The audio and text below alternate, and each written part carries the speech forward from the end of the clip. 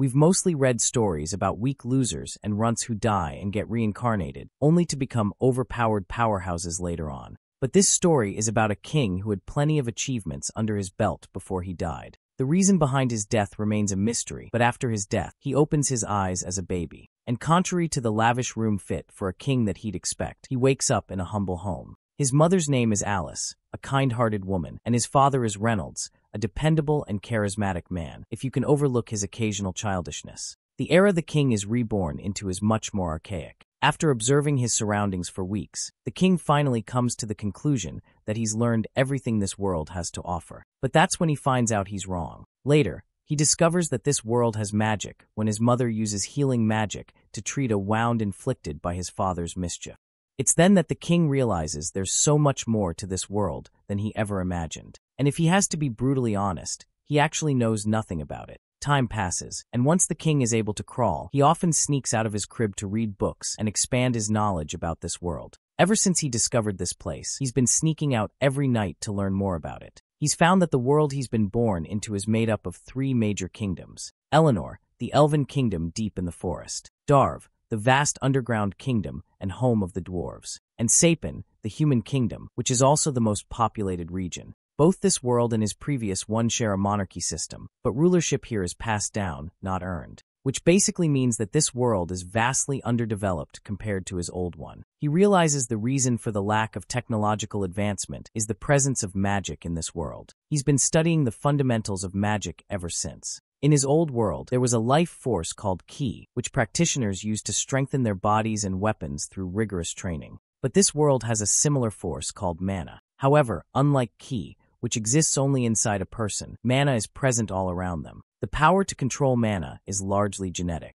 Roughly 1 in 100 children possesses it, and it can be used in various ways. The 2 most common methods are augmenting and conjuring. Augmenters enhance their bodies with mana, allowing them to possess incredible strength, defense, and agility. However, their weakness lies in their limited range. On the other hand, conjurers emit mana into the outside world, bending their surroundings to their will. But to cast a spell, they must supplement their own mana core with mana from the environment. Interestingly, his mother is what they call a deviant, more specifically an emitter. Deviants are rare types of mages with unique abilities, and emitters, like his mother, specialize in restorative mana. According to the book he read, a mage's first awakening happens between early adolescence and the late teenage years when their mana core manifests. The concept of a mana core sounded uncannily similar to the Kai Center from his previous life.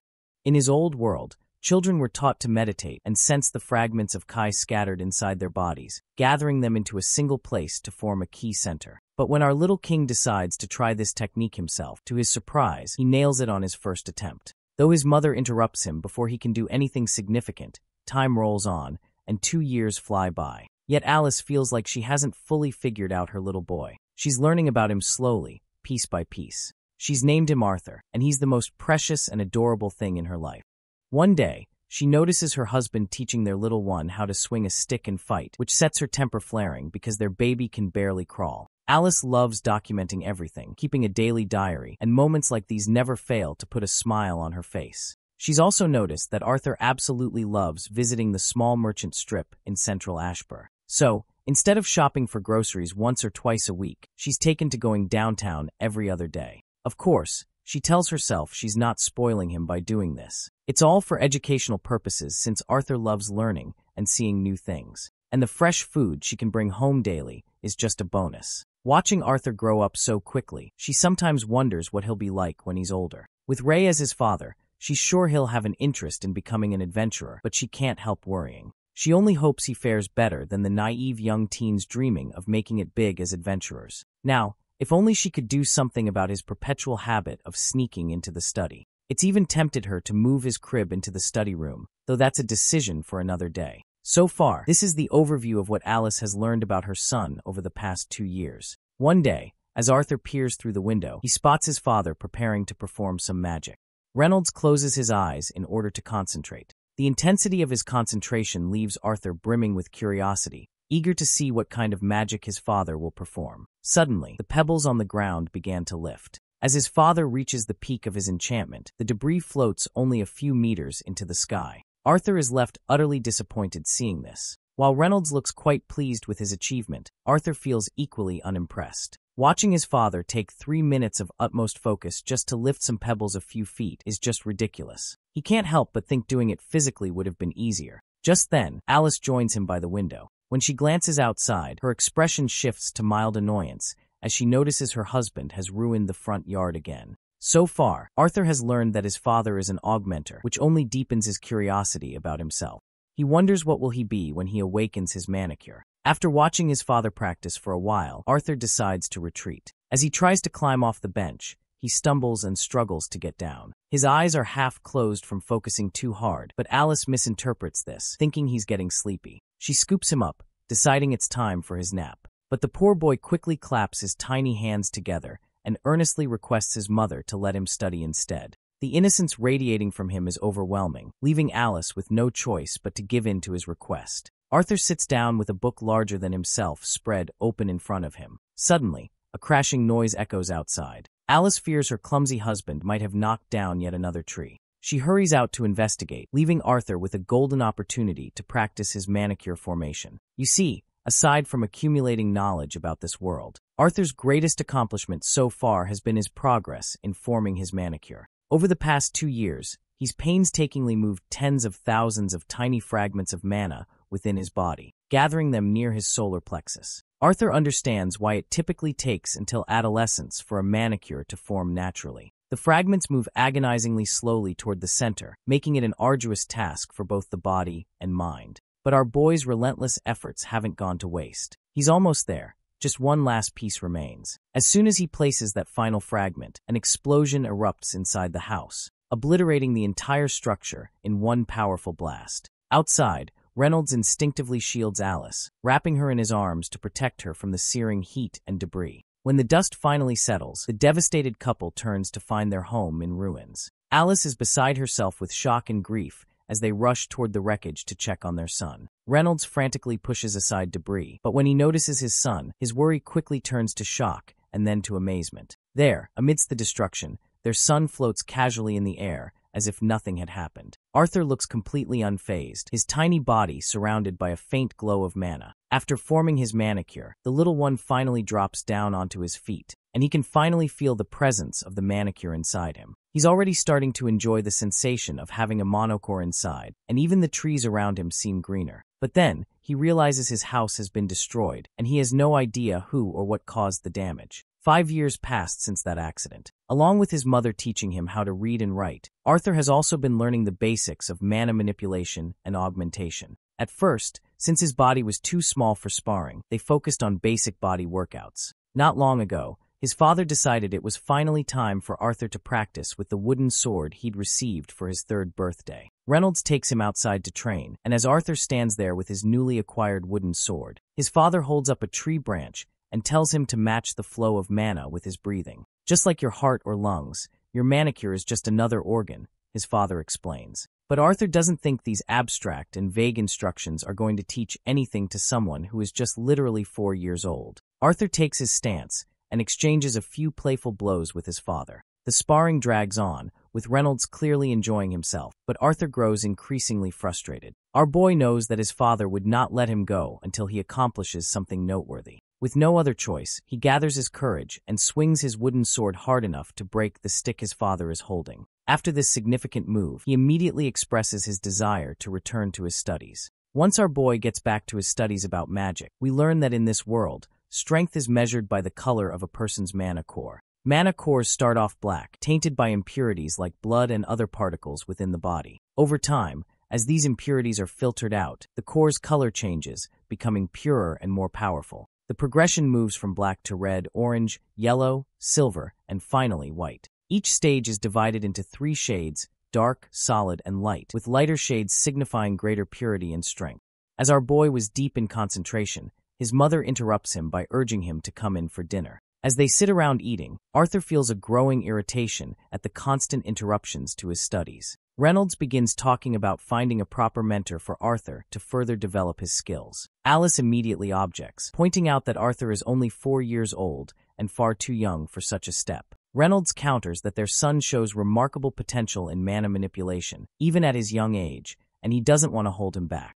Alice, however, stands her ground. She insists that she will not send her child off to some distant city. Reynolds reassures her by explaining that it isn't just any city, and promises that his trusted friend will personally take care of Arthur. Arthur tunes out most of the conversation, finding his parents back and forth exhausting. They suddenly turn to him and want his opinion on the matter. His father asks if he has any interest in leaving for the big city to study under a real teacher. My guy can't help but feel unsettled that his father is literally asking the opinion of someone who's only 4 years old. Anyhow, he plays the part of being a kid and meekly asks if his parents can't just go with him together. A sudden silence falls over everyone, but soon they burst into chuckles. Turns out this gullible couple hadn't even thought about the possibility of going with their kid as well. With that settled, his father makes the final call that they're all heading to Xyrus City together. The day finally arrives for them to leave their home, and they're not traveling alone. A party of adventurers will be tagging along with them on the journey. His father greets one of the adventurers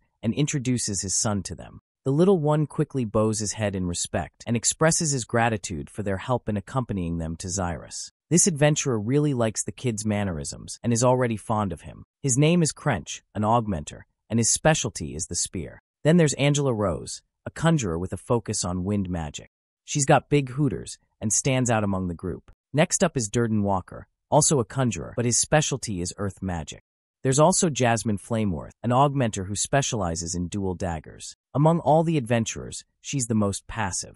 Without saying much, she quietly walks towards the carriage they're about to ride in. Lastly, there's Helen Shard, another augmenter with a specialty in magic archery. Now that everyone's acquainted, Reynolds decides it's time to move on. They load the carriages with their things, and the journey begins. The time has finally come for Arthur to explore a world beyond the little village he knew. As their journey continues, dawn breaks, and so do the monsters. The adventurers quickly take care of them, and they set up camp deep in the forest to spend the night. As everyone enjoys the bonfire, Arthur seems a little dejected, feeling the weight of this mundane journey. Helen Shard then turns to our boy and sits beside him to catch up. She's quite curious to learn more about him after hearing his father constantly praise him as a great magician throughout the journey. Meanwhile, Crench notices the two talking and decides he's going to test Reynolds' son for himself.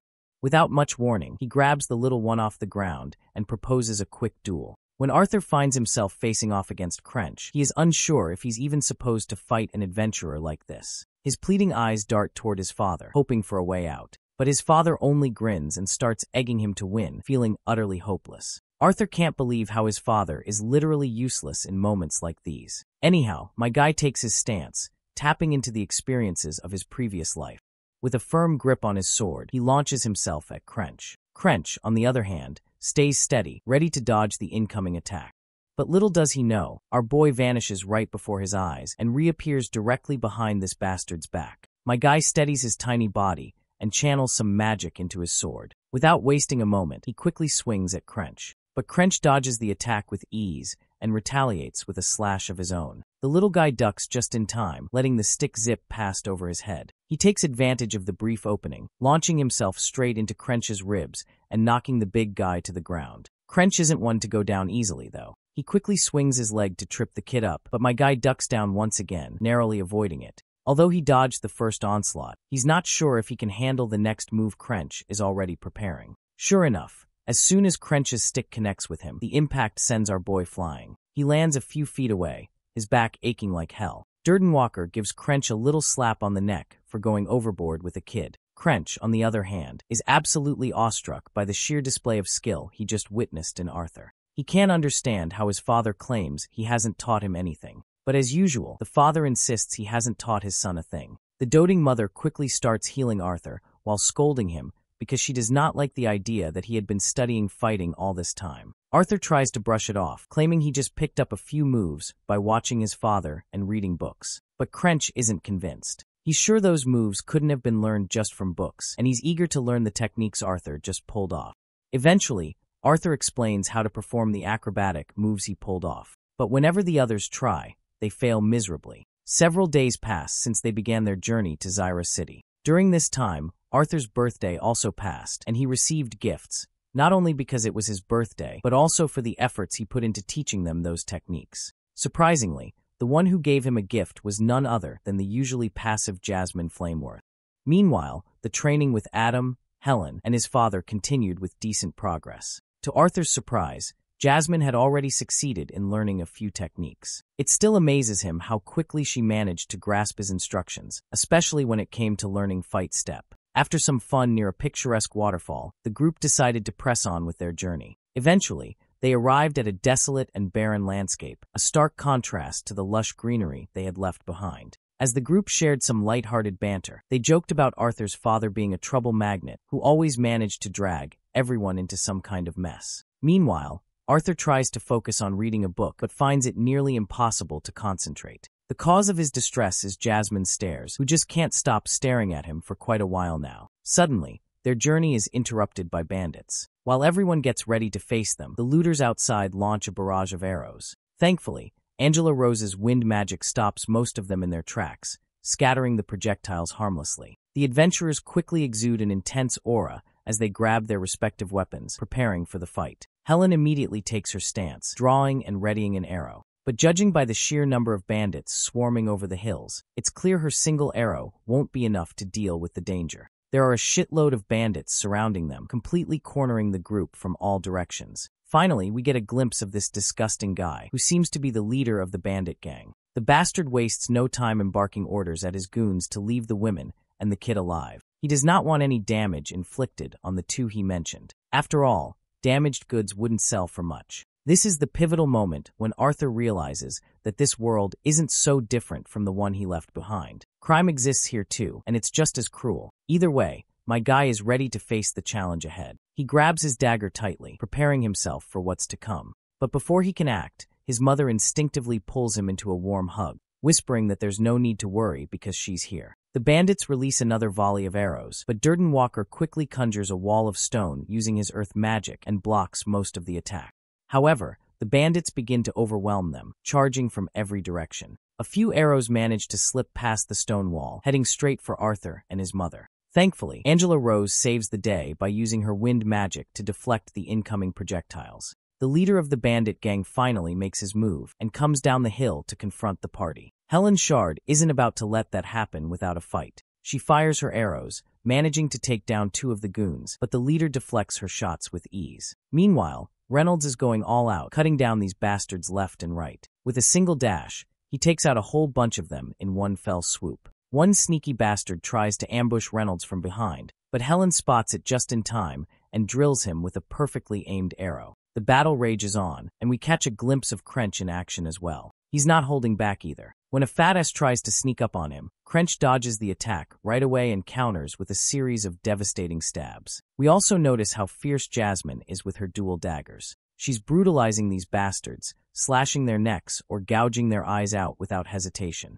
One creepy bastard in the background cracks a whip, aiming it directly at Jasmine. But instead of hitting her, the whip slices through one of his own men's legs. The blow is fast and devastating, and Jasmine barely avoids it. The bastard is undeterred and cracks his whip again. The speed at which he swings it is insane, but Jasmine matches the pace with her impressive acrobatics, dodging and weaving through his attacks. While she avoids some of the major blows, she still ends up with some nasty grazes that just goes on to show that even she's not invincible. Meanwhile, Arthur watches the battle happen between Jasmine and the whip-wielding bastard. He takes note of how Jasmine is at a significant disadvantage against her opponent's range attacks, and he realizes he needs to figure out a way to help her. But as much as he wants to assist, he's not sure if he even stands a chance against an adult augmenter with his tiny body. Suddenly, someone crashes into their carriage, and unfortunately it's Reynolds, and he's severely injured, clearly overpowered by his opponent. And that opponent is none other than the boss of the bandits. Arthur quickly tells his mother to heal Reynolds, but Alice is too devastated by everything happening around her. She's crying uncontrollably instead of using her magic. Reynolds flashes a reassuring smile at her and says his injuries aren't life-threatening, so she doesn't need to worry. The proud father then addresses his son, claiming that he can fend off the leader, but not while worrying about protecting his family. He urges Alice and Arthur to head back down the trail they came from and not stop running, but Arthur refuses. He declares he can fight too. Reynolds gives him a proud pat on the head for his bravery. He acknowledges Arthur's bravery, but reminds him that his real duty is to protect his mother and the baby she's carrying. Before Reynolds can say more, Arthur swears on his life that he'll protect his mother. His father nods and urges him to hurry, pointing out the enemy have got 4 mages backing them up. The bandit leader catches on to their plan and orders his men to capture the healer. Without hesitation, Arthur grabs his mother's hand and starts running, determined to get her. Suddenly, one bastard lunges at the duo, but his path is quickly blocked by Crench, who jumps in to hold down the enemy, giving the mother and son enough time to escape. Another bastard tries to sneakily hit the duo with an arrow. However, it doesn't take Arthur long to sense the arrow coming. He quickly tries to knock it down with his wooden sword. The arrow, though, is so powerful that it even cracks the sword in 2 pieces. The archer is in awe, stunned to see how a kid blocked his mighty arrow. But while he's distracted, his head is drilled by an arrow unleashed by Heron, who quickly tells Arthur to run. As the little one runs with his mother, he notices something peculiar. As far as he remembers, there were supposed to be 4 mages, but he can't seem to spot the 4th one. He even tries counting them. One is engaged with Crench, another with Durden Walker, and the 3rd with Jasmine. That's when Arthur notices the 4th guy, standing atop the hill, conjuring up a giant ball of mana. The bastard quickly throws that ball of energy at the mother and son. Arthur isn't sure what to do in this critical moment. Even if he uses mana to block it, his mother won't be fast enough to avoid it. In a split-second decision, he slams his little feet on the ground, pushes his mother out of harm's way, and through that hazy ball of mana, he throws his dagger with godly speed. The dagger strikes the bastard's leg immediately. The mana ball, however, brutally wounds Arthur, sending him flying toward the cliff's edge. As he begins to fall, he drags the mage down with him. The dagger Arthur threw was attached to a mana string, which is helping him to pull the mage along. But just before they completely fall, the mage clings to the cliff's edge. Unfortunately, the part of the cliff he holds onto crumbles under the weight, and both of them begin to plummet into the abyss. Durden Walker notices the little one falling to his death, so he conjures a massive hand made of earth to save him. But it seems Durden is already too late. Tears well up in Arthur's eyes as he continues to descend. What breaks his heart isn't just the fall, it's the thought that his dream of becoming a big brother is slipping away from his grasp. The scene transitions to the chamber of a man known as Marlorn. King Grey, who is our boy Arthur, arrives in the chamber to meet this old man. Marlorn expresses how grateful he is for being part of the council, but also admits that despite this rewarding position, he sometimes feels envious of the fame and glory kings receive after their victories. Eventually, Marlorn questions the purpose of King Grey's unexpected visit, wondering what brought him here to meet an old man like himself. That's when Grey silently pulls out a war medal he earned after his latest victory. And after placing it on the table, he begins to leave, declaring that he is retiring. In this world, plagued by problems like declining birth rates and limited resources, wars had been replaced by duels and armies by kings. Grey was one of those kings, a key figure who fought to protect his territory as its representative. But Grey's decision to step down wasn't born out of exhaustion or a lack of skill. He hadn't dedicated his life to becoming the strongest or basking in endless glory. What truly broke him was the emptiness, the absence of people he could cherish. An orphan with everyone he once loved is gone. Now, reborn as Arthur in a new life, he carries a profound yearning. He would give up everything he has in this life for just one chance to return to Ashbur and see them all again. A while later, Arthur begins to open his eyes. He has no clue where he is, or why he's even alive, for that matter. Nearby, he notices the corpse of the mage lying lifeless. The sight of that messed up, twisted corpse instantly makes him gag. Still, as he lays beneath the vast sky, completely worn out, a leaf drifts down and lands on his face, jolting him awake. He spots a water pouch and a bag of food lying on the ground nearby. With the last bit of strength he has, Arthur crawls toward them. He grabs the food and devours whatever it is, making sure to gulp down enough water too. After the meal, he collapses back onto the ground, utterly exhausted. A while later, he opens his eyes again and tries to get back up, but his legs give out and he falls right back down. Despite that, he musters every ounce of strength left in him, finally pushing himself to stand. The first thing he does is pull the dagger out of the mage's dead body. When he looks up, he finally notices just how tall the cliff is from where he fell. It's unfathomable that he survived such a drop, but he doesn't have time to dwell on it, so he begins to walk his lonely path.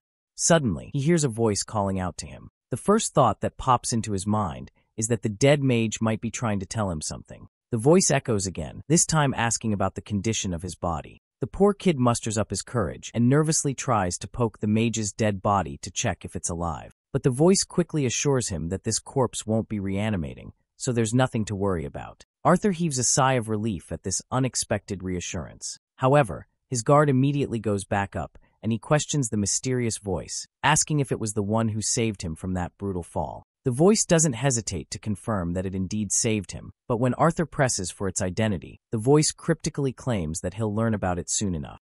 Arthur doesn't like the way this mysterious voice is talking and makes it very clear he isn't buying a single word of it. The voice, however, calmly reminds him that it's the only one capable of getting him home from this place. The mention of home quickly jogs Arthur's memory, and he remembers the parents he left behind and, of course, the sibling growing in his mother's belly. He has no idea if they made it to Zyra safely or if they're even alright. Since there are so many questions he wants answers of, he gets humbled real quick and politely addresses this mysterious being as Mr. Voice and asks if he could trouble it for directions to get out of this place. The voice chuckles, amused at how this once arrogant kid has quickly become humble. It admits to liking Arthur for his quick wit, but can't help pointing out its annoyance at being called Mr. when, in fact, it's a lady. Still, since Arthur's words were polite enough, the voice decides to guide him. Soon after, Arthur's mind is overwhelmed by this sudden shock, and he begins to see everything around him, even places far off in the distance. With this epiphany, Arthur starts making his way out of the woods. His body is recovering gradually, leaving him with only a few faint aches and pains by the afternoon.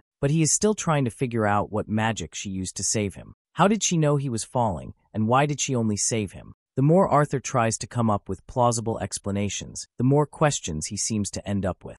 Suddenly, Arthur's ears pick up the sweet sound of water flowing. He climbs up a giant rock blocking his path and literally dives into the river without a second thought. As he enjoys the refreshing moment, the mysterious lady calls out to him for how carefree he seems. She also questions the size of his manhood, expressing disappointment over such a small gun. Arthur feels humiliated and quickly pulls his clothes back on. Before continuing his journey, he makes sure to fill his water pouch and eat enough to keep his strength up.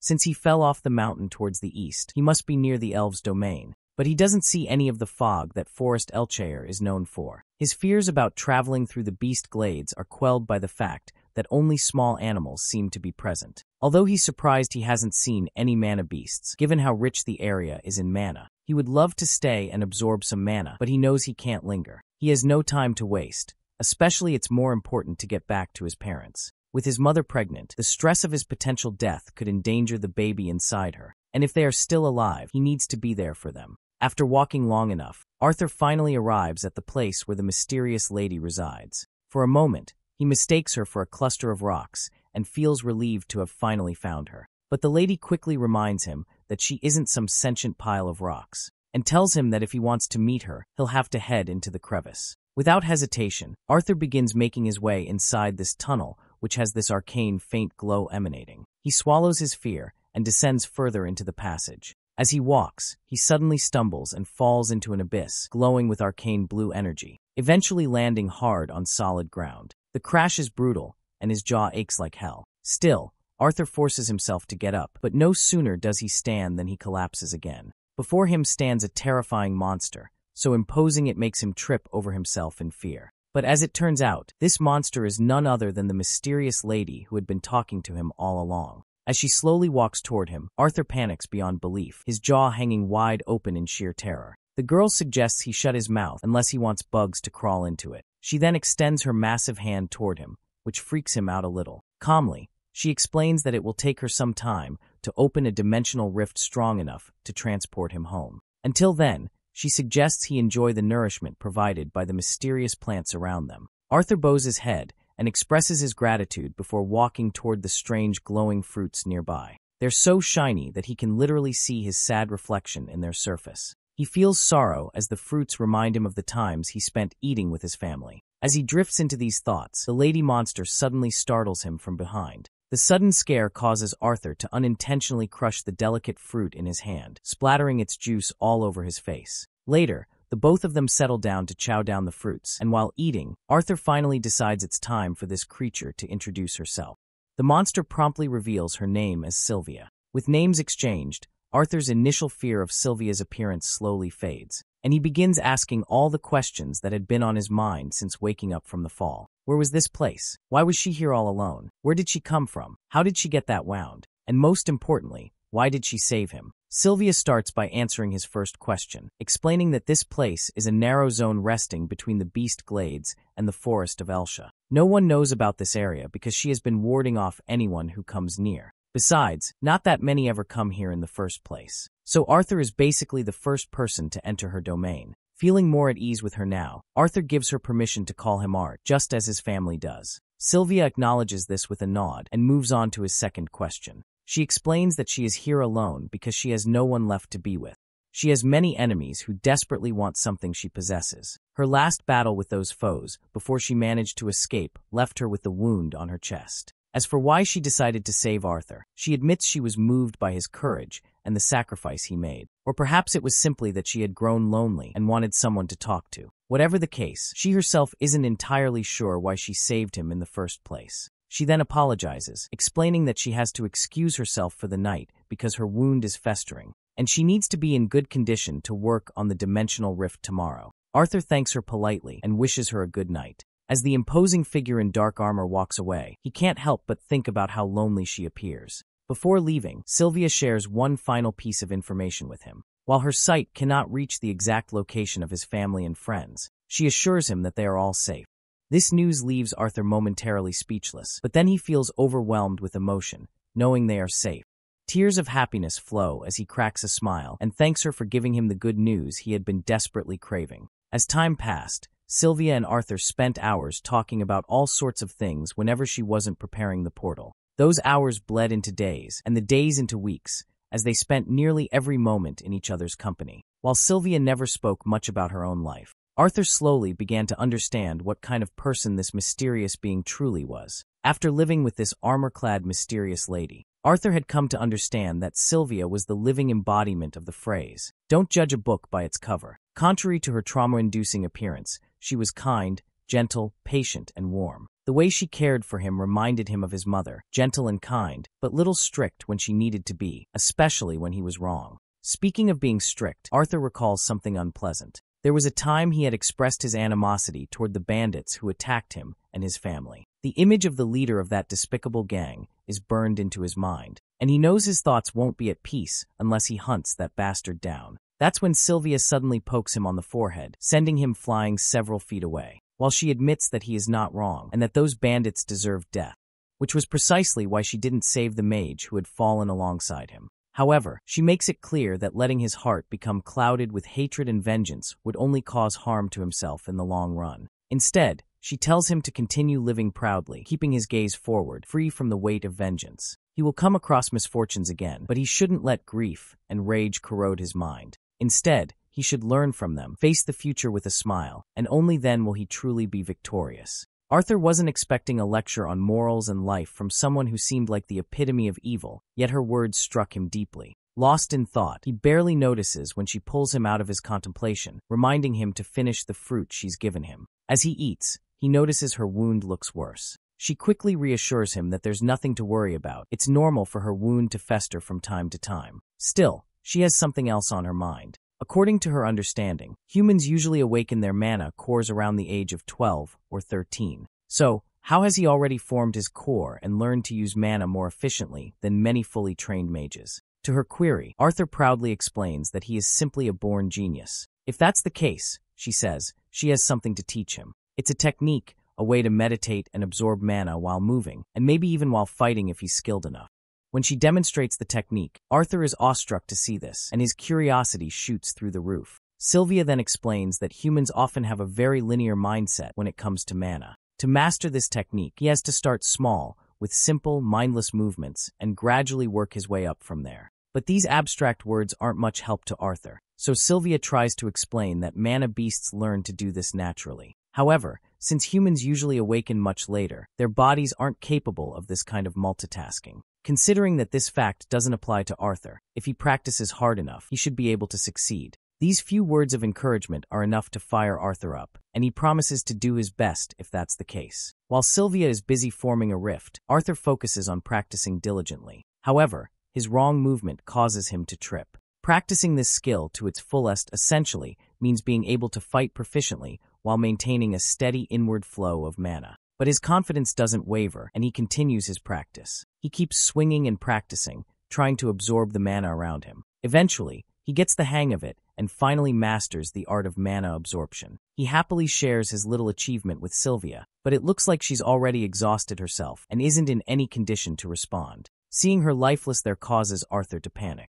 It looks like her injury has gotten the best of her, and the blood leaking through her massive body is filling the area. He quickly grabs her massive hand, and with every ounce of strength his small body can muster, he successfully turns her massive form over, only to see that her wound is worsening. But when he looks ahead, the rift she has been creating is finally complete and ready for travel. Now that he thinks about it, he realizes how all this time, as she worked on creating the portal, her injuries have been getting worse. The realization devastates him. The thought that she has suffered because she was trying to create this portal for him, and he hadn't even noticed until now, crushes him. That's when Sylvia speaks with her faint voice and assures him that everything is all right. Arthur can do nothing but cling to her, tears streaming down his face as he cries his heart out. He doesn't know how it can possibly be all right when she's about to leave him like this. The thought that she has essentially given up her life for him makes his heart ache even more. In that moment, Arthur cries. He cries longer than he would ever care to admit, and for the first time, he cries like the child he appears to be on the outside. Sylvia reminds him gently that their time together is short, and she would hate for it to be wasted on him blaming himself.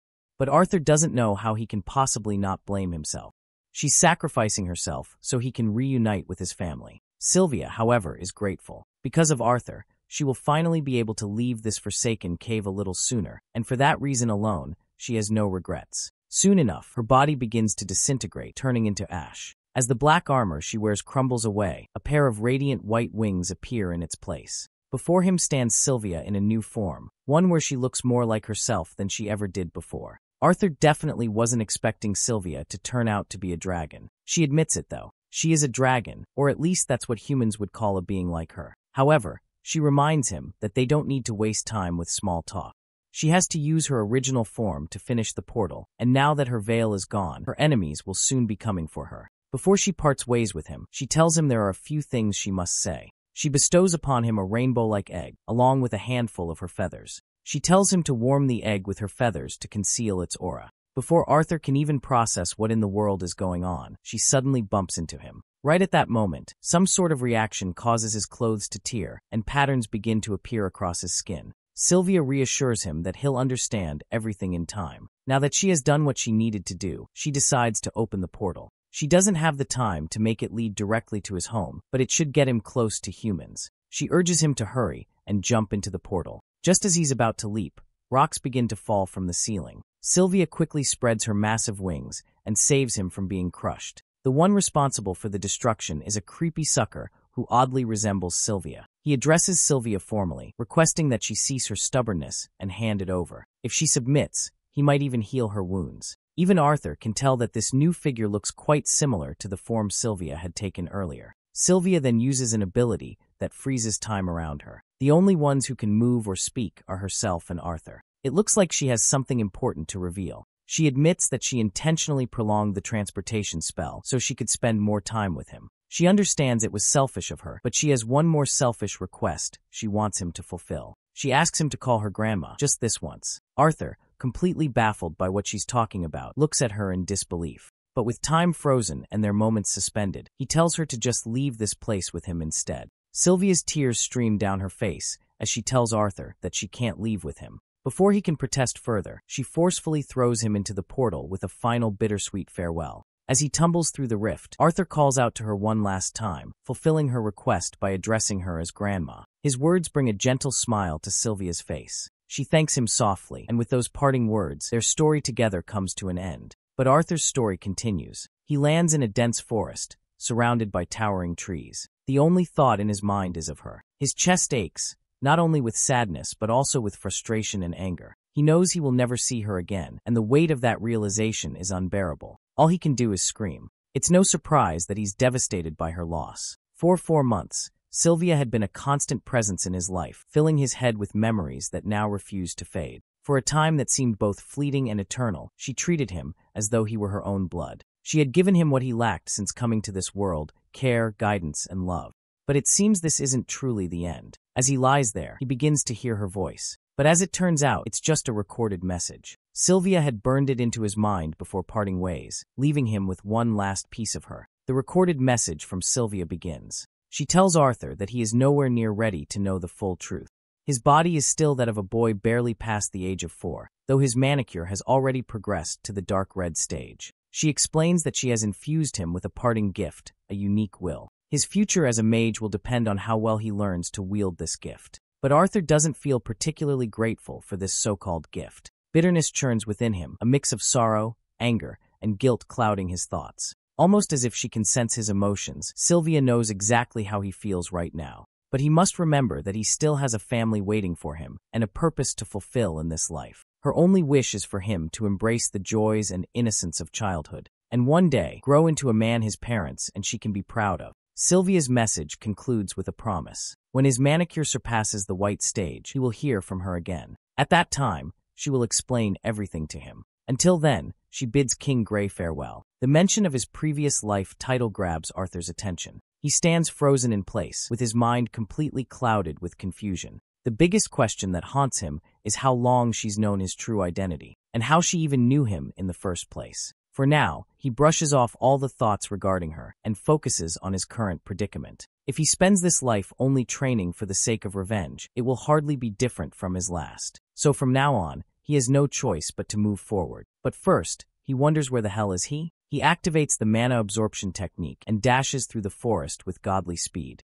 After running for a while, Arthur realizes that despite using mana, his vision is still somewhat restricted. But one thing becomes clear: he is deep within the Elsha forest. Even though he is still barely able to use the mana rotation Sylvia taught him, he can now sustain magic for much longer. However, after roaming around for what feels like ages, he still hasn't found a way out. Sylvia had promised him he would arrive near other humans, but so far, he hasn't seen a single trace of them. After hopping through trees for what feels like forever, Arthur starts to feel like a monkey who's mastered tree travel. Suddenly, he senses the presence of a human. Quickly, he hops from tree to tree and spots a carriage below. He uses his acrobatic skills to descend a little, and from a safe distance, he tries to eavesdrop on what these people are up to. These filthy bastards don't seem to be good people. They've just captured a woman, and it turns out she's an elf. Since she's young and untouched, they're already fantasizing about making a fortune off her. But the amount of resentment and anger etched across Arthur's face makes it clear that these bastards aren't going to leave this place alive, let alone make a quick buck off the elf.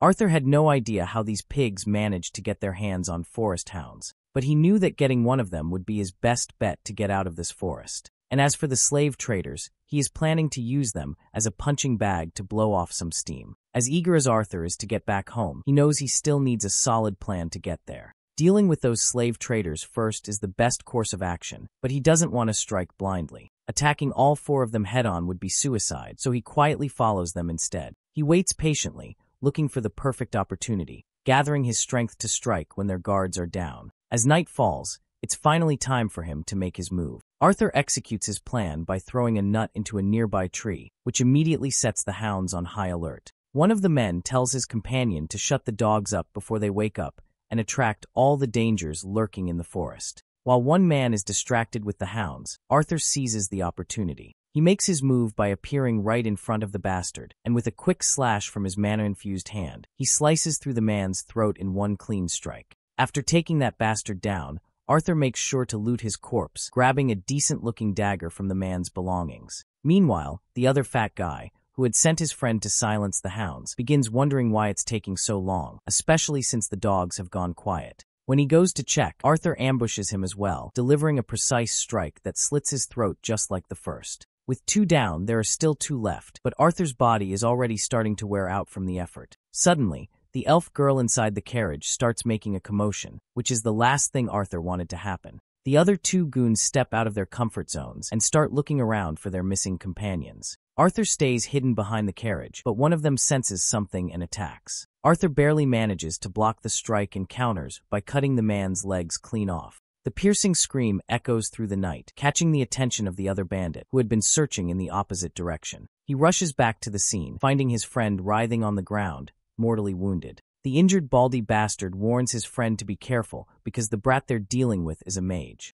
The mention of a mage piques the curiosity of the long-haired bandit. He eagerly tosses the sword aside and opts to use his bare hands, clearly not wanting to harm this golden hen he is about to capture. After all, this brat might fetch an even higher price than the elf girl if they are to sell him in good condition. With that in mind, he charges forward. Arthur leaps away just in time and counters by throwing a rock straight at the bastard's face. The rock lands with enough force to leave the man bleeding from his mouth.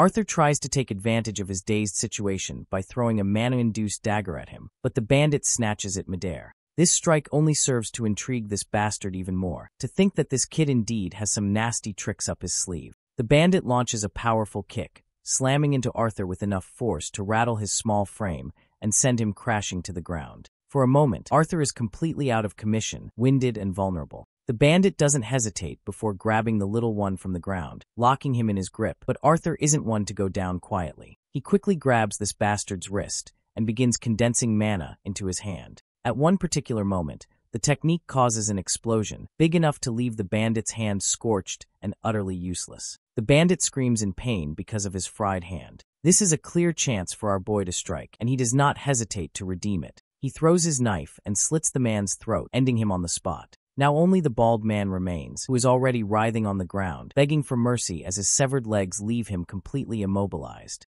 But Arthur abandoned the concept of mercy a long time ago for scumbags like these. So it goes without saying that he finishes the job, ensuring none of them leave the forest alive. With these scumbags taken care of, he turns to the timid elf girl whose first instinct upon seeing our boy is to cower in fear. He gently tries to sway all of her fear with some sweet talk and comforting words, and once she calms down, he pulls the cloth tied over her mouth.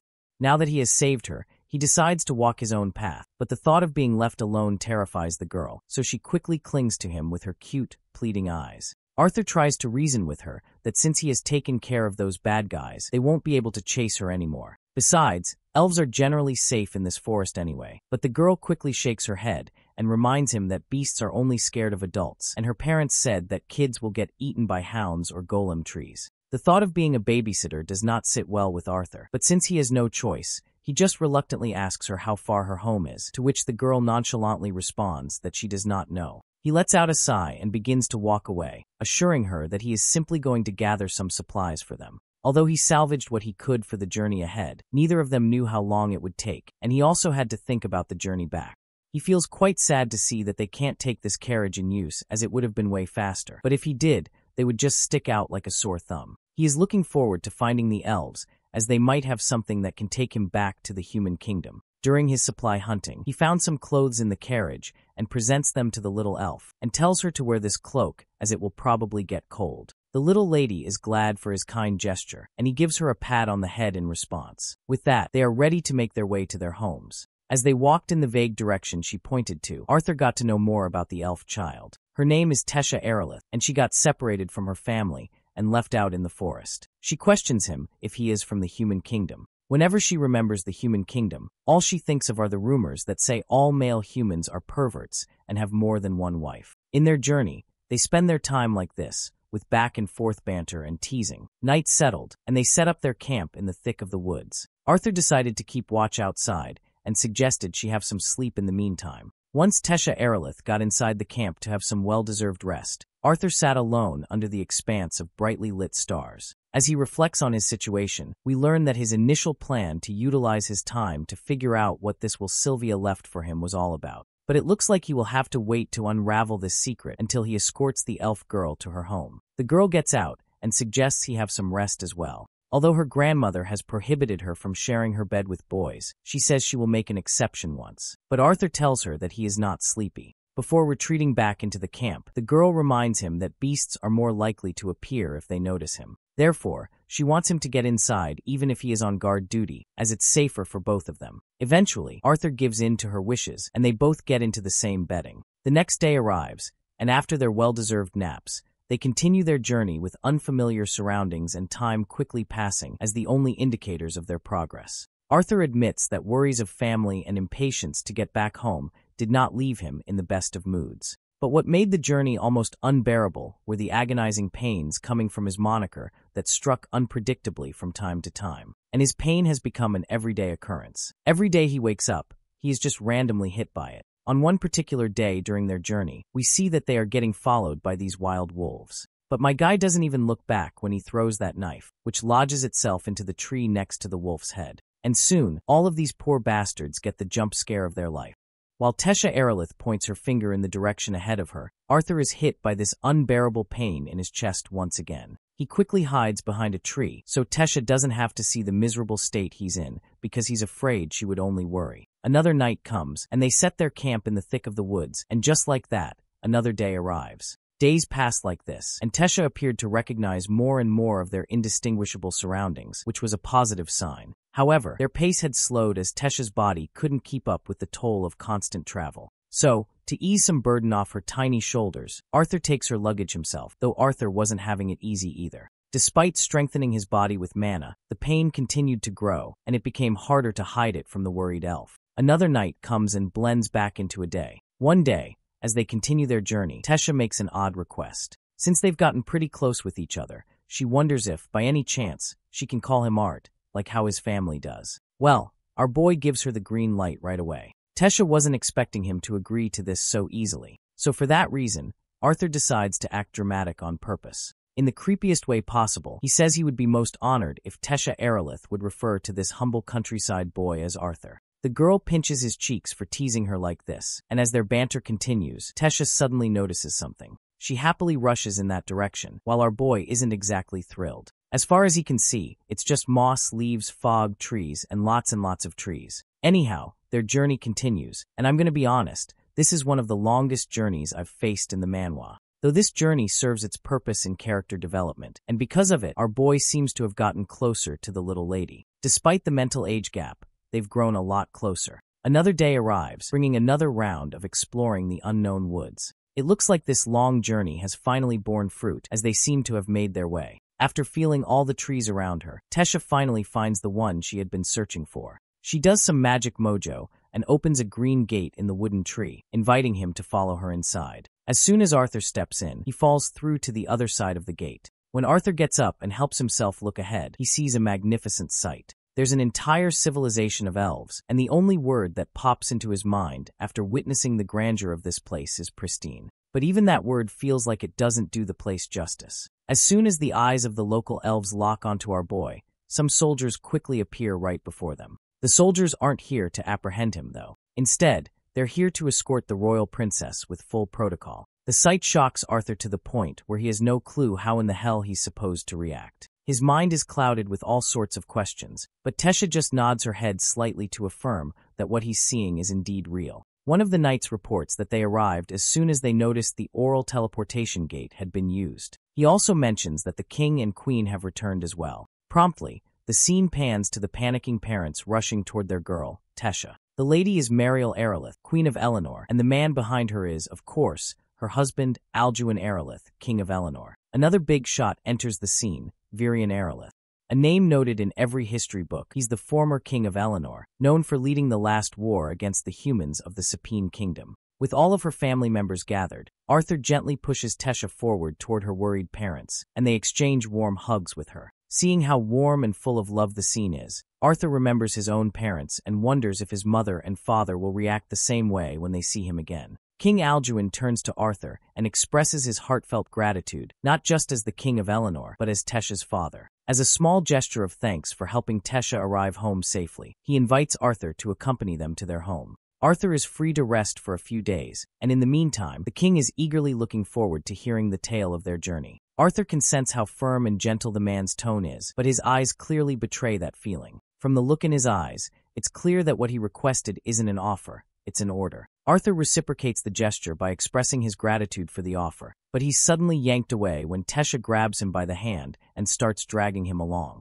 Even the onlookers are startled to see this. The girl, on the other hand, is just dying to show him everything this place has to offer. While our boy's first impression is one of absolute awe, although he had somewhat expected an impressive castle after learning that Tesha was a princess, the magnificent place before him is just more than a castle or mansion to live in. At one point, Arthur even starts to wonder if he's accidentally transmigrated into some corny fantasy novel. The queen quickly introduces their little guest to the maids and orders them to make sure Arthur has the best time possible while he's there. Arthur is glad to receive all this pleasant treatment, but he feels the need to explain what happened first. It looks like Tesha's parents are more than willing to hear all the juicy details. So, all the core members of the family, including some senior knights, gather to hear Arthur out. First, our boy gives an introduction, presenting himself as Arthur Lywin from a humble town in the kingdom of Sapin, and he's quite honored to be in the presence of the royal family. It's a little over the top for an introduction, but Arthur knows the discussion isn't going to progress if they treat him like a child. Even the king can't help but point out how, despite Arthur claiming to come from humble origins, he seems rather mature and well-educated.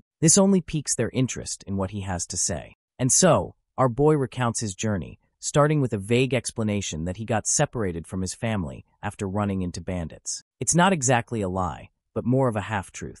Inevitably, as the story progresses to the part where he ran into their daughter, the atmosphere shifts. The king grows visibly angry upon hearing it was slave traders, or rather, humans who captured Tesha. It's clear that the king doesn't have a favorable impression of humans to begin with, and this revelation only fuels his disdain. Our boy also does not like the fact that this elf king is stereotyping the entire human race behind few slave traders. So with all due respect, my guy corrects this man that slave trading is a profession, not a race. This remark only earns our boy a lot of shining blades pointed at him, but Virian Aerolith quickly stops the knights from stepping forward. Virian, intrigued by the story so far, expresses curiosity about how Arthur managed to free his granddaughter from the bandits. Perhaps he negotiated or begged them for mercy, but our boy denies doing anything like that and honestly explains that he's also a mage despite the fact that he is a child. So basically, he eliminated the slave traders and rescued their granddaughter. One impatient knight, out of anger, quickly draws his sword from its scabbard.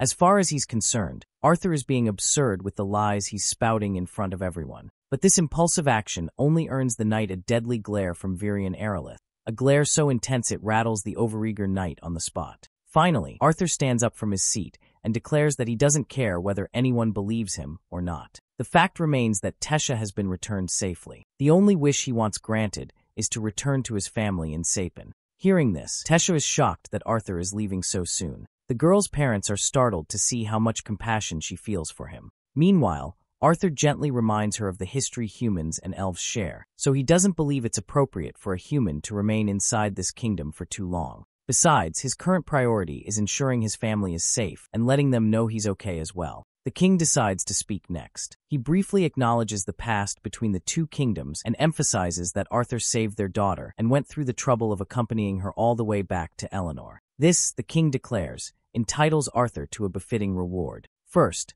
the king shares the unfortunate news. The teleportation gate linked to the Sapin Kingdom is only accessible once every 7 years during the summit conference between the three races. This means it will be another 5 years before the gate opens again. However, the king is more than happy to send a group of guards to escort Arthur back home safely. He also expresses his wish for Arthur to stay a little longer, giving the elves a chance to serve and spoil him as a guest. The king admits that while some elves are tolerant of humans, too many still hold grudges from the war long ago. For now, Arthur is told to make himself at home, as they will have his escort prepared by tomorrow morning. Later, Arthur finds himself inside a lavish room that's been given to him. The first thing he does is take a well-deserved shower, but while he showers, the pain from his monocore suddenly flares up again, causing him to double over. After finishing, he rests on the couch, holding the egg Sylvia had entrusted to him. Suddenly, there's a knock on the door. When he opens it, he finds Tesha standing in front of him. Without any prior warnings, she headbutts him in the belly, almost making him gag.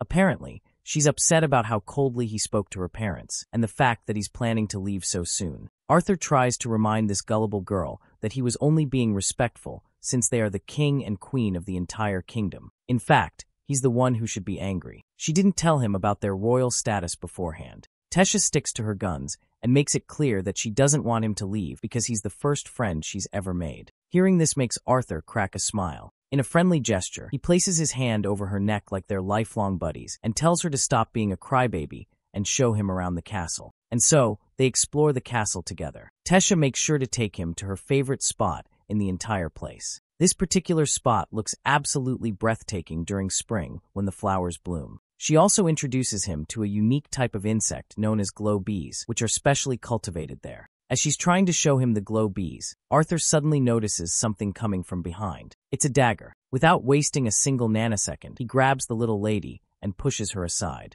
In the same instant, he catches the weapon and retaliates with the insane speed he has got. Well, the person behind this stunt is none other than Varian Erlith, her grandfather. Arthur is absolutely shocked, thinking her own grandfather just tried to take a hit on her. But the old man calmly assures him that the weapon he's holding is just a toy. Now that Arthur takes a closer look, he feels a bit embarrassed for being tricked. Varian, on the other hand, is impressed. Seeing how fast Arthur reacted, from catching this little to even using it against him instantly, is mind-boggling. The old man notes that Arthur's mana usage is mediocre at best, but he now has no doubts about how he could have taken down a group of slave traders. Arthur is unsure whether to feel insulted or complimented, so he just stays quiet. Tesha chimes in, scolding her grandfather, and prohibits him from teasing Arthur. It seems like the old man didn't have any intention of teasing anyone. In fact, he approached Arthur because he finds him fascinating. It's been a long time since he's met someone as interesting as our boy. Varian tosses a wooden sword at Arthur, deciding to see what the boy is really made of.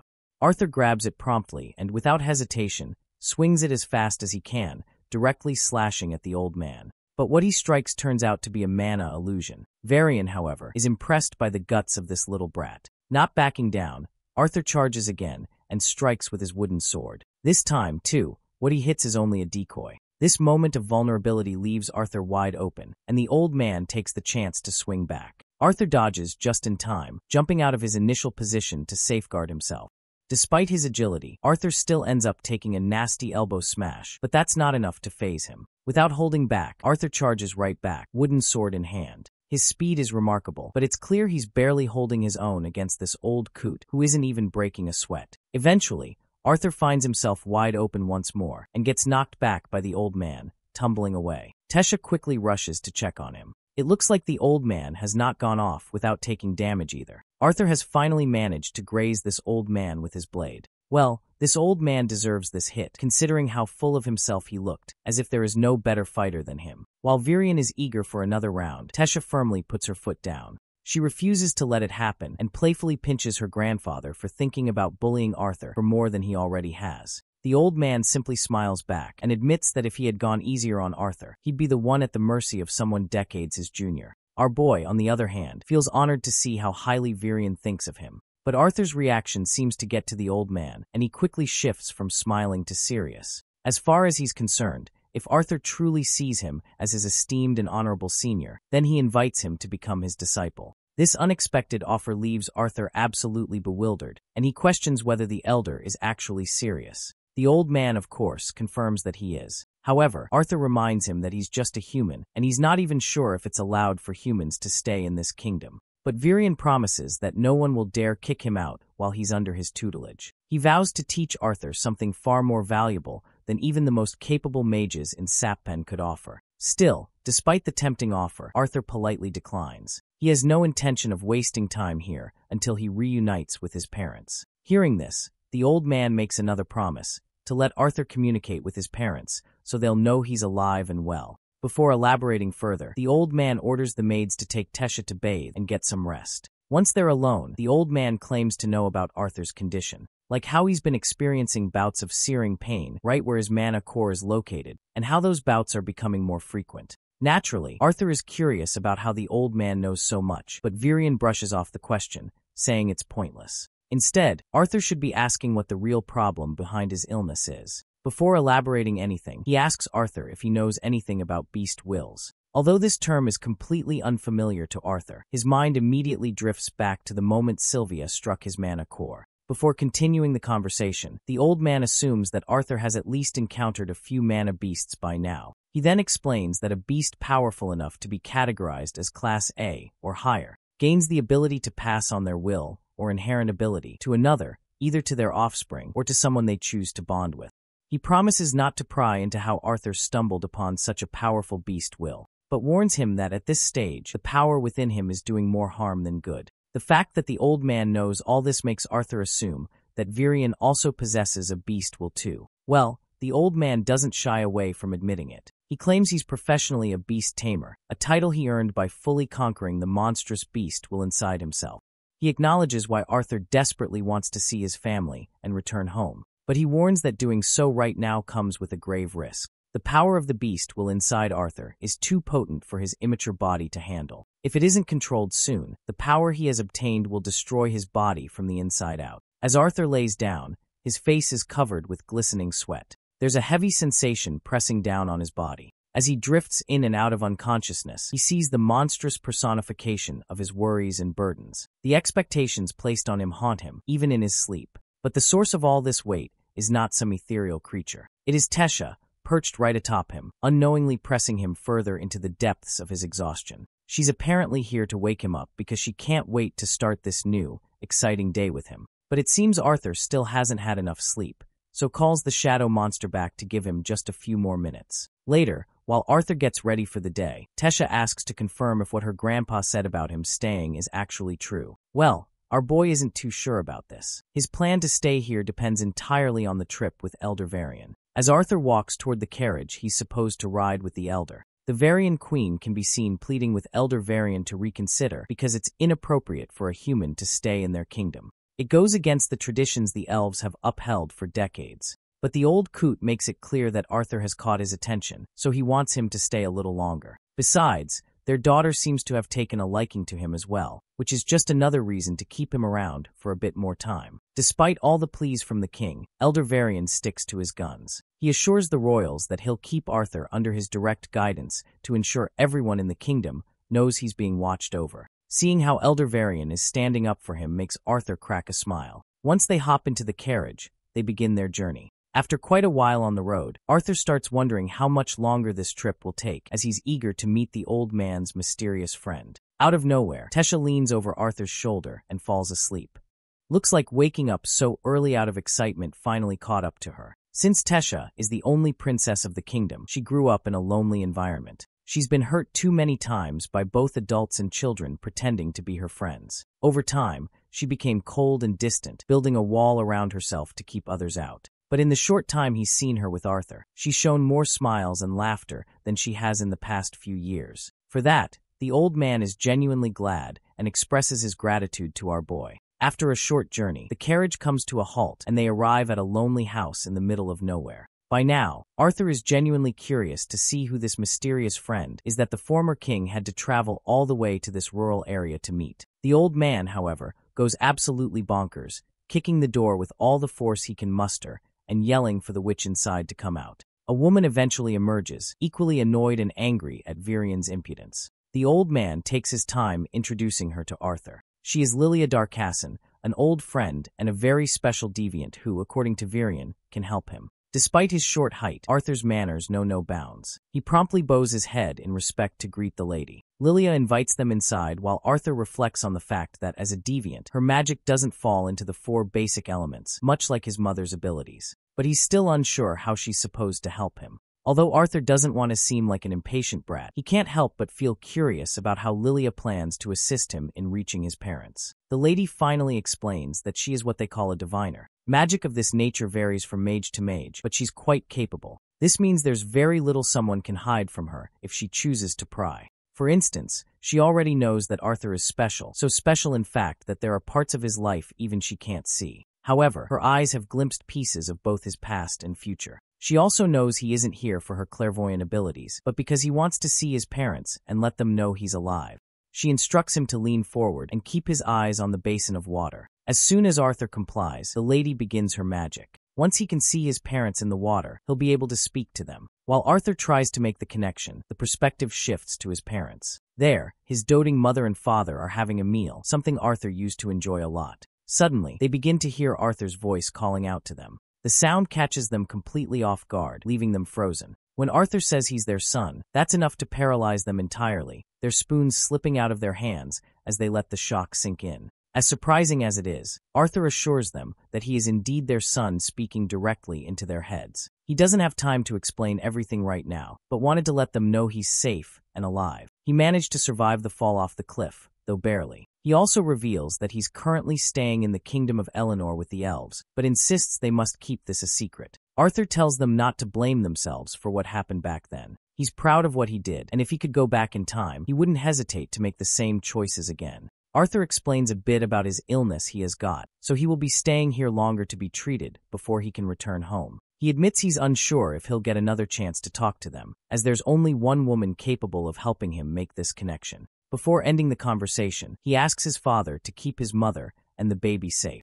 In the meantime, he'll continue his training and warns his dad not to be surprised if his proud son can beat him in a sparring match when they reunite. With that, this cerebral Skype session ends. Arthur's father breaks into absolute tears, and his wife follows suit. They can barely believe that Arthur is alive. The joy and excitement of hearing that their son is alive is so overwhelming that Arthur's parents embrace each other in absolute happiness. It's not just the parents shedding tears. Arthur himself is equally overwhelmed by the conversation he just had with his parents. However, he steals his balls up and tells the old man that he's finally ready for whatever lies ahead. After their brief visit to Lilia, the group finally returns to the castle, where the king and queen are already waiting for their arrival. As Elder Virion and Tesha enter the castle, Arthur is suddenly stopped by the king himself.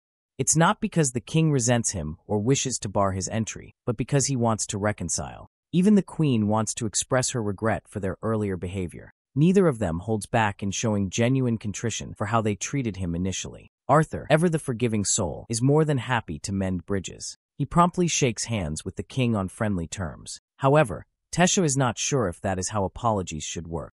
As far as she's concerned, if the king and queen are truly sorry, they should at least let her take Arthur outside to explore the city, something she's been eager to do. Well, neither the king nor the queen has a reason to stop them. So eventually, Arthur and Tesha prepare to head out and explore the city. Tesha eagerly shows Arthur everything unique to Eleanor. However, during their walk, Arthur accidentally stumbles into an elf. Or rather, the elf intentionally bumps into him, clearly looking for an opportunity to trash-talk the entire human race. After setting the scene, this opportunistic elf directly points a finger at Arthur, reminding him that he doesn't belong here, no matter the favor he's receiving from Elder Virion. While Arthur feels a bit pissed at this cocky bastard, Tesha steps in to confront the guy. The elf introduces himself as Ferrith of Sar and counters Tesha's questions with arrogance, asking how she can tolerate breathing the same air as a mere commoner like Arthur. Being the great knight he is, Ferrith even offers to take the responsibility to escort her himself.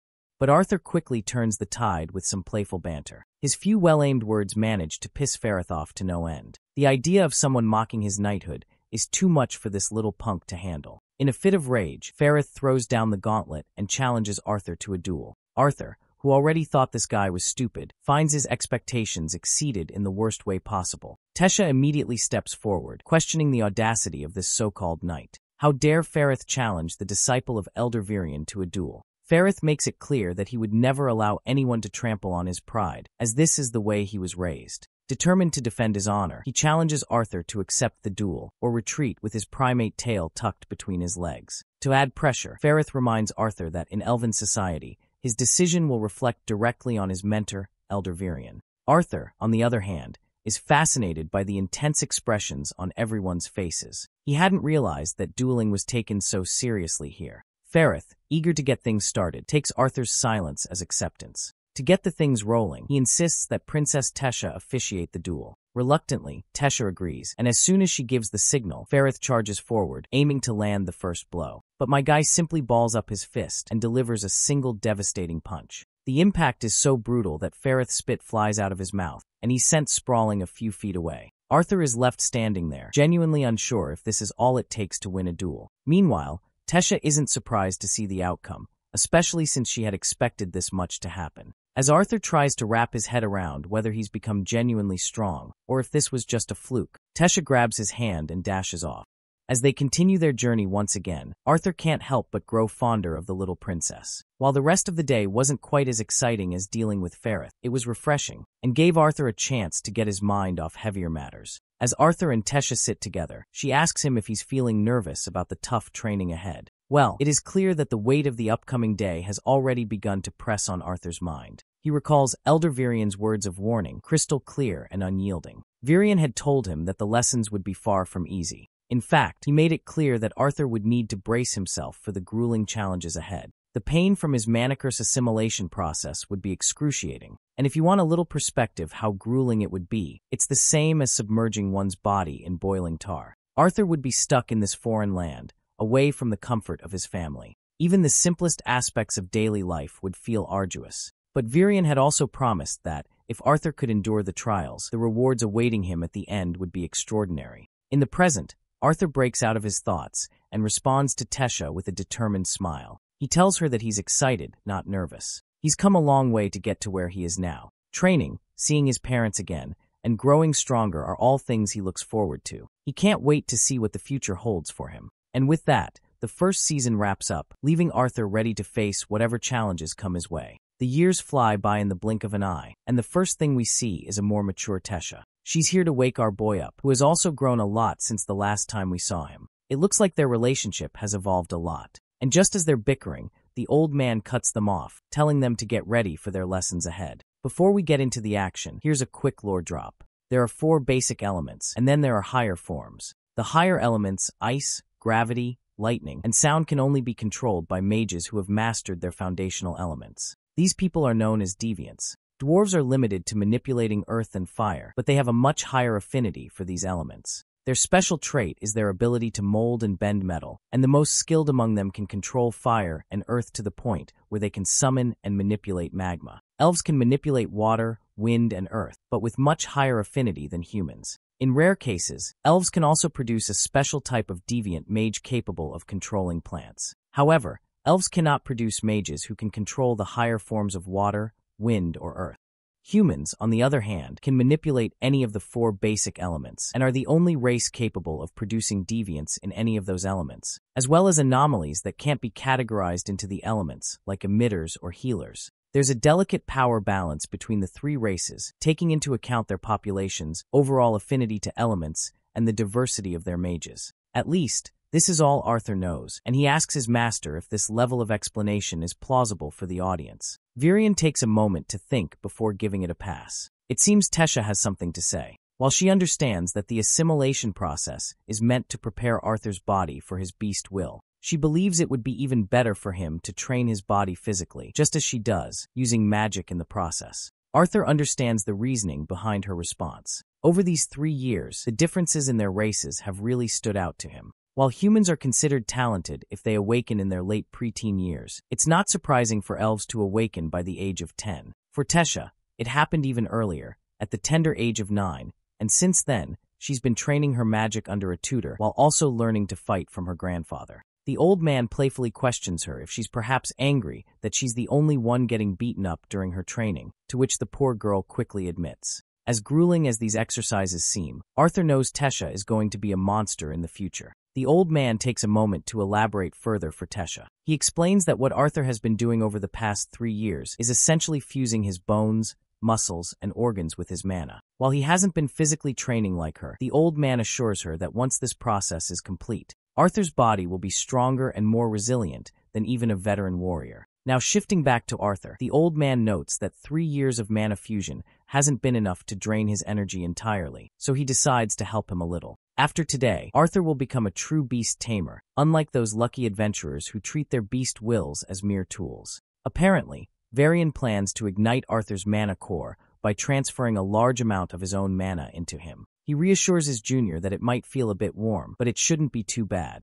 As soon as the old man begins the process, Arthur quickly learns the hard way that it's far more than just warm, it's downright hellish. The searing pain courses through him, and the light emanating from his chest grows ever brighter, intensifying to an almost blinding level. Then, without warning, a powerful wave of energy hits everything in its range, throwing both the old man and Tesha across the hall. When the procedure finally concludes, Tesha and the old man rush to our boy's side, and thankfully, he seems to be okay. He's dazed but intact. After witnessing such a terrifying display of power, the old man's curiosity reaches its peak. He finally decides to confront Arthur about the origin of the beast he inherited. The boy earnestly responds, claiming that this was given by a female dragon. The tension of a dragon hits the old man like a thunderclap. He goes into a frenzy of excitement and disbelief. The realization that he has been training a bona fide dragon tamer is driving him crazy. A while later, our boy opens his eyes in the bed. The old man feels relieved that nothing major has happened. Meanwhile,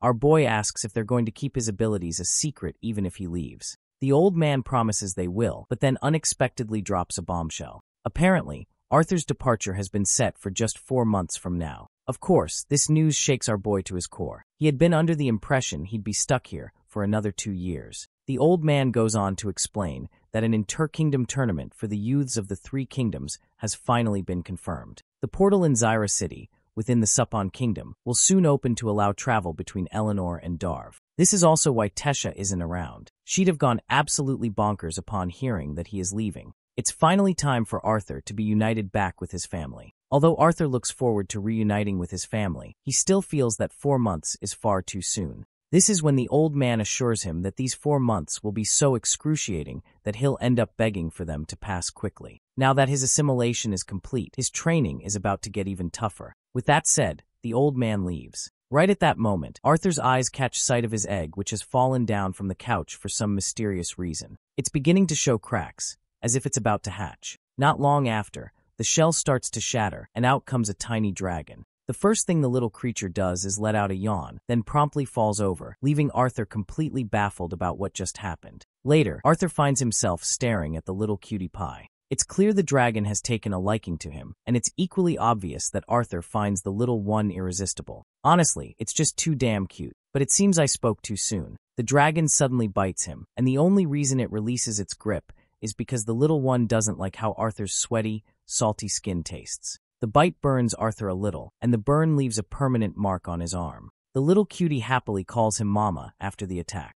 Arthur, on the other hand, has no idea who's talking to him, but soon he realizes it's the dragon, and she's literally speaking directly into his mind. Arthur corrects her, telling her he's a boy, so she should at least call him Papa. As for her name, he decides to call her Sylvie after her mother. While playing with the little one, Arthur suddenly notices that the burn mark from the bite isn't just a random lesion. It feels like the burn is actually connecting him to the dragon somehow. As he relaxes with Sylvie, Arthur drifts off to sleep. He suddenly wakes up in the dead of night. He looks around and sees Tesha, holding the little dragon so tightly that it's literally screaming for help. It seems Tesha has become quite attached to the little one. Morning arrives, and as Arthur walks through the corridor, he notices that Tesha is still completely smitten by the little creature he has. However, it's clear that Sylvie doesn't quite share the same affection for her. When they meet the old man, Tesha excitedly reveals to him that Arthur has a new pet. Elder Virion shoots the little dragon a curious glance, completely baffled by the sight of such a pet. By now, he's convinced that he's going to die from the sheer number of shocks Arthur has given him.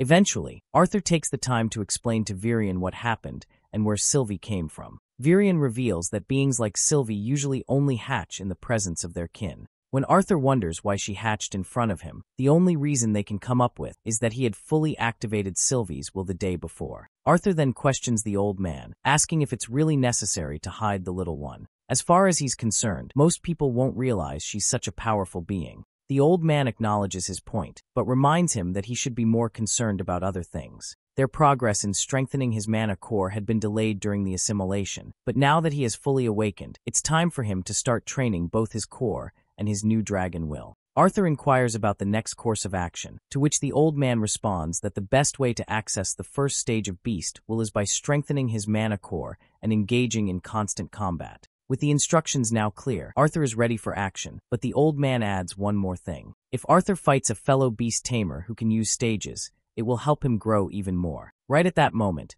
the old man summons forth his own beast, which quickly wraps around him, giving him a completely new appearance. Before we move on, let's take a moment to understand what the old man just did. Basically, beast tamers are mages who can harness the unique abilities inherited from a mana beast. The first stage, known as the acquire phase, is when a beast tamer can borrow their beast's inherent strength.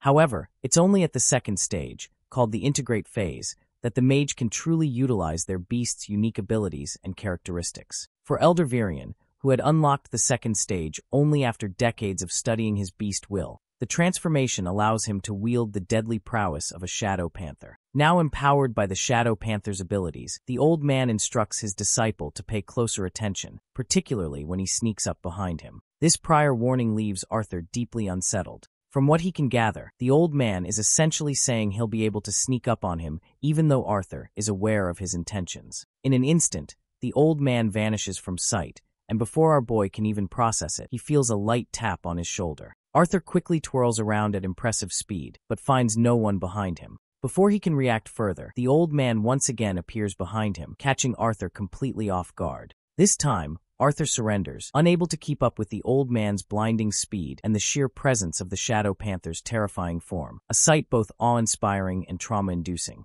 The old man reveals a significant drawback of the integrate phase. It also takes a heavy toll on his body every time he activates it. Arthur, however, is still awestruck by the old man's speed. The movements alone were impressive, but what truly shook him was the inability to sense Varion's presence, even when he stood directly behind him. Apparently, Shadow panthers possess the unique ability to instantly manipulate wind and sound, rendering themselves undetectable. Varian decides that playtime is over and extends a sword toward Arthur, signaling that the real training is about to begin. Days pass quickly as Arthur becomes completely immersed in his training. Under Varian's guidance and through his own insights, Arthur manages to access the first stage of his dragon will. In addition to mastering the first stage, Varian teaches Arthur how to conceal the presence of his beast will from other mages. When Arthur isn't strengthening his mana core or delving deeper into Sylvia's dragon will, he's sparring against Varian. Fortunately, the assimilation process has made his body resilient enough to endure the relentless training and conditioning. In his downtime, Arthur makes a point to embrace the joys and innocence of childhood, just as Sylvia had wished for him. He cherishes these moments, especially as his time grows short. Finally, the day of his departure arrives. Tesha is devastated, to say the least. After spending every day together over the last few years, breaking the news of his imminent departure was especially hard on her. Now Arthur is ready to leave, his bag fully packed. He also makes sure to hide the mark Sylvia gave him by covering it through those feathers Sylvia gave him. The carriage is ready to take Arthur off, and as a parting gesture, the old man hands him a pendant adorned with the Aerolith house crest. The pendant is meant to help him navigate the forest. Now, it's Tesha's turn to say her parting words to Arthur, but instead of speaking, she simply nods her head in a dejected manner. However, her sadness is quickly melted away when Arthur pulls her into a tight hug. The warmth of the embrace overwhelms her, and she begins to cry uncontrollably. After exchanging their goodbyes, Arthur steps into the carriage, only to find Ferrith and a few escorting knights accompanying him on the journey. Ferrith immediately recognizes Arthur, but our boy has no clue who this person is. Ferrith starts yelling and reminding Arthur of the time they dueled, when this lowly human had supposedly won unfairly. As soon as Arthur remembers Ferrith's name, he greets him politely, which helps to ease Ferrith's anger. However, Ferrith's embarrassment quickly returns when one of his friends casually exposes his nickname, Feifei, in front of a lowly human. Despite the rocky start, the group spends the journey in as lively a mood as possible. Soon, the carriage crosses through the portal, and they enter the floating city of Xyrus. Xyrus is buzzing with life, a city teeming with people from all professions and walks of life. The carriage finally stops in front of a grand mansion where his family is staying. Standing before the towering doors, Arthur feels his chest tighten. As he knocks, the memories from the past 3 years flood his mind. He recalls the terrifying fall from the hill that nearly claimed his life, the devastating loss of someone dear to him, the blood on his hands, and the grueling training that shaped him into who he is now. Yet, none of those experiences seem as daunting as this moment. He gulps down his anxiety and awaits for the response to his knock. A maid quickly answers his knocks and opens the doors. Right behind her stands a little girl, no older than 3, her bright eyes curious and full of life. Then, after what feels like an eternity, we finally catch sight of Alice, his mother, chasing after the little one, Eleanor Lywin. But the moment Alice's gaze lands on her son, she freezes on the spot.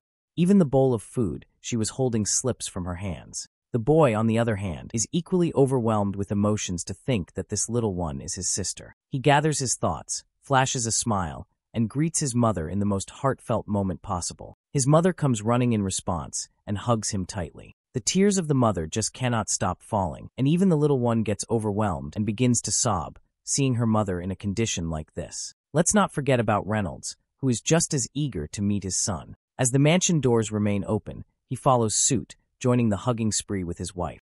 The family of 4 spends this heartfelt moment together, relishing the reunion. The moment is so touching that even the maid begins to cry. Once everyone settles down, they bombard Arthur with all sorts of questions. Meanwhile, little Ellie sits right next to them, clearly annoyed by the lack of attention she is receiving. Alice notices her daughter's sulking expression and quickly calls her out, encouraging her to greet her big brother. It's not surprising that the little one doesn't fully grasp the concept of a big brother, but after a moment of hesitation, she eventually walks toward Arthur. Her mother gently reminds her that he is the same brother she has heard about in all those bedtime stories. The adorable little one calls her big brother with a title he deserves, and Arthur warmly reciprocates as well. Once everyone is settled, Arthur takes some time to explain everything from the beginning. While he trusts his family, he carefully omits certain details while recounting his past. He explains his survival from the fall of the cliff as a combination of luck and his body's unconscious use of magic to protect him. From there, he continues with the story of finding Tesha,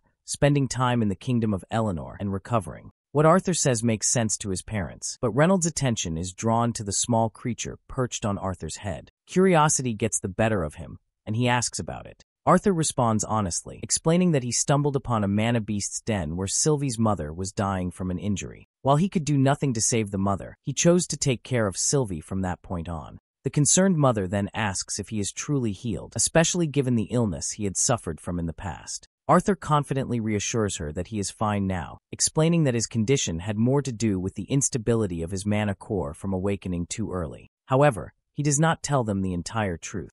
Deep down, he feels a pang of guilt for keeping secrets from his family, but he knows it's too dangerous for them to know everything until he becomes stronger. Speaking of mana cores, his old man fires up and excitedly inquires about the mana core stage his son currently stands at. But the son questions his father back, inquiring about his mana core stage instead. Proud Reynolds proudly boasts that he broke through 2 years ago and entered the dark orange stage. Well, it seems like this is indeed a feat to feel proud of, because Arthur was not expecting his father to break through to the next stage. So, he is sure that his father must have worked hard. His father doesn't shy away and lets his pride and confidence do the talking. Reynolds then throws the question back at his son, and Arthur hesitantly responds that it's light red. As soon as the old man's mind registers the words, light red, he is literally shocked out of his mind. Holy shit, says Reynolds after hearing his son. Ellie also perks up upon hearing this little phrase, and she promptly repeats the 2 words after her father. The mother gets annoyed, seeing this unreliable father cursing in front of their little one. Reynolds quickly commands his son to come outside with him for a spar in the backyard. Seeing this usual sight of his father puts a big smile on Arthur's face. He finally starts to feel like he has truly come back. Suddenly, someone comes barging into the mansion after receiving the report that Arthur is alive. It's a family of 3, and it looks like these are the people who had been taking care of Arthur's family. Reynolds promptly introduces his old friend, Vincent Helstia, who runs the Helstia auction house. This house also belongs to them as well. Arthur politely bows his head, using all the manners he can muster, and greets both Mr. and Mrs. Helstia. While Reynolds continues to jibber-jabber, both Mr. and Mrs. Helstia notice a stark contrast between Arthur and his father. For a moment, Vincent even questions if Arthur is really blood-related to Reynolds. Anyhow, Mrs. Helstia makes sure to introduce her daughter to Arthur. Her name is Lilia. Both Arthur and Sylvie warmly respond to the girl. However, Arthur's greeting goes unnoticed because Lilia experiences love at first sight. Not with him, but with the little creature resting on his shoulder. Now that the pleasantries are over, Reynolds decides to proceed with the duel they were planning. After stepping outside, both father and son stretch their bodies in preparation. Mrs. Helstia forces her husband to sit down, to which the man reluctantly complies. He's clearly bewildered after hearing that an 8-year-old not only awakened, but has already progressed through 3 stages. Even those snobby genius brats admitted into Cyrus Academy are barely at the dark red stage, and they're 11 or 12. Meanwhile, noticing how dubious Vincent seems, Arthur feels relieved that he didn't reveal much about his powers. After all, light red is just the beginning. If he can train his core while assimilating with Sylvie's beast will, he knows he'll be in a league of his own. Anyhow, his father is all geared up and ready for a showdown with his son. Arthur, on the other hand, is equally prepared for the challenge ahead. They both dash at each other, with Arthur taking the lead by launching the first punch aimed straight at his father. But Reynolds blocks his son's punch barehanded. However, Arthur quickly turns the tide by executing a completely unexpected move that his father didn't even see coming. Still, Reynolds isn't a one-trick pony. He quickly reads through his son's intentions and sidesteps just enough to avoid the direct hit aimed at him. Arthur, though, manages to seize the upper hand and grabs his father in an attempt to throw him forward. Reynolds, however, regains his balance mid-motion and lands back on his feet with finesse. After a few blows are exchanged, Reynolds is forced to acknowledge his son's growing prowess, though he makes it clear that he's been holding back so far. He warns Arthur that from this point onward, things won't be so easy. The father clenches his fists and ignites the fire within him, quite literally and figuratively. This is a little trick he picked up after breaking through to the dark orange stage. To understand the new trick Reynolds just pulled off, a bit of lore is needed. Mages, starting from their awakening, always have affinities or strengths in terms of which elements they can best control. Parents often seek out professionals for expensive tests on their children, so they can learn early on which path to push their newborn mage toward. In this world, conjurers have the innate advantage of being able to manifest and manipulate the element of their affinity right from the start. On the other hand, augmenters have a more subtle affinity for elements, with actual manifestation of the elements coming only after they've crossed a certain threshold. for his father, who had been fighting and training hard since an early age without formal training. It took him until the Orange Core stage to turn his explosive mana usage into actual fire. But from the world Arthur has come from, elements weren't something you were born with. They were a path one took willingly. You see, talent played a large part in it, but since no one was restricted to just one affinity, hard work also played a significant role. So for Arthur, who had so many advantages after coming to this world, has learned a trick or two as well. My guy also releases this crackling power he has under his sleeve. As both contestants stand face to face, ready to give it their all, Vincent is left with his jaw hanging. The fact that Arthur is a deviant of confidence just moments ago seems to have taken a hit after witnessing this. Arthur quickly dashes at his father, and their back and forth ensues. As they continue trading blows, the intensity of their strikes escalates, and at one point, they generate an explosion so massive that people miles away can't help but take notice. It's clear that neither is willing to give up easily, and the fight only continues to intensify.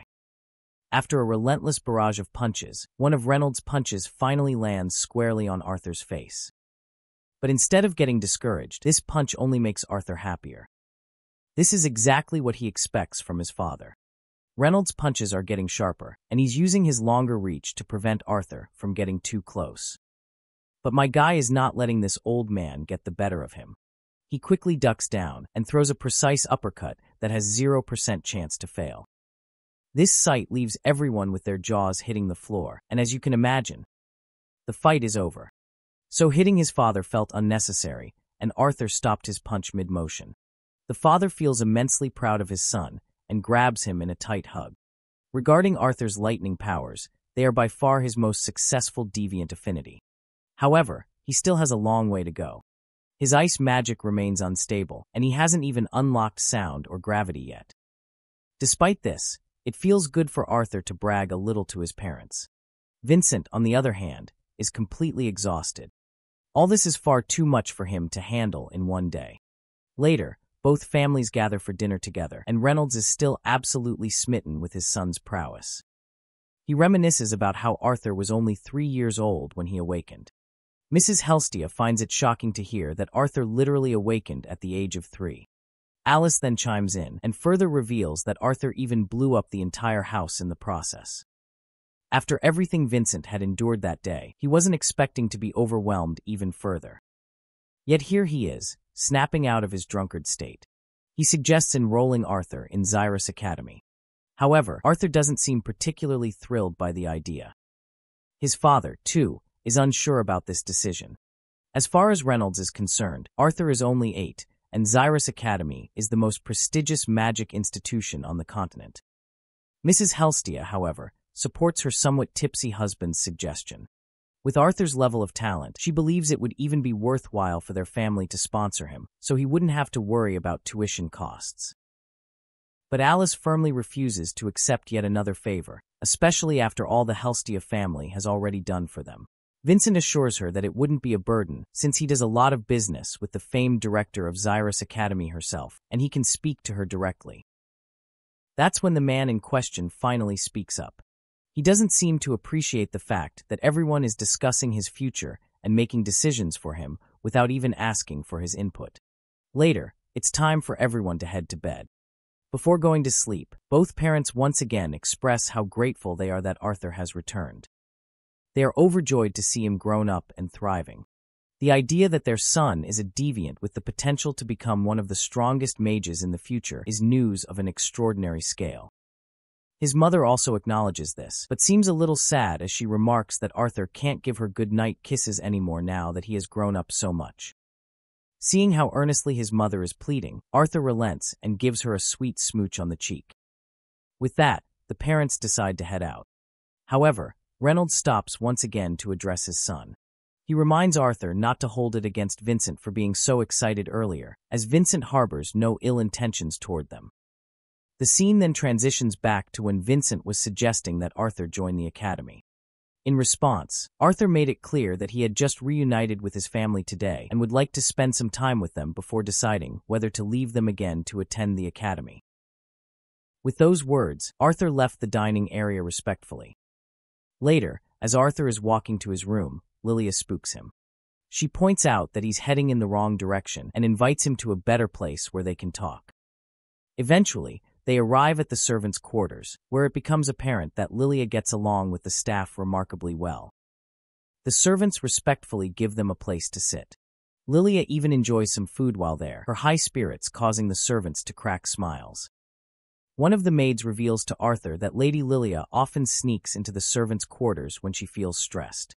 At that moment, Arthur realizes something he hadn't noticed earlier, that the Helstia family truly has good hearts. In the present moment, Arthur responds to his parents accordingly, clearing their doubts by revealing that he holds no animosity toward the Helstia family. In fact, he acknowledges how kind and genuine they are as a family. The next day arrives and Arthur is woken up by his little companion, Sylvie. The tiny creature looks excited for the day ahead, and seeing Sylvie's eagerness, Arthur suddenly remembers Tesha out of the blue, but he quickly snaps out of his melancholy when his nose catches a whiff of the foul odor Sylvie is giving off. Well, it seems like Arthur isn't the only one who's going to take a shower today. As soon as they approach the bathtub, the stinky Sylvie starts cowering at the sight of the water. A while later, both of them are freshened up. Just as they're done, someone knocks on the door, and it's Arthur's little sister, here to greet her big brother a good morning. Apparently, their mother has promised to take both of them shopping today so they can bond and learn more about each other. The little one is already bouncing with excitement at the thought of spending time with her big brother.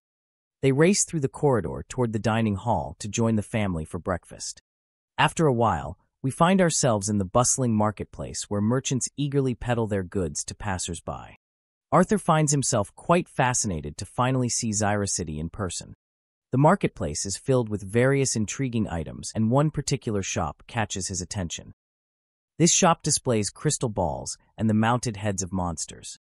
Curious, Arthur asks his mother what kind of shop it is. Mrs. Helsty quickly explains that those crystal balls are known as beast cores. They are magical cores extracted from mana beasts and are used to enhance one's power. However, she adds that the effects of these cores can vary greatly depending on their type and the mana beasts they came from. Purchasing beast cores is a bit of a gamble, as they can cost hundreds of gold, if not thousands. However, if you're lucky, one might even contain a beast will. The mention of spending hundreds of gold leaves Arthur's jaw hanging wide open. Mrs. Helsty then mentions that her auction house receives a fair number of beast cores and even infant mana beasts. She invites Arthur to take a closer look at them whenever he gets the chance. Arthur flashes a pleasant smile, and he is more than ready to redeem the generosity and the opportunity she's offering. Just then, Lilia starts pushing Arthur forward, eager to show him a place she's been excited about ever since she saw him. A short while later, they arrive at the shop she had in mind, and it turns out to be a barber's shop.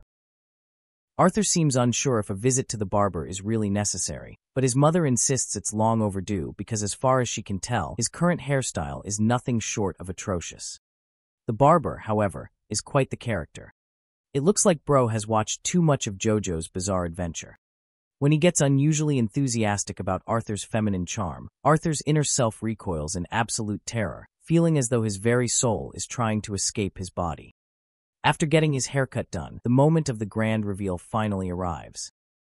With a little drum roll, Arthur graces the scene with his brand new look.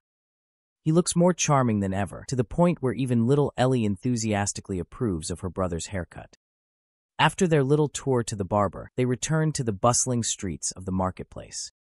While crossing a particular bridge, Arthur notices something intriguing down below in the market.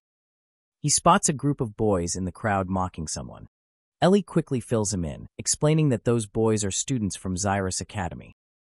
She adds that wearing the Academy's uniform is considered a major status symbol. Arthur doesn't need a closer look to tell that these guys are complete jerks. Their arrogance is apparent even from a distance. Ellie seems to share the same opinion and highlights that since these students are treated almost like royalty, they feel entitled to act as they please. Their mothers soon catch up to the duo, and as soon as Alice asks what they're discussing, Arthur suddenly bolts ahead like an excited puppy. Although the reason behind Arthur's sudden excitement remains a mystery, his mother finds herself smiling. She's just happy to see her son acting like a normal kid again. Mrs. Helstay also feels relieved to see him acting like a kid, especially after the dramatic events of the previous night that she still finds hard to forget. Later, they enter a shop fully equipped with an impressive array of weaponry and armor. While Arthur is enthusiastically checking every nook and cranny of the shop owner shows up and reminds him that this isn't the place for a kid to hang out. So while asking him nicely, the owner suggests he better leave. There's also this cocky rich dipshit hanging around, feeling full of himself. He can't resist reminding Arthur that these aren't toys for a kid like him. This smug guy even dares to put a hand on Arthur's shoulder, but my guy just flings it off without a second thought, showing zero respect for a cocky sucker like him. After tossing out a sharp verbal jab, Arthur begins to walk away. But of course, this idiot can't stomach being humiliated by a kid, so he tries to make a comeback. Before this bastard can start flaunting his title or bragging about how rich and influential he is, Mrs. Helstia walks into the shop, and just like that, the cocky bastard is humbled. Mrs. Helstia recognizes the man as Augustus from the branch family of House Ravenpour operates. She doesn't hold back and threatens to revoke his family's participation in the Helstia auction house if he doesn't back off. As soon as the bastard hears the threat, his knees buckle, and he starts begging like the cowardly dog he is. After that little scene in the shop, the group continues their tour through the town. Arthur expresses his gratitude to the lady, and she reciprocates, saying she was more afraid of what Arthur would do to that man. Meanwhile, a shady guy is keeping an eye on our family, his eyes particularly fixated on our little dragon fella. Finally, the dawn descends over the city of Xyrus, and the party returns to their mansion after their shopping spree. As they enter, the first thing they see is Vincent and Arthur's father, Reynolds, sitting together. It looks like Vincent had been waiting for Arthur to arrive, as he has a special guest who wants to meet him. It turns out to be Cynthia Goodsky, the founder and director of Xyrus Academy. She is genuinely pleased to meet Arthur in person, the boy Vincent has spoken so much about. Before we dive further, let's take a moment to appreciate the prestige of this institution. Xyrus Academy is hailed as the most exalted sanctuary for any aspiring mage fortunate enough to possess both the talent and the background to gain entry. It is a breeding ground for acclaimed scholars, guild members, leaders, royal guards, and military powerhouses. Anyone who has made a significant impact on this world has, at some point, been tied to Xyrus Academy. That's the level of fame this school commands, an insurmountable titan compared to the countless other academies scattered across the continent. And standing at the helm of it all is none other than the Academy's director, Cynthia Goodsky. It's Arthur's first time meeting her in person, and all he can do is stare at her for a solid few moments. The intensity of the silent staring contest is so fierce that even the onlookers begin to feel awkward. Finally, the older woman breaks the silence by extending her hand as a gesture of goodwill, greeting Arthur warmly and sincerely.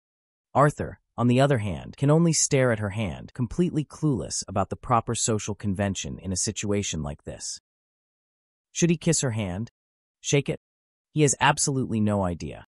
Eventually, he decides to shake her hand, but his mother quickly steps in, shoves his head down in frustration, and apologizes for her son's rude behavior. She explains to the director that Arthur has just returned home and is still ignorant of formal customs. The woman, however, seems like a remarkably chill person. She doesn't mind at all. In fact, she's the one who apologizes for intruding unexpectedly.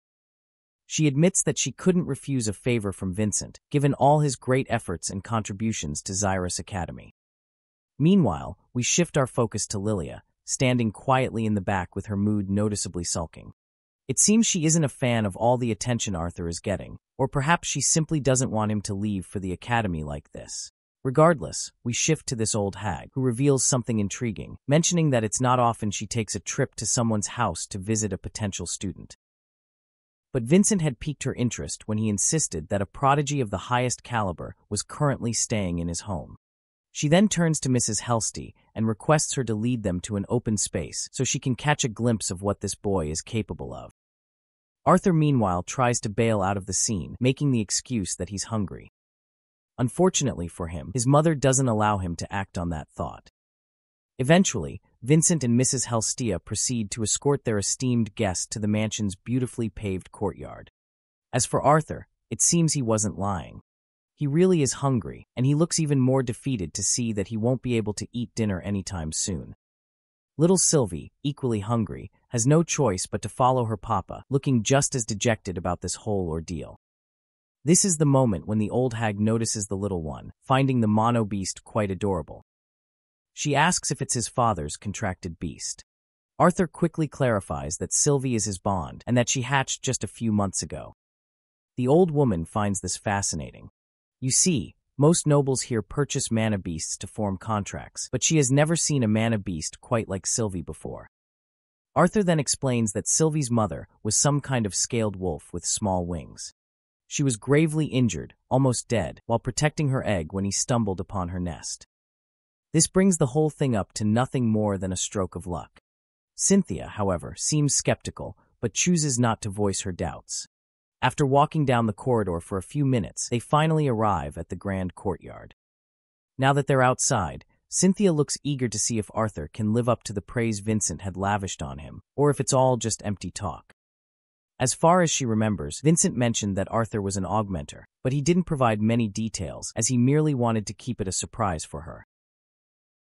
We then take a peek into Cynthia's thoughts as she examines Arthur closely. She notes how he doesn't appear worried or scared. She can't quite figure out if it's confidence or arrogance that keeps him so composed. As for Arthur, he's not even concerned about the current situation. His thoughts are entirely consumed by one thing, the goddamn dinner.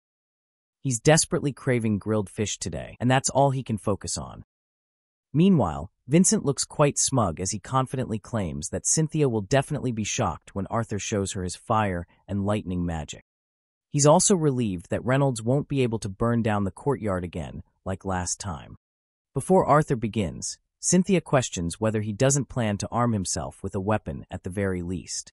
In response, Arthur casually remarks that he can tell she has no intention of using the wand at her waistband, so he'll go barehanded as well.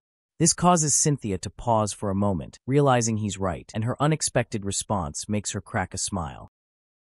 With that, they decide to begin the match. During his training with Varian, the explosive power of fire and the adaptive nature of water were the first key arts from Arthur's world to manifest as actual elements here. After that, the earth and wind-style martial arts techniques from his previous life also culminated, allowing him to control the mixture of internal and ambient mana to shape it into the desired effect. Unlike counters, these are the fundamental steps augmenters take to manifest an elemental attack. Of course, he faced some limitations due to his past knowledge. After mixing fire and earth spells together, Arthur kicks the ground beneath him, shattering it like it's nobody's business. Although Vincent expected Arthur to surprise everyone, he is still absolutely rocked to his core by the display. Among all the stunned onlookers, the proud sister and Sylvie are the only ones genuinely thrilled to see Arthur rocking the stage. With the next kick, he sends all that shattered debris at the lady. The lady smiles as she sees that this boy is indeed some good shit. She quickly blocks all of the debris. Arthur then braces himself, generating a massive blast from the ground that propels him forward.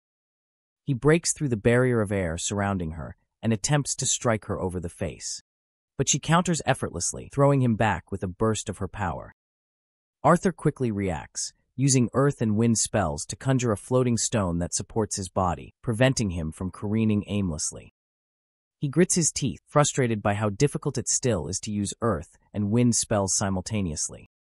Even after all his training with Varian, it feels far more challenging compared to his fire and water techniques. He launches himself at her once again, but she effortlessly uses her wind magic to push him back, not even allowing him to get close, let alone cause any real damage. Amidst the swirling winds around her, she chants an unusual spell, summoning 3 or 4 tornadoes. Arthur, however, has a clear plan to counter this. He conjures wind around his hand, spinning in the opposite direction of the tornadoes. As soon as his winds clash with them, the tornadoes are dispersed completely. Though his reckless move left him with some nasty cuts and bruises, Arthur successfully accomplishes what he set out to do. He eventually earns a compliment from the old hag for his efforts alone. She is genuinely impressed by his skills and precision, but she also believes he's a bit overconfident in his ability to face opponents head-on. All in all, his display of magical and combat prowess is exceptional. For his final test, an extra challenge of sorts. She quickly enchants him with a spell and informs him that his only task is to stay conscious. Whatever she did feels like his brain is being split apart. It's actually sound magic she's using, a clear indication that she's a deviant. Despite the excruciating pain, Arthur braves through the test. When it's over, the woman happily announces that he's passed with flying colors. Given the aptitude Arthur has shown in wind magic, she admits she's tempted to teach him personally. The father, on the other hand, is still confused. Since when did Arthur learn to use earth and wind magic as well? The mention of as well catches the lady off guard. What she understands, Arthur might even be able to use more elements. Shocked, Vincent quickly responds, explaining that Arthur used fire magic just yesterday and lightning magic as well. He brought him to the paved courtyard because the boy had burned down part of the lawn. The old hag finds herself utterly boggled when she learns that this little boy can control not only 2, but at least 3 elements, none of which are at a deviance level. Arthur, however, quickly corrects them, clarifying that he can actually use 4 elements. He makes sure to demonstrate by conjuring some water. The woman literally recoils in utter bewilderment, and Reynolds makes sure to support her. Seeing how strongly Cynthia has reacted, the little girl asks if her brother is strong. While her mother doesn't respond, Cynthia laughs softly and agrees that he is indeed very strong and will be even stronger in the future. After everyone settles down, Arthur apologizes to his family for keeping his powers a secret from them. His chest tightens as he sees his mother so worried about him, realizing that her son had been hiding something. She hopes that, from this point onward, there will be no more secrets. As much as Arthur wishes to promise her that, he knows he cannot. Once the apologies are done, Cynthia decides to have a private conversation with our boy. She encloses them both in a bubble that appears soundproof, ensuring no sound can get in or out. Now that they can't be overheard, the old lady assures him that he can speak freely. With no other choice, Arthur begins to explain. He reveals that he only showed her his abilities because there are 2 things she possesses that he needs, which are power and influence. He wants her to keep his family safe until he becomes strong enough to protect them himself. Not only will he attend her academy, but he will also consider her his benefactor. Cynthia Goodsky is quite moved, though not in the usual way. To see this brat have the audacity to demand something like this from her is almost laughable. Not even the king and queen of Supon would dare propose such a one-sided deal. And yet, Arthur seems to think she'll bend to establish a relationship with a mere child. But my guy just smiles in response, fully aware of how much potential and value he holds compared to the rulers of Supon. Although his part of the deal will have to wait until he actually attends her academy, he's confident in his position. You see, Arthur has made a promise to someone important to live his life to the fullest. And he believes attending Xyrus Academy at a more normal age will help him honor that promise. Cynthia is once again a little rattled to hear this. To think that she will have to wait for 3 years until he joins unsettles her. She presses him to explain what he plans to do during this gap. Well, Arthur doesn't hesitate.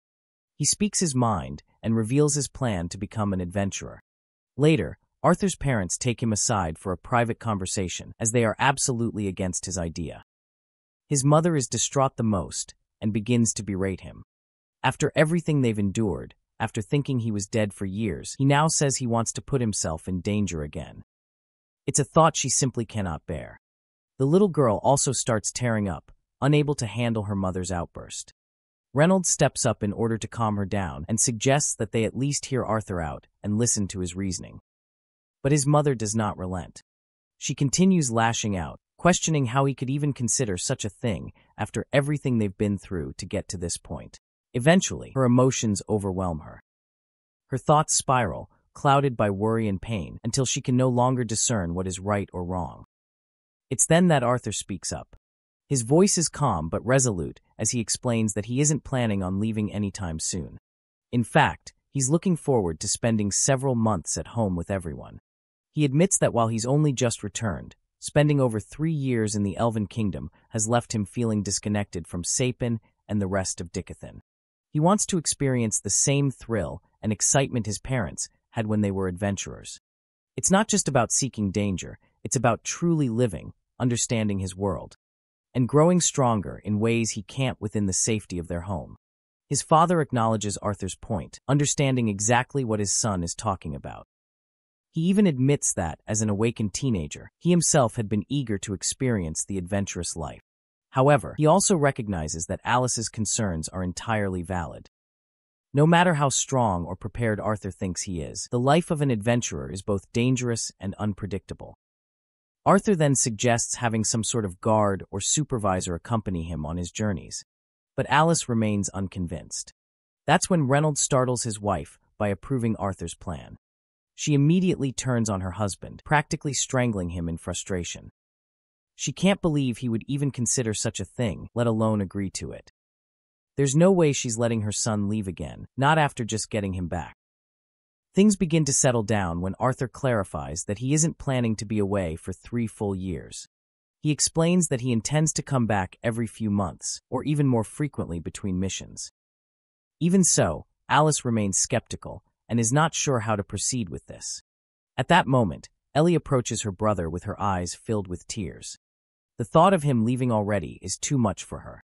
Seeing his little sister crying causes Arthur to panic. He quickly clarifies to her that he'll be seeing her a lot and won't be gone for long stretches of time. Alice, however, is still unwilling to give her consent.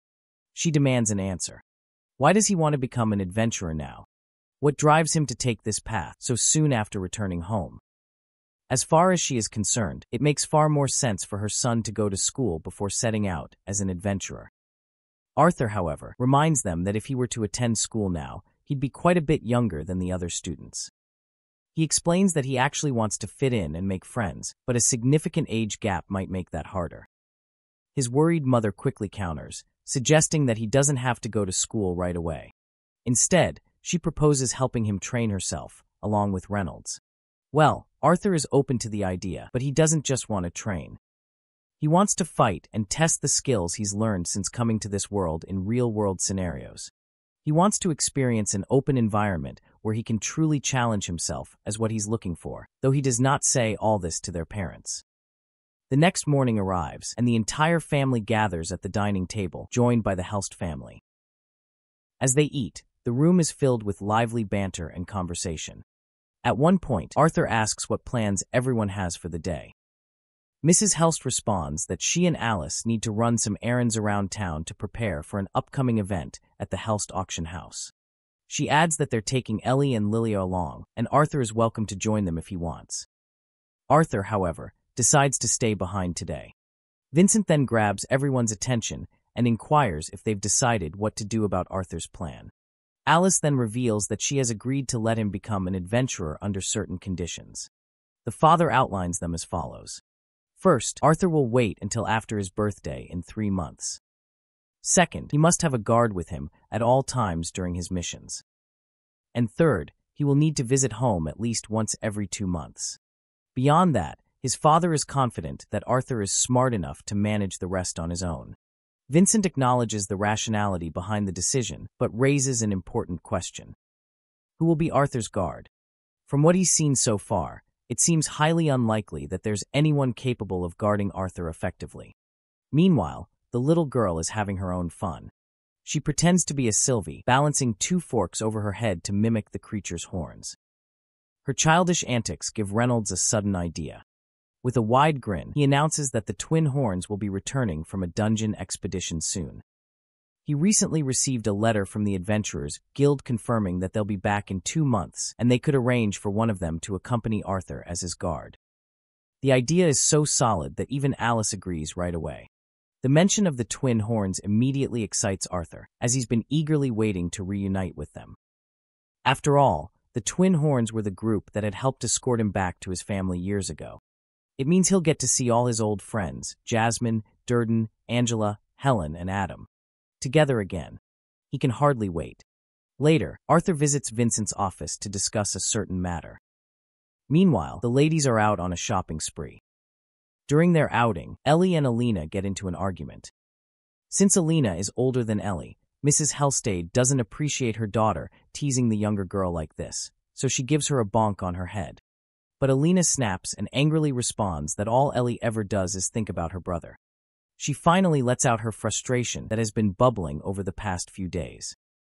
She admits that she doesn't like how everyone is giving so much attention to Arthur. She's jealous. Jealous that Arthur is already a mage stronger than most adults, while she herself hasn't even awakened yet. Deep down, she desperately wants to become a mage. Seeing the girl's distress, Alice steps forward to console her. She gently reminds Alina that comparison is the thief of joy and encourages her not to compare herself to Arthur. Everyone grows at their own pace, and her time will come. But Alina, still upset, asks how Arthur became so strong in the first place. Well, even Alice does not know the answer for this question and honestly admits that she doesn't really know either. She explains that aside from a little sword training Reynolds gave him, they didn't do much to shape his abilities. This revelation startles Mrs. Helstia. While she acknowledges that Arthur is undoubtedly a gifted child, the idea that he reached such an extraordinary level of skill without formal training sounds almost unbelievable. She is convinced there's more to this story and presses Alice for answers. Alice then further admits that Arthur is indeed hiding something from them. She confesses that even they, his parents, don't fully understand what it is. Mrs. Helstia advises her to just ask Arthur directly as his mother, like how he became so strong while he was away, and how, even before the bandit attack, he was already so skilled with the sword. She is sure that both Reynolds and Alice must be dying to know the truth. Of course, as a doting mother, Alice does want to know everything her son is hiding and why he hasn't shared it with them yet. But she explains that giving him the space and support to open up when he's ready is what being a good parent means to her. With that, they set their worries aside and resume their errands. As the group walks through the bustling streets, a shady figure observes them from a distance, carefully taking note of their movements. In the back alleys, this shady man meets another shady guy cloaked in mystery.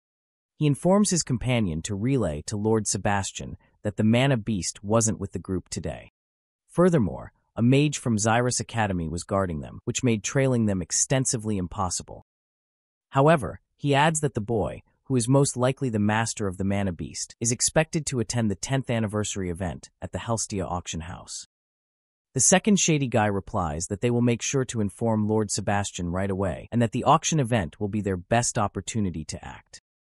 Meanwhile, Vincent finds himself sitting before Arthur, who is seated calmly yet exudes an air of authority.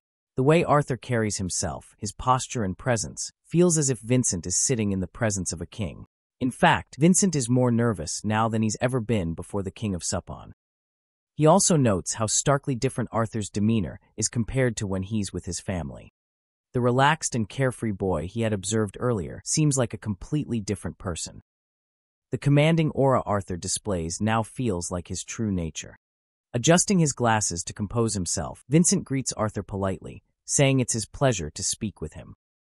Arthur initiates the conversation, explaining the reason for his sudden intrusion. He requests Vincent's help in procuring a few items.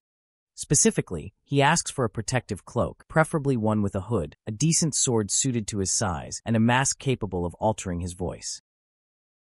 Vincent assures him that a cloak shouldn't be a problem to acquire. However, crafting a voice-altering mask would require an artificer with expertise in sound magic, likely a divination mage. Vincent suddenly pauses, questioning himself internally. With the anniversary event already burying him in work, why is he going out of his way to accommodate this child?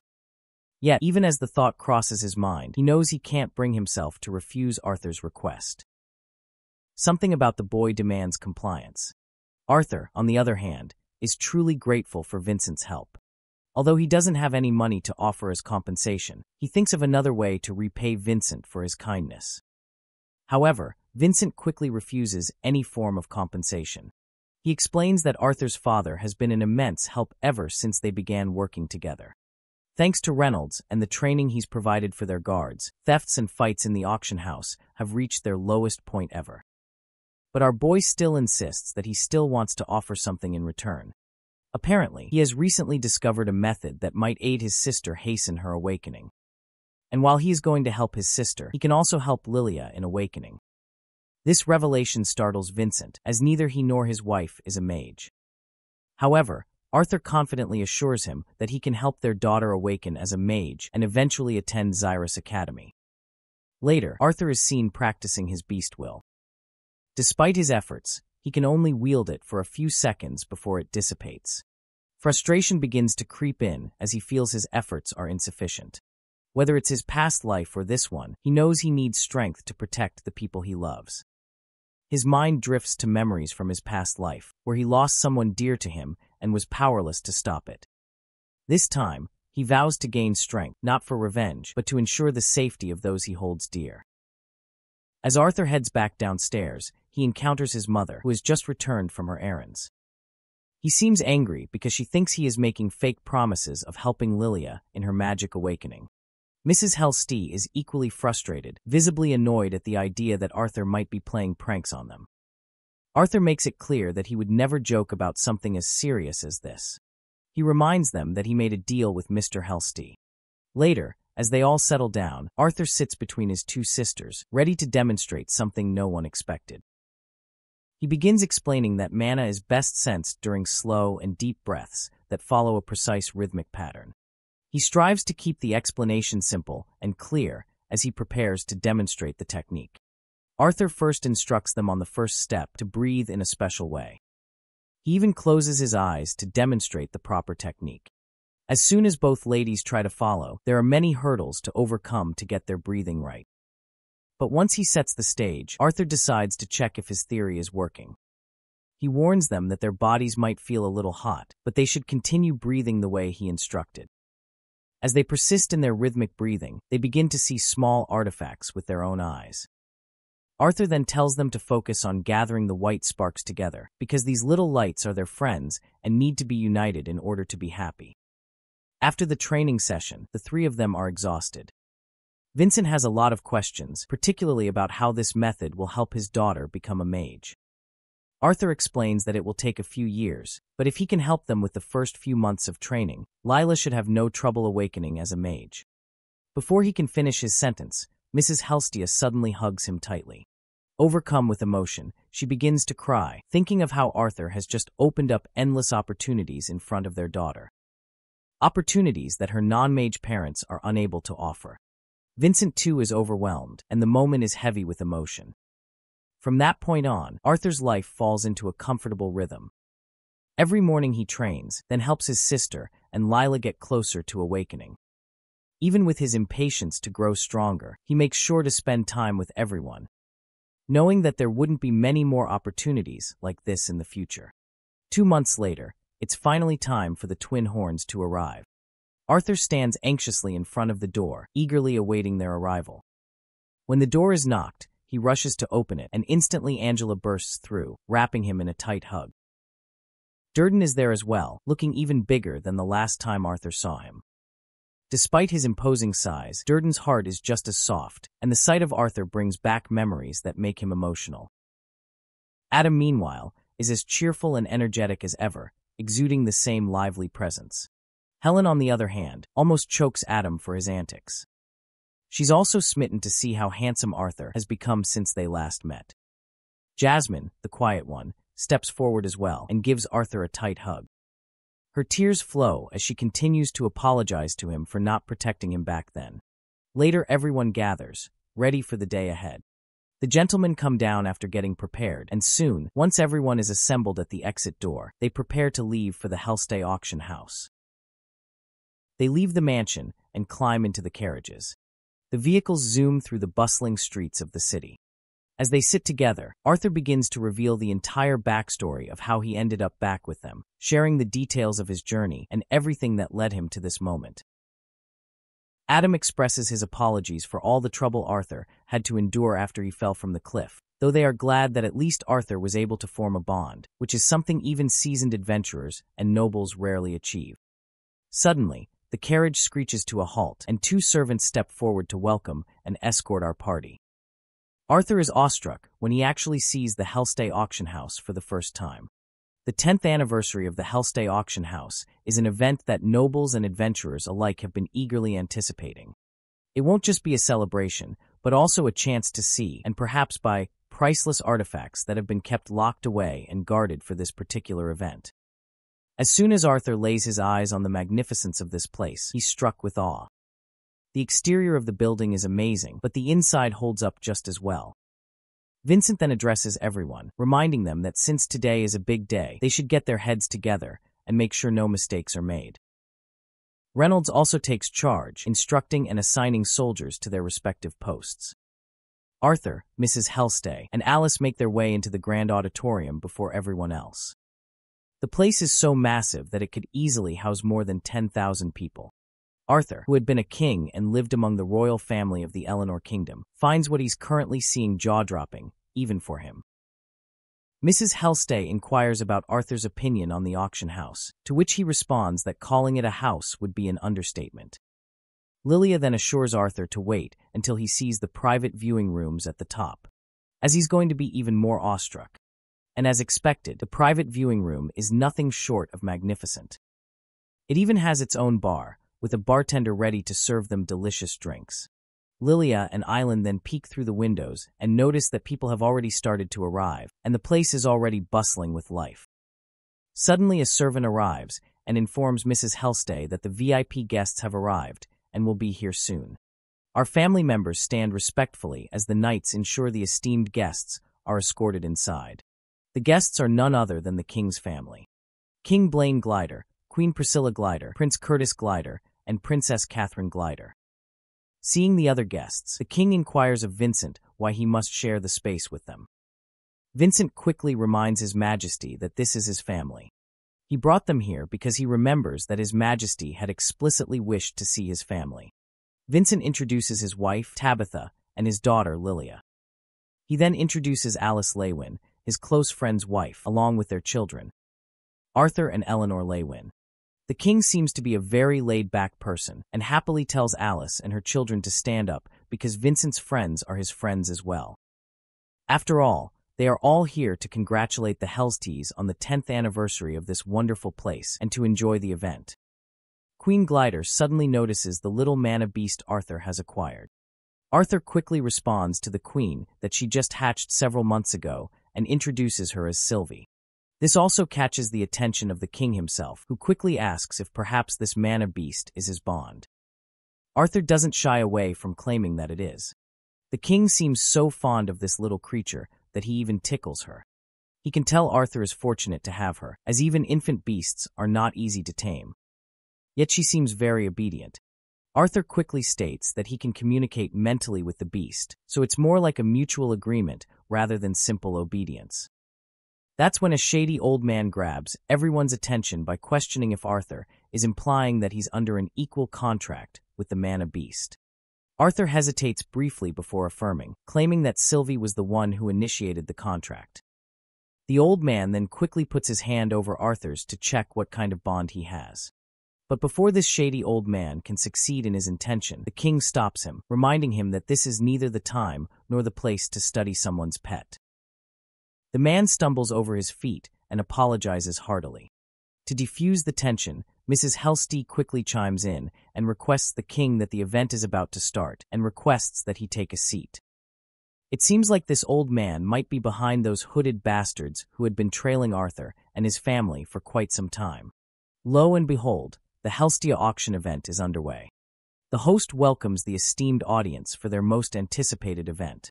Their chance to obtain the rarest items in their collection, excited more than ever. The guests roar in celebration and excitement, and a round of applause follows afterwards. The host instructs the audience to turn south before they can officially start. Special mention is given to the most important figures of the land of Supon, the royal family. The audience respectfully pays them the deserving respect, and with that, the honors have concluded. The host finally addresses the man who made the entirety of the event possible. Vincent Helstey makes his presence known as Arthur, and the others clap for him. The scene is nostalgic of his previous life as a king, but he tries to shake those memories off instead of reliving the past. After, the kid hasn't even hit his growth spurt, and he's already thinking about being king again. Arthur manages to sneak in some alcohol while no one was paying attention, while Lilia is busy with Ellie. Just up ahead, he sees his mother talking to the queen. Observing her wand, he instantly concludes that she's a conjurer-magician. There's also the fact that he's yet to sense her presence, which means the woman must be actively using a concealment artifact to hide it, or she's so powerful that he merely can't even sense it. She gives him a good look, causing him to feel slightly embarrassed. Arthur thinks it's rather strange that he doesn't really fancy any of the older women as his romantic interests, even though they're about the same age he died. He thinks it's possible due to his mother being in the same age group, but at the same time Arthur doesn't find himself attracted to those younger than him either. He's in a weird situation and thinks his dating life is temporarily ruined for good. His train of thought is disrupted by the man himself, who knows about Arthur's ambitions to purchase a good sword. Vincent drops him the offer of a lifetime to place a bid on the sword, and he's even ready to cover the costs for the kid. The short sword coming up for display is made by a legendary master smith, and it's got notable qualities. For example, just reinforcing the sword with a slight hint of mana will produce electricity around the edges of the blade. This adds to the cutting power and even releases a paralysis effect on the victim. Arthur's interest has peaked, and the bidding quickly kicks in. For such a weapon, many of the guests are competitive and keep raising prices upwards of 50 gold coins. Let's compare how the currency works in comparison to a modern house. 1 gold coin is enough to purchase it, and even an average family can easily live on a few copper coins without any trouble. That means just the opening bid for this expensive blade could easily sustain a family for a quarter of a millennia. Vincent is out here acting like Elon Musk's fictional son and simply asks the kid if he likes the weapon or not. Arthur confirms that he does like the blade, but he isn't looking for something so bold and unique. That's just the way Vincent expected the boy to react, however. He thinks it's okay for the boy to choose something else. As for the rest of the items he requested, they've already been arranged. Arthur is excited because he's expecting the voice-altering mask to be one of the items on the list. Vincent acts like a hotshot who could fetch any artifact from any corner of the world. He acted urgently and got what the kid wanted. Arthur is the happiest he's ever been, but like a responsible adult, Vincent advises the kid to use the item wisely, or he'll be the one to catch trouble from his family. In the end, Vincent was proven correctly. The sword was nothing compared to the rarer items that followed. There were a few weapons and beast cores that even the king found himself interested in. He placed extremely high bids and won himself an A-class beast core, but of course, he has yet to manifest the powers of the core to find out if it has a beast will or not. Arthur finds himself stretching to ward off the laziness and finds himself confused when he sees Sylvie missing. He asks Lilia, who also doesn't know, so he starts inspecting the furniture to see where she went. Suddenly, he hears the cute little beast hiss in fear, as if it was being threatened by someone. The ugly bastard Sebastian is trying to get his dirty hands on her, making Sylvie weep in fear. Arthur sees this, and just like any pet owner getting their best friend harassed, he wants to slap the shit out of this frick face. But he tolerates himself, knowing that this asshole is a royal mage. He simply calls Sylvie to his side and prepares to leave. Instead of facing humility, Sebastian tells him that a commoner like him shouldn't be in possession of a creature so special. Arthur questions to confirm if he didn't mishear just now. With a sinister smile, the evil mage confirms that the beast will soon be under her control. This makes the boy's blood boil with anger as he shoots him a murderous look, challenging the mage to utter those words again. Let's revisit what happened before this went down. Vincent was slightly disappointed that he couldn't get the boy anything he liked. Arthur was searching for a good sword as his only requirement, which makes the auction house owner wonder if they can find something in the storage. His thought is disrupted by the king, who is glad to have acquired the A-class beast core from their collection. As long as the beast's will is intact, he's in good hands. Vincent is glad that he was able to please the king with his measly little event. Their conversation takes a sudden dark turn as Vincent detects a bloodlust so powerful that it brings him to his knees. This causes the royal knights to spring into action, alerted by the presence of a threat. With an urgency to act, the king brings out his sword and demands the attacker to reveal themselves at once. We then catch the royal mage Sebastian collapsed on the floor, afraid of Arthur's wrath. Vincent still doesn't understand what happened, and the entire auction house is in chaos. The knights haven't found anything suspicious after searching the rooms. Arthur's father wants them to search upstairs, and after a while, both the royal family and Arthur's family are sat in silence. Telepathically communicating with his familiar, he checks on Sylvie's condition. The knights express that they've just captured an intruder just now. The king's normal reaction sends Arthur into shivers. He's glad that an intruder did fuck up the whole scene, proving to be the perfect distraction from Arthur's personal fiasco. As for Sebastian, they make a mockery of the royal mage for getting his panties in a twist after seeing a level 1 intruder. Bro has to make an excuse saying that he slipped, and he gives our boy a good look before turning away. The auction house resumes its function, and the final item of the night is finally about to be presented. The veil is lifted, revealing an infant world lion, striking the guests in amazement. This mana beast is special for its nurtured treatment, allowing it the potential of becoming an A-class beast in the future. Arthur's a little pissed that the mage doesn't give a damn about any other mana beasts except Sylvie.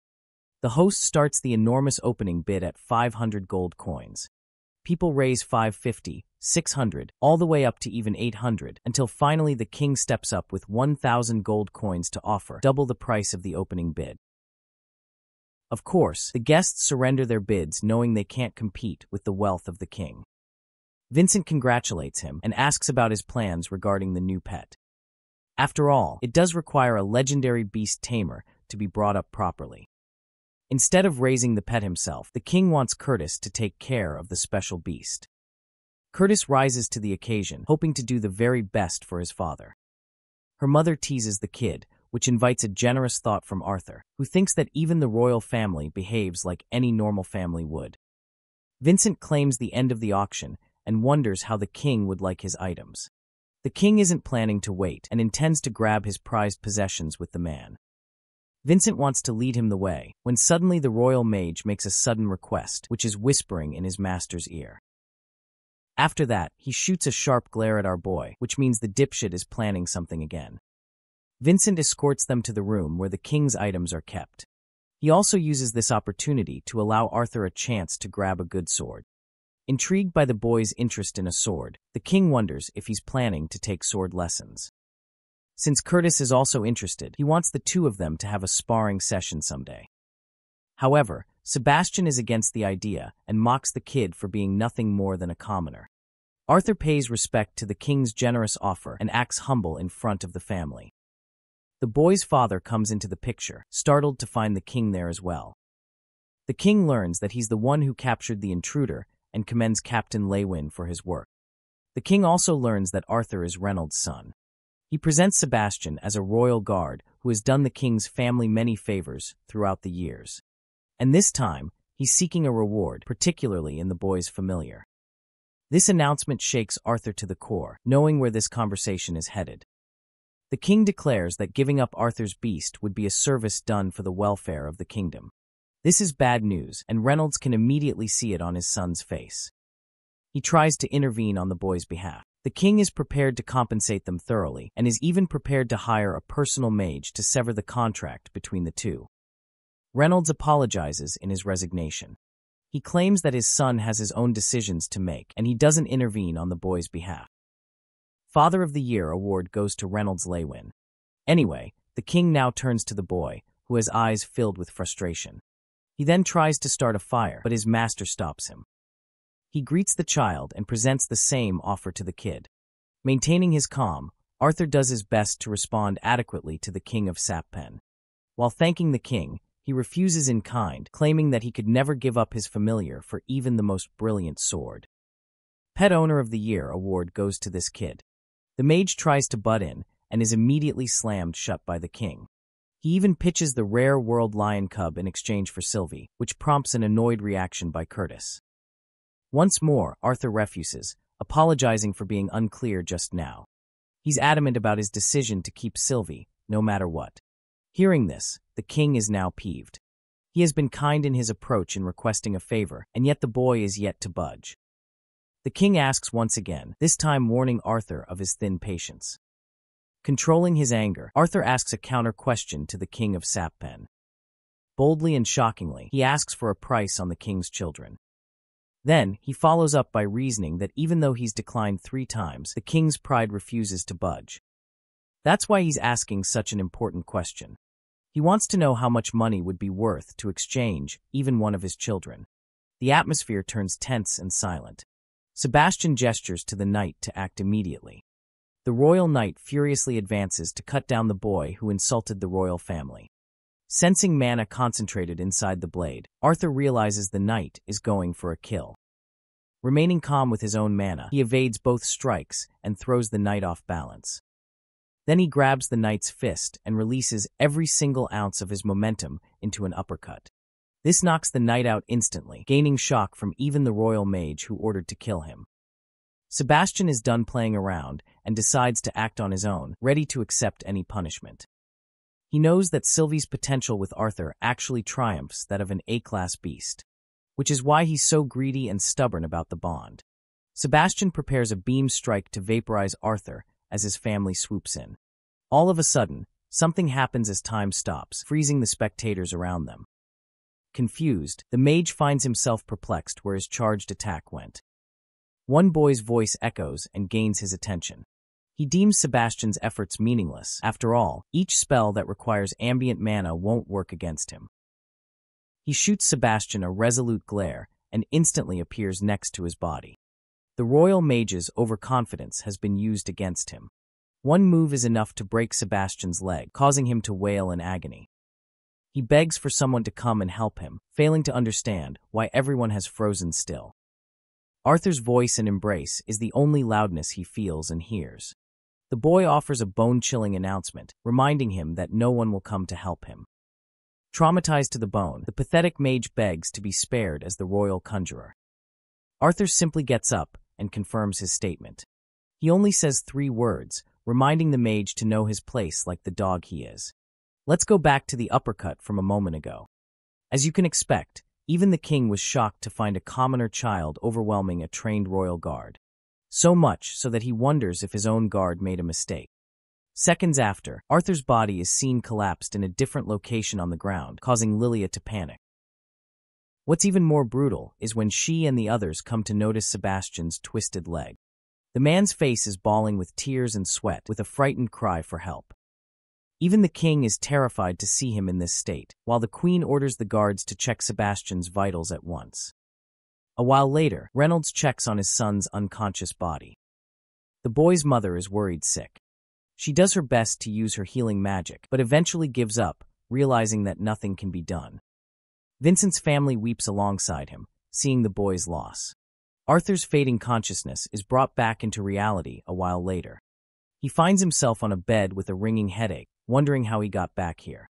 He remembers painfully torturing Sebastian using static void, but it messed with his brain.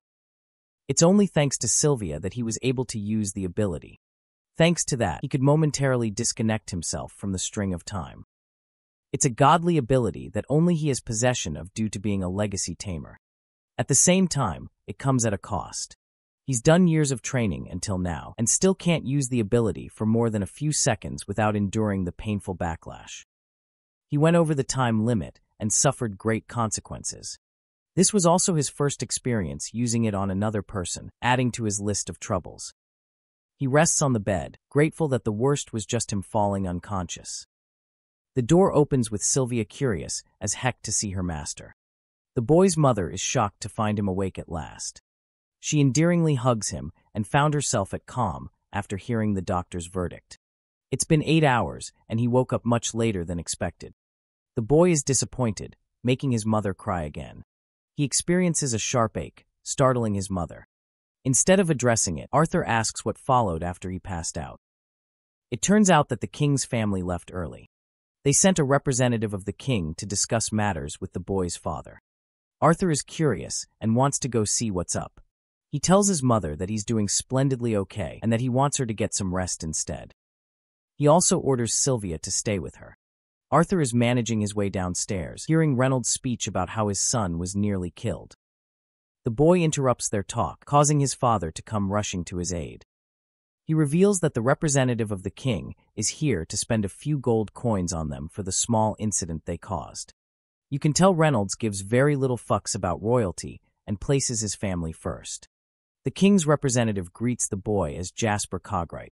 He shows him a pouch of gold coins. In this situation, Arthur thinks it's best to act like a victim who was wronged. He greets the man with respect and learns from Jasper that both guards who tried attacking the boy were suspended at once.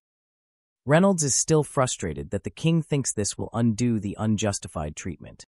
Jasper and Reynolds are in a strong conflict with one another, so Arthur decides to be the one to resolve things. He admits that he acted out of line and claims that he's not hurt, so there's no need to escalate things anymore. Acting guilty, the boy inquires about the royal mage who had his knee twisted to the bone. It turns out that even Sebastian didn't escape the king's wrath and was suspended from his rank. Arthur curiously asks if they were able to figure out what happened to his leg. To that, the representative mentions that they learned from the mage that the boy inflicted him such an injury. Reynolds finds himself in utter disbelief and lashes out. Jasper expresses that they didn't believe in him and simply suspected the knight who concentrated mana and interfered with the mage's spell.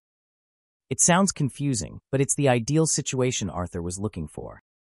With the conclusion of the meeting, Jasper leaves the family with the pouch of gold. Reynolds doesn't want anything to do with it and lets his son handle the coins. After all, it's his life that was put on the line earlier. Arthur appreciates his father's generosity and goes to sleep. Before leaving, he praises the boy for his splendid uppercut. How can this man win 2 Father of the Year awards in one story? Amazing. Arthur places the coin bag in a drawer and finds himself relieved that the situation died down before any commotion. It reminded him of his great limitations as a child just observing the world. However, he's looking forward to great things once he becomes an adventurer. Arthur inspects the voice-altering mask that he acquired and thinks that he can attain some liberty now. Sharing a table with his friends at a bar, Reynolds asks for an opinion on his offer. Easy Hair Redhead doesn't really like the fact that he's got to babysit Arthur, and with his shitty personality, he's certain that Arthur might just kill him. Everyone agrees with his own opinion, causing Arthur to smile. Reynolds expresses that he was originally expecting Durden or Helen to help take care of his son. As humble parents, they are ready to reward them for the trouble. Durden assures his friend that they're all family and would be willing to help out with Arthur's development. Even Helen agrees with the idea, and they're not looking for any money in return, especially since they acquired enough from their last raid. One more person raises their hand to volunteer, catching everyone by surprise. This person happens to be Jasmine, who usually despises escort missions.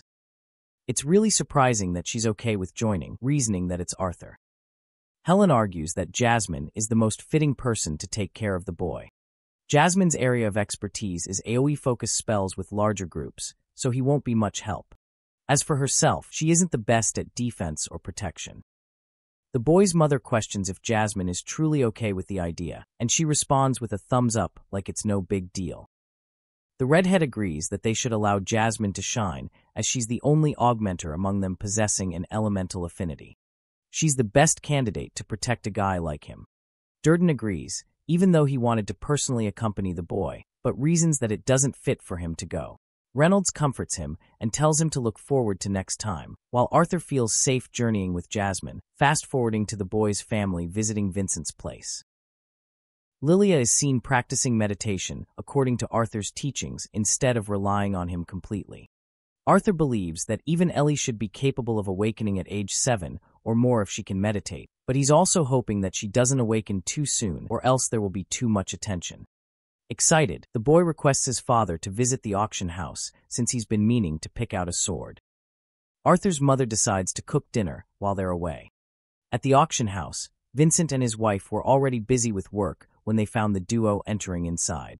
It was Arthur's first encounter with them after the incident, so obviously they had a list of questions to ask him. The boy played it calmly, assuring them that he was in top-tier condition. However, they seemed very upset about the king's way of handling things. Vincent is hoping for the worst to happen to the guards who jumped in and caused trouble. Even Reynolds shares the same sentiment. Arthur decides to change topics and focuses on getting a new sword before his application test. Vincent is delighted to show him the way, and he invites the boy to look around plentifully to see what he likes. Arthur scouts the storage room, filled with hundreds of spaces with artifacts all around. It's kind of like an adventurer's heaven dreamland. The boy can't contain his excitement at first, but only seconds later, his excitement is reduced to sheer disappointment. He's tried so many different types of swords, but nothing comes natural to him. He tosses away another sword and observes that it's probably due to the rise of augmenters in this world. There's so many dual-handed swords or larger weapons that just don't fit the boy's size. All his efforts to search for a capable weapon were in vain. The boy fiddled around and found Batman's batarangs. What a cameo. He also tried channeling his inner Bruce Lee with those nunchucks, only to feel stupider by the end. Strangely, Sylvie is interested in something as she's searching around. She manages to drag out a scabbard, excited for him to try this blade. Arthur is pleasantly surprised because he wasn't really expecting a stick to be his weapon. He places his hand on the so-called stick, only to become shocked at how heavy it is. Then it hits him. The weapon he's holding isn't a stick, but rather a sword. Arthur tries unsheathing it, but it doesn't work, which makes him wonder if it requires mana to realize its effects.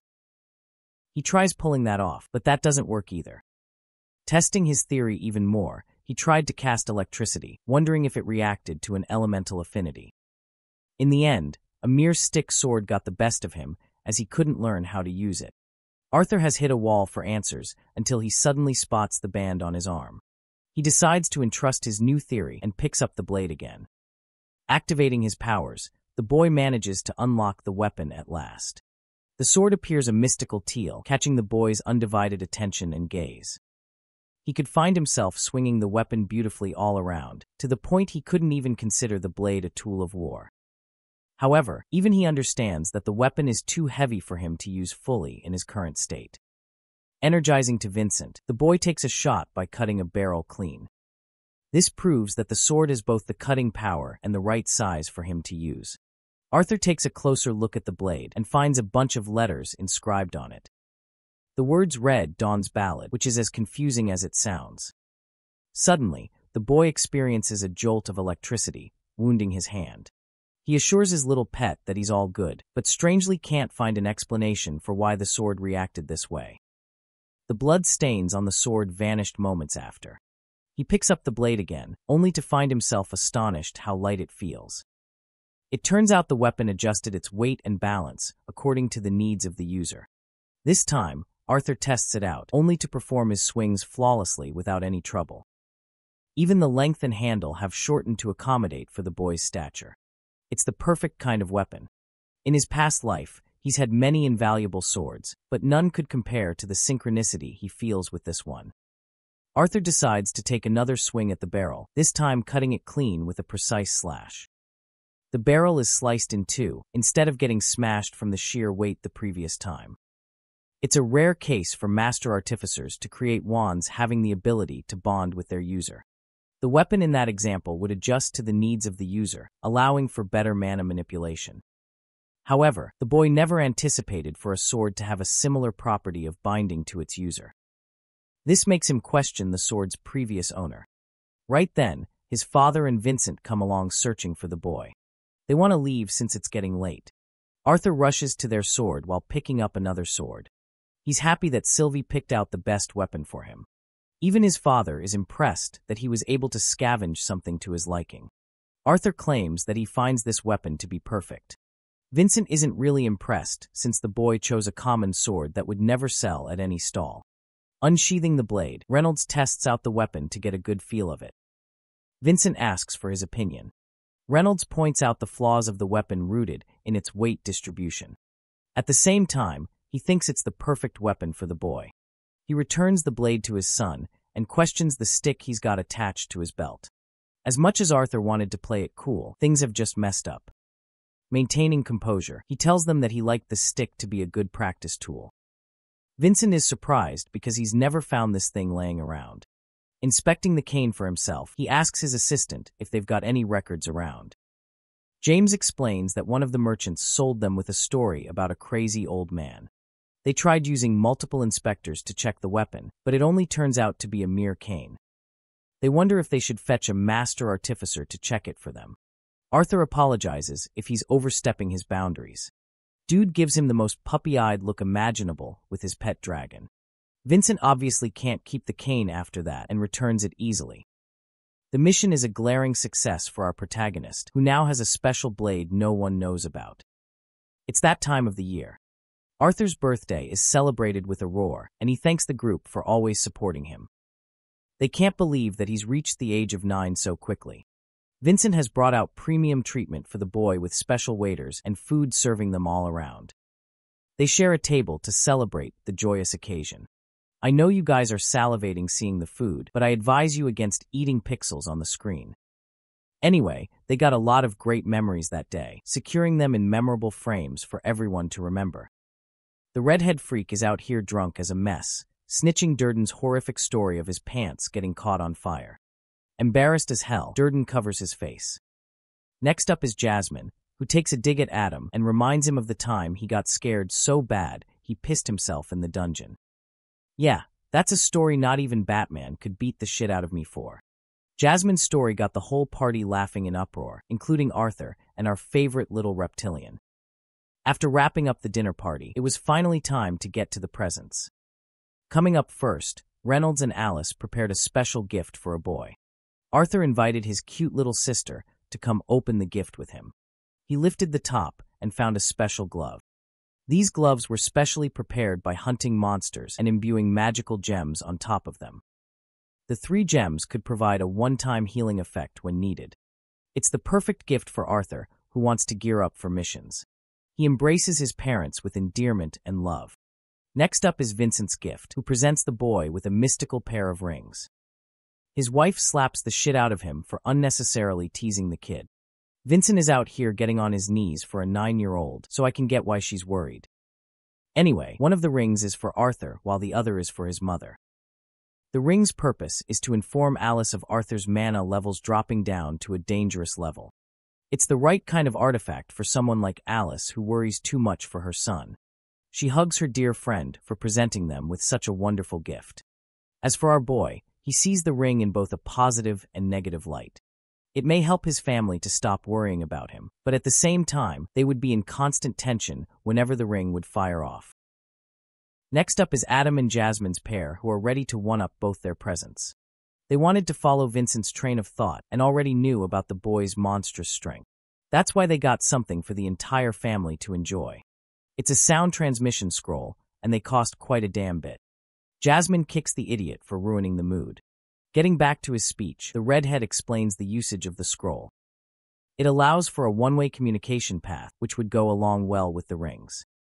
Infusing mana into the scroll and then recording a message is the only requirement.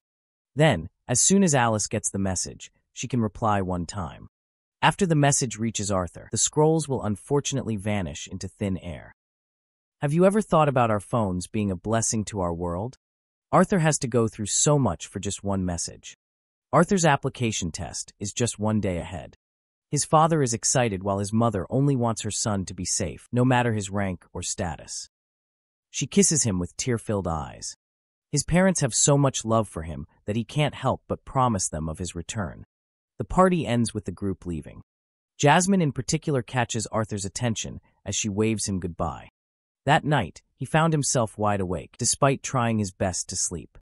He had come to the realization that he possessed an invaluable family, people who treasured him and supported him through thick and thin. The boy wanted to treasure this family and fight his every breath for their betterment. That's what fuels him to become stronger, even stronger than he was as king. The following day, Arthur is out here having a really tough time handling Sylvie, who doesn't want to take a bath. The little dragon is just like my cat, causing a temper tantrum every time. Arthur is frustrated that she's using mana to repel him, which is relatable. The dude goes full power by using his own mana and drags her sorry little ass into the tub. We can just see Sylvie's tear-filled eyes and a feeling of betrayal as she drops into the tub. Arthur makes sure to see her plop down. After the bath, he gets all ready to go. But look at Sylvie's eyes. The little girl is pissed as hell. His parents feel so proud of their son for dressing up as if he were a high-ranking adventurer. Jasmine trusts in his son's powers and reminds him not to get overconfident. And when things get tough, Jasmine can always help him out. Arthur promises to do that. Among them, Ellie is the most distraught because she doesn't want her brother to leave. She's got a crying face, sobbing for her brother and begging him to stay. Alice can't even bear to see the sight and turns her face away. Alice does her best to comfort Ellie, telling her that they'll be back soon. But the girl is stubborn as a knot and refuses to let up. The boy gets on his knee, leaving a very important job for Ellie to do in his absence. He wants her to protect his parents while he's away.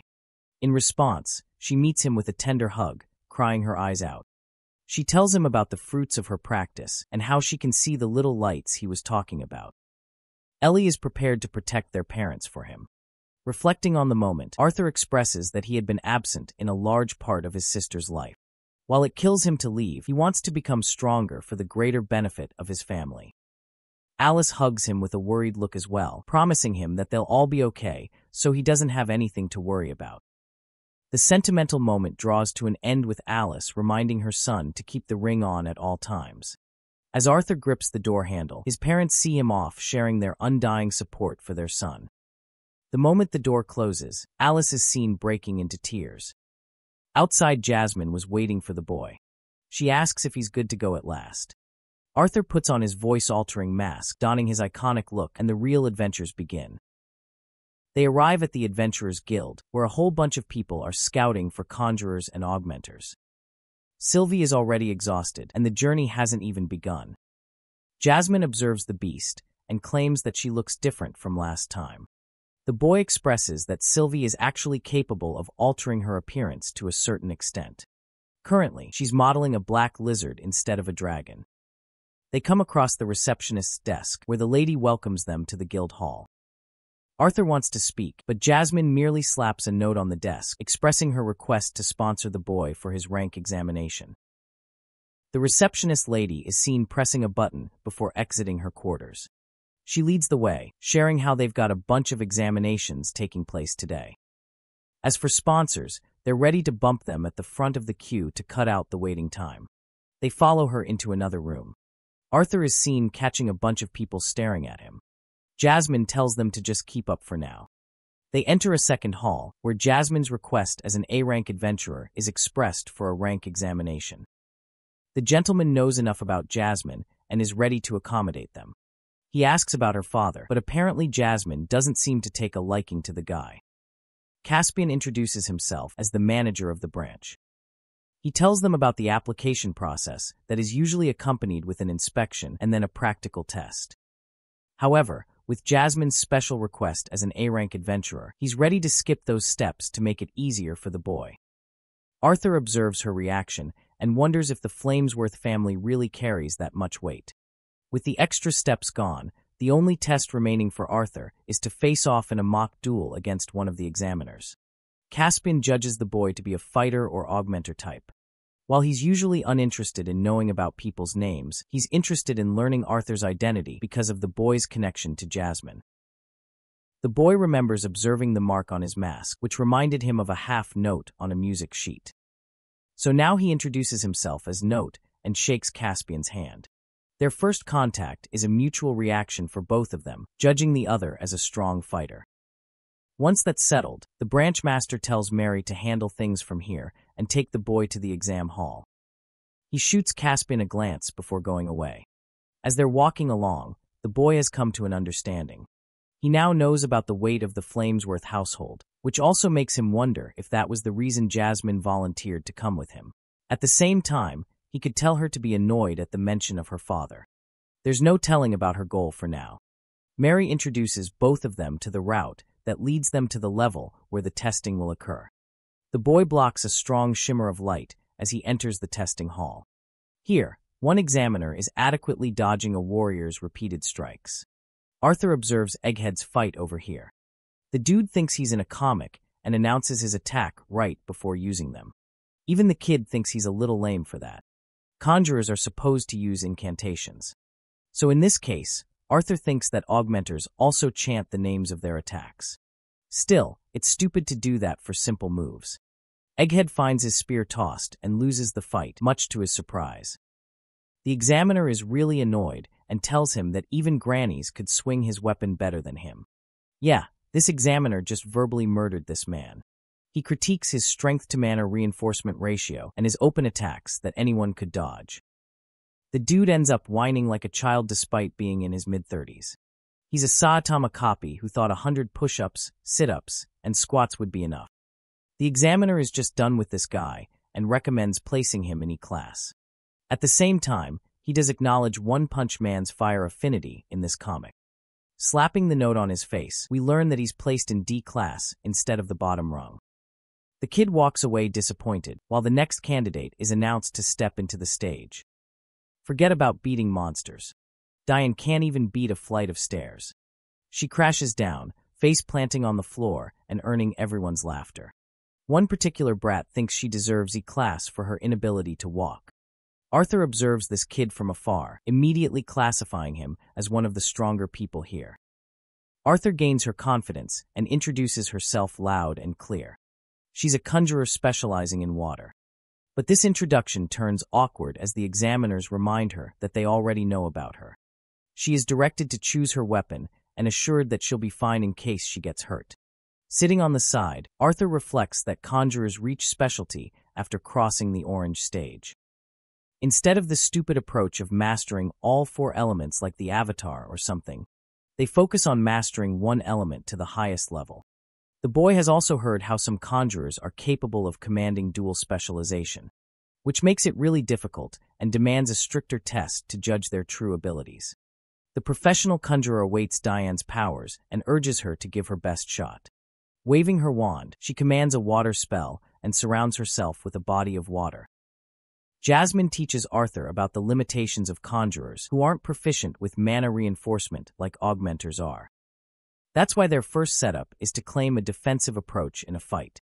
In response, the examiner responds with a mud spell of her own, blocking Diane's vision from the confines of her water sphere. Since it's like a turn-based battle, Diane is up next. She casts release of the mud spell and then counters with a second water spell. It's a spiral beam, precisely aimed at the conjurer who dodges it with little to no effort. But the second stage of her attack is more interesting than the direct approach. She causes the spiral to explode, engulfing the stage into a thick fog. This gives Diane the opportunity to calibrate a stronger attack. She descends multiple shots of water against her opponent, but when the fog settles, there's no one to be found. The expert conjurer had already appeared behind and whacked Diane with her staff. Despite losing the fight, she's impressed with the girl's excellent control over her element. Her only flaw was failing to plot a second defensive maneuver to protect herself. The rest was great. This performance earns Diane into C-class for her age, something that Arthur thinks is very commendable. Coming up next is Elijah Knight, but for some reason, there's an issue with their name.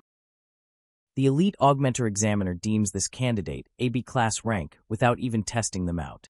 It's shocking enough to Arthur. He finally gets to see a boy wearing glasses, the same kid they're talking about. Moving forward, Lucas Weeks is called. This is the same brat who happens to be overconfident and requests being placed in a rank immediately. Frustrated by the boy's attitude, she chooses to ignore and reads that he specializes in fire magic. Reaching light orange at the age of 11 is unheard of, so Arthur's looking forward to this matchup. The conjurer finds him arrogant, but Lucas is nonchalant and doesn't really care. She thinks it's about time they begin. The conjurer begins the test, only for Lucas to cast a ring of fire with his staff at once. He smashes the staff into the ground, raising a monstrous fire guardian to help him in this battle. Even the augmenter examiner is impressed by the boy's talent as expected of his family. The flame guardian moves over the conjurer examiner, while Lucas ushers an incantation. The examiner is impressed to find a good match out of the boy. At the same time, she's more than happy to teach him some level of humility for the future. She raises earth spears to fan out the flames. It's the perfect response from the examiner, as the flame guardian won't be able to sustain itself for long after its oxygen supply is cut off. However, Lucas thinks the battle is already over. He's never heard of a case where an examiner received a potent injury in the testing grounds, so he's happy to have her be the first example to be made. Ticked by the boy's words, the examiner counters each of his fire strikes. Lucas releases an expulsion spell, which causes a cluster of explosive fire attacks to overwhelm her. She barely manages to escape his fury and tries to grab him with her earth hand from behind. Lucas tries to dodge, but he's grabbed by a second hand from his blind spot. Lucas does his best to release the spell and braces himself for impact. His arrogant display comes to an end as the examiner impressively blocks every single one of his attacks with a rock shield. The test ends with Lucas' body crashing to the ground. The examiner offers her thoughts, claiming that he possessed an incredible pool of mana for his talent. Just when you thought Lucas would learn some humility, this brat decided to attack her. refusing to let this be the end of the test. The conjurer is engulfed in flames and unable to respond. This causes the augmenter to swoop in and swipe the attack clean. Lucas is enraged that another examiner intervened with his test. The augmenter outlines his violation of the rules since he casted a surprise spell after the end of the exam. In his outrage, the boy disrespects the conjurer who blocked his fire beams and interrupted the test. Lucas thinks he's been wronged since the final attack was part of his plan. The augmenter is done with the boy's bullshit and asks Emily to announce the result. She goes back to her review of his exceptional control.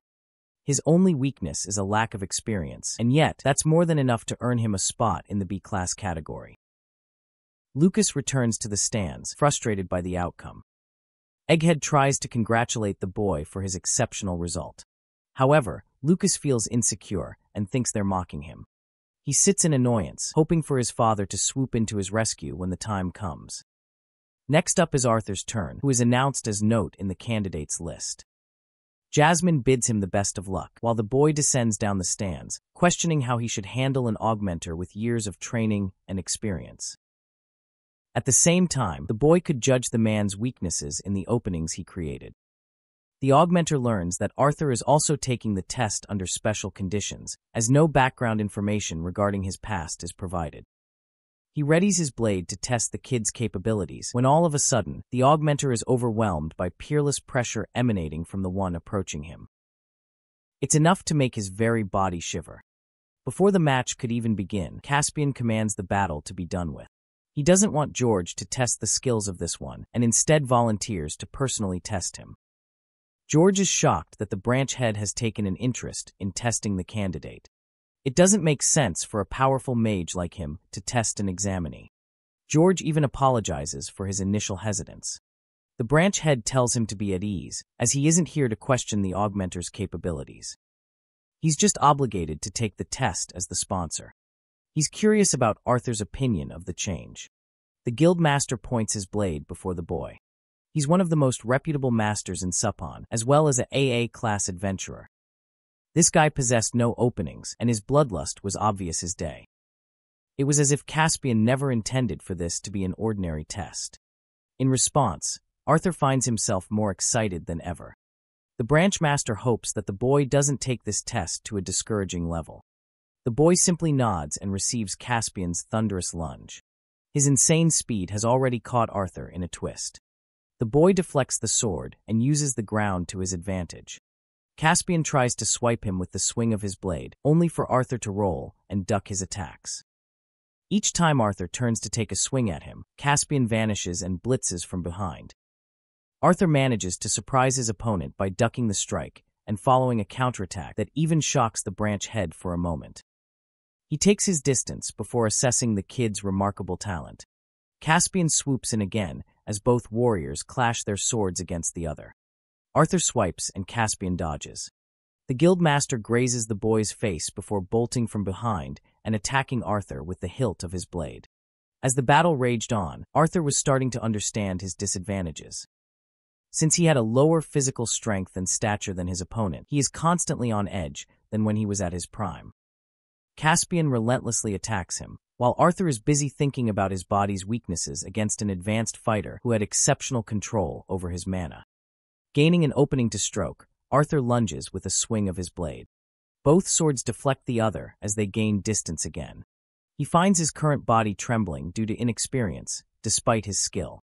Caspian decides that it's best to take things up a notch and imbues his body with mana. It was at that precise moment that every fiber of his being demanded Arthur to move. Faced against this version of the guildmaster, his body could only activate the flight response of running away, so that's what he did as his only option. Caspian is repeatedly impressed by Arthur's ability to dodge his attack. The wind bullets are so fast that it's impossible for him to dodge them.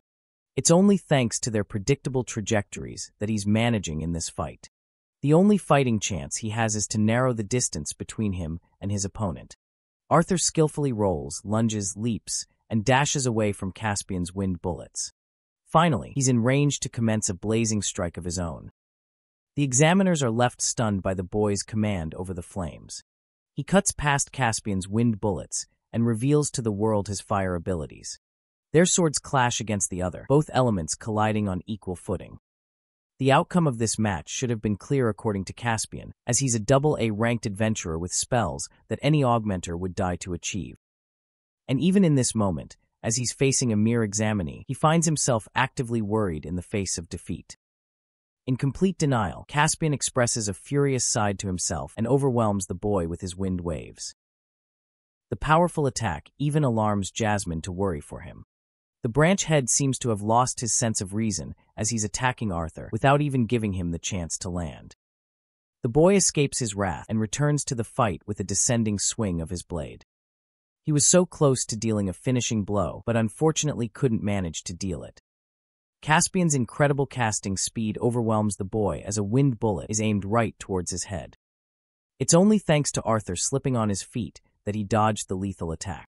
Right when he's down, the branch master descends with his blade. Arthur dodges and gains his distance, realizing that he's being pushed into a corner to reveal the extent of his abilities. He's done playing around and decides to go all in. He'd already shown the branch master the use of piston stamp, but this next spell is something of a masterpiece that goes in tandem with the previous attack. Arthur uses piston stamp's explosiveness and gets right up in the man's face, ready to deal the finishing blow against his opponent. It was at this moment that Caspian knew he fucked up. Had it been a normal situation, Arthur would have beat his ass right here. But this snob's temper tantrum and denial of defeat caused him to release gushing wind pressure that could be felt by even the audience in the stands. The masked warrior reclaims his footing and sees his opponent's feet lifted in the air. This man was now engulfed by the winds themselves. Jasmine tries to jump in for his rescue. Arthur doesn't really give a fuck about holding back anymore. He internalizes a thought regarding the external and internal lightning magic.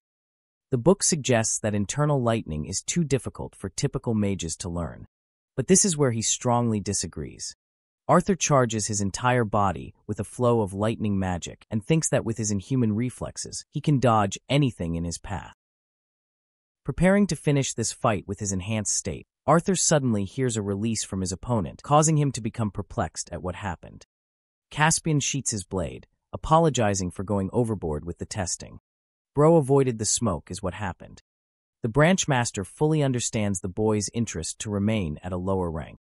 After all, he chose to mask his abilities until the very end of the fight. It's the right assessment, as Arthur is looking for that too. Even at the lowest, Caspian places him at the B rank, leaving the rest of the candidates absolutely stumped at the boy's monstrous abilities. Lucas is pissed as hell while Elijah is impressed. The branch master wonders if he's okay with this outcome. The boy responds with a nod, which means it's all good with him. The A-rank Jasmine quickly hurries to check on the boy. George the Augmenter commences the end of the examination and tells everyone to receive their cards at the desk. Arthur sees Caspian heading off, and later we see the branch master busy in thought in his office. He had seen the peerless determination in the boy's eyes to the point it makes him nervous.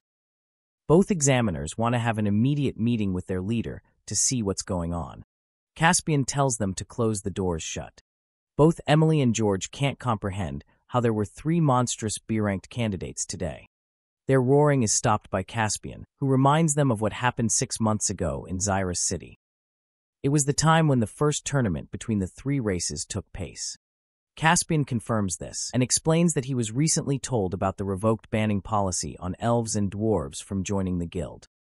He has a data book on the representative examinees for today. George is inquisitive enough to ask if all 3 candidates belong to different races. It turns out that Lucas is indeed a half-elf, and based on Caspian's personal guess, he thinks the boy must have been an elf slave. The same goes for his family, who boasts a terrible reputation of nurturing the mages of their household. Still, the boy is far from normal, as he's equipped with a control over fire magic despite his elf lineage. The boy awakened at the age of 8 and followed the path of an adventurer to enhance his abilities in practical fights. The Wykes family ended up hitting a wall despite enhancing the boy's growth with beast cores and elixirs. Then it leaves Elijah Knight, who is a greater mystery than even Lucas. The boy's origins are unknown, but it's confirmed that he lived among the dwarves from a young age. Written in his file, it is confirmed that he was sent as a representative from the kingdom of Darv to join the humans. Still, Emily can't help but ask why he was granted permission to enter B class without a test. Turns out that Elijah's awakening was recent, and despite this, his powers have been personally spoken highly by a person of high trust. Despite that, Caspian is curious to learn about the boy's powers. Finally, for the masked augmenter. They have zero data on him, apart from the boy's connection to the Flamesworth family. It's certain that he isn't representing the elves or the dwarves. Caspian's excitement was pleased after seeing Jasmine bring up a worthy talent to sponsor. Emily is stumped to hear the name of the Flamesworth family. The same house which was famous for bringing up some of the most powerful fire attribute mages around. George thinks that it provides a reasonable explanation over his fire magic. The branch master also intends to make this information public knowledge very soon. But for now, he warns them strongly from discussing it before the announcement is made. Both examiners take their leave, but Caspian is still busy in thought regarding his fight with the masked augmenter. He knows for a fact that George is wrong in his assessment. It's not the magic, but rather the boy's sword talent that makes him a force to be reckoned with. It was as if the boy felt unease in his own body, but as he grows older, without a doubt he'll be a disaster to deal with. Caspian is happy that apart from dwarves and elves, a human student also has a chance at becoming strong. This makes him thrilled to witness the coming era. Over to a different scene, we see an elven girl busy in thought remembering Arthur. She catches a glimpse of the boy and his pet Bond. She's more than happy that he has reunited with his family and has since been treated well. At the same time, this chick is jealous as heck of Lilia's existence and thinks that he's being overly nice with the girl. Competition is fierce because she wants to be Arthur's exclusive friend. She collapses on her bed, regretting that she didn't show him a good time when he was around. Then again, she hates the fact that he constantly treats her like a kid. Her longing is disrupted by an elder. She hits the old geezer with the pillow.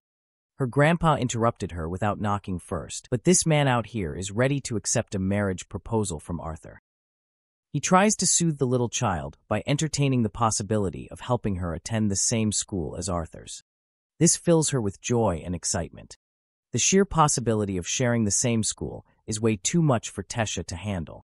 Tesha's mother confirms that her grandfather shares a close connection to the director of the guild, who is already looking for an elemental augmenter skilled in 4 types of magic. However, the process of sending Tesha to school is kind of complicated. They highlight the Continental Tournament and are in current negotiations for their kind to train with humans at the academy. The director also mentioned Arthur's enrollment for 3 years, which means by the time he starts attending school, she'll have already become his senior. Tesha's parents urged her to train, well as she's going to become a part of the next generation. Back to Arthur's side of things, Jasmine wants to know if he's doing okay. The boy found himself reliving the memories of the fight. He enjoyed it greatly and wonders if the captain of the guild shares a connection to Jasmine. The black-haired girl isn't exactly proud to admit that her father shares a deep connection to this guild. Caspian just so happens to be one of her father's acquaintances. Suddenly, the receptionist lady calls for note. As Arthur is moving along, the rest of the candidates are left wondering if the kid is really a child or not. The report of his duel is finally here, and the boy is presented with a congratulatory adventurer's card. He picks up the card and discovers his newfound fans rooting for him. Even Sylvie thinks these fools should stop clowning around and go train. Jasmine shows him her own card and emphasizes that he's one of the adventurers now. Even the boy is proud of himself, as after adopting Note as his alias, he was free from the typical life of a commoner. At the same time, today's fight against the branch had informed him of many things. He invested a lot of time learning about the world's magic system. Coursing through his body is Sylvie's will, and he honed his elemental control over various affinities. He's become so invested in his powers ever since arriving here that he neglected training the one thing he was the best at. In his previous life, the only thing he fixated on was his fundamental techniques. But limitations don't exist in this world, which puts him in a dilemma of whether he should hone his magic or sword skill. The boy's thoughts are disrupted as he bumps into Elijah Knight. The same kid who acquired rank B without proving himself in a fight. Elijah acts dismissive and thinks it's all right. Lucas joins the party of 2 and wonders if there's something he's missing out on as a B ranker. Arthur provokes him with his question regarding his temperament. Lucas reminds the boy not to get arrogant, that they share the same class. as even among the ranks, there are levels. He grossly underestimates Arthur's abilities and places him at the bottom of the levels. Before leaving, Lucas even bumps into him to add to the injury. Arthur considers this due to cliché side character with seriously nothing new to add. As for Elijah, the kid is Batman with how fast he disappeared. Arthur asks Jasmine if they should go and pick up his first quest from the board. Assessing his capabilities, even Jasmine thinks it's an absolute waste of time doing that. So she's got something else planned. She takes him to a portal leading to Beast Glades. It requires a permit which both adventurers showcase to the guards. Arthur's got everything planned in terms of luggage, so they just step inside the portal without any worries. Now inside, they're met with a scenic view of nature. Beast Glades is way too peaceful for his expectations, but that's only because they're in the explored area at the base of the mountains. Jasmine shares that lower-class adventurers are known to use this area for simple training and gathering quests. The lower-level monsters release liquids which could be used in brewing potions and elixirs, so there are countless quests for them. Poor guy got annihilated by a skunk. As they're moving past, Sylvie notices a fox-like beast and leaps from his body. Sylvie wants to eat the creature and starts chasing the beast. Jasmine considers it normal and explains that mana levels are denser in this area, which means their connection is easier than before. She urges them to hurry as the first stop will take them a full day, and they also need to manage through the night. Jasmine enhances her body and hopes for the boy to keep up. Arthur experiences a unique emotion, wondering if this is the same feeling that parents experience after seeing their child leave for school. She's had so many lovable memories with this little baby that it's hard to say goodbye for a while. Arthur hopes for Sylvie to be safe while they're busy. Takes a while, but Arthur collapses in exhaustion. He never would have been able to match Jasmine's endurance if not for Sylvia's mana rotation technique. She's quite impressed by the boys' physical abilities, as she expected them to stop and take lots of rest in between. She adjusts the sticks and uses the kid's fire attribute to light them on fire. By the night, Jasmine wonders if Sylvie is all right. Turns out that Arthur is keeping in touch with his bond, and nothing serious has happened yet. Jasmine thinks it's reasonable that his bond felt suffocated inside their chambers. That's why she's having so much fun now. A while passes until Arthur decides to ask an important question. He wants to know what made Jasmine turn to the path of an adventurer. Observing her reaction in silence, the boy wonders if he accidentally said too much. In response, she reveals that it was her desire to escape her family. This makes sense and adds to the weight of Arthur's assumption. Jasmine's sharp enough to know that he's already observed her reaction. The Flamesworth house is a major contributor in the massive war led against the elves. Their house is responsible for raising incredible mages of both types and possesses command over the flames unlike any other. Fire is often boasted as the most powerful of all the elements.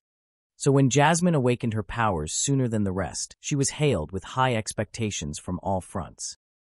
That is until the tests revealed her lacking any control over the fire attribute. That's when her family began regarding her as beneath them. She plays with wind magic while wearing a disappointed look. The boy roars in anger at their narrow perspective.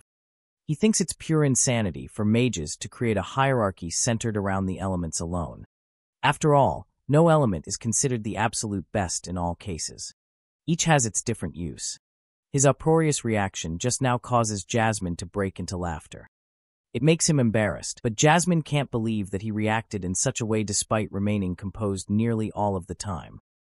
Arthur takes note of this and thinks it's because of his past life.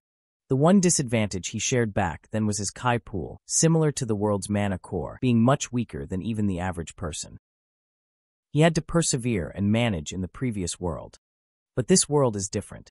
They possess elemental affinities. The fact that Jasmine was at a dark yellow core for her age, she was unwanted by her own family. She could never experience the same happiness and lovable treatment he received. Jasmine shakes her head, claiming that people always look for ways of appearing superior from one another. She has accepted that fact as a human. In this moment, the boy looked at her smiling face and realized how the usually cold Jasmine now appeared vulnerable and human. The chick's stick caught on fire, so she grabbed Arthur's hand to use some of his water magic. After putting out the flame, they decided to lie down. This time Jasmine sparks the conversation. She feels guilty for becoming her guardian, as she's different from the rest. She's unlike the people who are approachable and knowledgeable. She thinks it's wrong of her to assume responsibility without considering his feelings. Arthur is rather stunned to find this sensitive side from her. Jasmine releases a wind spell to remind him not to tease her. The boy goes against her opinion, believing that she made the best choice to volunteer. He's happy that she's not scared of correcting, which is exactly what he needs most right now. Hearing that, her face lights up with another smile. The boy recommends they head to sleep. Jasmine seems to be up for a while and shares a weird feeling. It's almost as if she isn't talking to a child when speaking to the boy. The boy doesn't respond, so she assumes that he's already slept. But then we catch Arthur's perspective, who did hear her words but couldn't respond with the truth. Morning comes around with Arthur experiencing a nightmare of his life. He sees Sylvie looking like a damn alien and shoves her away. Turns out this creature wasn't Sylvie, but an ugly creature. But an ugly-ass beast. Jasmine woke up sooner than him and greeted the boy good morning. Arthur's peeved she didn't wake him sooner to help with the chores. Turns out Jasmine did her part, but he was out cold. Anyway, she thinks it's best for them to eat now. Arthur decides that it's a good idea to ask Sylvie to eat together. What's really funny is that she hunted the same ugly beast from earlier and secured food for herself.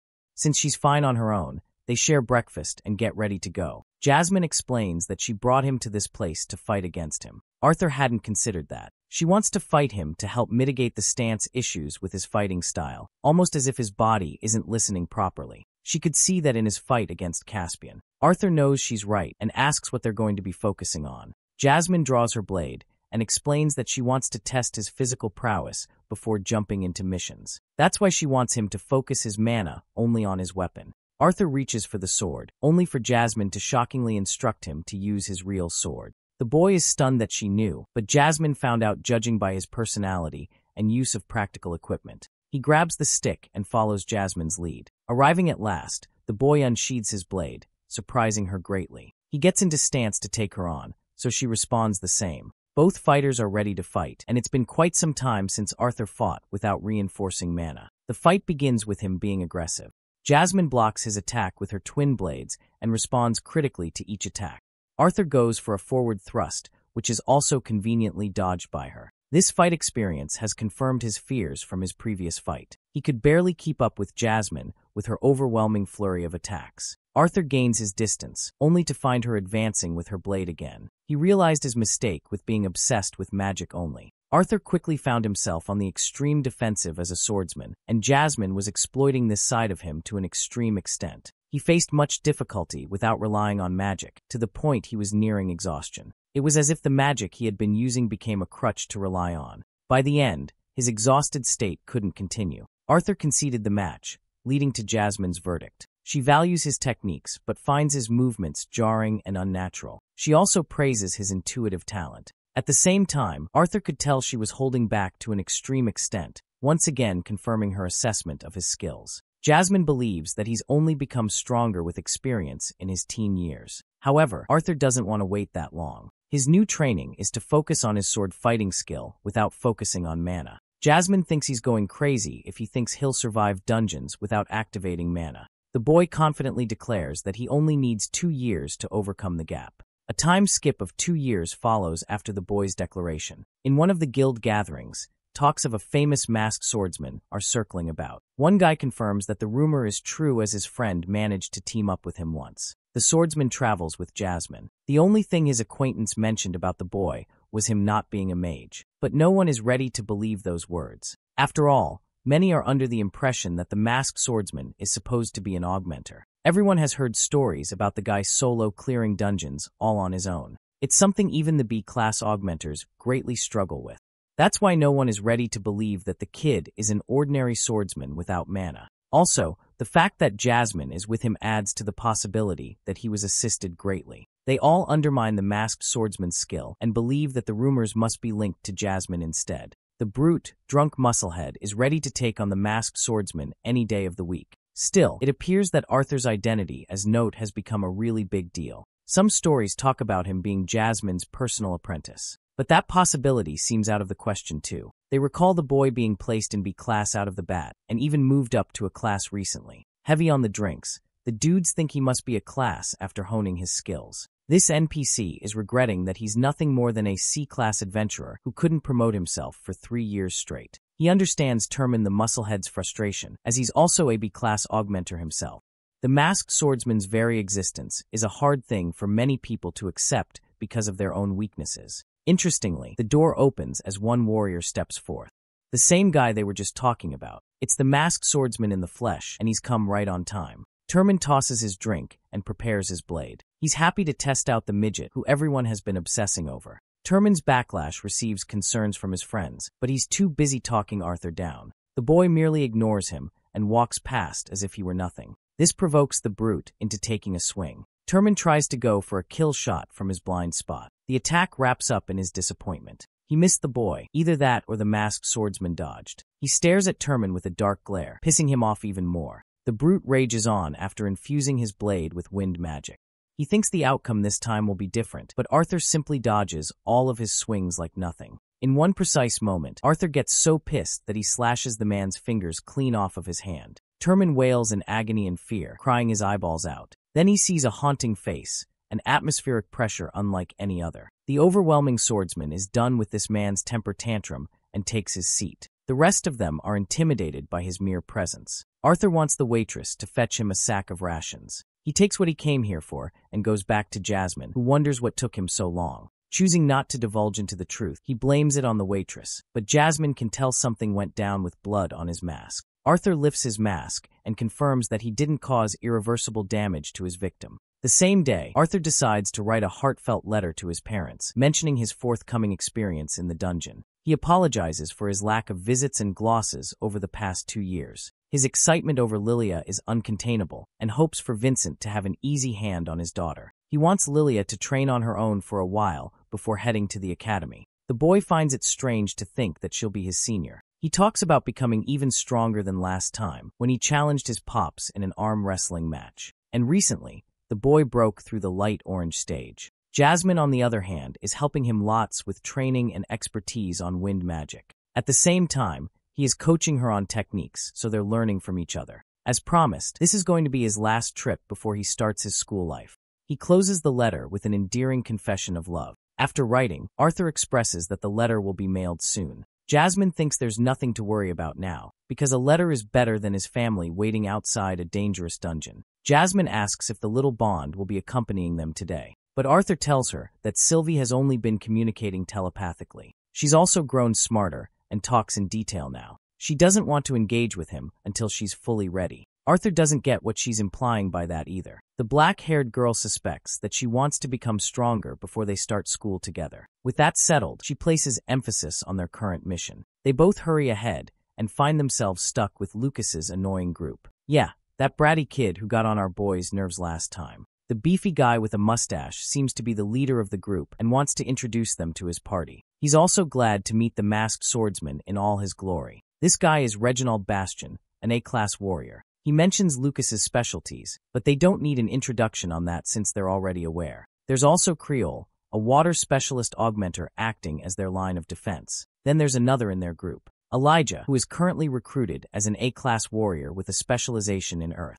Oliver the Conjurer also makes his presence known as an A-class mage. He specializes in healing magic, but judging from his words, he sounds arrogant. Then there's Samantha Tempest, a pretty girl who is also an A-class conjurer specializing in water. Like the others, she's heard plenty of rumors regarding the masked swordsman and hopes to be in his care. Brauld Landon is the Prince Charming of the group, who has recently transcended to the double A class. He's the guy who's going to lead them in the dungeon raid today. Brauld offers both Jasmine and her friend to introduce themselves. She mentions her rank as a double A-class augmenter specializing in wind magic. Now they've got 2 reliable warriors among them. Lastly, there's our boy Note, an A-ranker specializing in fire attributes. Hearing this, Samantha is astonished to learn that he's capable of using an elemental affinity. The boy reveals that he's been holding back on using his magic for a while for a personal reason. Brauld seems intrigued by him and wonders if the 2 of them don't have dimensional rings to take care of the luggage. Both of them shake in disapproval, so Brauld turns to Lucas for help, who rejects immediately. Oliver is already full in his inventory, carrying Samantha's stuff. But Elijah's storage seems free, so he's happy to assist. Using his dimensional ring, he absorbs their luggage. Arthur is rather surprised to see Elijah in possession of this ring. It's a kind of ancient technology built by the same mages who made the floating city of Cyrus. As expected, they cost a lot of money, and I'm talking thousands to get even one. Arthur expresses his gratitude with a smile, which causes Glass's boy to get flushed. With their preparations finally ready, the group collectively heads inside the dungeon's entrance. The party's inside the drenched dungeon. Their leader, Brauld, instructs the group to remain cautious since they've finally reached the first level. Lucas is surprised that they've yet to discover a monster in a supposedly monstrous dungeon. They've yet to find anything in this silent cavern. That is until one tiny rock catches the group's attention. Brauld's attention draws towards the ceiling as he is horrified to see the terrifying creatures eyeing them from above. These are the vicious bat runners, and these creepy bastards are not one to leave you alone until you're dead. Jasmine quickly saves Oliver's life while their tank sets up his shield to block off the creepy crawlies. In the face of this sudden and unexpected attack, their leader enforces a team formation to counter the monsters. The healer among them casts his healing spell to make sure no one gets injured for long. The bat runners are unsuccessful in their attempts to take them all down, as even Elijah displays his talents with earth spears. Brauld is cutting the sons of bitches down when he realizes there's no point wasting their energy here. On the other hand, Lucas, being defiant as always, casts an enormous fire cyclone that incinerates these uglies in one single attack.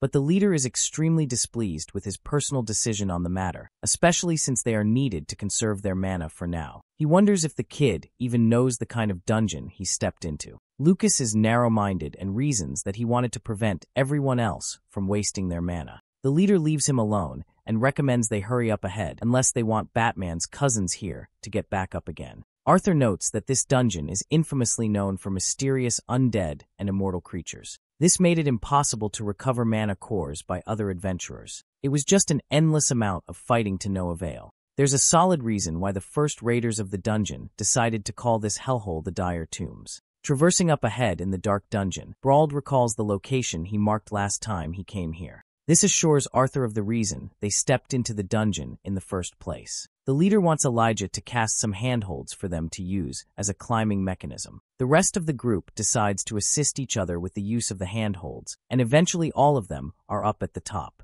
The leader recalls how he made it to the second floor before deciding to opt out. This means whatever is up ahead is unknown territory to all of them. At the same time, Brauld is optimistic that the artifact responsible for casting the infinite reanimation of the Batrunners is also hiding somewhere around here. The tank of their group is willing to do whatever it takes for his share of the prize money. Brauld is happy to compensate Creole well as long as they finish things up. Turning his attention back to the floor, Brauld thinks it's about time they step inside. The group traverses their way inside until eventually, Arthur dashes in to save Samantha from a projectile only he could see. The girl doesn't even get what happened, and some of them are frustrated that their leader didn't highlight the mention of traps around here. This is actually a shocking occurrence, since not even Brauld remembers facing traps the last time he was here. The healer checks on Samantha's condition, but she thinks she's okay, and turns her attention to the masked swordsman who is inspecting the projectile shot at them. Arthur sharply judges that this wasn't a trap, but rather the work of a mana beast. This shocks the rest of the group, and alarms them for what's to come. Brauld insists that all of them stay sharp from here on out since things will only get even more unpredictable. The group explores the deeper dungeon until at last they've arrived near a red smoky domain. Once more, things are not as they seem as Brauld recalls something different this time. It's not the steam emanating from the cave, but rather something else. Even Arthur picks up on the same sensation. It's not the heat they're feeling, it's the powerful pressure cruising past them. Entering the volcanic room, they come across a bunch of geysers layered all over and across. In suddenness, the entire group experiences sudden collapse and questions what's happening. Even Brauld is perplexed as to why the ground is shaking. All their questions are answered when a giant fucking sandworm straight out of Dune emerges from the ground. The mother of all creepy scares the healer shitless, and Brauld immediately calls for their tank to come forth. This dude Creole may be a fat ass, but he can jump pretty high and raise a wave of water sphere to shield the group. Now the sandworm is blocked out momentarily, allowing them enough time to form a counterattack. Brauld doesn't recall encountering a giant mana beast like this, while Creole is dumbfounded how a new kind of monster species suddenly spawned inside this dungeon. Their discussion matters very little to the creature who's about to launch its first wrathful attack. But astonishing everyone's expectations, it chooses not to attack and traverses underground instead. This makes it seem like the creature has stopped targeting them. The healer arrogantly recommends they check on the artifact instead of worrying about the worm. He stupidly goes up ahead while defying the leader's orders. Even Samantha thinks he's being an idiot, but this guy has balls of titanium for a healer and walks away from the team anyway. Brauld calls out his name repeatedly, but this guy just doesn't listen. Meanwhile, Arthur senses something from underground and finds himself terrified to realize what's happening. He alerts Lucas to cast an instant heatwave barrier and reaches for Brauld next, grabbing his coat. Lucas snaps and has no choice but to cast the barrier in confusion. The attack is directed near Oliver, and right when Arthur is about to suggest him to cast a barrier for himself, this guy is incinerated in a dam explosion, wiping him out. In response to the tense situation, Samantha casts her own water barrier. When the scene settles, Brauld's face turns to horror. The rest of the group can't even bear to look at what they see before them. Their healer's body has been roasted to the bone, leaving pieces of his flesh scattered on the ground. May he roast in peace. Arthur decides to retrieve the mana crystal from his remains and tosses it to Samantha, trusting her to replace the gem with the one in her wand. She follows his instructions as Arthur emphasizes the requirement of an immediate exit. Even the leader can't turn down the boys' suggestion, as they've got no way to survive another eruption from one of these geysers. The group moves fast on its feet, racing towards the exit, but that's right where their friendly mother of all uglies pops out from. Brauld once more directs their tank to cast a water barrier, but this time the worm is extremely aggressive and on the offensive. Next up is Elijah and Samantha's turn to shine as they cast a stun attack to delay the creature as much as they possibly can. Elijah casts his stone serpent's grasp to restrain the monster, but it can only do so much. Even the leader is surprised that both their spells were ineffective. Then he directs both Jasmine and Reginald to cast a combined attack with him. Brauld's body is enforced by the flames, and he directs Jasmine to distract the creature, allowing their final assailant to deal the actual blow between the monster's eyes. If this plan of attack fails, then Lucas and Arthur will jump in to ramp up the offense. Brauld is the first to strike the creature with his fiery slashes. Then up next is Jasmine's windcutter slashes, both of them injuring the worm a bit. The final and main attacker is Reginald, who hammers down on his target, busting the monster's head. The scene leaves Lucas out of the picture, who is frozen solid in place and refuses to act in fear. That's because none of the fire spells are proving effective against this monster so far. Arthur thinks that he has to ramp up the intensity of his flames to an extreme amount to challenge the worm's durability. He coats his weapon in an orange hue and leaps away to land the first critical hit on the monster, severing some of its teeth. He alerts Jasmine to follow through with her side of the attack, and she does the same by rupturing the other side of the monster's face. The worm is now wailing in agony as blood pours out of its crevices. The leader alerts Lucas to act immediately, but before he's able to jump in for the attack, the worm finds itself retreating. They're safe for the time being, and their leader is grateful of the group's performance. Jasmine emphasizes them to hurry, while Lucas is already acting boastful that the worm was scared away easily. Bro is easily humbled as the ground shakes uncontrollably, this time even worse than last time. Arthur realizes that the worm's goal was never to kill them directly, but to wait for another eruption that would wipe them all out. The entire team sets up its defensive barriers to avoid the same fate that happened to Oliver. Jasmine could have saved Arthur, but then Lucas would be undefended. Our boy risks his life just to save his ass and casts an incredible wall of flame, becoming his savior. The eruption ends, but Lucas's temper tantrum doesn't. He swipes Arthur away, which really makes me want to root for Arthur chucking his ass in a volcano. I mean, come on. Arthur turns his attention to their injured leader, who did his best to protect their teammate, but lost his limb in the process. Samantha can't even bear to look at the horrific sight. The man wails in unrelenting agony, screaming his lungs out as his companions hold him together to seal off the wound. Arthur's doing his best with his sword, while Brauld is experiencing so much pain that he's crying his eyeballs out. After Arthur was done, Samantha took over to heal the man. This was a tedious job for the masked swordsman. Creole, being a hearty fellow, decided to share some of his sandwiches with the boy in an effort to cheer him up. He sat next to the kid talking about his emergency sandwiches whenever he felt sad. The boy is grateful for his consideration. Using his instructions, Arthur roasts the inside of the sandwich, making it smell steamy and delicious. So much so that even Creole wants some of it. They both enjoy the delicious sandwiches that Creole's fiancée made. The boy thinks he's one hell of a lucky man to have scored such a chef of a wife. He wants Creole to send his regards, but from his hesitant reaction,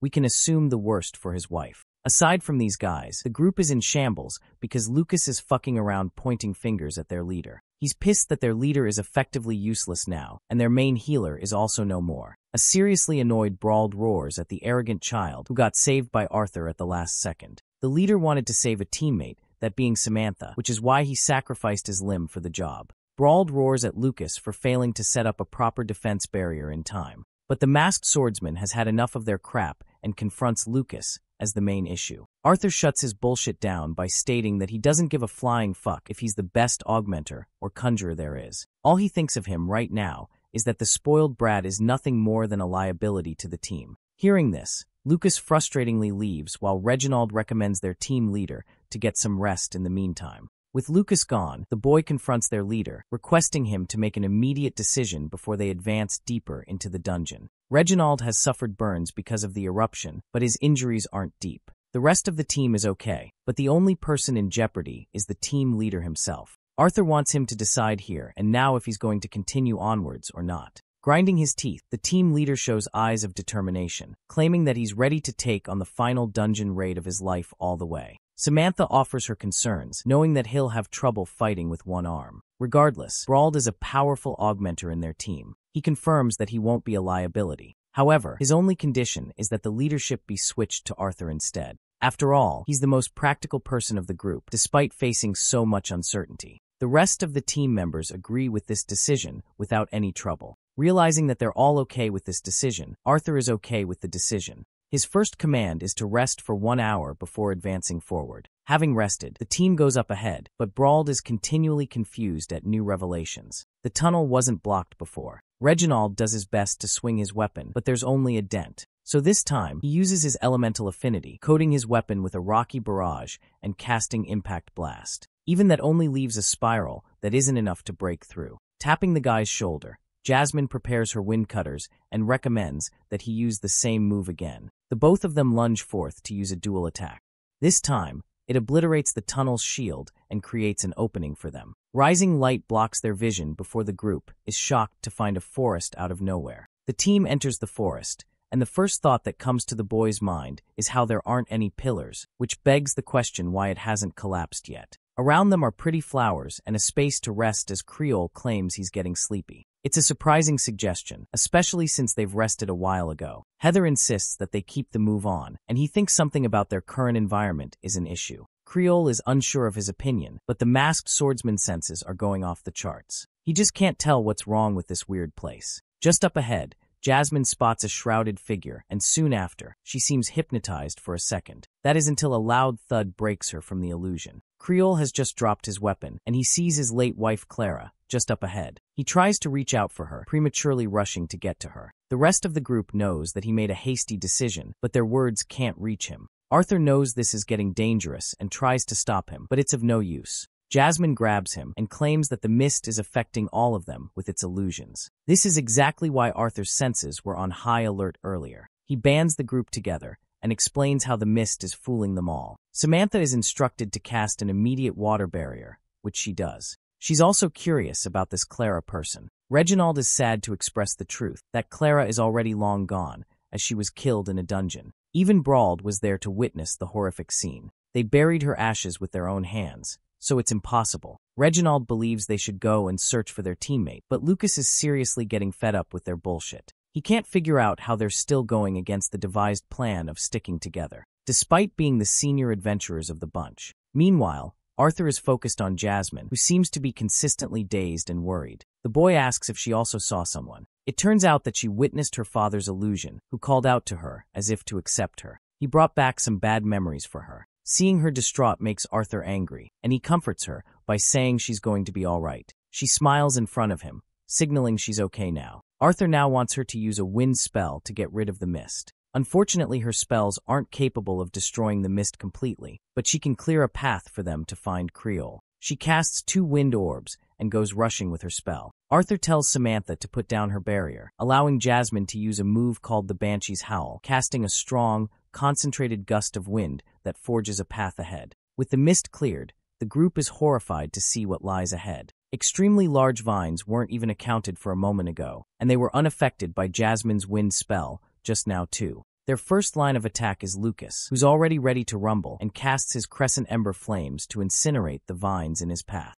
However, these burnt vines are strangely unaffected moments after, shocking the fire conjurer. The masked swordsman directs Reginald to prioritize protecting the conjurers until they can cast stronger spells to deal a significant blow. Arthur empowers his blade with mana and instructs both Brauld and Jasmine to lead an attack with him. The three of them unleash their attacks, each cutting down the vines with their blades. Arthur finds himself momentarily trapped, so he unleashes a vortex slash, cutting them all down. However, none of the vines are catching on fire, which makes him wonder if the moisture is keeping them alive. So he charges his sword and unleashes a second strike. This time the vines can't regenerate, which proves his strategy. So he calls Brauld and recommends he use a searing spell on his weapon. But he's shocked when he sees this one-armed swordsman going crazy reckless on the vines. He has lost his sanity, and Arthur knows it. He turns to see how Jasmine is faring, and she's doing just well on her own. Deciding to pursue Brauld's side, Arthur dashes in. The reckless blonde finds himself completely restrained by the vines with nowhere to run.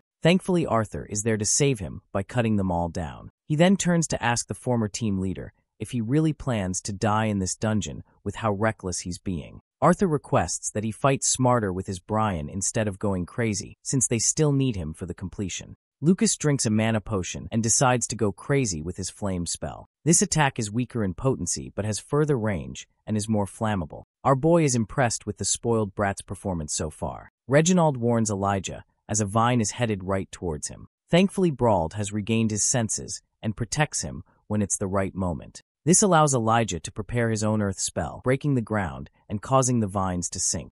Two of their spells are keeping the plant monster in check, and with Samantha's spell, they should be able to find their missing teammate. She releases her spell using her new gemstone. Aqua Siphon is a unique skill that is normally used to gather water from surrounding areas, and in this case, it's being used to suck the moisture from the vines, leaving them withered and useless. However, Santna collapses after using the ability, only for Arthur to catch her. He's impressed that she efficiently used a utility spell as an offensive one. Samantha earns his praise, and they turn around to see the mist drawing towards the vines. Once more, these damning vines end up completely regenerated, proving their former efforts useless. Even Lucas is concerned now, while Arthur realizes that the vines are forced to absorb the mist due to their heavy attacks. Unfortunately, before he's able to instruct them to do anything, he finds his team paralyzed under the plant monster's command. When Arthur turns around, he too feels a heavy shudder run down his spine. Those vines have transformed into a giant eldritch monster straight out of a nightmare. Arthur's sword drops as he sees the nightmarish Goliath towering before him.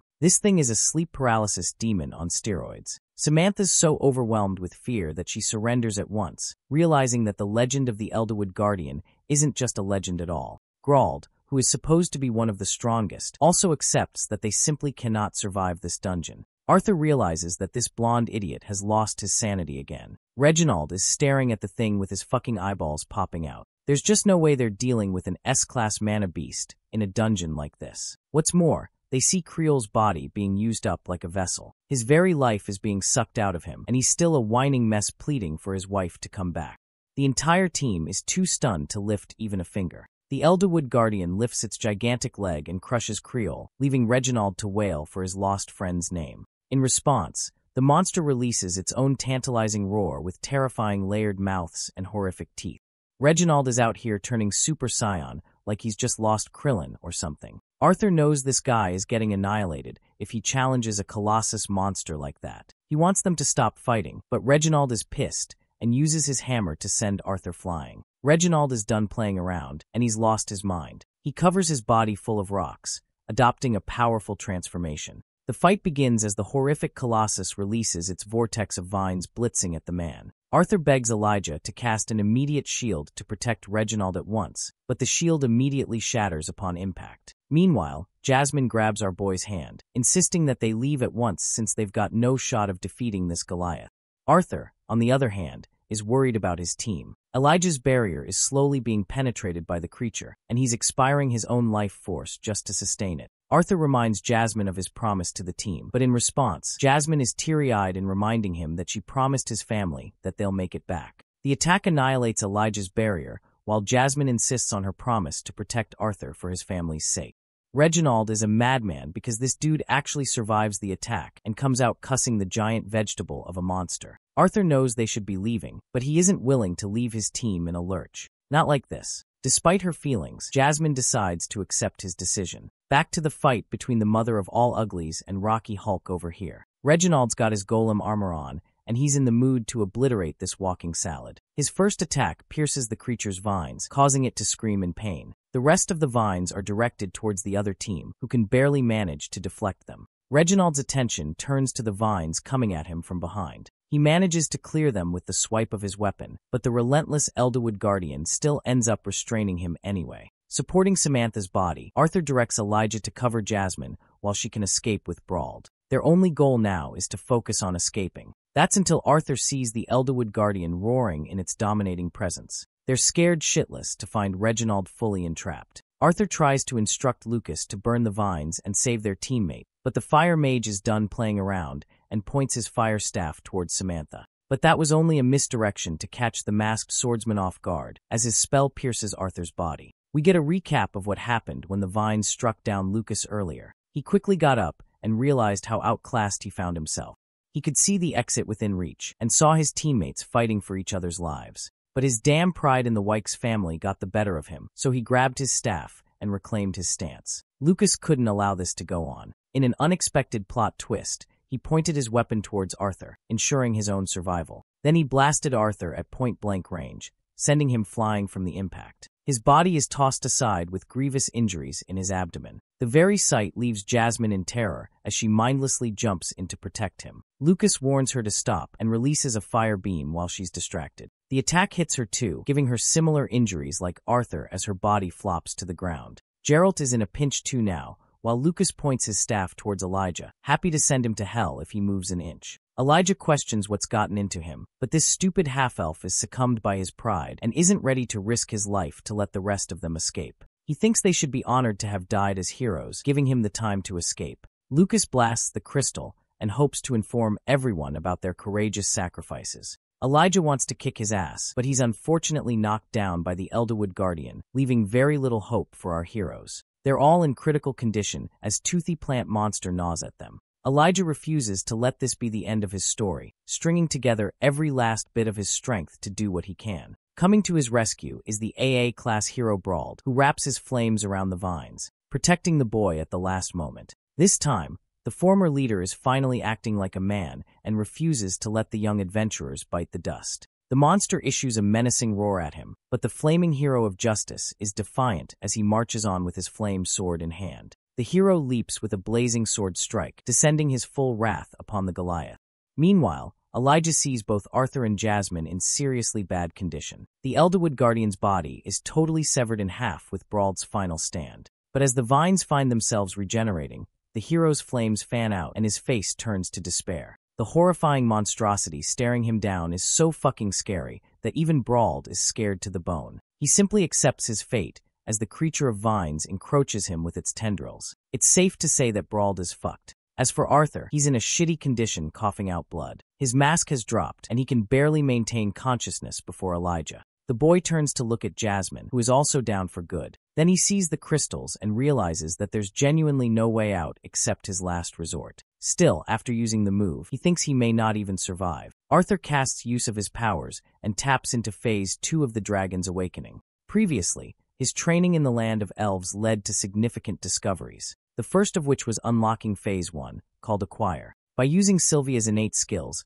he could temporarily disconnect himself from time and space. This came with many limitations because it inflicted his mana core and sapped him of energy. The second breakthrough in the land of elves was something beyond his personal expectations. The same transformation that took Varian decades to achieve only took the boy no more than 3 years to achieve. This phase is called the integration phase. Arthur's body experiences a change as his hair shifts in color. Finally, we get to see the missing Sylvie, who is now a mature winged dragon. She senses Arthur in danger and rushes to help him out. He communicates with her mentally, ushering her to stay away for the time being. And if something happens to him, he wants her to return to Vincent's place. Sylvie, being the defiant child, chooses to ignore his warnings. Arthur can barely walk, and he begs to stay out of this for once. She listens to his words, and trusting that he's going to return home. We get a menacing shot of our boy walking towards the eldritch monstrosity. His brain scrambled in emotion as he leapt on top of a rock. Arthur then casts an ice spell and concentrates his undivided attention on the S-class beast.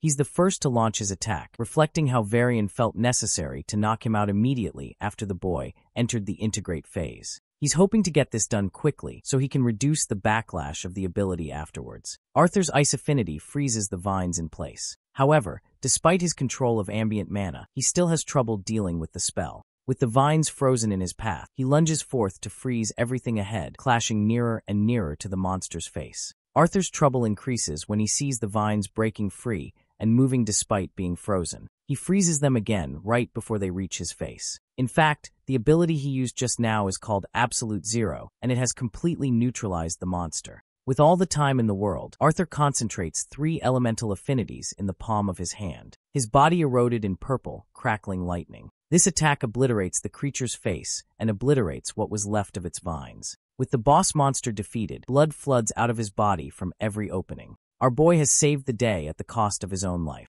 He faints to the ground with nothing more to offer. Cutting back to the city of Xyrus, his family is having a moment of their own, with Ellie exhausting herself due to training. They put her to bed as Reynolds hovers over her. All of a sudden, a noise followed by the glowing gem puts both of them at unease. Arthur's mother is in utter disbelief and hopes that the ring is malfunctioning. The boy's consciousness is weary, and his entire body is filled with pain. He coughs blood as Elijah sees him finally waking up. He begs Elijah to break the healing crystal in his glove. Following his instructions, Elijah quickly gets to work. He shatters the gem, which releases a pool of healing magic that frees Arthur's fingers from his unrestrained ice magic. He experiences a small sense of relief, but just can't seem to forget the bastard who ditched them. His mind is fixated on the thought of revenge for a second, until he remembers Jasmine and asks to see how she's doing. Elijah points to his side, as she's also knocked unconscious. Unfortunately in her case, she suffered an even more brutal attack as her body wasn't enhanced with mana at the time. Elijah could treat the burn the best he could, but he's certain that she suffered internal damage on top of that. Arthur senses urgency and instructs him to use the second gem on her. Elijah follows through sensibly, healing Jasmine's injuries by a lot. He's certain that she'll be fine in a few hours to come. The boy is thankful of his birthday present being the gemstones made by her mother. He recalls his current level of suffering to be familiar from when he was 4 years old. Switching to Sylvie's side, she senses that her father's awake now and lunges to approach the dungeon. Meanwhile, the bastard Lucas is seen hurrying out of the place barely in one piece. Arthur tells the winged dragon to simply focus on her training for now, since they're clear of danger. He reminds her that there's nothing to worry about, so she should simply focus on her training for now. Their conversation cuts off there with Elijah checking on our boy's health. Arthur jokes that he's in tip-top condition to run a marathon. Though he's out here competing with David Goggins, he's sure as hell persistent. Busy in thought, Elijah decides to shift the topic, finding himself surprised to see the masked swordsman being just as young as him. This makes our boy remember that he's lost his ultra-cool mask. Not even Elijah could find it in the ruins of the battlefield. That's fine, but Arthur is more troubled about his sword and asks if he found a stick. Thankfully, Elijah recovered the weapon by chance, which relieves Arthur quite a bit as he falls down again. He's infinitely grateful to this guy saving their lives and protecting his weapon, when in reality, he could have prioritized himself and left the dungeon. It's a noble deed, a truly noble one. Elijah argues that if he did that, he would be no different from Lucas. The boy laughs, disagreeing with that statement, because that spoiled brat is far worse. Glass's boy wants to know why Arthur chose to stick around and fight for others when he could have left at the right moment. To this, Arthur responded that he promised someone very dear to him to become a person who could cherish others around him. This kind of confession makes the usually stoic Elijah laugh, because he thinks Arthur is speaking no differently from an old man. He wonders the kind of life someone his age must have led up until now to believe in such things. Arthur changes the topic and asks how long he was knocked unconscious for. Elijah isn't sure for certain, but claims it's more than 1 day's time at the least. Arthur regrets that they'll be stuck here until Jasmine is up and running, so he thinks this is a good opportunity to become familiar with one another. He extends his hand to Elijah, this time introducing himself by name and even his nickname Art with a smile. Thus begins the start of a new friendship. Elijah introduces himself as one from the Dwarven lands. Tapping the metal, Arthur asks if he's the one responsible for creating the metal shelter. It turns out it was Elijah's only way to ensure the cavern didn't collapse on them. This means the Elderwood Guardian's body was the reason it maintained stability for a long while. Arthur knows for a fact that ordinary people can't create metal out of thin air. That is, until said person is a dwarf, of course. Elijah realizes that his final secret is out the gutter now, while Arthur is willing to hear his side of the story. Glasses Boy thinks it's only a fair trade if Arthur also reveals what he did to turn his hair white and become a god for a moment. Elijah could even remember Arthur's eyes turning a glowing purple, so there's a lot to explain there. Our main character is fine with the explanations, as long as they're trading equal information. Elijah starts off by confirming his suspicions regarding his origin. He comes from the Dwarven Kingdom, where Elder Radius took care of him and never talked much about the boy's parents. The only memories he has as a child are filled with incomplete flashes. Anyway, he lived quite a normal life there before penetrating past the dark orange stage. That's when he felt a surge of energy and went unconscious. When he woke up, the boy was surrounded by spikes of metal all around him. That's when Radius decided that it was best for the boy to explore the rest of the continent without really attaching a core reason to it. Much of his own powers are shrouded in mystery, and he always gets this uneasy feeling about something out of his control, about his origin. Just when it's Arthur time to explain, Jasmine releases a loud snore in her dream. She's out cold talking to Arthur in her dreams, causing both of them to release a hearty laughter. Elijah apologizes for his emotional story, but Arthur thinks it's fine. He wants to know about the masked swordsman's real origins now. Arthur straight up tells him that he's proficient in quadra-elemental casting, and he's an augmenter with the deviance of ice and lightning. It's so much to take in at once that Elijah carelessly bumps his own head in shock. He thought he earned the top spot for being a weirdo, but Arthur's composition just knocked him out of the water. Arthur explains the reason behind the markings, as he's a beast tamer who released his beast back there. Elijah is getting continually stunned by his words, especially when he discovers that Arthur's only 11. Elijah is older than him by a year, but he thinks it isn't a proud admission. Hearing that, Arthur's the one trying his best to contain his laugh.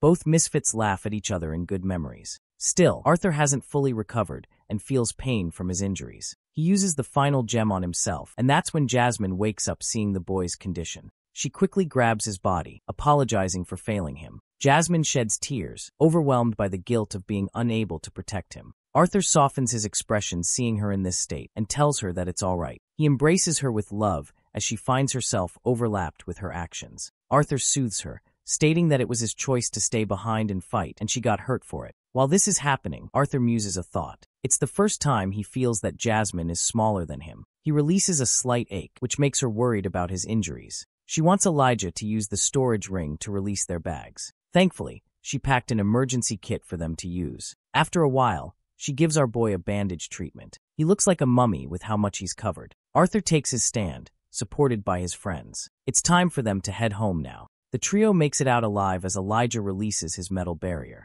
Outside, the entire place is frozen in ice. Arthur questions if anyone from their team survived. It turns out that Brauld and Reginald didn't make it, so it's likely no one else made it either. Arthur's overcome by guilt, while Jasmine is curious to what happened to Samantha. Elijah explains that he created the metal shelter around the girl before they separated, but he's unsure if she made it out alive. Then again, Arthur's asking the same question. There's no telling how they're going to escape from this cage. He searches for the monster's beast core that was lost in the barrage of ice. Elijah wasn't able to locate it before, but he thinks he could try and find her now. Elijah concentrates his energy towards the earth, ordering it to search for the one missing. This spell is called the Earth's Pulse, and it sends a signal all around to detect life forms. Thankfully, he located Samantha in good shape, so he went up ahead to save her. His ability just now left Arthur stunned, because the spell usually only searches the surface instead of underground. Both of them decide to follow in his footsteps until Elijah comes to a stop.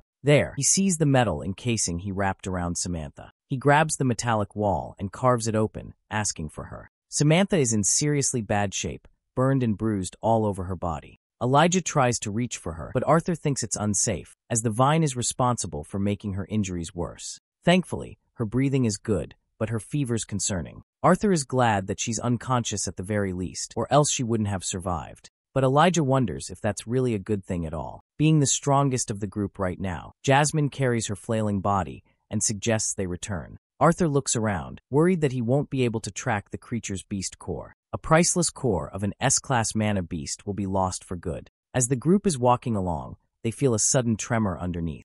Elijah is worried and prepares his spell, but Arthur stops him because he knows what's coming. The engine breaks from the top, and what appears before their eyes surprises all of them. A matured Sylvie in her mighty form is here at last. Arthur is stunned to say the least, as she was tiny just a couple years ago, and now she's tall and strong. Sylvie licks his face, ruining our boy's hair. Elijah shudders as he can't comprehend how a wyvern is capable of growing 4 limbs. Then it hits him. It's a dragon, a real dragon. Arthur confirms it, shocking him even more. He adjusts his hair and adores his bond, introducing her as Sylvie. Elijah can't figure how dragons, who were thought to be extinct for centuries, have reappeared again. Arthur emphasizes that he needs to keep her very existence a secret. Jasmine isn't a threat since she already knows. Sylvie gives her the same licking treatment, ruining her hair also. Elijah is probably having the same reaction as us, because he's trying to figure out how an 11-year-old boy can be so overpowered on top of having a dragon on his side. Anyway, they decide to use her as a lift. Arthur instructs Elijah to hop on as it's time for them to leave this hellhole.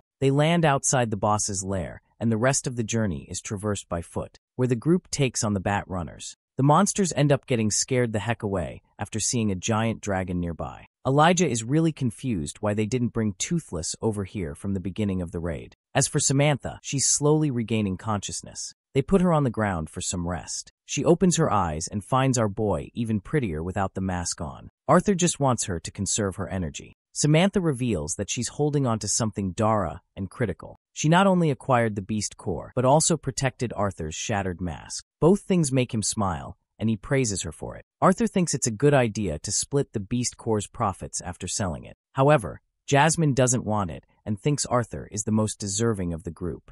The same goes for Elijah, who seriously doesn't want anything to do with the monster's remains. Arthur tries to remind these fools how much the mana core is worth.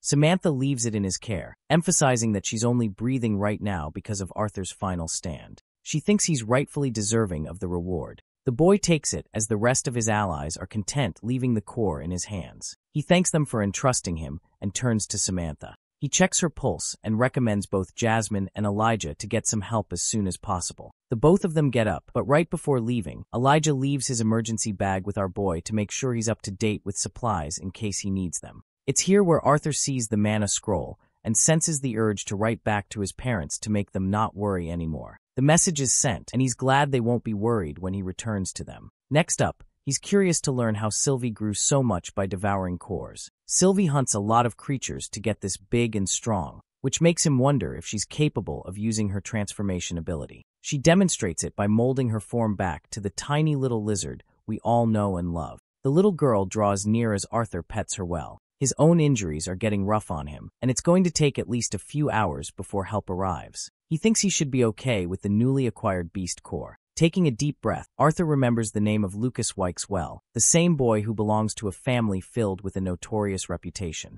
One man's actions caused the death of Brauld and inflicted dangerous injuries upon the rest of the group. While he's filled with vengeance, Arthur wants to be careful with how he settles things. Only one thing is for certain this time. He doesn't care how long it will take. This man will make sure to settle the score with Lucas no matter what. The rescue team eventually arrived and took care of the situation. Samantha is rushed to the hospital while Brauld meets his end. Arthur is doing all right in one piece while his friends are handling the report with the branch master. The traumatizing retelling of the story comes to an end. Arthur is fed up that they're going this far just to pursue the truth of the story. Each of them shared what they could. Caspian lets them rest up for the meantime when suddenly, Lucas Wykes the bitch comes thriving with his guards. Jasmine and Elijah draw weapons to demolish this fucker at once, but Arthur recommends they don't do anything for now. Lucas acts like he's the innocent one of the group, only increasing Caspian's headache. The spoiled brat wonders how the group managed to escape from a clinch, and even accuses them for sacrificing a life in order to save their own. Caspian roars, standing to shut him up, but Lucas keeps on going, claiming that Samantha must have become the sacrifice of the group.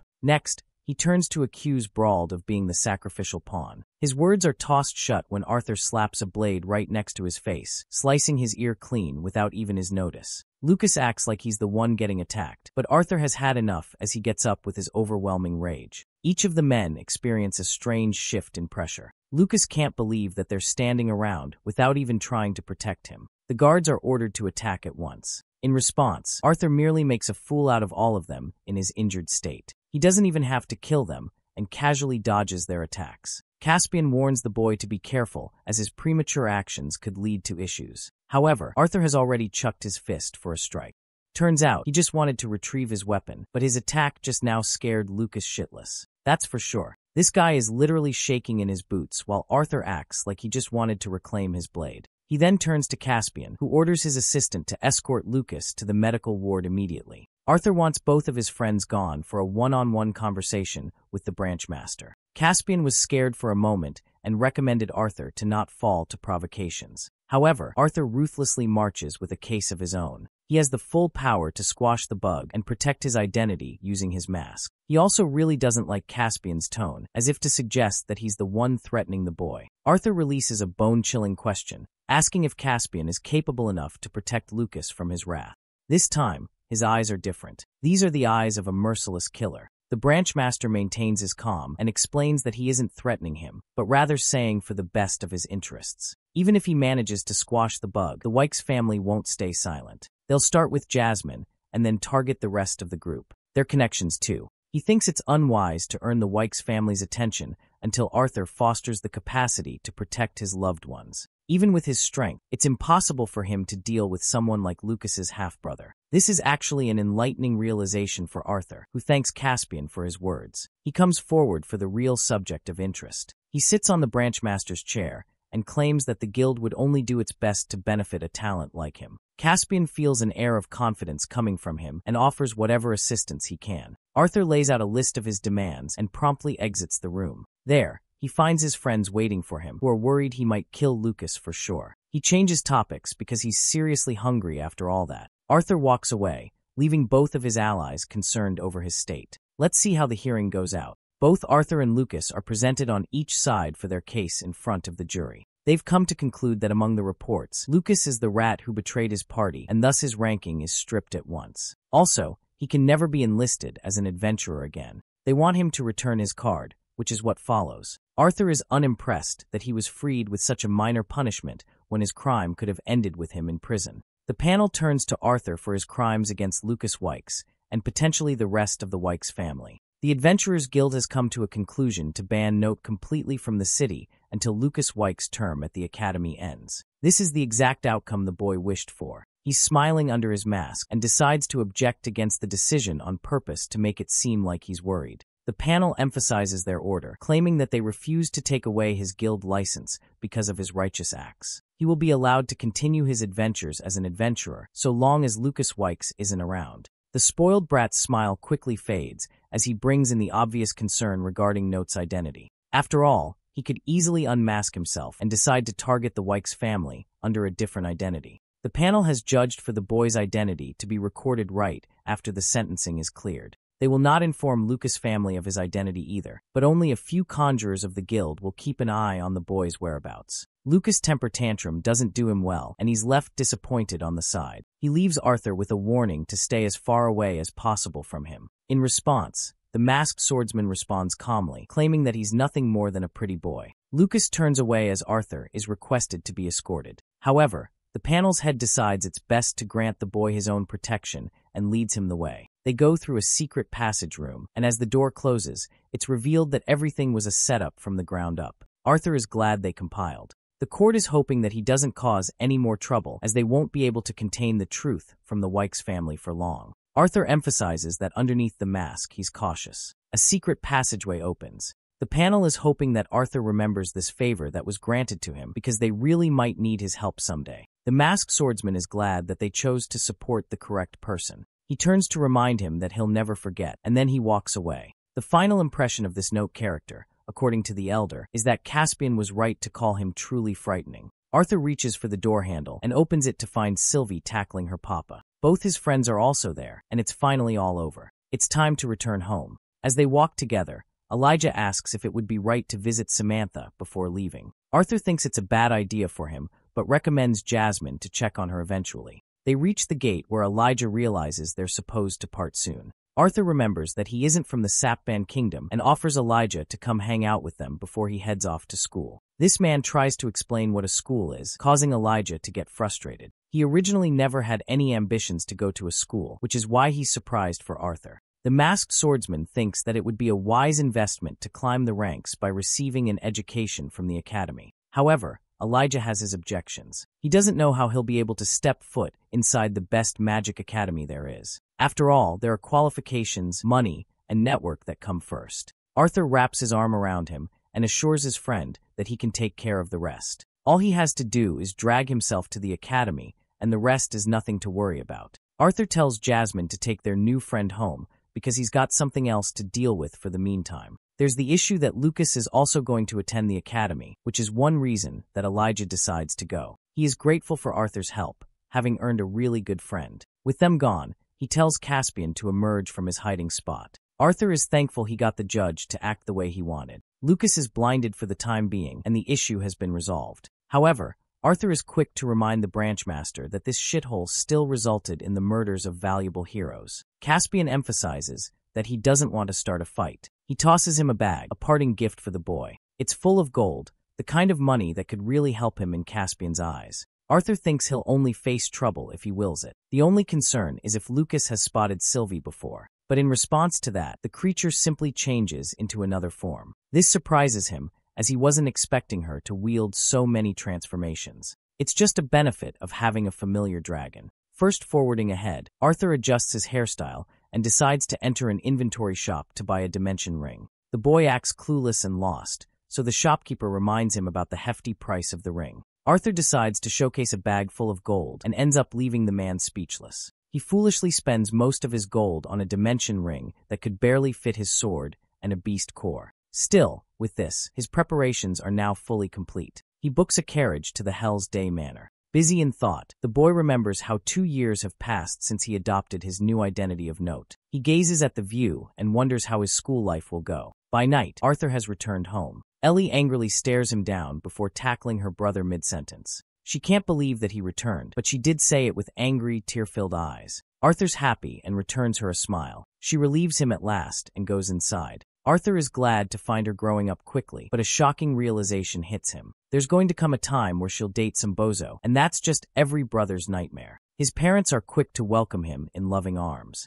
Reynolds mocks his son's hair for the only growing factor in his physique. They tease each other lots as Arthur's mother hugs him dearly in open arms. She's just happy that he returned in one piece. The boy apologizes for always worrying her. Vincent and the others are also here to welcome him in. The whole family and friend group shares a circle while Arthur freshens up taking a shower. He realizes that Jasmine left a letter before going on a mission again. He's sad to see her go. Her letter is very to the point and has scribbled out any affectionate words from it, reflecting her personality. He's sad he couldn't see her off.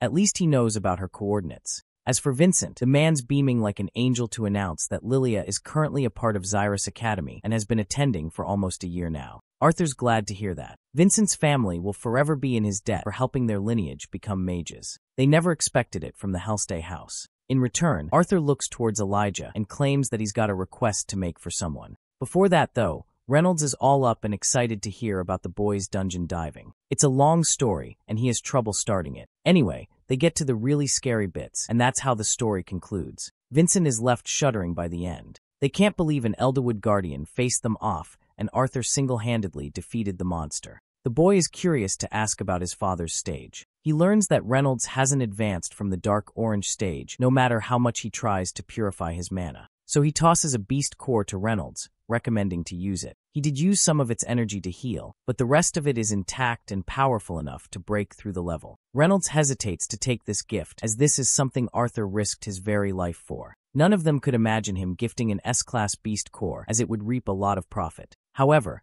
the boy has his priorities straight and wants his father to catch up to him using the beast core. Reynolds has a striking realization that his son has surpassed him by achieving the light orange stage at last. This gives him the strength to grasp the beast's core, promising to beat his son the next time they duel. The father-son rivalry just never ends. The same day, Elijah's having a relaxing shower when Arthur foolishly barges in to deliver his pajamas. He doesn't seem embarrassed even a bit and leaves quickly while Elijah slams the door shut. The boy observes his mask and reflects how so much has happened in 2 years. Sylvie agrees, even though she grew taller than her papa. Elijah comes out from his shower and asks what took him a while. Arthur explains that he was talking to Vincent and helping him get sponsored for the academy. Elijah is excited as Arthur closes the door while confirming that everything is in the green. That night, the dwarven boy is full of excitement that he'll get to be a student of the academy. He wonders if they'll have enough opportunity to learn. Arthur expresses that they're super powerful for their age group,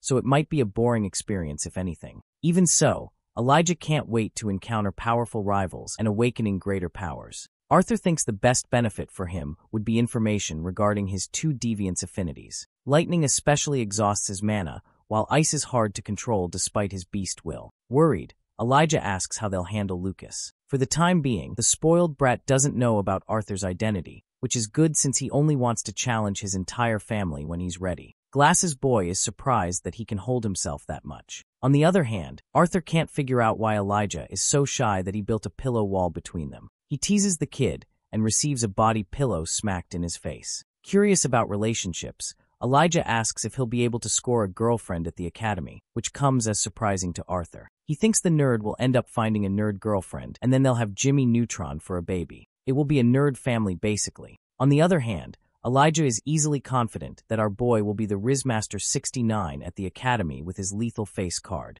Arthur assures him that girls their age aren't his type, so there's nothing to worry about. Both of them head to sleep after that. Arthur wakes up and runs into Vincent, who came in contact with an inventor called Gideon, known for being one of the most accomplished in his trade. The inventor will return to the city in 3 days, allowing them the chance to make a detour before meeting everyone in the city. Arthur's okay with that idea and wonders if something is happening in the downtown area. Vincent tells him that the royal families of all 3 kingdoms will make an important announcement which will be broadcasted in the downtown square. The boy is glad that Uncle Vincent over here is giving him so much of his time. Arthur's interested in a meeting with Gideon, and he's ready to use the knowledge of his past life in action. Gideon's confused until they run into Reynolds, who reminds the dude that he's got an important meeting to catch. The auction house owner bolts off, leaving the father-son duo together. The old man has officially broken into the solid orange stage. Interestingly, the beast core refused to crumble even after he absorbed everything from it. He leaves it in his son's care before thanking the boy for his help.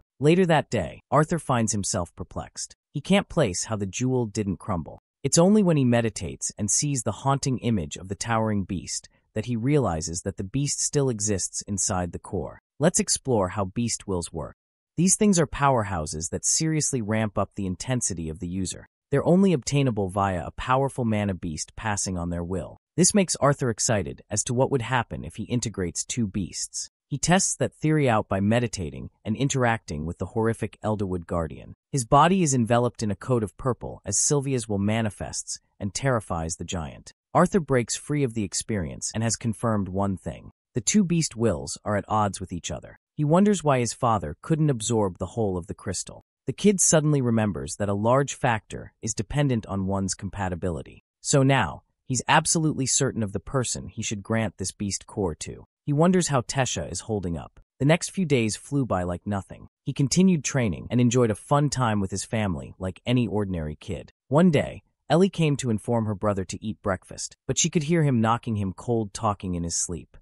It's the day of the announcement, so their mother wants them to get ready. Ellie is getting pissed, and she decides it's a good idea to slam her brother full force, knocking the daylights out of him. Arthur teases her for learning weird habits for a lady, while Ellie reminds him to catch breakfast while she's gone. She hums away while our boy is left wondering why his sister has to be so damn violent all the time. Skipping ahead, we see both Elijah and Arthur deciding to check out a few stores. While our boy may be hard stuck with his savings, Elijah has been keeping his savings intact. The boy suggests his bond to follow Elijah while he chats with the inventor. Later, he and Vincent go and greet the inventor, whose butler scares them both.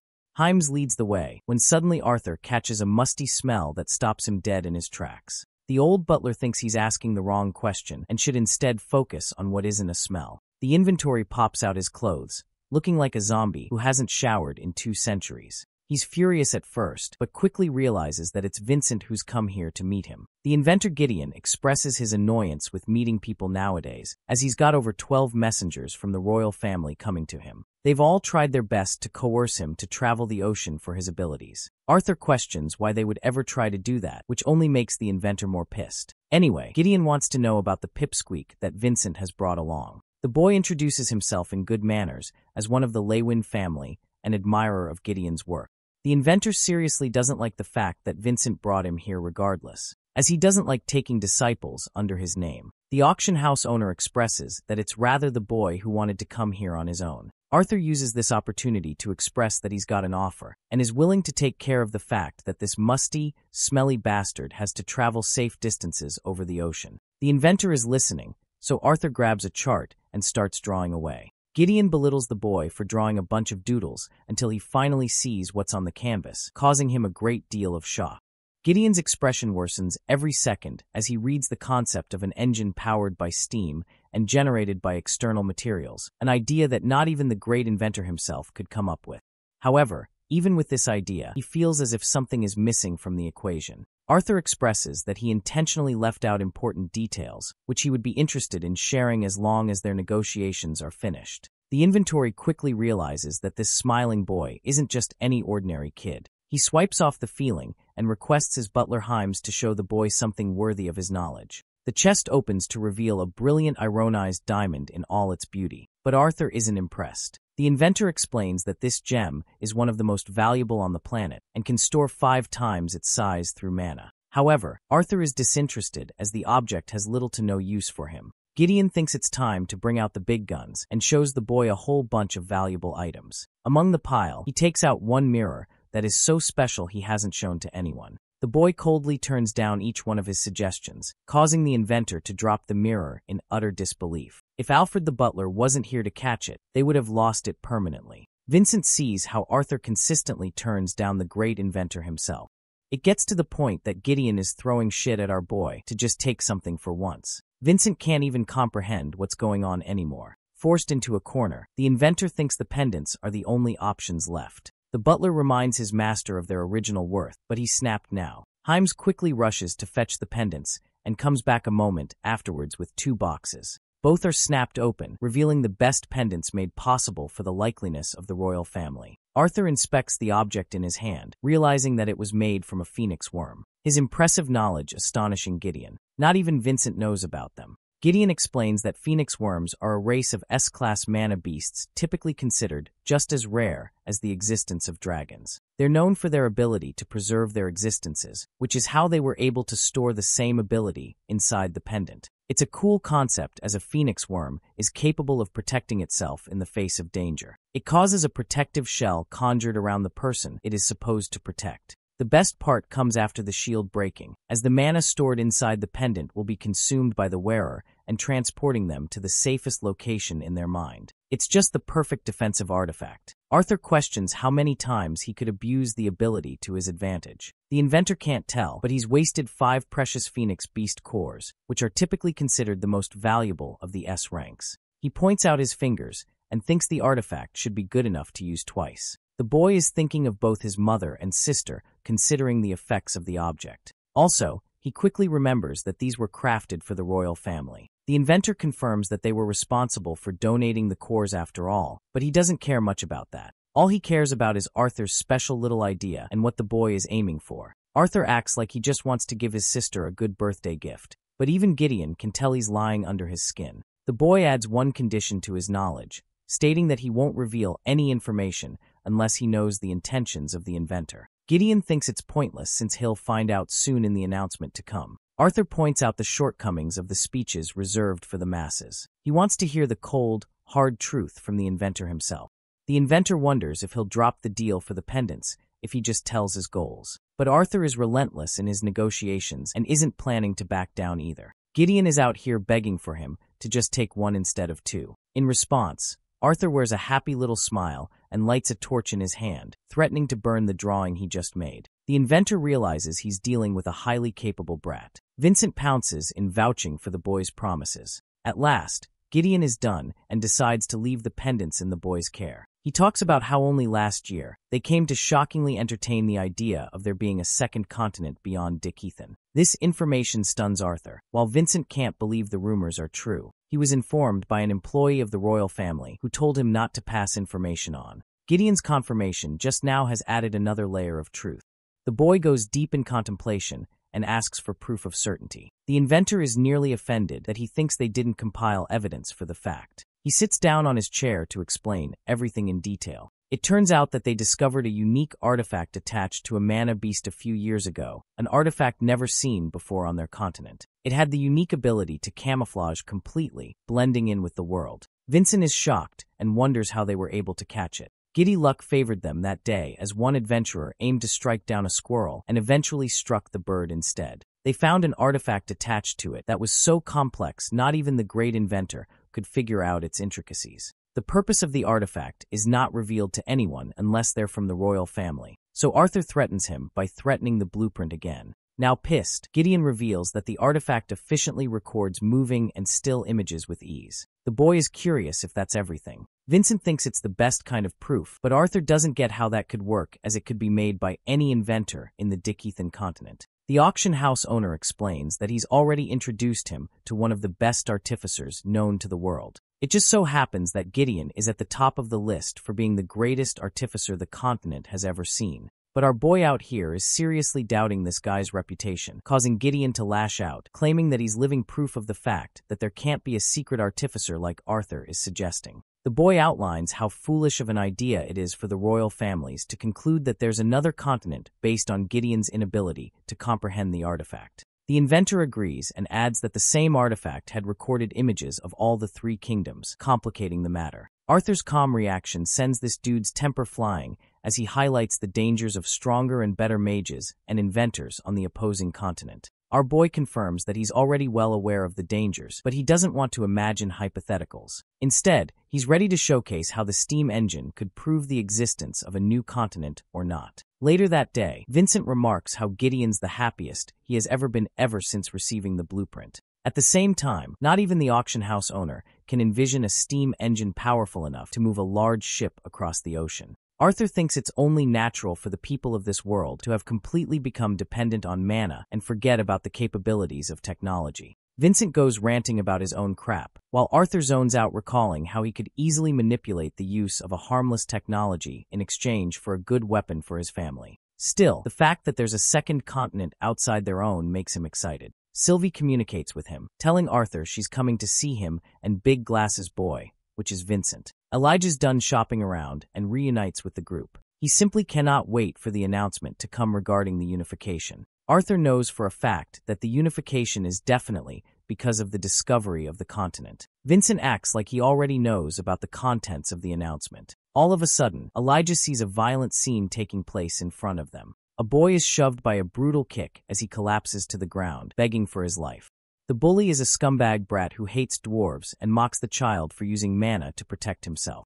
He urges the kid to release his mana at once, and when he doesn't comply, the punk uses his pipe to beat him up. But Elijah quickly tackles this fool and goes to check on the boy. This bully's forehead rivals the height of Mount Everest as he gets up and bitch slaps Elijah across his face, shoving his glasses away. The bully is offended that they ruined his fun, while Vincent acts like an adult and urges to call the guards before something serious goes down. However, Arthur grabs his hand and stops him because he's pissed as hell. Elijah is one of their victims now, but he can't use magic to save his life as it will put all of them in trouble. He maintains his calm when one of the bullies recognizes the symbol from the Darv Kingdom on his uniform. They're surprised to find this discovery as the bully grabs his hair and asks if he jumped in to save one of his own. Elijah's in a pinch and can't win the physical fight when suddenly, Arthur comes up from behind with a pipe of his own. They can't believe they've run into another annoyance, but the way Arthur is walking towards them, I have a feeling they're going to be rushed to the ER. In the royal carriage, Curtis is disappointed that they have to travel with so much discretion without their parents. Their guard expresses that the event is tightly guarded, so there will be nothing to worry about as he's their greatest protection. This is to respect Princess Catherine's desire not to catch any attention. She wasn't planning on coming here in the first place, but came because of her brother's interest. Curtis thinks it's a miracle that a girl like her could survive the clutches of the royal family for so long. She teases her, thinking that she'd be locked in a library all day if not for him. She bites back, reminding him that he considered her a last option after his friend canceled. Moving on, Curtis regrets leaving his bond, which if you guys recall was a rare lion mana beast. Unfortunately, the beast is just as big as the carriage and not yet trained for the job. Curtis tries to seek Catherine's approval for Grotter, but she's busy eyeing down someone. This someone just so happens to be our boy. Back to the scene at hand, Vincent is out here afraid for the children's lives. He thinks this is surely the day Arthur becomes a murderer, so he pounces in front and tries to control the situation in his hands. In response, the bullies call him an old fart. This makes him pissed because he's doing his best to protect them, and here they are calling him old. Arthur calls for Vincent's name and with an innocent yet brooding smile requests that he move aside. A chill runs down his spine as he clears the path for the boy, already accepting that these lousy kids are dead now. Green Hair wants to act like a hero, so he's up first. He approaches with a pipe in hand, only to get smashed in his face with an attack so powerful that it leaves the rest of them stunned. Blonde wants to get a piece of our boy next, so he approaches Arthur with his trained sword skills, acting overconfident. It's technique passed down in his family, but Arthur can easily navigate his eyes and keep track of the boy's movements. The kid attempts to use a feint before releasing an ultra-fast lunge strike. Yes, it's really called that stupidly obvious name. Arthur stands there and dodges it point blank, as if he wasn't ever afraid. He stares his opponent down and merely slaps his back, breaking the pipe as well after reinforcing it with mana. Arthur is feeling confident in his ability to finish this fight by throwing some hands. The leader of the group calls him cocky, but this dude doesn't know what's coming from him. Jamil is a person who possesses a trident's fist, a punch far more extraordinary than normal. He's hoping to remind Arthur his place in the world, but when the boy coldly approaches, terror sets in with those paralyzing eyes of blue. He can't fathom how a mere kid can possess a more damning pressure than that of his adult father. Regardless, he swoops into attack, only for Arthur to chuck a fist in his face and beat the ever-living shit out of him. This dude's face receives plastic surgery as he crashes to the ground. He gets back up, reinforcing magic in his attack and releasing it at once. In response, an icy shield manifests to protect them. A girl with luscious black hair has stepped up to save them. It's Princess Catherine. Before we proceed further, here's a little inner monologue of Catherine Glider. Arthur was just another boy in her eyes, like her childish brother and all his friends. At least, that's what she thought in the short time she was with him. But her gaze seemed to always go back to him. Maybe that's how she realized he wasn't like the immature boys she had grown to dislike. Arthur was different. As she steps forward and freezes everything, her brother, Curtis Glider, also steps forward, demanding to know the meaning behind all this fuss. The guys who were trying to bully Elijah begin to cower in fear, and it doesn't take them long to drop to their knees and bow their heads to the ground, begging for mercy. In their defense, these bastards claim they were just enjoying their time chatting with each other when that barbaric peasant started beating them up for no reason. Of course, these baseless allegations annoy the hell out of Elijah, and before he can speak in his own defense, this loud bastard interjects, claiming that he and his friends are the ones being bullied here. Meanwhile, Elijah helps the dwarf kid stand up, seeing the banged-up kid. Even Kathleen Glider can tell these bastards aren't telling the full truth. What they've said so far doesn't explain how the dwarf got injured. On the other hand, it seems her brother isn't as sharp as she is, and he quickly believes these bastards' words. He begins interrogating our boy, asking if what they're saying is true. But Arthur isn't here to entertain questions from a clown who doesn't have enough brains to see through the obvious lies. The bullies on the ground find a spark of hope when they see how nonchalant and arrogant Arthur is being toward the Prince of Sapin. They're sure Arthur is screwed for sure. The escort knight quickly steps in, stopping Arthur from just walking away after insulting the Prince of Sapin like that. But my guy, he grabs that filthy hand of the knight's and apologizes in a cold, sharp tone. He makes it clear that his speech just tends to turn crass when he hears bullshit. The grip Arthur has is so strong that the escort knight is left questioning his life choices. But before shit escalates into a full-blown mess, Vincent steps up and tries to apologize on Arthur's behalf.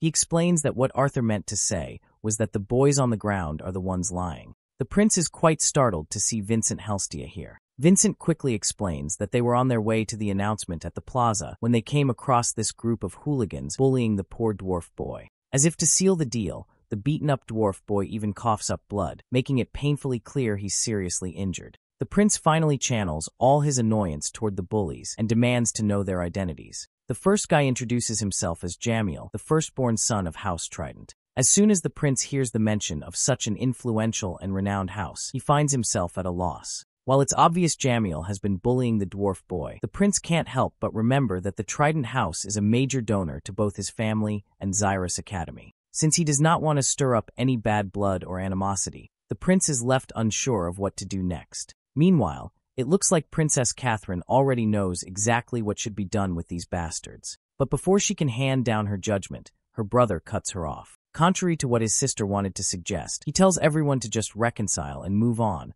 especially since, according to him, there are no serious injuries or major damage. This bastard Jamiel had already expected the outcome to swing in his favor. After all, his father pours copious amounts of gold into the kingdom, which makes Jamiel practically untouchable. But we all know Arthur isn't about to let this incident slide. He quickly turns to Uncle Vincent and asks if he still has the communication scroll. As soon as Arthur gets his hands on it, he wastes no time and calls out Cynthia Goodsky. Hearing this, Jamiel thinks Arthur is a complete clown for foolishly involving the director of Xyrus Academy. At first, Cynthia seems annoyed, assuming it's Vincent calling her. But her tone shifts dramatically when she realizes it's Arthur on the other side of the scroll. She immediately goes from irritated to chummy, even a little smitten, which leaves everyone standing behind Arthur completely bewildered. Arthur doesn't waste a second. He tells his old friend that he wants her to expel Jamiel Trident and his group of friends from the academy for racial bullying and using lethal magic within the city. At first, all the criminals responsible start flinching and trembling, dreading what might come next.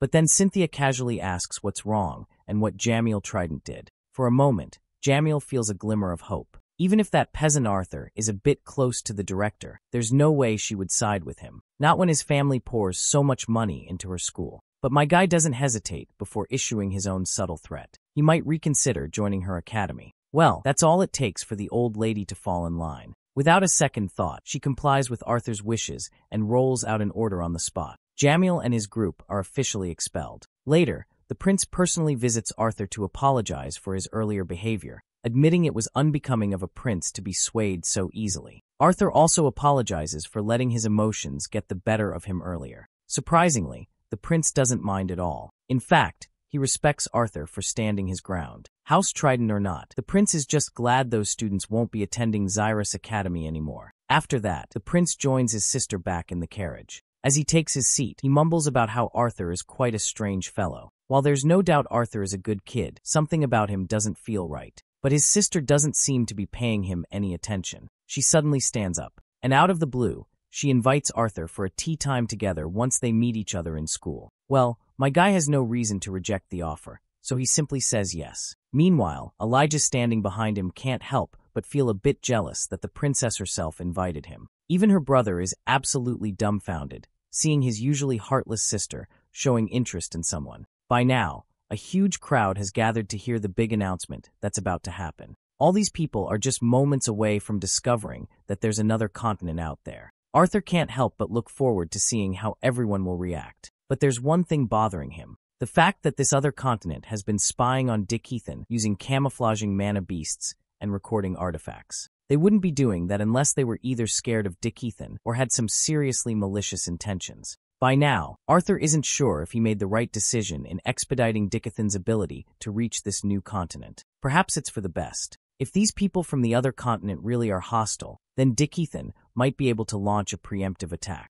Suddenly his thoughts are interrupted by his mother, who notices his sulking mood and looks worried. He quickly assures her that he's fine. To this, she warmly responds that, while she'll always worry about him, she'll never stop him from doing what he wants. As much as Arthur wanted to promise her that she'd never have to worry about him, he knew he couldn't lie to her like that. So instead, he simply flashes a smile and thanks her for her concern. A few mages step forward and use their magic to create a giant holographic screen, ensuring everyone in the crowd has a clear view of the king as he delivers his speech. The king begins his address, introducing the other big shots that are beside him. Then, finally, he reveals the main reason everyone is gathered to listen. He assumes that many in the audience are aware of the animosity that has existed between humans and elves, while even the dwarves have long been considered just business partners. However, that's not the way they want things to continue. He explains that he, along with other leaders of their respective races, has met countless times over the past few years in an effort to unite their races.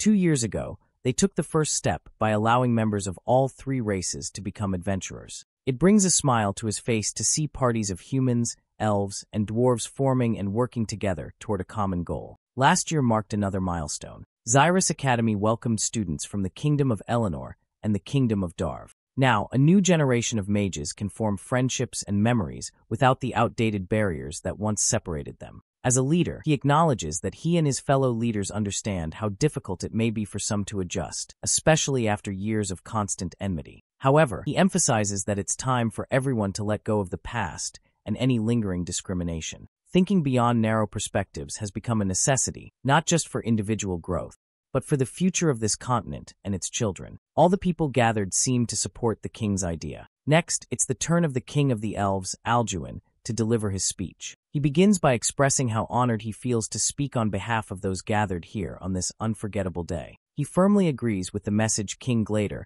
has so eloquently delivered regarding the future of their continent. However, While they share a clear vision for the future, Alduin admits that this continent is still filled with many unknowns. Here in their homeland of Dicethan, there are places so dangerous that no one dares to explore them. But what if there's a possibility of even greater mysteries and dangers lurking beyond their borders? With that said, the Elven King formally announces that they have found evidence of another continent. The mention of a new continent sends the crowd into a frenzy, and clamor erupts everywhere. Arthur had expected the common folks to react this way, but the King of the Elves quickly steps in and calms everyone down. He explains that even they don't know much yet, and have many questions that remain unanswered. What they do know, however, is that out there lies another continent full of mystery, adventure, and possibly danger. He adds that there's even evidence suggesting the other continent has tried to reach Dicethan as well, but the current technology on both sides doesn't allow them to travel such a great distance. That's when the Dwarven King rises to address the crowd, calling for silence.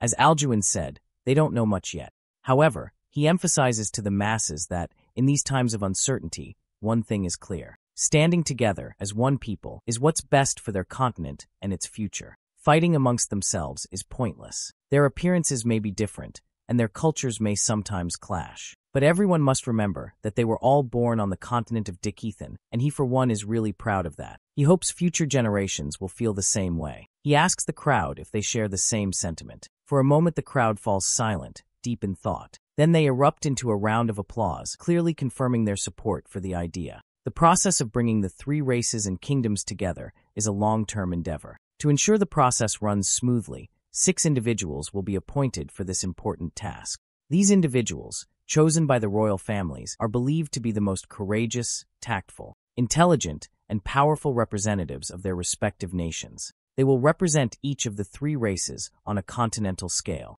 The primary goal of these 6 individuals will be to defend and safeguard the well-being of Dicethan. They will work alongside the rulers of this continent to ensure their home remains protected as they enter this exciting new era. These individuals will henceforth be known as the 6 lances. Each lance symbolizes the unity they share, not only with their own kingdoms, but with the entire continent. To represent this, each of them is given a special ring that signifies their title and will be recognized throughout Dicethan. The first representative is Alea Triskin, followed by Varai Ori. Then comes the third, Ulfred Warrand, the fourth, Aya Greffin, the fifth, Mika Earthborn, and finally Baron Wykes. The mention of this familiar name completely catches Elijah off guard. Even Arthur doesn't look quite pleased to hear that name, and a thick tension surrounds him after spotting one of the Wykes family members on stage. The day of the announcement serves as a harsh reality check for Arthur. Lucas Wykes, whose insubordination and betrayal led to the deaths of most of their party, had used his family's power and connections to walk free from his atrocities.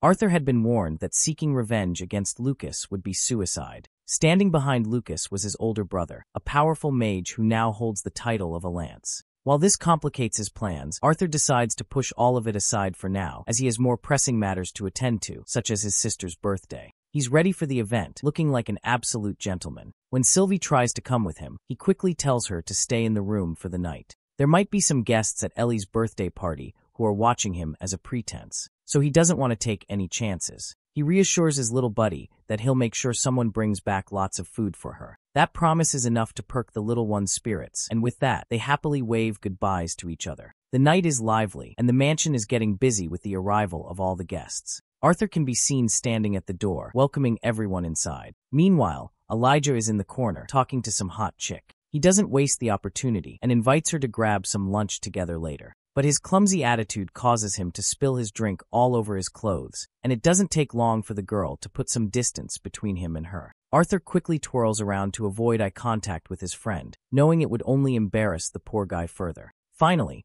the spotlight of the day arrives, with her mother playfully covering her eyes. As soon as they reach the living room, the mother quickly uncovers Eleanor's eyes. There Arthur stands, along with all the family members and everyone dear to her, gathered to celebrate her important day. Her brother takes this opportunity to request his sister for a dance. Of course, Eleanor is startled to see her brother inviting her like this for something she never expected to happen. The father, on the other hand, quickly orders the musicians to let the rhythm fill the room. As soon as the music begins, so does the dance between brother and sister. Their performance is a sight to behold, leaving all the guests in awe and amazement. We also see another unexpected guest gracing the party, and it's Gideon. It seems even here this nerdy guy wants to discuss some serious business with Arthur. The scene then transitions to outside, where a carriage that screams royalty pulls up. And honestly, it wouldn't be surprising if the guest inside is Tesha. Though she doesn't leave the carriage, she's just here to drop off a gift. After all, today is Arthur's sister's moment to shine, and Tesha doesn't want to steal that spotlight.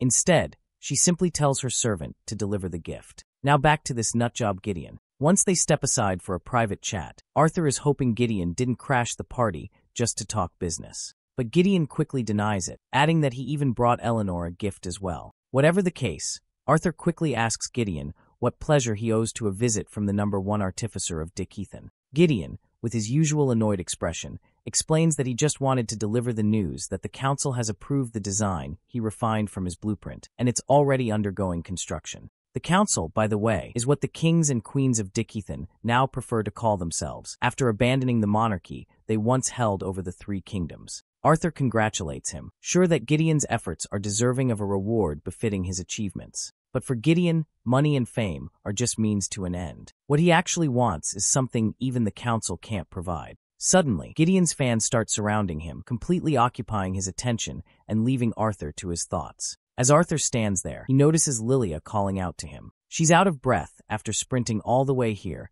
and apologizes for being late. Arthur assures her it's fine, mentioning that her parents had already told him how busy she's been these days as a secretary of the student council. Putting that aside, Arthur greets her properly, as it's been forever since they last saw each other. As they stand face to face, Lilia suddenly notices how tall he's gotten. They spend some quality time catching up, and Arthur finds himself glad to see how much she's grown. The little girl who used to hide from her parents and eat meals with the maids and butlers has now become so accomplished. Lilia looks charmingly annoyed, thinking he's teasing her just because she once showed him her secret hiding spot. Still, Arthur can't help but point out how far she's come. The girl who used to stress about her future is now thriving at the most prestigious academy in Dick Ethan. Judging by the number of boys who've been sneaking her soulful stares during their conversation, Arthur assumes she's become quite popular as well. Well, there goes her Freudian slip. Lilia unintentionally lets it slip that she doesn't even have a boyfriend. But our boy doesn't catch on to what she's trying to imply. Instead, he cheerfully tells her that he'd be happy to critique and approve any boy she might bring home, though he makes it clear that he won't be any easier to please than her father. Of course, this devastates Lilia. To think that Arthur doesn't even consider her in that way is just heartbreaking for her. When Gideon joins their conversation, Lilia quickly bows in respect to his senior and then excuses herself, walking away to give Arthur and Gideon some time alone. Gideon can't help but notice that he always seems to be surrounded by girls. Lilia, in particular, seems quite interested in Arthur, so he asks if Arthur doesn't plan on doing anything about it. Our boy simply states that Lilia is someone whose life has been changed by him, and her feelings towards him aren't exactly love, but more akin to gratitude. As far as Arthur is concerned, what she's feeling now is more like the infatuation a damsel might have toward a hero. But in the future, he's sure she'll be able to distinguish those feelings. Gideon finds it frustratingly repulsive how deeply and thoroughly Arthur seems to analyze these situations. In any case, Arthur is certain that Gideon isn't here to give him advice on love, so he asks what he really wants to discuss. Gideon then claims that he wants to use the money, fame, and power that the council has bestowed upon him to get something he can't obtain elsewhere, which is Arthur's knowledge. Arthur had already started having second thoughts after giving Gideon the blueprints for the steam engine because he didn't want to change how this world works any more than he already has. This continent is doing just fine without his interventions. Hearing this, Gideon becomes more certain that Arthur has even more inventions in mind that could change the world, but he just doesn't want to talk about them. Arthur finds it concerning how easily Gideon picks up only the parts of his thoughts he wants to hear. So Arthur coldly addresses Gideon and makes it clear that he's not here to indulge his selfish curiosities. In response, Gideon decides to offer a trade. He promises not to ask about any world-changing inventions, but he wants to borrow Arthur's mind from time to time. In return, he offers to become Arthur's personal benefactor for whatever reason. Is lucrative, and Arthur sees no reason to deny it, so he shakes Gideon's hand to seal the agreement. Meanwhile, we see Ellie unwrapping all the gifts she's received, and among the sea of presents, Arthur notices an oddly shaped one that stands out the most. Ellie quickly unwraps it, and besides the gift, there's also a letter. As Arthur reads the letter, Ellie finds a bow and arrows inside, and the design looks very elven. While Arthur has no clue who might have sent this gift, we already know that it's from Tesha. That's when Ellie extends her hand and demands her brother hand over her gift. Arthur doesn't waste a moment and produces 2 small jewelry boxes, one for his sister and one for his mother. Once Ellie opens it, we see that it's the same phoenix feather necklace Arthur got from Gideon. These necklaces are meant to protect them in case he or his father isn't around. While Mrs. Helstia is in awe of such a lavish item, her husband claims that these 2 pendants are the only ones in existence. After putting one of the pendants around his sister's neck, Arthur greets her with a heartfelt happy birthday. Later, we find ourselves at the manufacturing facility, where Arthur walks alongside Gideon. This place is restricted to council members only, yet Arthur is being given the privilege of walking around. As they talk back and forth, Gideon remembers that Arthur's birthday passed not long ago. It's actually been 4 months since Ellie's birthday, and the days have blurred by. But still, even though it's late, Gideon presents his gift to Arthur. When Arthur opens the box, he finds exactly what he's been hoping for a long time. For that reason, Arthur thanks his maniac friend. But Gideon states that compared to the help Arthur provided with the steam engine, this little present is nothing. Though Gideon is curious why Arthur wanted to hide not just one, but 2 elemental attributes. As a joke, Gideon even wonders aloud if Arthur is a quadra-elemental mage or something like that. Well, this joke hits a little too close to home for Gideon because, to his surprise, Arthur actually is a quadra-elemental mage. Gideon chokes when he hears this, and it finally clicks for him. The reason Arthur wanted that bracelet is to hide half of his elemental attributes. But he isn't sure why Arthur is revealing this now, of all times. My guy doesn't shy away from explaining that the more Gideon knows about how special Arthur is, the more likely he'll be inclined to give him free stuff. However, Gideon still believes the secret Arthur just shared is literally world-defying, and he actually wants some proof to truly believe it. Arthur is more than willing to prove himself. In any case, Arthur is really impressed by how fast the ship is getting built. Gideon feels glad about this, and states that by the time Arthur is prancing merrily to his first day of school in a few days, the Decatheists will set sail. As Arthur walks alone, he truly acknowledges how fast this old geezer really works. To think he could organize and have an entire steam engine ship built in a matter of months is mind-blowing. If this new continent really is as hostile as they say, Arthur just can't afford to train half-heartedly. With the artifact Gideon gave him, he should work on getting his wind and earth magic closer to his fire and water magic. Lost in thought, Arthur accidentally stumbles into a big guy who's also carrying 2 chicks alongside him. Knowing this guy is just a lowlife extra, Arthur decides to walk past. But this guy doesn't quit with his teasing, and even goes as far as grabbing Arthur by the head. Arthur is willing to ignore the guy's yapping, but he can't tolerate having his head grabbed. Finally, Arthur's deadly glare causes the guy to recoil in apprehension. He's seriously annoyed that this guy dared speak to a professor of Zirin's academy like that. The mention that this bastard is a professor makes Arthur halt. While the guy continues to mock Arthur and flaunt his title as professor, Arthur throws down the pendant he had stolen from the guy, leaving the bastard utterly bewildered. As far as this bastard can tell, he did not see this brat move, so how come he even stole that pendant? As soon as Arthur gets back home, his sister and the little furball jump at him. Yet he quickly saves himself by gently making them both float using his wind magic. He questions his sister where their parents are, to which Ellie responds that they're in the living room with Elijah because there's a package they received from Zyrus Academy. One is for Elijah and one is for Arthur. It turns out it's a uniform they've received, and seeing the box that officially welcomes him to Zyrus Academy, the moment feels special to Arthur. From an orphan to a king, to a baby, then an adventurer, it looks like he will finally be a student. He can't even begin to imagine how much more this world is going to teach him. Well, there you go, guys, the end of the 3rd season. The next season opens with Arthur getting ready for school, while Elijah is already prepared and waiting. As Arthur dons his uniform, Elijah can't help but question why Arthur chose to attend Zyrus Academy as a scholar mage. To that, Arthur simply responds that he wanted to learn more about magic theory, but Elijah points out that Arthur could have done that by taking electives instead of centering his entire academic life around it. Well, fighting kids his age doesn't really interest Arthur much. Besides, he'll still be taking some battle mage classes on the side.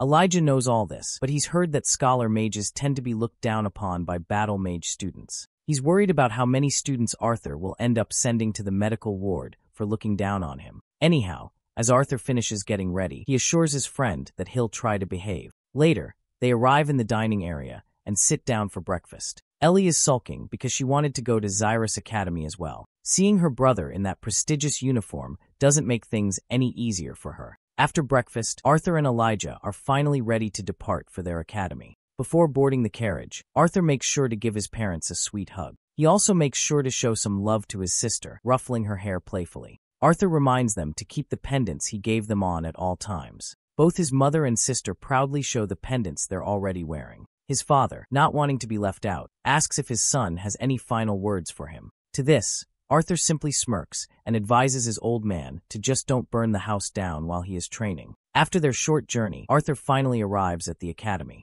The scene is bustling with all kinds of students arriving, some riding fantastical animals as their means of transportation. As the students gather, one of the seniors steps forward and informs everyone to form a single file line in front of the grand white central building up ahead. Attendance at the entrance ceremony is mandatory. One by one, the students approach the receptionist's desk to register and verify their identities. When it's finally Arthur's turn, the receptionist is visibly shocked upon learning that Arthur has affinities for both earth and wind magic. After a brief moment of surprise, she regains her composure and directs him to proceed further. The auditorium is already packed with students, and there isn't a single seat left unoccupied. Arthur and Elijah navigate their way through the crowded seating area, finally managing to secure seats after quite a bit of effort. Soon after, the chairman of the academy, Good Sky, makes her appearance. Her sharp eyes immediately catch sight of Arthur, and she acknowledges him with a subtle wink. With just a single snap of her fingers, the noisy students, who had been chattering amongst themselves, fall into complete silence. Arthur is thoroughly impressed by her display of power. While he never doubted her abilities, seeing her exert enough control to encompass the entire building is truly awe-inspiring. The old hag finally begins her speech. She starts by apologizing to all the students for silencing them so abruptly, but explains that at her age, she can only speak so loudly. After introducing herself, instead of the usual generic speech she gives every year, she decides to get a little creative since this year is special. She takes a lot of pride while revealing that ever since the founding of the institution, this academy has never had as many elves and dwarves in attendance as it does today. With that in mind, who better to welcome everyone than the very students who will help lead and give voices to all? She then calls for a round of applause to welcome the members of the Xyrus Academy Student Council. The first 3 members of the council make their way onto the stage, but they don't draw much attention.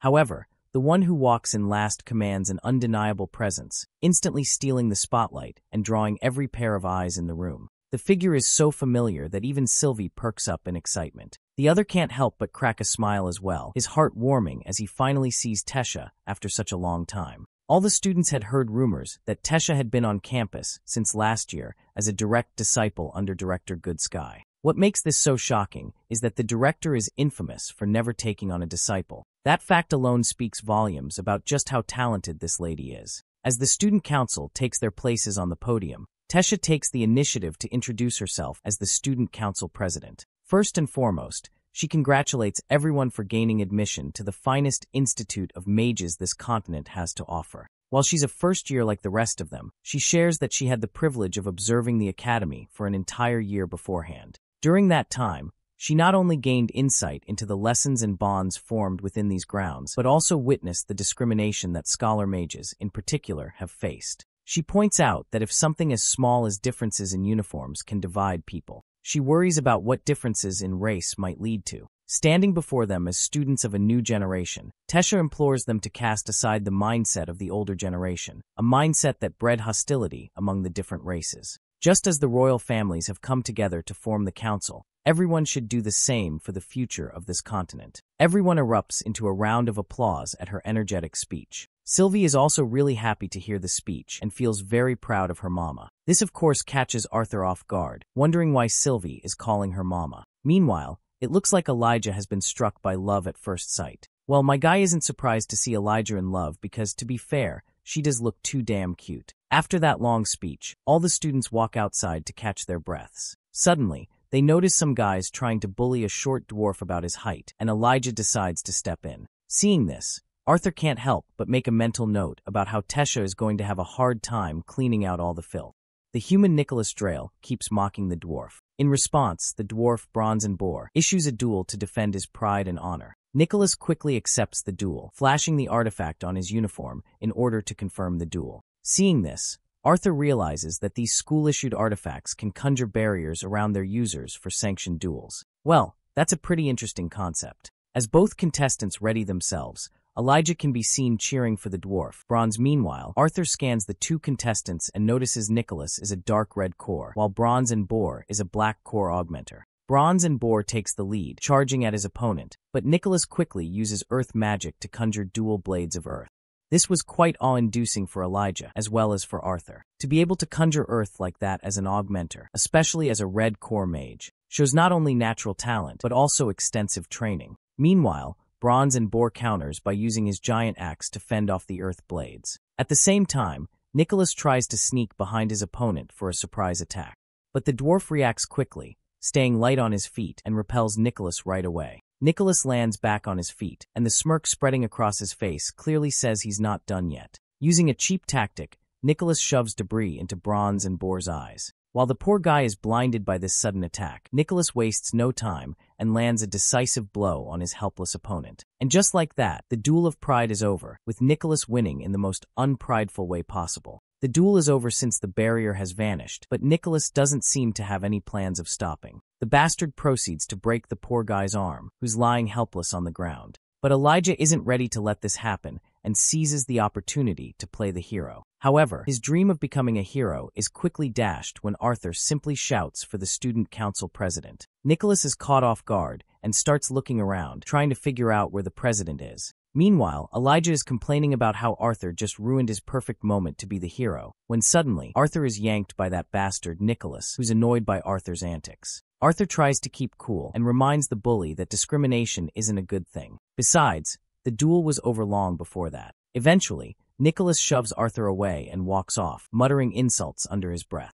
Arthur doesn't mind the insults and starts walking off when, out of the blue, Sylvie does something completely unexpected. She literally spits on the guy's neck as he walks away. Well, that does it. This is enough to make Nicholas, who is basically a ticking time bomb, finally erupt. But once again, Arthur stays cool and points to his little buddy, claiming that it's this little furball who did it. Before the bastard can start his bullying again, the student council walks into the scene. Yes, guys, it's the student council, the most powerful faction, more formidable than anything in the anime world, whether it's the government or the mafia. While the vice president of the student council is outlining all the regulations regarding discipline and discrimination, Tesha's mind is elsewhere, thinking about Arthur. She hadn't been able to spot him in the sea of students during the speech, which makes her wonder if he might have skipped it altogether. But she clearly remembers that Director Goodsky mentioned he was already at the school. Now her mind is spinning with scenarios about how to act when she finally sees him for the first time. Should she play it cool or be more friendly? And what if he's the one who finds her first?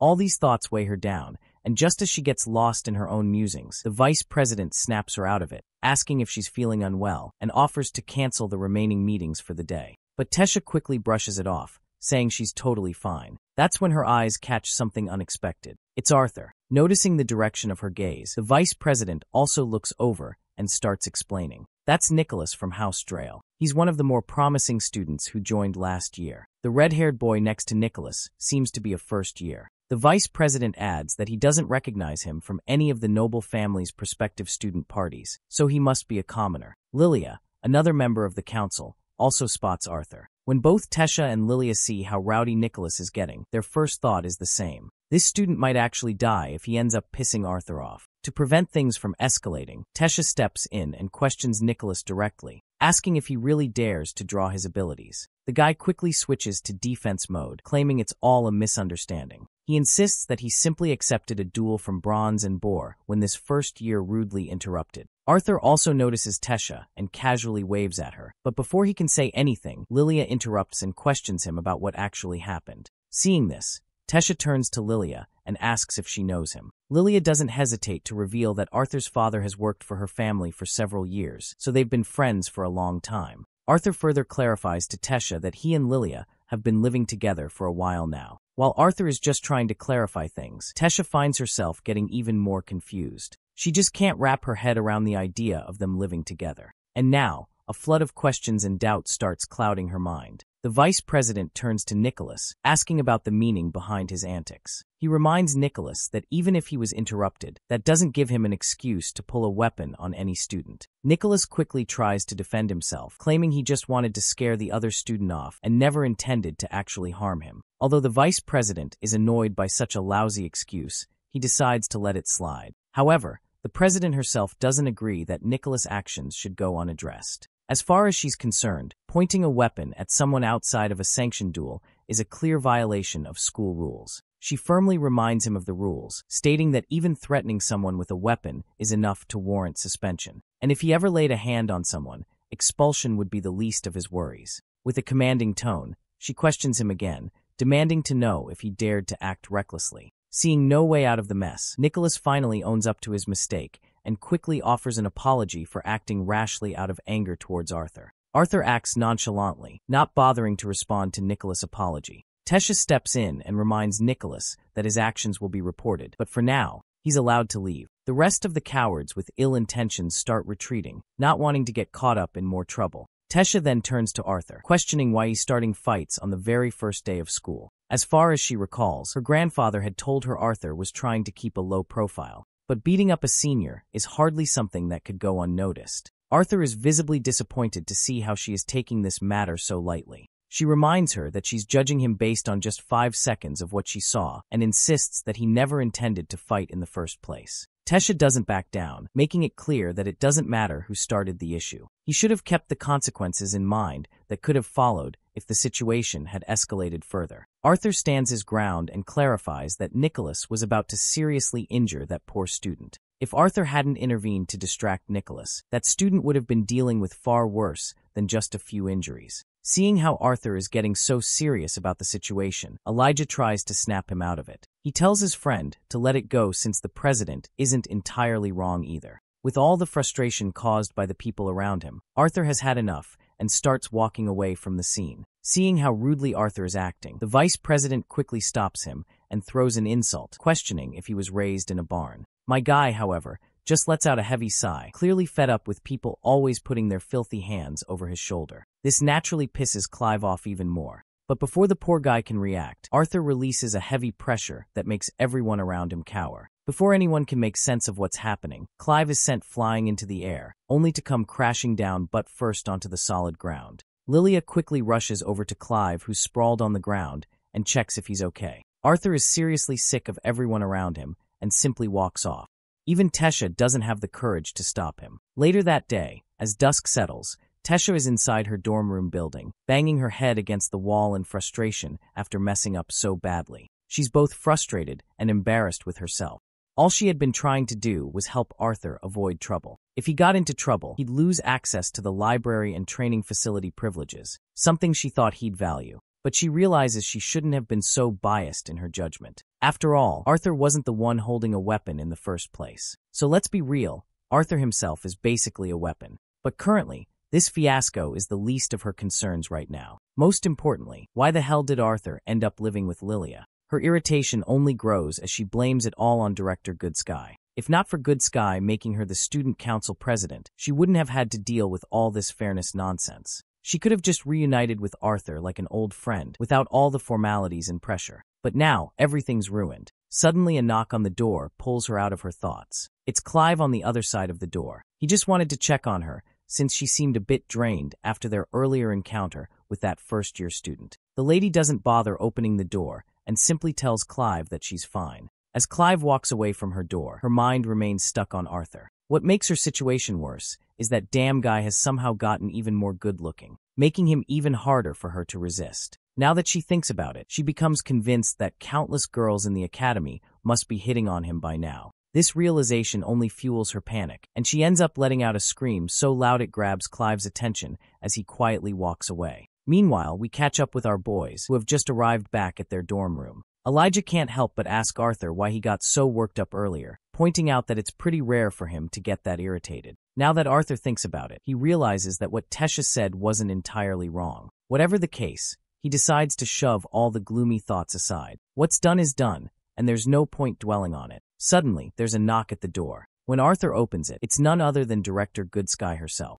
Elijah is completely shocked, unable to believe that Director Goodsky is standing right there in person to meet Arthur. The poor guy starts bowing frantically, overwhelmed by the honor of meeting the director so up close. Goodsky acknowledges Elijah, even sharing that he's been on her radar and that she's heard great things about him already. While Elijah is practically glowing from the praise, Arthur casually invites the director inside. Once they're alone, Good Sky reminds Arthur that she had already told him to call her Cynthia, but Arthur, in his usual style, blatantly refuses. Cynthia then notices the seal Arthur is wearing and senses only wind and earth attribute mana. She is quite intrigued to see that he is trying to hide his other two elements, though she also can't help but feel a bit disappointed. She was secretly hoping to flaunt him as her little quadruple elemental protege. Shifting the topic to school life, Arthur remembers that there's something else he needs her help with.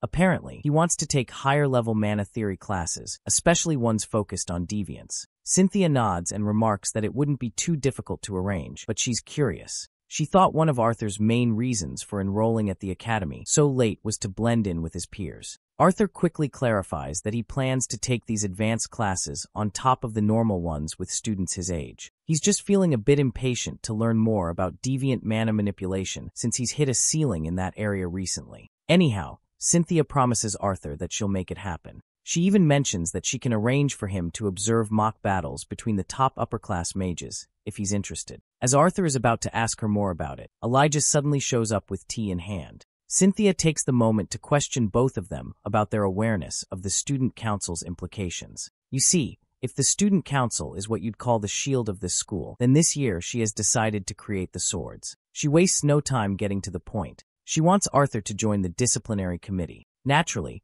this catches Arthur off guard, but Cynthia clearly has her reasons for suggesting this. She points to the incident he witnessed earlier that day, explaining that the disciplinary committee will be responsible for maintaining peace and enforcing the rules within the academy grounds. Arthur isn't so sure about this idea. He wonders if it's even appropriate for a first-year student to be part of such a committee. Besides, he isn't even a battle mage. But Cynthia shuts down any further objections by reminding him that it's her school, and so her rules apply. Arthur can only sigh in response. For now, he decides he'll just stick to teaching himself from the books in the library. But Cynthia quickly reminds Arthur that those books aren't accessible to underclassmen. Even for upperclassmen, you'd need to prove that you're a deviant to get your hands on them, something Arthur can't exactly do right now. As Arthur fumes, the woman just laughs in that sly, snake-like way of hers. Poor Elijah, meanwhile, is left wondering why the hell the director is acting like an old friend with Arthur. Cynthia then proceeds to clarify that the disciplinary committee members were chosen specifically for their strength. Joining would give Arthur access to peers he could spar with regularly and learn from. To sweeten the deal, she'll even throw in access to a private training facility. Cynthia even reveals that while selecting strong candidates for the disciplinary committee, she specifically declined Lucas, despite House Wykes explicitly requesting it. It's all clear to Arthur up until this point, but he lets her know one thing, that the training facility better be one of those mana-rich ones. Cynthia promptly uses her wind magic and tosses a gift box at him. Before leaving, she casually mentions that she's already taken the liberty of getting his disciplinary committee uniform tailored for him. As Arthur stares at the uniform, he feels quite annoyed at how she had already predicted he would accept the job. Before stepping out, Cynthia pauses to bring up another important matter. She advises Arthur to make up with the student council president, Tesha. It's not good to stay mad at a childhood friend, after all. And that does it. That little revelation is more than enough to leave Elijah completely petrified, cracking under the weight of his jealousy. Later that day, Arthur apologizes to his friend for keeping his relationship with Tesha a secret. Elijah, on the other hand, remembers that he too has a childhood friend. Her name is Helgarth, but she's not someone he'd ever want to date. She's far from a lovely girl. What really annoys Elijah, though, is how Arthur seems to be connected with every notable girl around. First Lilia, then Princess Kathleen, and now even Princess Tesha. The way things are going, Elijah jokes that it won't be long before Arthur's next target will be the gods themselves. Arthur, of course, responds by reminding his jealous virgin friend that he's never flirted with anyone. This only makes Elijah more jealous, because it means Arthur must be some sort of chick magnet, attracting all the hotties with his irresistible pheromones. Arthur suddenly notices something odd. Students at one particular table seem to be glaring at them with not-so-friendly intentions. And it's not just the students at that table. Everyone around them seems to be eyeing Arthur with interest, some even ogling him. It looks like the rumor about Arthur being a disciplinary committee member has already spread. But all these contemptuous glares don't bother Arthur. He's just basking in the glory of how famous he's gotten. Anyway, they kick back and have some lunch. But suddenly a group of students approaches Elijah. The one leading the charge is Charles Ravenpour, the second heir of the famous Ravenpour house. He's sure that everyone has heard of his family name. Apparently this guy's here to recruit Elijah into his group, thinking Elijah shouldn't be hanging around with lowlifes like Arthur. Elijah, however, pretends to mishear the family name as Ravenpoop and snickers along with his friend, remarking that he's never heard of a noble family named after bird feces. Naturally, Charles is pissed to see them trashing his family name, and he throws Elijah's plate of food to the side. He's furious that someone's trying to look down on a noble, but Elijah stands his ground, making it clear that he won't tolerate anyone tarnishing or looking down on his friend. As the two continue to exchange words, Charles decides to throw a punch at Arthur to show just how pathetic he thinks Arthur's existence is. Little does this bastard know he's putting his hand in the lion's jaw. And as expected, Arthur doesn't even put in real effort. He simply flings Charles's hand away like it's nothing. The pussy bastard didn't even see what hit him. He thinks it must have been some instinctive attack from Arthur. So the arrogant idiot balls up his fist, and before that bastard can even throw a punch, he's suddenly tied down by roots that pop up out of nowhere. Of course, the one using this earth magic is none other than Tesha, but this time she doesn't intervene. She lets Arthur handle the situation. Arthur decides it's time to teach this spoiled brat, who is flaunting his family riches and title, a lesson. With a simple gesture of his hand, he literally pulls the bastard's pants down, turning him into a laughingstock for everyone in the cafeteria. With that, my guy walks away. Outside, he finds Tesha sitting on a bench beneath the vast starry sky. Arthur thanks Tesha for the help back there, but Tesha knows he didn't actually need her help. Arthur insists that she saved him and Elijah from getting into trouble for the second time today. After this little exchange, silence falls between them, and Arthur has no idea what to do in the situation. Eventually, he turns to apologize, but Tesha turns to him at the same time, too fast. After tending to her aching head, she apologizes to him regarding that recent event, but our boy apologizes in return. He knew she was just looking out for him, so he shouldn't have acted ungrateful by lashing out like he did. The girl admits she's in the wrong too. She shouldn't have called him out in front of all those people. While they're getting all chummy, Elijah suddenly walks up, but what he sees in front of him is totally unexpected. Arthur is literally resting Princess Tesha's head on his chest, which leaves Elijah with a sour expression. He quickly decides to leave, giving Arthur much-needed time with Tesha. Meanwhile, Tesha and Sylvie finally get to see each other. Arthur then stands up and invites Tesha for a little walk. As they walk, he explains everything that led him to this point. Tesha is quite intrigued by his stories. It's amazing to think that he's also been an adventurer. Arthur mentions that he had no idea Director Goodsky was so close with Elder Virion. Now it all makes sense how she knew so much about him. Tesha admits that's one of the reasons she was able to become Goodsky's disciple. She then notices how much he's changed since the last time she saw him. Even the way he moves feels so purposeful, and his face has changed too. Having heard all of his stories, she is feeling jealous of Jasmine from all his adventure stories. Suddenly, Arthur notices her grumpy face and questions her, to which she starts laughing and says it's nothing.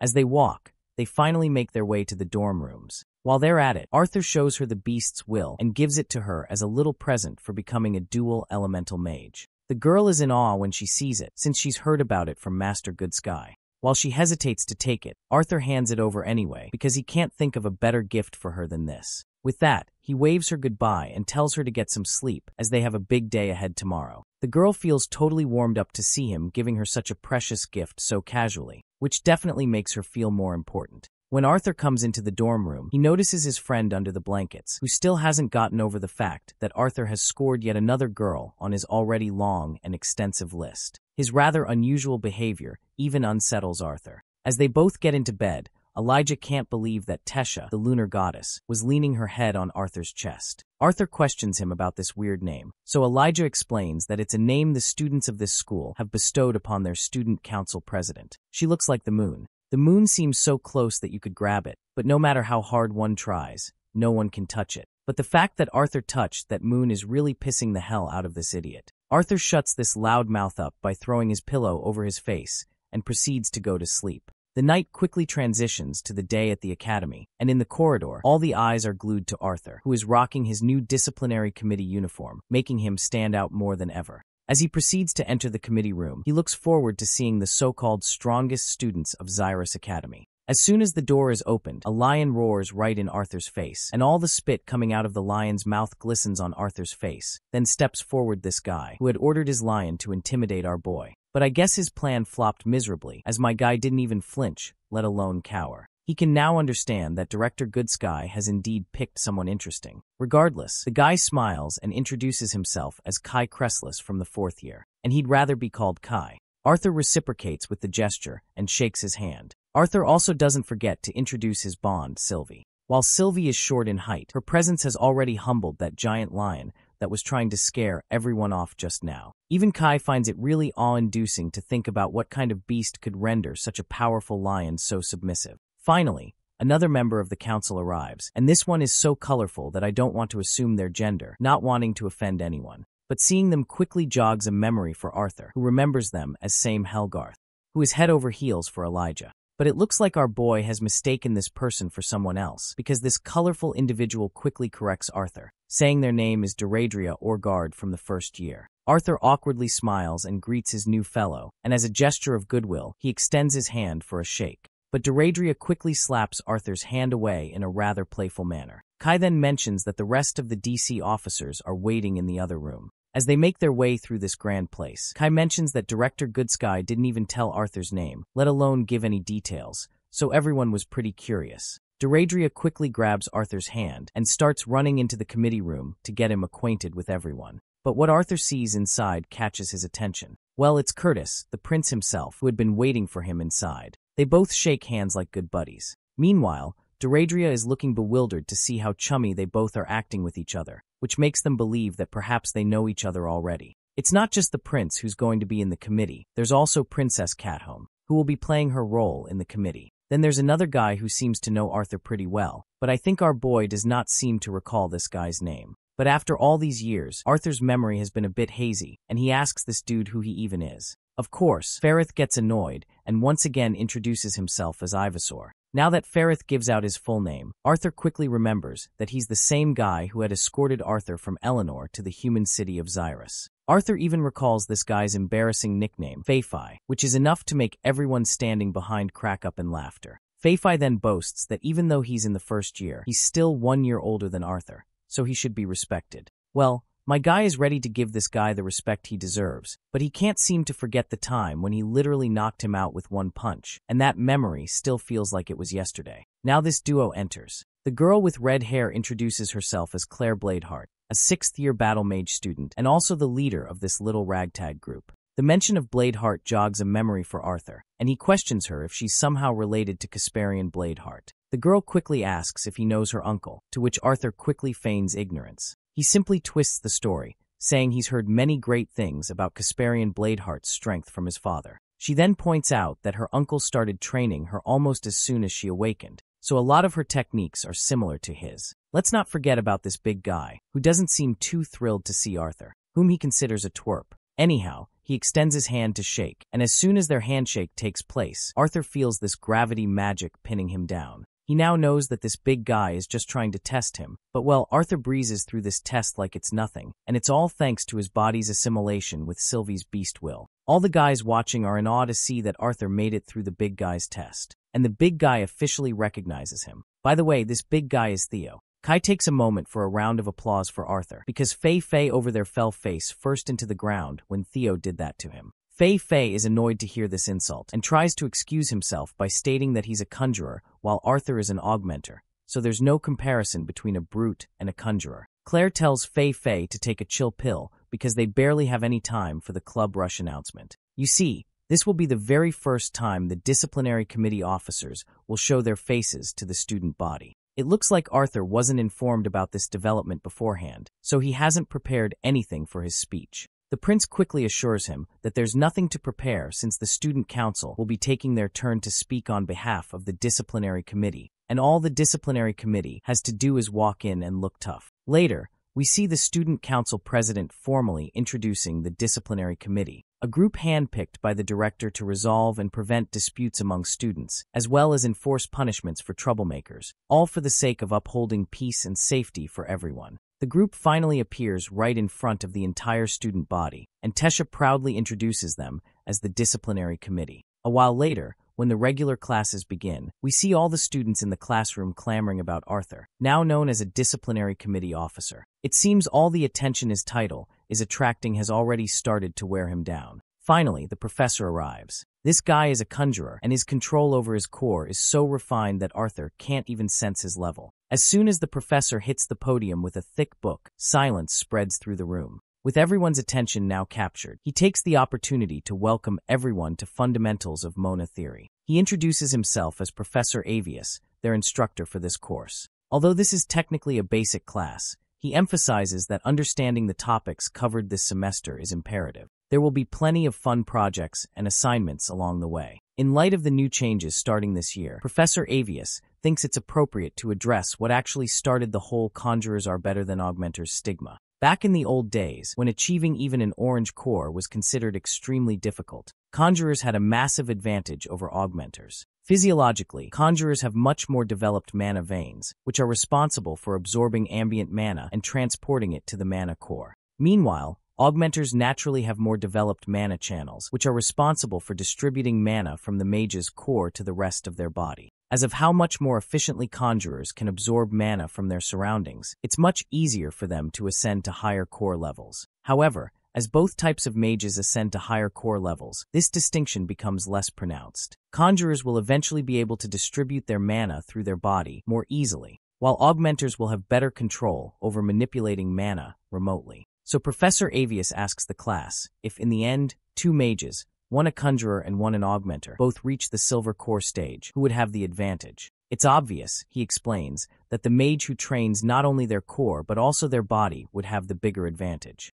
The rest of the class went on with some of the conjurer students arguing against Professor Avius's claims. And while the debate could only use hypotheticals and previously recorded duels between high-ranking mages, the discussion seemed to leave the students with a more open mind. Anyway, the class finally came to an end, and Elijah and Arthur had to part ways since they were about to attend different classes. As Arthur proceeds to his next class, he's sure this one will be more interesting. As he takes his seat, he notices Princess Catherine joining him. She sits next to Arthur and notices Sylvie, getting a little flustered as she calls the little fur ball a cute animal. Another familiar face shows up. It's Feifei, of course. Without even bothering to ask, he plops himself right next to Arthur. Soon enough, the professor arrives, and just from hearing his voice from a distance, Arthur notices it's the same drunken teacher he had met a while ago. It turns out this guy is here to teach practical mana manipulation, which means this class will be all about hands-on experience. According to him, the best way to learn is through real-world examples.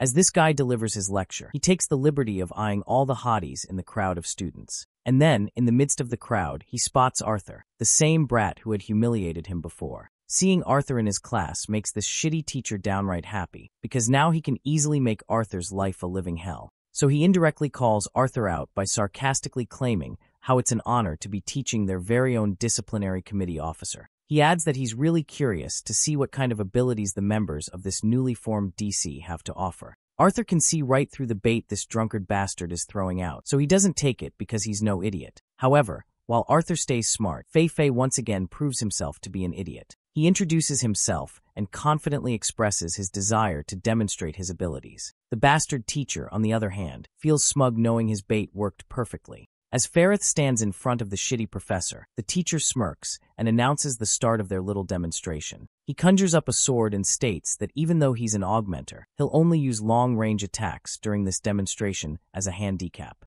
Of course, this is just so he'll have an excuse if he ends up losing to a DC officer. Once the barrier's activated, it's finally time for them to throw down. Feifei pulls out his little wand and conjures up a lot of water around his feet, calling it the flood domain. Arthur seems pretty impressed by this. The guy is actually using a higher tier spell that adjusts the territory to give the caster an advantage. Arthur had no idea Ferrith even knew a domain spell. With all that water, Feifei takes it a step further and creates a water serpent. But then the horny teacher, Geist, steps in with an attack of his own. He throws a blue fireball that evaporates all the water in front of him and even lands a hit on poor Feifei's knee, leaving him with a nasty burn. Once Feifei is down for the count, the teacher smugly asks if he surrenders. Not surprisingly, the poor guy concedes. In the crowd, Arthur looks pretty annoyed, watching this bastard of a teacher beat up a student just to stroke his own ego. When poor Feifei comes back, Arthur tries to lift his spirits, telling him he did a great job. The teacher, of course, starts boasting about himself again.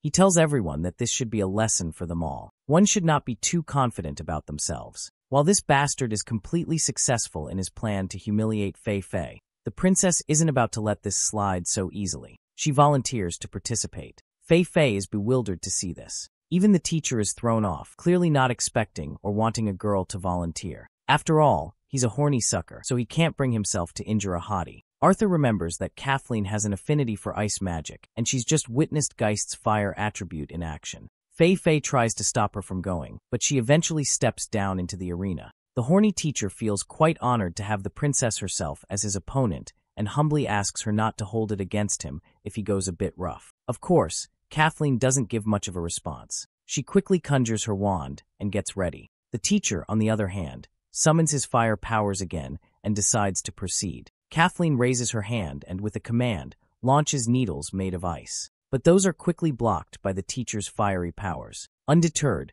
the girl conjures up even bigger needles and throws them down at her opponent. But once again, the bastard's fire power breaks through all the ice coming at him. But this time, the princess switches up her strategy. She quickly splits her big chunk of ice into smaller needles, turning them into a barrage of missiles. The teacher, confident that no petty tricks can work on him, retaliates. But the princess counters his attack with an ice tornado. However, as she tries to control the massive tornado, the fire bullets the teacher launched earlier are heading straight for her. She's completely vulnerable in this critical moment, and both Fei Fei and Arthur are losing their minds, thinking she's about to get hit. Even the teacher starts to regret throwing those fireballs, realizing too late that the princess has no way to defend herself. Just as the fireballs are mere inches away, an explosion rocks the arena, leaving the entire crowd of students in suspense, wondering what just happened. As the dust begins to settle, the horny teacher frantically searches for the princess in the haze, but can't spot her. He glances in both directions and finally sees her on the ground with Arthur, who had intervened at the last possible moment. Arthur isn't messing around. He's completely pissed at this teacher. That horny gorilla can feel the hostility Arthur is exuding. Though he doesn't directly voice his resentment, he plasters a fake smile on his face. While he appreciates Arthur's concern for the princess, he claims it was unnecessary. As far as the teacher believes, he had everything under control. He questions Arthur, asking if a professor from such an esteemed academy would actually put one of his students in harm's way, insisting that he was about to cancel the spell on the spot. Well, that's what you call absolute bullshit, and Arthur knows it all too well. Once a spell attack is fully manifested, it's impossible to cancel it mid-flight. But since Catherine thankfully didn't get hurt, Arthur has no proof to call out the teacher's lies. In that case, Arthur decides to take a darker step. He resolves to confront this bastard and force him to screw up in front of everyone. So Arthur requests to join the power demonstration on behalf of his colleague. And of course, this horny bastard is more than happy to oblige. As the princess leaves the arena, Arthur asks her if she's okay, to which she responds that his assistance was unnecessary, but she still thanks him for saving her. After giving her a reassuring smile, my guy summons his weapon of choice. And let me tell you, the weapon Arthur picks is so eye-catching that even this bastard can't help but take note of it. Since Arthur is an augmenter, the teacher decides it's only fair to let Arthur choose the method of combat. But Arthur, being the Sigma he is, casually declares that he doesn't give a damn. This response makes the teacher flinch, and veins start popping out of his forehead in frustration. Yet somehow, he manages to crack a fake smile. Arthur, still cool as ever, gives the teacher the opportunity to use whatever method he's most confident in. Now that Arthur's given him this opening, the teacher decides to make the most of it. Confusing his sword with a serious amount of fire, the bastard smugly claims that he'll try to go easy on Arthur. Now that both contestants are equipped, they finally clash their swords.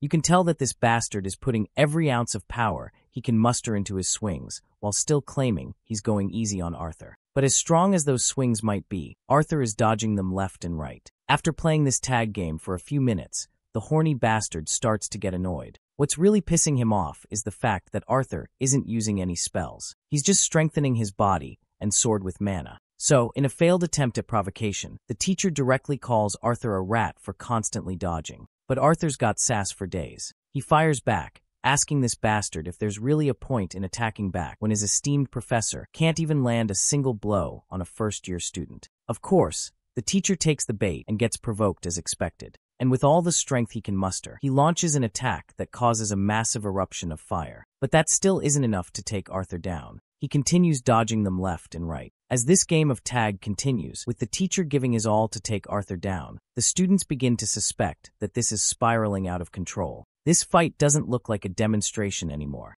At some point, Arthur decides it's time to finally retaliate. And once he does, My guy easily pushes Professor Geist back.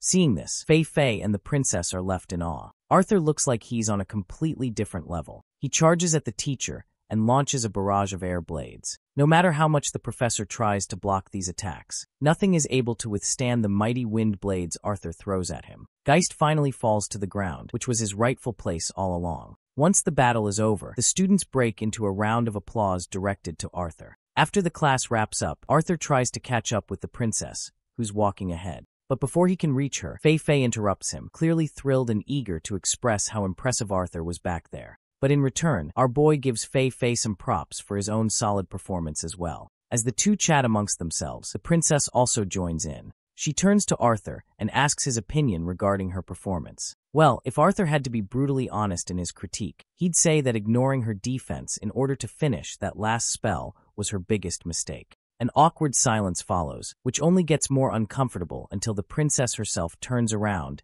and walks away. As Arthur walks his own path to the next class, Sylvie notices his off-putting expression and asks why he looks so sad. At first, Arthur brushes it off, saying it's nothing and that he's fine, but it's clear that there's something weighing on his mind. You see, not being able to finish off Geist quickly with just his wind attribute made him realize that he has to work a lot harder to get where he wants to be. It's almost noon, and Arthur is looking forward to his next class, Basics of Artificing. The class is all about manipulating and coding mana into objects for specific uses, something Arthur didn't have in his old world. As Arthur takes his seat, another student approaches and asks if she can sit beside him. Arthur gives her permission, and the girl promptly takes her seat. He looks quite shy and reserved. When she tries to introduce herself, all Arthur can hear is mumbling. So Arthur leans a little closer and gently asks if there's something she was saying. The girl gets a little scared and quickly introduces herself as Emily Watskin. In the same breath, she tells Arthur she wants him to become her friend.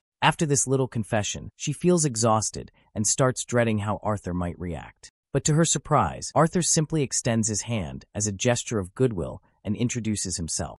He's more than willing to be her friend, but he wants to start off as acquaintances. The girl gets so embarrassed that her cheeks turn bright red. With a happy smile, she quickly shakes his hand. While Arthur is shaking her hand, he feels the roughness of her palm and the calluses on her hands. She suddenly retracts her hand, thinking he must be grossed out by her dirty hands. But Arthur, being Arthur, doesn't mind at all. He shows her that he has calluses, too. The girl perks up with happiness at the realization that he must practice a lot as well. She admires him even more now, especially since he's on the disciplinary committee. For Emily, she really loves artificing, so she spends a lot of time fiddling around with gadgets. But unfortunately, it makes her hands pretty rough. Hearing this, Arthur feels a little jealous. She has such a passion for artificing, something creative and constructive.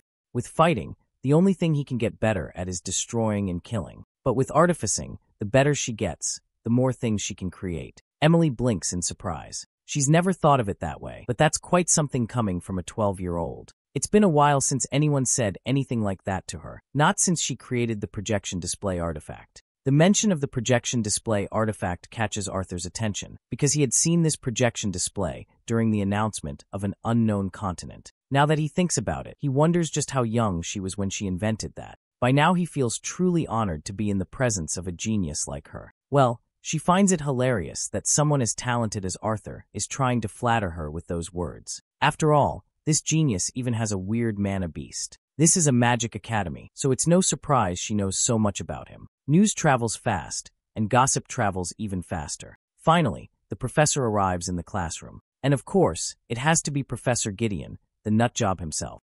When Gideon notices Arthur in his class, he can hardly contain the overwhelming excitement bubbling inside him. He acts like he had no idea Arthur would be in his class. Of course, that's a blatant lie. He totally knew about it beforehand. Once the class finally begins, Gideon wastes no time boasting about all the inventions he's created so far. He's bragging so much that the lesson feels like it's just an excuse for him to show off. Suddenly, a mana beast sneaks up behind Arthur. Sylvie immediately notifies him that the creature is dangerous. That's when Gideon chimes in, casually mentioning that it's Director Goodsky calling for Arthur. With that, Arthur leaves the classroom. As he walks through the corridor, he notices the princess stepping out of Goodsky's office with a rather moody expression. Seeing this, Arthur is sure that something serious is about to go down. So, he cautiously peeks into the office and politely asks the director if she called for him. There's no doubt she looks pissed, but she invites Arthur in and tells him to take a seat. As Arthur sits down, he nervously begins venting about how much of a shithead Professor Geist is, but the lady quickly assures him that she didn't call him here about his affairs with Professor Geist. After a few moments of silence, she finally asks Arthur how he would feel about acting as an intern professor for the practical mana manipulation class. Arthur immediately goes on high alert and wonders what exactly Princess Catherine told her that led to this sudden decision. The cheeky old woman jokes that Arthur better not be stealing the hearts of both princesses, because the last thing she wants is for him to start a civil war between elves and humans. Arthur sighs and gets back to the main topic at hand, reminding her that he's just a student who hasn't even completed his first day of school yet. How could he possibly be both a student and a professor at the same time? The old hag tries to reassure him that it's not as complicated as he might think. Being the director of the academy, everything is allowed as long as she says so. There have been cases in the past where highly qualified upperclassmen were given the opportunity to teach basic courses, so Arthur becoming a teacher isn't anything out of the ordinary. Arthur then asks about Geist, to which the woman explains that Professor Geist has been dismissed from the academy. She quickly assures him that this isn't because of him. Apparently, she had launched an investigation as soon as she heard what happened, and with Princess Catherine's help, Geist had no room to defend himself. That being said, she admits she's never seen the princess as worked up as she was today. Even so, Arthur still doesn't understand why she wants him to join as professor. To this, the old hag casually states that a spot opened up, and she wants him to take it. She insists that she has no ulterior motives this time, so he should cast aside any lingering suspicions. But she believes this would be a good opportunity for him to build his reputation without having to conquer her professors. He might get backlash from students hating him, but the old hag would be well placed to defend him if necessary. All in all, it's now his choice. But she suggests that it would be better for him to make use of his time, rather than sitting through a class he's clearly overqualified for. Eventually, Arthur agrees to what the old hag is suggesting, especially since his plan to keep a low profile has already flopped. Good Sky finally smiles, seeing him take the opportunity. She's sure he's going to perform exceptionally well. As he walks away, the old hag watches him through the window. There's something about Arthur, something that always keeps her on her toes. Negotiating with him is more nerve-wracking than dealing with royal families. She asks her beast, Avir, for his take on the boy.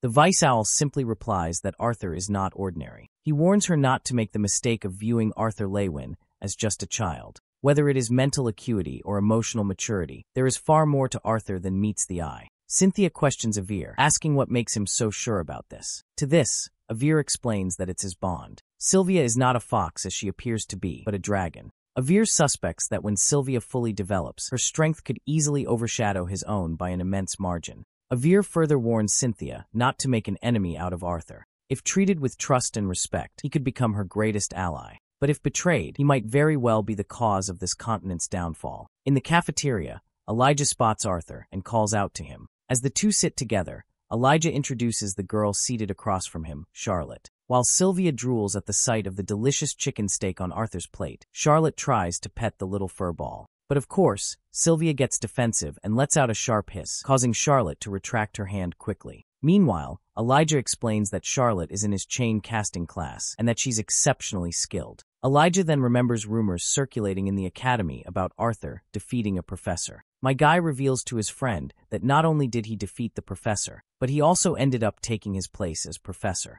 This revelation leaves Elijah utterly dumbfounded, so much so that he chokes on the water he's drinking and accidentally spits it all over Arthur. Our boy wipes his face in mild irritation. As the conversation continues, Elijah mentions that he and Charlotte are planning to head downtown for some shopping later. He extends an invitation to Arthur, asking if he'd like to join them. Arthur politely declines, explaining that he still has 3 classes left to attend and doesn't want to miss the upper division lessons. With that, Elijah decides to go alone with Charlotte. However, Charlotte immediately turns Elijah down. It becomes clear that her interest was less in shopping with Elijah and more in hanging out with Arthur. After giving a warm goodbye solely to Arthur, she starts leaving the cafeteria, with her intentions totally apparent. Poor Elijah watches her go, visibly deflated. He turns back to his friend with hope, asking if Arthur thinks he has any chance with Charlotte. Arthur smirks knowingly and reassures Elijah that he deserves someone far better and believes his friend can do even better. Later, after class, as our boy walks freely through the academy grounds, he can't help but attract the attention of the people surrounding him.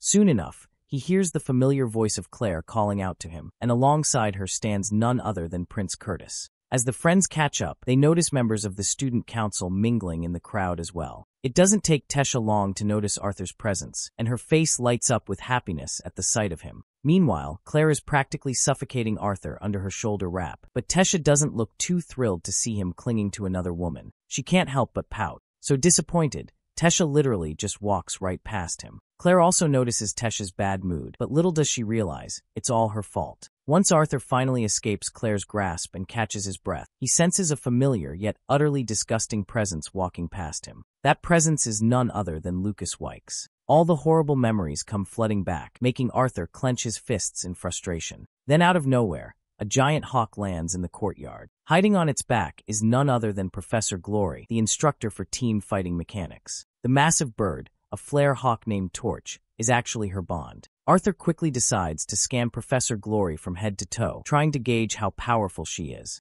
However, before he can even sense her power level, she glares at him so fiercely that it makes his head throb. Well, it's not surprising that she's hiding her level and elemental attribute, especially around a bunch of students. Though Arthur isn't quite sure why, it seems like she has noticed him, and she starts walking toward him. She appears genuinely glad to see her new colleague and looks forward to working alongside him. A murmur breaks out among the students as they begin making wild guesses. Could Arthur actually be their new student professor? Their curiosity gets the better of them, and they directly ask Professor Glory if Arthur is really their teacher. Glory doesn't waste time addressing their questions. She clarifies everything, revealing that not only is Arthur a freshman disciplinary committee officer, but he's also been appointed as the interim professor for the practical mana manipulation class. Though it's only a temporary position, Glory still considers it pretty damn impressive. The students are absolutely stunned, struggling to believe what they've just heard. As far as they know, even some of the best upperclassmen don't get to teach, and now this scrawny first-year kid is going to be their instructor is completely unfathomable. Glory quickly steps in to calm the crowd, reminding them that it's imperative to respect and trust the director's decisions. She reminds them that Arthur has proven himself to some extent by defeating the professor who previously taught the class, so it's not surprising that the director chose him. Even after all this, one particular student doesn't seem impressed by Arthur's accomplishment. To him, defeating a professor doesn't mean much. He's confident most of them could do the same, especially if the professor was just some former thug adventurer. Glory, on the other hand, looks genuinely pleased to see that these young students have some fire in them. Seizing the moment, she extends an open invitation to all the students present to test their strength against the new professor of practical mana manipulation. As soon as the announcement is made, all the students turn their death glares toward Arthur, looking ready to take him down. Arthur thanks Glory for the offer, but reminds her that Director Good Sky explicitly told him to take it easy with the upper division classes until he's fully adjusted,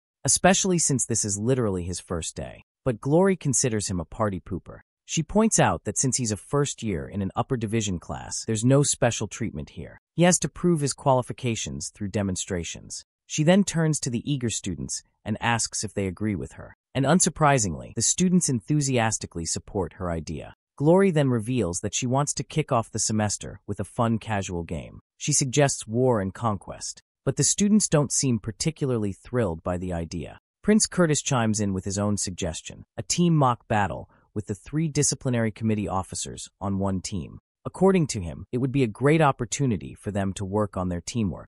Glory quickly approves of the idea, as that it's not half bad. Vice President Clive volunteers himself and Princess Tesha to act as opponents on the other team. Naturally, Tesha isn't sure how she feels about going up against Arthur, but Glory seems really excited about this idea. In fact, she's now even more interested in seeing the disciplinary committee go up against the student council. However, she admits that having 2 people against 3 wouldn't be fair. That's when Lucas Wykes steps forward and volunteers to join the student council team to balance the playing field. Since Wykes is another genius freshman, Glory has no objections to him teaming up with the student council. In fact, it'll be a great opportunity to see what he's capable of. Glory quickly instructs the 6 contestants to get ready. As they walk to take their positions, Arthur and Lucas share a little heated exchange. Lucas is clearly pissed that Arthur took the disciplinary committee position he thought was rightfully his. But Arthur doesn't see it that way. He believes that position never belonged to Lucas in the first place.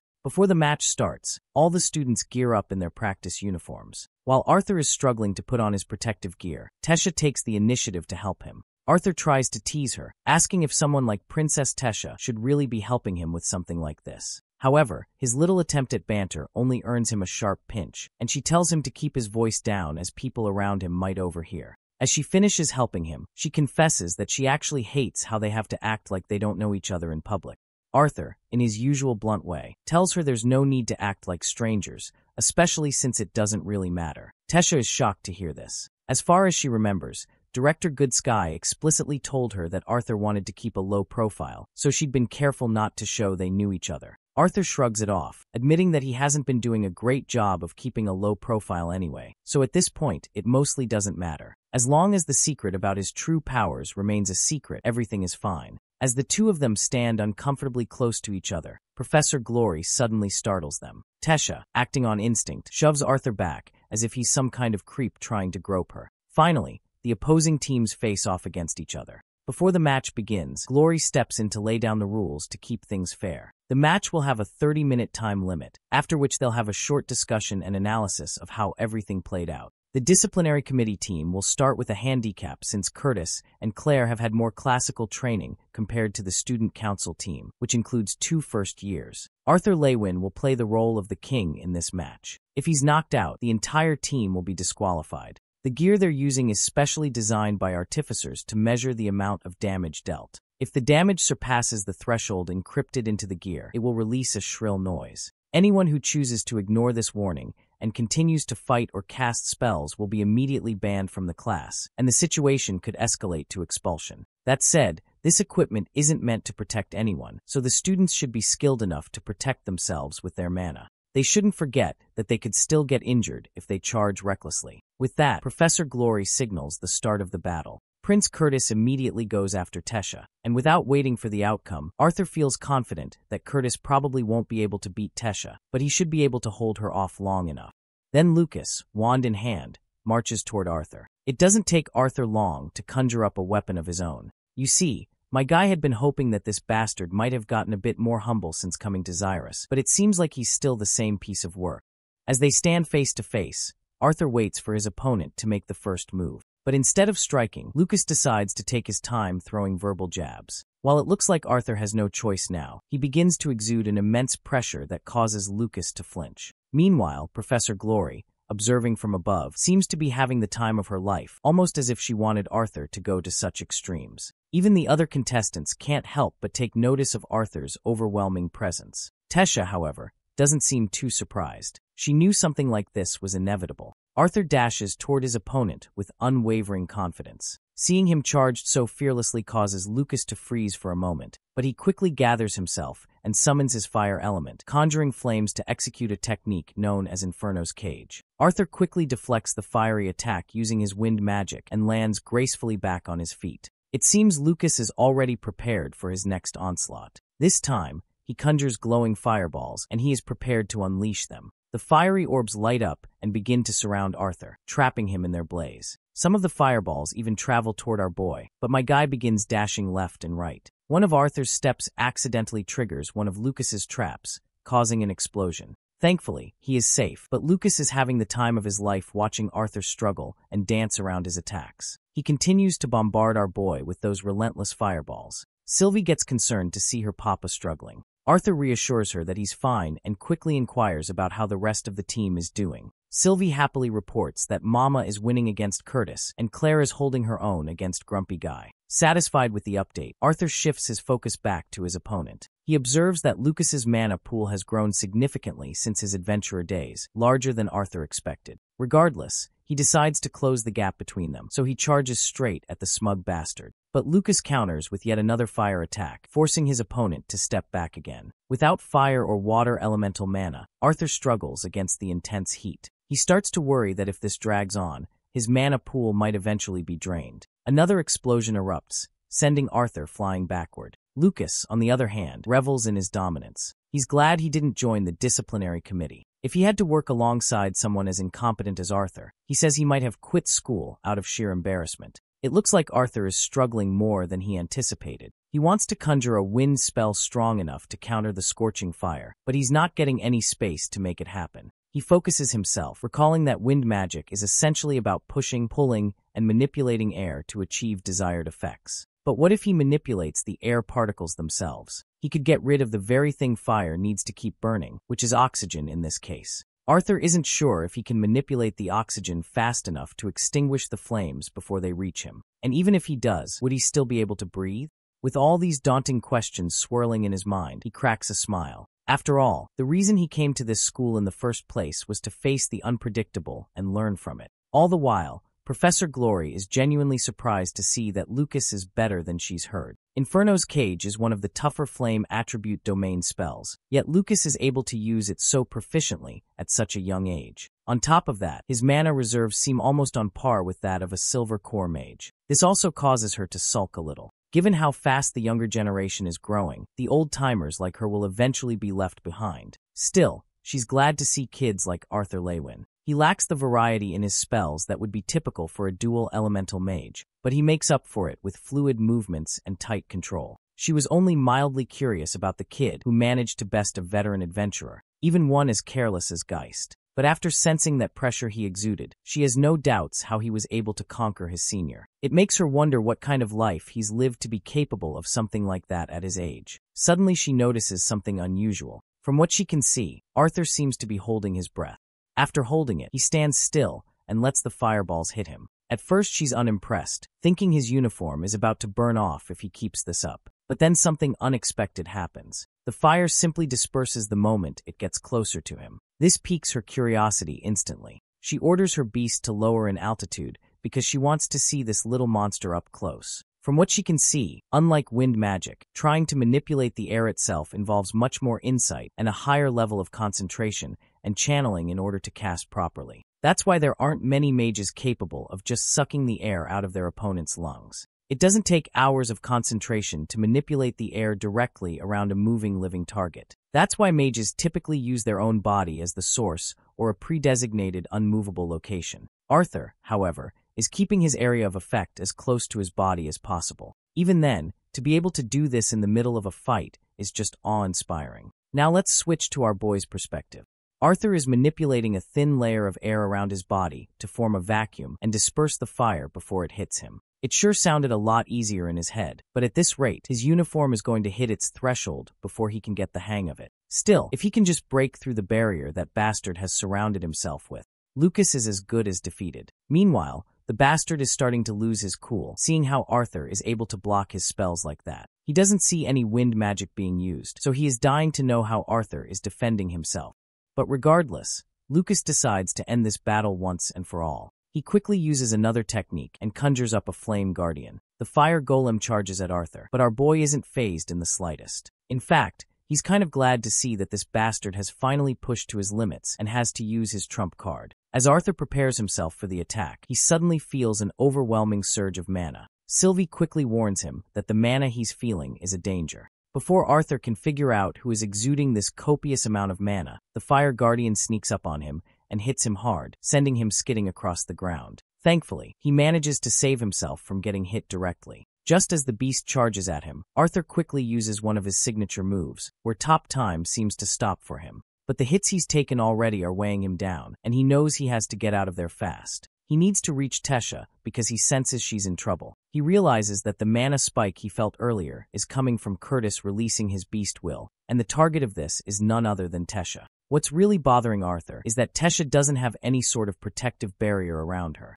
Barely holding on, Arthur gathers himself, and before the mana beast can hit her, he jumps into the scene like a hero. He holds Tesha in his arms, ready to take the full brunt of the attack because he doesn't have enough mana left to block it. It's going to hurt, but he knows it's a sacrifice worth making. But before we see the climax, let's rewind a little and see how Tesha ended up in this tough spot. While she's going up against the prince, her mind is momentarily distracted, thinking about Arthur. Suddenly, Prince Curtis charges at her. She manages to block the direct hit, but Curtis is clearly annoyed that she wasn't even paying attention to him. The way she dodges his attacks with such fluid movements makes it look like a piece of cake. With some slick moves, she proceeds to deliver her finishing blow, but suddenly her mana core starts to throb. Though she manages to throw the prince away, her chest hurts like hell. She's not sure what's wrong with her, and she doesn't have time to figure it out. Curtis is ready with his beast greater, and it's at that moment the prince decides to unleash his beast will. Tesha quickly catches on that danger is ahead, given the amount of ambient mana they're both gathering. Tesha also uses her earth magic,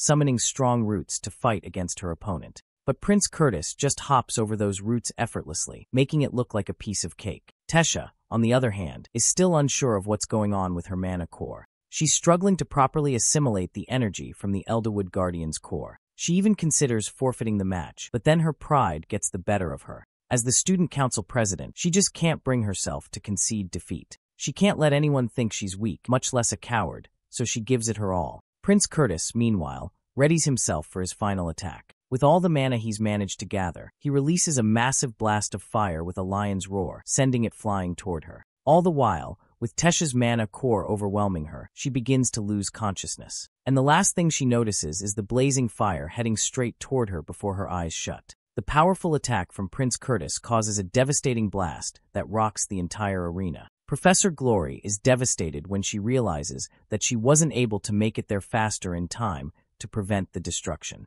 She quickly lands as soon as she approaches the explosion zone. The smoke is thick, but as it starts to dissipate, she sees nothing but burning roots. When she looks into the other side, she spots Arthur on top of Tesha, his back burned to a crisp from the blast. The other students quickly rush to the scene, and Glory immediately commands them to get the rest of the team on standby, and further instructs one of the students to start the damage assessment. A while later, Arthur finds himself in the infirmary, his entire body wrapped in bandages. Sitting on top of him is an angry Sylvie, who presses her little paw against his head to express her frustration. She's in tears, overwhelmed by the thought that he had been on the verge of death. She doesn't know what she would have done if he hadn't made it through. Arthur is startled at first, but soon softens as he apologizes for worrying her. He admits that it was reckless of him, but he promises he won't ever leave her. Right then, Director Goodsky enters to check on Arthur and inquires about his well-being. But Arthur is more interested in hearing how Tesha is doing. The director claims that she is doing well, and the good news is that Tesha is in a much better state than he is. Arthur clearly understands the cause of her condition. He is sure that it is due to the beast's will that her body was not able to handle it. The old hag is startled to hear this, and quickly asks how he knows. Arthur admits that he is the one who gave her the beast will. He believes he should be the one to help her with the assimilation, but he doubts if he can in his current state. Goodsky reassures him that he has already done more than enough. It is actually her fault for not paying much attention to her. Tesha is at the most vulnerable stage of the assimilation process, and the director believes that if that girl had been taught about it earlier, this might have been avoided. Though she thanks him for sacrificing himself to save her disciple, the director has already contacted both the royal family and Arthur's, so they should arrive soon. He advises him to get some rest until then. With that, the director leaves Arthur alone for some much-needed rest. Outside, Tesha stands hesitantly, unsure whether to enter. After a moment, she decides to let Arthur rest. As she stands there, the old hag startles her by inviting her for some dessert. With no choice, Tesha decides to join the director, unable to summon the courage needed to face Arthur just yet. Arthur finds himself waking up to the blurry sight of his family, reminiscent of the time he was first reborn into this strange world. His mother asks if he's okay, and Arthur apologizes for making them feel unnecessarily worried. Ellie is out here with the sibling jokes, shitting on her brother despite his hospitalized state. Even Arthur calls her a damn brat for that. But their Jigachad father knows what's up, and exposes how Ellie was even more worried for her brother than Alice. It's the first day of school, and he's already like this. Arthur tells them to go and check on the other dude's condition, who he scrapped with. Bro really said, call an ambulance, but not for me. While the rest of them are laughing, Alice is horrified because, well, typical mom energy. She's worried he might have killed someone's child. Alice is out here assuming they're gonna live in a cave and hide from the rest of the world now. Tesha's family comes around to explain that Arthur's just kidding around. Both Reynolds and Alice are stumped to find the great elves in their presence. Their leader returns the compliment, stating that they should be thankful for Arthur's valiant rescue to Tesha. They're introduced to Tesha's grandfather, the former king of Eleanor, and finally the girl herself, who is really embarrassed to meet them. Both Reynolds and Alice stare at each other for a second before looking right back at Arthur. These monsters instantly know what's up and come up with a devious plan. Even Arthur is kind of worried as Alice embraces Tesha's hands in kind. She glows up hearing that Arthur mentioned her quite a lot. For a teasing little remark, Alice whispers something in Tesha's ear, causing her to get worked up like crazy. Her grandfather comes to ask about Arthur's condition, who is currently more sick, wondering what his parents are cooking up just now. Tesha's grandfather rats out their little scheme about him eventually becoming his grandson-in-law. Tesha apologizes on everyone's behalf and explains that she wanted to come alone, but remembered that she was the reason he ended up in the hospital in the first place. Our boy plays a chill guy and says he likes the audience. Meanwhile, Ellie is eyeing down the chick who her brother risked his life for to save. Clearly she's jealous. They both come to know about each other with Arthur, adding that Tesha gave her the bow on her birthday. The elven girl is delighted that Lilia appreciated her gift. In a teaching moment, Lilia decides to question Arthur, who is the prettier of the two. In typical Sigma male fashion, this guy calls both of them ugly, making them both frustrated. More importantly, he wants to know about Tesha's mana core. Her grandfather explains that her beast core is integrating well compared to his. More importantly, he's dying to know how the kid got his hands on the Elderwood Guardian's core in the first place. Arthur nonchalantly expresses that he killed the creature, which is how he got it. Their meeting is interrupted when Tesha's assimilation is brought up for additional monitoring. Also, the kid's got an army of visitors wanting to know how he's doing. The Vincent family, Elijah, and more. It's explained that Arthur received plenty of visitors throughout the day after his family left. There were a few annoying ones who wanted to know what happened, while others were seriously concerned if he was doing okay. Then there was the bastard inventor Gideon with a poisonous potion in hand, probably trying to kill the kid. He left, recommending Arthur to drop by the training room as Director Goodsky tasked Gideon to build training artifacts for him. The sleazy inventor dashes away, happy that he now has the boy indebted to him. Arthur finally collapses to rest when the door opens again. This time it's the pretty-haired elf on her own. Arthur happily asks if her assimilation is wrapped up already. She's told to rest for a while, so Arthur wants to know if she experienced a pang of pain again from her previous experiences. Strangely, Tesha laughs. It's the fact that he narrowly escaped death, and yet he's here asking about her condition. Arthur chuckles in response. She remarks that it's no different from the time he saved her life from the bandits when they were young. The boy tries to move his body and experiences pain. Tesha grabs his shoulder and helps him assist. Arthur tells her that he's going to be all right, so she shouldn't be so worried. The elf understands that, but insists on another apology. Arthur explains that there's still nothing she has to apologize for. Our boy misunderstood, as Tesha's real intention was to lean in for a kiss, surprising him. In the following scene, we see the elf barely taking her stand outside his room. She seriously flared up all red, realizing that she actually kissed him just now. It was her first kiss ever, and she's puzzled with so many thoughts. The weird little elf looks at her reflection in the mirror, trying to mimic the kiss. Her head plummets in exhaustion as she falls to her knees, realizing that she might have overdone it. She took it a step further, and it's going to make things seem weird. She even contemplated returning to his room and acting like it was a prank. Tesha gathers her resolve and sorts herself out. She justifies her decision and understands that nothing would have come through if she let Arthur take the reins of their relationship. She also plays it like a boss girl, acting like it's going to be his loss if he rejects her. This girl lists out all of the brilliant things about her, such as her popularity, intellect, and talent as a mage. She's convincing herself that it's going to be his loss if anything. Saying those words with a hint of flailing belief, she turns to leave. Meanwhile, Arthur is out here fucking stunned. Arthur was in a daze, still unable to comprehend what happened. Dude's battling the pedophilia allegations with his own sense of morality. He thinks he's going to go to jail for kissing a 13-year-old. Arthur reclaims his senses, claiming that he's a preteen himself right now, so it doesn't matter. There's the fact that many children in this world get married at this age, not to mention that she was the one who initiated the kiss. Dude remembers a second of the kiss and slaps the shit out of his own face. Arthur seriously tries to calm himself down in his young little body of raging hormones. He plops to the bed in defeat, questioning what his life has come to. Let's shift away from that and see how the school's holding up. Classes will resume in one day, and there's rumors of a new professor. And get this, they're a first-year student themselves. This mysterious student obtained the spot by defeating their own professor. On the other side, Arthur is being prepared to have his first day teaching at the academy. He doesn't have materials or anything special prepared, but he's planning to wing it anyway. More importantly,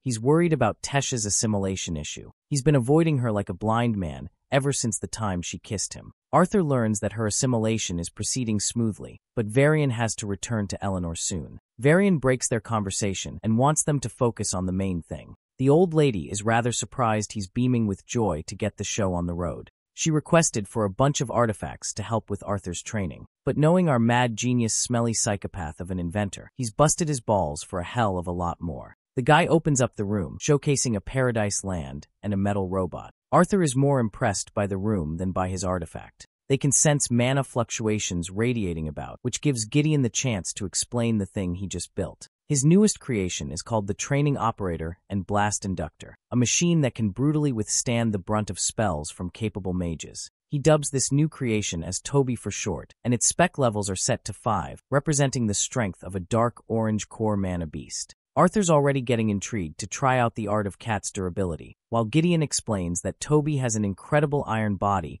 that not even his spells can penetrate through. The inventor is shocked when Arthur unleashes his flaming fist and puts a hole in the thing with a single punch. Toby is dusted in a single attack, so Arthur recommends the inventor get to work in raising the artifact's level. As you can tell, Gideon's left speechless. Over to a different side, we see a bunch of adventurers raiding a dungeon with strange wraith skull monsters. Their color and size makes them concerningly strange. The leader, Lance Baron, questions if they're sure on the report that no other raiders have stepped foot inside the dungeon. Apparently the entrance in this place was shut off a long time ago. Baron stares at the cloth in his hand, recognizing the situation to be of an even greater importance now. Just that day, Arthur casts a whole different set of elemental affinities and spells against the prepared training artifacts. He uses melee combat to attack them as well and counters them with his sword. The artifact is quite agile, but it's nothing he can't handle at this point. He beats both of them, snapping their tiny arms and wrecking them to shit. Even Elijah is feeling pity for the artifact. The inventor is really bothered to know if Arthur is even injured at this point, since he's a bit too strong. Arthur expresses that he's slow and sluggish with his movements in his fight. Gideon wants to hear about his feedback from this time around. Arthur recommends that he strengthen the joints of the artifacts. Also, he finds it problematic that they don't have any offensive capabilities when it comes to magic. Gideon mentions creating the artifacts for a regular augmenter, but he's found the kid to be the definition of the devil, so it can't be argued. Arthur suggests working on Toby's mana reinforcement mechanism. This comes as a surprise to both Gideon and Good Sky. He reasons that the artifact is issuing a layer of protective mana to defend itself. Despite a barrier being the fastest method for a mage's protection, it makes them vulnerable to same-sided attacks. Penetrating the shield makes it extremely vulnerable. Arthur thinks that instead of one shield of mana, it would be better for Toby to have a web of smaller plates of mana to protect itself. This way, the barrier will regenerate faster after breaking. This will in turn reduce the mana wastage from the artifact too. This explanation catches all three of them in a loop. Good Sky is seriously dying to know if Arthur has the ability to cast a mana barrier like the one he just mentioned. The boy nods in approval, which catches her attention. He thinks it's a better defensive maneuver than the one mages typically use. She dashes away to convey this idea to the Mages Guild for their input. The inventor Gideon draws a little too close to the boy and eyes his body down. He thinks he's found himself a golden nugget of information around. Elijah teases Arthur, reminding him that he's going to be late for his first class. Inside, Arthur walks around barely able to compose himself. The fact that he fought against 2 Tobus at level 7 in his current state is damning enough. Arthur's clumsy little cane slips, and he goes on to grab Kathleen's shoulder in surprise. She helps him out by giving him assistance. Arthur sees her stoic expression and smiles. Class is in session, and the students are all muttering about. They can't believe a first year will be the one to teach them. Some of them really want to see how a first-year student is going to teach and fumble as if he knows anything at all, while others are annoyed that they spent so much money for this academy only to get taught by a damn first-year student as their teacher. Arthur's trusty old self-proclaimed rival is hoping for the best for him, knowing he's in for a rough time. The professor enters the class, assisted by the beautiful Kathleen, sending all of the students in shock and amazement. They all think this is planned coming from their teacher, who's making a power play by using the assistance of the princess of the kingdom. But it's not like our boy was smart enough to plan for this. He thanks her and expresses that he's all right now. Kathleen goes away to take her seat, while Arthur finally takes his first stance before his class, introducing himself as a disciplinary committee member, the son of 2 mages,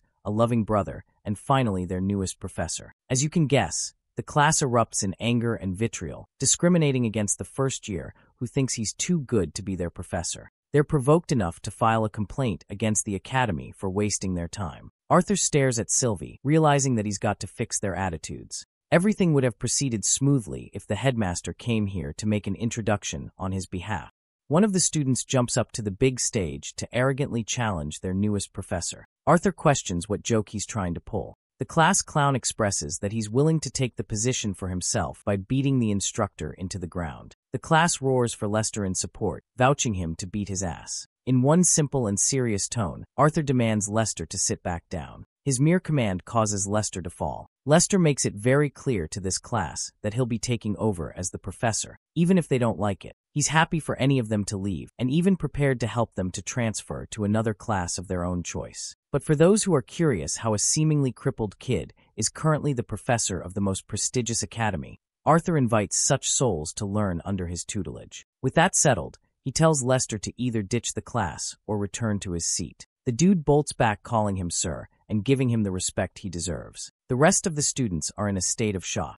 Arthur's happy that none of them are leaving and resumes his first class. He mentions that this will be their first practical mana manipulation class, so he's interested in testing their knowledge. He quizzes them about the best way to utilize mana from the surrounding atmosphere. One girl raises her hand and answers that it's best utilized by naturally forming into the mana core, where techniques can further be formed. Arthur likes this answer and praises the student before explaining the key difference between augmenters and conjurers. It's the usage of their mana channels. Conjurers utilize the mana from the surrounding atmosphere, channeling into their veins. This begs the question, why do both mages share the capacity to absorb mana when only augmenters can absorb it into their core? It spins the gears of the students as they all ponder and come up with a theory. Ponytail is given the chance to speak again. An excellent answer, explaining how conjurers never feel the need to aim for physical attacks. Arthur seconds the explanation. Conjurers are supposed to use their own mana and manipulate the changes in their surroundings. At the same time, if such conjurers used less mana than augmenters, then there's the question if a mage's mana core is truly a representation of their level. The students are all busy in thought because of this sharp critique. Arthur smiles and calls forth 6 volunteers with elemental affinities for a demonstration. He wants the conjurers standing to his left while augmenters to his right. The students line up as instructed. For the exercise, Arthur instructs the volunteers to cast the most basic spell they know. For conjurers, he doesn't want them to utilize a wand. Kathleen and the others quickly form the spell. Augmenters do the same. With all 6 mages having prepared their spells, Arthur instructs the augmenters to attack with their spell, while guiding the conjurers to absorb their own spells into their hands. It's a ridiculous idea from all 6 students, but their happy-go-lucky professor simply smiles in glee. As per his instructions, the augmenters try their best to release their fire spell, but it just doesn't work. As for the conjurers, they try to absorb the spell and make it a part of their body, but that doesn't work either. One side can't release while the other can't absorb. Even Kathleen is supremely struggling to do the job, but she's the closest of them all to get it right. The students are annoyed that he's teaching them a reckless lesson with nothing to learn. After all, only high-level augmenters are capable of casting long-distance spells. Arthur shuts them quiet by preparing a basic wind spell in his hand, before releasing it as a long-range projectile. The students criticize him for being a hot shot when this is pretty basic for an orange core user. Their professor confirms and decides to whip up the intensity by casting a vortex of wind that leaves a crater in the wall. Arthur questions if he's confident students have seen a display of power like that from an orange core too. He's unable to demonstrate his point properly, but it still proves what he's trying to teach them. He takes a seat and tells the volunteers to sit down if they want to learn how to do that. After the class wraps up, the students are all dazed and questioning his skill level. They think he cheated or something, but Arthur doesn't care and frees himself early. It's the only benefit to being a professor. Sylvie cutely tries catching a small butterfly and crashes to the ground in a hilarious fashion. Kathleen surprises the boy with her sudden entrance. Arthur tries to joke around, saying he's busy with his invisible friend over here. The princess sits next to him, while he wonders what's up with her this time around. She praises him for teaching well on his first lesson. But after that comes an awkward moment of silence. Nothing more. Kathleen quickly jumps in his face before confessing that she's got something important to tell him. Arthur's praying to God that this chick doesn't end up traversing the same route as the elf Tesha. This might cause a serious war between the 2 kingdoms merely because of his existence. Instead, Kathleen lowers her head and offers the most respectful apology on the behalf of the royal family. She remembers what happened at the auction house and how her father behaved. She wants to apologize for the wrongs they've all committed. Arthur acts surprised that she's still mindful of the events that elapsed 4 years into the past. She tells him that her faith in her father plummeted that day. Arthur thinks that her apology is unnecessary, but Kathleen admits that it's necessary because of their friendship. Arthur, being the cheeky fellow, wonders if that's what they're like. The princess claims that casually embracing someone indicates a sign of friendliness. So she's right. Kathleen internalizes how she grew up being judged for everything she was until now. Yet this guy, who is arguably one of the greatest talents all around, yet always judged, is a goofy clown. She lets out a laugh which is unlike her. Arthur leans in to tease the ice princess. She turns her head away and talks about the merits of his lesson, the fact that 2 wind bullet spells could turn out to be so different. Arthur scoots away, realizing that she came here to pry for information. Kathleen attempts to clear her name in panic, but Arthur understands and gets up. He looks back at her and expresses that it would be unfair if he gave his best student a severe advantage. Saying those words, he walks away while she looks at him with a smile. Sylvie the little brat has caught her in the act and laughs in Kathleen's face. Ripping up ahead, we see Arthur chatting with a friend in Gideon's class. Gideon gets pissed and angrily whacks his chalk up in Watskin's hair, prompting a confusing look from everyone else. He wants Watskin to briefly explain information regarding the light-producing artifact. Girl here ends up giving him an essay of a speech because she's a nerd, and he only regretted that decision. After that meeting, Arthur's a little ticked that Gideon is on their asses with a project already. Interestingly, Watskin's got a bunch of LPAs or light-producing artifacts ready, and she's happy to provide for him. Arthur gets rizzed by her approach and treats her as a lifesaver, when in reality even Sylvie is trying to remind this fool to be more responsible. Elijah comes running towards them regarding a matter with the director. Arthur points to the glasses girl and introduces her as Emily. They both greet each other in kind. You guys remember when Arthur said this guy's girlfriend will also be a nerd? Yeah, it's happening. Elijah suddenly remembers what he came here for and instructs Arthur to get to the training room. He goes along quickly and finds Tesha meditating in peace. Sylvie happily embraces her while Tesha greets Arthur. The boy is confused since he doesn't spot the director around. Turns out Good Sky already left despite calling him here. Arthur now knows that this is a prank from the headmaster herself. Tesha turns her face in embarrassment and asks if they should get on their way with the assimilation process. The process can't be done alone, as it requires a lot of effort. Some mages of the same elemental affinity are required to tackle the beast's elemental affinity. Since Arthur's case was different, mastering 4 elements, he was able to easily help. Mastering 4 elements, he was able to easily help Tesha assimilate with her beast will. He acted as a mana battery and made sure she could fight against the Elderwood Guardian's core. The couple was exhausted by the end of the session, and I definitely don't mean what you perverted bastards are thinking. They want to call it a day when Tesha questions if he's still upset that she made a move on him. The boy's a little taken aback by her question and assures her that he didn't experience anger. The worried elf then asks why he's been avoiding her ever since the incident. Biting his lip in embarrassment, Arthur tries to play it cool and indirectly tries to disqualify himself from being her partner. But even Tesha understands that he's just making shitty excuses, as they have no need to get married in the first place. She understands that it was wrong of her to take advantage of his feelings, but she wanted things to progress in some way. Arthur teases her by claiming that they've progressed quite a bit already, as she's no longer the whiny princess he remembers her. Infuriated by his responses, Tesha gets up completely frustrated. The matter was important and delicate to her, but he kept treating it as a joke.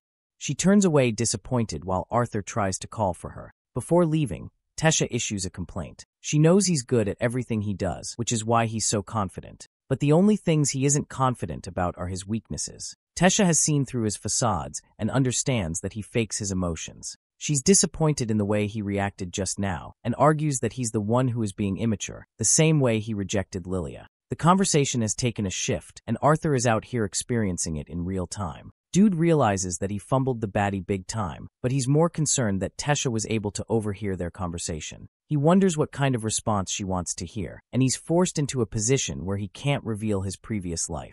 In the following training session with the magic artifact, Tesha's words reverberate and plague the boy's mind. The special shield has been implemented, but that's not the thing bothering Arthur. He's confidently taking on the artifact without any trouble, but her words race through his mind as he issues a flame-infused kick across the training dummy's head. He also loses control for a moment and goes for a finishing move, but before he's able to end the fight, the artifact shuts down after expiring its mana reserves. Arthur takes a break, while Sylvie worriedly tells him not to overtrain as he's yet to fully recover. The boy pets her and claims that he's okay. Hearing a knock, Arthur opens up and finds the purple-haired teacher. She wants to know if things are going smoothly between the elf and the human since they both skipped classes today. She also takes a peek in the training room and wonders what the heck happened. Arthur shuts the door claiming he was just training and that Tesha isn't around with him. Her guess ended up being wrong, but she still wants him to join her class. Arthur decides to let loose and decides to join in. What's really shocking to hear is that a training room is made accessible to a single student. He wonders the kind of training this boy is doing for his age to require such a space.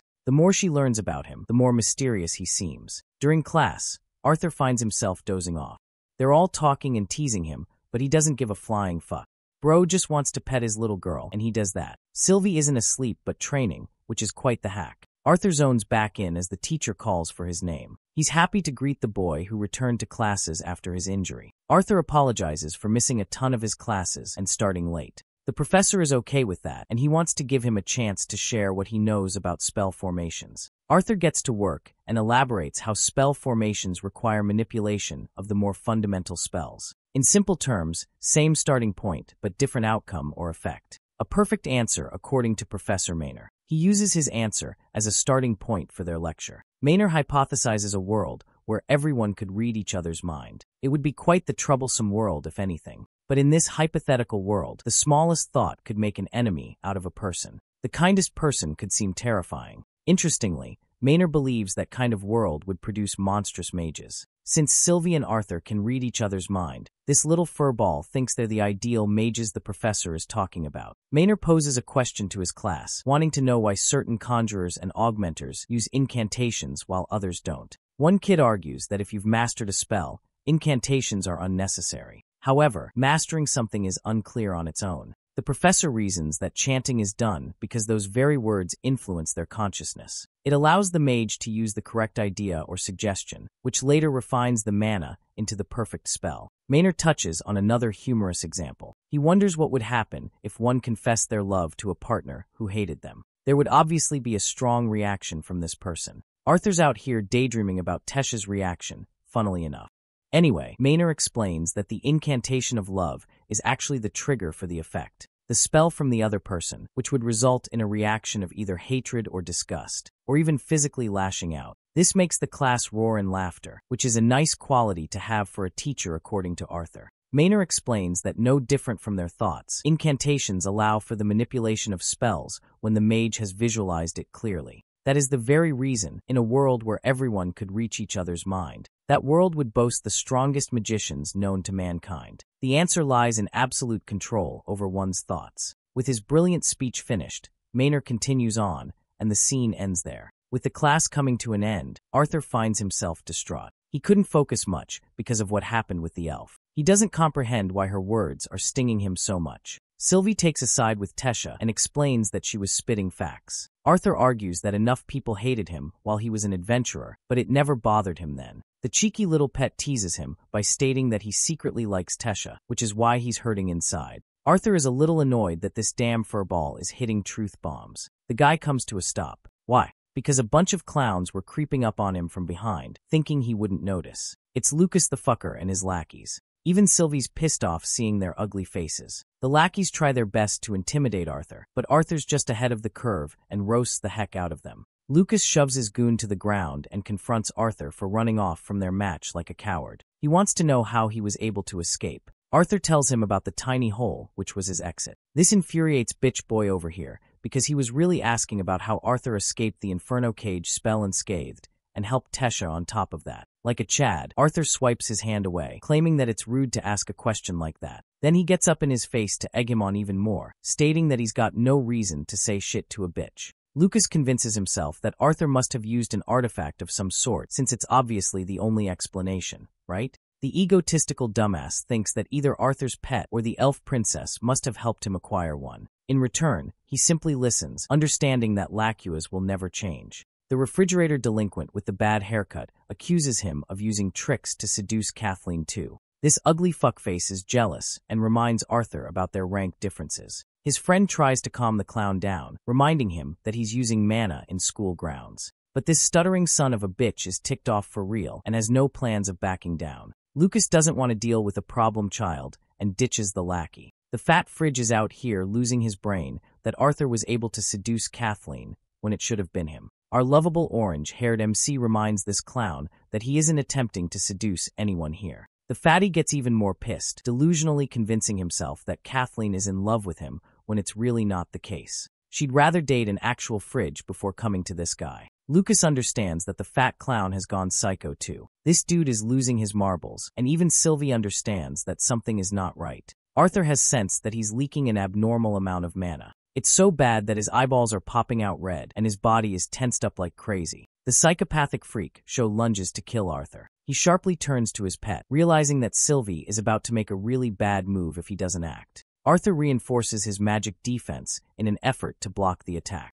He manages to deflect at the last second and dodges the blow, causing the fatty to annihilate the ground. This guy was seriously about to kill a student on school grounds. Arthur reminds the idiot that he's attacking a literal teacher under school premises. Even Lucas's lackey thinks they should stop him. But this guy has other plans. After all, he's not involved and is there to simply spectate. Arthur questions their motives and refuses to believe him. Lucas happily claims that he isn't making use of anything, so he can't be blamed. Marcos is consistently losing his sanity, but Lucas is such an imbecile that he doesn't give a damn what happens to him. To him, either Marquis will get hurt or Arthur will have him expelled. Lucas leaves with a warning to Arthur, reminding him to be fully recovered for their next duel. Before he's got any chance to respond, Arthur is met with earth spikes, which he swipes away with his wind magic. Then he sees this guy looking like a werewolf, just lunging at him full speed. Arthur blocks the powerful attack with his shield, but can't fathom how an orange core of this level has become so strong. This guy is pouring out more mana than Lucas, all for the sake of offense. As the shield shatters, Arthur realizes that he might have to activate his seal in order to fully capture the guy without killing him. But as he's about to do that, a fully pissed Sylvie is looming over them, and with a single attack, knocks Marquis completely unconscious. Arthur looks to his little pet, who lost her temper, seeing him fail to act. Another member of the disciplinary committee comes rushing to ask what happened. Arthur explains the situation, while the girl checks the kid's body. This spine has marks imprinted on it, which means he has become a second victim to the curse. After the incident, Marquis receives recovery. Arthur is curious if there were other cases like this guy. She tells him that another student acted the same while Arthur was recovering in the ward. Too much is unexplained, and he wants to know what the markings mean. She doesn't have anything to say to him for now, and intends to update her team for the meantime. Before entering, she instructs Arthur to tell the director everything he saw. When they do enter, Arthur is surprised to see two legendary faces. Even more excited is the red-haired girl. Lance Baron and Lance Alea are here after all. Woodsky points to both members of the committee as one of their top mage talents for the year. The girl excitedly explains her dream to one day become a lance. This dude Baron literally ignores her and turns to the director to finish up his talk. After the conversation, Lance Baron walks right past Arthur, while Alea offers her full support to the one who shares their dream. This makes the chick's heart flutter. Meanwhile, Sylvie and Arthur have both sensed one thing. The two figures that just left are without a doubt the strongest people they have ever shared a room with. With both gone, Woodsky wants to know about the matter that took place. Arthur is happy to explain, but he's wondering what business led to the Empire's strongest mages to come in for a talk. The director expresses that it's nothing serious, as Baron used to be a member of the Academy, and he was here to mention his brother joining as well. Woodsky was hoping to hear more from them for some reason. Ceasing the meaningless chatter, she learns everything about the matter involving Lucas and Arthur. The boy focused on Marquis' situation in particular, highlighting the abnormalities found in his magic.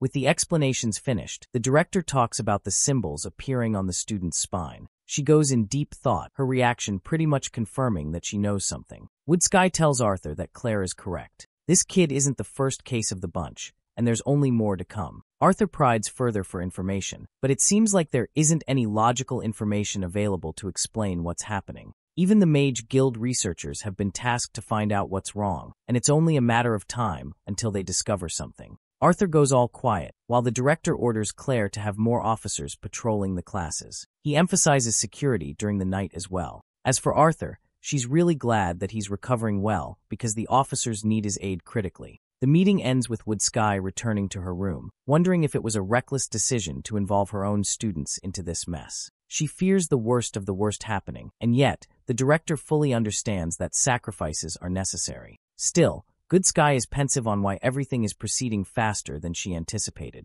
After that, Claire and Arthur bid each other farewell. The boy ends up encountering Bear and scolding his baby brother. He's shocked that Lucas' arrogance means nothing in front of his brother. This makes him recall Caspian's warning from long ago, who reminded Arthur not to challenge Lucas until he's fully prepared to beat his older brother as well. It's the reality that Arthur seriously can't do anything with Baron around, for the meantime at least. In a sudden flash, before Arthur's even able to equip his sword, Alea has him pinned with her blade. She wonders why he's fueling with bloodlust towards a lance, also pointing out Arthur's shortcoming for storing his weapon in the dimensional ring. The boy stores his blade again and clarifies that his anger isn't directed at Lance, as they've only just met. Alea argues that she could tell his intentions despite his repressed state. However, even his powers would be meaningless against Baron, which makes the boy wonder just how strong the lance truly is. Alea confirms that he's seriously just that guy. Their chit-chat continues with Arthur asking how strong Alea is comparatively. She jokes around and gestures with her hands. Alea is disappointed that he didn't laugh at her joke. He's surprisingly the weakest of the lances, and there's a big gap between the group. Our boy comforts the poor girl for being weak. Surprisingly, Baron isn't dubbed the strongest, but only one of the strongest. Still, her perception ability is way sharper than his, which is how she was able to catch Arthur easily. Alea had a fun time talking to Arthur, who pays her full respect. Seeing the boy, she is reminded of her brother and how he could have been the same age if he was around. Alea pats his head and thanks him before leaving. The following day, talks of the incident ran wild among the student body. People are shocked that the class went so far. Hearing them gossip, Sylvie questions why humans love to gossip around. Arthur validates her question and turns to the disciplinary council, where everyone is sitting in frustration. Claire shares the terrifying news of Marquardt's death, which happened only last night. Arthur asks what happened and learns that the medics were unable to stop his mana leakage, something that happened despite his unconscious state. It was related to the symbols on his back. Kathleen explains that there were no significant findings, and the things they did find, they didn't bother revealing. The parents didn't consent to disclosing any information either. Slamming his fist, one of the committee members becomes frustrated that they're not being shared reliable information. Claire switches topics and focuses on Arthur's return, emphasizing that they strengthen security even more. After the meeting, they wonder if anything will change with the patrolling. Arthur's alright with working alongside Theodore because of his schedule, despite their schedule. Ferrith shows them his fancy new daggers, which are actually capable of communication. Arthur inspects them, just as shocked. Kathleen is more surprised that Kai volunteered to patrol on his own for a huge part of the campus. Arthur teases by pointing out the irony of her blank expression compared to her words. Curtis also mentioned that Kai is rather the avoidant type when it comes to work, so it's strange that he's taking up such a huge responsibility. Arthur wonders if it has anything to do with Theodore, and asks why Curtis specifically backed out from patrolling. All it took for Kathleen to piss her brother off is because she revealed that she and Arthur shared skin, which, as you guys can expect, can be taken in so many different contexts that this dumb girl doesn't understand. It's time for our boy to take his class again. He wants to know if any of the students worked around his important question regarding the color of a mana being accurate to a mage's level. Ferrith jumps up to reason that the cores are an excellent way to assess power, but that basic answer just now gets shit on by the young teacher. Arthur argues that using a mana core is actually an unjust measure of a mage's strength. It doesn't factor in a person's tactics, reaction speed, or battle IQ for that matter. It would be no different from judging someone's strength from their muscles. While it's true that muscles definitely make them strong, that doesn't imply they're a better fighter than someone with a less muscular body. One student counters, asking what method would be better than the mana color. Arthur gives an extremely detailed and complex answer with the words, "Just don't." He thinks it's foolish to assume that you're fighting an inferior opponent. After all, even if they could accurately judge a person's strength, there's the question of what would happen if they fought someone with a lower mana core. It wouldn't make sense to go easier against a weaker opponent or to bully them. In such a situation where the only option is to fight, one should never take an opponent lightly and prioritize careful maneuvers. With the talking all finished, Arthur is hoping his students are prepared to repeat the exercise from the other day. After class, our boy ended up falling asleep from exhaustion. He was only woken up with Gideon's letter, who had prepared a new version of Toby for him to beat. Arthur apologizes for being late to Professor Glory's class and explains that he'll get ready soon. Surprisingly, she shoves him away, arguing that it's less important for him to be here when he's still recovering. She tells him to spectate for now. Arthur's glad that he doesn't have to meaninglessly fight Lucas now. In the stands, Sylvie bounces away to find the beautiful Tesha. The elf is startled and excited to greet the little one, while shooting Arthur a sharp glare. The boy sits next to her and after a moment of silence, tries to talk. Tesha stops him immediately, arguing that there's no point for him to clear up as she also got ahead of herself. Feeling guilty, she apologizes, but Arthur believes that she said truthful things in the end. He messed up one way or another, always knowing that she felt this way. Even for a talent such as Arthur, emotions are complicated and can't be trained. The elf seconds his words and points out how she lost control too, saying things she shouldn't have. Arthur thinks she's better of the two, while he was just avoiding her all along. Being mature, he turns to face his actions and apologizes before rejecting Tesha to her face. You can just see her heart breaking as she hears those words. Turning away, Tesha feels disappointed before Arthur leaves her with a semblance of hope. He doesn't want a relationship, but that's only the case for now. He's willing to entertain the idea once they're older, but his heart gets shattered when Tesha claims that she won't be waiting for him. Arthur clarifies things, understanding her popularity, but still feeling unready for the time being. Hearing that, she laughs in his face, glad that he's aware of her options. Waiting a bit, she pokes his face with her finger, asking if she can trust him. She doesn't want him to just go around dating other girls while confessing this stuff to her face. Arthur guarantees that it's never going to happen, so she's okay with their current relationship status. Getting up, he admits that he doesn't want her to wait. But to make up for some of the time lost, our boy gives her a peck on the head. Don't be smiling like that, little bro. This ain't gonna be you. Well, after that, our boy entered a phase of blankness everywhere he went. Bro turned into a statue with one fucking kiss. He's so embarrassed even after one kiss. More than that, Arthur is curious why the current lectures are redundantly covering older classes. One student points out his confusion, arguing how gravity, lightning, and other deviant elements all exist in nature. So it begs the question why mana isn't naturally produced unlike the basic elements. It's a really good question, and the teacher is happy to address that. It's something that has bothered mages for decades, but with no plausible explanation. Some believe that certain conditions must be met before deviant elements spring forth into existence. Mana means nothing to them. One of the exceptions is fire, which can't occur naturally without a previous cause. That's also the reason why mages consider fire to be the highest form of basic magic,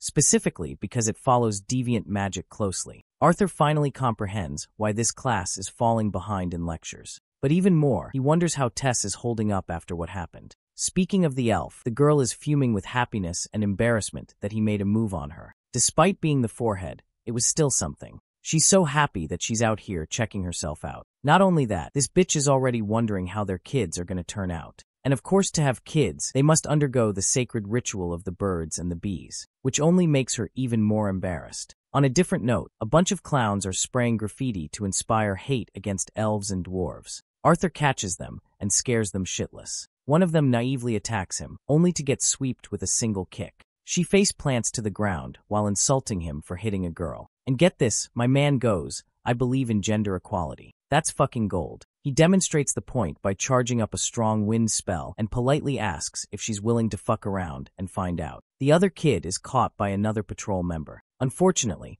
they couldn't find any symbols on either of their backs. He leaves Arthur on his own and takes the two to the admin office. Their patrol duty is making poor Sylvie hungry, tired, and sleepy. Arthur tells her that they're almost finished. He goes near Kai's route, wondering if now would be a good time to head back. Suddenly, Sylvie senses mana while Arthur quickly grabs her and hides behind a pillar. This guy definitely has the symbols on his back, as Arthur can see from afar. He's leaking mana, and the water under his feet is evidence of that. Arthur stops following him and simply observes from afar. He wants to use this guy as a lead to get to their hideout. As he's secretly observing, one idiot calls out for Arthur's name, completely blowing his chances of tracking the guy. They're nowhere to be found while our boy lashes out at the stupid fool who ruined everything. Kai makes a big deal and is more concerned about his territory than anything. He looks around for Theo, who also isn't around. Arthur explains that he's taking some students to the office right now, which also means there's no one left in Theo and Arthur's area to patrol. Suddenly their blades glow a beam of yellow, symbolizing that Theo triggered the dagger. Kai instructs Arthur to go see what's up with Theo while he'll track down the guy who escaped.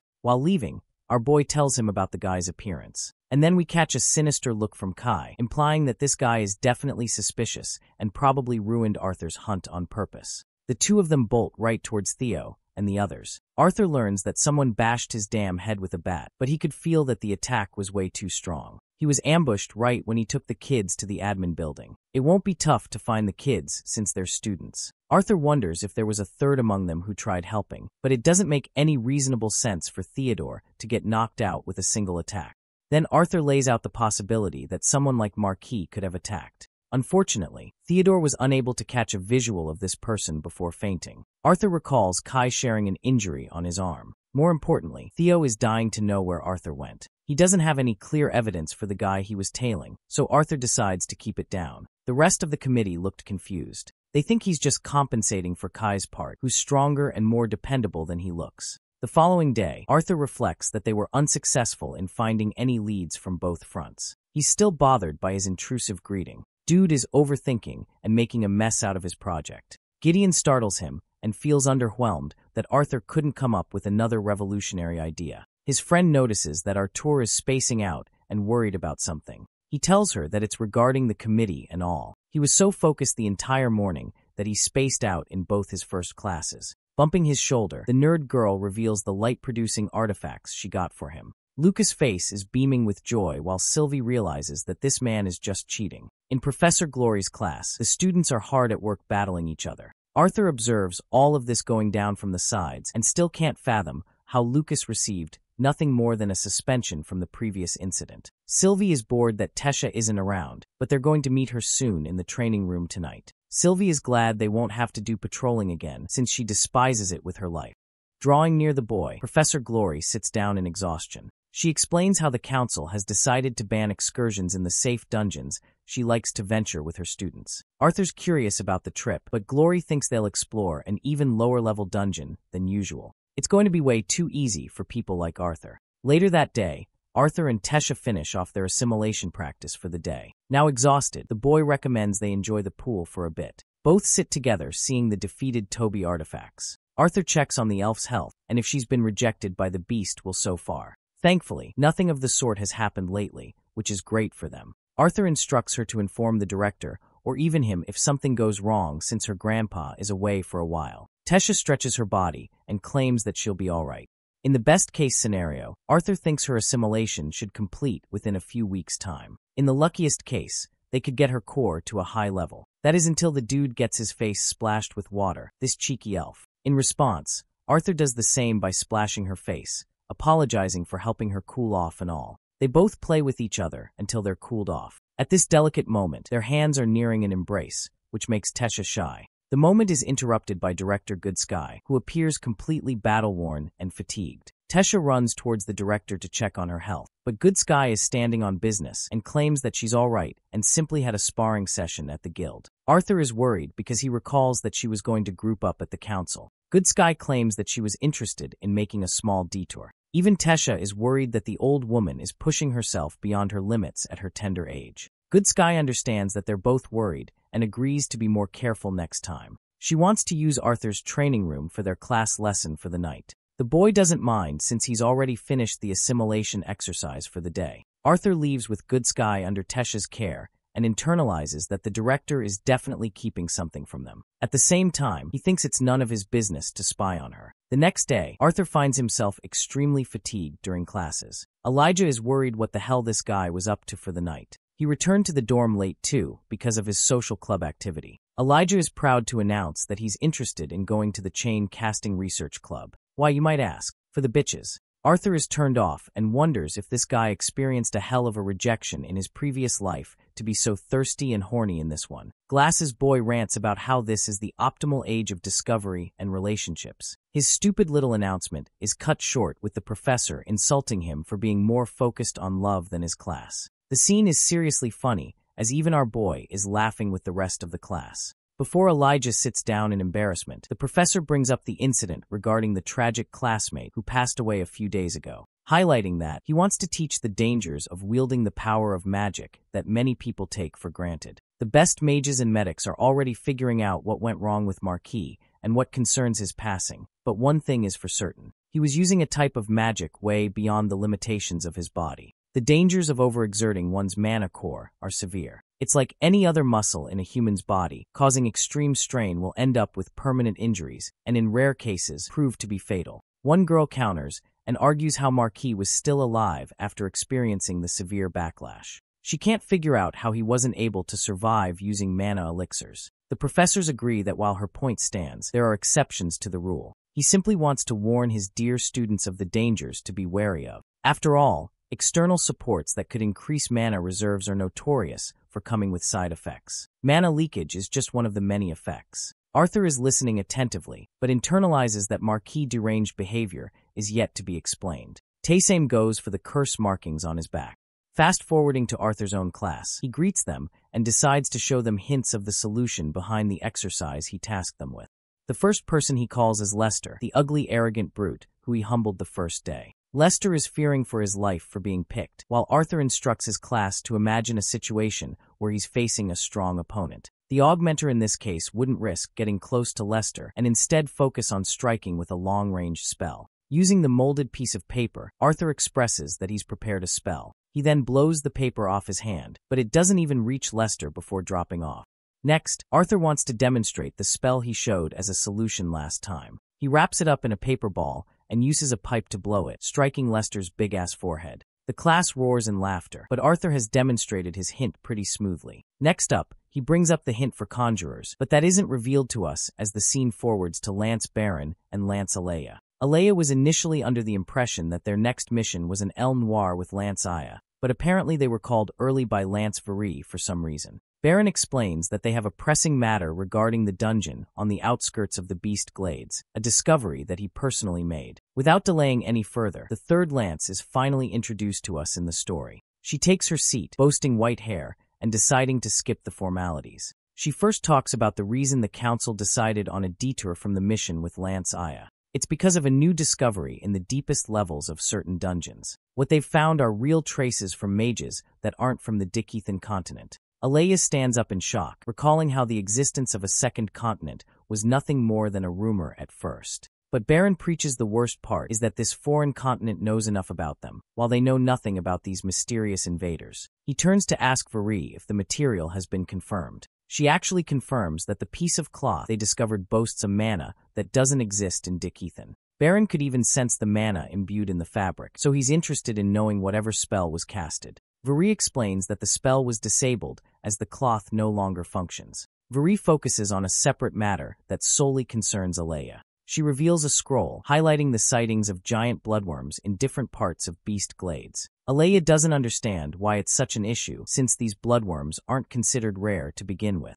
Varee then talks about the strangeness concerning the bloodworms. These monsters have started to deviate from their typical tunneling patterns. It may seem ridiculous at first, but it's possible that their strange behavior indicates that the foreign mages are resting in the deepest levels of the dungeons. Baron recalls leading an investigation, but it didn't work out. Since Alea excels in sensory magic, she thinks she would be up to the job with her skills. Varee wants her to work solo on this mission, so no one can delay her, while Baron intends to investigate the deeper areas for more clarity. Lance Varee suggests Alea to take Lance Mika if she desires, but Alea rejects the suggestion at once. She knows that countless lives are being threatened the more they fail to act. That's why it's important for her to start the investigation at once. Back to our boy again, who can't stop yawning until he sees a disciplinary committee member getting tossed into next Tuesday. Kathleen was trying to save her brother, but stopping him with ice is just as bad as hitting him against the wall. Next up is Theo, who leaps up to attack this guy. Curtis is hammered with a secondary spell which impairs his gravity, something not even Arthur has figured out how to use yet. His weapon is stolen from him when he chants explode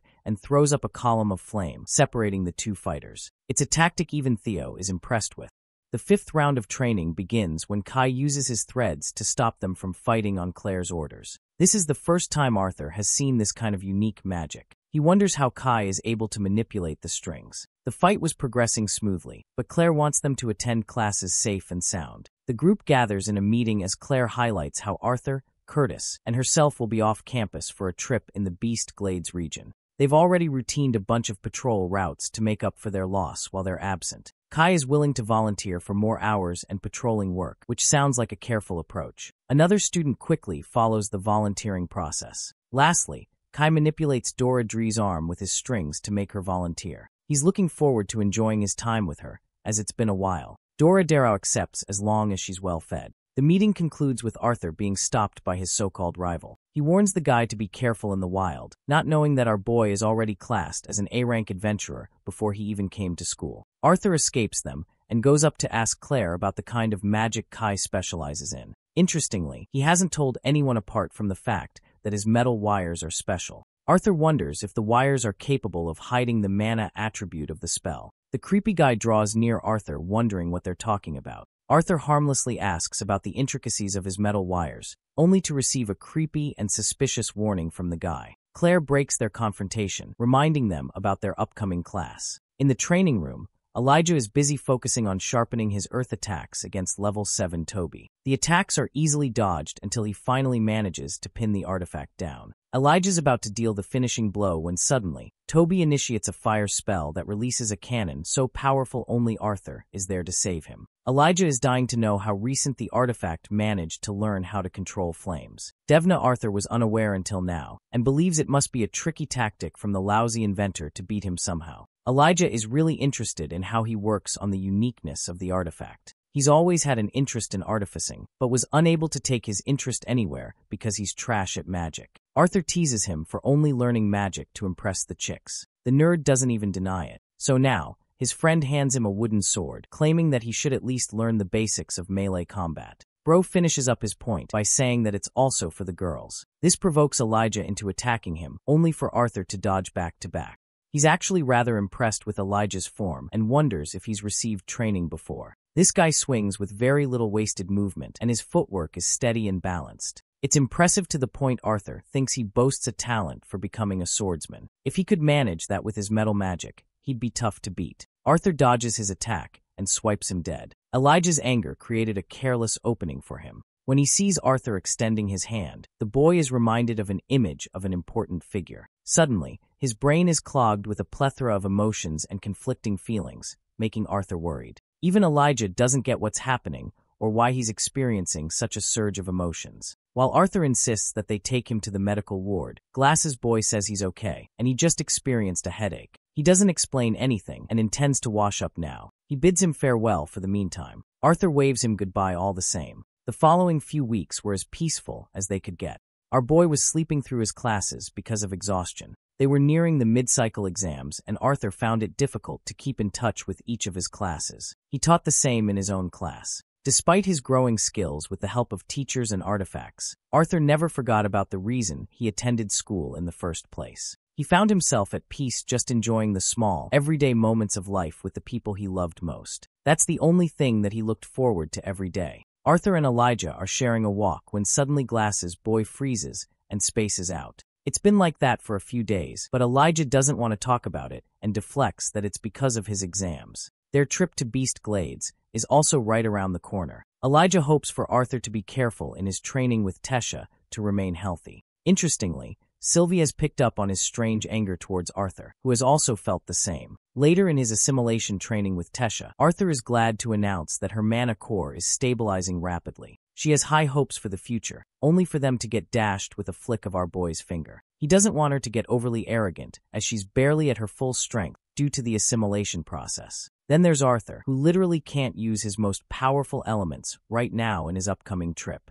But his case is different, as he can always remove his limiters while Tesha is bound. She is frustrated that he always treats her like a child, despite being a year older. Bro doubles down instead of apologizing, and reminds her of the time she was scared shitless as a child because of the beasts. Poor Tesha grows so embarrassed that she pounces on top of him, ready to scratch him like hell. Arthur is thankfully saved by a surprise visit from Tesha's grandpa, who is astonished that these lovebirds are so close already. The elf takes a moment to realize that she's actually sitting on his body. She leaps away in embarrassment. Arthur gets up and inquires what Virion is doing here, since he should be flooded in meetings by now. Virion continues to tease Tesha with his provocative remarks, causing the little elf to teach him a lesson. Virion is worried about the dungeon excursion event, as Arthur won't be around. He wants the boy to assist Tesha until tomorrow, at least. Our boy rejects the request because he's got to meet his family tonight before he goes away. Grandpa over here thinks it's a brilliant idea for him to take Tesha along, but Arthur is out here standing with a giant cross,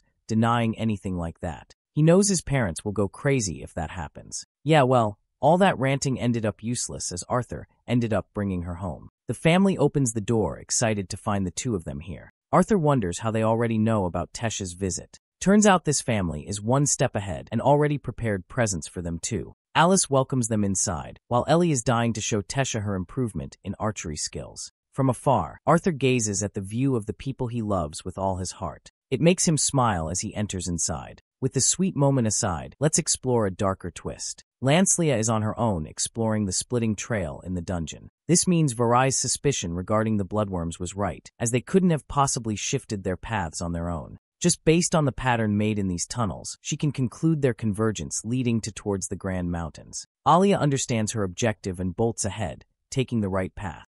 She comes to a sudden stop at the edge of a cliff.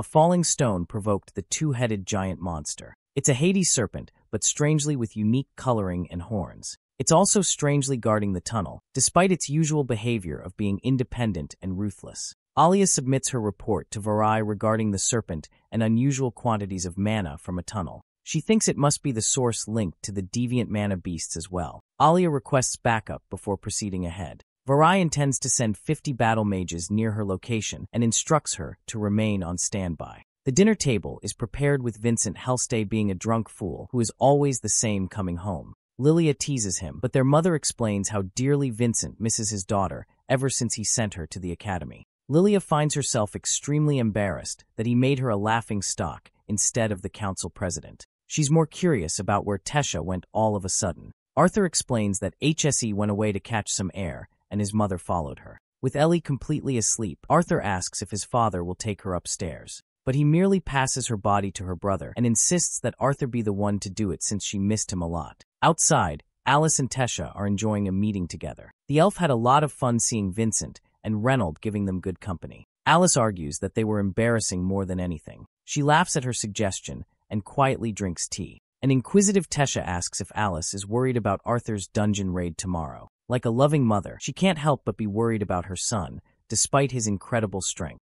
Alice is the kind of mother who thinks she'll never stop worrying even if Arthur's strength eclipses the lance's. After all, that is the unpredictable nature of a dungeon and the fear that comes with it. She apologizes for killing the mood, but Tesha wipes her feelings. She wants Alice to know that she's ready to do whatever it takes to protect him, just like he's done for her. Interestingly, Alice doesn't want her to do that, as she's a loving daughter to her own parents, who would be worried sick if something happened to her. She prioritizes Tesha's self-preservation before anything, and entrusts Arthur's capabilities to take care of his own well-being. Now that it's getting chilly, she recommends they head inside. Tesha wants to stay for a while longer outside and thanks her. Alice leaves her shortly. In the next scene, as Arthur is putting his sister to bed, Ellie's eyes open. She learns that it's still nighttime, and her first question is regarding her brother's departure. Arthur expresses that he'll be gone by morning, despite his sister's wishes. He can't do anything to prolong his stay, but will return for a week's worth of stay after the field trip. Ellie wants to hear a nighttime story from him, but Arthur apologizes, stating that he's got to wake up early too. His sister isn't letting up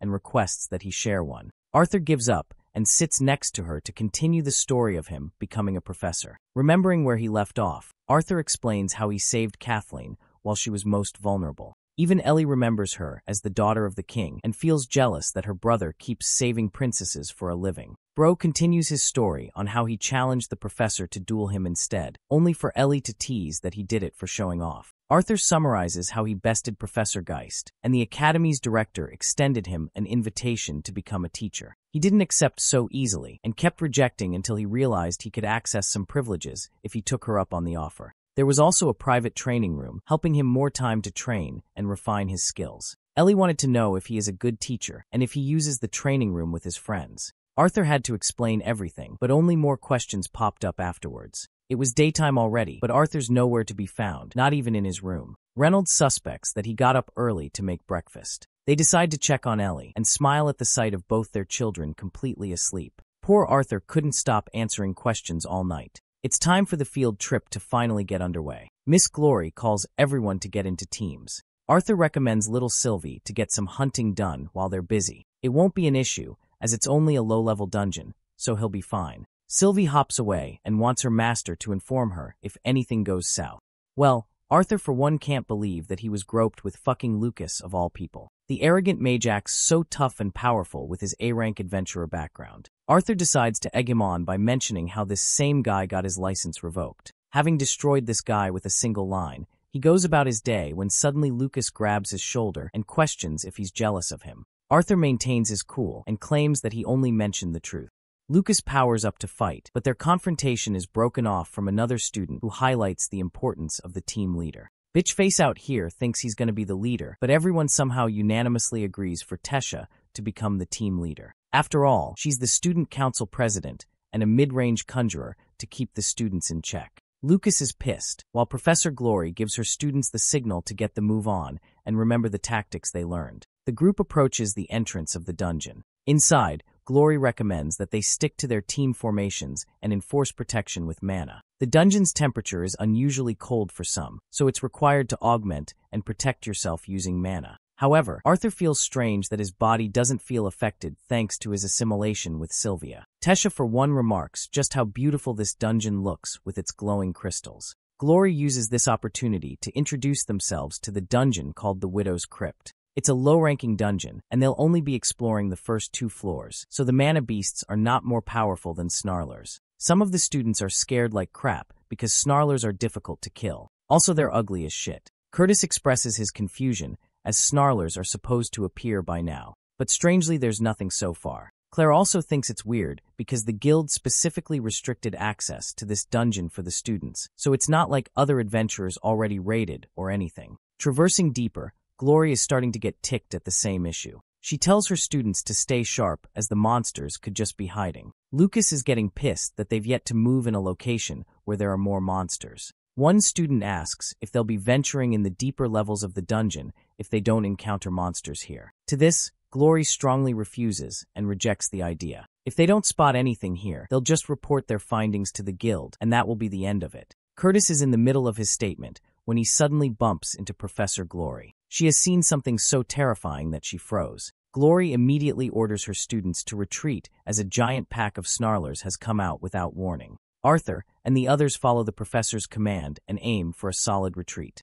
Glory reinforces herself with mana before lashing out on the creatures, cutting them into pieces. While these creatures aren't much stronger from the typical monster, the fact that they're attacking in hordes is certainly strange. Glory returns to her students to explain her findings. She is worried about the erratic behavior of the monsters and believes this much is enough for their excursion. The second she's about to lead the group away, Lucas shoots a fire arrow next to her neck as a warning shot. This arrogant fuck doesn't want to leave right when things got interesting. The other students are also interested in exploring the dungeon and don't find the snarlers so threatening. Curtis and Claire recommend training here for a while, but Arthur observes why Glory is hesitant of all people. There's also the case of the Lances investigating the strangeness in the dungeons. The professor internalizes that it may be a good learning opportunity for the students to gain experience. And then there's the fact that snarlers are at most E-class beasts. She thinks it shouldn't pose a problem as long as she's here to protect them. Plunging her sword, Glory instructs them to split into teams and enjoy different parts of the dungeon. Glory grabs Lucas' shoulder before reminding the arrogant kid that she won't tolerate misbehavior like that again. With that aside, Tesha leads Arthur's group. Design Arthur to be very vanguard with his expertise in melee range. She wants Clive and Roland to handle the rear for maximum cover. Finally, Lucas will stay in the middle to uphold their diamond formation. But he takes her for granted and thinks of the trip as nothing more than child's play. Arthur doesn't want any of them to get worked up over him and points to the snarlers heading their way. He notices Rosefield, who is extremely unserious, until he sees Arthur cut down a creature like butter. The team assumes formation with Arthur dicing the creatures and the rest handling cover. Lucas is going all mayhem and erupting a bunch of fire spells. He spots Tesha, who covers for him by trapping a snarler and beheading with her sword. Glory knows that her students can handle this level of threat pretty well thanks to their training. However, not even her students are used to prolonged battles, and the snarlers only keep spawning more. Glory instructs each team to follow their leaders, as they'll be heading back up now. Each of them retreats until Arthur spots Rosefield slipping up. He goes back to rescue him, getting mauled by the creatures. Arthur realizes that he has to hurry and channel his power in a single attack to cut through the layers of monsters. He decides to whip out a new move that he couldn't use on Toby. Unleashing a wind-type strike, he chants Burst Blade and annihilates the wave of creatures in a clean strike. However, this move just now comes at a cost, compromising Arthur's right arm. At least his friend is safe, but that's exactly when things go dark. Even more snarlers appear out of the blue, this time boasting the ability to fly. The uglies just got uglier, as they can now roar like hell. Turns out these are queen snarlers, and they're not even supposed to pop up at this floor level. These guys are straight from the bottom floor, and shouldn't be here. Feeling the compulsion to get serious, Glory whips out both her fire blades and blocks an attack from 2 queen snarlers at the same time. She then repels the both of them and lunges forth to slice them down with a single attack. Glory wants to handle the queens on her own and recommends the rest to handle the exit. Arthur's injured, but he's trying to get everyone together to break the blockade. From afar, he spots Delphine and requests that she come with him. Tesha and the others intend to cover Arthur and whoever is making way for the exit. Having reached the location, Arthur orders the student to patch the hole while he covers her. Unfortunately, they get attacked from a blind spot. Delphine braces to get attacked, but our boy is faster in cutting the monster down. He just wants her to focus on her task. This time Delphine is determined and initiates her spell. While she's fixing that, Arthur and the rest of the team are covering the front lines. Tesha blasts some of the monsters with her wind vortex. Finally, Delphine's all finished with her side. Now they're required to clear some of the debris. Arthur fixes his arm and prepares a powerful punch. This dude goes all one-punch man and destroys the boulder, allowing Delphine to catch its fragments. Still, it's not enough to clear an exit for them. Arthur realizes that they've got to figure this out in a single attack. Suddenly, he notices a foul stench coming from nearby. It's actually smoke, and it is building up for no reason. Good Lucas is exhausting much of his fire magic and burning the creatures. This means their only airway is getting blocked. Arthur immediately requests everyone to stop using fire spells as they'll soon suffer from a lack of oxygen. He thinks it's useless for them to try anything if they can't even breathe properly. At this rate, Sylvie senses that something is wrong. Arthur explains what's going on and instructs her to head to the entrance and describe what it looks like from the outside. This gives Arthur another idea with Curtis. He wants him to use the World Howl spell to clear the blockade. Unfortunately, Curtis doesn't have enough mana without his beast to cast such a spell. That's where he comes in. Arthur tells him to turn around and focus on entering his first phase. Then he instructs Delphine to return to the others and hold back the monsters. With both gone, Arthur takes a deep breath before activating mana transference. This is a concept that has been studied for many years before being considered ineffective. But since Arthur is a special mage with quadra-elemental affinity available to him, he can mimic the types of mana and control the ratio of each element to his liking. While he's far from achieving mastery, Arthur can still activate it. He bestows his mana upon Curtis, internalizing just how careless he has been the entire time. He was far too confident in the dungeon and didn't think anything would go wrong. After all, he's gotten powerful, and that left him arrogant in some regard. Curtis has enough mana to activate his first phase now, as Arthur refuses to remain arrogant. Beyond entering the first phase, Curtis' beast will reject him. At last, he's able to cast the World Howl attack, incinerating the blockade clean. This gives everyone the exit to leave. Professor Glory is slashing monsters left and right. Despite her 2 deviant glass shards, Glory is struggling against the Queen's snarlers. Everything seems okay until Arthur spots Tesha completely exhausted in her state. Unfortunately, her core is acting up in the worst possible place. He assists her and wonders how 2 Queen's snarlers popped up to begin with. While they're no more than B-class monsters, it's the fact that Glory should easily be handling them. Instead, she's facing trouble despite being an A-class adventurer. Suddenly the ground shakes as Arthur spots Professor Glory full of despair. One monster emerges with a venomous and dark aura. This beast is something you'd only encounter in the worst possible nightmare. An exhausted Glory instructs her students to run away, but she's literally bitch-slapped by this giant monstrosity. Glory barely holds on with her blades before getting attacked a second time. The monster is drawn to her by her glass shards as she doesn't want to risk her students getting injured. But even Arthur knows this is the worst possible outcome for their professor. Claire insists that they leave at once, but our boy isn't a quitter and he hands them Tesha. In this insane situation, Arthur chooses to fight even when Curtis is trying to stop him. Arthur is done playing around as he casts blue flames, insisting that they go. They can't believe that he casted blue flames as they've yet to see the full extent of his powers. Glory is faced against ruthless odds as she battles this terrifying creature. She could never have possibly heard of a creature evolving like this. All of a sudden, she hears Arthur's voice commanding her to get down. The boy single-handedly swoops into battle with his flames, shocking even the professor with his new elemental affinity. Glory is pissed that he came back despite her strict orders for her students to leave. But Arthur cleverly responds that he isn't just a student, but also a professor. The monster pummels the ground, launching both of them away in a shockwave. Arthur expresses his observation on how not a single one of Glory's attacks were penetrating through. That's why he jumped right into the fight to see how it went for him instead. Professor Glory is okay with his involvement, but still curious if the rest of them made it out safely. Arthur glances at the back and sees Lucas being a pissed little monkey staring at him. He confirms that everyone has left as Lucas too walks away. Professor Glory activates her flames and explains that the creature couldn't possibly tail them outside the dungeon, so they should prioritize weakening it until they can mark their own escape. The ugly creature stares at them in terror. Arthur wants the professor to keep the monster busy for at least 10 seconds because he's working out a plan. Glory handles the creature on her own, struggling to make her stand. However, she couldn't possibly have expected Arthur to be a tri-elemental mage instead of the dual elemental mage she thought he was. The boy charges a bunch of his elemental affinities in unison before instructing Glory to move out of his way. In a single strike, Arthur chants, "Burst Blade Storm," and hammers the beast with a powerful swing. His attack makes the creature growl in pain and agony.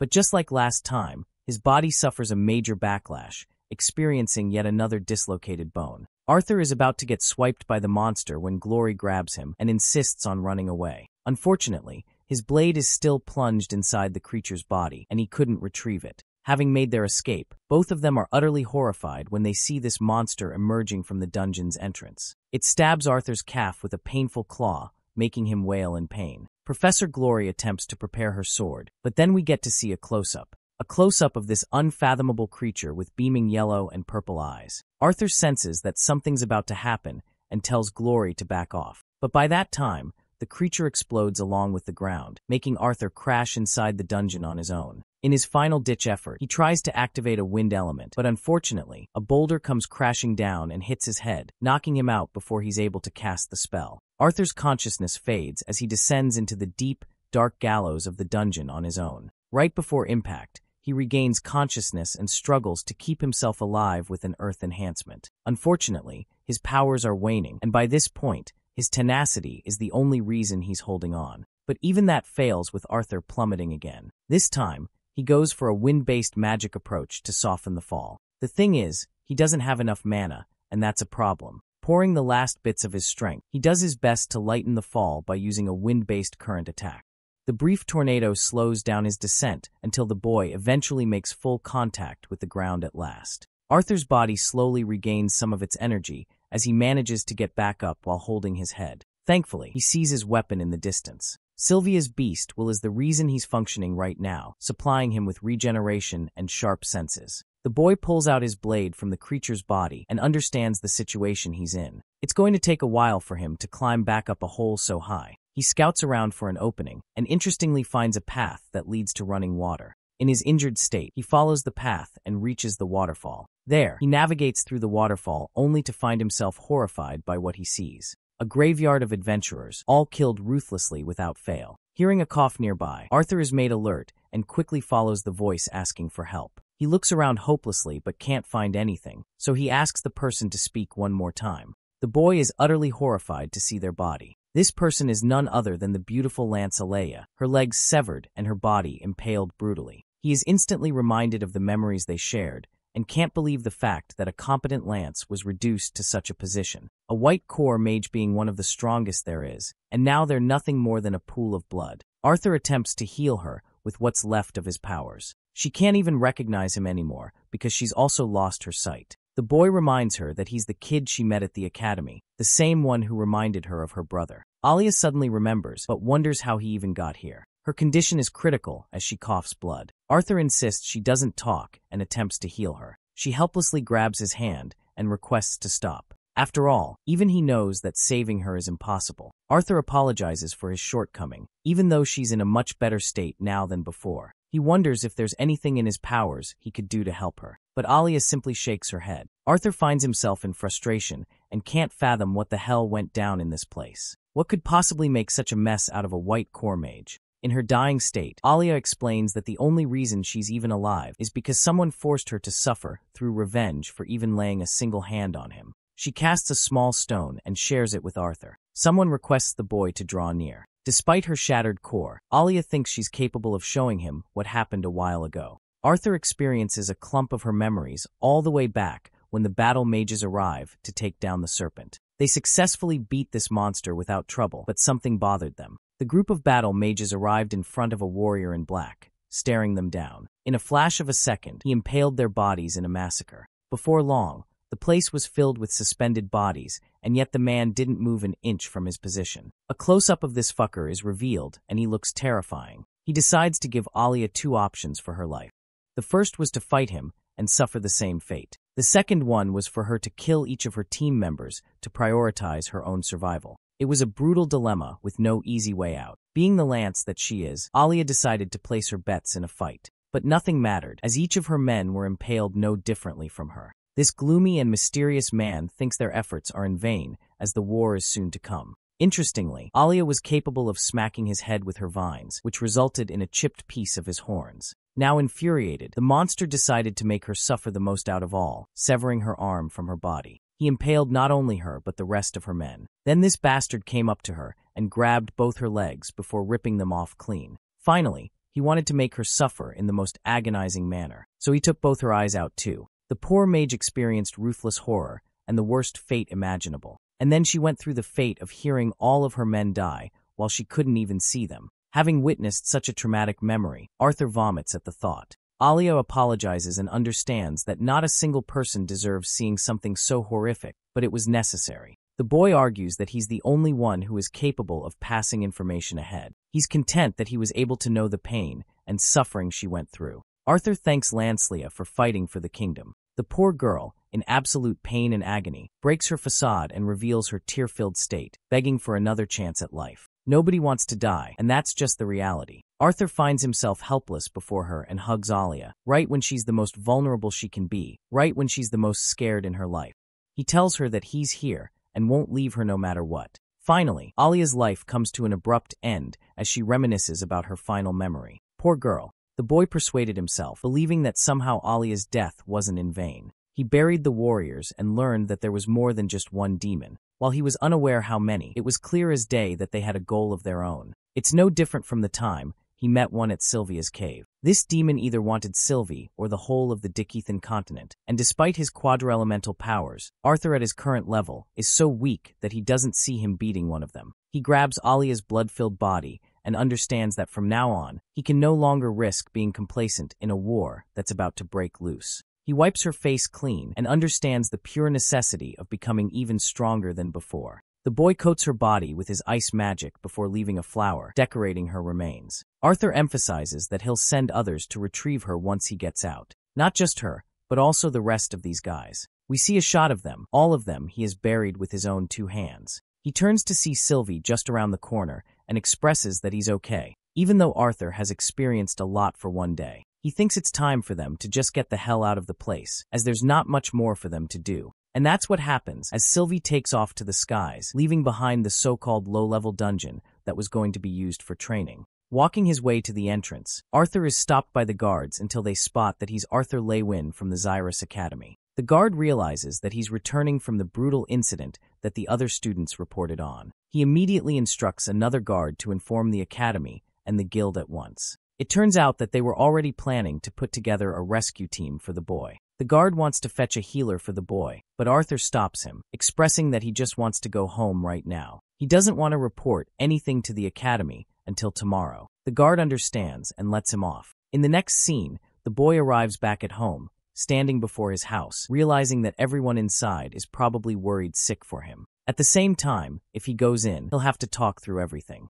Right now, Arthur is so fragile that he thinks he can't handle going inside. He recovers Alia's lance badge and recalls her dying words. The poor girl suffered so much horror and loneliness stuck in that place, and she didn't want to die. He thought that somehow, in some way, she could get a second chance at life, just like he did. As he didn't go in, Reynolds decides to show up without pressuring his son. He comments on the beautiful aurora and how close it is because of the city. Understanding that his son must have gone through some real terror, Reynolds offers him a space to just relax. He also reminds Arthur that her mother can't heal major wounds, and no differently from him, she too has scars that she hasn't grown out of. That's why he doesn't want Arthur to take the burden of forcing himself, as every person has a personal battle they need to fight. He shows his promise, care, and support for his son, claiming that he'll be here for Arthur no matter what, not until he comes out as a winner. Reynolds leaves words of wisdom that I'm sure all of you could also follow. He says that life isn't just one long battle, but rather a bunch of small battles, and it's alright to get beat up and worn out sometimes. Hearing those words, Arthur begins to tear up in defeat.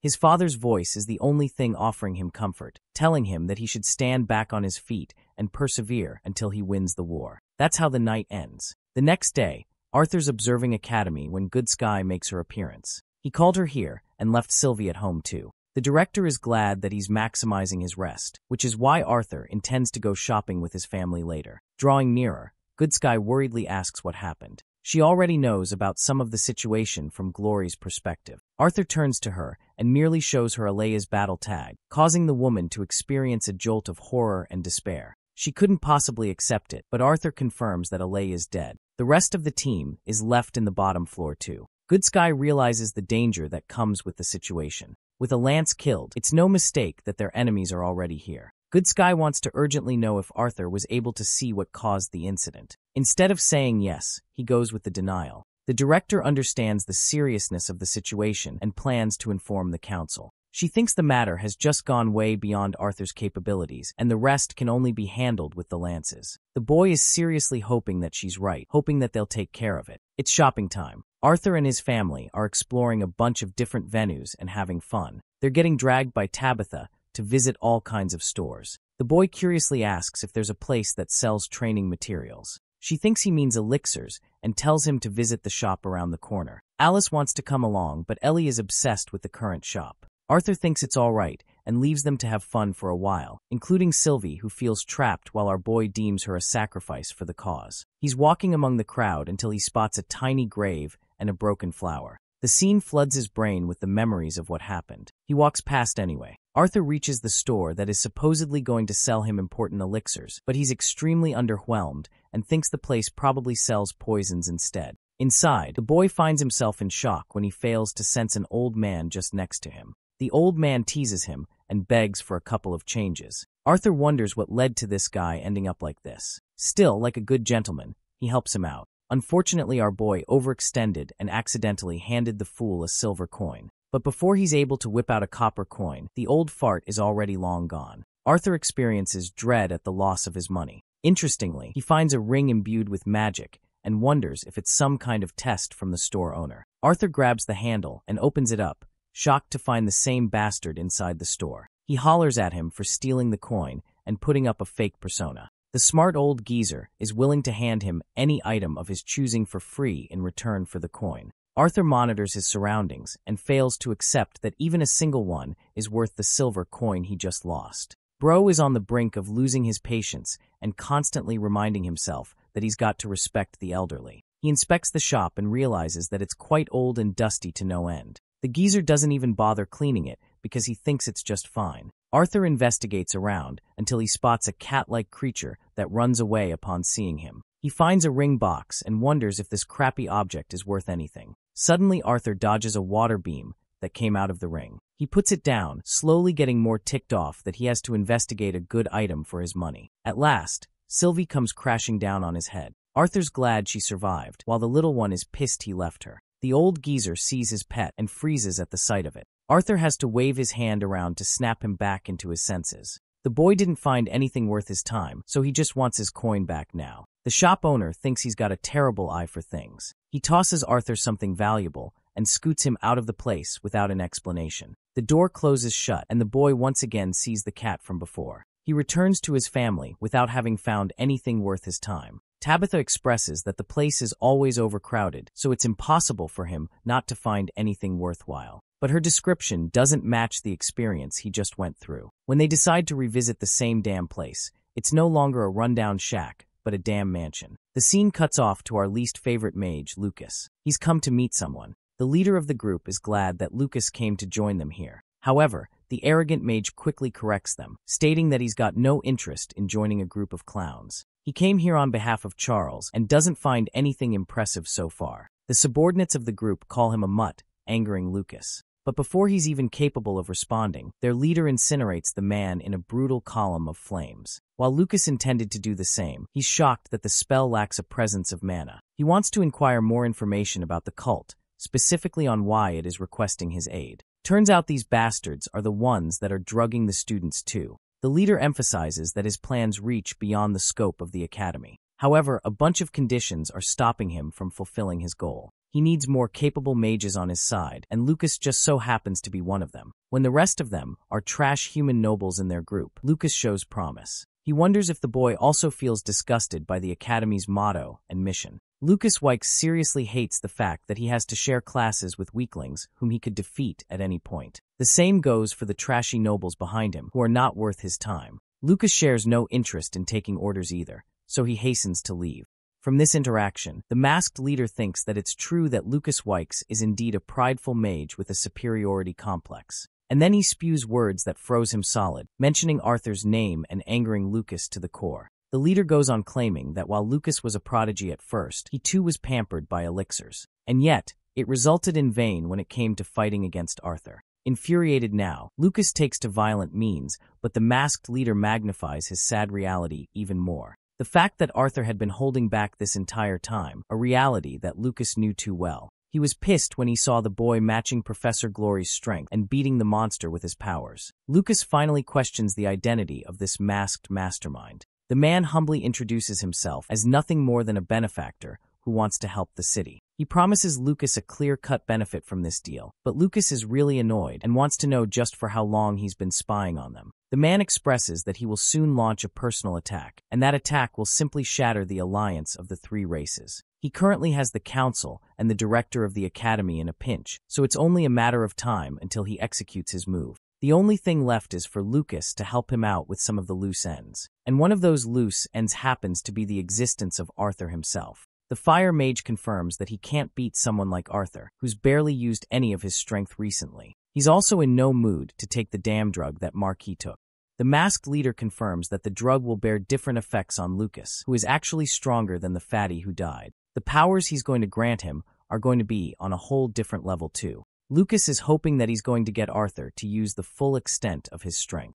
The masked warrior expresses that it's only natural for a human to place importance on their family and loved ones. The person that comes to mind for this situation is Tesha Aerolith, the princess herself. She's the council president, an elf leading the humans. His followers don't like that. He paints a picture for Lucas, instructing him to harm Tesha to the point that Arthur has no choice but to invoke his full powers, a plan that excites this bastard to his core. The scene ends there, and we get to see Elijah Knight after a long break. His eyes are sore and stressed. Arthur opens the door, only for Elijah to hug him dearly. The guy pats his friend, expressing that he isn't an easy person to kill. Funnily comparing him to a persistent cockroach, Elijah and Arthur share a conversation. The director had already personally told him not to worry about Arthur's condition after the incident, but he couldn't stop. Arthur learns that everyone is fine, but Tesha is apparently in the training room with her grandfather. Elijah recommends him to go and check on everyone else. Arthur knows he should, but like last time, he just doesn't want to answer any questions in his fragile state. He wants Elijah to convey a message in his place, confirming that he's in top shape. After all, Arthur entrusts Elijah and his friends to do the same. They share a fist bump as a symbol of their friendship, and just like that, Arthur goes away. The poor friend flops to the bed, overwhelmed with stress. Arthur's making his way out, knowing that the director is busy, and so is Varian. In sudden shock, Sylvie places urgency on Tesha's state as she senses her in danger. Arthur bolts through and opens the training room, only to become occupied with smoke. Varian wants the boy to help, but something's going on with his ring. It's making his finger burn just a bit. Arthur sees Tesha completely overwhelmed by her beast will, while her grandfather is doing his best to save her. It turns out that Tesha has been the same ever since she returned from the dungeon. Her beast will is causing really bad problems with the assimilation process, rebelling her body. From this, Varian has gathered that something was different with the Elderwood Guardian they faced. Even after the assimilation process, it's not safe. It has mutated quite a bit, causing problems. Arthur is now worried that his actions might have risked Tesha's life. His ring glows and reacts when suddenly, a vine attacks Arthur with a sharp slash. The attack was aimed to kill him, but luckily he dodged with a slight graze. The vines go out of control as Arthur dodges each of their attacks the best he can. They become monstrous and erect from the ground, entrapping Varian away from Arthur. The old man wonders if the boy's holding up all right. Arthur's okay, but he's starting to feel like Tesha's seriously pissed at him. The vines concentrate into thick, spiky drills, this time attempting to crush Arthur. He dodges each of them, while he signals Sylvie to protect Varian in the meantime. Their goal is to ensure Tesha's safety no matter what happens. At this moment, he wonders if cutting down the vines won't be an issue. In complete surprise, the sphere he got from the elixir shop reacts on its own and reaches inside the vine cage. It glows a beam of yellow before freeing Tesha from their grasp. Her body suspends as the sphere is absorbed into her belly. Her hair blossoms a light green, signaling the completion of the assimilation process. Arthur grabs her body and rests her on the ground. While Varian is unsure what happened, he knows that the kid saved her. Tesha wakes up, wondering why she's on the ground. Her vision returns to normal as she spots both of her loved ones. She goes rushing to embrace Arthur. The poor old man gets dusted because he was expecting a hug. Tesha is happy that her lover is still alive, and Arthur is happy to smile at her all the same. Meanwhile, Varian is getting third-wheeled the hell out on his own. Later, she's put in the infirmary room to recover. The orb's mystery still bothers Arthur, but still, it helped her calm down for the meantime. The healers report on Tesha's health, sharing that everything's going back to normal now. However, there's one thing that seriously troubles them. It's about her core stage. For some reason, they were unable to measure her core. Varian takes it to himself and decides to check. What he finds is shocking, forcing him at a loss for words. Tesha has evolved so much that her core is nearing the silver stage. Both of them exit her room while contemplating how she was able to break through 3 stages all at once. They want her to rest for the meantime. On a separate note, Arthur has been interested in lances lately and wants to learn more about them. Questions such as their strength for being a white core mage. To visualize the strength of a silver core mage, it takes at least 20 yellow core mages to manage 1 silver core mage. And then, there's an exponential power difference between silver and white core mages. Varian to himself is at the mid-silver level, but it would require at least 10 silver mages like him to handle 1 white core mage in place. Arthur teases the old man for being weak, but it's not that he's weak. It's just that white mages are just that godly. Then Arthur wonders, just how come white mages end up to that monstrous strength in the first place, despite their youthful ages? After all, it doesn't make sense how these guys haven't conquered the kingdom. Varian expresses that lances are only capable of reaching that strength after being knighted. This is rather perplexing to Arthur. He learns that their strength derives from the royal families. The information he's about to tell the boy is extremely confidential, so he urges him not to speak to anyone about it. He then asks the boy if he believes in gods. In the Beast era, the 3 races were nomadic and traveled with their kind all over the world. They only met each other for trade and shared fundamental differences in their culture. Still, they had an amicable relationship with each other. These 3 races lived in peace until the mana beasts burst through and started annihilating them as prey. The 3 races eventually shrank in numbers until one day, one deity descended from the sky. This deity gifted all 3 races the necessary tools to defeat the mana beasts and exit the terrifying era. The deity appeared before 3 people who became the founding fathers of the royal families. The Glader, Greysunder, and Airlith royal families were bestowed with 6 artifacts to be shared among the 3 once they became kings. The 3 kings weren't supposed to use such artifacts on their own. Instead, they bestowed them upon their most powerful subjects via a knighting ceremony. The artifacts that were granted to them gave them valuable information to master and manipulate mana. Then the 3 kings ordered the first 6 artifact users to spread their knowledge across by teaching others and making them more capable. That's how the first mages were born. The elves, humans, and dwarves eventually drove back the mana beasts in an all-out war to a territory that is now termed the Beast Glades. An era of peace returned upon the land, and the 3 races marked their own paths in their own way. They found homes befitting their culture. The human king led the west and fostered wealth and prosperity. The elven king led the north, living in harmony with the magical forest and its beasts. The dwarven king led the south, aiming to explore the riches of ores,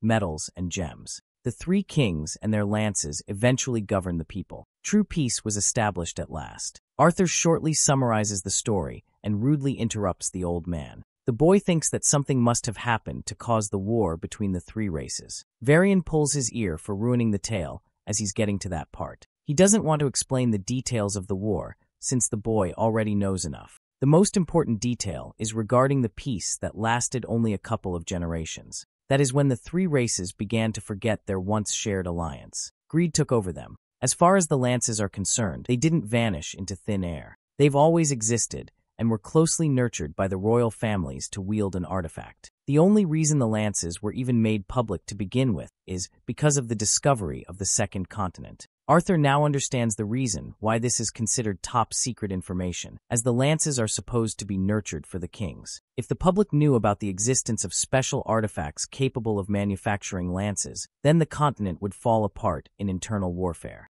The boy is honored for being entrusted with such special information. Everyone thinks the kid has finally grown in body to match his mature brain. Even Arthur can't deny his words. Tesha's grandfather emphasizes that the very reason he expressed such information is because the kid plays an important role in everything that was mentioned. Arthur is extremely confused until Varian explains that Sylvie isn't just a simple mana beast. That very bond of his, that little dragon, is a deity, and that deity is currently knocked the heck out and asleep. Even Arthur can't fathom how a sweet little lazy furball like her could ever become a god. Varian explains that deities aren't really the kind of creatures that are regarded in books as gods. Instead, they are creatures that can ascend from their mortal bodies and achieve total harmony with mana. The body wonders if it has anything to do with the fact that she's a dragon after all. Sylvie is indeed intelligent and strong. The elder elf continues that the mere sight of dragons is often considered a sign of a blessing, which is also why Arthur intends to keep her true form a secret.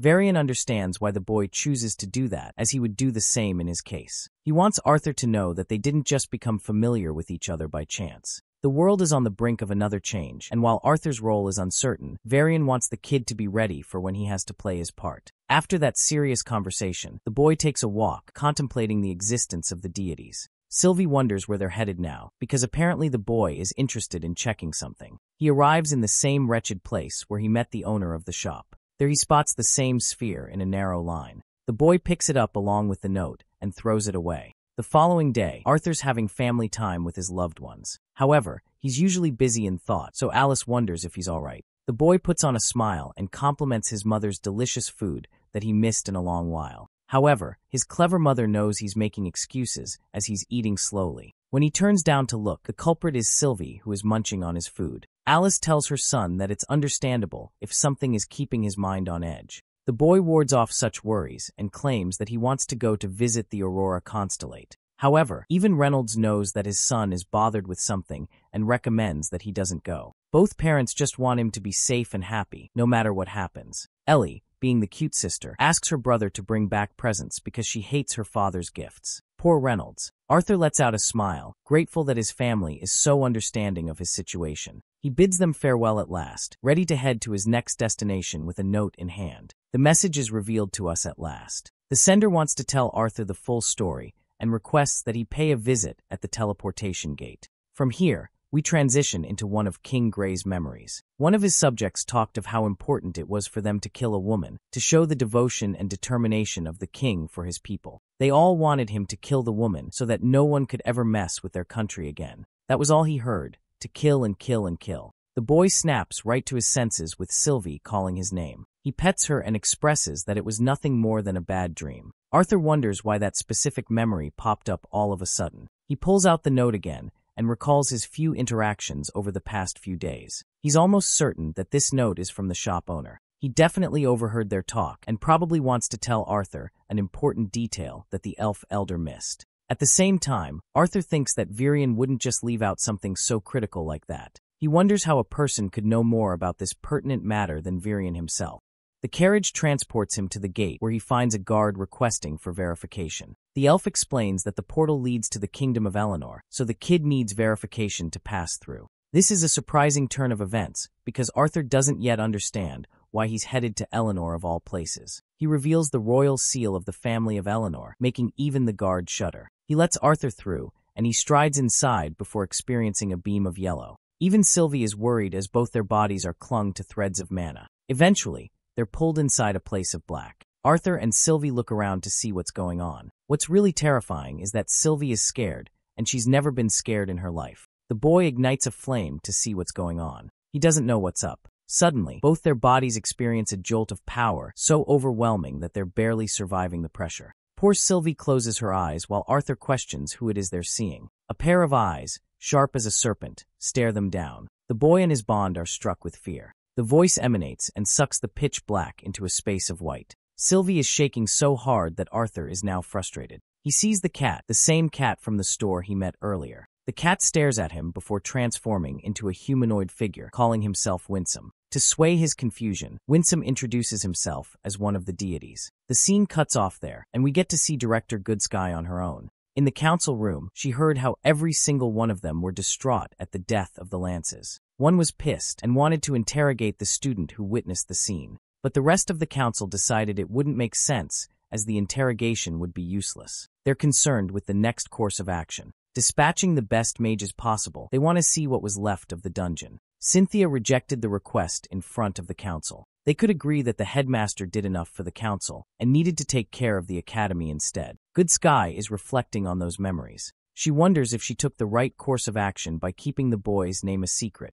Even her familiar thinks the kid is a mystery, and it's only going to make things worse if the council suspects his involvement of some kind. Good Sky is happy that he's safe, until she herself is suddenly attacked by multiple conjurers and struck by one. She casts a barrier and eventually blasts the shit out of the 4 casters that jumped her. She leaves the rest to her bond to finish the fight. The creature transforms and devours them while she interrogates one of the assailants. Good Sky crushes this guy without remorse, but the guy refuses to reveal any bit of information. He thinks she's made a critical error by assuming that the continent is going to last a few decades. In reality, spies exist in every corner of the continent, and it's only a matter of years before Dickethan erupts in war. Before this bastard can reveal the name of the group he belongs to, Good Sky intentionally kills him, probably because she already knows. Avir also had his part of fun by devouring the human meat. Her wound is alright, but Good Sky can't rest, knowing how easy this battle was. She wants to target the coast next, hoping that her suspicions aren't wrong. And my god, the mother of all plot twists. We see a curse marking engraved on her back, which means this woman has been with the bad guys before. Going back to the deity experience with Arthur, he experiences a flush of memories before the winsome deity. It changed into a human's appearance to better fit their conversation. Deities are those that are even stronger than the likes of white core mages. Arthur can barely fathom its existence in his presence, and tries to stand firm. Before the start of their talk, he wants to confirm why they're headed to the Elf Kingdom. And if there's something concerning Tesha, Winsome claims that he just wanted to make him transition through the gate. With a lift of his palm, he shows both Virion and Tesha being fine as always. The princess is in better shape thanks to the elixir pearl that he gave her before her core exploded. The second pearl is for the boy to keep. Arthur is stumped to hear that Tesha's core could have shattered, but that's also why Winsome brought the kid here. He starts off regarding the child as a citizen of Dickethan, but it's now known that a second continent exists in the world. Apart from Dickethan, Alucria has also been governed by the deities who reside in the land of Epheotis. The inferior beings call them deities, when they themselves call themselves Asuras. They're actually the same deities that were responsible for handing the 3 races magical artifacts to fight the magic beasts. Winsome explains that he knows about the artifacts thanks to Virion, but the reality of Asuras is far beyond the understanding of any person in Dickethan. The Asuras have also been governed by a noblesse of some kind. They weren't supposed to interfere with the 3 races or the continent, and they only do so when the balance of peace is threatened. That rule eventually broke when the land of Epheotis was divided into 3 factions composed of different clans of races. The ruling clan of every faction had their own priorities in mind, but they stood strong and never raised their powers against the inferior races. That is until Agrona became the leader of the Vritra clan. That deity broke the doctrine in order to further advance his own people. Arthur is slowly digesting the new information. Turns out that he's already encountered a bunch of people from that clan. But the Vritra clan is notorious even among the Asuras. They're kind of like scientists and researchers who are constantly working on the advancements of mana. When the leader Agrona surged into power, the clan's strength shot up by miles. The deities later realized that the members of this clan had been experimenting on the lesser races in different ways to enhance their own strength. Hearing that, Arthur is disgusted, but now he's confused and questions the role he plays. Winsome claims that it has nothing special to do with the child, but he should be aware of the facts because of his connection to the deities. He then forces Sylvie's transformation via his powers, making her reveal her true form. The deities had been searching for Sylvia for many years, and right when they discovered her, they saw a boy holding a small deity in his arms. Winsome explains that Arthur is bonded with his master's daughter. Sylvia is single-handedly the most powerful creature in all 3 continents of the world. She's just that strong, to the point both Sylvie and Arthur are stumped. The Elder Elf's words were true, that dragons are indeed deities, and that both Sylvia and Sylvie are among the most powerful creatures to ever exist. Deities mostly alter into 3 forms, but when it comes to Sylvie, she prefers to keep her tiny little form to preserve her energy. Interestingly, Asuras prefer keeping their humanoid states for the preservation of mana, but Arthur is really surprised to hear this. The only reason Sylvie has yet to transform into such a state is because she's unable to do it at her level. Sylvie's core is underdeveloped compared to others, and with how things are shaping up, Winsome bears the bad news about Agrona's spies already residing inside the continent. War is imminent soon, and while the deities of Epheotis would hate to admit it, it's true that Arthur's role will shift the very tides of this war. If he agrees to become an ally to the deities, then they won't separate him from his bond. But that only means one thing: he's being threatened right now. They'll take away his bond if he says no. Arthur answers that the war is going to pose a threat to his loved ones, so he has no choice but to act in that case, regardless of what he likes. However, he immediately recognizes that the gods are trying to make him his pawn. Winsome is glad that the kid is mature for his age. Turns out the deities want to take both Sylvie and Arthur into the continent of Ephiotas for training, a fact that shocks him. The truth is, Sylvie's power is one that even the deities would do anything to obtain, and it is dormant inside Arthur's body. The land of Ephiotas is the only place where he will eventually be able to control those powers and become even stronger alongside his bond. If he does that, he'll boast a chance of defeating the mages of Alacria and saving the continent. Let's skip ahead to the disciplinary committee. Kathleen notes how it's been only a couple of days since Claire and Curtis returns from the field trip, and yet, they've been dealing with so much regarding what's going on campus. Students are going wild with bullying others. Curtis, on the other hand, is traumatized ever since he saw what happened in the dungeon. They're both in deep guilt of leaving Arthur on his own. Speaking of him, one student raises a question on how the search mission has been going. Kai explains that he hasn't found anything substantial from his end, and he's got no proof on the suspected students. Theodore is pissed that the disciplinary committee is unable to do anything about the cases committed at the academy. Claire takes a breath and understands that only the director can resolve this. The school's progress is taking a dive, and it's all being blamed on a particular student's involvement. The room goes silent when Kathleen roars in anger, defending Arthur's prowess as a professor and his capabilities as a student. They all understand this, and yet the blame is pointed in his direction regardless. Claire is helpless while Kathleen is infuriated because if Arthur were in her place, he'd know exactly how to handle this situation. Her brother Curtis speaks up that no matter what, they really can't speak of him when he's not around. Kathleen strongly believes that he'll return. Theodore is about to say something to her when Elijah makes a surprise appearance as Arthur's friend. He wants to inform them about Arthur's situation when suddenly an earthquake shakes the whole building down. The disciplinary committee quickly rushed to get to the outside. Kathleen reflects how equality has been an important virtue that her mother always prioritized. She always advised her to treat others equally even if they came from a humble background. After all, one's status did not matter. Each person was special in their own way. Her mother was a shining example of a good person who cared for others. She was the one who fought the hardest to use the academy as a monument of alliance for the three races. Its hall was supposed to represent a symbol of peace and unity, and now it was engulfed in flames before their eyes. The entire place is burning down as Elja and the other mages do their best to cast barriers and quench the flames. Professor Glory uses her bond to get the injured students to the nearest hospital. The water mages are targeting the flames on each end, until finally, the flames are fanned out and broken remains are left behind. Kathleen roars Charles before Theodore comes up to catch the bastard from behind. He uses gravity magic to pin him down before involving him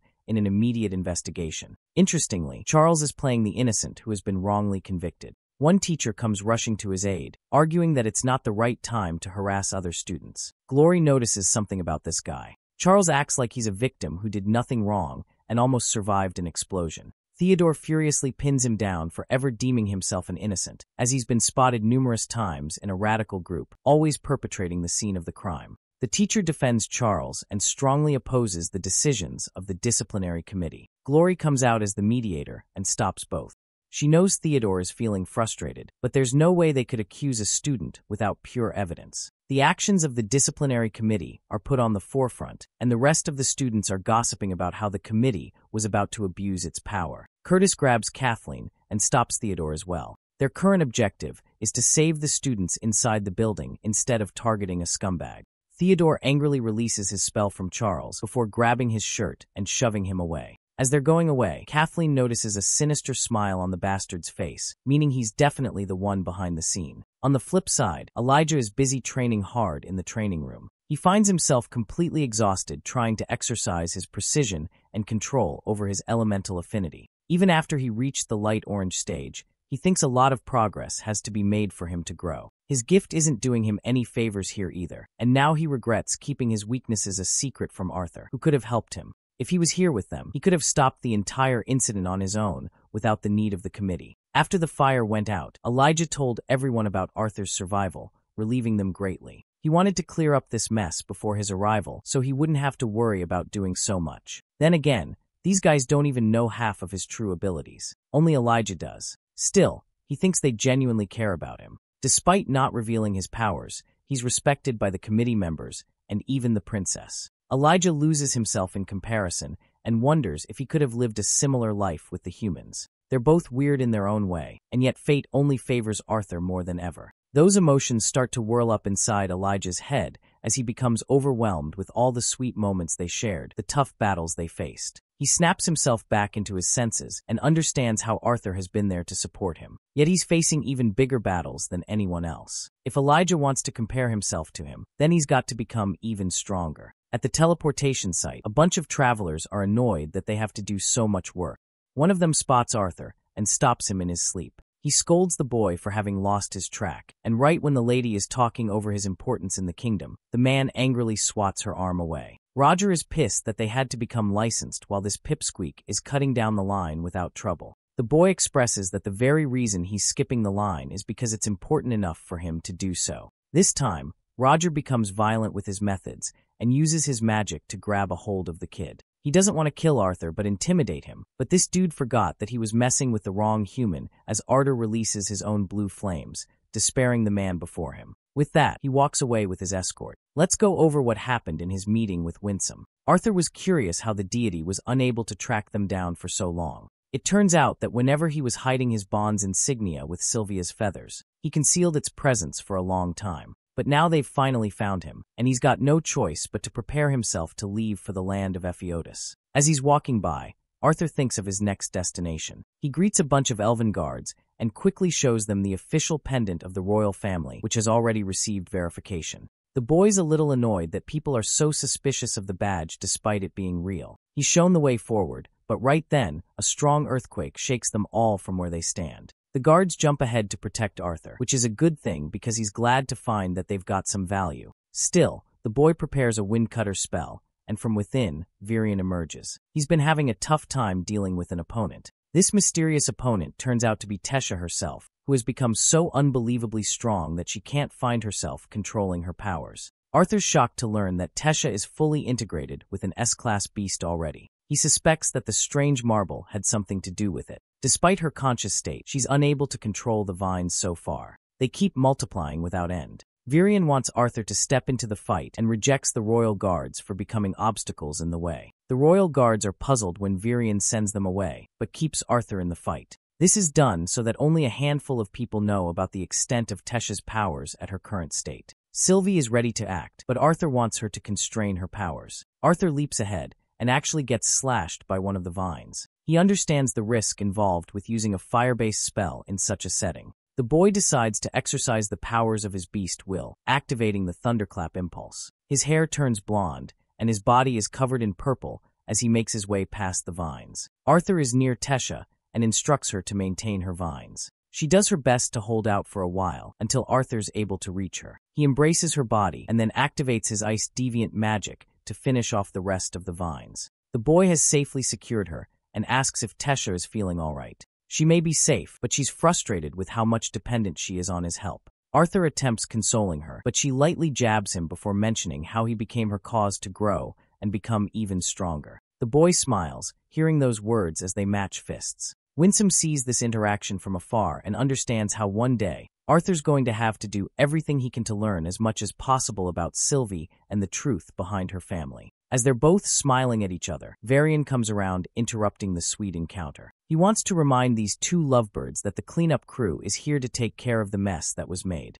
Arthur and Tesha make a brief period of contact with each other before drawing away in embarrassment. The boy asks where they're headed, and Varian is okay with anything as long as it isn't ruined like the place they're standing in. Later in the carriage, Tesha is asleep while Varian is sharing much of the deeper guilt of what's happening with her. He thought she could control the first phase and thought he was enough for the job. Arthur, on the other hand, thinks that her integration process was faster than usual, and she skipped the training phase of it, which is why she's out of control now. He can seriously sense how different Tesha's beast will as compared to the one he has. This thing is still trying to fight her back despite total integration. Arthur requests the old geezer for her to be more careful. After all, she could jeopardize the safety of everyone around her if it happens again. Hearing this, Grandpa gets loud as hell and justifies that he just wanted his granddaughter to become powerful. Varian understands the need for a mana seal for Tesha until she is fully acquainted with her powers. At the same time, it's risky because she'd be defenseless. So maybe a protective artifact could prove to be beneficial instead.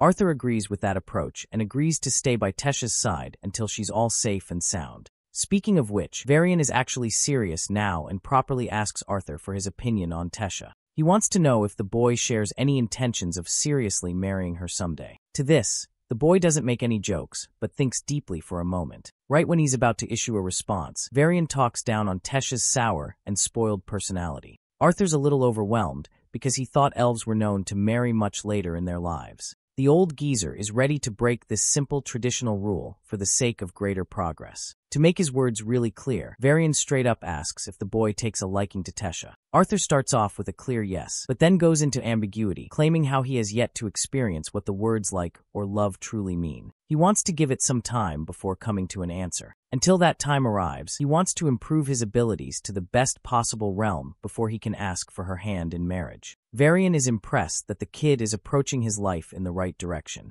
Teasing her like always, Sylvie jumps the gun and confirms that she was right about Papa being in love with Mama. Arthur's a little worried, but Varian assures him that Tessia is out cold. Now the really funny thing is that she's actually awake, but she's slowly losing it in her mind hearing Arthur actually confess the truth of the matter. Her face is sweating bullets and her heart is beating like hell. Even Arthur and Varian wonder if the girls experience a nightmare in her sleep. In Arthur's internal monologue, he confirms that he likes Tessia in a different way than anyone else, but his current priority is to protect her, and an artifact is good for that job. He's still glad that both his sister and mother have the pendants on them. Still, it's not enough protection, and his sister is yet to awaken even then. The boy is fretting over the incoming war that Winsome warned him about. A sudden idea clicks in his mind. He should get Ellie a bond that is powerful enough to protect his sister in the place of harm. Bro is out here having fatal thoughts about her pet killing any potential boys that could potentially form an interest in her. This protective bastard. They've arrived at their destination, and Tessia is the first to step out of the carriage and into her mother's arms.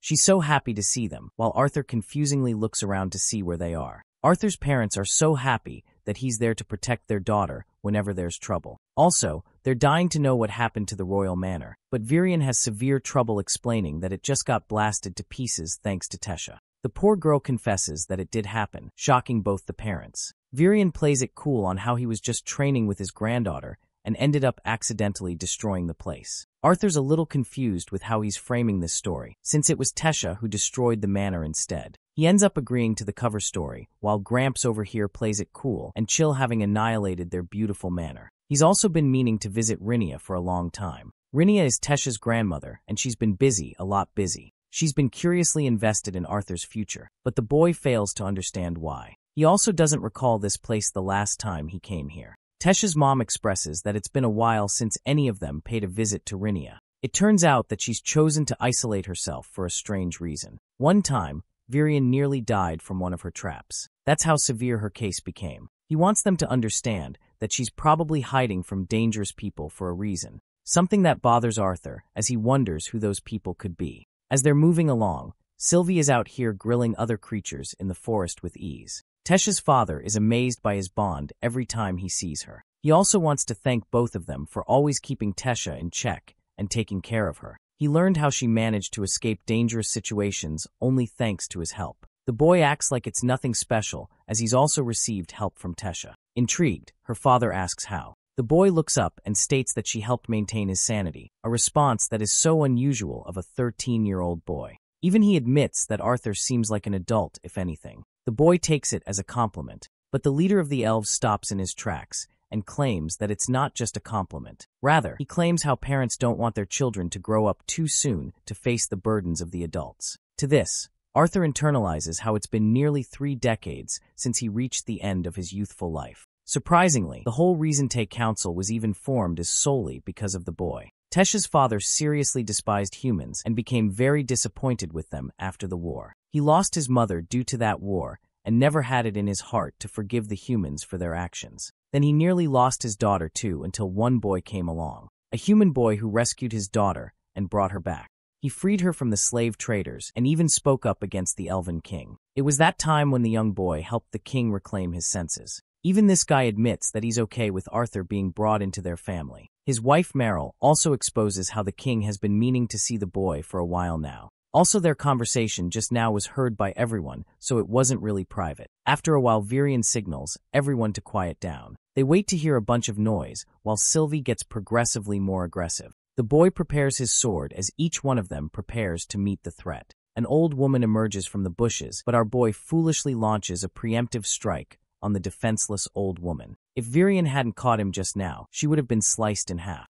The woman roars at him for trying to hurt an elderly woman. Tesha jumps to embrace Renia, who adores her in kind. Continuing along, Virion was expecting to meet her at the entrance, but it turns out that she came searching for them after they were late. She pinches Arthur's cheek in typical granny style, even teasing how she would easily fall for him if she was young. Bro was out here having an opposite reaction because he nearly suffered a heart attack seeing her pop out of that bush. Renia thinks he's calling her ugly and turns to Virion for a description of her youthful beauty. But even Virion is like she was average at most. Renia ends up saying something out of line about Virion's dead wife, which results in a disappointing look from everyone. Virion apologizes instead, saying that he understands how everyone feels. Renia switches topics and says that they'll be there soon. Before Arthur's about to ask where, Morale stops him for whatever reason. They keep walking along until she reveals the beautiful waterfall just up ahead. The scenery has them all standing in awe and amazement. She welcomes them inside the cave, recommending that they don't cast any light magic. As they're moving along the dark, they finally reach Renia's home, a place where she's got a lot to discuss. Inside her cozy place, they drink tea and enjoy the scene. However, Arthur is stumped by the kind of deviant magic Renia used to make the inside of the space appear much larger than the outside. Granny's got tricks up her sleeve, but before long, the tea takes them all out and makes them unconscious. The boy continues to sip his tea, inviting Renia to point out how he's unsurprised to drink the tea despite seeing people fall unconscious. The boy remarks that he's been through a lot, so nothing surprises him anymore. Turns out Renia is aware of the facts. The boy puts down the tea and understands that whatever she's about to say is top secret information that only he's going to know. Before that, Renia introduces herself as a diviner and mentions that she should explain her powers in more detail. Even after learning much about magic at the academy, Arthur was unable to find anything related to divine magic. He can't believe he's about to learn crucial knowledge from a diviner herself. Seeing him intrigued, Renia begins her talk. She mentions how certain deviants have to harness a different source of power than from the 4 basic elements. They're different from the regular mages who are known to absorb the particles of their surroundings. A good case is the boy's mother, who is an emitter with recovery spells. Renia has encountered a whole bunch of different deviants across her life, but they all had one similarity: their personal pool of mana that could be used anytime they wanted to reinforce their magic. This was different from an elemental deviant such as the boy himself, however. For diviners, their powers developed differently and could awaken at any point in life. They could see hints of the future to come, but those hints are so vague and ambiguous that they're difficult to understand. These hints don't require any usage of their mana either. From the talks of it, Renia claims that it seems like a terrible power to have if one can't control it. The boy asks her about the spell she casted when he was younger. It helped him locate his parents and speak to them directly. That spell involved using her powers for image projection. Actual and true divination is critically reading the future and knowing what's about to happen. The boy fails to understand where she's going with this. He doesn't get how she's able to power her magic if her mana core isn't playing a role. The harsh truth is revealed that diviners shorten their own lifespans for the sake of glaring into the future. That's the actual power of a diviner, and everything else is considered nothing more than a bunch of gimmicks. Recalling the time she mentioned Virion's wife a while ago, she speaks about Lania, who is also a diviner and so much more powerful than even her. Lania's prophetic divinations were even more detailed than Renia's. She was beautiful and unparalleled, receiving envy from every elf in their kingdom. She was the pride and joy of the kingdom, and shortly after she fell in love with Virion, they had a beautiful wedding. Everything seemed to be favoring the two of them, but then fate took a harsh turn to change both their lives. War between the elves and the humans was approaching its end, and talks of a treaty were in the air. The elves assumed that the conflict would continue, and that the humans would continue to exercise their powers. That's exactly what came to be, as the king of Sapin of the time executed a final act against the heir to the 11th throne. The target was none other than Virion himself. Eventually, Lania received gruesome visions of her husband's impending death. Her prophecies couldn't highlight how his death would come to be. Despite her abilities being a diviner, she couldn't attempt to change anything in those prophecies as they would only reach a different cause of death. The same outcome, but with a different cause. Even Virion understood that his wife's powers were taking a toll on her, and he did his best to make her stop. but she exhausted her powers without stopping. Renia relates her personal experience of seeing the future and how much it affects her lifespan. And for Lania, that woman did it every single day just for the sake of love.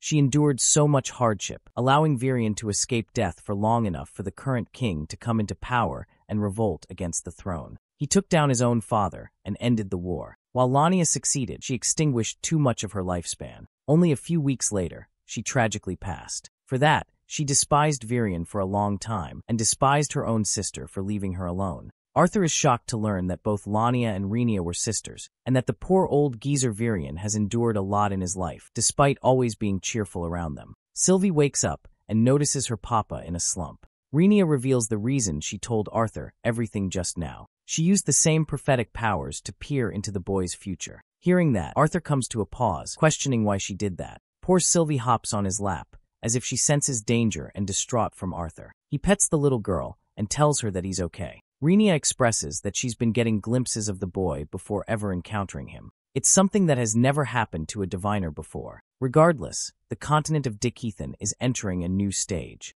Many things are changing, and everything will revolve around the boy. Arthur wants to know why, but this is something not even Renia understands properly. She fears telling him too much will change the future to come. At the same time, shying away from the truth will fail to make him act. Arthur emphasizes that she's going as far as to give up her own life for the visions, so he wants to help her as well. Then it strikes him that not even Virion knows about her powers. She's kept a long secret from him and claims that she's lived enough.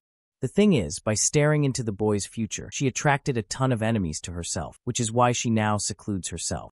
It was a personal decision. At last, Renia reveals the outcome of the boy's future. His future is plagued with difficult decisions and hardships no matter the future. He's going to face many enemies and obstacles, but his saving grace will be an end goal. This end goal is a mystery to Arthur too. It turns out that everything is resting on the goal Arthur will choose for his life to come. She departs the boy with two important pieces of advice. First, she wants him to understand how many people do terrible things for the sake of good. And secondly, she wants him to be wary of enemies that are subtle and more abandoned, lonely and with nothing to lose, instead of focusing on a higher power. Apart from that, Renia can't lock down on specific details. The boy fears what would happen if he fails to make the correct choice when the time comes to it. Renia comforts him, stating that the right choice doesn't have to be the best choice of all. For now, she recommends that he get some rest before returning tomorrow. Let's go back and visit the evil Lucas. He's been handed a vial of green, the same thing that Marquis took and exploded on himself. Charles has yet to try it, and Lucas understands that he was deemed unworthy to even use the vial. Lucas stares at the green fluid and internalizes how each of their cores are weaker than his own. This simple drug could easily kill them upon coming into contact with their bodies. Charles throws a tantrum and urges that they act now, especially with the disciplinary committee taking stronger actions. In turn, Lucas unleashes his flames and knocks him down. He perfectly reminds the little scumbag that he's nothing more than a messenger who has nothing more to do. Lucas pops open the tube and consumes it, but the moment he does, his body grows tense and he succumbs to the ground. Seeing him in this state, Charles is happy. The rest of the clowns are making fun of Lucas for being unable to contain the drug, just like Marquis. Even Charles grows high and mighty, calling Lucas nothing more than a mutt. He's really testing his luck here and decides to place his foot on top of his head. Lucas grabs him, causing Charles to experience a sharp sting of electricity as he's sent flying. His foot is severed while Lucas's body is overflowing with surges of uncontrollable power. He is reminded of his conversation against his brother, who scolded him for being pathetically weak and relying on their family's background to save himself each time. He wanted Lucas to act out on his own. And now, filled with this devilish power, Lucas laughs with uncontrollable happiness, resembling that of a monster. The red-haired punk tries running away, but a single zap from Lucas instantly takes him down. Their only healer refuses to heal Charles and runs towards Juno in an effort to save his life. But unfortunately, by the time she gets there, the dude is already incinerated to ashes. She turns to the monster who killed him and attacks Lucas with her water bullets. But this guy is spiraling out of control and thinks nothing of what he did. He bursts forth and pins her to the tree, choking her out to the point blood is pouring out of her eyes. She begs for her life, but it's all useless as Lucas snaps her dead. With both dead, he turns to Charles, who is crying like a bitch in pain. Lucas dares the guy to call him a mutt, like he so bravely did a while ago. Charles pleads for his life, as he too is brought to a dreadful end. The following morning, they're all awake and on the table to eat food. Sylvie isn't having the time of her life because the food isn't to her liking. Rinia is open about the effects of the calming herbs she put in her tea. She plays it off, acting like it wasn't meant to happen. Varian isn't pleased because he had work to do, and her tea just knocked him out cold. Rinia happily exposes him and Tesha and what became of the royal manor. In response, he quiets her down. The princess is given a small artifact to help control her beast will. Tesha opens it to find a beautiful bracelet inside. Arthur can't fathom how she was able to make something so quickly. Then he realizes that he's among the great elves and shouldn't be surprised. The Elven King is happy that Rinia made something so crucial for their daughter. They decide to wrap up food, and Rinia soon takes both Arthur and Tesha to the portal that directs them to Zyra's city. The boy can't believe that she's got a teleportation gate of her own without any trouble. Rinia just smiles at him in response. Both of Tesha's parents embrace their daughter, wishing her the best. Meanwhile, Varian wants her to stop by the director's office to see how she's holding up. Tesha is really happy to have met her grandmother and embraces her with so much love. Arthur sees them sharing a delicate moment, but he's sad knowing what'll happen. They both bid farewell to the royal family and eventually cross the teleportation portal. This gate's exit doesn't even have guards around it. He wonders if they're short-staffed or busy handling business elsewhere. Arthur and Tesha take a walk underneath the beautiful Aurora constellate. Tesha remarks that it's always a beautiful sight no matter how many times she sees it. Meanwhile, the cute little fur ball thinks the sky is broken. They come home with Sylvie excitedly scratching the door. There, they unexpectedly run into Jasmine after a long time. Durden is out here rocking his new hair in a bun like Arthur. Even the blonde freak runs into Arthur, pushing him against her pillows. Tesha is a steaming ball of embarrassment upon seeing that, but she too isn't spared from the same treatment. The boy's family welcomes him home as they all decide to go inside, but Tesha tries to take her leave as she only came to say hello. She has things to take care of, and even Arthur's worried. But Tesha simply has things to attend to and thinks it's unfair for her to enjoy it when the other students are probably troubled in school. Remembering how Arthur promised Varian to stay with the princess for her protection, Arthur feels guilty that he has to leave her on her own. Tesha thinks it's going to be fine since it's only one day. Alice comes around and wraps her scarf around the little elf princess to keep her warm. She bids them farewell with Arthur seeing her go by. Inside, they're all partying despite the princess leaving early. Arthur shares a ton of laughs before succumbing to despair. Everyone is drunk, including Jasmine, who is worried sick for the boy's health. She's been repeatedly mentioning that this drunk fool, Vincent, is an animal, so Arthur thinks it's good to catch some air outside. He hears all kinds of crazy stories and shares how he consistently makes his mother worry. The black-haired elf acknowledges the boy's speciality and role. He's destined for great things to come as long as he remains grounded. Her words remind him of what Rinia also said. His end goal will craft the future. Arthur thinks Helen is also a bit drunk, and she agrees. She's been worrying ever since the discovery of the new continent. Helen thinks it's best for her to see how her teammates are holding up. Arthur thanks her for her company, and she recommends he also get some rest. When she leaves, the kid is left wondering what or why he was brought into this world. He doesn't want to accept the grim possibility that he was sent here for a strict reason. After all, he's learned to cherish the smiles of the people he loves most. The boy doesn't care about deities or whatever monsters come his way. He's going to make sure to protect the people he cares about. That's the future he wants to create. Meanwhile, the main leader of the cult has finally wrapped up his preparations and summons a plethora of deviant beasts for the final attack. Glancing over to the disciplinary committee, Kai is busy preparing an artifact. He doesn't want the rest of them to contribute, despite them knowing that the cultists will soon launch a brutal attack on the academy. Kai emphasizes that any more training beyond this will only harm them in the long run. The musclehead girl comes running with resistance bands for training, before tripping over and falling down. Curtis grabs the bands and questions the purpose of the bands, as they'll only drain their mana, which could prove troublesome in an event of an attack. Claire is confident about Doradria's intentions, and with Theodore also here, he instructs Kai to cast the barrier. For some strange reason, the barrier that is casted is red. Curtis immediately tells him to shut it down, while Claire wonders if their sound is also blocked from the inside. Theodore takes the forceful approach, but not even his punch can phase through. Kathleen thinks it's foolish to waste mana, and they should instead look for the emergency kill switch. But when Claire searches and locates the kill switch, the thing is in shambles. Now the entire committee is struck with horror. The barrier isn't even fully closed as an entrance appears, and they're attacked by the cultists. Both Theodore and Kathleen attempt to block it as their enemies rush inside. Claire understands that this isn't just training, but an actual fight, and leads her members to battle. The brawlers take down the close encounters, while the ice mages prioritize long-ranged attacks. Theodore is crushing them with his fists, while Claire activates her beautiful fire magic to bring their enemies down. She wants them to advance forward using the same opening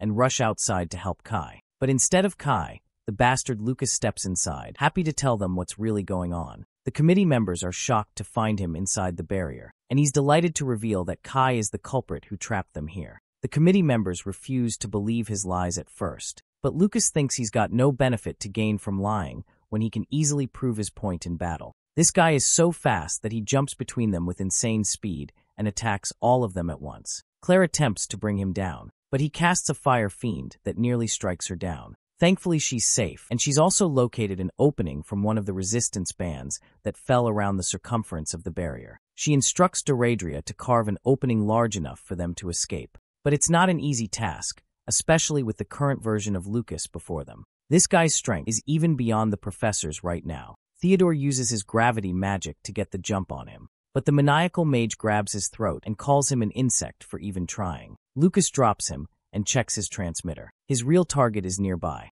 so he exits the barrier without caring about the disciplinary committee members. Lucas has a personal mission to attend to. The rest of the cultists appear, while Claire signals both Theodore and Kathleen to cast a defensive spell for an opening. With the spells casted, Kathleen and Faye launch an ice barrier of their own. This gives Dorada enough time to carve an opening. However, she chooses to sacrifice herself by buying time for her friends. She kicks Theodore away and suffers an attack. Thankfully, Faye is there to help her out. Both of them make a final stand to fight the cultists. Outside, Claire and the others have already escaped. She wants them to search for the professors when the window shatters, drawing her attention in terror. When Theodore comes out to see what happened, the disciplinary committee members stand in horror. The monsters are slaughtering the students left and right without end. The worst part is that Tesha is on her way to the academy. She's worried about her manicure's complete exhaustion and hopes for the director to help her out. Right then, she hears a loud monster screech. When the princess exits the carriage, she sees a giant barrier of red.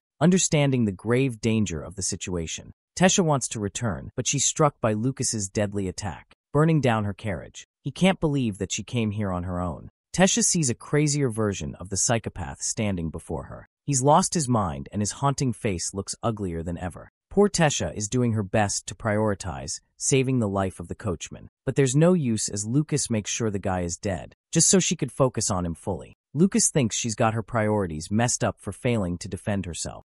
Suddenly, the elf princess casts an attack to stop him. Even though she's hurt, Tesha wants to stop this madness on her own. Lucas chuckles at the very thought of her putting up a fight. He mocks her for barely being able to stand on her 2 feet. It's true, the bracelet is actually preventing her from using the extent of her powers. She can't even use her magic here. The maniac grabs her and recommends that she stay in one place, mocking her by making fun of Arthur too. Then it clicks in her head. Tesha understands that the reason he's yet to kill her is because she isn't even the main target. He's going to such extreme measures just to beat Arthur. Provoked after hearing the truth, he mercilessly slams her into the ground. Tesha continues to mock him for his inferiority complex. Lucas gets pissed and slaps her across the face, reminding her that he could always tear apart her body, as that would be enough for his mission. To this, she smiles. What a badass. Tesha grabs his arm and understands that she's going to have to sacrifice herself for this fight. Her vines grab a hold of Lucas, restraining him and slicing off his limbs. Tesha is doing her best to hold on, refusing to become a tool for him to manipulate Arthur. Lucas is not having it and unleashes an attack that sends her flying. Her bracelet comes off, but even Lucas doesn't want to risk her dying in an all-out attack, so he puts it back on her wrist. Then he grabs her hair, dragging her body all the way to the inside of the barrier. Poor Tesha's lost all sensation in her body. Her final thoughts are to escape, as her vision becomes hazy before the students getting trampled underneath the monster's feet. In this dire situation, Elijah is doing whatever he can to protect the students, but he is far too overwhelmed and gets ganged up by the snarlers. Refusing to surrender, he casts earth spikes to kill them all. Then he makes his immediate escape to find someone. Elijah sees a cultist and quickly hides. The cultist is currently instructing the students to become a part of their alliance, as that would be the only way for the beasts to exclude them from the attack.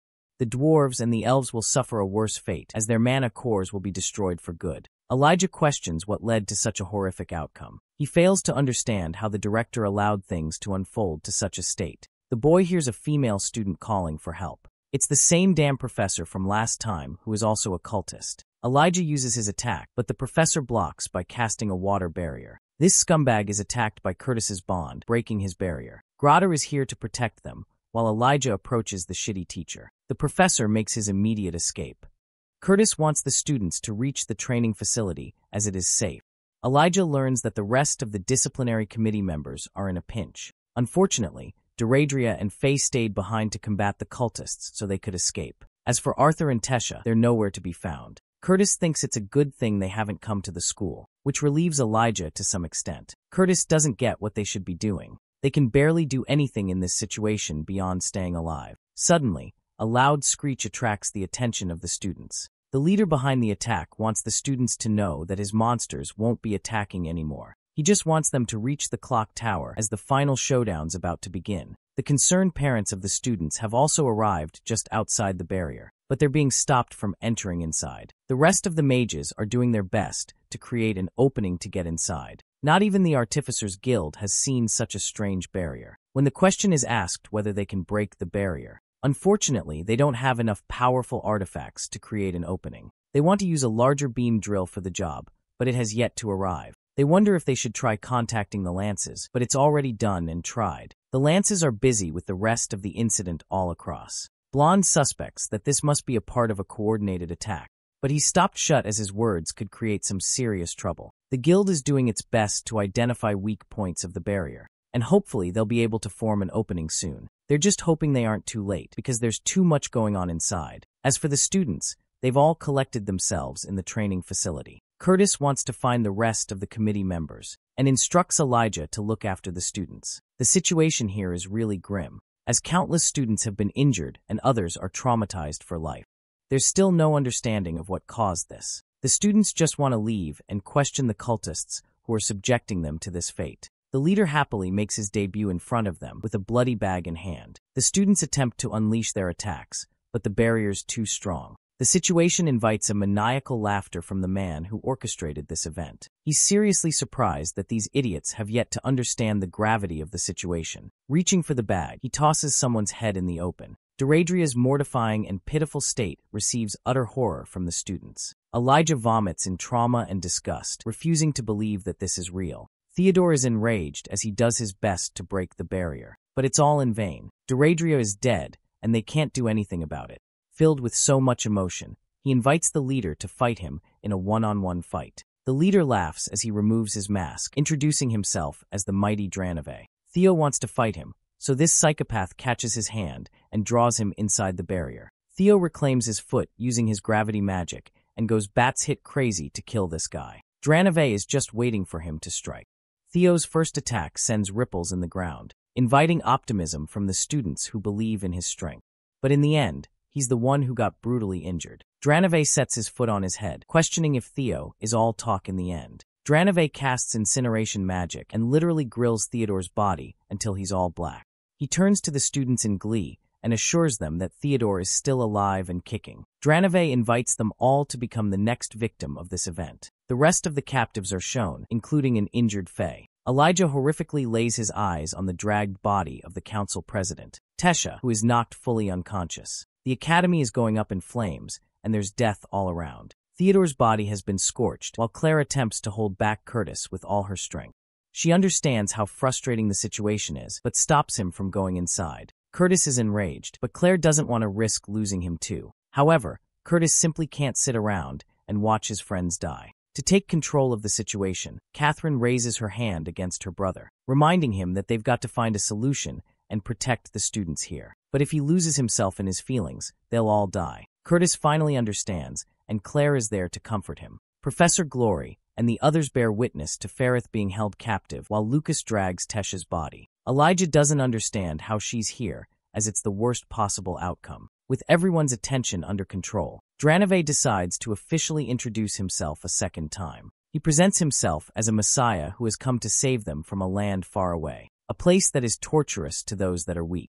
The ones standing in opposition to him are considered the elites of the continent, but from the place he comes from, these guys are nothing more than total garbage, and he drills that point into them. That's why he's only preparing a few of them, so that eventually, when his master becomes the ruler of the continent, they'll also share a place in the kingdom. Dranove thinks they should all be parading with excitement about the strength they could obtain. He calls forth Lucas as one of his own, who reminds everyone that he's now beyond the strength of the elf princess and even the committee members. Seeing this fucker's face, Elijah is beaming with anger. He's betrayed them once more. Lucas sees his face and decides to take it a step ahead. He draws his ugly face near Tesh's body, which overwhelms Elijah's body to incredible levels. He's burning with a single emotion, the desire to kill someone. The boy doesn't get what's happening to him as he casts metal spikes and surrounds himself in a cloak of purple. Even though Elijah is brimming with fear, his body reacts on his own, cutting past the barrier and annihilating the monsters on metal spikes. This version of him is sinister and dark, merciless and cruel. It makes him question his own identity. The cut lists try to stop him, but Dranove understands the gravity of the situation.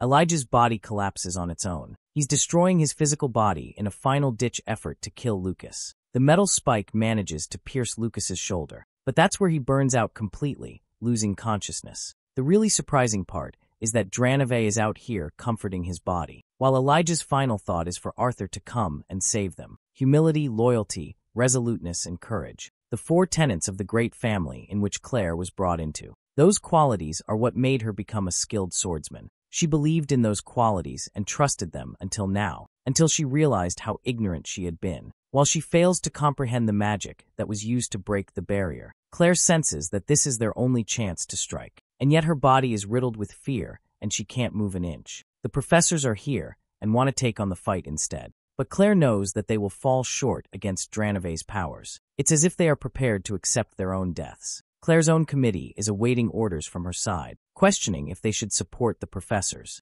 But she's here losing her sanity, inquiring why she has to be the one to lay such a heavy order. They're prepared to follow her command. But inside, Claire simply wants the professors to fight instead. She doesn't want their lives to be thrown away. She sees Drive retrieving Elijah's body, while Theodore is burned to crisp and Deradria gets the errand treatment. Professor Glory turns around smiling at the girl, which reminds her of her values. Channeling those qualities, Claire overcomes her fear and issues an order to fight for Zyra City. Dranove comes to Lucas and explains that he's going back because of a change in their plans. He's going, and he expects Lucas to follow suit. Right after finishing the professors and disposing of Tesh's body, Lucas attempts to stop Dranove because he's curious what's so special about Elijah. Suddenly, his body is overpowered with so much pressure that he falls. Dranove isn't in the mood to answer any questions. He merely steps into the portal, expecting great things from his servant. The professors do their best to stop this guy from escaping, but Lucas interrupts their attacks and unleashes his scorching flames against them. The professor summons a giant fiend of his own, devouring each of Lucas's summons. Then there's Professor Glory, who engages Lucas in a close combat fight with her twin blades. Unfortunately, she wasn't expecting a monster to attack her from her blind spot. Luckily, Glory kills the monster and rages on to catch Lucas. The cultists are doing their best to support Lucas, which is troublesome for Glory. The disciplinary committee helps her out by assisting in their own way. Glory questions what they're doing in a dangerous battlefield like this. Claire crushes the monsters and states that it's everyone's battle. They're only doing what they've been taught. Glory turns around to focus on her goal, while Claire coincidentally spots the traitor Kai, who is walking away as if nothing happened. The redhead erupts in anger and targets him. She runs past the mess and directly attacks Kai. However, Kai's metal strings have her trapped from every direction. She tries to inquire his reason for betrayal, but he's just prioritizing his escape. Claire doesn't want that. She doesn't understand why her friends are coming towards her when they should be targeting Kai. And then, a heartbreaking sequence follows as we see Claire's body impaled by a spike while she was fully unaware. It seems like things are going bad for our heroes until one iconic dragon's roar seizes the attention of the battlefield. Lucas is shocked while Claire and the others are happy. Stepping into this fight is none other than bloodlusted Arthur and his dragon in her true form. The people see the horned creature with eyes of fierceness, unlike any other thing, but more than the dragon of incredible might. The child just underneath it was the real carnage of terror. Each step taken displayed a confidence out of this world. His body erupts in growing rage each moment. Claire regrets being unable to spot the look of defeat on Lucas's face by the time the fight ended. The teachers are all injured as Lucas enters his monologue. He's got an infinite pool of mana to work with and a body unlike any other. Dranave's drug helped him cross the realm of mortals, making the elites feel like bugs in comparison. But then all of a sudden, he feels a kind of discomfort that is unexplained. The maniacal mage wonders if Arthur's pet can help him achieve victory in this fight. A fight where not even the professors could beat him. Arthur merely walks past him in a flash of a second, coldly ignoring his existence as he moves along to pick up Tesh's body. The rest of the cultists are so shocked that they can't even move in the presence of a real dragon. Lucas can't fathom how he was ignored like that. Arthur checks on Tesh's condition and realizes that she's been drugged to remain unconscious. He's glad that she's unharmed for the time being. To provoke him, Lucas calls out how Tesha was crying for his help. Their leader didn't want Lucas to lay a single finger on her, but he couldn't stop himself. After all, he wants to torture Arthur after beating him and the princess to death. Hearing his foul words, Sylvie roars in her rage. But even after his provocative words, the boy continues to ignore him. This time, Lucas is done playing around and casts his flames, saying words he should not until it happens. His body feels a weight unlike any other. The weight of a mad demon that is trying to claw at him from the inside. Lucas fails to comprehend why his body is reacting in such a way, and why this presence is more intimidating than even the professors of the most esteemed academy. Even more, his brother. One word escapes Arthur's mouth. He calls Lucas and states how he declared him an insect a long time ago that was unworthy of attention. But Arthur was always prepared to squash this insect if it ever even attempted to attack him. His warning terrifies Lucas in place as he spots a bunch of shadowy arms looming over his body, entrapping him in place. Lucas refuses to accept the current reality. His powers should have exceeded Arthur's, and yet he's the one fearing him. He can't comprehend the number of lives that Arthur took to possess a bloodlust so powerful. In a final-ditch effort, Lucas casts Hell's Rain, one of the most powerful attacks in his arsenal. He aims it right towards Arthur, and even Sylvie is concerned. But our boy, he's done playing around. He instantly activates his beast will and transforms his powers to another level. With just a single hand, the boy stops the attack as if nothing even happened. He approaches Lucas, his path filled with ice. This is the first time this clown has seen Arthur use ice magic on top of fire magic. Still, Lucas launches a spear at him in the hopes of doing some damage. Arthur easily evades the spear, catching it with his left hand, while preparing a focused bolt of crackling lightning in his right. He releases the electrical bullet that makes its way to Lucas and strikes him down, severing his arm. Lucas remains helpless on the ground while Arthur approaches him. He wails in pain and agony, shocked that Arthur is capable of casting lightning magic on top of everything else. The boy simply grabs his remaining arm, freezing it in ice. Arthur glares at Lucas, confirming that he's exactly what he says he is. Then he exerts his full strength on Lucas's arm, shattering it from his body. The desecrated remains of the boy flop to the ground. He can't even speak a proper sentence without bawling his eyes out. Lucas reminds Arthur of his connection to the Wykes family, but that means very little right now. Arthur holds his leg in place before activating downforce gravity magic, crushing it in a pool of blood. Lucas screams in pain as Arthur questions if Dranave is the individual responsible for the mess at the academy. Lucas chooses to remain arrogant even in his last moment, confirming Dranave's involvement and his role in taking away Elijah. Arthur swiftly crushes Lucas's final leg, reducing him nothing more than a nugget on the ground. The boy has accepted that the world is changing and he can do very little about that fact. But he's going to make sure that a lousy scumbag like Lucas doesn't make it past today. Arthur rests his foot on Lucas's crotch. He wails in pain and agony, begging Arthur to stop. But it's pointless as Arthur curses the mage for his next life as well. Activating downforce, he annihilates Lucas's in the most disgusting way imaginable. The defeated mage is dead, and he didn't even die honorably. Those who were watching this massacre only became overwhelmed with fear. Some were amazed, but in the end, Arthur was reminded of his loneliness. He'd exerted too much of his power just now, and it takes a toll on him. Here's the worst part. That piece of shit's brother arrived with 2 more lances by his side. Baron is infuriated at the lifeless remains of his brother. He becomes so mad that he unleashes an attack that blows Arthur away. Even Sylvie is barely able to dodge the attack while Arthur is slammed into the wall. Sylvie tries to attack the lances despite Arthur's warning. Unfortunately, she too is frozen in place by Lance Foray's devastating might. Ulfred casts his lava golems to help the students and take care of the mess. Arthur has suffered a brutal injury from the previous attack and does his best to re-enter the second phase. Unfortunately, Baron has lost his mind and can't believe that a boy reduced his brother to such torturous lengths. His attack is stopped by Ulfred, who tries to take control of the situation. Baron has lost total control and doesn't understand the fact that Lucas is the one who threatened everyone here. Ulfred explains that Arthur is the savior, not the threat. Even after hearing that, he fails to stop and plans to repay Arthur in kind for mercilessly killing his little brother. Ulfred chooses to act by using his golems and stopping him in his tracks. But Baron totally loses it and unleashes his full strength even against a fellow lance. Arthur awaits his fate as Baron attempts to use his finishing move against Arthur. Curtis and Kathleen are unable to stop this from happening until Lance Vari intervenes with her ice magic and even gets Baron on his knees. She emphasizes that it's her decision and the council's to decide the fate of the boy along with his dragon. Baron reclaims his senses and follows orders. The situation is tamed at last as the students are rescued and the academy is cleared. Many lost their lives during the incident. Arthur is patched up by the healers as Vari comes up to ask if he's alright. He just lost his mana for the most part.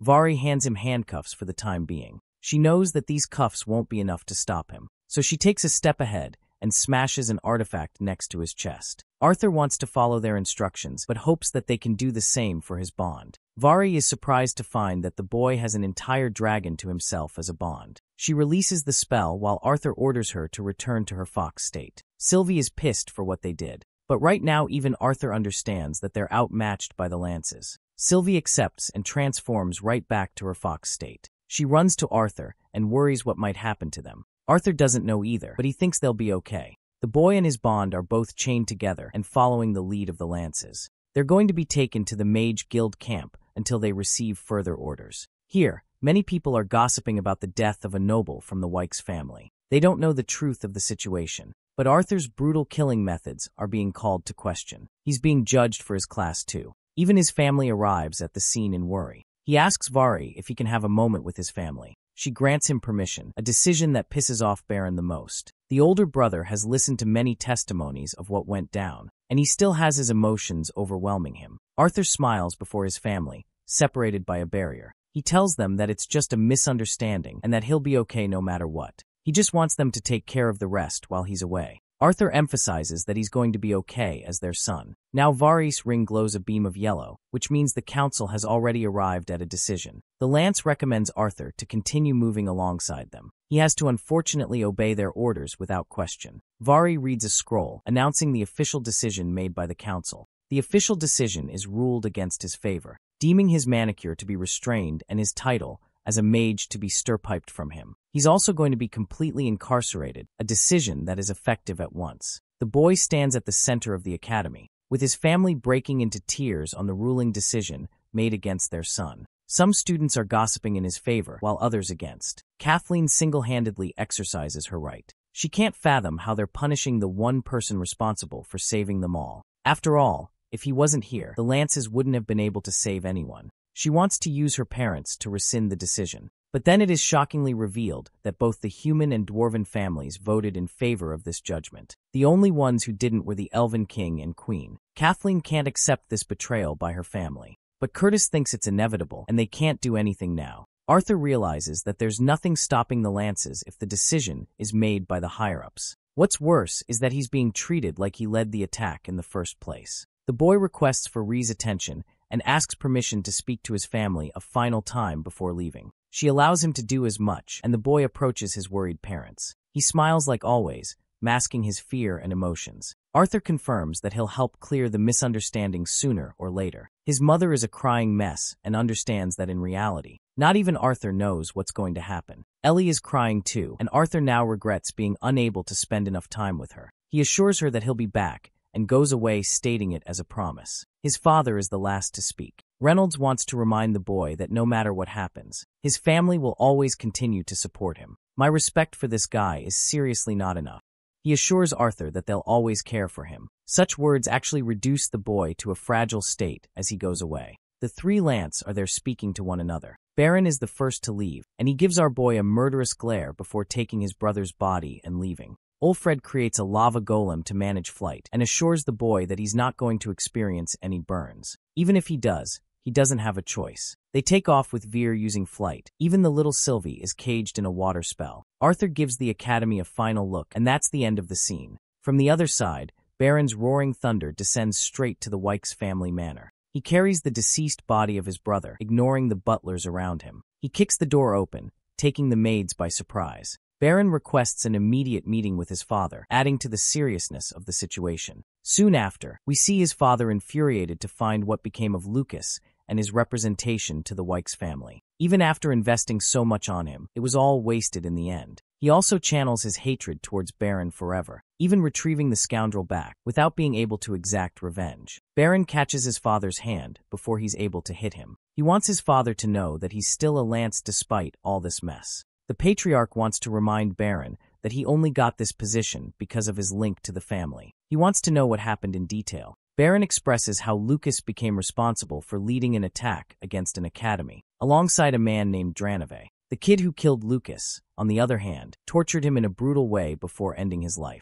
Hearing this, the patriarch thinks there might be a way for them to turn the situation in their favor. He calls Adeline, one of his reliable secretaries. He wants the council to receive a message regarding the recent attack. He also wants to paint the picture that his poor son Lucas was manipulated and brainwashed by Dranove. He was the victim and was recklessly murdered at the hands of a commoner who ignored his pain. In return, they seek nothing but death to the killer of the one who disgraced the Wykes family name. They will prepare a funeral for Lucas in the meantime, hoping for the council to make their decision. Baron agrees with such an account and supports it fully. The secretary leaves to submit the message, while the patriarch continues minding his business. As for the funeral, he doesn't even give a flying fuck for Lucas and simply wants Adeline to handle the rest. This man really doesn't care. We're back to Arthur in the next scene, who wants to inquire just how far they'll have to go. He also doesn't think the handcuffs are needed, as he obviously can't fight two lances in a mid-air battle. But it's not that they're worried about him. They're worried about mana beasts going out of control and attacking them out of nowhere. That would stir up trouble. Arthur is disappointed that the lances are incapable of handling a bunch of mana beasts. To that, it is stated that while lances are incredibly powerful, they're still human. The beast Glades holds an immense amount of mysteries, so anything could go on and take them by surprise. Ulfred remembers that he's speaking to a kid, but Arthur reminds him that he's also a prisoner. He's a chill guy who just wants to talk. Unfortunately, he's stuck with Varai and Baron, both of whom are cold at conversations. Ulfred is dying to know how the boy managed to become such a powerful mage at his fragile age. It's surprising to Arthur because it's not like he fought in front of the lances. Ulfred apparently learned a lot from Baron and the other students. Arthur is curious what kind of words he heard from the others. After all, he's being sent to prison regardless. They've finally arrived at their destination. Varai opens a path for them. Their destination is the official floating castle of the council. Having arrived, Ulfred reclaims his golems and talks about how the dwarves are known to carry a little bit of dirt wherever they go. He has to collect it since he can't do anything to harm the castle walls. Varai expresses how the usage of magic is not allowed in the entrance of the castle. They take the manual route of climbing the stairs until they reach a beaming hall that blinds the boy. Inside the castle, Ulfred recommends Arthur not to speak to any of the lances for now. This castle feels reminiscent of the one that Arthur shared in his previous life. While incredibly beautiful, it is empty and filled with loneliness. The gates open, and the boy is presented before the council members, where the royal members of each family are awaiting. Varai confirms that she's brought Arthur Lewin to the council, as they asked. The boy offers his respect, but the Dwarven King is too prideful and thinks the boy is disgracing them by refusing to take a knee. Arthur doesn't want to cause a scene, so he apologizes to them before claiming his uneducated self.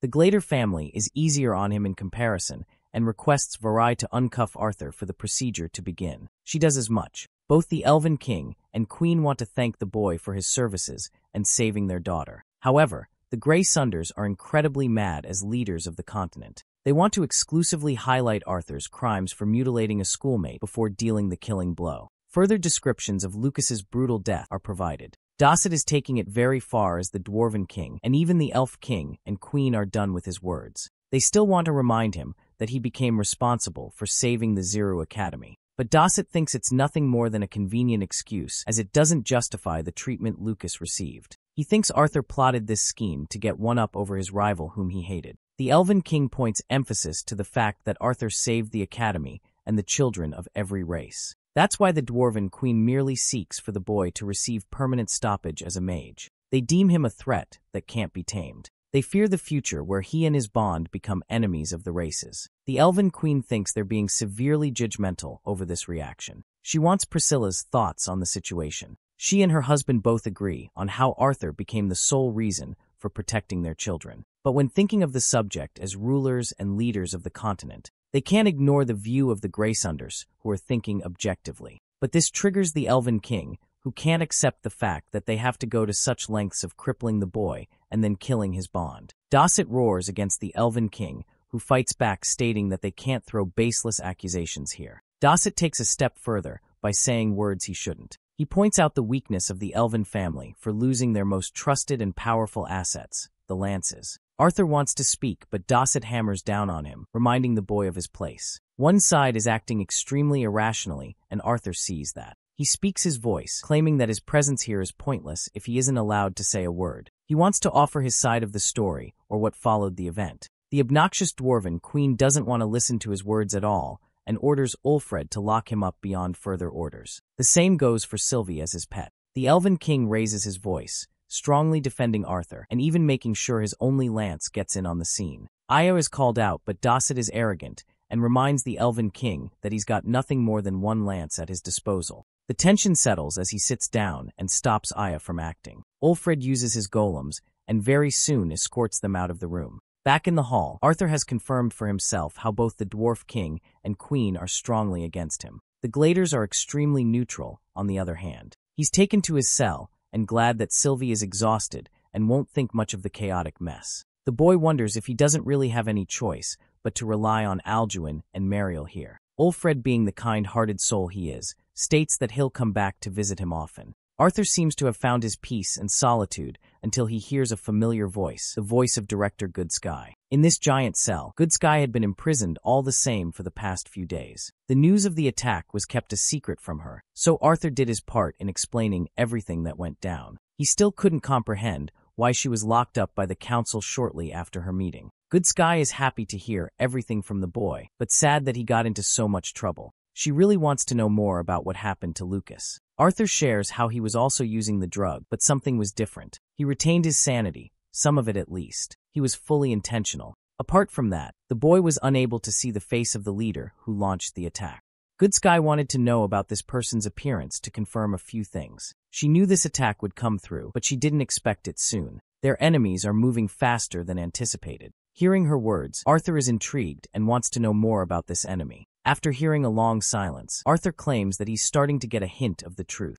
Goodsky expresses that she's not even a director anymore after becoming a scapegoat for the council. It's the very reason she's trapped here. The council will likely blame the entirety of the incident on her shoulders. Unfortunately, Goodsky can't even speak of the truth because the more she tries, the more the curse affects her personally. Arthur is annoyed by her convenient excuse and slams the cell before sitting down. He thanks her regardless while Goodsky apologizes. After that council meeting, the Dwarf King rages against the Human King for going past their agreement. Blaine reminds Dosset that he's following the agreement and the vote will be in their favor regardless. At the same time, he can't just say senseless and baseless things at the boy who became responsible for saving the academy. Dosset argues that there won't be a generation to exist if the humans and dwarves don't side with each other. He slams the table and confirms that the only hope for this continent is if they give up Arthur and Sylvie. Blaine understands the stakes and wants to remind Dosset that they'll be betraying the population with their actions. Dosset thinks it's justifiable since the continent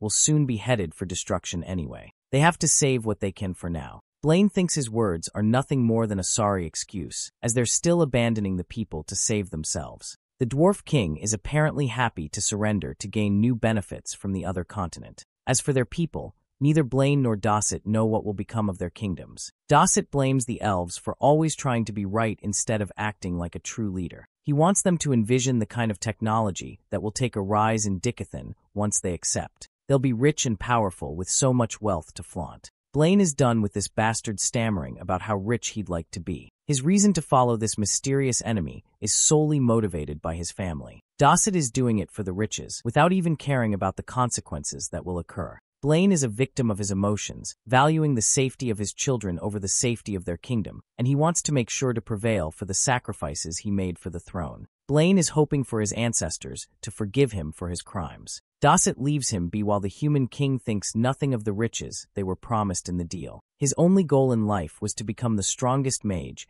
and to make his ancestors proud, and yet his talent bore no fruit, and despite receiving elixirs, he was unable to break through the red stage. His wife and children were so much more talented in comparison. The boy could understand how his father was drunk on power, and that's why he made it his goal to keep his priorities in check and protect his family. But now, despite having 2 lances by his side, he feels insecure and powerless. Blaine questions if he's seriously making this decision for his family, or if he's also drunk on power. The human king collapses, drunk on his wine. He lays there flat, recalling the time he encountered the boy for the first time. He laughs at the hilarity of the situation and how Arthur's unparalleled strength is only rivaled by his incredibly bad luck. He feels really sorry for the child, believing that his sacrifice is necessary for the greater good of the continent. That's what Blaine keeps telling himself, believing that he's right. The boy observes his surroundings and questions where he is or what the crows are feeding on. He does his best to climb up the castle, with his hands all bruised and bloodied. He questions what's going on, and then we see a horrific view of all of his loved ones hung on spears.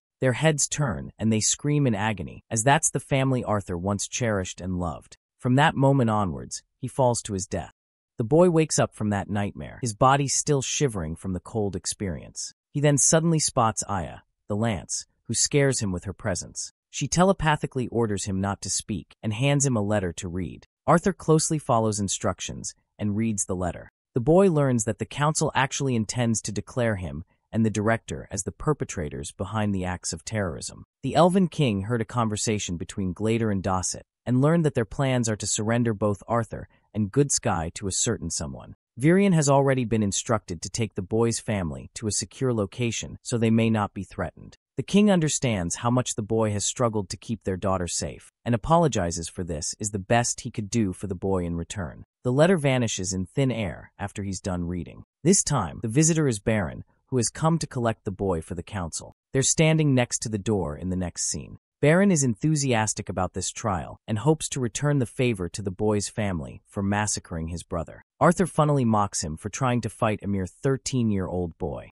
Baron grabs his shirt, reminding the kid that he's out of his depth and doesn't understand the scale of the situation that's about to happen. Arthur continues to mock Baron for threatening innocent families for exacting revenge against a murderous psychopath who killed students. He also reminds this brain-dead fool that Elkus willingly joined the bad guys and chose to kill the students, even going as far as to join the dark side. Hearing all of this, Baron has no choice but to shove him onto the floor. The door opens with a bone-chilling sentence for Director Good Sky, who is sentenced for public execution. The boy overhears this and sees Good Sky being escorted by the royal guards. They exchange a look at each other, and Arthur's sad seeing her pitiful state. Next, the boy is brought before the council. They start off the sentence declaring the mercy of the council and how Arthur's actions could have led straight to execution, but they've inevitably decided that the boy's actions were for the greater good. That's why his harsh sentence will include that his title be stripped and HSI benefits be revoked. Finally, he will be imprisoned until further notice. That last part catches Arthur's attention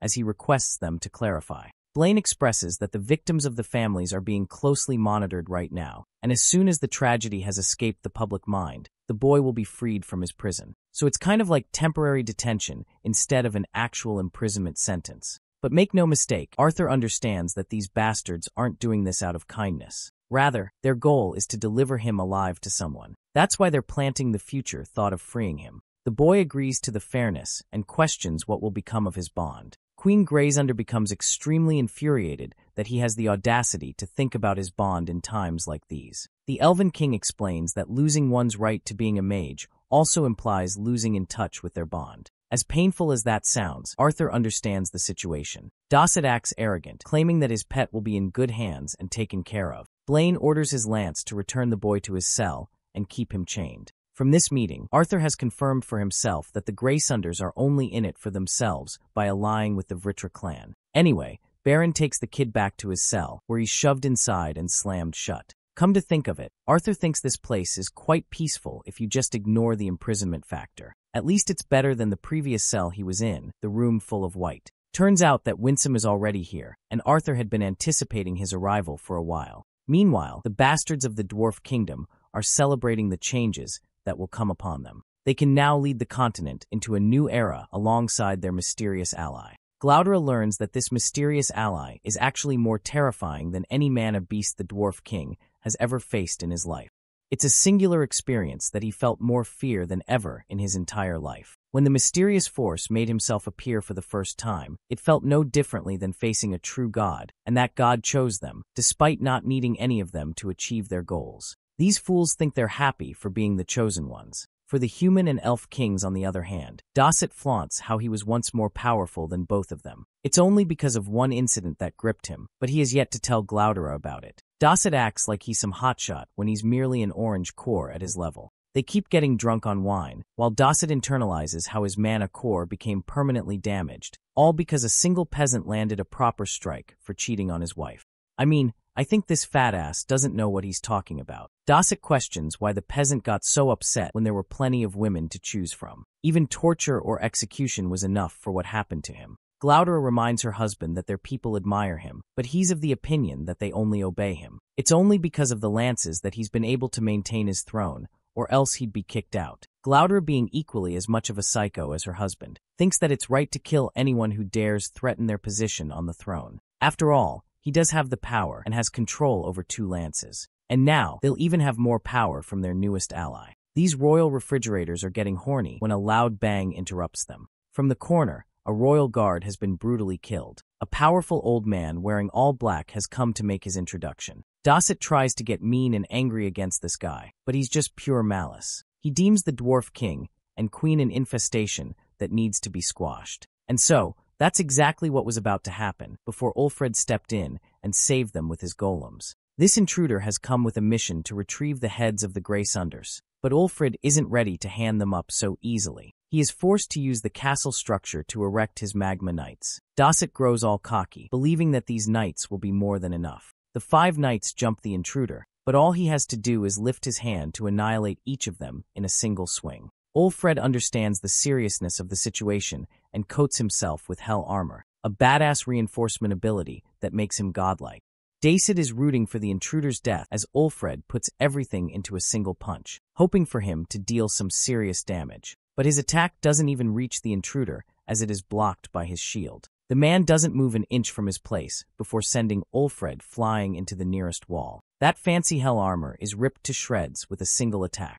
The intruder admires Ulfred's powers for being of the lesser race, and that his strength may be useful for the future of Dick Ethan. But for now, they're unnecessary as he appears right in front of him. A finger pointed to his head as Ulfred is sent flying with so much pressure that he falls right out of the castle walls. Dacid and his wife are shocked to see what the hell's going on. The man calmly turns his face, apologizing for making them wait. But right then, the second lance of the dwarves jumps to attack him with a powerful mace. The attack is merely dodged as the man calmly maneuvers around, as if nothing's bothering him. Micah introduces herself as the second lance and apologizes for arriving late. She promises to take care of the intruder with her powers. Micah's interest lunges forth with a powerful swing. She's got an amazing control over gravity manipulation, but it's pitiful compared to the deity in front of her. Micah can't fathom how this guy is easy moving despite his body being manipulated into weighing more than 4 tons. Micah refuses to stop at any limit and creates an even bigger mace to strike him down.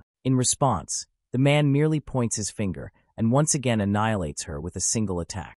Despite her intense power, Dacid could comprehend that she was nothing in comparison to the monstrous strength of her opponent. The Grey Sunders end up exposing themselves and their connection to Agrona and the Vritra clan. But Dacid smashes her head down to kneel, as they've got no chance here. The intruder affirms to them that there's no such thing as a deity in this world, only Osiros. Dacid switches up like a peasant who doesn't have anywhere to run. But this guy is not to be messed with.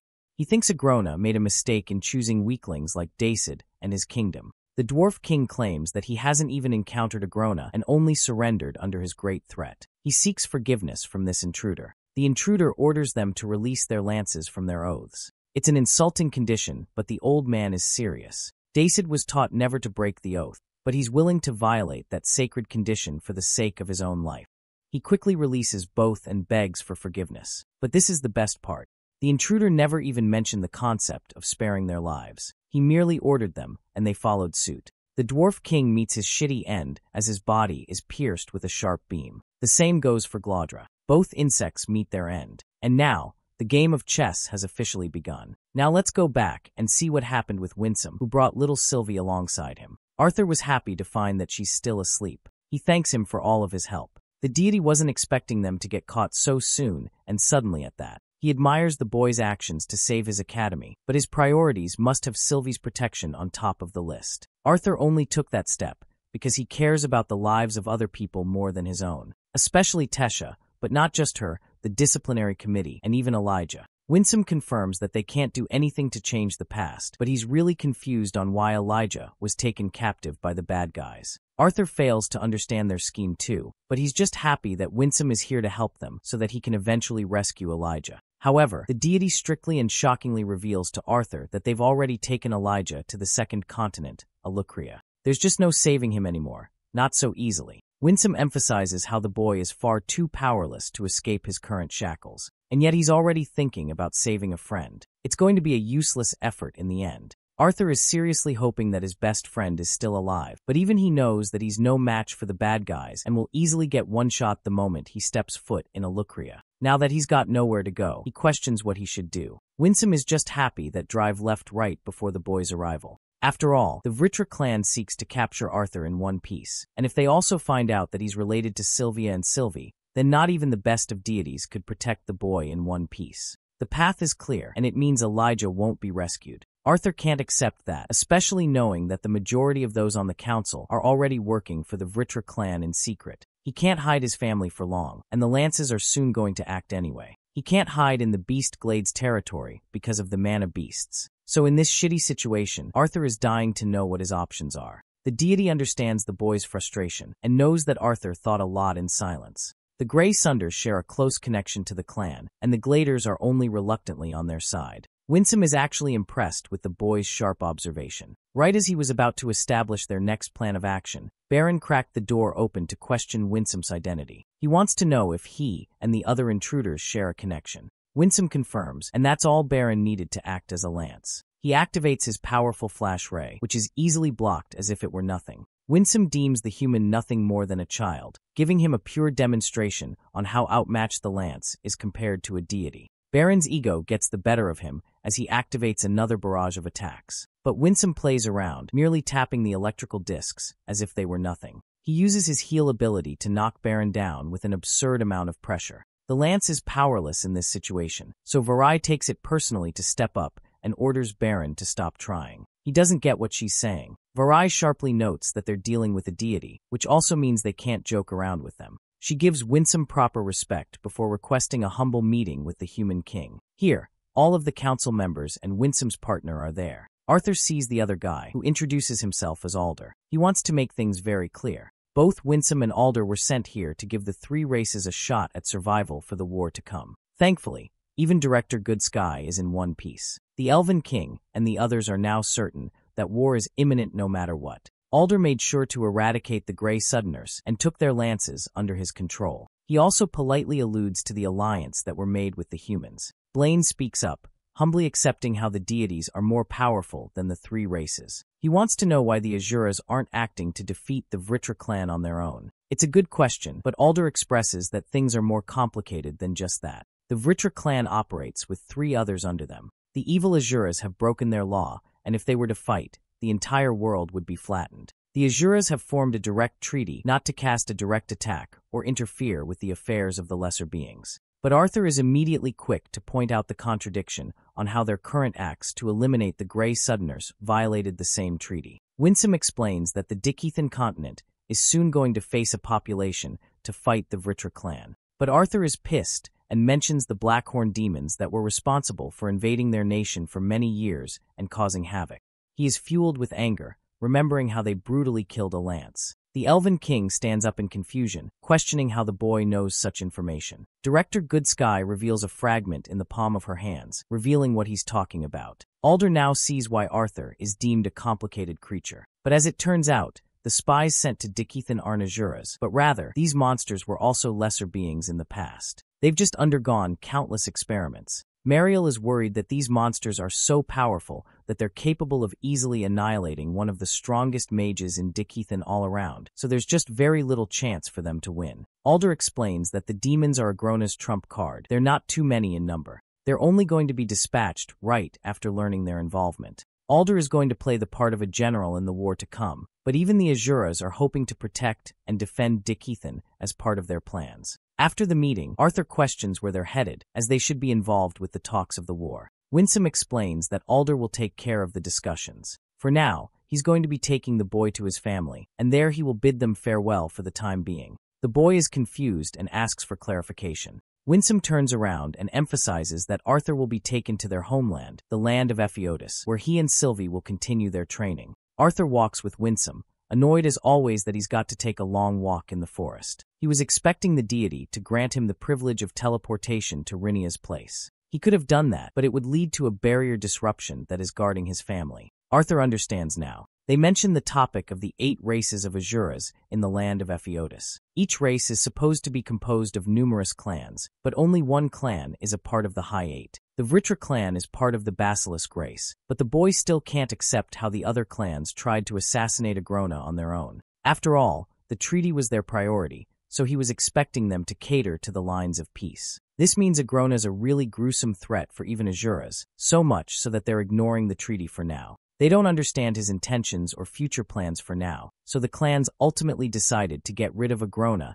in the way they deem fit. Despite all of this, Arthur struggles to fit his bond Sylvie in the picture, or why her mother Sylvia ended up in the Dickethan continent. Winsome stops to reveal a precious secret that only a few members of the Indrath clan know about. It is revealed that way back then, Sylvia personally traveled with the elite division to take down Agrona by herself. It was a suicide mission from the start, and while Lord Indrath refused to let her go, Sylvia snuck out anyway. She revealed her powers too late, and it was already difficult for her to return by then. There's also no information on her capture, or why she chose to remain hidden. The boy reminisces the memory of the dragon, and questions what became of the Azuras that followed her. Winsome is filled with frustration, as he mentions how they weren't expecting Agrona to also be prepared for their ambush. He was ready with an incredibly large army of the Basilisk race, and also the lesser races. The Vritra clan was secretly interbreeding with some of the lesser races in the continent of Alakria. Arthur's mouth is left open when he learns about the experimentation and the sheer difference in size when it comes to their armies. Just about everyone from the land of Ephedos was brutally killed or enslaved. Agrona then appeared to confront Indrath and personally delivered the news of Sylvia's death. Hearing this, Lord Indrath was prepared to wage war, but the rest of the clans attempted to aim for a treaty. This treaty forbade the Azuras from acting directly and preventing the collapse of the planet. The 7 Azura races of Epheotis waging war would become the end for all, so they sought accountability from the Basilisks instead. But then they realized that it would be wrong of them to punish the whole race for the wrongdoings of their leaders. Arthur considers their methods terrifying and beyond description. He reflects on how the rest of the clans could have followed the same approach as the Vritra clan and helped create soldiers of war via experimentation. But they retained their goodwill and morals, refusing to stoop to Agrona's level. If Agrona truly spent those years in the Alakria continent, then it's understandable to assume that his army must have grown to an incredible magnitude. Apart from the mere power difference between the 2 continents, now they have an enormous army to worry about. Then Arthur realizes something. The 6 ancient artifacts that were handed to the people of Dickethan, those were exclusively given so that the 3 races could help, and even the battlefield. And this is the part where Arthur himself comes around, as an important pawn playing on the side of the Azura clans in the Giant War. Winsome expresses that it would be easier for him to think of his family and friends when considering his motivation to fight. On that topic, Winsome questions what the boy is planning to say to them for his departure. Arthur nods. Despite his saddened look, he's already made up his mind. Switching over to his family's perspective, Rinia is keeping them well and warm. Arthur shocks everyone with his presence as they come running towards him. They embrace their beloved son in kind, the family reuniting one final time. Ellie is more concerned about Sylvie than anything. After all, her brother is one hell of a persistent fighter who always comes back in one piece. Suddenly, all 3 of them feel an immense pressure that terrifies them. Arthur wants Winsome to chill with his spiritual presence and introduces the man to them as his teacher. The deity stares them down and thanks him for saving their son. Alice is dying to know what kind of teacher he is, but before Arthur's about to answer, she stops caring about that and prefers that he have a nice meal before talking about things. They change and have some fun for a while until Winsome signals Arthur that it's time. The boy nods and requests Rinia to leave because he wants to speak to his family in private. They follow his lead while Reynolds gives Ellie one good look before entering inside. Reynolds asks if the boy's teacher is also going to join, but Arthur denies by shaking his head. His quiet demeanor is making them worried, but Arthur is preparing himself to speak about a topic that is really difficult for him to express. He opens up by mentioning how he came into this world, but then Arthur pauses while his mother questions if he means when he was born into this world. The boy hints that he wasn't really born to begin with. Alice doesn't get what he's talking about, but Arthur expresses the memory of his first time being born, and that time he was transported and reborn instead of experiencing his first birth. This guy literally breaks the ice guy trope and basically confirms that his old world was taken from him. Alice is stumped while Reynolds fails to follow the boy's words. His mother gets up in his face, questioning if the boy is all right in his head. She doesn't get what he's talking about or if his teacher put something in his mind, but Arthur denies any such thing. He claims that only his parents know about this truth, the truth that he's sharing now. He doesn't understand how it happened either, but the best way for him to describe such a situation is by referencing a reincarnation. Alice once again questions if something happened to the boy while he was away, but Reynolds is firm with his tone and wants his son to keep talking. So then, Arthur fully described his understanding of the previous world and his life, what kind of man he was, and the relationships he had with other people during that lifetime. He wanted to paint it with immense detail so that they could understand he wasn't just making up the facts. Throughout his story, his parents despaired and turned silent, not a single word escaping their mouth. Reynolds then asked questions to humor the conversation, but his face was mostly masking his emotions. Alice, on the other hand, was more shaken than ever. She couldn't control her body the more the story went on. The conversation wasn't long, but it felt like several hours had passed. That is until Reynolds finally understood where the boy's talent in magic and fighting came from. He was used to the Kai system in the previous world and adopted its principles to mana in this world. Hearing this, his mother sobs and laughs in the face of the unbelievable situation. She thinks this is a sick joke and constantly tries to reassure herself that she's being messed around with. Alice wants him to just confirm that he's kidding around. She looks at him with her face all flushed, denying the fact that a former king's consciousness stole her child's body. To that, Arthur turns his face away and feels crushed to admit that none of it is a joke. Reynolds pulls her back, and all those precious memories of the times they shared come rushing back to her. Alice grips her hair and refuses to accept that this is truly happening. She experiences so much panic at this cruel reality. Reynolds attempts to comfort his wife to the best of his ability, and even Arthur visibly feels tensed up after his words. He gets up, understanding that he's said enough, and leaves the room. Then the boy comes outside to play with Sylvie, until Reynolds comes outside to tell his daughter to go and comfort her mother for a while. Arthur grabs Sylvie, and Ellie just goes away before coming right back and bolting her brother with a hug. Both brother and sister experience a lovable moment. Ellie just wants her brother to come back, no matter how many times he has to leave them. Reynolds takes the boy on a walk, expressing how his mother is asleep after experiencing the shocking story. Even Arthur's speechless, but he now knows that his parents believe his words. Reynolds doesn't doubt his son, as he sees no reason for him to do so. Also, the pieces all fit well into the frame. Everything makes sense now.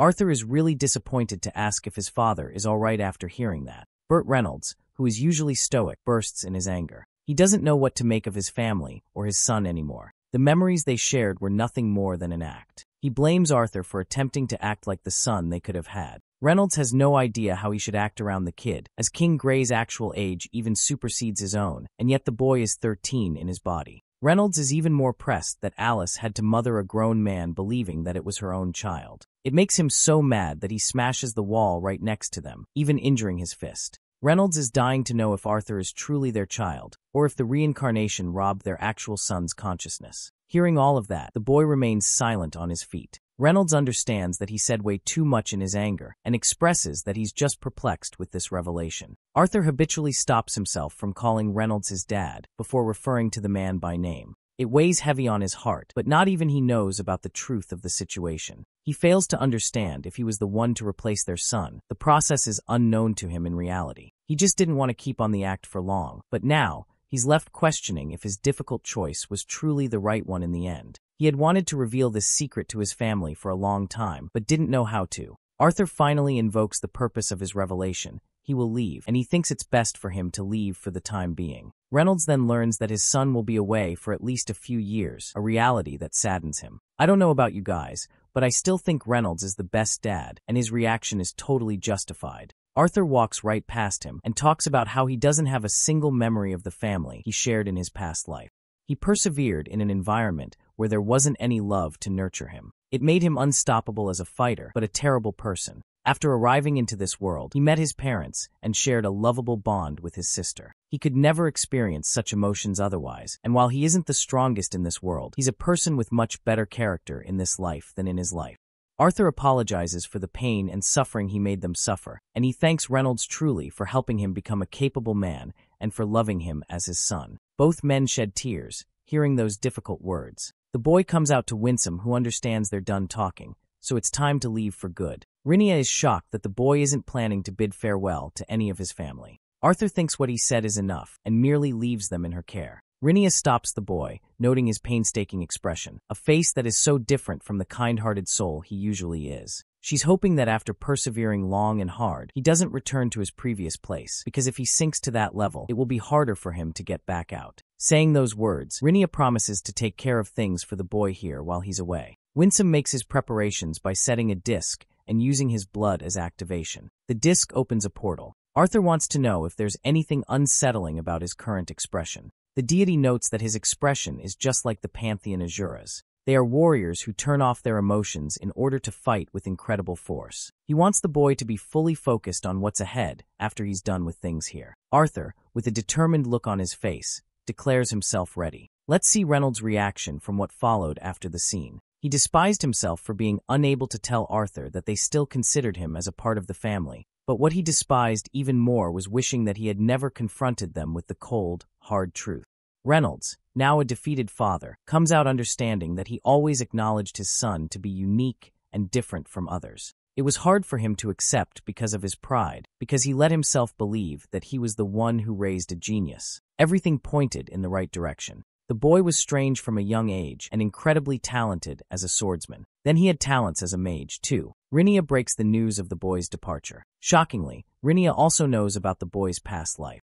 She was always afraid of the day where he would confess the truth. She sacrificed a lot to figure Arthur out, but Reynolds thinks that he isn't a kid anymore with the revelation. Rinia thinks of him as one because at her age you'd consider just about anyone a child. She always thought how funny it was for people to talk highly of one's wisdom with age. The same goes for their intelligence, believing that intelligent people should be cold and logical. Those two traits combined, an intelligent older person should then be remarkably cold-hearted. Rinia teases Reynolds and asks if he views her as a cold-hearted machine. The father doesn't get what this has anything to do with his son. Rinia explains that he's just afraid of the boy confessing the truth, wishing that he didn't. He's now wondering why the boy decided to tell them the truth in the first place. Rinia shares her opinion that men are blinded by their brains sometimes. The emotion of the heart is different and clashes with the feeling of logic.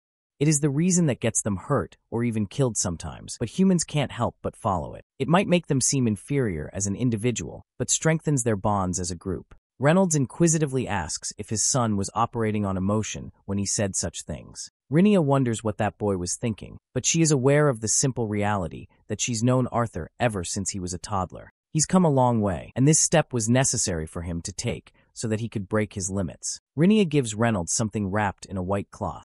Apparently Winsome gave it to her as a gift to Arthur's family. When he opens it up, a cute bear emerges from inside. Ellie is immediately drawn to the bond and requests to keep it. Reynolds found himself startled by his daughter's sudden appearance. The bear finds an attraction to Ellie. Poor Reynolds was hoping to keep it for himself, but he's at least happy that his daughter gets to be the one to inherit it. She decides to call this little murder machine Boo, because the bear's eyes make it seem like it's always mad. Also, Ellie informs her father that Alice is also awake now. In the next scene, Reynolds goes to visit her and see how she's holding up. She had been asleep for a few hours on end. Alice is devastated to learn that Arthur's left them. She feels incredibly sad for treating him like that, but Reynolds believes that she handled it in the best way possible. Still, the mother regrets calling her own son a sick individual. She didn't want to accept reality, yet here she is sobbing in her husband's arms. Even Reynolds understands that her reaction was warranted for the craziness of the story. Then Alice questions if she's a terrible person for doubting the boy as their own son.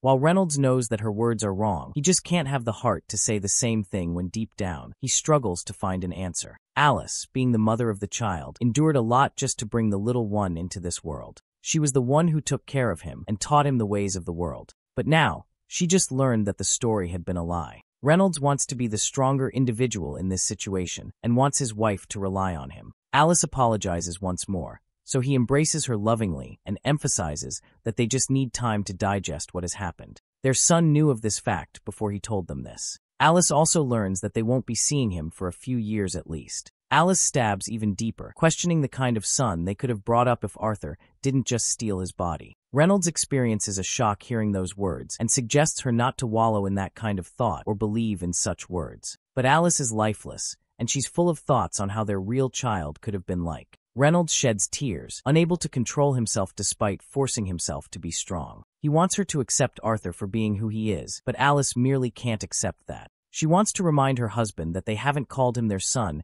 ever since the conversation began, which means, deep down, they've already accepted the cold reality that he isn't their own. Reynolds calms her down, assuring her that they're both struggling with that pain, but they'll learn to live with it. There's also the truth that they've lived with Arthur for 13 whole years, fighting together and celebrating many joyous occasions together. That is the meaning behind their relationship. It wasn't just the blood or their past lives, but the memories they endured and made together. Reynolds wants Alice to remember when Arthur put his own life on the line from his way back to the city. If he didn't care about them, he wouldn't have done something like that. He wants his wife to understand that neither of them is a horrible person or a terrible parent, but it will take them some time to accept the fragility of the situation. Poor Alice wipes her tears, thinking that she looks despicable crying her eyes out. But Reynolds simply grabs her and gives her a peck on the head, reminding her that she's just as beautiful as always. Honestly, this is such good chemistry between the two. They're made for each other, don't you think? Ellie comes right up asking her mom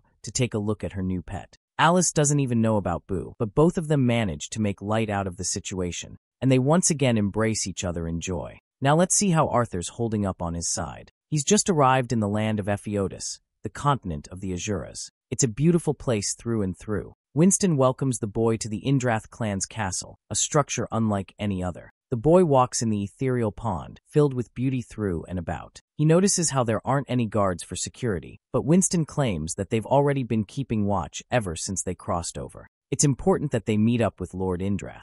Inside, a giant hall decorated with gold all over strikingly catches the boy's attention. Arthur realizes that this is Sylvia's real home. He asks Winston for any tips before meeting the almighty Indrath himself.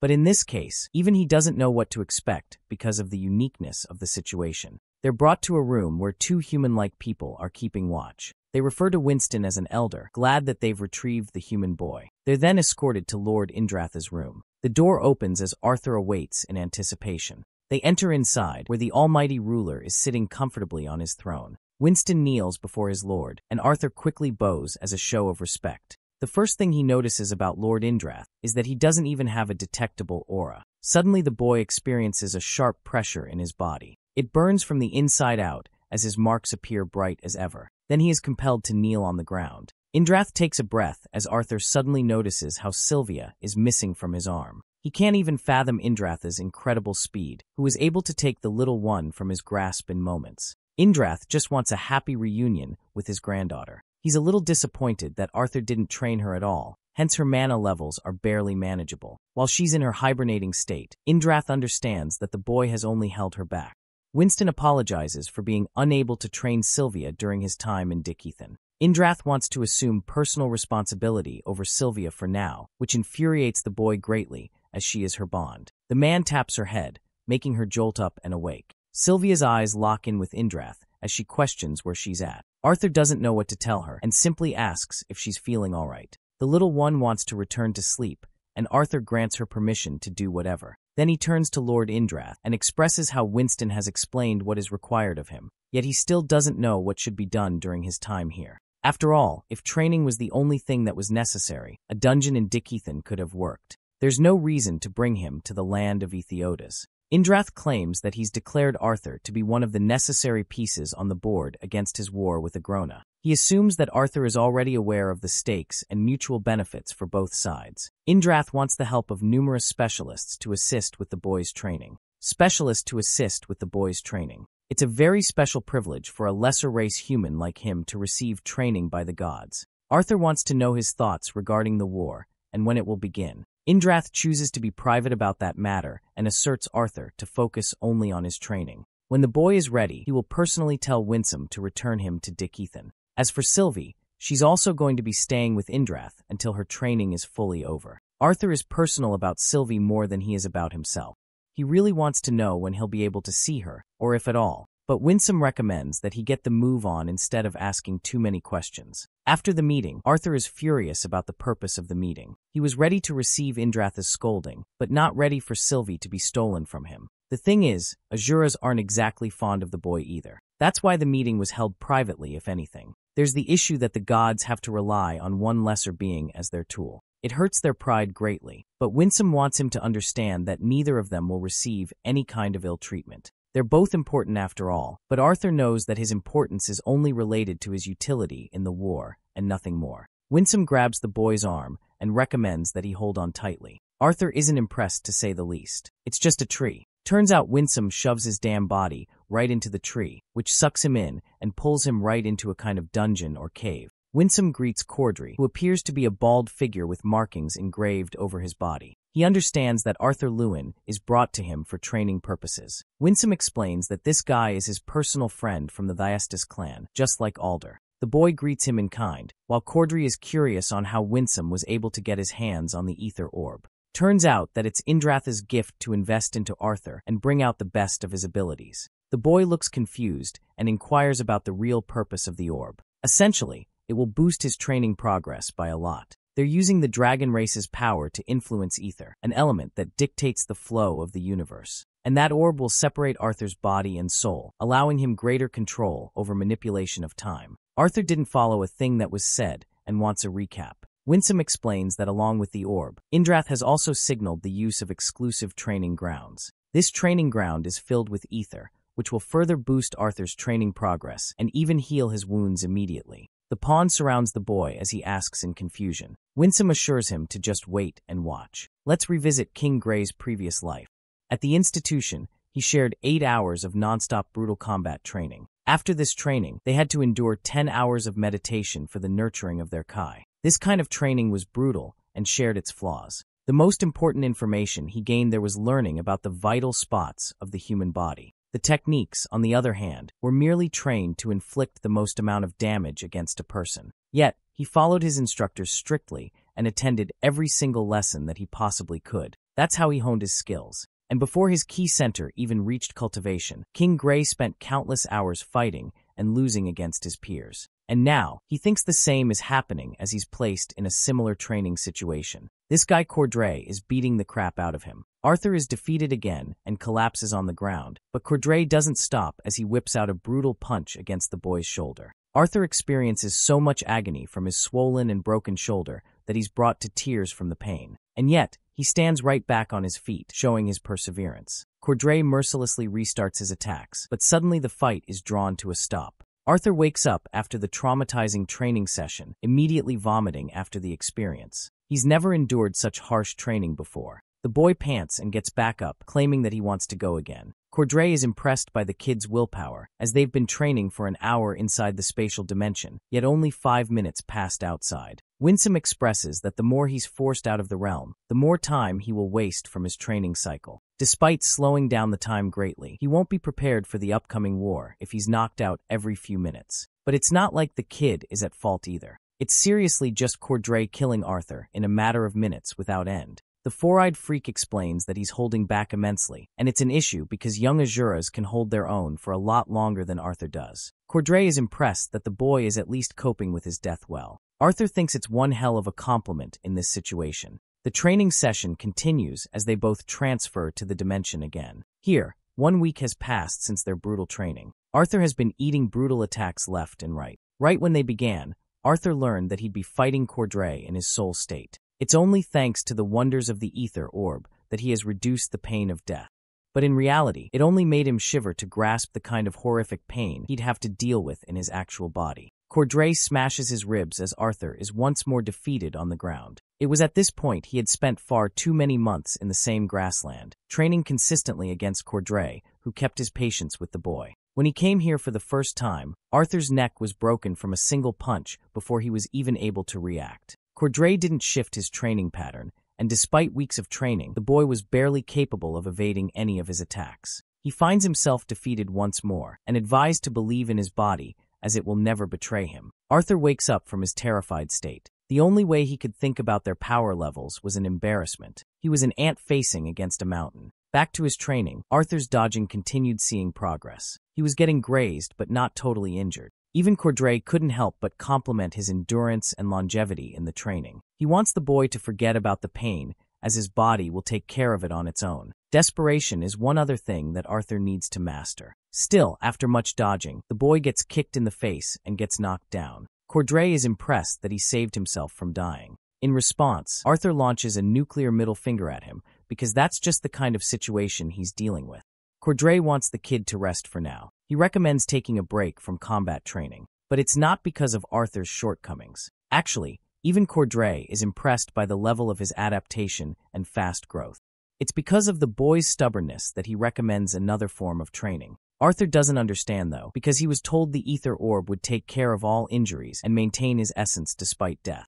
But Cordray isn't exactly referring to the boy's body. He points to his head, claiming that he'll get damaged here if anything. The boy is experiencing so much death that it doesn't seem like an endpoint. It nears a kind of pain that even the Azuras fear with their lives. A kind of trauma that will build up and get in the way of their training. Taking on so much pain, it will hinder the body, and the body will eventually do its best to save itself, even if Arthur doesn't want it to. Cordray recommends enduring just the right balance of pain so that it becomes a weapon of war. Arthur's stubbornness strikes again, as he calls himself ready. But Cordray is very much insistent on his point and releases a kind of pressure that is unlike anything he's ever seen before. With all of his strength, he punches straight through Arthur's soul state, killing him in a single blow with such terrifying might. He then rests the boy's body to the ground, claiming that Arthur has endured a kind of life that is different from most others. But because of that, he's picked up on bad habits that will require some unlearning. Cordray wants to create the ultimate fighter out of him, someone who could challenge even the Azuras. He pulls his punch out of the boy's chest. Arthur reflects on this gruesome experience. His body is trembling, and he doesn't know why. He wonders if it's because of the wound, the excitement of his training, or from the prospect of war to come. The boy rests on the grass field, blood pouring out of his body, as he thinks to himself that it must be all three of those feelings. More on the experience he just had. Arthur describes Cordray as an actual predator. The fight begins again, and Arthur lunges full speed with his sword. The man merely blocked it, and just like that, a month passed outside, and a year inside the training field. Arthur was honing his sword skills, enough for Cordray to commend the sharpness in his movements. But even so, just one hit exhausts him completely. Arthur tries to run towards Cordray in an effort to fight, but his body fails him as he falls to the ground. He's at his limit, and Cordray continues to be impressed with his limits. Arthur accepts defeat and questions how long he lasted using the king's force. Clearly not enough. Cordray wants him to retry, but this time, without the use of weapons. While the boy's usual style is proficient in sword fighting, but being a mage, hand-to-hand combat is equally as necessary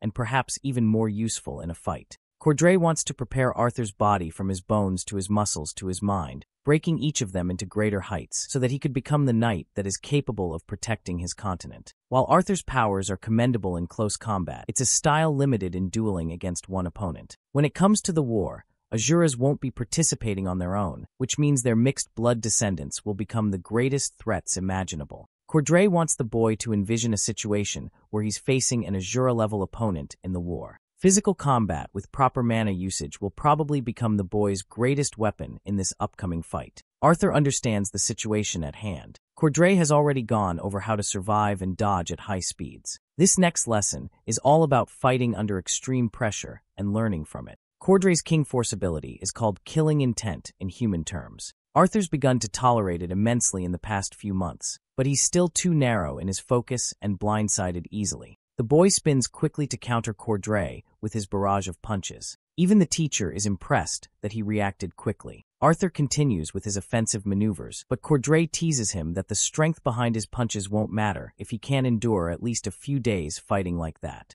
The boy needs to attribute his mana evenly for longer battles. It's a tool for him to utilize at its maximum potential. Cordray grabs the boy's arm and tackles him in the back, advising the boy to use mana to defend himself in this training. Shortly after, Arthur is incinerated with a single attack and killed yet again. He comes out of the pool, but Cordray spots his subordinate, who has finally arrived. He spots a human boy in the pond and swiftly turns back to Cordray. Arthur is full of questions and wants to know the identity of whoever this person is. Cordray introduces Tachi as the boy's new training partner. Turns out both of them weren't expecting this. Even Tachi is shocked that he was called just to train with a lesser being. But Cordray is quick to remind the kid that Arthur was trained under him. And he's also been given the honor of training with the Ether Orb, a privilege not everyone gets to have. But Tachi thinks it's foolish to waste time on a human when more competent students from the clan are awaiting his mentorship. Cordray explains to Arthur how Tachi has been training in special arts of the Thyestes clan. Perceiving an opponent's weight and momentum, one can match their attack to take an advantage over their strength. With this, one can conserve their own energy while launching a counterattack. Arthur's already seen a glimpse of how this works, but now, Cordray wants to show him a visual demonstration of it by fighting Tachi. Tachi, on the other hand, is recommended to use his full strength against Arthur, as there's no trouble of injuries here. Arthur is strictly instructed not to use any of his mana and simply defend. He can throw if he likes. But Tachi is out here getting offended that his master is placing restrictions on a lesser being instead of one of his students. Cordray is getting really tired of the kids complaining and enters the training chambers. The fight begins with Arthur dodging a swift kick before dodging more of Tachi's attacks. It turns out that Tachi is the one struggling here, despite being only 7 years old and boasting an immense amount of talent in his training. And yet Arthur's holding his own after all the restrictions on his body were placed. He's slowly managing in his movements and responding accurately against each strike. Everything about him is improving at an alarming rate, as if his body is discarding any unnecessary movements. It's something beyond an explanation. Not even Cordray comprehends the sheer number of people that Arthur must have faced to become so sharp in his perception. The boy blocks Tachi's attack, while Cordray's thoughts on the boy continue. He's brought up a whole number of pupils from the great clan. But training Arthur has been a different experience entirely. It has helped him reach a new kind of feeling for himself, an excitement to see where this boy will end up and how he will progress as a fighter. Emotions that Cordray didn't even feel about himself.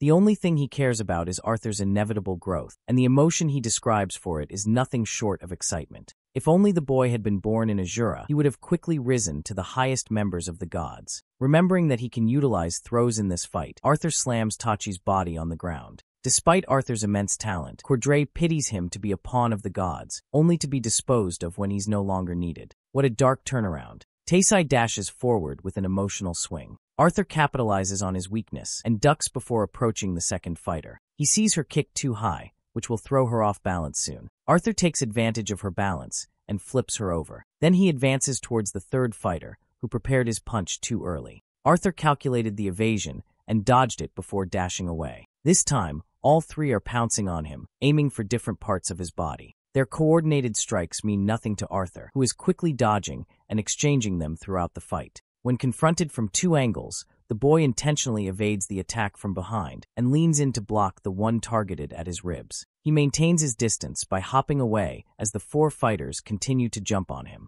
Cordray calls for time, which means Arthur succeeded in this trial. His students complain even in a 4-against-1 situation. Cordray is glad and wants Arthur's thoughts, who feels like new. Next he fights his teacher. For months had passed in the outside world, and 4 years inside the training realm. Arthur's brutal training continued with his body barely aging on the outside. Yet, it allowed him to gain years of muscle memory and experience that he would never have acquired otherwise. The boy's 14th birthday recently passed, but just like any other day, he couldn't stop but focus on his training. The teacher had helped refine the boy's mana in combat, but never really taught him anything about new concepts of training. This made the boy unsure, making him wonder if it was due to the limitations of humans against the deities. Another theory came to his mind. Maybe Cordray didn't want the boy to learn the special arts of the clan on a lesser being. Still, Arthur kept entrusting Cordray on his word and absorbed knowledge like a sponge. The day came where Winsome had come for a review. Arthur thanked the 4 students who helped him train, but they looked sour and angry for being unable to beat him,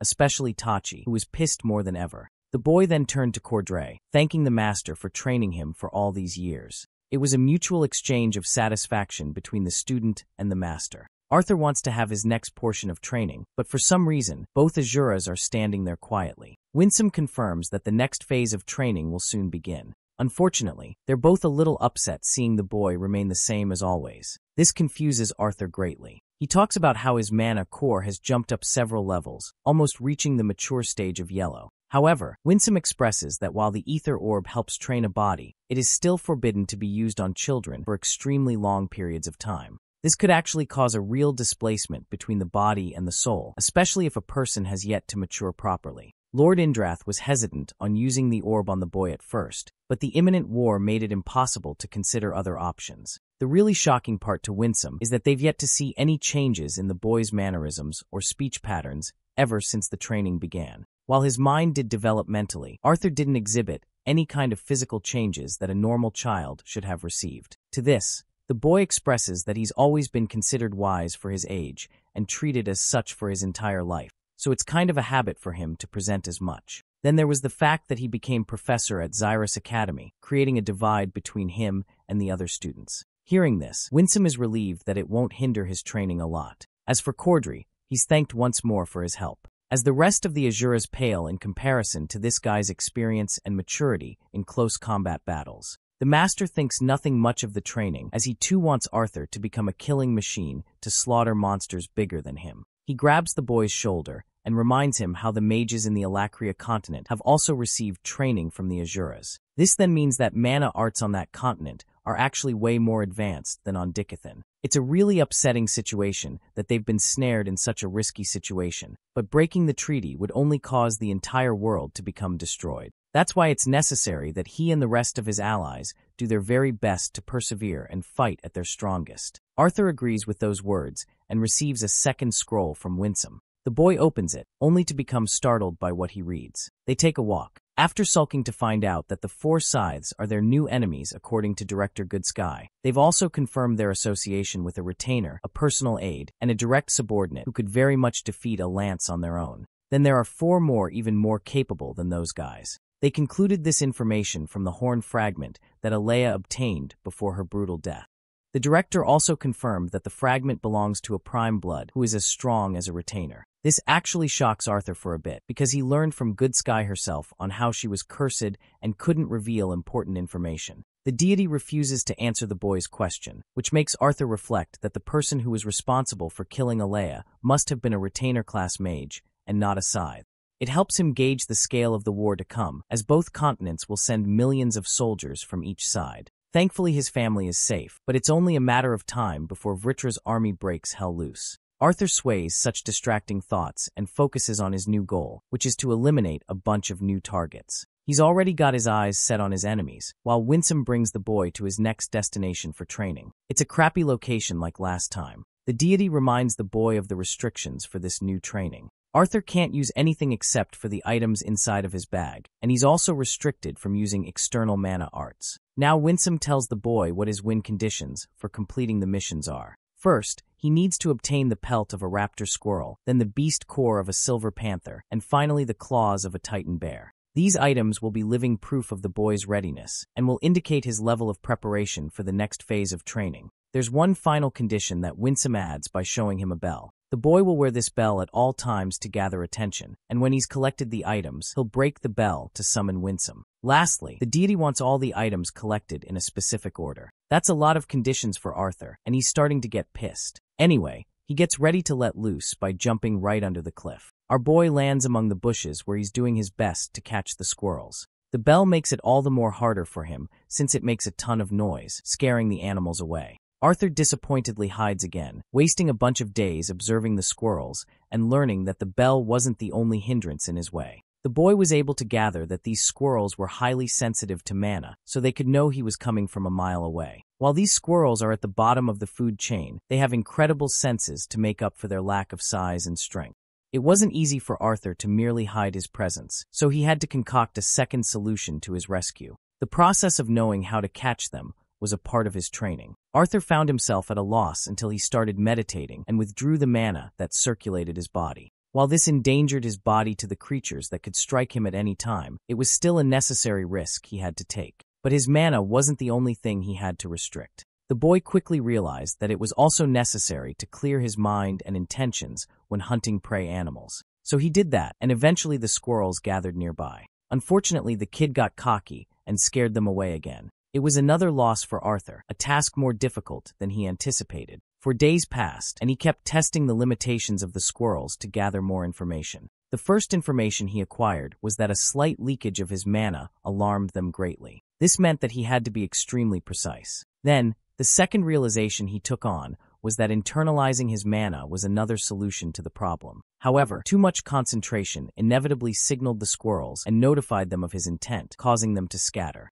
The final thing he discovered, and the most useful of them all, was that his external mana flow didn't become a hindrance. And that's how Arthur decides to set his bait, completely calm and channeling his mana as an augmenter throughout the rest of his body. For his usual technique, he had to balance the output of purified mana from his core through the mana channels, which allowed the input of the atmosphere mana through his veins. Many years had passed since he picked up this technique called mana rotation for the first time, and now he's capable of using the rotation like second nature. Achieving the right balance, the boy was able to exercise mana without anything noticing his presence. He peeked his eyes open, and the squirrels were dancing right in front of him. With a smile across his face, he shouted in excitement, having found the correct solution at last. One night, Arthur reminisced on how his recent exercise had been taking a toll on his body. Even after following the process for days, he could barely maintain the technique with motion. Then that lousy bell made things even worse for him. He wonders what Sylvie is up to and how she's holding up.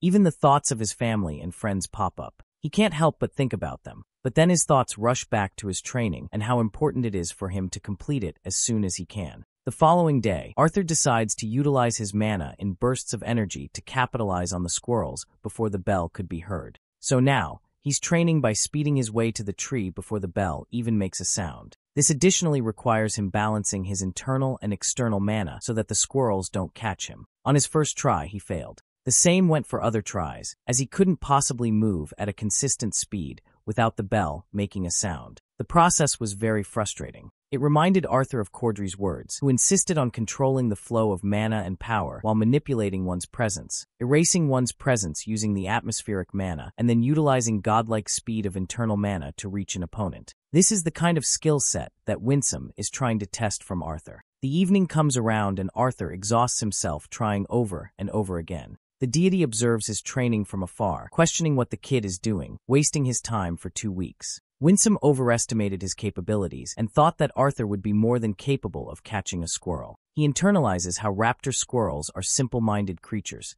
so the only requirement is erasing one's presence and staying motionless with bait fixed in his hands. Still, he's glad that Arthur was able to learn the fundamental skill of erasing his presence at least. Winsome is actually stunned to find Arthur execute his high-speed move as he swiftly grabbed the squirrel just milliseconds before the bell went off. Winsome is thrilled to see this kid achieve the first step of Mirage Walk. It is stunning to him how a human boy was able to grasp the fundamentals of a special technique like that. It is something that separates the Thyestes clan from the rest of the Azuras in their physical prowess. If he's able to get this far from just observing Cordry, it makes Winsome wonder for the boy's future progress in the upcoming 5 years. Now for his next target, Arthur locates the silver wolf, who is currently hunting down a defenseless little squirrel. The boy erases his presence and executes the same exact technique to land a powerful punch. But he misses the wolf as it swiftly dodges with its immense speed bouncing away. Arthur uses his speed to match the wolf's trajectory, but finds himself lost and at a dead end. He smashes the tree next to him in frustration as his new trial begins. Turns out that Winsome decided to approach the boy right after his first accomplishment of hunting the raptor squirrel. He told the boy what he had done and how he executed the initial step of the Mirage Walk technique. Then, after 3 weeks of scouting the forest, the boy was able to discover Claude, the silver wolf he deemed his target. He had become skilled in using burst step by now, but still, his skill was lacking when it came to catching the silver wolf. Arthur stared at his reflection in the running water, expressing his tired state. After refreshing himself, he turns to observe a squirrel having a meal. The boy's hungry and dying to eat something. It is there he observes a hawk viciously snatching the squirrel before taking it away as its lunch for the evening. This hunting maneuver taught the boy one thing. He learned how the hawk calculated the precise movements of the squirrel and formed a counter-maneuver accordingly. Now Arthur knew a piece of the puzzle. Another squirrel caught the bird's attention. It swiftly flew over to the second squirrel and grabbed it before Arthur could. The boy failed despite activating his burst step. So for his next phase of training, he made observing birds his new mission. These guys were extremely stealthy with their movements and blasted speeds, far more agile than a damn squirrel. They would always be aware of the squirrel's intuitive trajectory, so they manipulated their prey's movements. Arthur was able to witness each scene unfold in immaculate detail and knew of the bird's motives before it made a move. But that didn't apply to his personal hunt. The silver wolf he was hunting, Claude, was smarter than any squirrel he had seen. so smart that it always avoided a direct flight with the human boy. And despite using his Mirage walk sequence, Arthur struggled to move the required muscles for a proper attack.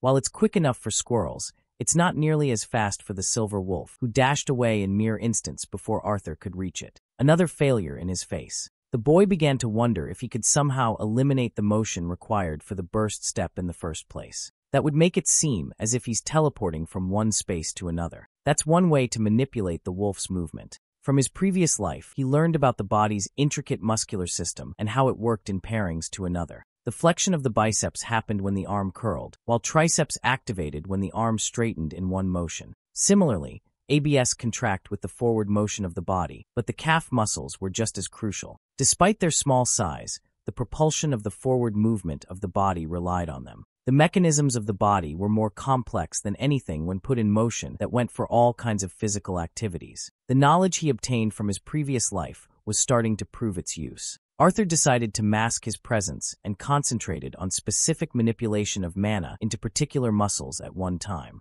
Basically, in this training, he was aiming for precision and accurate timing. He wanted to achieve a kind of movement that would require the body to move without appearing to move at all. If he can master this kind of skill, then he would surpass even Cordery in one realm. Arthur mustered all his strength to use a mirage to walk in a standing position, but it was proving more difficult than ever. The following day, he found the forest awfully quiet. He had yet to see a single squirrel in sight until Arthur found that a fight between two silver wolves was on the loose. They were going at it against each other in a brutal fashion. Arthur caught the exact movement when one of them injured another's eye. But then something happened. Claude, who was supposed to win the fight, ran away from the battlefield. It made Arthur wonder if the current moment was his one and only opportunity of winning. He used everything in his burst step movement and excelled with so much speed that he appeared right in front of the other silver wolf. A fight broke out between the two, with Arthur struggling at first, but eventually capturing the creature in a choke hold. Regardless, he too got his body clawed from behind until the animal did everything in its power to make both of them fall down a cliff. In this situation, Arthur just had to utilize his mana, or else he would suffer a brutal fall. So he made for a safe landing with wind magic, and the silver wolf rested unconscious. It was at this exact moment that the boy felt the presence of something even bigger. This towering monster viciously stared at him from above, a monstrous bear without any rival. It was at this moment that he knew he fucked up. Arthur faces a titan bear and finds himself extremely baffled when he sees that the bear is actually shorter than him. All that build up only for the bear to end up tiny. The boy wonders if it's a cub he's dealing with. Really surprisingly, the bear is capable of speaking and drags the body of the silver wolf away. The bear is provoked with Arthur's tampering and obliterates him with a single beam. It sends the boy flying as he questions what he's defending against. The titan bear throws energy waves that destroy and slice everything in their path. Arthur's evasion could only help him so much, and he finds his ankle slashed. The titan bear is pleasantly surprised that the human is capable of putting up so much of a fight. Arthur evades more of its slashes and eats its powerful beams until he's reduced to vomiting blood on the ground. This makes him realize the consequence of what would happen if he lost here. This isn't the ether orb where his body will survive, and yet the tiny midget bear he deemed a harmless creature is now approaching to finish him up. As his only defense, Arthur makes a smokescreen and evades again. He has noticed the bear's consistent use of the slashing attack. The titan bear reveals its menacing face and expresses his disappointment with Arthur constantly running away. So he plays into the creature's hands and surrenders to eat a full blow. The bear throws a beam right into his face. Arthur barely dodges the blast and understands that he's dealing with a blunt force attack each time the bear launches a punch. The boy's legs are nearing their limits with the constant blood loss. This means he needs to wrap this fight quickly, or else he'll really become the bear's meal. Arthur uses his immense speed to get behind the bear, but his bell alerts the creature, causing the bear to react with a powerful slash. Arthur's not there, however. He only used the bell as a distraction for an opening. He swiftly pops up from behind, pouring his everything into this double-decker Omega-level Texas smash. Arthur hits this motherfucker with a godly punch and takes out the bear in a single punch. But the fight takes him out too, having lost too much blood and fainting as a consequence. Winsome comes here looking for the boy, confused why Arthur came here. Then he sees the outcome of the bear against his fight with Arthur. The deity quickly heals the boy's broken bones and wounds on his body. The surprising part for Winsome is that not even a full-grown titan bear could be capable of causing such brutal amounts of damage in a fight. That's when the bear reacts in a strange manner. A demon leech pops right out of its chest like a damn alien movie. Winsome wasn't expecting this rare and intelligent creature to become a variable. It's a creature known for possessing a host and then strengthening the host's core. So much so that it would cause trouble for even an Azura to deal with. As part of Agrona's experimentations, he created the strengthening serum, which was then given to the cultist students in the attack. He quickly rips out the demon leech and kills it instantly, wondering if it was a part of the boy's bad luck. From inside the leech's body comes an important marble. Winsome is impressed that Arthur defeated the strengthened cub. He shoves the marble in the boy's mouth, glad that the boy's efforts are finally bearing fruit. Arthur's body glows, and the next thing he knows, he's busy recovering full of bandages. He still can't feel his legs. An elderly woman assures him that his legs are doing well for now. The boy curiously asks if he's still stuck in the land of Aphoides. The woman introduces herself as Meyer and confirms that it's the only place in the world where he could have healed his legs. While the typical methods of mana healing would have worked, they wouldn't have successfully fixed his bones. 2 full days have passed, and Arthur's more shocked than ever. Meyer requests the boy to rest another night, as it took her many hours to just put his legs back together. He needs more rest, and that's the best thing he can do for himself right now. Arthur thanks her greatly for all her efforts. Meyer is happy doing his service, and while she's selective about those who receive her healing, she really wanted to meet the human boy who would one day save the world. After she leaves, Arthur receives a jolt of pain in his body, deciding that meditation would prove to be effective in this situation. Here's the best part. Our boy is stumped to find that he's reached the silver stage with his core. Suddenly his body activates his beast transformation as bright colors pop out in the room. Arthur stares in disbelief.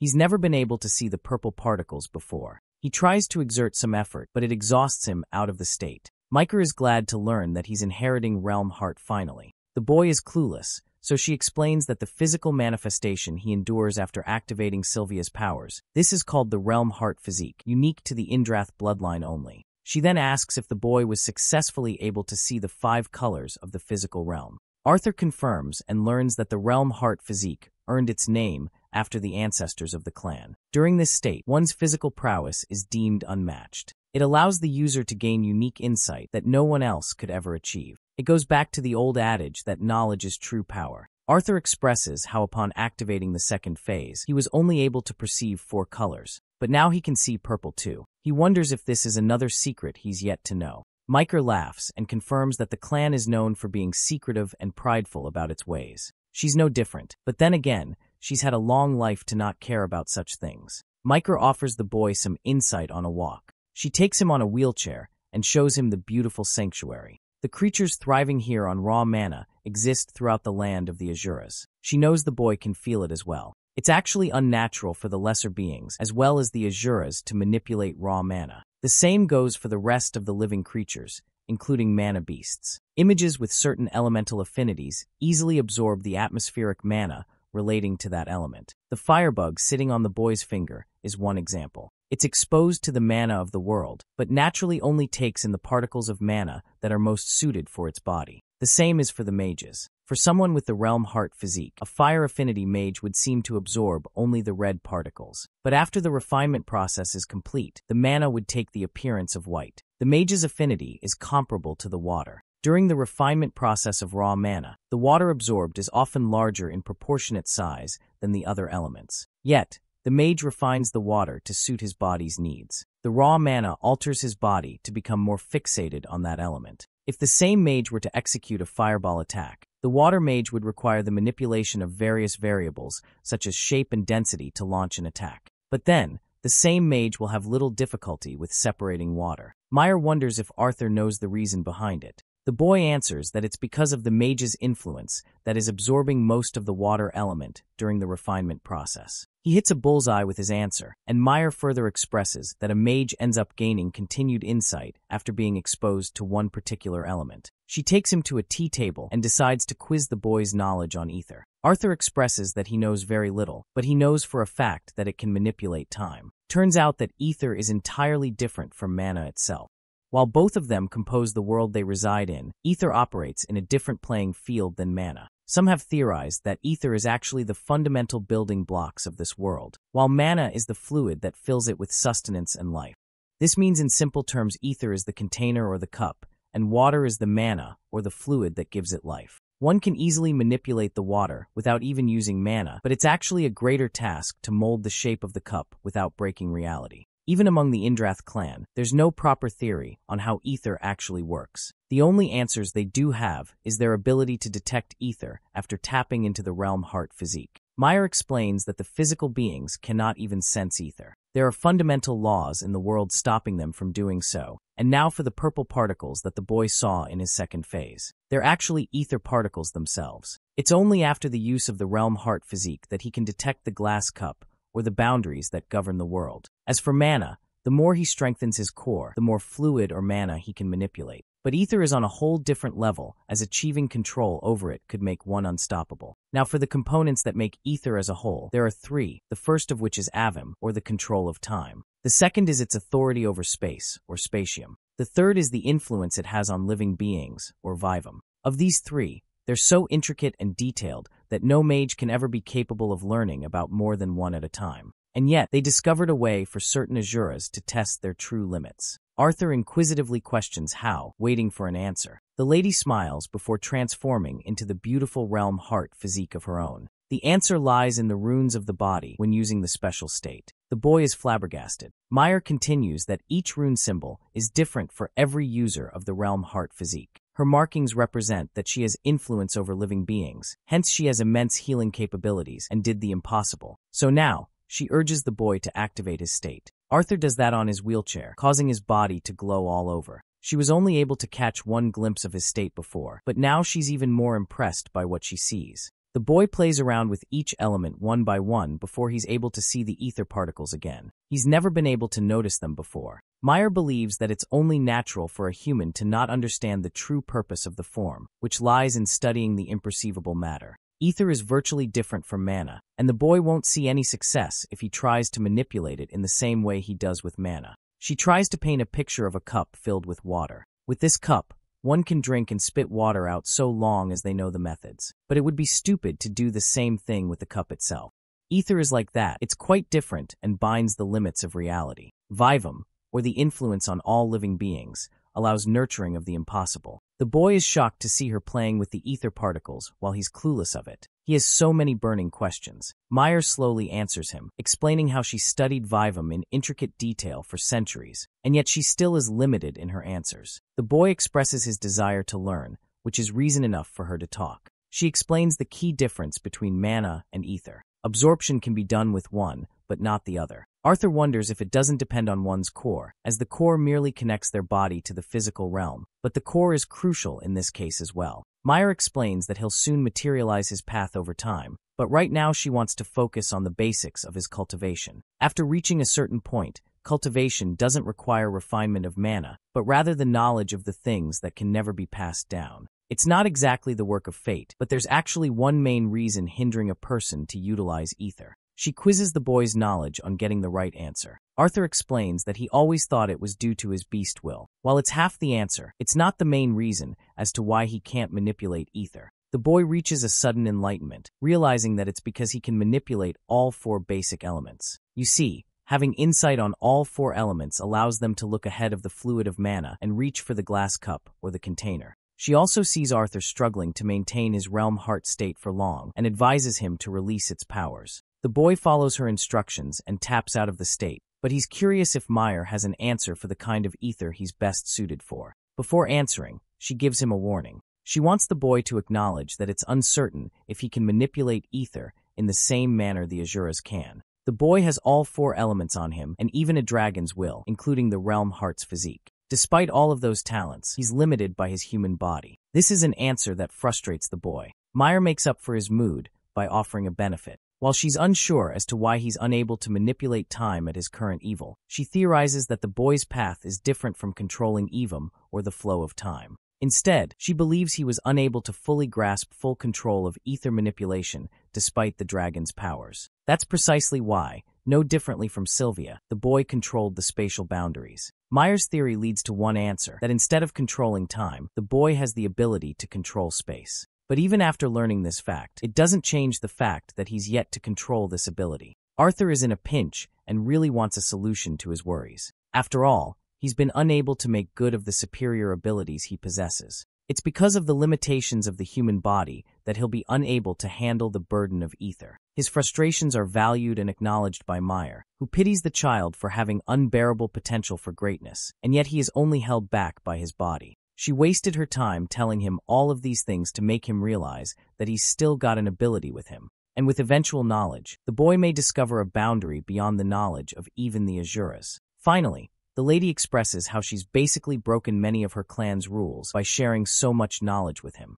The knowledge can be used against the race of dragons if it comes down to the wrong hands. That's why she wants him to be cautious about everything. Even if he can't materialize the full extent of the Realm Heart physique, it will still prove to be an incredible advantage to him in the upcoming battle. He can manipulate all 4 elements and exercise many tools in his arsenal using it. However, Meyer wants to seriously warn the boy about the burst step movement technique that he made. He orders the boy to never use the technique ever again because its determinants outweigh the benefits. It seriously makes Arthur slump in a bad mood. He wasted weeks of training and every hour of his day to piece together a powerful technique, and yet it proved fruitless. Meyer wanted to know about the concept of Mirage Walk and how it worked. She was stunned to find out that it was Arthur's personal creation. The boy desperately hoped that some of his explanation would persuade her mind, but even after learning about the technique in intricate detail, she became only more convinced of the dangers involved. The boy rests in his bed. At least he's happy breaking into the Silver Core.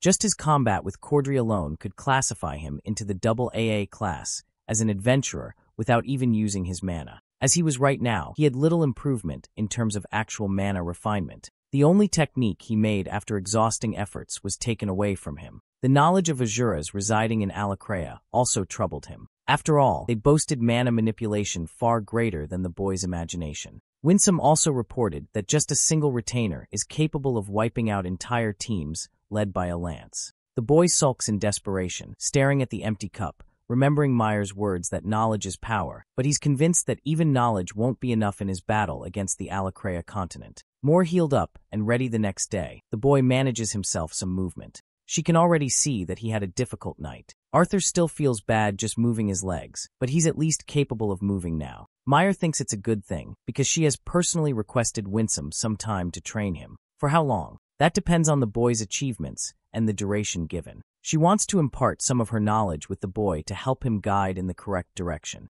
After all, he's a human who has much to learn about mana. Meyer wants to start off with spells, so she tells Arthur to bring up every single magical spell he knows of and attack her. The boy is about to prepare one, when she's already able to guess that he's preparing a water sphere and a gust of wind in each hand. Arthur is stunned to see her assume so perfectly. She reminds him to maintain his focus and concentrate on attacking her. Arthur, now frustrated that he was read like a book, gets into position. But with a single movement, she's able to sense that he intends to manipulate the ground underneath her. Arthur keeps getting shocked by her divine guesses, but Meyer explains that it's just knowledge that she has with her ability, and it's going to help guide in the right direction. And that's how many weeks passed as he advanced in his training with the Elder. Arthur's a little bummed that she keeps beating him so badly that he requires constant healing from her after battle. He's also seriously wondering why she didn't just cut off his legs and regenerate new ones in place with her special powers. After that, Meyer explains that the manipulation of ether requires sacrifices to be made. While it's possible to heal major injuries, she'd be extracting the ether from some other life form to help Arthur. The boy is fed up and wants her to stop beating him up nonstop. Meyer laughs at his youthful little remark and recommends that he start avoiding her strikes. She wants him to remember that it is the imagination that mainly affects the focus of the spell. The boy's going to encounter many enemies that will either use incantations in an effort to trick him, but Arthur's annoyed that she's drilling this exact concept so many times in his head for weeks. Meyer argues that it's only because he's getting overconfident in his replies and countering the spell before it's even manifesting. It took her many decades to perfect it, which is already pretty fast for people like her. Arthur gets up, once again ready to give it a shot. He enters the Realm Heart state and sees her manipulation of ether particles with wind. The boy understands what's coming and protects himself against the wind bullet strike. An excellent response to her attack. Then he evades an earth spike from underneath his foot. Then a blast flares from nearby, which he deflects. He's getting hit with one other earth spike from behind, but Winsome makes a surprise appearance and catches the piece for him. He's come to collect the boy and apologizes for his intrusion. Arthur's seriously shocked to see even Winsome pay his respects to Meyer. It makes him wonder the kind of influence she holds in the clan. Winsome apologizes for his appearance, but it seems that Indrath is requesting Arthur for a new instructor's training session. Meyer understands the situation at hand, and she's happy to announce the boy's progress in the realm heart state. She really wants to govern the progress of his training ahead, and tells Winsome that she'll be around to see how he develops. Reminding the boy to focus on the knowledge she gave him, she hopes that he uses realm heart physique more often. Arthur promises to master what she taught him by their next encounter, and that's how they bid farewell. After taking a walk among the trees, Winsome consistently glares at Arthur. Even the Azura is shocked to notice how Meyer went the extra mile with training the boy. Now curious,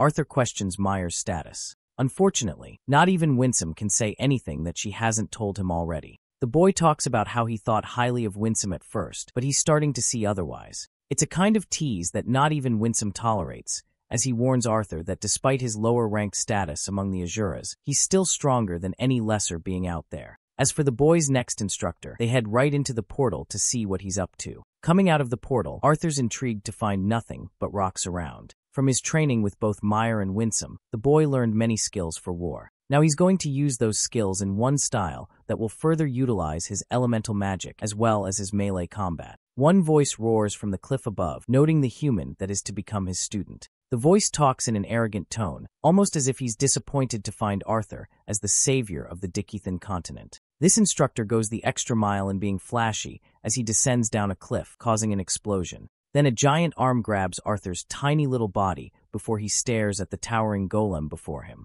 The creature sets the boy down before dematerializing into a humanoid state. Aizawa's cousin from My Hero Academia over here wanted to scare his student, but he failed miserably. This is Run, his newest instructor. Arthur introduces his name, but Rin wastes no time with the bullshit. He's already judging the boy for being late and wonders if he should slice Arthur's fingers as punishment. The kid's really scared now and thinks it's outrageous to punish him so strongly for something like that. Winsome explains to Run that there aren't any severe consequences in human society for being late. This disappoints Rin greatly because he would have imagined the race to be at least consistent with time with anything. He considers Arthur's race underdeveloped and, for the lack of a better word, fucking retarded. Bro is so cool he smacks his cape in Arthur's face and explains the purpose of their meeting on a damn mountain. And then, without stuttering even once, this dude orders Arthur to get buck-ass naked. Before long, the kid takes off his top and bottoms, revealing a muscular and athletic body. He even teases Run and asks if he should go the extra mile in revealing his T-Rex and family jewels. Rin notes how the future savior of mankind is seriously sassy in his remarks. He also glances at Sylvia's feather around the boy's arm before snatching it in a flash. Rin thinks that it's offensive that Arthur's using it as an arm warmer. The feathers of dragon wings are made of unique properties of both mana and ether. Interestingly, dragons never shed their wing feathers from the moment of their existence. So for one dragon to actually offer someone their feather indicates a devoted and loving consideration. Arthur softens inside, knowing how precious Sylvia thought of him. Rin breaks his happy time by pulling his arm and observing every muscle of his body. Bro is seriously the Diddy inspector or something, because what the fuck is the purpose of that? Rin concludes his findings and orders Arthur to cast a spell using his right hand. First, he'll conjure a stone pillar with an accurate height and specific radius. Both things fly over his head, but Arthur follows the command and executes it anyway. He then showcases a bunch of different elemental spells of every single element under his command, including ice and lightning. The basic measurements and calculations aside, now Rin wants the kid to exercise his mana arts in actual combat, so this guy uses one of his fucking golems and orders Arthur to quickly launch a spell at it. The boy casts an electrical spell, but this bitch is not stopping at all. It swipes Arthur from under his feet, his attack failing to hit the golem. Arthur realizes that he's dealing with a damn trickster, and at this point he just can't with the ambiguous training. The boy expresses that he's most confident with fire and water, but he can only do so many water spells here. Rin knows that and learns that the boy is 15 years of age. He thinks it's time for long-range manipulation analysis. Arthur is pissed and gives Winsome a good side-eye before following the training. A bunch of different golems, no correction. A fucking army of golems descend down the mountain range, which shocks Arthur on Ren's ability to conjure so many of these uglies in one time. Rin wants Arthur to have fun dealing with them all. The boy immediately enters his realm heart physique and lunges forth to fuck them all up. It's the definition of a one-man army fighting against the planet of the apes or something. Arthur's out here punching the shit out of them until nothing remains of the golems apart from their broken bodies. Cocky as always, he returns to Run, asking for the next challenge. The arrogant instructor is glad that the kid is having fun in his own way. Next up, he wants the boy to use some of his physical capabilities. Winsome did say that he's good with handling a sword, but he's also learned Cordery's melee training too. Arthur's fine with all that, but the party's really pissed about him staying shirtless. Rin gives his 12-page essay on how his naked self is necessary for accurate analysis. He also reminds the kid that he's not gay, so there's nothing to worry about. That's hilarious if you ask me. Rin requests to see the boy's primary combat of choice, flicking him in the nose like a grumpy uncle. Arthur casts his unique blade, and the second Rin sees it, he's in shambles. Dude breaks out into fucking laughter a second later, egging the kid on. Arthur thinks he's just making fun of him, so he asks for the sword back, but Rin turns to Winsome and wonders if he knew all along. For the exciting reveal, you guys remember how only Arthur was capable of unsheathing the blade. Yeah, Rin shocks him as he effortlessly unsheathed the weapon. Arthur questions if it's because of his state as an Azura, but that isn't the right answer either. For the right answer, Rin shockingly reveals that he's the very creator of this fancy weapon of his. Yes, the very blade that Arthur unsheathed for the very first time. It had the author's name imprinted on it. Arthur is having too much trouble comprehending the situation at hand. He's dying to know how the weapon found its way in Dick Ethan. It turns out that this blade was one of Ren's experimental weapons that he personally classified as a failure. He had no use for it and tossed it away in the beast glades, thinking that no lesser being would be able to see it more than a cane. He can't fathom how the weapon ended up in the boy's hands of all things. The freak starts hyperanalyzing the odds for real. This nerd, Arthur questions why the sword is deemed a failure, as this weapon is the best thing he's ever seen in his life.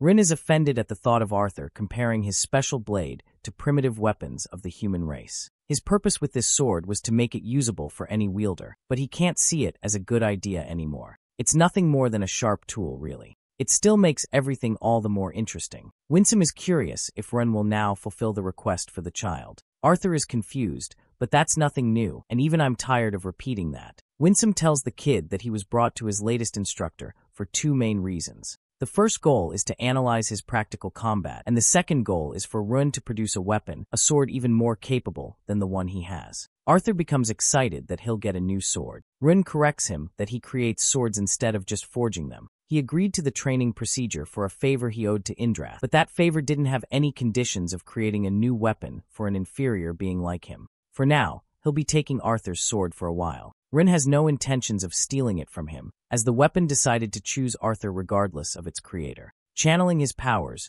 Rin erects a sword from the ground beneath, handing the boy his new weapon for the purpose of training. Its main usage is to measure the movements of the user and analyze each impact from their swings. Arthur is surprised by how he summoned the sword. Meanwhile, Rin thinks the kid has seen nothing of his powers so far. He also orders the boy to hand over the feather for the time being. Arthur is defensive over the feather, which pisses off Rin, as he's got to explain everything around the kid. Arthur surrenders the feather and gets told to rest and rejuvenate. Poor boy learns that he's going to be sleeping out in the cold and emptiness of the mountain. Ren and Winsome are chilling as they've got worries of their own to deal with. They think it's a suitable treatment for Arthur, as he's going to get used to the harsh environments of war anyway. Both Azuras bid their best wishes for the boy, filled with sarcasm. They vanish in a blip, leaving the kid to fend for himself. That night, Arthur slept in a shitty tent that he made for himself. His clothes became his pillow until he startled himself into awaking and hitting his head. The boy gets rid of the earth tent before suddenly getting attacked by one of the golems. He wasn't ready to get jumped like that. Arthur deflects each attack and hears Ren's annoying fucking voice as he lectures him about the unsafe environments of war. That's why he's training Arthur to get used to fighting in the rawest conditions possible and at the most unexpected time. He also demands the kid to get rid of his clothes. Arthur removes his clothes promptly and goes right into Realm Heart physique. His goal is to target the golem generals with crowns over their head. The boy doesn't waste any time as he's slashing away the monsters with no mercy. He casts an electrical wave on one of the golems, annihilating them completely. Surprisingly, Arthur sees a bunch of white golems that are fighting for him. This is to represent his allies in the actual war. Thanks to this, he'll always have the decision to either take the offensive route and annihilate through his enemies, or prioritize keeping his team alive. The boy wraps up the difficult quest, slaying each golem in his suboptimal state. He collapses from exhaustion, as Ren notes that he suffered 271 casualties, nearly half of his enemies.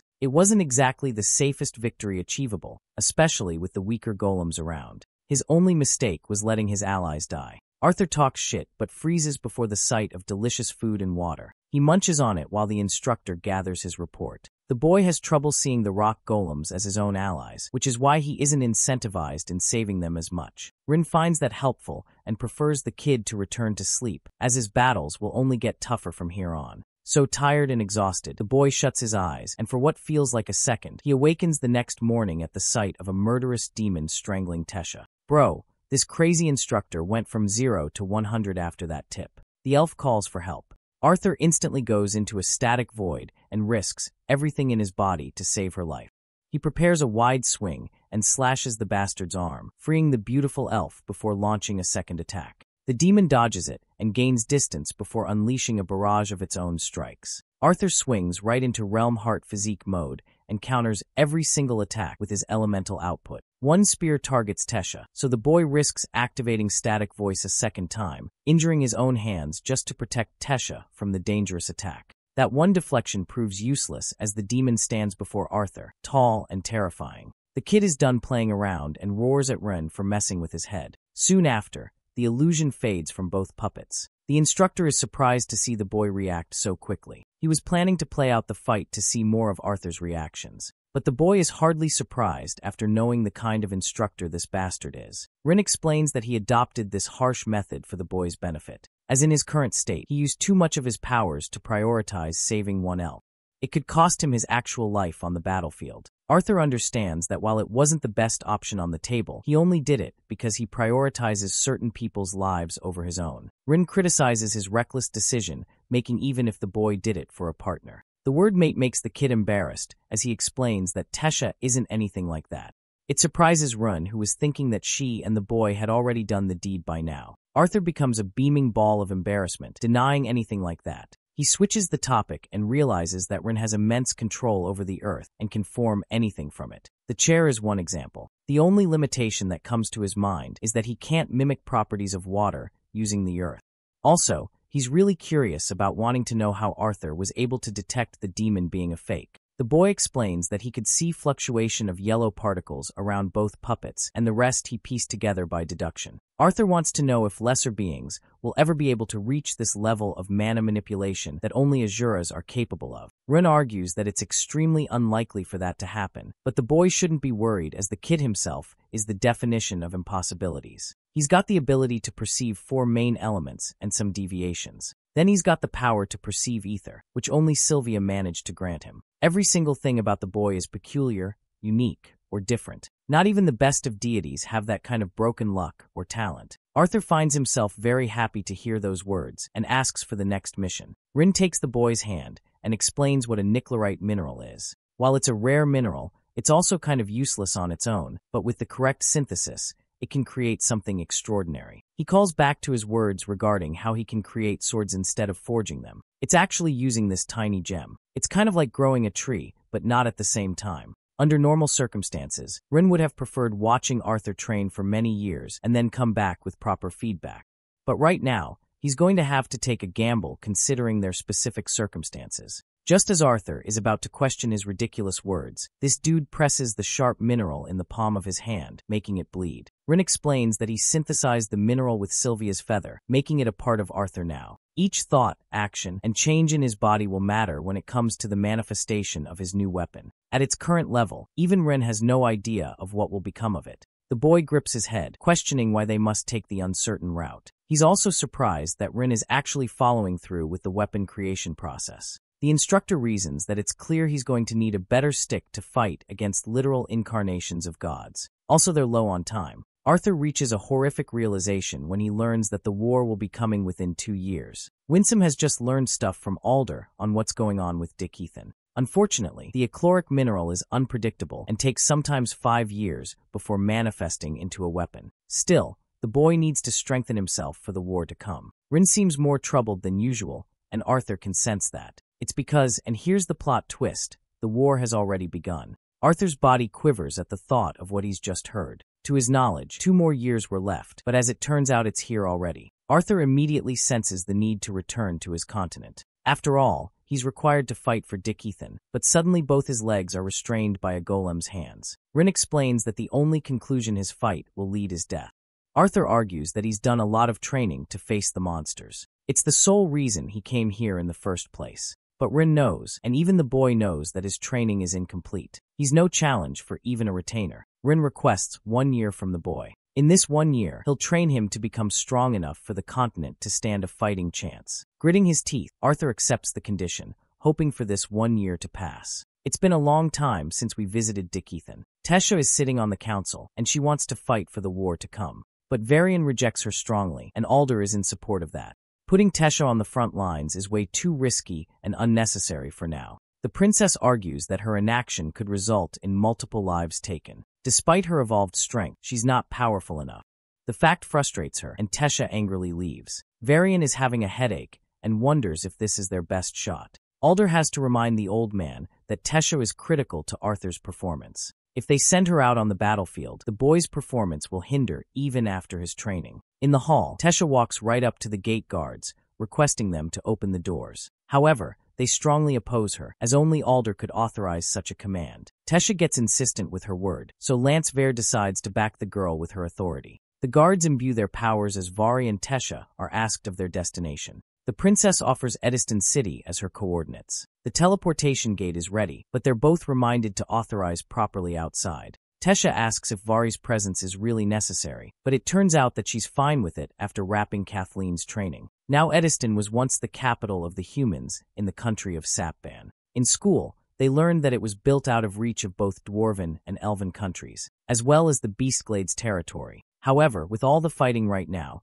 it's the safest and most secure city from war, the best location for defense. The war was announced 1 year ago, and King Glader had the city reworked from the ground up. It was rebuilt to last a war against the other continent. We get a glimpse of the cadets getting ready for war. Vare instructs the girl to keep her sword prepared, but Tesha doesn't understand why, as she's protected by a lance, and in the safest city too. Vari, being an expert in combat, understands that war is unpredictable, so they must be ready at all times. They pass by a shop where Tesha stops to ask Vari how the Glader siblings are holding up with their training. It turns out that Curtis is extremely diligent, but his progress is fainting. He's average to the likes of Kathleen, who is progressing sharply as she's the more gifted of the two. Even the lance admits to her talent. Tesha corrects Vari, alluding to Arthur's enormous talent. But the lance argues that he's not even in the League of the Children, as he's in a different category of his own. She's wondering how monstrous he'll become after his training with the Azuras. Tesha wonders if their enemies will ever be able to step foot on this side. After all,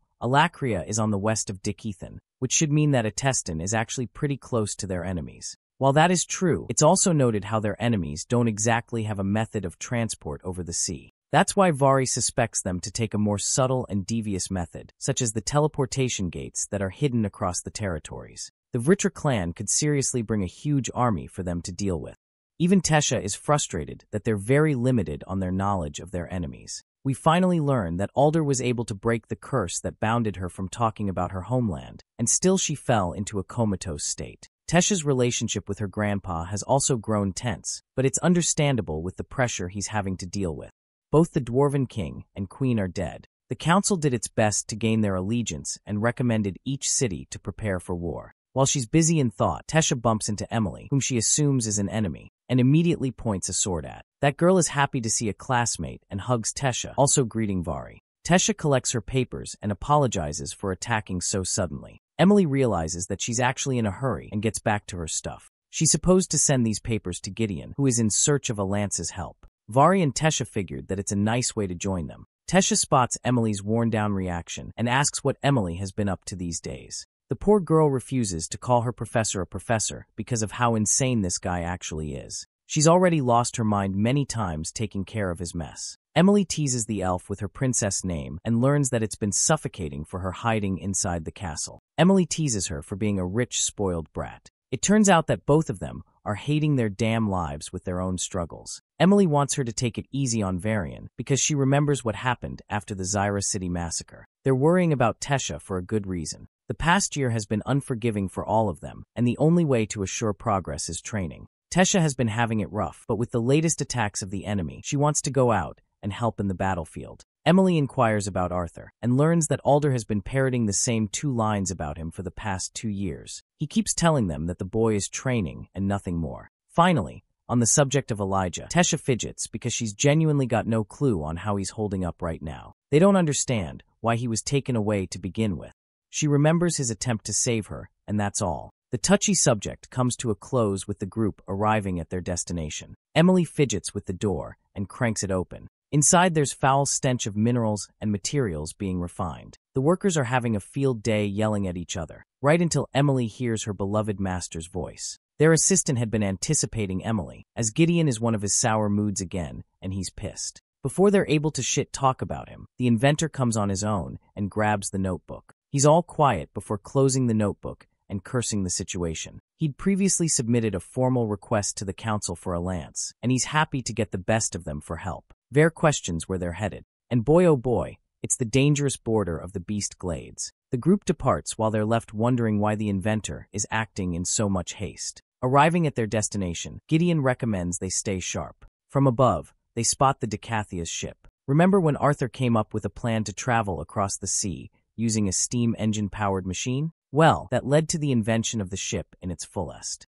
It now rests in the ocean, or so they thought. Tesha is shocked that this isn't just Decathia's, but an even worse abomination. The shitty inventor is difficult and refuses to be direct. They see the condition of the ship and spot a bunch of bite marks. There's nothing human on the ship. It's completely empty. It worries Tesha because she's curious what this ship is, if not for their own. After all, besides the great inventor himself, who else could craft a ship so giant or leave it out in the sea? She spots the Ver who claims that everything inside has been destroyed, which also means that someone intentionally wiped it clean. Which means the person who used the ship probably didn't want anyone to find out about its existence. Emily wonders if one of Gideon's competitors managed to get a hand on his blueprint for the ship and built it in secret. But even that's impossible, as this ship was fully submerged in the ocean just a while ago. The only reason Gideon came to know of it is at the hands of random adventurers. As for the crew members, Gideon explains that there aren't any remains of anything. The crew who boarded the ship definitely came with a plan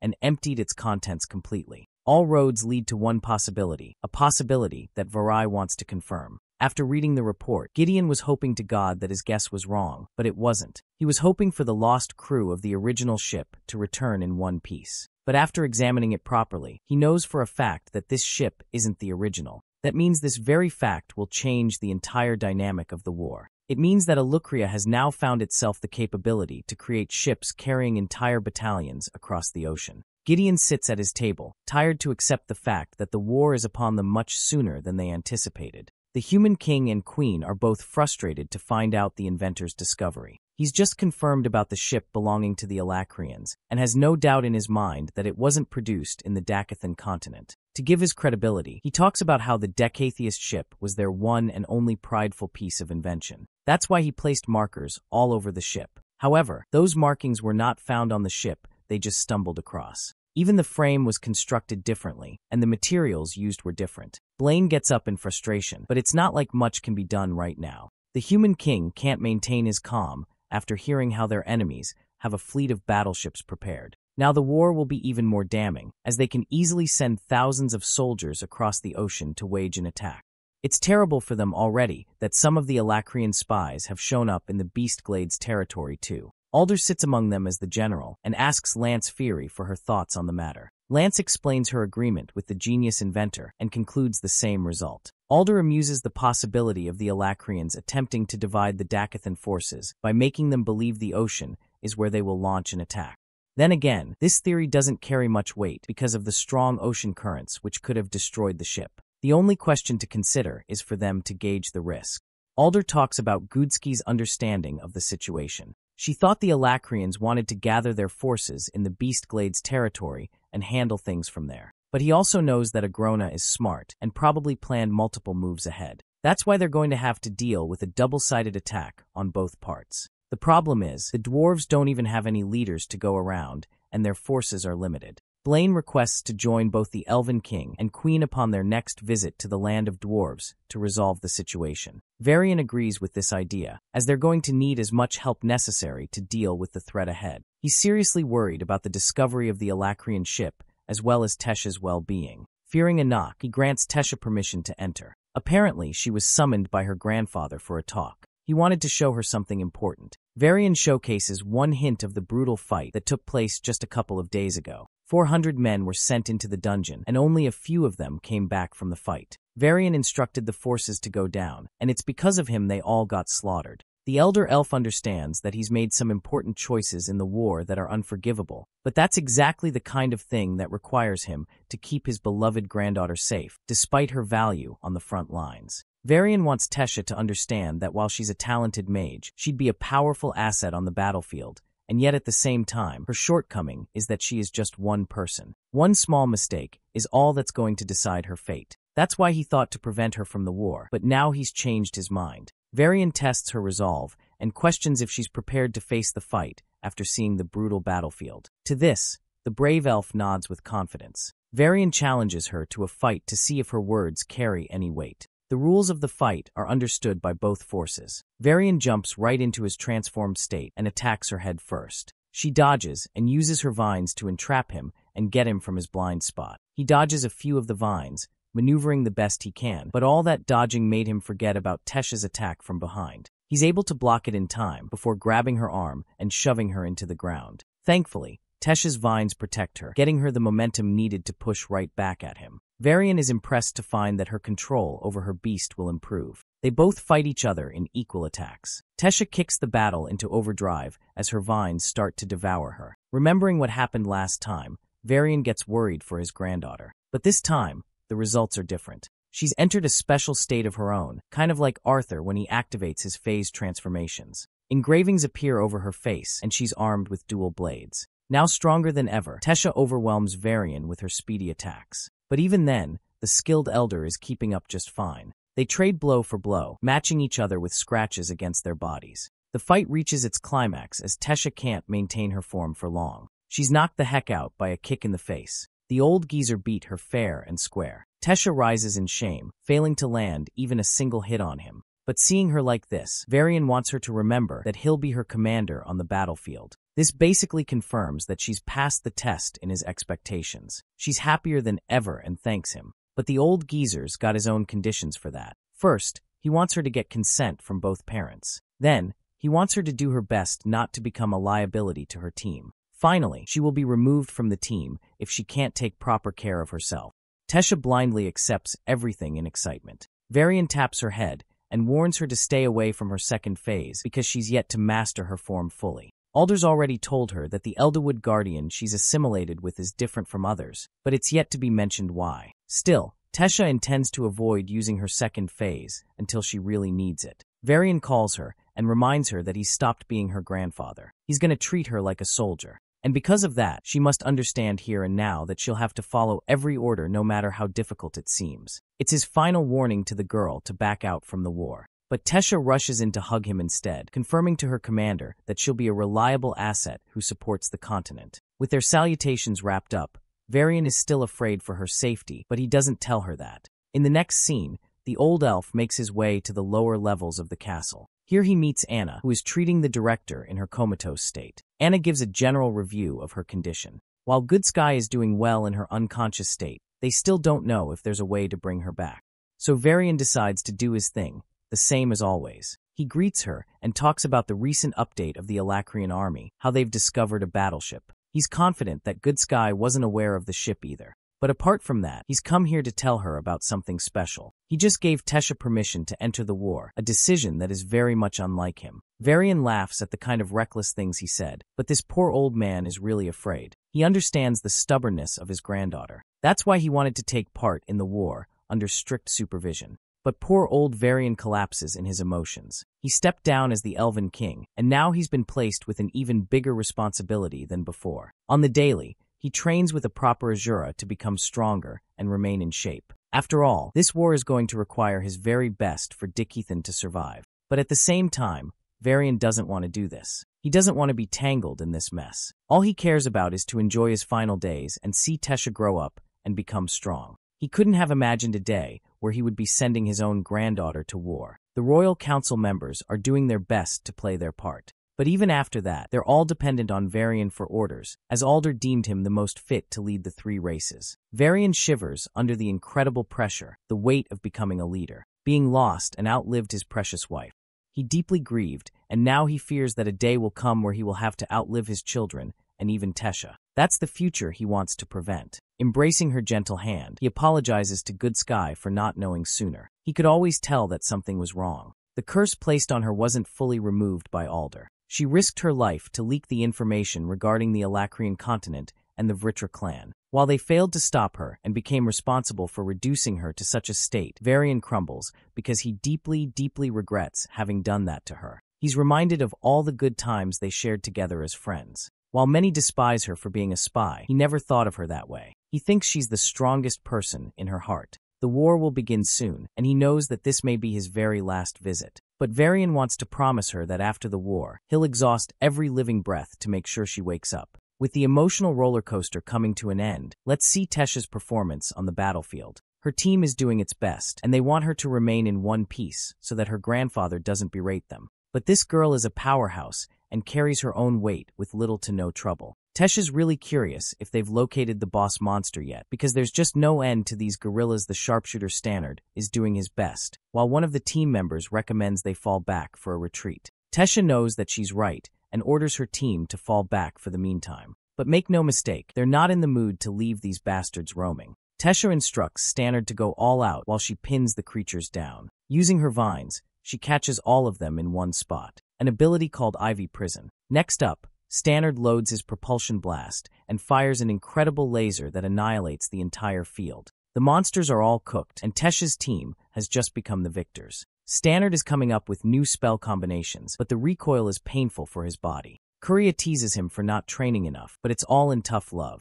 They laugh with each other as Tesha orders them to focus on the next initiative. Fortunately, these guys are hungry as hell, and they've set their sights on Tesha's lunchbox. Darvis gets slapped by Kuria for harassing their leader, but this guy's way too chill and calls her a shorty. The teasing is strong with this one, as he even calls out Stannard for his short height. While they're flaming each other for height, Tesha wants to remind them that none of them are exactly looking like a supermodel in a dungeon like this. At the same time, she'd kill for a shower. The team advances ahead. A gate opens as they return to the safety camps. Tesha tells everyone to freshen up. She does the same and comes back to group up with her buddies. Tesha is really glad to see them progress in their relationship and getting comfortable with each other after 3 months. Suddenly she's called by Helen. Both hug each other in good memories as Tesha introduces the rest of her buddies, including Jasmine's team. Darvis, being a fucking playboy, goes right up to the beautiful blonde and shoots his damn shot, enamored by her 2 very big personalities. Tesha's out here watching his spoiled character come to life, despite his talent as a mage. Then there's Kuria, who belongs to the Reedy family, known for their gauntlet techniques and amazing mana control. Darvis and Kuria both had their fair share of tragic pasts with their messed-up families, but this allowed both of them to relate to each other well. At the same time, Darvis over here is a Chad who only likes flirting with women and secondarily protecting Kuria. Kuria is notably optimistic despite her terrible past. According to the elf princess, Kuria is the glue that keeps the team blended together. Seeing them mingle around reminds Jasmine of both Arthur and Tesha, which of course makes her flustered the most of all, and the others roar in laughter. Spannard's special-looking crossbow is an object of interest. Turns out the kid got it made for the use of his deviant powers. Stannard can actually store spells into beast cores, which is insanely cool and expensive all at the same time. Stannard's assessment was unique among all. He was introduced by the inventor Gideon, known as a dark yellow stage conjurer with dual affinities. The kid had a deficiency in his own mana core which set him back, yet he loved his uniqueness and worth with his deviant powers. Tesha admires that her team is among the youngest soldiers all around, and they're fighting for the country's safety at such a young age. Their entire division had been doing okay for the most part, but it really made her wonder what Helen's team was up to all this time. Turns out that she's disappointed to mention how they just returned from the borders. It was a tough battle there, so they were sent here for the purpose of scouting, and that's exactly why she wants to warn them of the danger that is to come. Stannard curiously asks what they witnessed at the wall, but it was so tragic and discouraging that the entire group fell silent. Tesha is horrified to ask if they went ahead in a fight against the Alacrian mages. It turns out that they did, as they've been fighting for a few months there, and the wall is the base of their operations. The mages aren't exactly the main issue there, it's the monsters keeping them trouble. The higher-ups wanted this team to be dispatched to take care of a mutated S-class mana beast. It turns out that this mana beast is under the Alacrian army's control, and for some reason they're able to manipulate thousands of mana beasts under their command. It's required to quickly defeat this monster and kill it before the Alacrian army can tear through the wall. The mutants who were controlled and corrupted by the Alacrians were actually rulers of their own dungeons, which is how by using these corrupted beasts, several hundreds can be used underneath their command. With the existence of these mutant creatures, other mana beasts would continuously become hard to deal with. Dozens of squads were dispatched deep inside the dungeons in order to locate the mutants and kill them. This started happening even before the Alacrian army started their attack. The dungeon she and her team were dispatched just so happened to encounter the S-class mutant beast. It was necessary for them to win that fight. Tesha grows interested and wants to know more about the fights happening at the wall. To that, Adam is annoyed to remind her that what they witnessed wasn't just a simple tale. It was war, and it was gruesome for both sides. Tesha glares at Adam in anger, confirming that she understands the consequences of war. The only reason she's interested is because she wants to be prepared for the fights ahead with her own team. Adam's confrontation is broken apart with the hot blonde, who recommends they all set up camp for now. Helen advises Tesha not to take the guy's words to heart because they've been having a rough day out there. While Tesha's team is getting good at fighting the mana beasts, the Alacrian soldiers are much more menacing than any beverage beast. The creatures here fight for their own survival, but those monsters out there are tasked to kill and kill alone. Stannard inquires what that means. Jasmine expresses that information is possibly the most important thing in any war. Either side is trying their best to scavenge information out of one another, and that also means suffering through imprisonment and torture to get what they want. The battles here are easy to fight because you understand the singular objective to kill monsters, and that's all. But fighting against other humans who can actually feel the same pain they do, it becomes more complicated than ever. It's hard to distinguish which side is right in a war, and that feeling takes them all in a loop. Tesha's about to ask something when someone returns injured begging for a medic. Helen asks if they're failed in these types of situations, but apparently Tesha denies such a thing. Later in the treatment camp, Drogo greets Tesha and wonders if she's injured by any chance. He also spots Helen and greets her properly. Seeing her appear here, Drogo is curious if something happened. Elder Albrada already knows that the princess has come here for information, a fact that Tesha confirms. Helen understands and apologizes for her rude interruption. She just wants to send updates back to her own seniors at the wall. Helen thought the fastest possible way would be to come and talk to the slumbering prince. But as it stands, he's out unconscious, and it may take a while for him to wake up before they get their answers. Stannard wants to know what happened to this guy. The medic tells him how the kid suffered from a dehydration problem and didn't have anything to nourish his health for days. His feet are a mess, indicating that he's been running for his life nonstop. But the curious question on the table is, from what was he running? Suddenly this guy wakes up grim. He questions how long he was knocked out for, but it had only been 10 minutes, so it's not a biggie. Albrada gives him some water to get replenished. Drogo knows that this is tough, but they've got to know about his side of the situation, about what happened to his team. Sayer grips the sheet in anger. In pain, he grieves the loss of his teammates. The only person who survived was himself. The guy had a short disagreement with his teammates and ended up staying behind. But then, feeling guilty for leaving them, he decided to catch up right after they left. However, the moment he got there, what he saw was horrifying. The team had walked into an ambush of gnolls, monsters that were even deadlier than anything he'd seen up there. Some of them were even equipped with man-made weapons. Poor guy saw his team utterly ripped to shreds. He had nowhere to run and tried his best to mask his presence. Luck was the only thing that saved his life.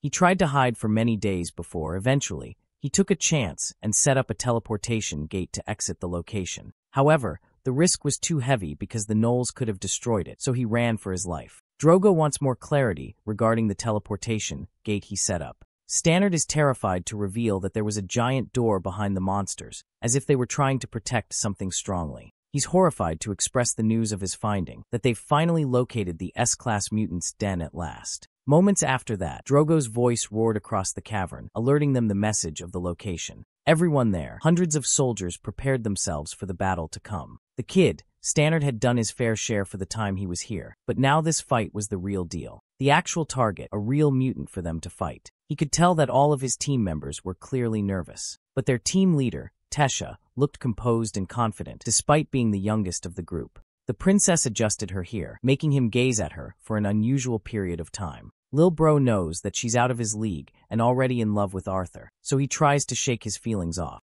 Stannard focuses on the fact that the beast they've fought is seriously nothing compared to the monsters out there. He goes out all geek mode when Kuria comes out and startles him. She suggests to him that it would be nice if he started stretching. Stannard understands that she's just caring for his safety and accepts. The Vanguard teams are all lined up for their orders. Drogo, as the leader, warns them to get ready for the arrival of the true battle. They have no understanding of the dangerous monsters that are on the other side of the gate. Tesha takes charge and emphasizes to her team that they'll have a delicious meal after they clear this dungeon. Now, I don't know about you guys, but that just seems like a death flag to me. Anyway, the Vanguard teams are put into position before they rush ahead into battle. Right upon entering the gate, it's a massacre. Stannard is horrified as he witnessed the brutal slaughter of many soldiers. Darvis is doing his best to keep up while Kuria is sickened to find that they've lost another ally. The fight is hard, but they're holding on. Stannard catches himself blindsided, so Kuria alerts him for the monster nearby. He's busy reloading,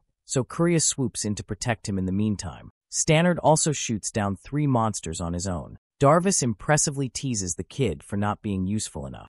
Kuria is in deep trouble and requests backup. Darvis goes ahead to save her, while Stannard is busy with his side of the monsters. Kuria manages to go on the offensive with her gauntlets and pummels her way through. As for Tesha, she's using her Ivy prison to cage the monsters all down. Tesha bursts ahead as an unstoppable force, slashing past all of the monsters like butter. Then, she instructs Darvis to corner the creatures in one spot. On her command, Darvis casts a crossfire spell, separating the monsters from the soldiers. The rest of the adventurers do their best to erect earth spikes. Then a combined wind and fire spell destroys the monsters underneath. Tesha is holding on with her vines, Kuria with her gauntlets, and Darvis with his flames. Drogo sees this and allows the long-range shooters to finish the job. Stannard is one of them as he prepares a cannon while the rest of the mages shoot their projectiles from range. He orders his men to step aside for Stannard to take his shot. The boy prepares a gigantic orange blast and releases that son of a bitch like a Kamehameha beam. The red blast erupts into an explosion upon impact against the monsters, destroying everything in its path. Drogo observes the aftermath of the attack, which has left a crater in the ground. Next, he orders the healers to get into position and raise their flags. He wants the rest of his men to collect the injured soldiers to the medics. Darvisu is really proud of Stannard's progress. The leader celebrates the amazing victory. Despite enduring an attack from an entire army of mana beasts, they've decided to continue forward. But about Drogo's words, Stannard doesn't exactly think it was an overwhelming victory at all. He can't see anything as a victory when many of their soldiers lost their lives.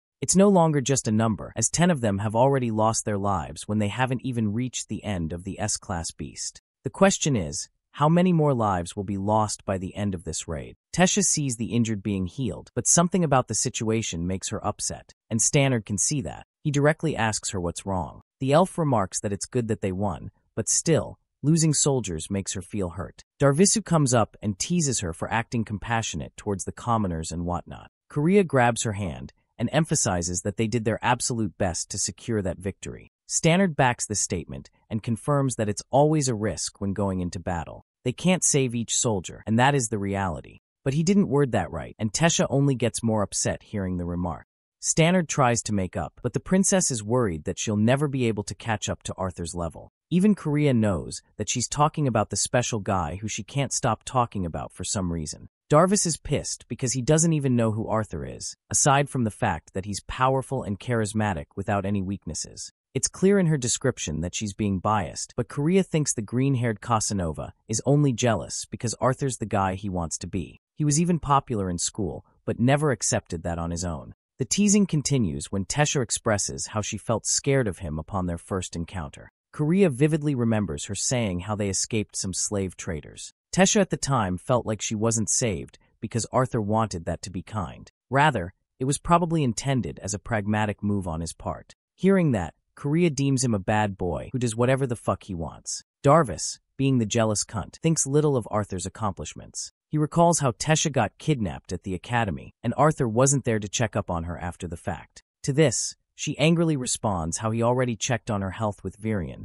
but left in a state of hurry for his own matters. Darvis, being jealous, continues to paint Arthur in a bad picture. Stannard and Kuria both try to stop him for yapping shit that he doesn't know anything about. He even calls Arthur a coward, who ran away from the far. Tesha, filled with frustration, denies all of that rubbish. She believes that Arthur is a lot of things, but being scared is not one of them. He values his loved ones too greatly to disappear without purpose. Darvis goes away, still making fun of her crush. Even Stannard is doubtful of Arthur's powers, but Tesha confirms that this guy is seriously strong. Korea is dying to meet this guy in person, and Tesha is all the more happy to introduce them to him soon. I don't know about you guys, but I just know this is one of those ugly, foreshadowing moments. Okay, the mages are all up and exploring the deeper parts of the den. The place is awfully quiet, so Drogo relies on his gestures to give them a signal. He expresses that they're going to reach the point where Sayer's team was annihilated by the mana beasts. From the report, it's understandable that they'll be running into hundreds of orcs and monsters about. That's why he wants the team to be ready for what's coming, praying that all of them are safe by the end of this battle. Drogo charges with his men until he comes to a stop. He looks around, monitoring the situation. The dude is shocked that all of the monsters are dead. This invokes fear and uncertainty in the heart of the soldiers, who don't know if they should be celebrating or be afraid. Deciding to move ahead, Drogo signals them to advance towards the door. They approach the gigantic door, and Tesha instructs her teammates to remain in formation. This door comes with another scary revelation. It's not closed, which means something or someone has already gone inside. Drog orders his men to open the thing as Stannard prepares his weapon. Inside, hundreds of monster corpses remain slaughtered, their oozing blood leaking out the gate. The adventurers freeze to make up for the situation. Tesha moves ahead to observe what's going on. Taking a closer look, she sees the sight of one man above the army of slaughtered creatures. Arthur Leywin, the unstoppable Goliath, the Chad of all Chads, is sitting there looking cold as hell. The princess can't fathom seeing him here. The adventurers are prepared to confront anything that comes their way, but it's our little Sylvie who jumps to reach the princess. Drogo thought that Sylvie is an enemy until Tesha explains that they've got nothing to fear. He roars at the man sitting at the top of the monster corpses, demanding his name. Arthur pulls his blade out before making his descent. His mere presence provokes Tesha's team to remain on guard. Even Drogo is suspicious of him until Arthur declares himself an ally of the humans. Seeing the boy, Helen and her team are happy to greet him. Stannard sees the man of the hour, the one that Tesha never stops talking about. However, she's the one in shock the most. For some reason, she hasn't greeted him at all. Drogo becomes a party pooper and explains that they've got a mission to execute. He wants to know what happened, as he wasn't told beforehand of Arthur's contribution. The warrior confirms that he only informed 1 hour ago, and wasn't really expecting to land amongst a swarm of mana beasts himself. Drogo is utterly shocked to discover that Arthur single-handedly annihilated the mana beasts, including the S-class mutant on his own. One boy matched the strength of what an entire battalion had been preparing itself for weeks. The adventurers all come to question the strength of this child. Stannard wants to know what became of the beast cores. The little furball they see before them somehow devoured hundreds of beast cores like it was nothing. Drogo and his men are having a field trip when one monster attempts to strike Arthur from behind. Tesha tries to alarm him, but in mere seconds the fight is over without Arthur even moving from his spot. He apologizes for leaving one out, and explains that he's fine with talking as long as he gets to eat something worthwhile. Tesha and the Twin Horns group all know this guy, so they want Drogo to feel assured. Helen agrees. Arthur smiles, seeing them in good shape, and catches up with the rest on their way back. While this guy was her childhood friend, Tesha couldn't help but feel off about him. For some reason, she was expecting a different kind of reunion than from the one she got. After all, they met each other after years. Back to their base, Arthur maintained his own secrets and explained what was necessary to talk about. Drogo was unsatisfied among them all, but the information was valuable enough for the battalion to plan its next course of action. Jasmine left both Arthur and Tesha on their own. She saw him, now alone in person. Her heart was racing like crazy. Words come out of his mess as he looks at her with an innocent smile. The boy missed her, and it weakened Tesha before his eyes. She embraced him in love, confirming that she missed him just as much. Arthur grabs her gentle face, calling her a crybaby as he wipes away her tears. Tesha acts like she's all grown up now. Arthur dedicates this moment to hear everything that went down with her. Outside, Stannard is having a moment with Darvis. The team's a little unsatisfied that their major battle was hijacked, but Curry is out here seriously happy that none of them were injured in the brutal fight. It's like a miracle for one person to take down a fleet of high-ranking monsters along with an S-class beast. Darvis doubts him greatly and gets even more jealous than he was before. Stannard grills them both, describing the difference between envy and jealousy. Darvis gets all fired up, wanting to challenge the new hotshot to a duel. It's a stupid idea, and both his teammates can agree. Courier fails to understand why he's so angry. After all, it's not like Arthur can solo the war on his own. But this green-haired chump thinks that something isn't making sense about Arthur's accomplishments, calling him nothing more than a snobbager.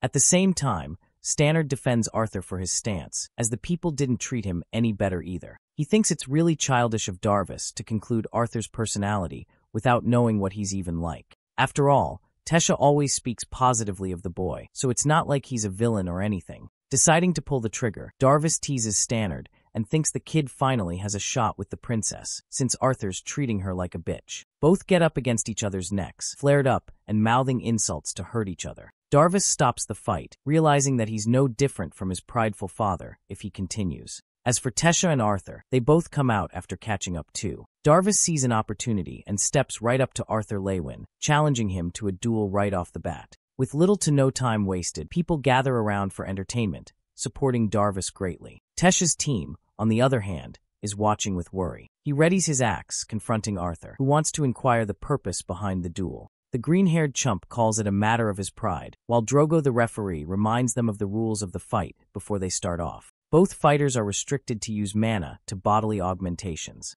The first person to surrender or unable to fight will lose. Now Drogo understands just how powerful Darvis really is, so he thinks Arthur out here is going to have a tough time. Even he's curious about Arthur's true strength.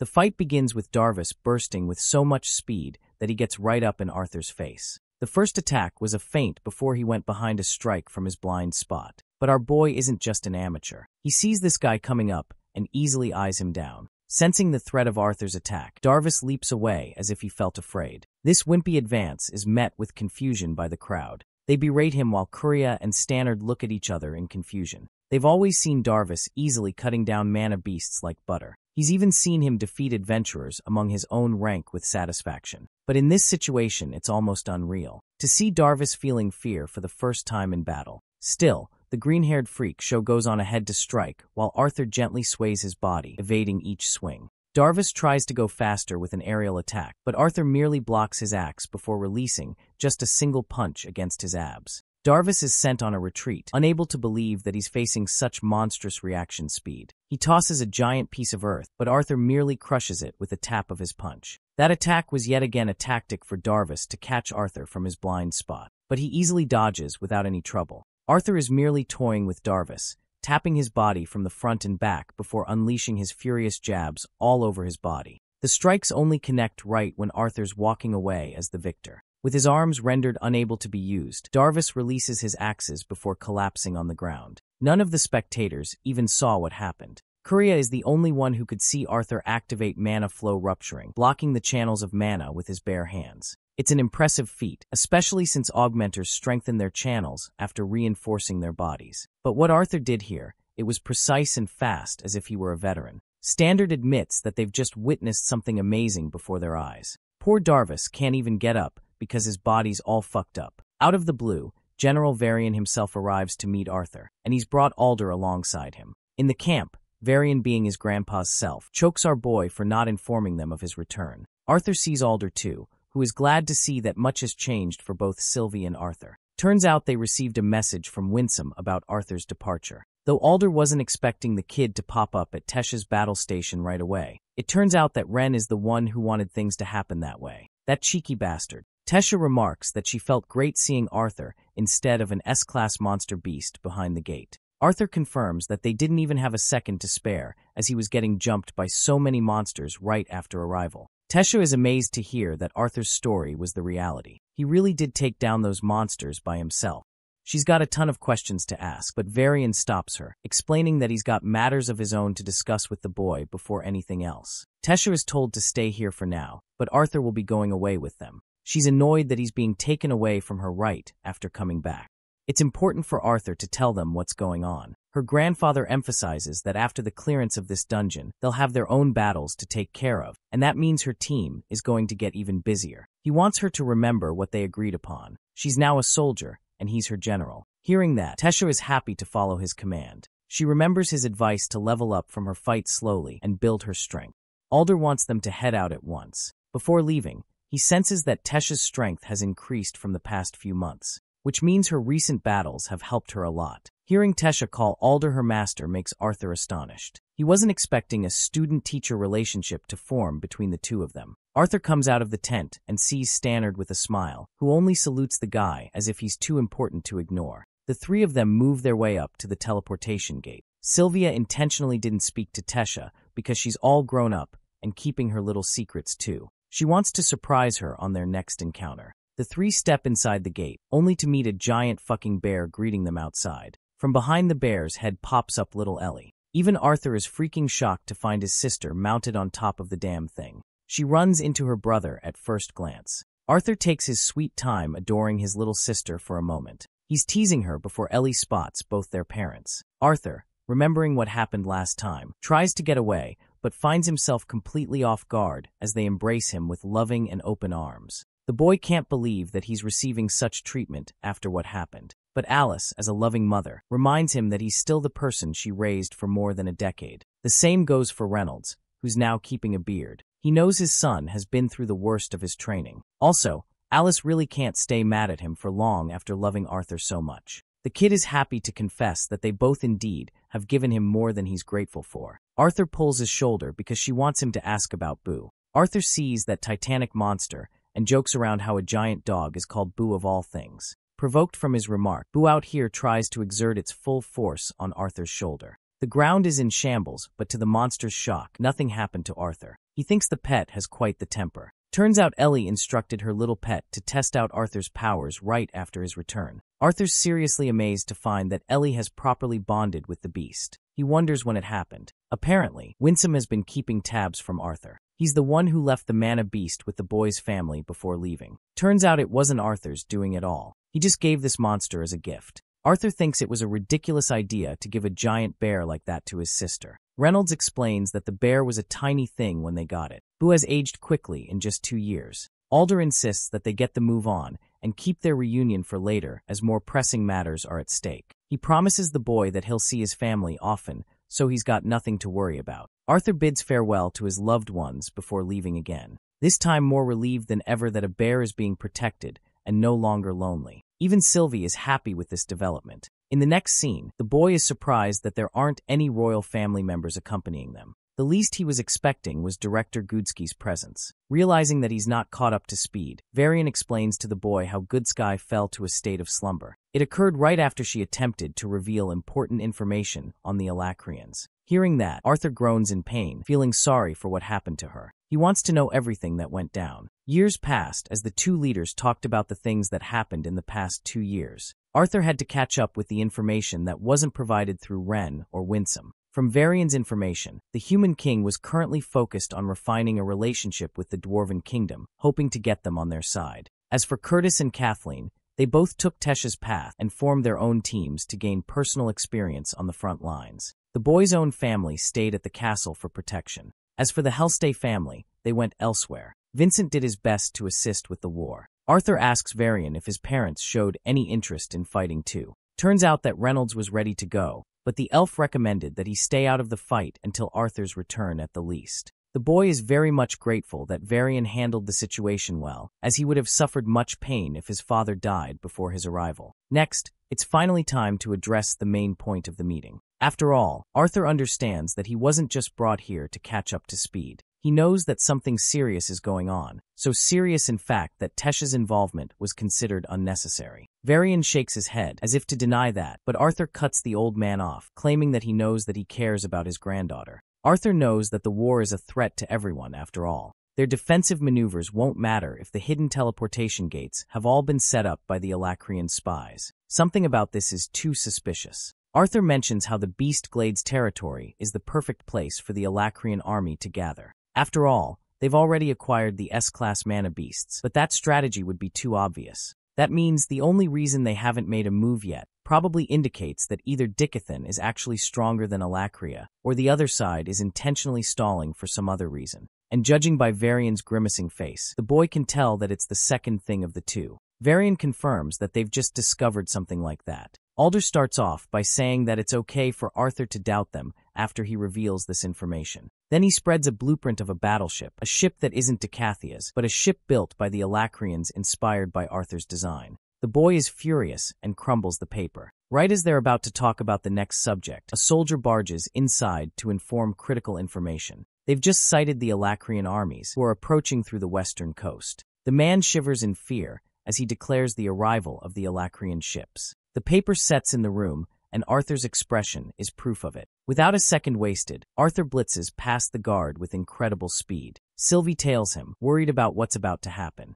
The boy is so fast that not even the guards can keep up with him. Arthur is so impatient that he wants to open the door without the guard's permission. The guard reminds him that they can't do anything without either of the general's permission. And since they have yet to hear a word from either, they can't allow him to go. Arthur expresses that he's just had a meeting with both of them and he's received permission to head out. But these guards are on a whole different level of arrogant. They don't want him to cross no matter what he believes. They also want to remind him of the dangers of the situation outside. Arthur's done playing around and exerts a pressure so menacing that their senses snap shut. Arthur warns them not to take him lightly at a time like this. Alder comes up to catch up with the situation and authorizes Arthur to leave at any time. Still, he warns the kid against doing something reckless, as it would only waste Winsome's precious training. The boy agrees and bolts towards the teleportation gate, setting the location coordinates to a distant city. Now let's observe what's going on with the director. She's unconscious, having bad nightmares of the people who wanted her knowledge. They goaded her,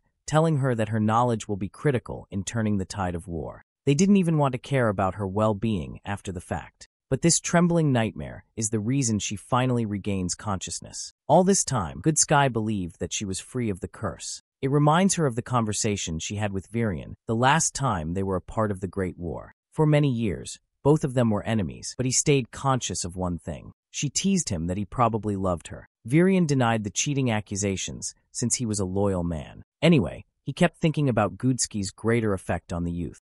He could always envision her as a mentor figure of a big academy that guided the youth to the greater future. It was something that came out of nowhere to him, but Virion was bent on one thing. He really urged her to become a teacher because it would fit her role. It was that time when Good Sky entertained the thought of opening an academy in Xyrus City. It was an interesting idea, so she wanted to share the opening of the school with Virion, who laughed at the idea and denied his contribution. He did amuse the thought of sending his grandkids when they reached the right age. Good Sky took it as a challenge and was ambitious enough to make it the greatest academy in the world. Virion shared the loving moment as they both hoped to celebrate the opening of the academy one day, and from then on, Gudsky's memory is corrupted. She finds herself bleeding in pain. In the current scene, Virion wakes up from his rest and comes outside after hearing a loud scream. The guards were all alert and went right to the bottom floor. A terrifying realization set in as Virion sensed that Anna was in danger. As for Arthur, he's blitzing past full speed. He's annoyed enough that people are stopping him and requests the guards to open the doors. This annoying grunt thinks that a kid like Arthur shouldn't be joining an important battle. He's acting high and mighty when suddenly, the mere presence of a gigantic dragon makes them tremble in fear. Arthur's more than happy to break his way in if they're going to become an obstacle. He lifts off with a mature Sylvie,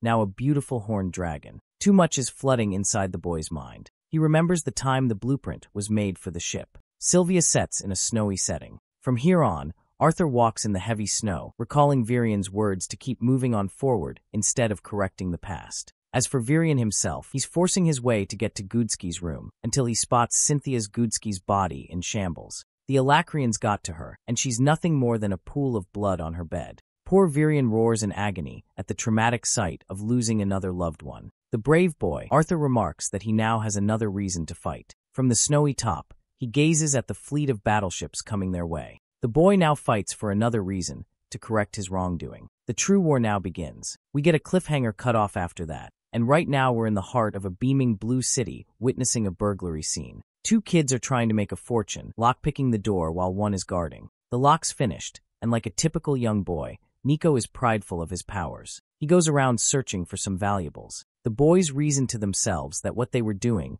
was actually necessary. Yet it was justifiable to steal from someone when his own orphanage was at stake. It was precious money that they didn't need for themselves, but for the sake of the orphanage. This kid is Arthur's past self, King Gray, who had just finished the job. Gray was curious if they should really be trusting a man who was willing to buy from a bunch of kids. But Nico was confident, really confident for some reason. Knocking on the guy's door and waiting out in the cold, they both grew agitated like hell. The man slowly opened the door before receiving the two annoying kids. Nico told him that he's here with his friend to sell the merchandise. The man has them enter inside, but immediately they're taken aback by this strange yet strong smell. Nico tells Gray to look around while he's done talking. Gray does exactly that and makes his way around the warehouse. He checks on a book while the man is inspecting the quality of a gemstone. This was the first time the boy found an ancient instruction manual on controlling Kai. Nico startled him by creeping up from behind, but Gray reasoned it was just nothing. The man offered the book to the boy as a gift.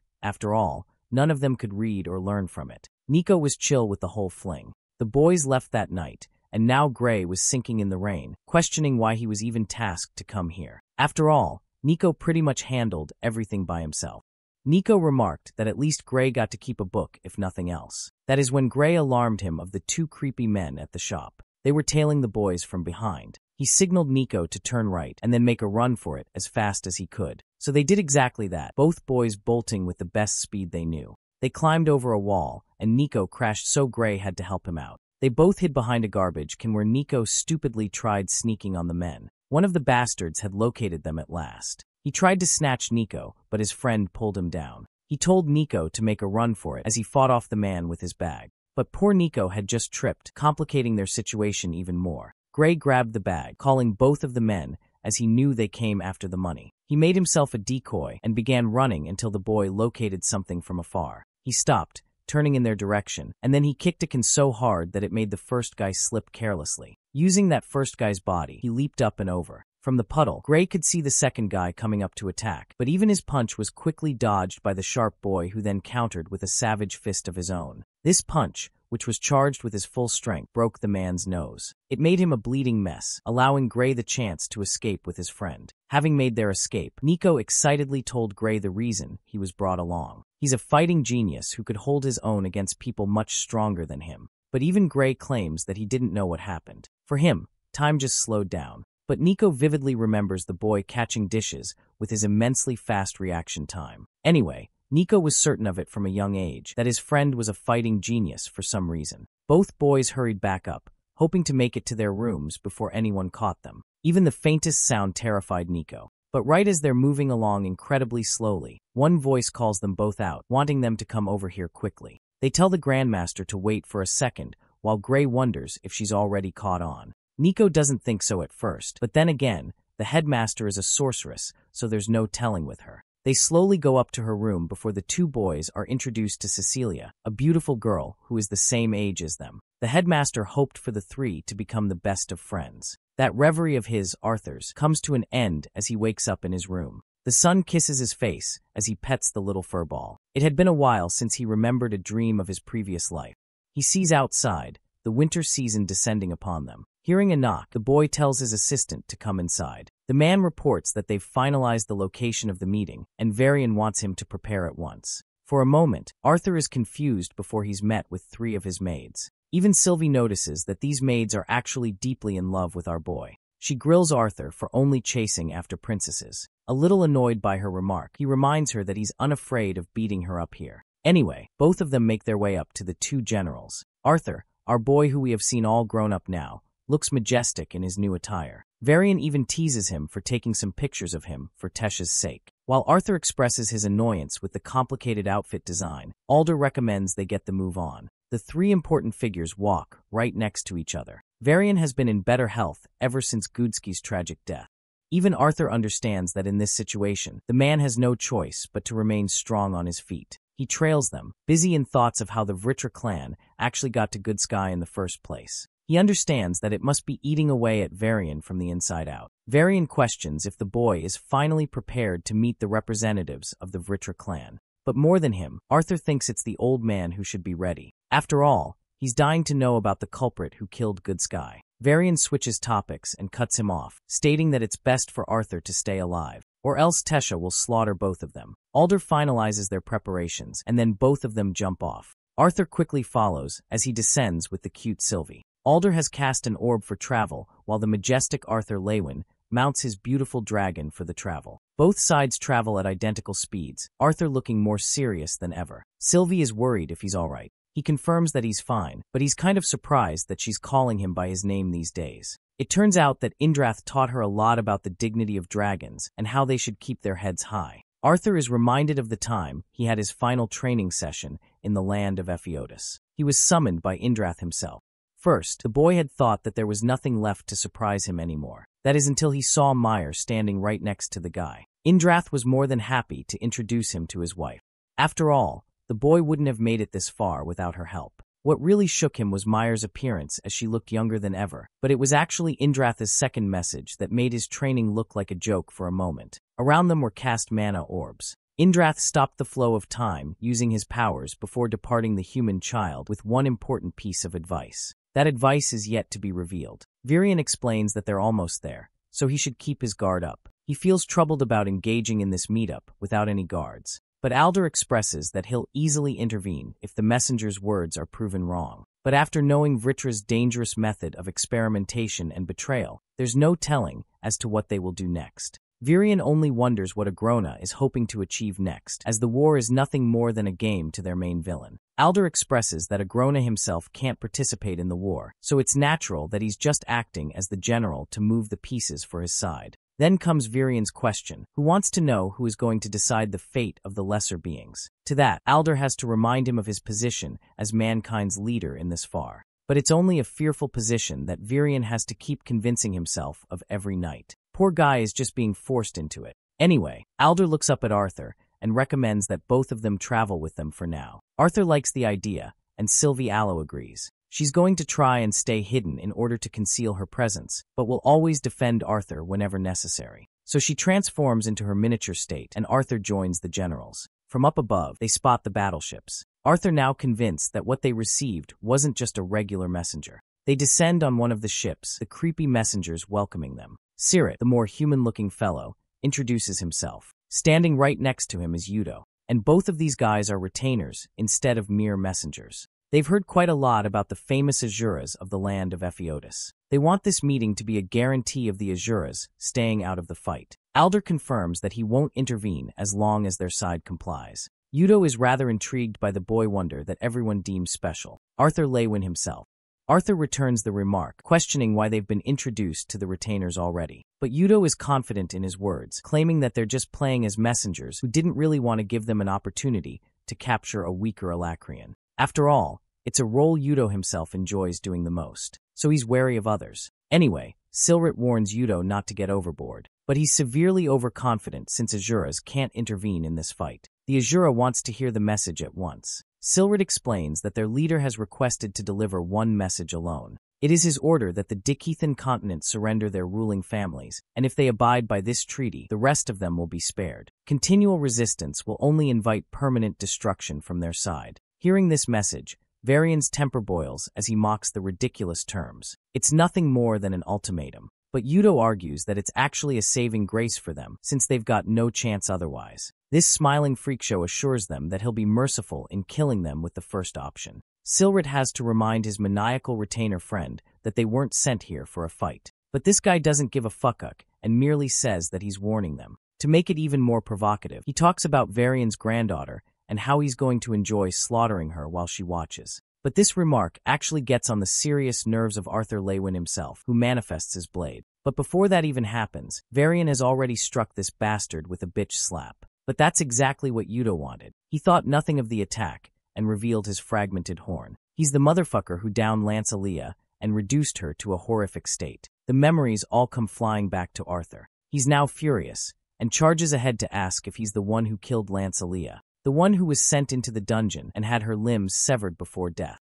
Arthur's got a bloodlusted murderous look on his face as he asks this question. Yudo casually thinks about it for a moment, but he can't remember which one. He's slaughtered many of the Dikethan people the same way. Then he's suddenly reminded of the beautiful elf he cut up. Yudo provokes Arthur with a mischievous smile, as if challenging him to make the first move. He laughs in the boy's face, and all Arthur can do is nothing but restrain himself greatly. Varian grabs the boy's shoulder, while Sylvie is there to restrain him too. Cute little furball, always there for her papa. Instead of giving in to his feelings, he questions if there's anything else important for discussion, or if the Alacrians only wanted to convey an obvious threat. Apart from that, Silrit offers them 2 full days to come to a decision. If the royal families aren't surrendered in that duration, the Alacrian army will take it as an answer. Both sides withdraw from the confrontation after that. But Yudo, this little bastard, is just egging Arthur on even more. He describes Alia's pitiful scream that made it difficult for him to deal the killing blow. That's why she was kept alive for as long as possible in agony. Now completely having lost his senses, Arthur releases a crackling ray that grazes past both retainers. Yudo calls the move impressive and cute until it hits the ocean and explodes with a loud boom. Arthur's got a serious look on his face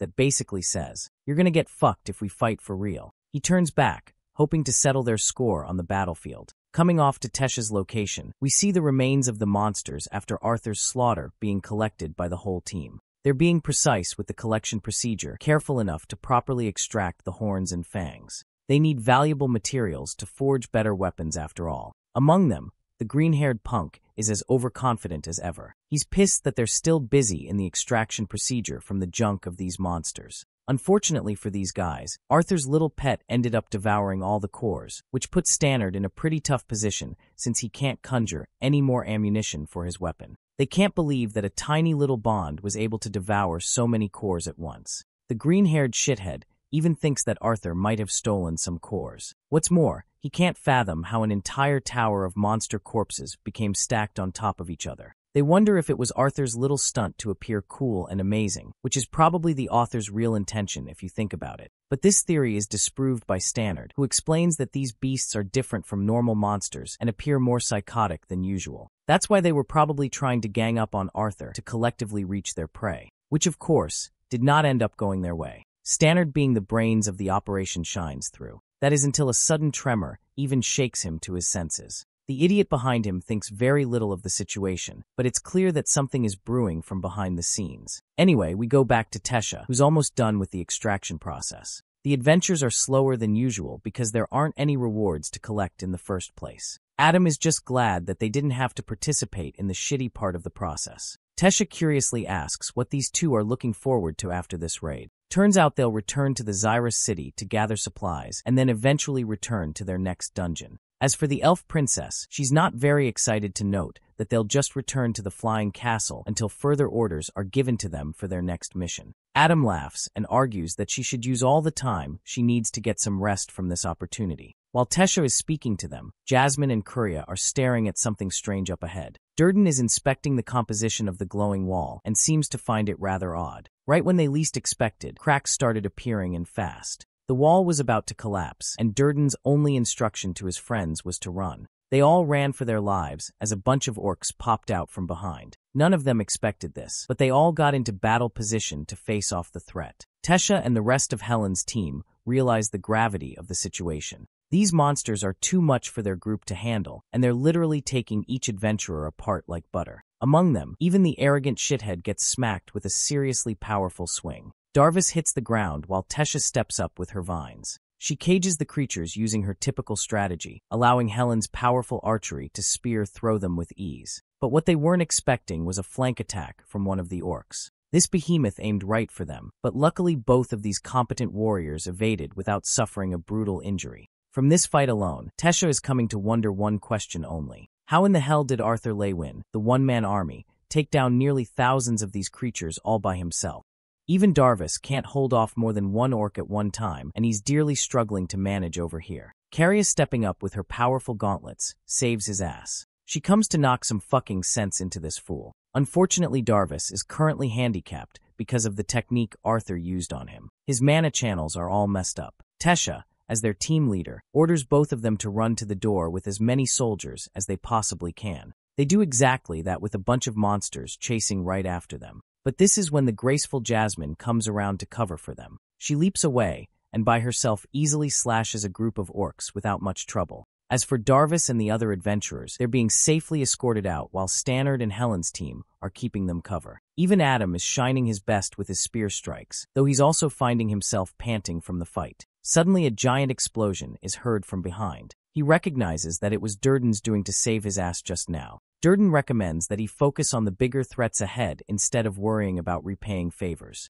But they're both surprised when a barrier of vines erupts to cover for them. It's Tesha and Helen's doing. The girly pop duo just saved the clown duo, but it's not like the barrier is worth it or anything. The orc easily rips it apart, allowing for other monsters to enter inside. Adam whips out his damn spear and stabs the shit out of one of the orcs before Helen swoops in with her burst shot, knocking down 3 monsters all at once. Adam's really impressed by Helen's kill count, and I have to agree that this girl is seriously popping off in this fight. But while they're having their peaceful chat, my man Durden is getting stepped on by Gorlock the Destroyer over here. Both Adam and Helen quickly jump in to save their friend. The spear cuts through the monster, allowing them to rescue the wounded Durden, while Helen defeats the final hit on the monster. Durden then sees Helen in serious trouble, fighting off all on her own in a really risky position. Adam tries to warn her, because yet another orc is coming to flank her while she's pinned. It looks like the worst possible case does end up happening as the monster's claw reaches for her face, before Tesha screams in worry.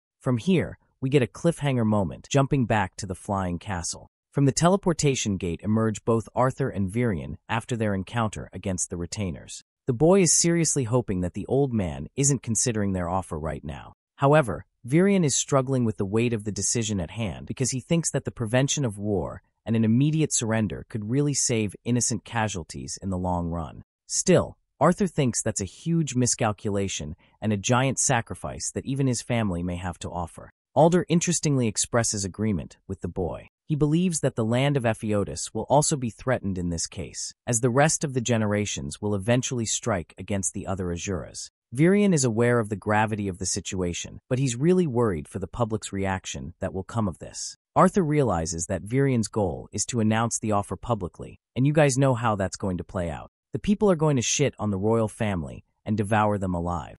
Virion offers a proverb, which basically implies the fragility of trust, how it is gained with much difficulty and dedication, and yet destroyed and lost with ease. He's a leader who wants to be trusted by his own people, but in this extremely difficult choice, he's going to lose all of his trust after they hear that he's choosing to head into war with their lives racked against them. Arthur feels immense guilt and expresses that Virion will only give the people a voice if he reveals the offer publicly. They could very much protest and revolt against their leaders in that case, but the old elf argues that they've already gone past the age of the kings. This war will involve every single person, no matter the status, so he thinks it is only right for them to make a choice of their own. In the next scene, we see an exhausted Arthur trying to relax on his own. Sylvie points to Ellie in the garden, but the little girl looks terrified for some reason. It's only when Arthur and Sylvie take a closer inspection when they realize that she's talking to this weird-ass clown who is acting like he's giving a TED talk or something. Luckily, the girl's very protective bear is there to make amends. This thing picks him up, and you can just see the dude's soul being sucked out of him. Boo tosses his shit onto the next planet in fury. Ellie has to warn her Bond not to chuck away people into outer space all of the time. She catches the sight of Arthur and immediately hugs him dearly after his return. The boy is rather confused that he's the center of attention right now. Turns out that he's become seriously popular as his name is recognized by every noble on the Dickethan right now. As for the angry bear that loves throwing people, he and Arthur have a little stare down before eventually coming to terms like they're long-lost best friends. Even Ellie is shocked that they're so close already because she clearly remembers this motherfucker trying to crush Arthur the first time they met each other. Arthur, speaking like a Chad, tells her that men with the same objectives bond fast, and I have to say, he's so damn right. His sister's really glad that he's here for her, as he's the only person who can stop them. But Arthur is really confused. He wants to know who is them in this situation. The little girl is saddened to reveal that this matter is about her parents. Both of them have decided to sign up for the war. Right in the next scene, Arthur's approaching his parents' room.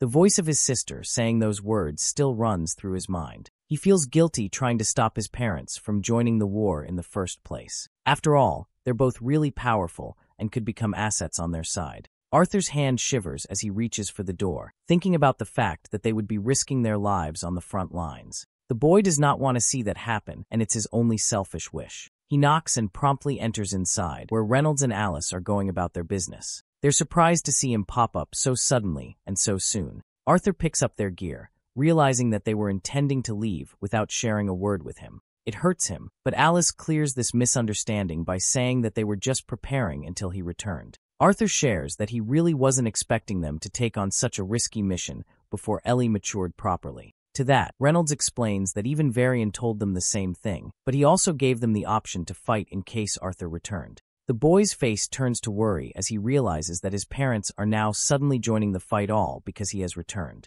It turns out that they received a transmission call from Helen. There was a final attack inside the dungeon, right when they were leaving. Hearing this, Arthur's face turns to horror, only anticipating what's going to come out of their mouths next. He can't fathom how something like that happened from out of nowhere. After all, he had just been there yesterday and cleared every single monster, including the boss monster on his own. That is until Arthur learns about the hidden entrance in the walls, allowing even more beasts to pop out of nowhere. Reynolds painfully reveals how the Twin Horns group stayed behind to buy time for the adventurers, but it led to something tragic.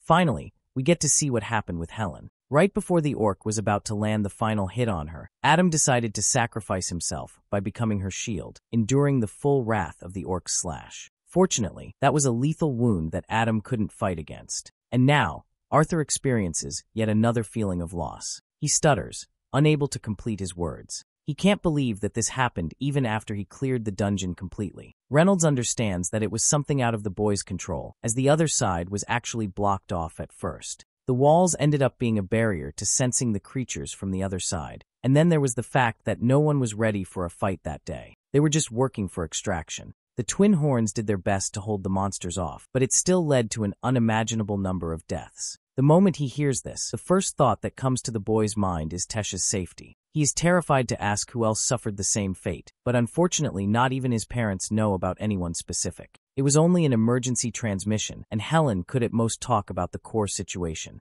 Arthur grieves for Adam's sake, but he seriously can't accept his parents joining the war because of his passing. Reynolds shares that he's misunderstanding something important. They are not participating in the war out of guilt, but of their own volition. Arthur uses a forceful tone against his parents, arguing that it is selfish for him to try and stop them from participating, but it's also selfish of them to risk their lives when it isn't necessarily required. He really doesn't want any of it to impact Ellie's mental state, as either of their deaths could lead her to a terrible state. Alice Red spawns, agreeing with Arthur's words completely. They are choosing to make a selfish decision here, knowing the consequences. However, it's actually her who wants to participate in the war more than anything to help the Twin Horns. It's not even primarily Reynolds' choice. Arthur is stunned, and he asks his mother again if she's really certain of her choice. But Alice confidently declares that she's sure. Arthur finds himself struggling to reason with his mother, arguing that she stopped using magic in the past because of the trauma she endured. So it doesn't make sense to head right into battle now. Alice and Reynolds exchange a nod before deciding to tell the boy another tale. His mother requests the boy to sit down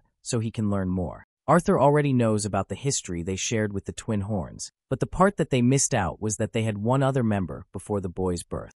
This person was called Lenza, a purple-haired, cheery girl who was the opposite of the sensitive and careful Alice. Their chemistry matched, and they got along super well. Now for Lenza, she was extraordinary in swordsmanship, cutting apart monsters like butter. She was a known augmenter, talented as ever before joining the Twin Horns group. They were all surprised when she was the one who requested to join them. At the time, Lenza became the image of the team as a whole. She was constantly peeving Reynolds and making him embarrassed with Alice. Poor Reynolds had to struggle with her teasing. She could even make Jasmine smile with her forward personality. But unfortunately, Lenza didn't end up staying with the team for very long. Just 2 years, until the Twin Horns experienced a tragic accident. They were ambushed by a pack of stingers, and it resulted in gruesome wounds among the entire team. Alice did her absolute best to heal her team, and for people like Reynolds, recovery became faster. Their wounds were easier to heal, but one person's case was different. Alice realized that Lenza was squirming in absolute pain.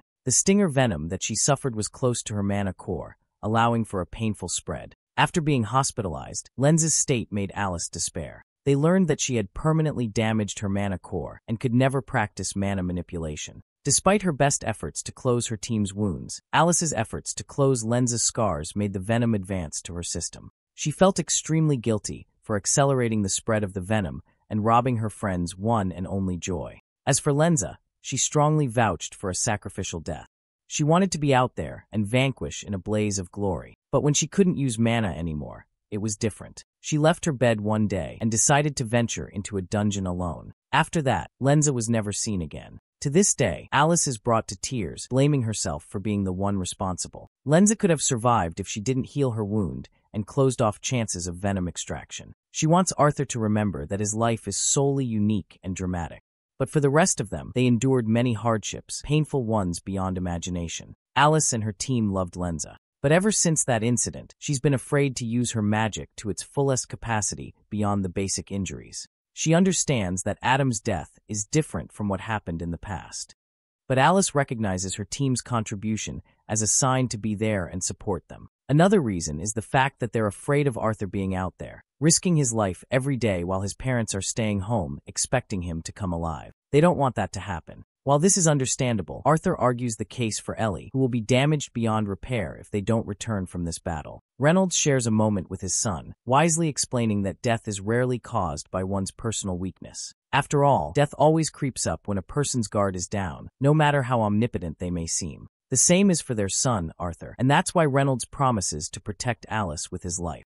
He has already established this goal for this war, which is to come back in one piece for the boy and his sister, but they also want him to promise them the same. Despite the reveal of him being who he is with his past life, they still want him to remember that Ellie sees Arthur as her brother. That's why they don't want him to just sign up for a risky sacrifice in the name of the greater good. After all, even if they lose this war in the long run, they can always revolt and fight back later. The only real loss happens upon one's death, because after that the game is over and no one comes back. Arthur funnily plays the nerd here and argues that he reincarnated despite that. Both his parents are a little shocked that he's casually joking about something like that. Their family moment is interrupted with Varian coming to say hello. He heard about Adam's passing and came to comfort both of them. Unfortunately, they have very little time to grieve Adam's loss because they've just received new information about the soldiers returning from the dungeon raid. All four of them gather to confirm the situation themselves. Arriving at the teleportation gate, all they can see is blood splattered on the floor and many soldiers injured from the battle. Varian thanks the respectable warriors for their proud efforts. Arthur sees people grieving all around him. Finally, Helen comes out of the gate, the boy's parents rushing to her side. Alice wants to know if the rest are okay. Thankfully, none of the other members were killed, and they were just rushed to the medical ward for now. It was only Adam's loss that reduces her to tears as the boy's parents comfort their friend. Arthur stands there in guilt when suddenly Helen comes around to hug him in love. He's surprised and happy to find that she's doing okay. Helen speaks her mind. She knows what's racing through the boy's mind right now. He's taking Adam's death personally, and she can read him well. That's why Helen wants the kid to understand the consequences involved in war and how the best thing in this situation is to merely advance ahead and make sure the Alacrian soldiers regret it. Arthur understands and sees them off.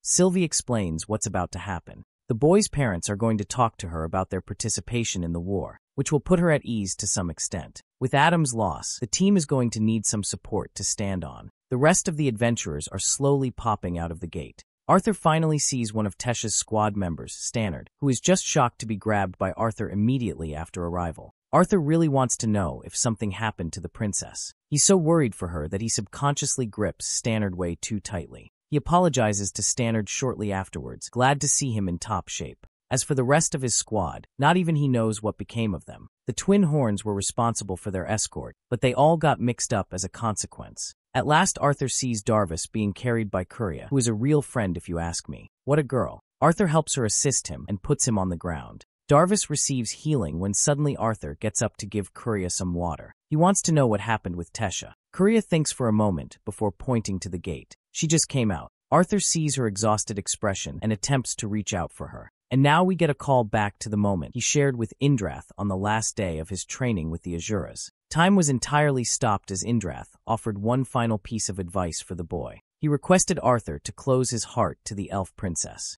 Just seeing her, Arthur instantly hugs her, relieved to see that she's safe and sound. She's surprised as he's there to escort her to her grandfather. In the next scene, Varian greets his granddaughter, and they share their little reunion. Unfortunately, she was unable to speak to Arthur in length, as she was immediately requested to heal the injured in the medical ward. She was okay herself, apart from the exhaustion. The injured were being treated, while Stannard and the rest of his friends slept like babies. Tesha arrived before them, happy to find her team safe and sound. Stannard's smile was proof that they had come out victorious. Later in her room, Tesha drops to her bed, finally feeling relieved to return to her bed. She looked to her right, cherishing the frame of her time with the lovable Cynthia Goodsky. That night, Tesha found it difficult to fall asleep, despite her tired state. She wondered if Varian was up and awake at this hour, so she decided to explore the hall, searching for her grandfather. But that is when she heard the voice of both Arthur and Varian sharing a private chat regarding Tesha's future. Arthur urged the elf to mention the facts directly to Tesha. He wanted Varian to tell her now because the reveal later will only make her suffer even more. Their conversation really intrigued her as she peeped attentively. Arthur consistently urged Varian to tell Tesha everything, because if she finds out from someone else, she'll be devastated. But Varian stayed stubborn in his stance. So Arthur became annoyed and questioned what would happen if she decided to go anyways. Arthur argued that Tesha is more than capable of achieving something if she puts her mind to it. But what Varian said afterwards really shook Tesha to her core. He revealed the report of Cynthia's death and how it would negatively impact the princess the same way. Tesha's brain flooded with the memories of her dear master, unable to comprehend the reality that they were just talking about. The conversation ends there, with Arthur leaving for his room, waiting for Varian's call to tell Tesha. But what neither of them expected was to encounter her right in front of them. They're seriously shocked as Tesha stands dazed, requesting to be taken to her master at once. The trio take a walk downstairs, heading for Gudsky's room. Tesha can't fathom why she's being treated in such a terrible place, when these rooms were specifically made for traitors and murdered. Unfortunately, it was the safest place imaginable for now. Varian wants them to offer Goodsky a proper goodbye when the time is right. He arrives before the cell, requesting it to be opened. When the door opens, they see a casket. Tesha immediately collapses before it, learning that only a few people are aware of her death. Even though a woman as brilliant as her should have deserved a ceremony with all of her students and her peers, she did so much for the continent, and yet she died a disrespectful death, only to be placed in a cell. Varian attempts to console her, but Tesha bursts in her anger, roaring at her grandfather for keeping something so precious from her. She questions when she would have been able to learn about Goodsky had she not heard them talk about her. Tesha loses trust and starts questioning everything he said to her. She did so much to demonstrate her growth, and yet he still treated her like a child. Tesha's feelings come to a stop when she sees Arthur Lewin intervene, directly calling her a child in spite of the situation. She can't believe that he's just said those words when he should be comforting her in her most fragile moments. Arthur gives her some serious tough love, stating that it was reckless of her to just head right into the front lines, thinking that it will earn her maturity. It's only going to jeopardize her life. Arthur forgets the stops and literally calls her a tantrum-inducing child. Even Varian is fucking shook because he's out here wondering if the kid has lost it. Arthur follows up by reasoning how clueless she is for not understanding her grandfather's intention of keeping Cynthia's death a secret. He's seriously dying to know what the public response would be if they came to learn that someone important to them was killed right in the safest location of the entire continent. His words continue to anger her. Arthur brings up her age, calling her just a 17-year-old. But in response, she's pissed that a boy younger than her is saying all these things. And yet, neither Varian nor Goodsky ever thought of a boy as a child. To this, Arthur counters that it wasn't because he was trying to prove himself as an adult. It's just the impression that was formed of him. Varian attempts to stop Arthur from saying something foolish, but for some reason, he's in the mood to argue and insists on it. Tesha is in shambles, crying her eyes out, questioning if anything is even fair about the situation. Arthur is free as a bird while she can't do anything on her own, always becoming the person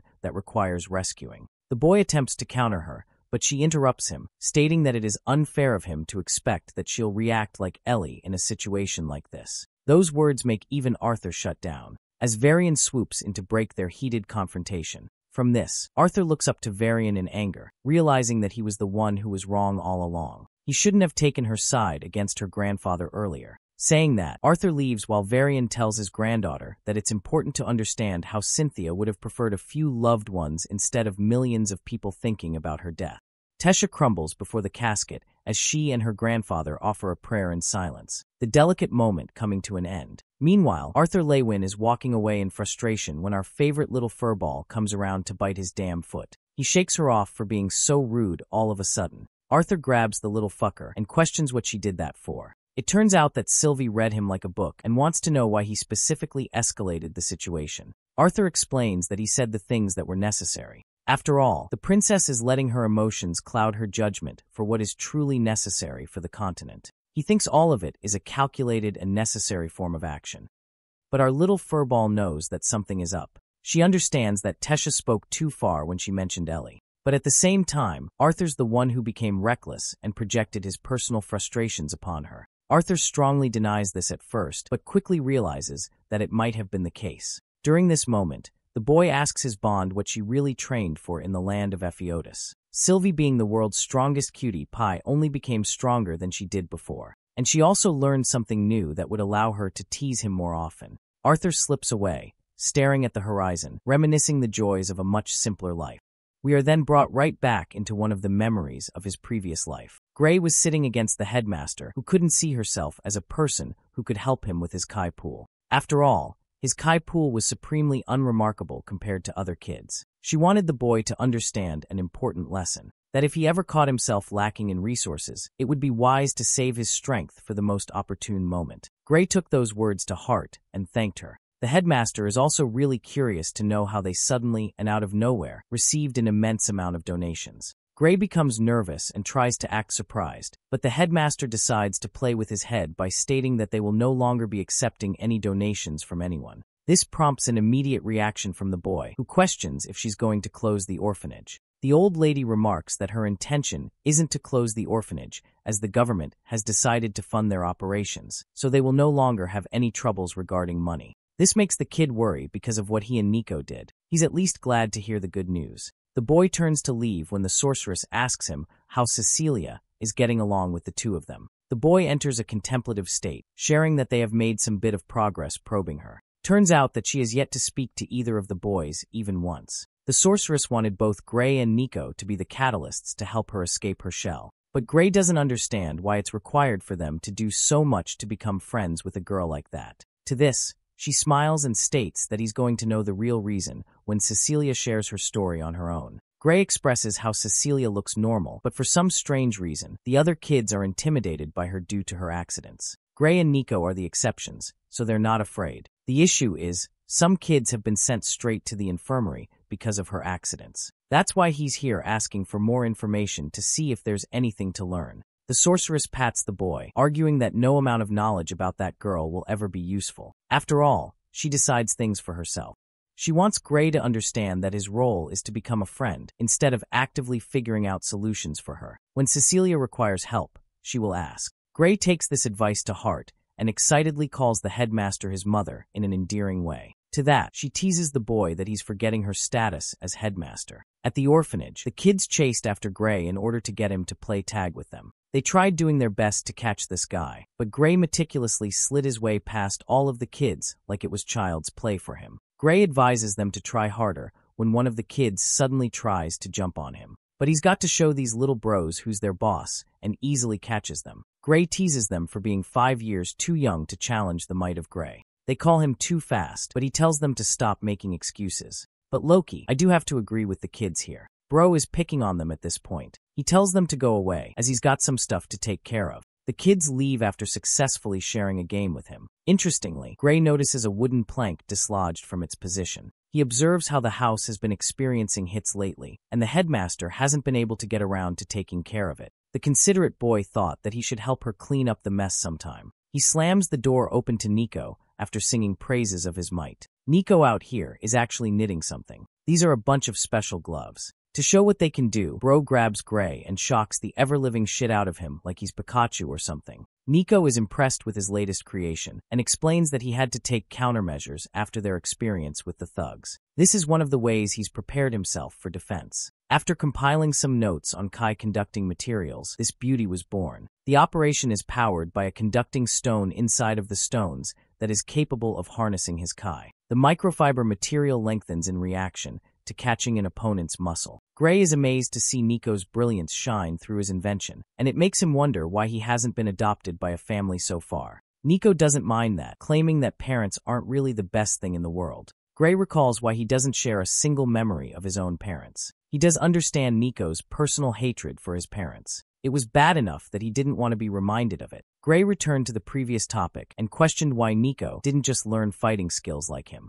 This question was met with a nod of disapproval, stating that Gray's talents don't come from learning how to fight. Also, he requires the use of equipment because he's not as skilled as a dude who is channeling fucking ultra instinct at his young age. He compares his own reflexes to be comparable to sloths and turtles. Because of that, Gray believes that even the gloves won't prove to be of much assistance in a situation like that. Nico confirms this and adds that microfibers are expensive on top of that. He did end up spending some of the money they collected from selling the stolen jewelry. Gray curiously asks how Nico managed to deliver the rest of the amount to the headmaster. Nico's glorious plan was to use a guy of his own to deliver the amount as a generous donation in exchange for a percentage. Gray is baffled to hear this, because now he's left wondering how much money actually went for the development of the orphanage. Nico struggles to form a response, claiming that he didn't have much of a choice. After all, the headmaster wouldn't just take the amount directly from them without attacking them with a mountain of questions. Gray pinches Nico to remind him to respect her name. Also, he wants to share the good news that he learned from the headmaster. The orphanage is now backed by the government, which makes Nico delighted with the thought of spending all his money on his inventions now. It invites a glaring look from Gray, which basically says, "No, the fuck you won't." Nico hands him some of the books he purchased for Gray as a gift with some of the money. It's enough to spare his life for the time being. Suddenly both of them feel rumbling. It's the work of Cecilia, and it's lasting for longer than it usually does. Nico recommends they check what's going down, which is a crazy idea to Gray, who emphasizes how dangerous it is to do that. The last person who tried couldn't even come near her, and that guy was an adult too. At the same time, Nico really feels bad about seeing her in pain and just waiting for her to pass out on her own. Gray instantly calls out the dude for having feelings for Cecilia, reducing him to a flustered mess. Nico denies the accusations like he's dodging a case, but also confesses that she's pretty. Anyway, the two of them try to make their way through the orphanage, stumbling in their steps. Upon arriving at her room, they see Randall standing there. But for some reason, the adults aren't intervening to help her. Gray quickly grabs Nico's gloves and dashes away to act on his own. He wears the gloves, understanding that Randall simply won't be able to get past Cecilia with this level of an intense outburst. So he unveils the place on his own, where he sees the girl emanating a pool of ki unlike anything else. She was an irregular among the Kai users. Even the best practitioners of Kai couldn't produce more than a gust of energy. But this girl was a monster with her disruptive waves of Kai. The only issue was that she couldn't control her powers. According to the headmaster, Kai outbursts only happened with emotional provocation. Some Kai users described this power as a gift, but Cecilia was a child, and it felt like a curse to her being. The boy did his best to call her out. But Cecilia was in so much pain that she couldn't stop crying. She begged him to stay away from her, as even the slightest gust was able to cut Gray's skin. Despite the dangers, he pummeled his way past the torrents, even though she warned him of the dangers. Gray extended his hand, requesting her to grab it. Cecilia reached out for his hand until they finally made contact, activating the special glove. The sparkling lightning canceled out Cecilia's episodic outburst as she fell to her bed, knocked unconscious. But even Gray couldn't manage to maintain his consciousness, as this tiny little glove robbed him of all his Kai. The boy fell right next to her, with Nico rushing inside to see them. Let's go back to Arthur's present day. He's out cold with cute little Sylvie, while his maids are requesting him to come out as he's going to be late for Varian's speech. Lance Baron decides to act with his powers and decides to wake up our boy with a nuclear fucking alarm. Bro literally destroys the damn door and reaches for Arthur, who quickly grabs the bolt of lightning to protect himself. Arthur's not exactly pleased to run into this dude again. The Lance is impressed that Arthur's also improved in his own way. The youngster accuses him of being treacherous and dishonorable to strike him while he is vulnerable. Baron only came here to tell him that he's going to be late for their speech, as the rest of the Lances are already sitting at the teleportation gate and waiting for him. Arthur reflects that it's inevitable for the two of them to share their differences because of what happened to Lucas. At the same time, Arthur understood something important when Baron told him that they were at war. It meant that both him and Baron were of utmost importance. Their roles were critical to decide the tide of the war, and their differences mattered very little in front of that. The rest of the maids apologize for their inconvenience, but they really want him to understand that he's getting late. The maids even assist and offer to wash him up if he's not in the mood. Our boy thinks that won't be necessary and chooses to decline the offer. They bring over the finest uniform that Alder especially made for Arthur for the speech. Aside from Arthur, the Human King is also getting dressed up and ready for the speech.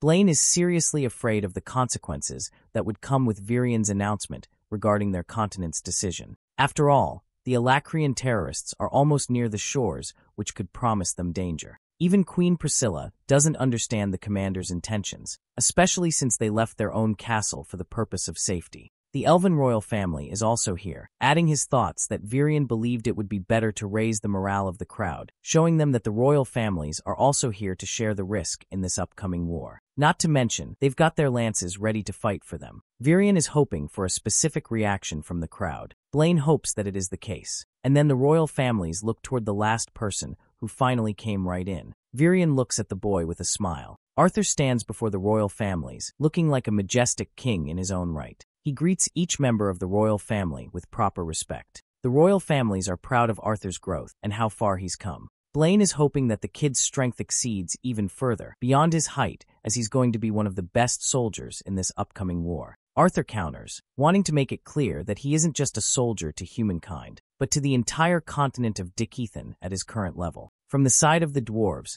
they have sent Radius as their representative and the new delegate. He's heard a lot about Arthur's greatness from Elijah's writings. Arthur quickly learns that Radius is the man who became Elijah's guardian from a young age. Arthur frowns, still upset that he failed to protect or help Elijah when he needed it most. He apologizes, but Radius grabs his understanding, comforting the child that he did his best. Arthur deems Elijah his best friend and recalls the precious memories they made. He promises to bring him back no matter what happens in the war to come. Radius thanks him for the promise, and Virion calls forth the attention of the lances. He instructs them to wait for the gatekeeper's signal until they're ready to walk through. Arthur speaks to Sylvie and thinks that it would be great to spend some time with Radius and learn more about Elijah. He's really curious to know how the kid ended up being raised in the kingdom of dwarves in the first place. Seeing this, the remaining lance, Aya, decides to make herself known to Arthur, stating that they've met once before. Now the funny thing is, she extends her hand, I'm assuming for him to pay respect.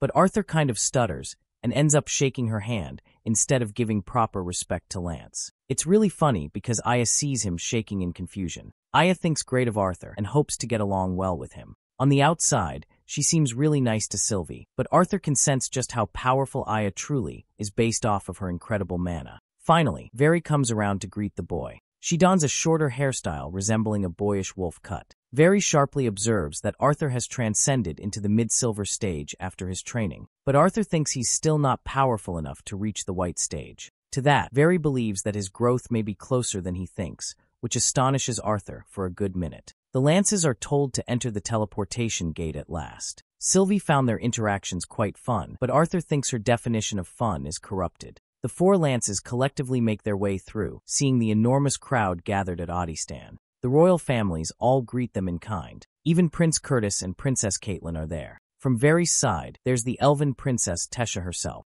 The people cheer in extreme celebration, while Arthur feels reminiscent of what he felt in his previous life. The Maidrosa refers to the lances as generals and signals them to prepare for Veri's call. Veri's speech begins as the crowd goes silent. He wants the people to understand that all leaders are fighting in unison in this war. The same leaders who were responsible for protecting the continent for many decades. At the same time, he wants to pay special mention to their finest and most extraordinary generals in the upcoming war, the Lance of the continent of Dicethan. The three of them appear before the crowd, who cheer their name and give them proper respect. Varyen chooses to halt their cheer for a moment. He makes it clear that they're at a very fragile state of incoming war. Some of the lances are clearly absent, but that's not a mistake. They're currently busy risking their lives on the battlefield. The continent promised its people that hate lance titles won't be limited to one's birth or status. It can only be earned through immense hard work. And that is why a new hero is being announced to join the lances among their ranks.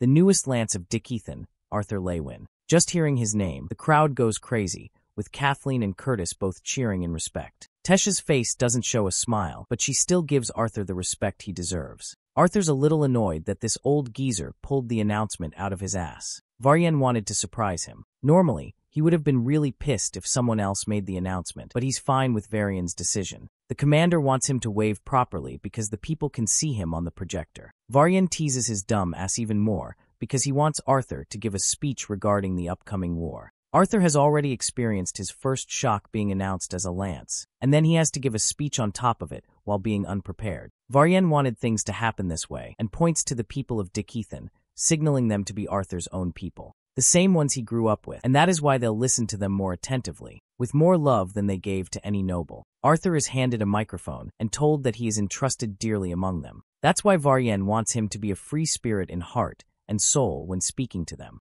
The boy's family is also here to excitedly cheer for him. Arthur gazes at the beauty of Dicethan's people, Varian's words streaming his thoughts. Finally, Arthur uses the device to speak to the people of the continent, thanking them all for appearing here today. He wants them to understand that he's well versed on the history of the continent and its economy. Of the books he read, none ever explained what it meant to become a loyal citizen. Many speculate that citizens are bound by the love of their homeland, and one author he read argued that there's an effect that starts with the leaders and goes all the way down to the families feeding their loved ones. That flow of security, according to this author, is responsible for the natural loyalty of the country. But Arthur wanted to make these words clear exactly because he disagrees with the author's claims. After all, according to him, loyalty isn't a correctly calculated decision made by the citizens of the people. It cannot be enforced by the nation's rulers or be decided or judged by birth. Loyalty is born straight out of one's choice. It is chosen and nourished by the support of friends and other relationships alike. It is guarded by the promise to protect each loved one and to evolve together. Arthur believes that it's arrogant to even define loyalty or to box it into a definition. After all, the people of the continent show loyalty in their own hearts and different ways. But among those differences, one thing is certain. It is that loyalty is easy to manage when life is easy. It's easy to support the king you serve and the families people lead when the land is as prosperous as ever. It's truly easy to celebrate an army's victory, to show them support when times are easy. But this war, Arthur notes, will not be easy. It will be brutal, and he wants the people to know that their loyalty to the continent of Dickython will be tested from here on. They're going to face the choice of death, facing it together with the people, or the choice of living amongst enemies. Arthur wants everyone to know that he stands up here because he's already made up his choice. And it isn't dictated by his title as a lance. His loyalty wasn't bought or provided to him. His loyalty extends to this continent and the people living in it. His loyalty was molded by the childhood he shared with the people, and then his life as an adventurer, a student,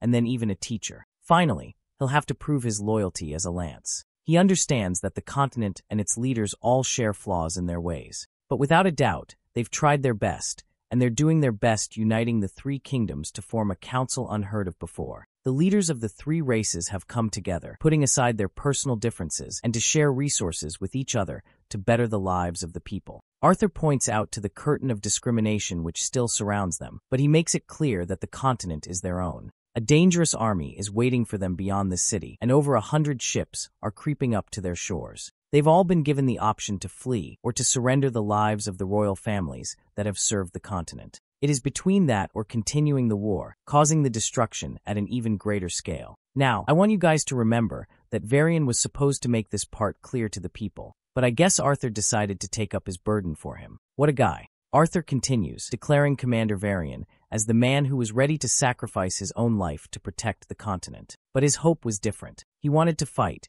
and to risk death for the kind of life he had treasured in Dickython, instead of relying on the promise of their enemies which they may toss aside. However, Arthur refuses to make that choice for the rest of the continent. He just wants every single one of the citizens to understand that the people up here, the royal families, and the lances will fight until their dying moments in order to protect the continent from the invasion of their enemies. Arthur's speech is met with a bunch of reactions, but the most prominent one is the roar of the Dickython continent. Instead of lashing out against their leaders, they want to show their support to them. At this moment, Sylvie decides to manifest herself as the beautiful black dragon, roaring alongside the people. Arthur is glad to see her, while the people continue to cheer for the Dickython continent as he walks away. Sylvie wants to know how she performed, which is really funny because all this furball did was roar at the end, leaving the difficult parts to Arthur. Curtis and Kathleen come to meet him, remarking how brilliant his speech was. They'd already heard that Sylvie was a dragon at school, but they're even more happy to see him back.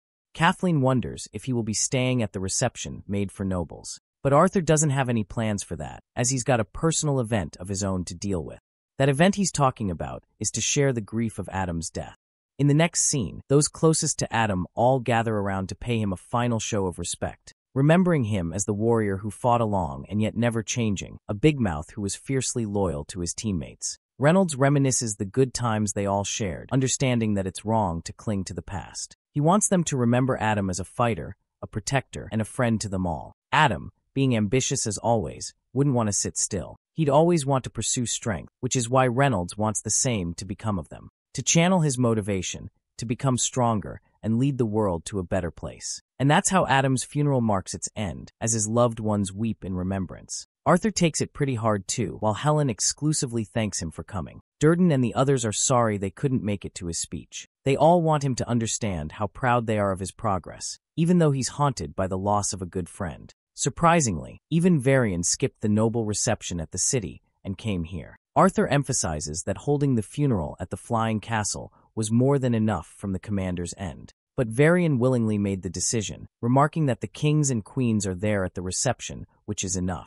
Apparently, Varian wants to talk to Arthur about yet another urgent matter. He hands Arthur Aaliyah's artifact, the same one that all lances possess. Varian confirms, stating that if he bonds it with his blood, it will trigger the boy's growth, pushing his body right into the white stage. While it's true that Arthur isn't an elf, Varian seriously wants him to serve under the Elven Kingdom. Arthur wants him to know that he would still fight for his sake and the rest of Dicothan, even if he didn't receive such a special artifact. Additionally, he declines this offer, stating that he does not want any help penetrating into the white stage. After all, Arthur intends to do that on his own. Alder interrupts their conversation and agrees with the decision. Arthur realizes that this dude was hiding in the shadows. The Azura argues that the artifact will indeed grant the boy immense strength, but it severely limits the person's ability to grow stronger. He thinks it's a good choice for a lesser being to use it in times of absolute need. But for the critical warrior Arthur Lywin, things are different. Inside, he has Sylvie's dragon blood, as well as his brimming talent coursing through him. Not to mention the incredibly powerful will of Sylvia herself, which may seem like a disadvantage at present, but it will prove to become a massive strength in the future if his survival is guaranteed. The boy hopes that such a future comes true soon. Varian asks Arthur if he's truly prepared for the war. To that, surprisingly, Arthur says no despite all of his training. And yet despite all of that, he is fully prepared to fight for his loved ones against the very Traitor clan. Reynolds and his wife Alice are ready to head to the war. Ellie is most devastated by this, while Arthur feels disappointed. There's a saying that death only makes itself appear when it has taken away someone we truly love. And in this case, Arthur is really worried about his family, to the point he doesn't want them to go. Alice grabs his hand and comforts him one last time before entering the dangerous battlefield. Arthur's hand shivers in fear. He completes his thoughts, believing that death should always serve as a reminder for people so that they can protect those closest to them. Back in his room that very night, he feels the most hurt. Sylvie comes to talk some sense into him. After all, he did just argue with his family right before they left. But Arthur, he's dejected and thinks that each time he makes some progress, something happens and pulls him back. He seriously doesn't get why his family isn't willing to take his advice, especially when he only said things that were true. Sylvie points out that Arthur advised them to hide for the most part, which is the truth. Arthur is extremely concerned about the safety of his family in the war, but he's just happy to note that Ellie doesn't have a part to play in this. At the same time, he despises the fact that they're recklessly putting their lives on the line. Sylvie becomes his vessel of thoughts and understands what he's saying. Arthur is really worried that his parents aren't taking his words because they no longer think of him as their son. Sylvie reminds him that they're trying to do their best regardless of the situation at hand. Also, surprisingly, Sylvie also possesses the knowledge of Arthur's previous life, so he has to ask how she knew. Turns out that she's always been privy to his thoughts ever since the day she came into existence. This is a massive secret that makes Arthur flustered. This little thing has been stalking his mind for ages and never told him. Personally, she's discovered a way to keep her own thoughts hidden, but the same doesn't go for Arthur. The boy realizes what this means, and his little bond confirms that she's also been listening to his emotional wreckage regarding Tesha as of late. Sylvie wants him to understand that they'll be heading to war soon. She learned from Indrath that she's still too weak to reach the heights of an Azura, yet she's strong because of the bloodline. She promises to fight alongside Arthur, but that doesn't mean she'll be unstoppable or undefeatable. She thinks the only way out of this war is to rely on each other's strengths. The only reason she has revealed this information is because she too has found out some dark truths recently. Sylvie frowns, claiming that he's the only person she can trust with her life. Arthur pets the tiny marshmallow and understands how she feels, since he's also raised her from day one. He's more than happy to let her confide in him. Arthur internalizes how this is the first instance ever where Sylvie expressed fear over her life, but he's really curious how she got intelligent all of a sudden. She's improved exponentially ever since their training cycle. It's because of her fast learning and adaptability that helped her grow quickly in a short time. Sylvie latches onto Arthur in a way that makes me want to eat her because she's so cute. She's concerned about Arthur, and he knows that. He fears that winsome words regarding the enemy ships are filled with mages who have Azura blood coursing through their veins, and that naturally means trouble for the rest. Their conversation is interrupted by Alder, who came here out of the blue.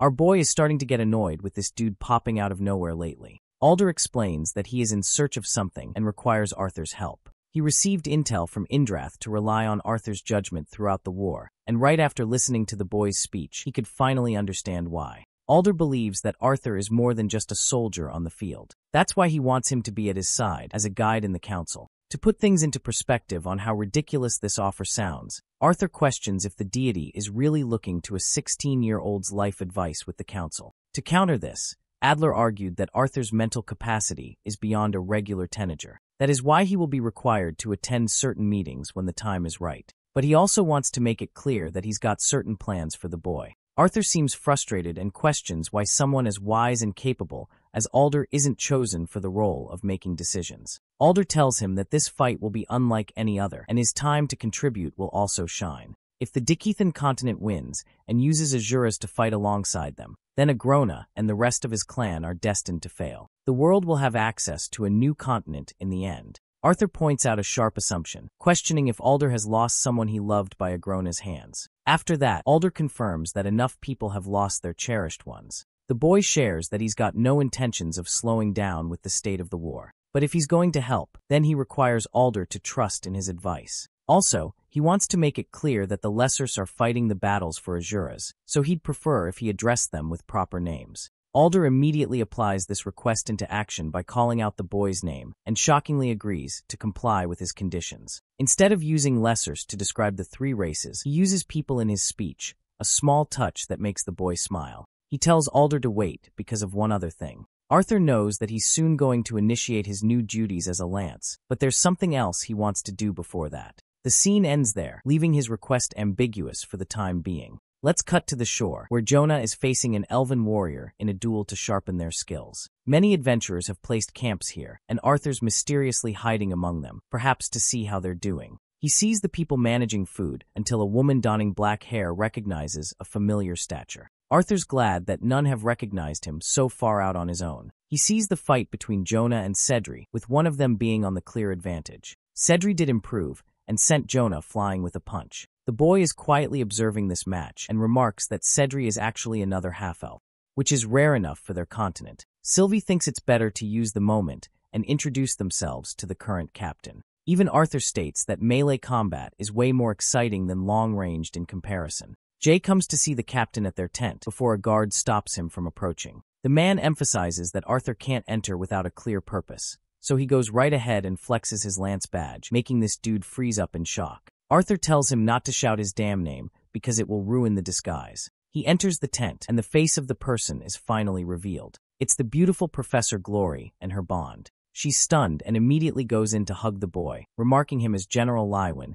and paying him the respect he deserves. Arthur insists that she call him Arthur, so she asks to be called Venezi in return for it. He's looking for a report on the current situation, so Venezi lays out a map, explaining that her division is working her way through on the smaller side. She's got about 20 skilled conjurers and 10 augmenters among her group. The rest of the soldiers are all capable mage and non-mage soldiers who have come together for the fight. An otter in his division will soon pair up with them from Mabon City. Arthur shares his thoughts, suspecting that the ships won't come this far out. Venezi already heard about Arthur's major plan against Alacrian soldiers at the coast, but she wonders if it's going to help. Arthur is hoping that it's going to at least get some of the ships out of the way. Venezi even offers him some alcohol, but the boy reminds her that he's a minor. Venezi argues that he's old enough to do anything if he's in a war like this. So this dude goes crazy and drinks way too much, to the point even Sylvie wonders if it's a good idea to be sloppy before the battle. Apparently Varian instructed Venezi to use Arthur as a beacon of motivation for the soldiers. But regarding that speech of his, Arthur doesn't want to make his identity known until Captain Otter's arrival. Sylvie is really worried that he's acting careless and smug in a situation where the very continent's fate rests on his shoulders.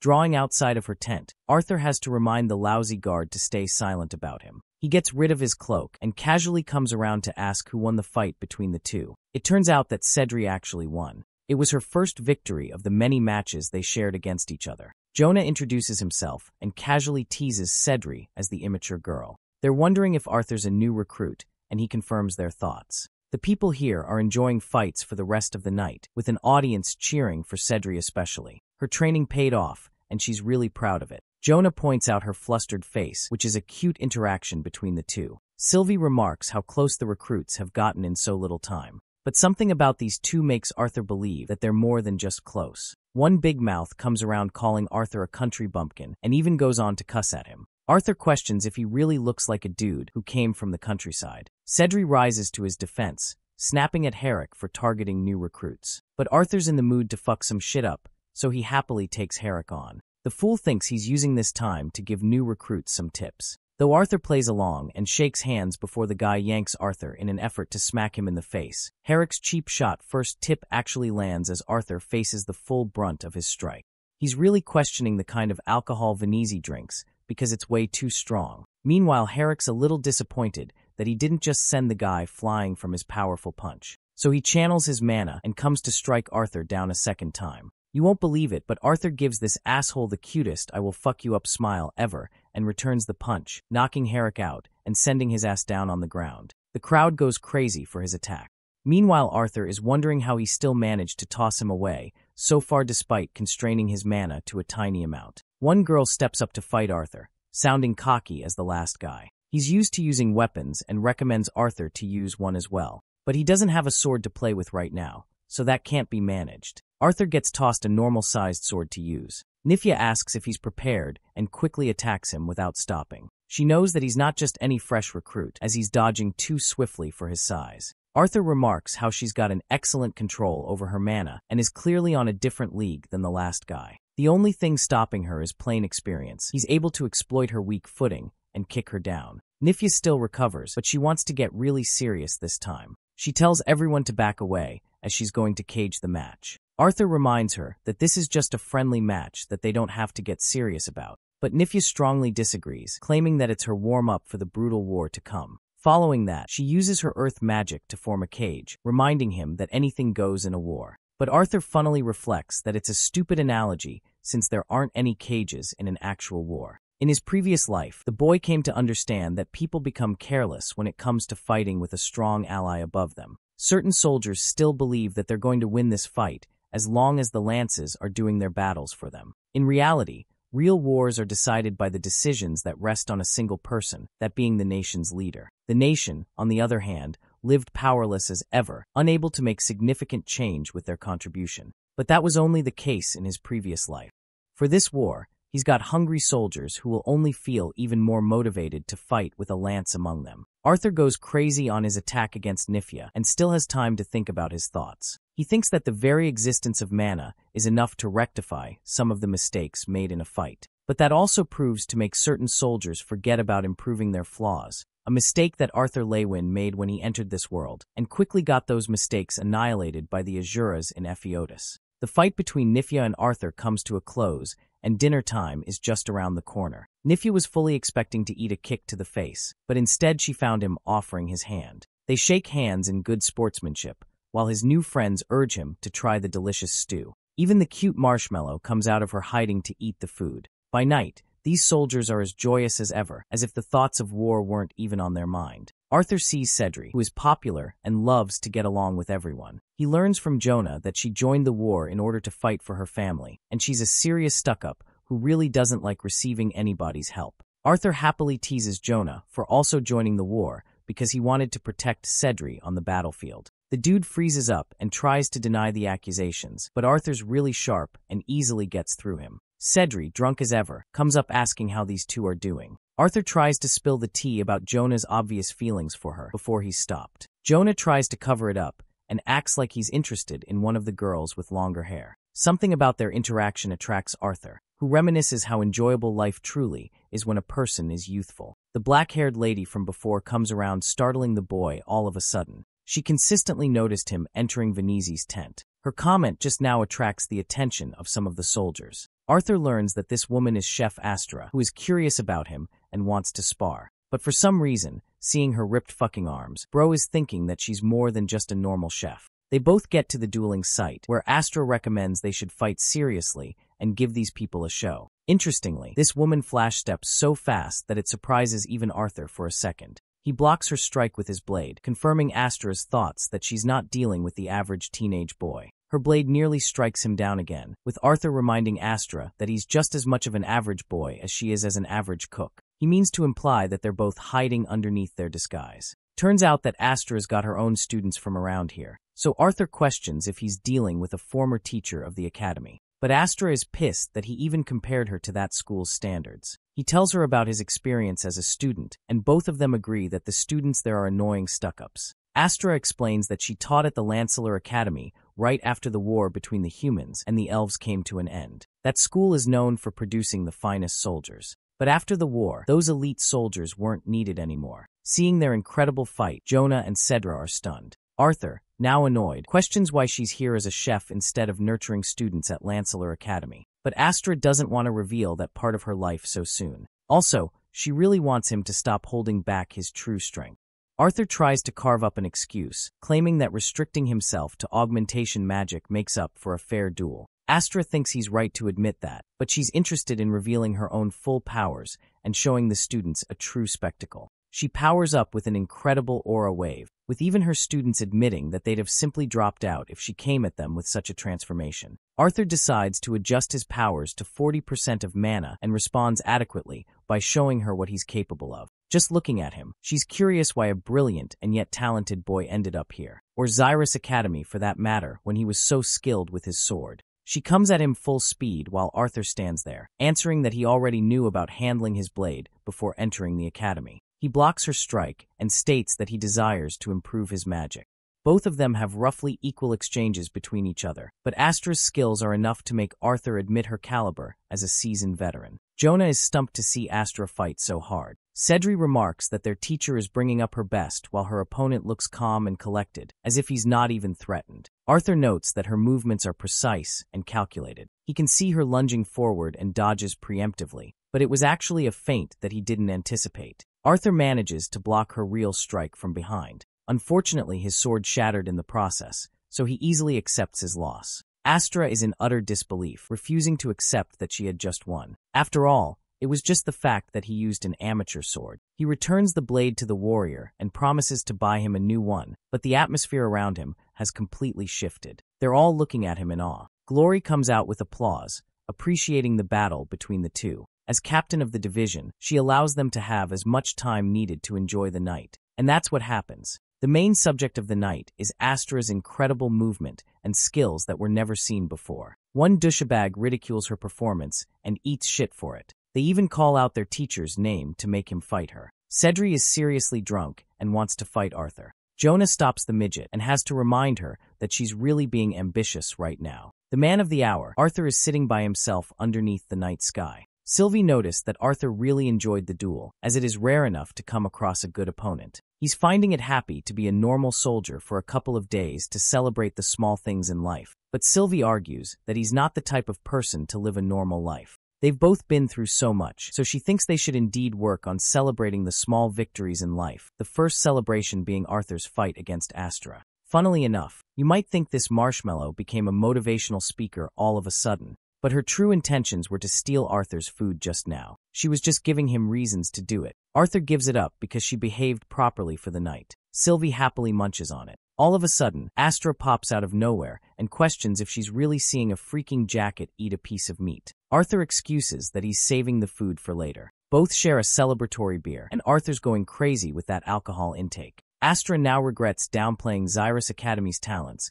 because of how well Arthur performed in their duel. Their sweet moment is fucking annihilated when Venezzi's stupid guard comes out calling Arthur a general. Dude is looking at him with the most annoyed glare ever. Turns out that Captain Otter has just arrived, but for some strange reason, the captain is missing. Arthur gets up while Astra is questioning what she just heard. Arthur calmly points out that he's got a story of his own, one he's willing to share another time with some more alcohol. Come to think of it, didn't this guy just smuff his way throughout his duels? What a guy. Arthur travels with the guard, learning that she's nowhere to be found. Interestingly, he locates her instantly atop the cliff.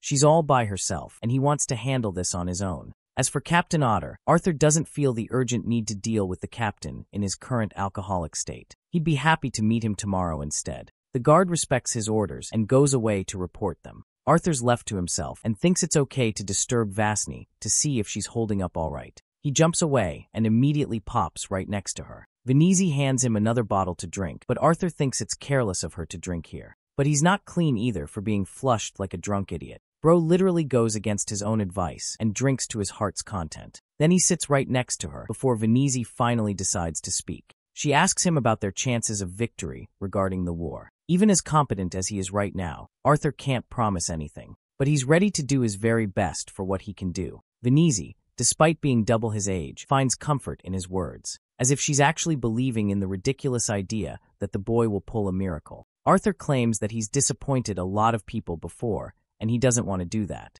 She realizes that he still blames himself for the incident at Xyrus Academy. The place was going up in flames as he pummeled his way through with his dragon. He's curious what became of the academy after the incident. When Tesha doesn't tell him much, neither of the heirs do. It's as if they're refusing to accept the academy's state. Venezi expresses that they can't change the past as it would only make him sad. But Arthur's serious, and he's dying to know the truth at this moment. He was making excuses to avoid the touchy subject throughout this time. But Venezi's fickle eyes tell you everything about her dreadful state. He remembers seeing many parents grieving the losses of their loved ones. Duradrio was the first among the disciplinary committee to suffer an agonizing death. While Theodore wasn't killed at the time of his fight against Dranove, he still didn't survive regardless of the healers. Arthur's face turns to utter shock and sadness. He wants to know what became of Ferreth and Claire, almost hesitating to ask if either of them survived. Just Venezi talks. First, Venezi talks about Ferdy, who did survive safely. She also learned that Claire is alive, but in what state? No one knows because of her secretive family. Arthur's glad to hear at least that, but Venezi seems upset. Turns out that Kai was working under the cultists, which meant he served the Vritra clan. He totally disappeared along with Elijah. Now this news is the real deal. It really stuns Arthur. 5 traitors from the academy were captured while 30 escaped. The boy can't stomach what he just heard. Finally, this knowledge has offered him a second chance to reflect. He's forgotten about much of the memories of his past life, and it's true that his past self is slowly withering away. It is now helping him become a person of this world rather than his last. But it is true that in this very sensitive and fragile moment, Arthur is hoping to embody the values of his previous self. The man who was as cold and calculating, the one who suppressed his emotions and did not show weakness of any kind. From the encounters he's had today and the people he has known throughout his life, the boy sorrowfully wonders how many of them will be lost in the upcoming battles. Venezi tells him that he made a difference, even if he didn't save every life that was lost that day. While she taught at Xyrus Academy for a bunch of years, she understands that the people of Xyrus are strong and will continue to grow their resolve.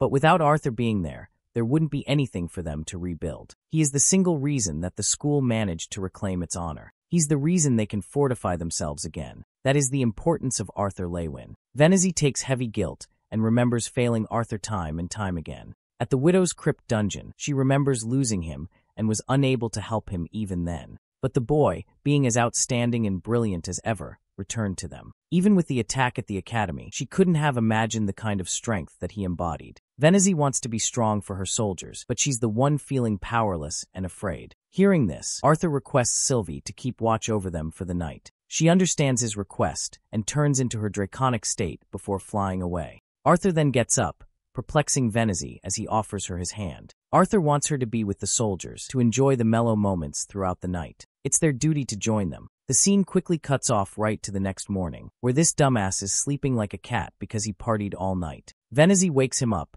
and doesn't return his blanket even when he uses the authority of a general. She reminds this fool that he rushed their meeting to the next morning, so he'll be dealing with this mess. Bro is handed with so many documents to review and finish before the meeting. Sylvie startles the hell out of him by popping her head out from his tent. Arthur remembers being carried by her when he fell asleep like a drunk madman. Regarding her report regarding the enemy ships, Sylvie couldn't find anything noteworthy. She wanted to try and explore deeper, but it would have risked her presence. She also really despises the smell coming from this man, as he reeks of alcohol. Arthur shortly prepares himself for the meeting. He spots both Cedra and Jonah being lunatics who freeze before his presence. Venezi is just mentioning his name when he arrives. Arthur is introduced to Captain Jarnus Otter, a serious-looking man who speaks very formally and shakes the boy's hand. Otter suggests both divisions get acquainted with one another. Even she thinks it's a good idea and asks Arthur input regarding a way to divide their forces before the attack. To this, Otter disagrees. He believes it'd be better to form a collective attack from the coast instead of dividing forces. Venezi speaks for Arthur, claiming that he's the one who has been entrusted in the final say. Otter acts arrogant and thinks the Lance shouldn't intervene with the decisions of the captains who know their divisions more than him. Sylvie is really pissed about this dude's slimeball attitude. Arthur thinks that he's got nothing more to say and tries to leave. When Venezi asks if he's got some opinion, Arthur calls out the idea as a foolish one for combining forces in one point. Otter roars at him, questioning what better form of attack would be recommended instead of attacking directly from the ocean. His damning attitude invites a serious tone from Arthur, who reminds him clearly that he's the one sent here to govern their decisions. He warns Otter not to disregard his opinion, as if it means nothing. That alone shut this bastard for good. Arthur mentions that he doesn't have a major role to play in making the decisions of the captains. He's going to leave that part to them. Suddenly Arthur and Sylvie hear something so concerning that they draw outside. The people of the camps are drawn to despair, and as they spot a sliced arm fall out of nowhere and splat onto the ground. Understanding that the war has begun, Arthur roars at his soldiers to advance forward for battle. He wants Otter's input regarding his division, which was supposed to keep watch on the cliff. He tries running away when Arthur stops him, stating that the captain will be foolish to go up against an army all alone. Otter can't stand seeing his soldiers die on their own, but Arthur believes that he should pay attention to the more important battle here, fighting alongside Venezzi's side and assisting the best he can. Her troops are organized into a position to fight. Thankfully, this airhead takes Arthur's orders and joins Venezzi. Even he knows that there's no point in playing the hero with the kind of situation they're in. Instead of forming one large group, Venezzi intelligently split her group into different units. Each unit was composed of its own strategic formation. Augmenters walked along the flanks, guarding the line of conjurers and archers as their role. The foot soldiers were standing at the front lines, ready to make the most out of the attack. The head of each unit, or the leader, is positioned just under the foot soldiers, giving their orders and protecting the conjurers the best they can. It's clear to Arthur that this just can't be an attack from a mana-beast. It's possible that some other group is operating, but Arthur senses that something is seriously wrong. He sees Astra and wonders if she'll be okay on her own at their base. Astra is one of the best augmenters, so Arthur leaves everything in her hands. Before his departure, she wants him to be careful, an advice that Arthur returns for her as well. He tells Sylvie to get ready and give a quick understanding of the situation as he needs information quickly. Sylvie does that and takes it to the skies. The soldiers view the dragon hovering above them, staring at the beautiful creature in joy. Sylvie reaches the top and wants to remind Arthur one last time that she's extremely limited in what she can do in the fight. Arthur understands what she means, and it relates to the Treaty of the Azuras not to intervene in the war. While that's one thing, there's another awakening process that Indrath made her endure. Unfortunately, until she can awaken her ether powers fully, she'll be limited in her strength and apologizes for not saying sooner. Arthur doesn't mind it and understands that Sylvie tried her best. As for what's happening at the cliff, Arthur is horrified to see soldiers getting their heads popped off. He could never have assumed that this would happen, and that was his critical error. Below him was a sea of blood as monsters annihilated Otter's division. Sylvie can't comprehend why the enemy forces were able to make it on top of the cliff without any of them noticing. After all, not even their ships were visible. Arthur commands her to soar higher and instructs her to follow the trail of the Alacrians to see the root cause. Arthur intends to join this fight, which can be hardly called a fight as humanity's forces are getting ripped to shreds. Sylvie is afraid that he'll get hurt and she won't be able to help him. But Arthur thinks he's got a terrible feeling about this battle and understands that unless he contributes, they will lose here. Arthur believes this war is more than just a one-on-one battle. He wants Sylvie to hang tight and see where the Alacrians are coming from. He leaps away, but Sylvie is planning to come to his rescue the moment she senses danger. Arthur descends as both execute their mission. On Venezzi's side, she's leading her men to join Otter's Deviasan and strike from the front lines. As for herself, she senses a figure leaping up from behind and immediately draws her blades. Thankfully, it's just Arthur, who scared the shit out of her after he flew off. He tells Venezzi about his change of plans and that he will join them in this battle. Arthur continually felt worse about their situation because for some reason, he anticipated their enemies to be no different from the Vritra clan, nothing more than monsters. But from up close, he can see that these soldiers are no different from the ones in their own army. The only thing unique about them was that they boasted quick spellcasting and wore a different outfit. Arthur takes his first battle and senses that he's dealing with a silver core augmenter. He goes quick on the offensive and slashes his opponent's abdomen, but for some reason, his blade doesn't penetrate. It's because his body casted a shield that protected his armor. The man responsible for casting this shield isn't a Lacrian soldier from afar. Arthur is stunned to see someone manipulate a barrier like that. He finds the current mage troublesome to fight against, so he quickly switches targets to the one who is casting the barriers. His opponent follows up from behind with a prepared attack of their own, but Arthur easily catches him with an earth spell. He's rather surprised to find that the soldier didn't augment or enhance his body. While this guy fights like a seasoned augmenter, he doesn't really have any reinforcement to protect his body.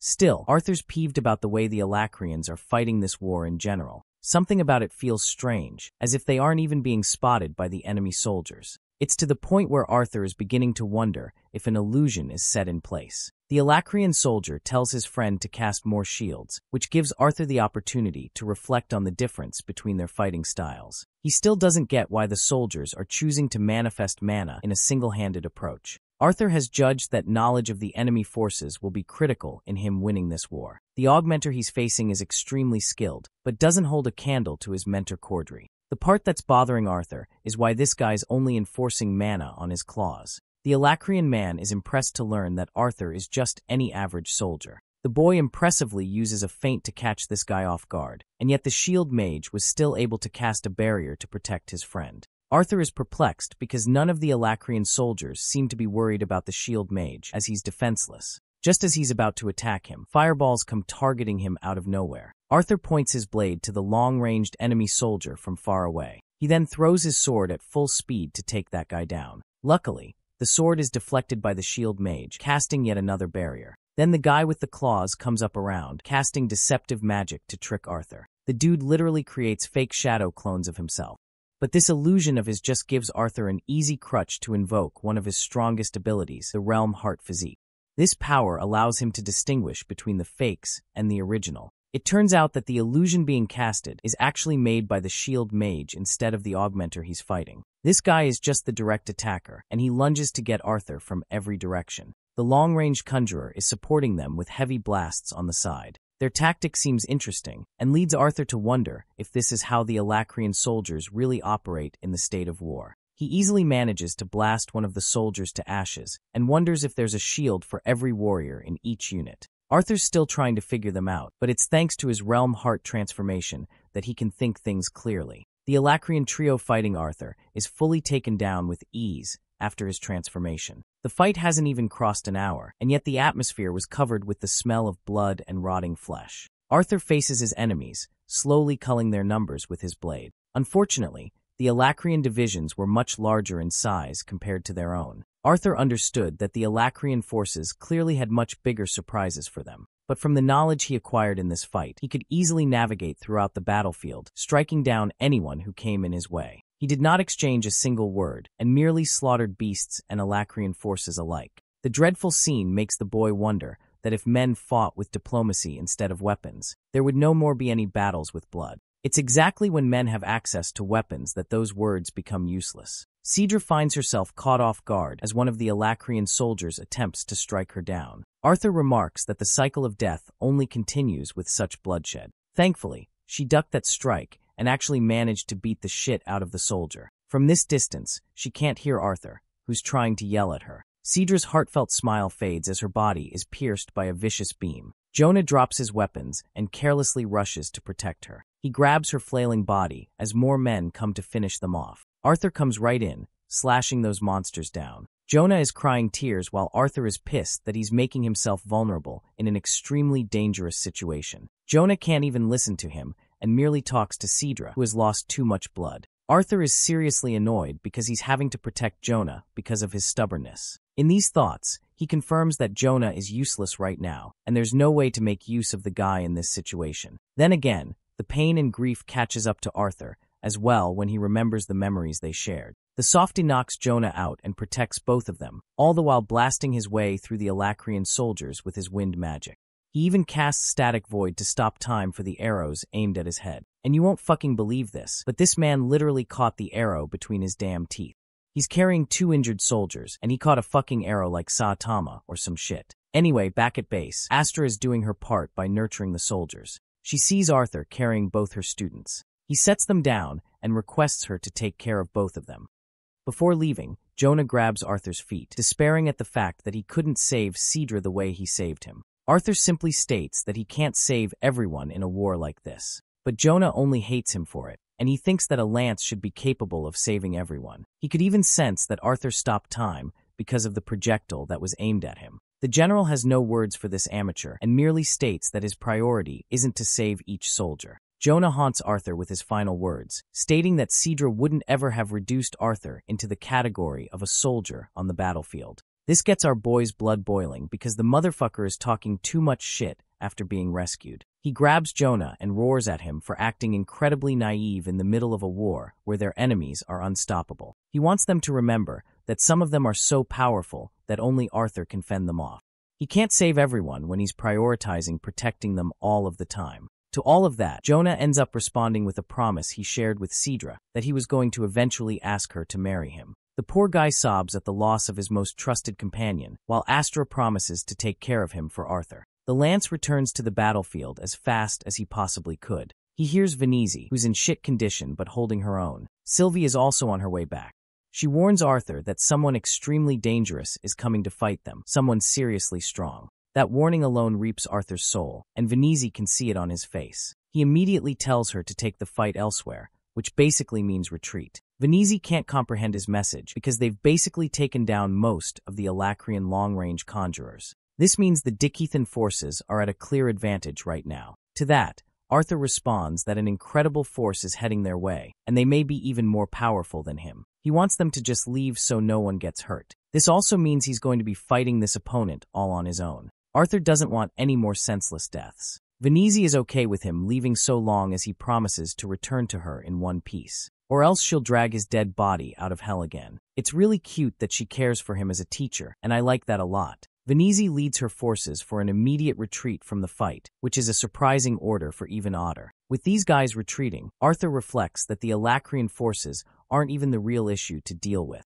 Both divisions CNA handle those guys and stand their ground. But for Arthur, he's bolting his way through the forest, leaping from every branch, afraid that Sylvie isn't responding to him anymore. Arthur wonders if she's willingly ignoring her. A voice creeps up on him, rendering him in a state of shock. This voice triggers fear in him, to the point he activates the Realm Heart physique right off the bat. His senses get sharper, as he can now manage to see this figure disappearing from many places. The voice is so fast and merely toys with Arthur, showing him the difference between their powers. Finally, the enemy's hand reaches out to grab Arthur, successfully restraining his arm. This cunning woman is someone you don't want to end up in your dreams. She's got Arthur in a pinch and gets the better of him until he's forced to use his ice magic to free himself.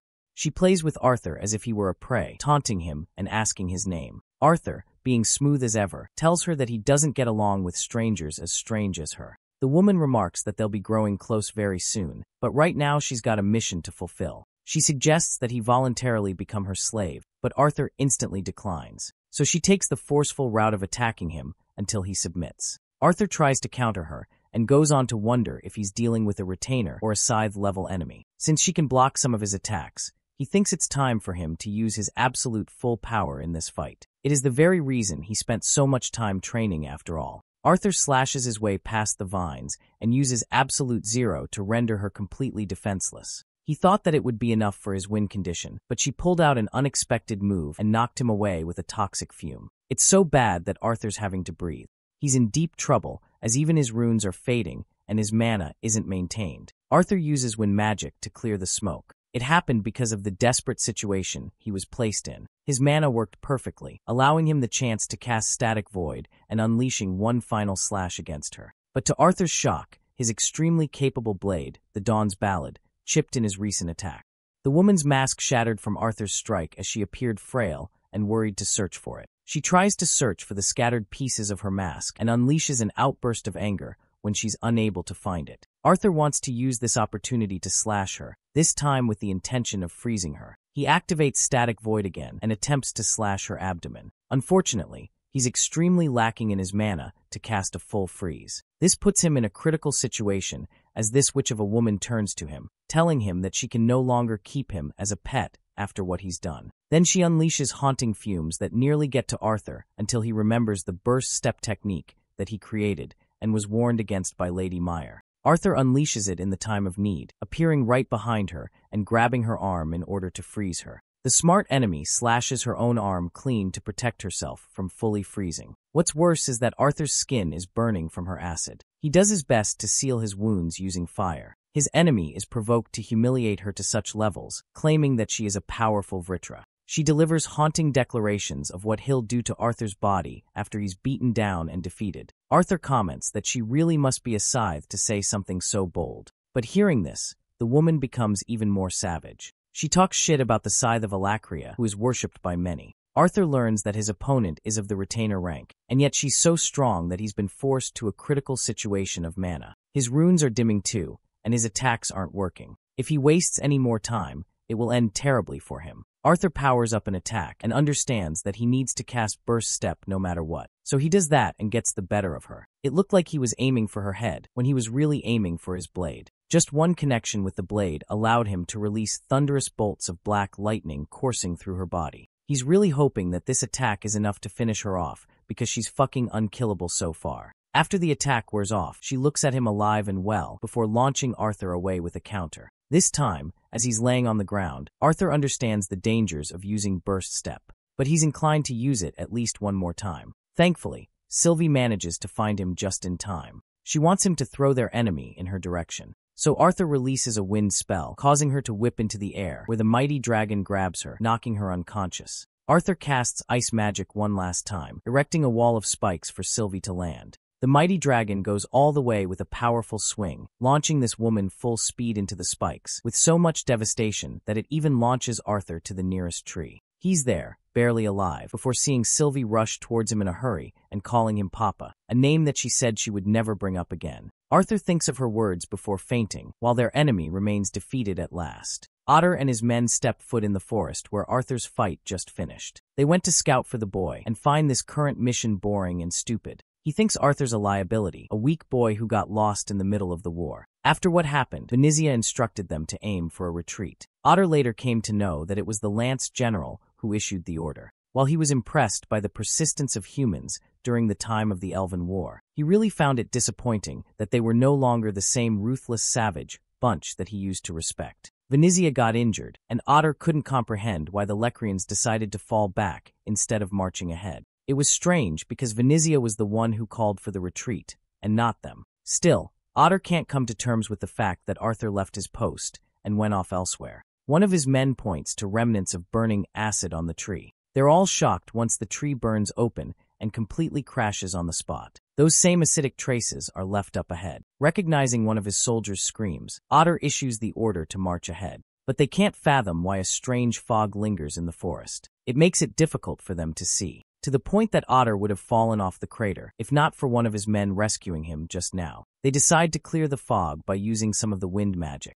Then, inside the giant crater, remnants of the fight are made clear. A brutal witch rests defeated on top of an ice spike. They can't even comprehend the horrors taking place before their eyes. Ulrich, the soldier who went up ahead first, carelessly ventured inside and lost his limbs as a consequence. Otter sees the unconscious Arthur resting right next to his dragon. The captain is beginning to realize that the boy must have dealt with the nightmarish foe, and even wonders if Lance is dead. The selfish bastard is thinking about the rewards he'll receive for retrieving the monster's corpse. He issues an order to retrieve Arthur's body, so one of the soldiers quickly dashes in, safely maneuvering against the crater. Things seem to be looking great for a while, until that persistent fucking which uses one of her acidic vines to slice off the guy's leg clean. His basketball career is ruined. Her vines drag the soldier, painfully sinking him deep into the acidic pool just underneath her. We see an agonizing bloodbath as the man's body is reduced to stinging burns of red. Ulrich advises them to stay clear of the monster's corpse, as even Arthur told him to stay away from it. Otter is perplexed and questions what the hell is happening because the monster is still alive.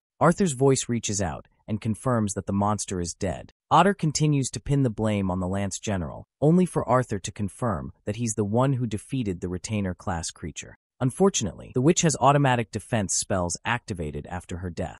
That's why her body is still functioning without consciousness. Otter takes offense to the report and accuses the Lance for not warning them beforehand. Our sassy king replies that he couldn't exactly put up a warning board in his condition, especially since he's having trouble sitting still. Otter continues to suspect Arthur, going as far as to state that he'll bring him back to the council for a proper interrogation. But Arthur has different plans and intends to return when he feels like it.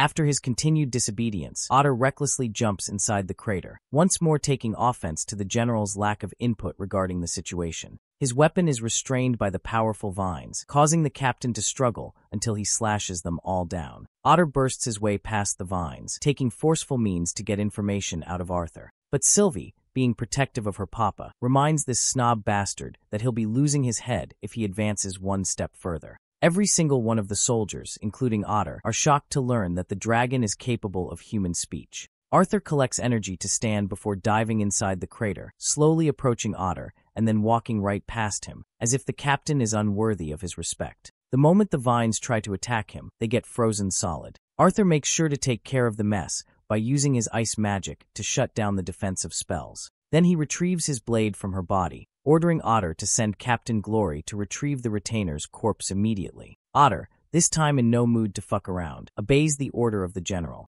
Arthur flies off, still injured as ever, but unwilling to rest. The perspective shifts back to Gray, Arthur's previous life. The three orphans were shocked to one day learn the news that they were able to secure their spot. Gray was surprised. Nico was chilling while Cecilia was crying. The headmaster was really proud to learn that the kids made it. Both Gray and Nico fought over her embrace, while Cecilia was pulled in as the family embraced each other in joy. Gray still felt bad going to school and offered to take care of the headmaster's orphanage alongside her, but his caring and sensitive ass gets flicked in the head for being naive. The headmaster wanted him to attend the academy no matter what happened. She was frustrated that he even entertained the idea of staying at the orphanage. Gray pins the troublemaker accusations on Nico, while Cecilia, the usually sad and quiet girl, couldn't help but let out a hearty laugh.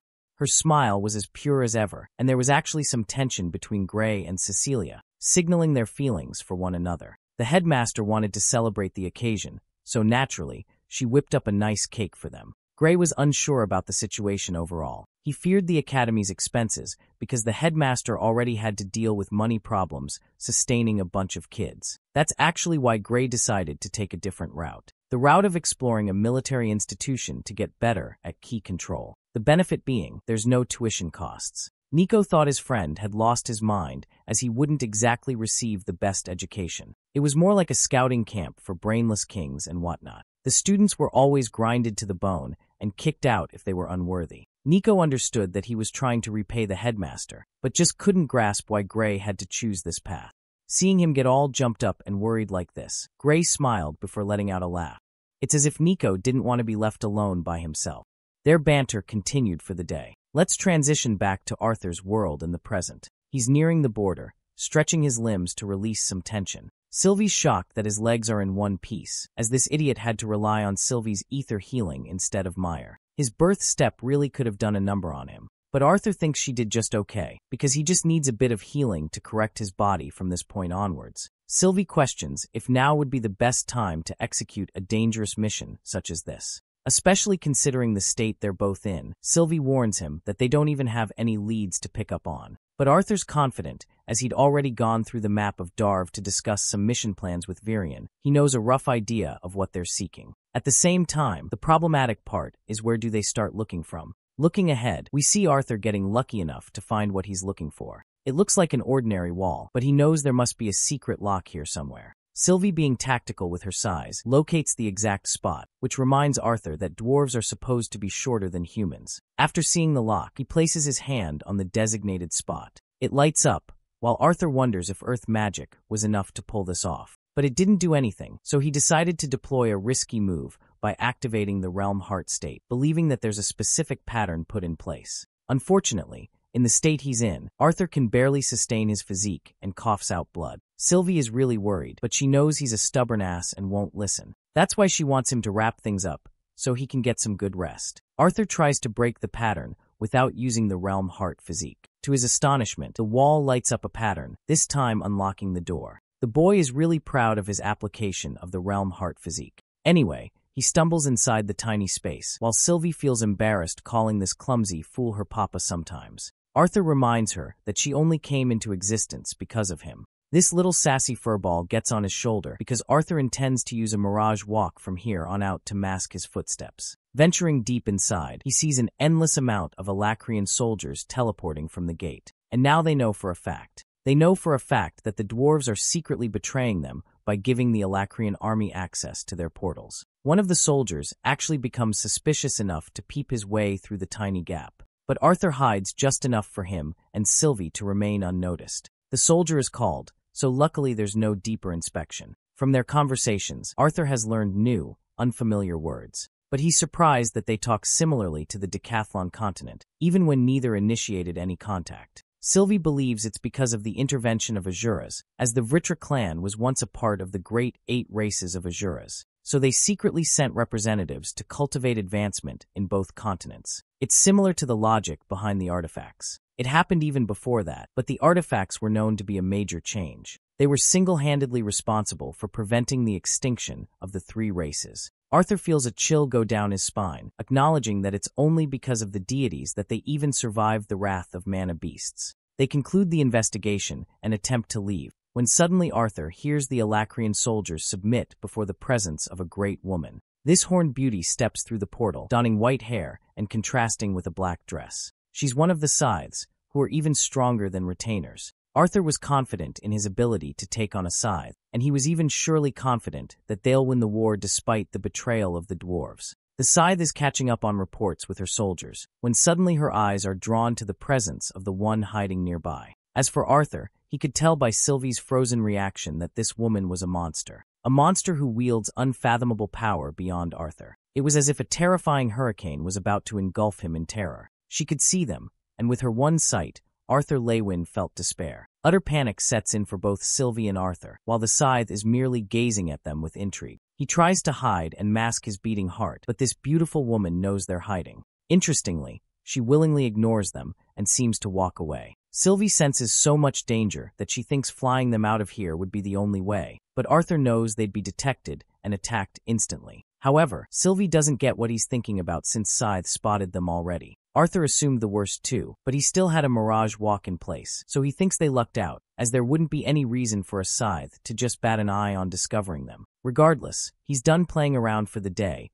and walks out of the dungeon in his state. Sylvie knows he's in terrible condition and can't even walk properly, but Arthur is willing to risk walking without detection for as long as possible, even until he runs out of mana. Let's go and see what's up with Ellie at the flying castle. She learns from Otter that the soldiers have been taken care of, so she should wait in the teleportation room for the medics to do their work.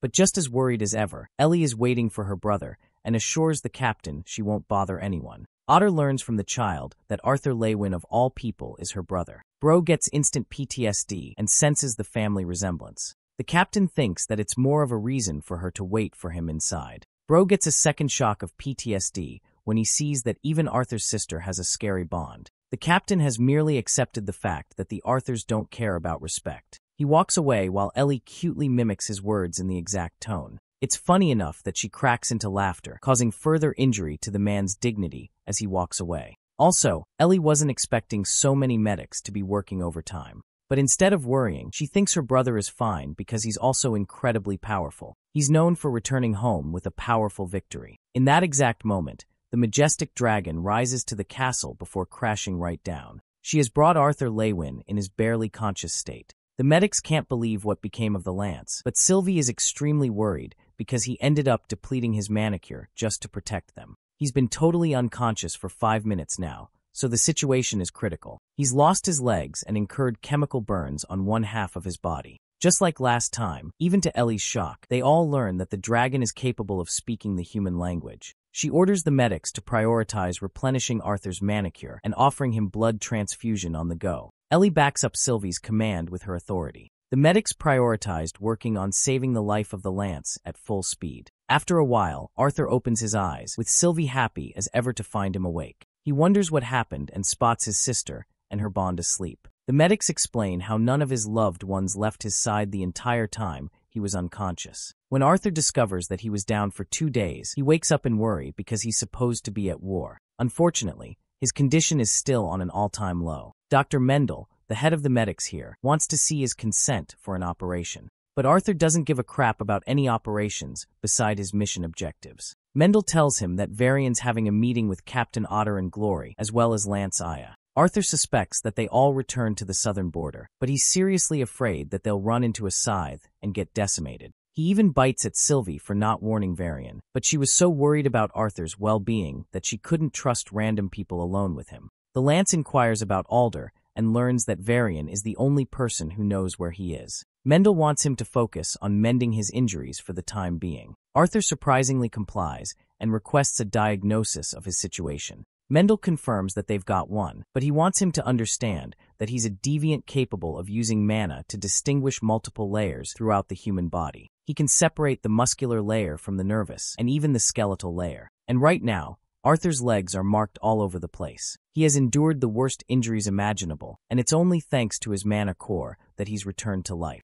Arthur realizes that he was actually a goner if Sylvie didn't save his life, but she's afraid she'll have to do this a lot more often in the future. As for his treatment, Arthur's lower body has been imperfectly healed for the time being. He literally cannot walk without expending mana, which is why they're going to have to break his bones, tearing his tissues, and dividing them into small segments before guiding them for realignment. Yeah, that shit sounds scary as hell. It's a painful process, and could even affect Arthur's career as a whole. That's why they seek confirmation from his side. Sylvie looks at him worried, but Arthur tells them to proceed with the operation. The only thing he demands is that his sister doesn't learn about the painful procedure. The operation begins as the surgeons get ready to work. Elise Bond notices Arthur, but he requests the bear to keep quiet about the situation. Mendel explains that Varian has sent only the most elite healing mages of the 3 races to help restore Arthur to full health. First up is Seldia, who apologizes for what she's about to do. Sylvie promises to rest by Arthur's side as he's sedated by Seldia's magic. Finally, Mendel closes the window shut, but Sylvie interestingly catches a small glimpse of Tesha's hair, which means she was sneaking on them. Mendel initiates the operation as the elf princess walks away. With his painful operation going around, let's pull back and transition into Gray's memories again. They were on a shopping spree and purchased so many books for only one term. Their studying at the orphanage paid off, and Nico was excited about their future to come. Gray, on the other hand, couldn't exactly find the excitement in the life of constant homework, while Nico, being the genius engineer he is, found himself amongst infinite opportunity. Gray smacks a book against his head to stop him from acting weird. Nico teases Gray for being just as lonely as him. Cecilia is disappointed by both of them and claims that she's uninterested in sitting with either of them. They took the subway because trains existed in this world. Here, Gray reflected that the city of Arkstad never really appealed itself to him. But as he was sitting in the train, leaving for the station, he could find it a pleasant place. Nico was running down the checklist of what they should be purchasing next. By the time they arrive at their station, it's raining. They forgot about backpacks because they were focused on getting uniforms and textbooks. Things like backpacks and supplies seemed cheaper in comparison. It was raining and Gray thought it'd be better for them to make haste. He was really focused on the surroundings, as if his senses were telling him something, as if something was wrong. He knew that Kai masters could sense the slightest presence of Kai from other people. And while Gray wasn't really a master, he could sense an emotion, a dangerous one, bloodlust. Suddenly, the assailant attempts to shoot Cecilia before Gray pushes away both of them, allowing the shot to only graze by her arm. Gray orders Nico to run away with Cecilia at once and stays behind to deal with the threat. He managed to block a projectile with one of the books. It's some sort of injection with a liquid. Gray makes his escape, knowing that whoever made that shot also possessed a really powerful aura. The man signaled his subordinates to chase the kids down. They don't care about the boys and are here to hunt Cecilia. Gray catches up with his friends, informing them about the tranquilizers. Nico questions why they're being hunted, as they didn't even steal anything. But that's when Gray drops the bombshell. It's not them those men are after. It's Cecilia. The kids make a run for it until Cecilia loses energy and tumbles down. The dart that grazed her weakened her body. Cecilia wanted both of them to run and leave her behind, as those men weren't allowed to kill her to begin with. Gray understood the situation and tried to run with Nico, who left her with something useful. Unfortunately, poor Cecilia was abandoned just like that, frightened and all alone. The men caught up to her, realizing that the boys must have escaped. They could see that the tranquilizer did its work. The green-haired punk tried to retrieve her body, when suddenly Cecilia turned around with the special glove, electrocuting the living crap out of him. It was their plan all along, as Gray jumped in and targeted their leader with Nico. But this guy was good, easily dodging their attacks and kicking away Nico. Gray still managed to get an elbow in, but it's not like he coiled damage much against a trained fighter who pinned him to the ground. He admitted that the boy possessed some potential, but his life was soon to end. Gray was being choked out when Gray pulled out the tranquilizer he unhooked from the book. Using that, he stabs the man's shoulder, and instantly the effects kick in. He stumbles and falls to the ground, unable to follow them any longer. The three kids try to make their escape, but the leader reminds them that if they don't kill them here, they'll just keep chasing them down. To top it off, this murderous bastard burned the damn orphanage down. Gray couldn't handle seeing it go up in flames and reached for the retrieved dead body. His hand trembled as he uncovered the sheet, seeing the headmaster's corpse resting before her eyes. The boy shed tears. He loved her the most out of everyone. He cried his heart out, cried until he was pulled away. Those haunting words, the reminder that he had nowhere to go, it followed him. What a perfect time to return to Arthur Lewin, who wakes up at the sound of Tesh's voice. She's crying as if she'd lost him, while the boy questions what made her so upset. But Tesha states that he's also crying as he woke up from the dream with his tear-filled eyes. I don't know about you guys, but this scene is a really nice touch, and I really like it. Tesha smiles before him. It had been a while since he faced her, and even talked to her. He could see that Arthur suffered scars of her own, but she teases him, arguing that cooking is more brutal than fighting. Tesha is really worried about him, and couldn't handle the news when she heard from the captain. Arthur is stunned, because it basically means that Tesha was promoted to the head of the unit. But that's not the crazy part to her. The crazy part is that Arthur nearly had a dance with death. He's happy enough that she's doing all right. Tesha refuses to argue against him and simply sits next to him. She knows that he risked so much of his life to make sure everyone else survived. She could never have imagined that the war would turn out to be so tough on him. Seeing him in this fragile state, Tesha is reminded that he's only human instead of the unstoppable mage that everyone else sees. She pairs it up by adding that he's also a toddler with his emotions. Virion is secretly eyeing on their conversation when suddenly their disguise is blown away as the door kicks open. Tesha is the most embarrassed. The Elven King and Queen wanted to opt out and were only here to see how they were doing. Virion, on the other hand, the eavesdropping clown, states that he's come here for a report. But Ellie, she's been waiting for far longer than even him. Arthur tells his sister to come around, and she goes on to hug him. He was worried sick and feared the thought of Arthur's death. Her brother teases the adorable potato face, reminding her that he'd still haunt her around after his death to scare away any boys trying to make a move on her. Arthur understands the situation with Virion and Alder around, so Ellie leaves to chat with him later. Alder makes it clear that it's a miracle for the boy to survive the operation as well as he did. Despite Sylvie's ether magic and the use of the most elite mages, it took an additional usage of an elixir pearl to heal him. They're only lucky that Arthur had the pearl on him when he collected from Winsome many years ago. Unfortunately, they can no longer offer the boy any more elixir pearls as they'd be breaking the treaty after the war. Also, Virion has something for the boy. They're the remains of his beautiful sword, recovered from the corpse of the retainer witch. Arthur is happy enough to have retrieved it. He's seriously hoping for the damn marble to pop out a new weapon for him, but it won't happen out of his own will. Also, Arthur has one serious question. He wants to know who is responsible for controlling Micah and Ulfred, because from what he's noticed, Arthur is confused if it's Alder or Radius. After the talk, Arthur uncovers the bandages around his body. The right side of his body is engulfed in burned scars. He looks like a mess all around, but Sylvie thinks he could be worse with how much he endured. Still, Arthur knows that his parents will worry too much if they see him like this. He decides to take some time off to chill with Ellie, who remarks that many people constantly remind her of her brother's greatness.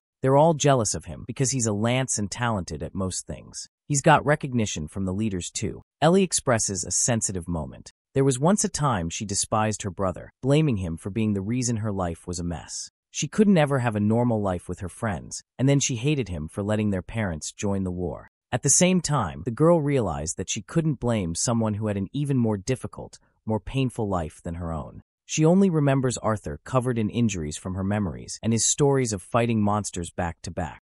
Her brother wasn't around, and it made her wonder if he cared about his family. Ellie, now reduced to tears, finally comprehends how many sacrifices her brother made for her sake. He was a young boy, and wasn't guarded by their parents. She was the lucky one who could share time with them. He had to sacrifice his childhood just to get to the point he was at. Arthur tries to comfort her when Ellie rises up like a jolt of electricity, glad that she was able to relieve herself. Next, she has something to show to her brother, and before Arthur says anything, she understands the path he's chosen. Ellie picks up the bow and prepares a shot. She releases a perfect bullseye, impressing her brother. But that's not everything, as she chants something before imbuing magic inside her arrow. Then she releases the projectile. Arthur's stunned by her performance, even though the projectile couldn't reach its target. Ellie is disappointed, but Arthur reminds his sister that she's only 12 and already made a bunch of progress beyond her peers. Joining the brother-sister duo are Helen and Emily, dressed up as if they were at some kind of wedding. It was actually Helen's idea to help Ellie realize her gift, but the boy still doesn't get what they're talking about. Interestingly, Ellie boasts the ability to mold mana into any shape she requires. It's a talented gift for sure. But Arthur's more fixated on their dressed-up attire. Turns out there's a celebration party tonight after the defeat of an apparent retainer. This makes Arthur realize that none of his friends know that he was the one who beat the retainer. He thinks Varian is a little too relaxed with his parties. He also realizes he should be getting a suit. But his maid squad is already ready with his clothes, for that matter. Let's go over to Tesha's side. She's out here doing makeup and getting dressed up like a beautiful queen. Her mother is proud of her good looks. Tesha thanks her for helping out and getting ready. And like one queen to another, she wants Tesha to go up and show everyone who is boss. She arrives at the party, causing her team to become dazzled in her presence. Tesha is feeling alright, but feels uncomfortable with the outfit. Stannard, on the other hand, thinks he looks ridiculous. Daria looks just fine, but has no intentions of dating the pretentious nobles. Tesha thinks they should focus on Stannard getting a date and a girlfriend after the war is over. Bro is so happy that his team is playing the ultimate wingman for him. As for the green-haired Darvis, he won't be getting any of those privileges anytime soon. Tesha and the rest of the group make their way to the party. They were underestimating the scope of this thing until their jaws dropped seeing great food and great musicians paired all around. Tesha thinks that Varian overdid it. She is looking for Arthur and gets teased plentifully by Korea for it. She thinks he must be resting in his injured state. Darvis acts all cocky after hearing the mighty Lance get injured. He loses his shit when he spots his stupid family and tags Korea along to do away with them quickly. This leaves Tesha and Stannard alone until Emily comes around to meet them. She was the one who set up all the lighting artifacts, allowing for a beautiful scene. Emily had to do most of the work since Gideon was busy being crazy like usual. The inventor turns around to greet them and makes excuses for why he couldn't help his assistant. Varian tasked him to see the one person who was smarter than even Gideon, which is surprising if anything. Tesha bats an eye and actually spots Claire, who looks stunning in her dress. They catch up greeting each other, while Curtis and Kathleen join up too. The disciplinary committee is all here. Kathleen in particular embraces Claire with a loving hug. They all miss their leader after she disappeared. Curtis mentions how they were worried sick for her and how they're glad to see her doing fun. Claire tells Caspian that she's going away to talk to her friends. With Tesha, Curtis, and Kathleen around, she brings up how Curtis became a teacher at Lancellor Academy. He's having a fun time training the soldiers to release them into the battlefield. As for Kathleen, she's fully fixated on her training with a lance. Tesha is managing her own team out in the war. The elf princess confirms that she's finding some improvement each day. It's only thanks to the Bladhart family's sword techniques that allowed her to improve faster. Claire feels jealous, with hints of despair, knowing that they all became much stronger. Kathleen brings up her injuries from the incident. Thankfully, they're all healed. But as for her contribution in the war, Claire denies that she won't be joining them. The only injuries that healed were physical. But Claire lost something very important. She lost her manicure. She can no longer exercise magic, a despairing shock to her friends. She has coped with it for the most part. She still wants to help out with her skills as a swordsman in order to train new soldiers for the war. Kathleen beautifully points out that Claire's resolve is even a more brilliant assessment of her abilities than the color of her manicure. Her touching words bring Claire to tears. She tries to slug and make fun in the situation, hating that her makeup was just ruined by her tears. Her friends are there to look out for her. She wipes her face and wants everyone to know this fact except Arthur. The only thing she regrets the most is being unable to fight by his side and repay him for his actions. They promise not to tell him, but it's not like they've been seeing him lately. Tesha claims that he's just grown up. Curtis and her friends continue to tease her for knowing Arthur a little too well. Claire makes it all the worse by adding fuel to the fire and bringing up Kathleen's feelings for Arthur. This makes Curtis shocked because he's out here questioning his life's decisions. Tesha, on the other hand, wonders if Arthur's type is Kathleen instead. Suddenly, Claire feels a chill down her spine. Lance Verrett appears in her rather unique outfit. I already know she's going to birth an army of simps from this one panel. Verrett has come here to escort the three of them. She's fine with Claire coming alone, who feels shivers down her spine even after feeling Verrett's suppressed mana. They enter the main hall where Varian gives his speech, being the center of the attention among the crowd. He wants to share some positive news in the time of great turmoil. The news of the first victory of the war. They've all come together to celebrate the man responsible for destroying one of the most powerful soldiers amongst their enemies. The Alacrian retainer's frozen remains are put on display. Tesha wonders if Verret was the one to bring this monster down, but her face seems just as shocked as everyone else. The man responsible for defeating the retainer is called forth.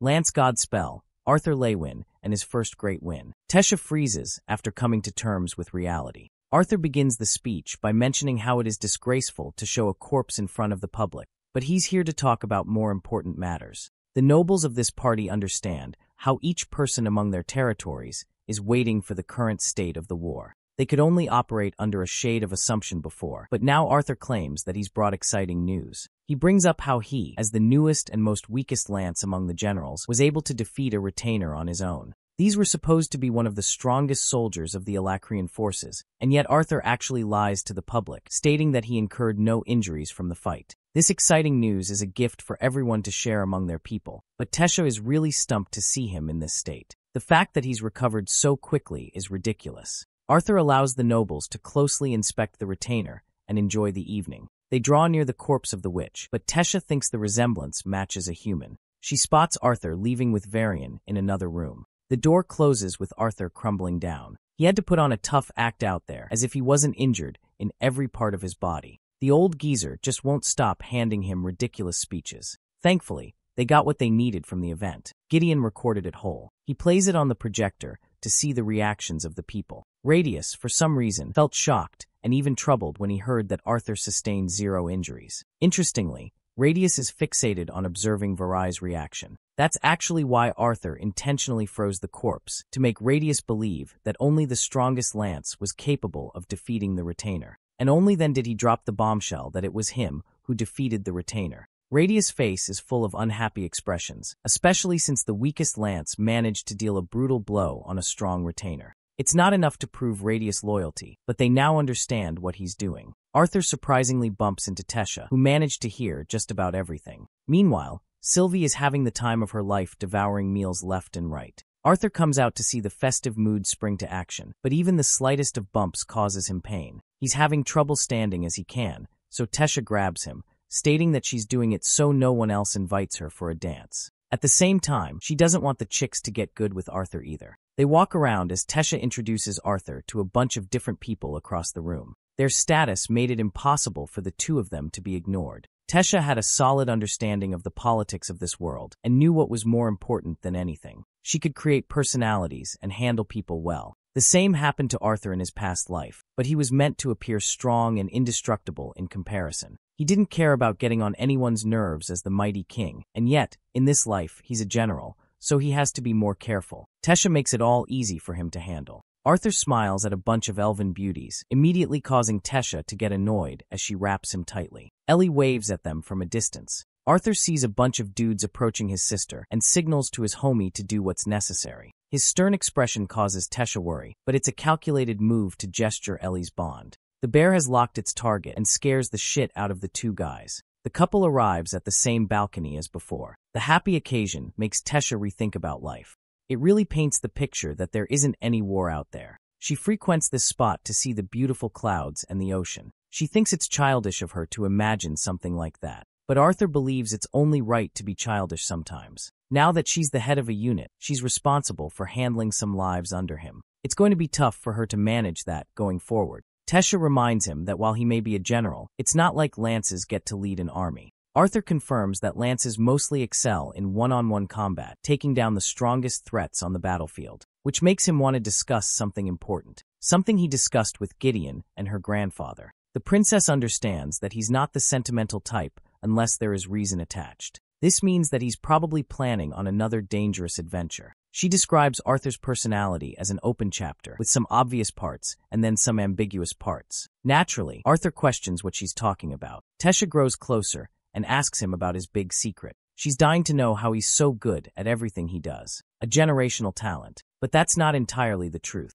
Arthur simply has the experience of his past life at his side. He tells her that he read a lot of books. But Tesha is a little underwhelmed with his revelation. She finds it frustrating to accept the fact that they're just half a step away from each other in their mana cores. She's a beast tamer who has studied under the best teachers, and even in Azura know differently than him. But the more she tries to reach out to his level of strength, the more she feels that he's drifting away. Tesha places her fingers on his neck, begging him to promise that he'll come home safely. She just wants him alive, no matter his injuries. After a pause, Arthur worriedly asks why she's so bent on catching up to him. To that, Tesha reveals that it's only then will she muster the full confidence to express the 3 magic words, I love you. The following day, all lances as well as the royal families and important representatives share a meeting at the council. Arthur requests 2 divisions under him for the mission ahead. Radius explains that they're keeping their soldiers tight on the western coast. If they send 12,000 soldiers north, then they'll be rendered completely vulnerable. The Elven King agrees with Radia's input, highlighting the coastal battles. Even the lack of a single division could flip the balance and favor their enemies. Queen Priscilla confirms that they've yet to fully evacuate civilians from the important cities. Adding the withdrawal of coastal forces will reduce everything to shambles and cause harm to the cities. The Elven Queen offers to send 2 divisions of the Elven troops stationed near the border for the task instead. Commander requests the opinion of the generals. First of all, Baron harshly criticizes Arthur's intel and believes the sacrifice isn't justified. Micah agrees with Baron's view of the situation. She believes that moving troops like that will take a long time, even with the teleportation gates. Ulfred agrees the same. Even Aya disagrees and apologizes to Arthur before mentioning her opinion. Finally, the most sensible and astute of the group, Lance Foray, offers a different perspective. She believes that if Arthur's information is on the dot, then the correct choice would be sending more than 2 divisions up north. Arthur's surprised because he wasn't expecting her to speak up for him. Still, it may work against their plan if anything. The commander agrees with Varai's input, knowing that a retainer and scythe could lead the next invasion and cause disastrous levels of damage. Consequently, he believes sending 2 lances by Arthur's side should be the more reasonable approach for investigation. Blaine strongly contests this decision, emphasizing the importance of lances in the battles they're having. If lances leave for too long, or if a retainer shows up behind their backs, it could be devastating. Commander Varian counters that as leaders, they need to prioritize the most important task at hand. Most lances can't exactly contribute in large-scale battles because of their destructive output. It renders their own soldiers useless and makes the lances inflexible. That's why sending 2 lances to prevent a large-scale battle in the first place seems like the right idea. The council agrees, so Varian requests the 2 lances to volunteer. Radius raises his hand, offering his 2 lances in Alder's absence. This is exactly what Varian was hoping to achieve. He confirms that Ulfred and Micah will both be sent up north with Arthur for investigation. Since this is a reconnaissance mission, their top priority is to stay clear of enemies. The council meeting is dismissed and so far, everything is proceeding smoothly. The rulers were stubborn, but it worked out. Micah is happy to join Arthur on a joint operation. He pays them proper respect as the senior lances. Ulfred is impressed to find that he's got some manners, despite his odd behavior. Arthur insists that he needs rest for the night. The 2 lances are left with a positive impression of him. Ulfred wonders if it truly comes from becoming a lance. And now for some exposition dumping regarding Radius and the starved boy he found among the caverns. The boy couldn't trust anyone and displayed fear at first. Ulfred learned how to read and write from his mentor, but he always suspected that he would be betrayed someday. But that never happened. They looked like family, and he thought of him as a father figure. Graduating as the top conjurer of the Earthborn Institute, he was selected as one of the royal guards. These Sunders were brutal in their own race, but he served the king and queen with utmost loyalty. That is what Radius desired of him after all. When there were selection trials running for lances, he almost wanted to back out. Ulfred only swore his loyalty to Radius after all, who even respected his decision to withdraw. That was the case until Elijah was brought home. Radius, being his kind self, brought another child and cared for him, but he never knew why Elijah was never told about him. Radius then forced him to become a lance, to serve the family. After all, even if he was ready to disobey the king, Ulfred wouldn't dare disobey Radius. The man had reminded Ulfred that his service to the royalty will be temporary, as he was his true master. That's enough to tell you the kind of man this guy is. Let's revisit Arthur, who is a flustered mess after Tesha confessed those words before his face. He can't even compose himself, and Sylvie is enjoying him getting embarrassed. This almost makes him want to spend another day in the castle just to enjoy time with his loved ones. After all, he was brought to his knees and nearly got crippled from his most recent fight. Thoughts of having done enough for Dick Ethan cross his mind. Arthur has been loyal and ruthlessly fighting for his people in both his lives, and that promised his suffering in both. In reality, it's the fact that Arthur is truly afraid of what would happen once he allows Tesha close to his heart. He fears that his selfishness will overcome him, and he will no longer care about the whole of the continent, focusing only on saving the loved ones he cares about. It's time for him to leave, so he embraces his dear sister one last time, promising that he'll be back. Arthur gives her a peck and tells her to take care of her for him. Nico is really excited to go on a mission with the famous Arthur Lewin, who is often talked about by the other generals. Arthur notes how she's got a cute personality with how she refers to herself in third person. She thinks he's hitting on her and reminds him she's way older. Radius comes around to see them off. He understands that Arthur's tired from his previous fight and hopes that the boy's suspicions prove to be false. He just wants him to come back safe and sound so he can rest more. On the inside, even Arthur's hoping the same to happen. He's dearly hoping that Elijah's one and only father figure doesn't turn out to be a traitor. Arthur rides his dragon while the other lances fly using their own powers. They've been traveling for a while, so Mika recommends setting up camp, but Arthur suggests they still go ahead. Suddenly the beast roars so suddenly and alarmingly that it catches both of the lances' attention. Arthur becomes embarrassed because it's basically the dragon's way of telling him that she's tired and needs rest. Poor guy makes an excuse in front of the generals that he needs a break, so they set up camp for the night. Each lance is going about their own business. Ulfred is reading a book, Mika's being Mika, and our boy is meditating like a Chad. As for the fur ball, she's asleep. When Arthur opens his eyes, he's startled by Mika eyeing him down up in his face. He's impressed and regards the uniqueness of his refinement process. Even Ulfred claims that the refinement process isn't visible for an ordinary mage, but when Arthur does it, it's as if the other mages are drawn towards him.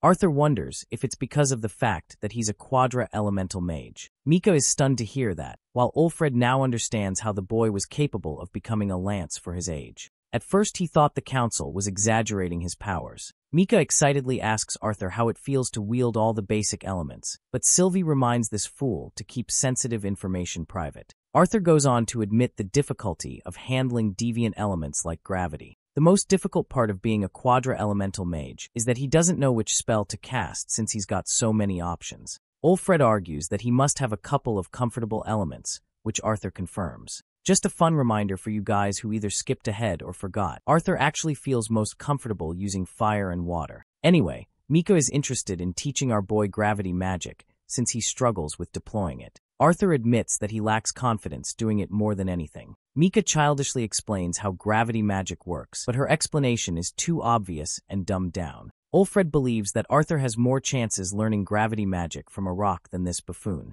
He does highlight Mika's genius, as she's the most talented even among the most famous dwarven conjurers. Mika learned magic via pure intuition. She doesn't have the fundamental knowledge of mana manipulation. Mika's very own ancestors founded the Earthborn Institute. Following this fact, Arthur is amazed because this institute is remembered as the pillar of the Dwarven Kingdom's influence. She had no idea that she emerged from a family line like the Earthborns. Mika takes the praise to heart and sings praises of her own beauty. Ulfred is there to tug her ego down, pointing out that she's been single and bitchless for the entirety of her life.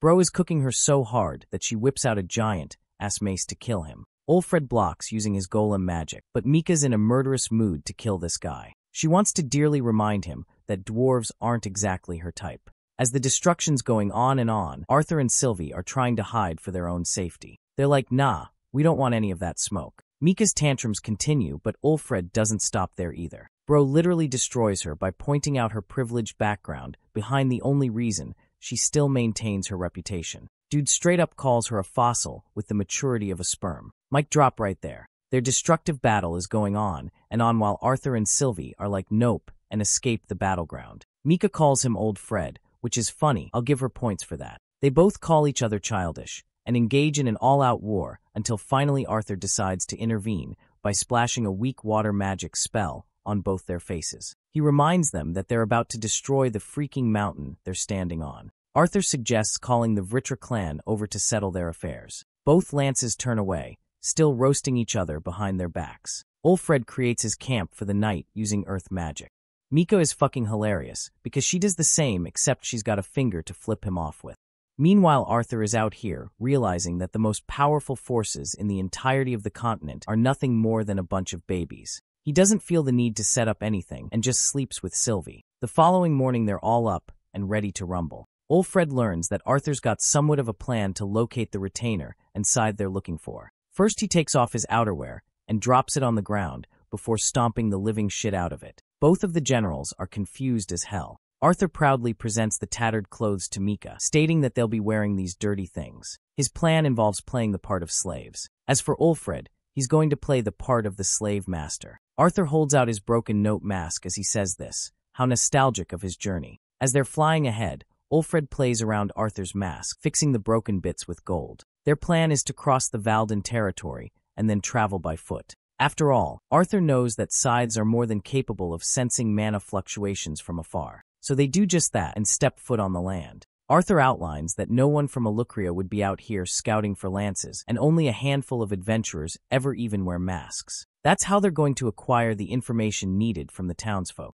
Sylvie is worried that something will go wrong, as the people could easily lead them to Alcrian forces. Arthur believes that it won't happen, and if it does, they'll prioritize escaping. Interestingly, Arthur points out that another lance was sent after them in secret, but he can't sense her at all and confirms that it's Aya he sent. Nicknamed the Phantasm, she's known for masking her presence extremely well before assassinating her targets. Anyway, they're almost near the main road, so it's about time they get into proper disguise. Arthur messes up his hair. Mika feels like shit while Ulfred feels like a king. Arthur really wants to sell the act, so he scrubs dirt against his face. Mika's having nightmares just thinking about it, but it's natural for them to play the part of getting dirty and go unnoticed. Arthur goes full-on machine gun mode and chucks dirt in her direction. Even after relentless dodging, Mika ends up getting splashed with the dirt, much to Ulfred's amusement. Mika's annoyed that she couldn't be the master, but Arthur thinks it's obvious why they didn't do that. She looks like a child, and no one would believe them. Anyway,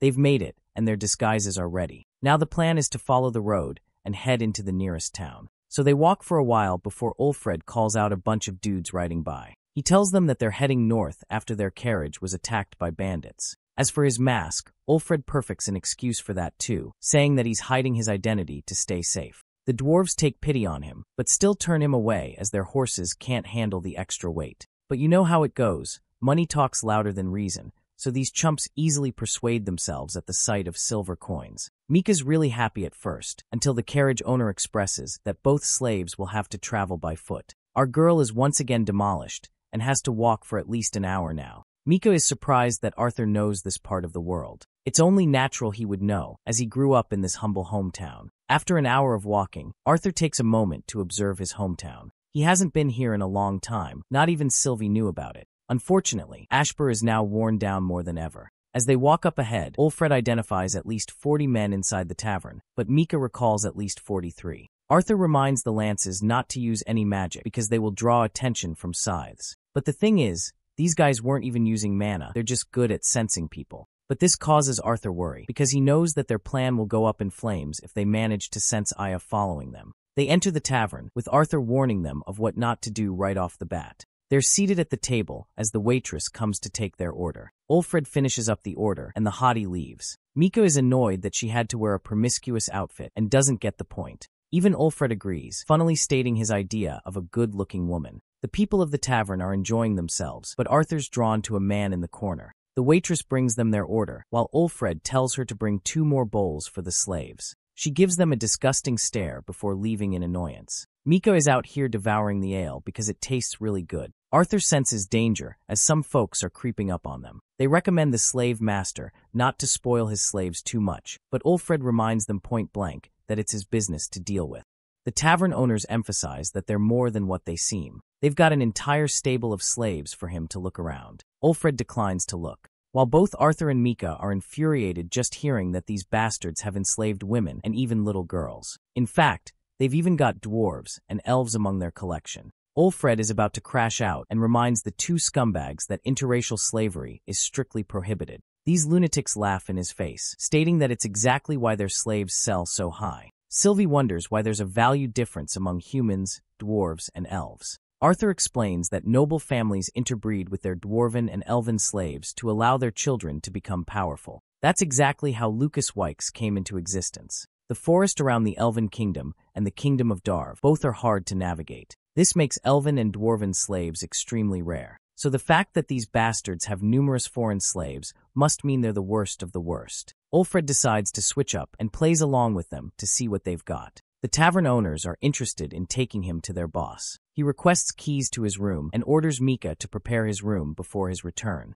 Arthur understands that it's because Mika's emotions were spiraling out and could have jeopardized the investigation. Also, this isn't their main mission, so she's supposed to stay behind. Arthur goes up to meet the man. This guy, this son of a bitch, is actually Sebastian, the once royal mage of Blaine. Arthur vividly remembers crippling him badly. He casts a barrier around them and acts all smug. He's also curious about Ulfred's mask, as he's never seen a noble wear one. Ulfred plays along and points out that this well-dressed mage also seems to be out of place from where he should be. Now drunk as ever, Sebastian disgustingly asks the kind of girl he's looking for. Ulfred tries to counter-argue, but Sebastian brings up the point that he came here looking for dwarven and elven slaves. Ulfred goes out to perform an Oscar-winning performance, slamming the table and going on a tantrum about how noble women look down on him. He fabricates a story on how his face was ruined and how he's even shorter than his damn slave. Sylvie and Arthur both agree that this guy's acting is top-notch. He matches the energy of Sebastian, who recalls serving the royal family, and how women no longer give him the same respect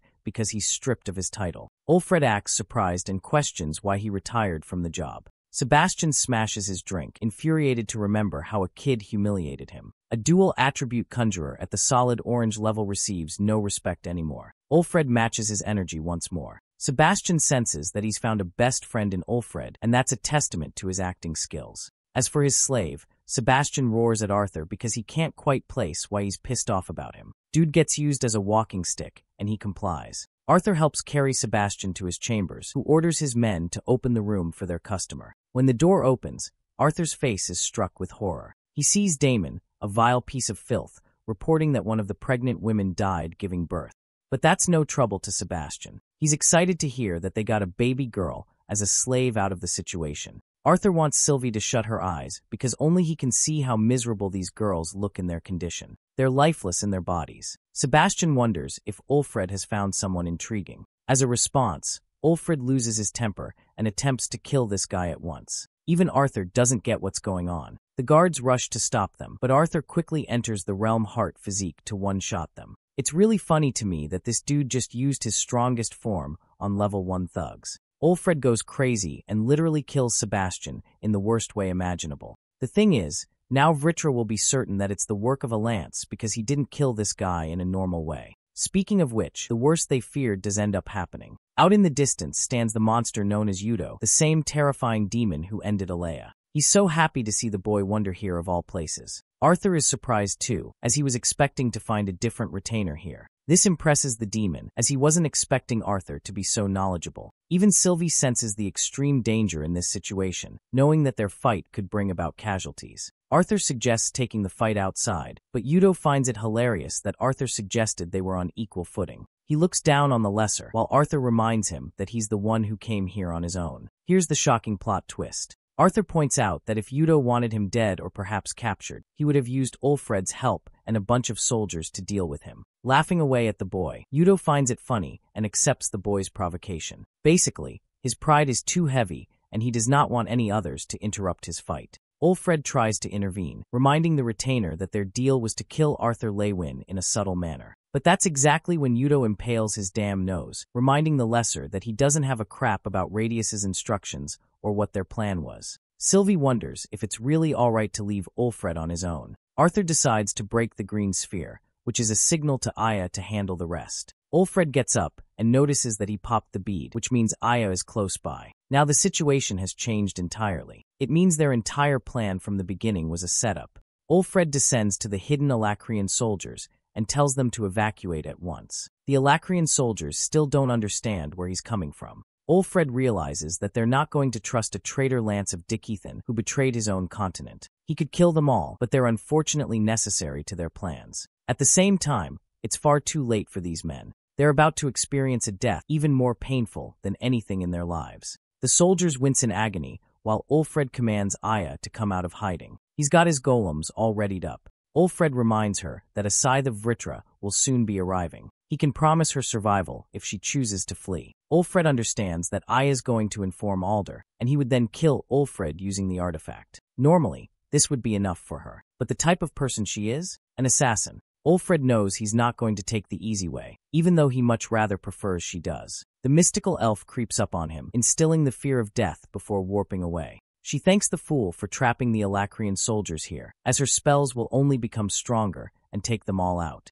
Ulfred is done with her tricks and calls her out for being a coward lance. Being the queen of sass, she reminds this traitorous scumbag that he's the one acting as a fool. She's just exploiting the situation the best way she can. Ulfred gets pissed and is now hellbent on eliminating the lance. He understands that more and more Alacrian soldiers are going to die if this goes on. Normally, it would be best to take the battle on high grounds, but he doesn't want to risk harming the people of his race. Aya laughs in the face of his dwindling resolve, pointing out that he's lost his mental fortitude. Before long, Ulfred is attacked by a hydra and tries to catch Aya. She suffers a small burn, realizing that she can't let her guard down for even a second around another lance. She's known for torturing her victims, which is why she's disregarded among her people. In response to this, she beautifully reminds him of the statue he made out of Sebastian. That was torturous enough for his methods. Aya senses a golem monster swinging at her from behind, but she dodges it with amazing speed. She thinks her methods of torture are nothing compared to the brutal death Ulfred gave to Sebastian by entrapping him in a molten tomb. The man loses his patience and justifies that a monster like him only deserved a gruesome death. To this, Aya questions if that's also what led to him betraying his own continent. The dwarf acts all cocky and confident, as if the elves and the humans never went through hardships themselves. Ulfred expresses that dwarves were always thought of as inferior among the three races. They were always taken advantage of. He surrendered his loyalty to Radius, who joined the Alacrian side. Aya taunts him, stating that not even the Vritra clan could care for Radius, much less his people. They consistently refer to them as lessors because they're equal to dust, equal to nothing. It makes her sick to remind him that the Vritra clan will merely use the Daicathans as experimental subjects, nothing more than slaves. Ulfred tries to use this moment to strike her down, but she deflects with ease. She wonders if he's done protecting the Alacrian soldiers, seeing as he's engulfed the entire place in lava. Ulfred had created tunnels for their escape while she was ranting, and now he's more comfortable taking her on. Aya dashes away, sending wind strikes in his way. Ulfred sends his army of golems after her, but she maintains her power and destroys all of them. She even releases an enormous wind cutter attack that catches Ulfred on full blast. The only reason he survived is because of his golem armor. Aya considers it a stalemate among the two, arguing that if they fought for longer, Ulfred would have the clear advantage. She sends more attacks his way, while he blocks with his magic and reinforces molten armor to strike her down. Aya brings out her wind trident and manages to slash Ulfred's head while his weapon nearly misses her by an inch. Unfortunately, this was part of his plan, as the lava trapped her in place, allowing Ulfred to deal the brutal blow by piercing her abdomen, mocking her for having weak patience. He apologizes for having taken such ruthless methods. Aya stands there, defeated in his grasp. And now for the main meal of the day. Arthur versus Udo. They both come out in the open, Udo confidently stretching because he thinks this will be easy. Arthur can easily sense the massive power gap between him and the retainer he fought earlier. Udo bickers that the greatest motivation for an enemy is revenge, so he's going to enjoy this fight to the fullest. But Arthur is eager to ask him if he really thinks this is about revenge. Udo maliciously creeps up on him, reminding the boy of his reaction last time. He confirmed the ruthless killing of the elf. But Arthur argues that he only met the elf during her death, so it's not that he's here for revenge. He just deems Udo as a presence to be disposed of. This makes it unbelievably disappointing for Udo, who decides to give Arthur a reason to get angry by mercilessly piercing the innocents nearby. He came here fully prepared to test Arthur's resolve for vengeance. He even figured it would be better to kill someone from his family to give the boy a reason. Udo continues his massacre when Arthur enters the realm heart physique to put a stop to his methods. Udo applauds him for finally acting enraged, giving him a performance he was hoping for. The rest of the people are getting killed, but Udo wonders if he should take it up a notch and target the elf princess. You know, the one that the boy admires the most. To this, Arthur immediately strikes the retainer, amusing him to a certain extent. This confirms that the boy cares about Tesha more than anyone else. Udo is slammed by Sylvie and dragged out of the city to protect the people. Udo gets up as if he never even got injured in the first place. He is intrigued by the boy's dragon after sensing its unique mana. Regardless of that, Udo is confident that Arthur's going to need more than just a dragon to survive this fight, but he's just so glad right now that not even a retainer can identify her on the spot. Arthur leaps into the field and slashes the spikes, carving an opening for himself. Udo dashes in, countering the boy with his claw. He's rather impressed by Arthur's performance so far. The boy manages to shove the retainer away before launching a wave of wind magic attacks at him. but things have yet to be settled. Sylvie knows that the retainer is alive and well. As for their own injuries, Arthur doesn't want her to heal them yet. Yudo comes flying full speed, clashing against Arthur's broken sword. In this moment, the boy decides to activate one of his strongest weapons, Black Lightning. It crackles the field, but Yudo doesn't even flinch. Arthur pairs his lightning with his blade, but it's no matter to Yudo, who calmly dodges each strike as if it were child's play. He stops his blade, stating that he expected a lot more than where that came from. Even Sylvie knows that the situation is the worst for them. Yudo's attacks are only getting stronger and faster while they're going on the back foot. Arthur charges a surge of black lightning and unleashes it across the field. Thanks to his realm heart physique, he identifies that Yudo's powers only manifest in shadows.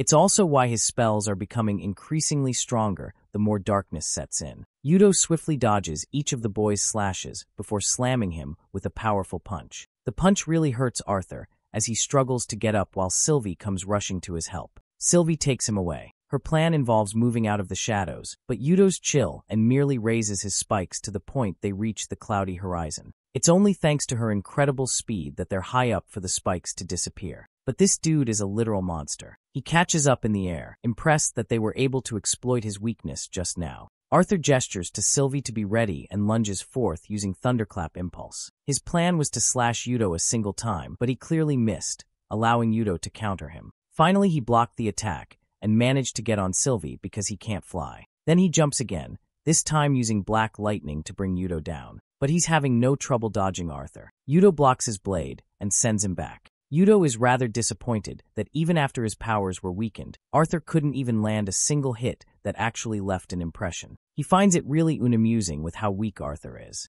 The boy apologizes before charging his blade with Black Lightning and reminding the Alacrian retainer that he's not here to impress anyone. Arthur lunges forth, surging with electricity, and pierces Yudo's body with his blade. He's happy to have landed the finishing blow, or that's what he thought, because he can't pull out his blade. The feeling of despair haunts him as Yudo confidently declares that already knows how to counteract his own weaknesses. He looks at the boy with a demonic and sadistic smile, Arthur's blade still stuck inside his stomach. Let's revisit the clash between the two lances. It seems clear that the victor of this fight is Ulfred, as Aya just received a gash she can't escape from. Well, that is what he thought at least. Aya's body, which he thought was the original one, proceeds to disappear into the wind. She lured him to create an opportunity from behind. Ulfred is shocked that she fooled him like that, not being able to comprehend how she was able to best him like this. Aya is hoping that he was amazed by her performance, and she knows that he's curious about her tricks even now. Turns out that every mage of every race has a natural protection against foreign magic. That is the main reason why water mages are restricted from draining a person's bodily fluids, and also the reason why earth mages can't simply exploit iron in someone's blood, the same way wind mages can't suffocate someone by drawing air out of their lungs. That is until that person has formed a direct link to another person's mana. She first weakened his defenses, allowing him to believe that he had won. After that, she slowly exploited her armor. Right now in his current state, the only reason he's still alive is because Aya wants him to be. She could seriously kill him any second she wants to. Radius recalls the conversation he shared with Radius, expressing his own concerns. He tried to remind his master that he wasn't bound by the Azura Alder. Regardless, Ulfred now begs Aya to spare at least Mika, as she shared no involvement. Aya reminds him that she's not up to deciding that. Ulfred expresses his gratitude, working side by side with Lance. Aya smiles and agrees before dealing the killing blow. Ulfred's words to Radius are further revealed. He promised to carry out his master's commands, only because he asked him to. He shared no love for his own people because of the treatment he received as a boy. And now, that same boy remains dead on the ground, executing the orders of a madman. Aya stands as the victor in her disheveled state. He's concerned for Arthur's condition, hoping that he's okay on his own in the fight against Yudo. Now let's return to the climactic sequence between Arthur and Yudo. The retainer materializes spikes out of his body, mocking Arthur for being so naive. He then unleashes his ferocious spikes in every direction, making it unbelievably hard for Arthur to dodge them. He struggles and bounces away, even dodging some of the ones aimed for his head. Arthur tries slashing as many of them as he can, but unfortunately gets his blade knocked off when one of them grazes his hand. Arthur is now defenseless in the air and roars at Sylvie to make her move. Yudo is unleashing a barrage of spikes to finish off the boy while he's defenseless. Sylvie is racing ahead to make it to him faster than Yudo's attack. In a critical moment, Arthur pulls out ice magic, putting everything against Yudo's attack, freezing it all down. The retainer is excited that Arthur's putting up a beautiful performance for him. He unleashes shards from his body, each of them casting a spike of their own. This time, Arthur seems doomed for good, because he's about to get nailed from every direction. In yet another desperate situation, he activates Static Void and stops the flow of time. This allows him to leap away from the cage of spikes, which later smashes against each other, and could have pierced his body like a sponge. Unfortunately, the usage of Static Void comes at a huge cost. Arthur falls, completely knocked out of his realm heart physique. Thankfully, Sylvie is there to catch him. Yudo's pretty fucking impressed that he dodged an attack like that. He doesn't know that Arthur stopped time, but it won't be making much of a difference at this distance. Yudo literally smacks Sylvie and Arthur down with a single attack. Falling from the skies, Arthur urges Sylvie to return to her fox state. She's afraid that he'll get killed if he doesn't cushion the fall. She wraps him around her body, hoping to block the injuries for Arthur. The definition of loyalty, Sylvie deserves every praise. Still, Yudo's not quite done. He thinks it's even better to unleash an attack on top of the fall they'll have to endure. The end is tragic. Sylvie's body takes all the damage as she crashes down with a loud quake, leaving behind nothing but destruction. The beautiful Aya has just finished her side of the mission, only to be startled by a cataclysmic explosion nearby. The sheer impact of it terrifies her. Zooming in, we find the aftermath of Arthur's fall with Sylvie. Black spikes have scarred the very earth, while the black dragon is pierced by countless of them. Here Sylvie is severely wounded and knocked out, while her master helplessly calls out her name. Arthur is struck by the memory of his losses as Grey, as he does his best to help Sylvie reclaim her life.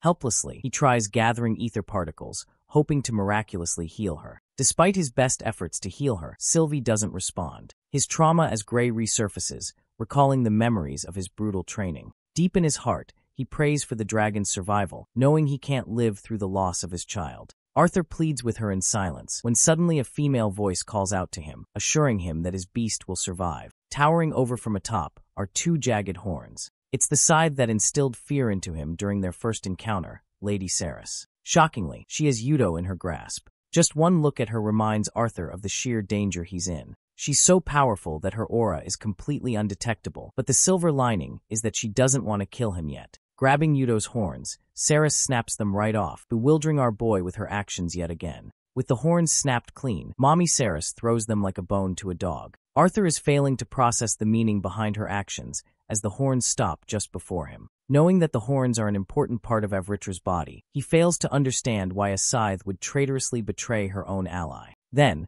Saris concentrates a pointed dark beam in her fingertips. Finally, she stabs Yudo right through his core, showing a complete face of indifference in the act. She releases him, his body withering streaks of black on the way down, before hitting the ground and falling right next to Arthur Lewin. At a loss for words, the young man interrogates her intentions. Saris ignores him before chalking up a story. She wants Arthur to show everyone that he defeated Yudo all by himself, intentionally keeping him alive and piercing his core to render him harmless for interrogation. From her words, Arthur gathers that this woman shares a personal agenda of her own, and he's fine with obeying her in his pitiful state right now. As she's about to leave, Arthur requests to know Scythe's name. Saris Vritra declares herself to the human, who is thankful for her kindness. Smiling, Lady Saris calls him an interesting boy and orders him to get stronger quickly for both their sakes. The horns she gave him are going to help him evolve even further beyond, as long as he can extract the mana stored inside of it. Arthur clutches the horns and Saris is gone. Relieved, he stays next to Sylvie, realizing just how pathetically weak he is right now.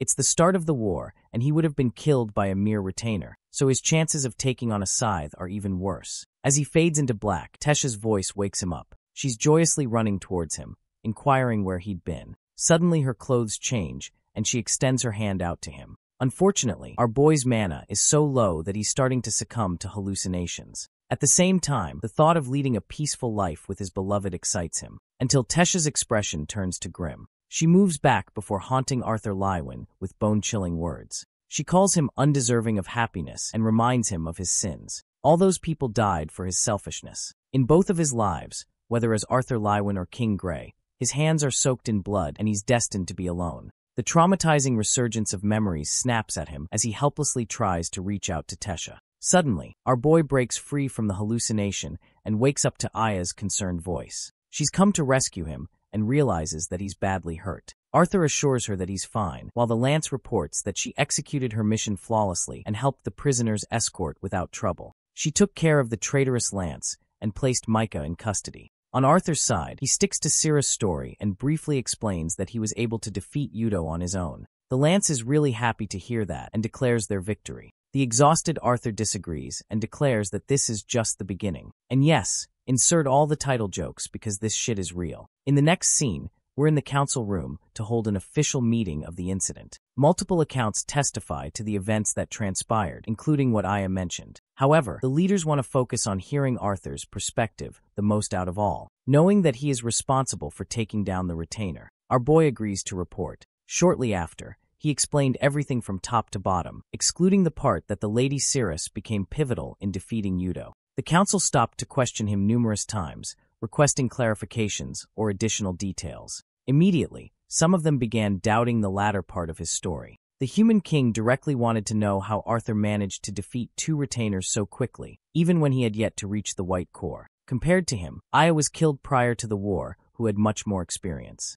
Coming to his rescue, Tesh's grandfather highlights that Arthur is a capable lance, so he's not to be taken lightly. Again, the Human King wants to know proper details of how our boy managed to snatch victory. After all, if they could use information from him, the rest of the lances could have a better chance facing retainers and scythes in the future. Put on the spot, Arthur resolves himself and even agrees with King Glader's objection. Briefly describing the first fight, he tells everyone that the witch retainer wasn't as powerful. Even against her, he narrowly clipped victory and severely found himself injured with a broken sword. Next, he decides to reveal the hidden cost of his victory, pulling up his sleeve and showing his burned scars. Aya and the other council members are baffled. Explaining the second fight, our boy reveals that Udo had every chance to kill both of them, but his weakness came with wanting an equal battle. In a crucial moment, his opponent dropped his guard, so Arthur took advantage and won. He had to synergize with Sylvie to get the upper hand, capable of destroying the horns in one go. Another objection arises: just how did Arthur know about the weakness of the horns? Our boy shares that he didn't really have prior knowledge, not even the Azuras did.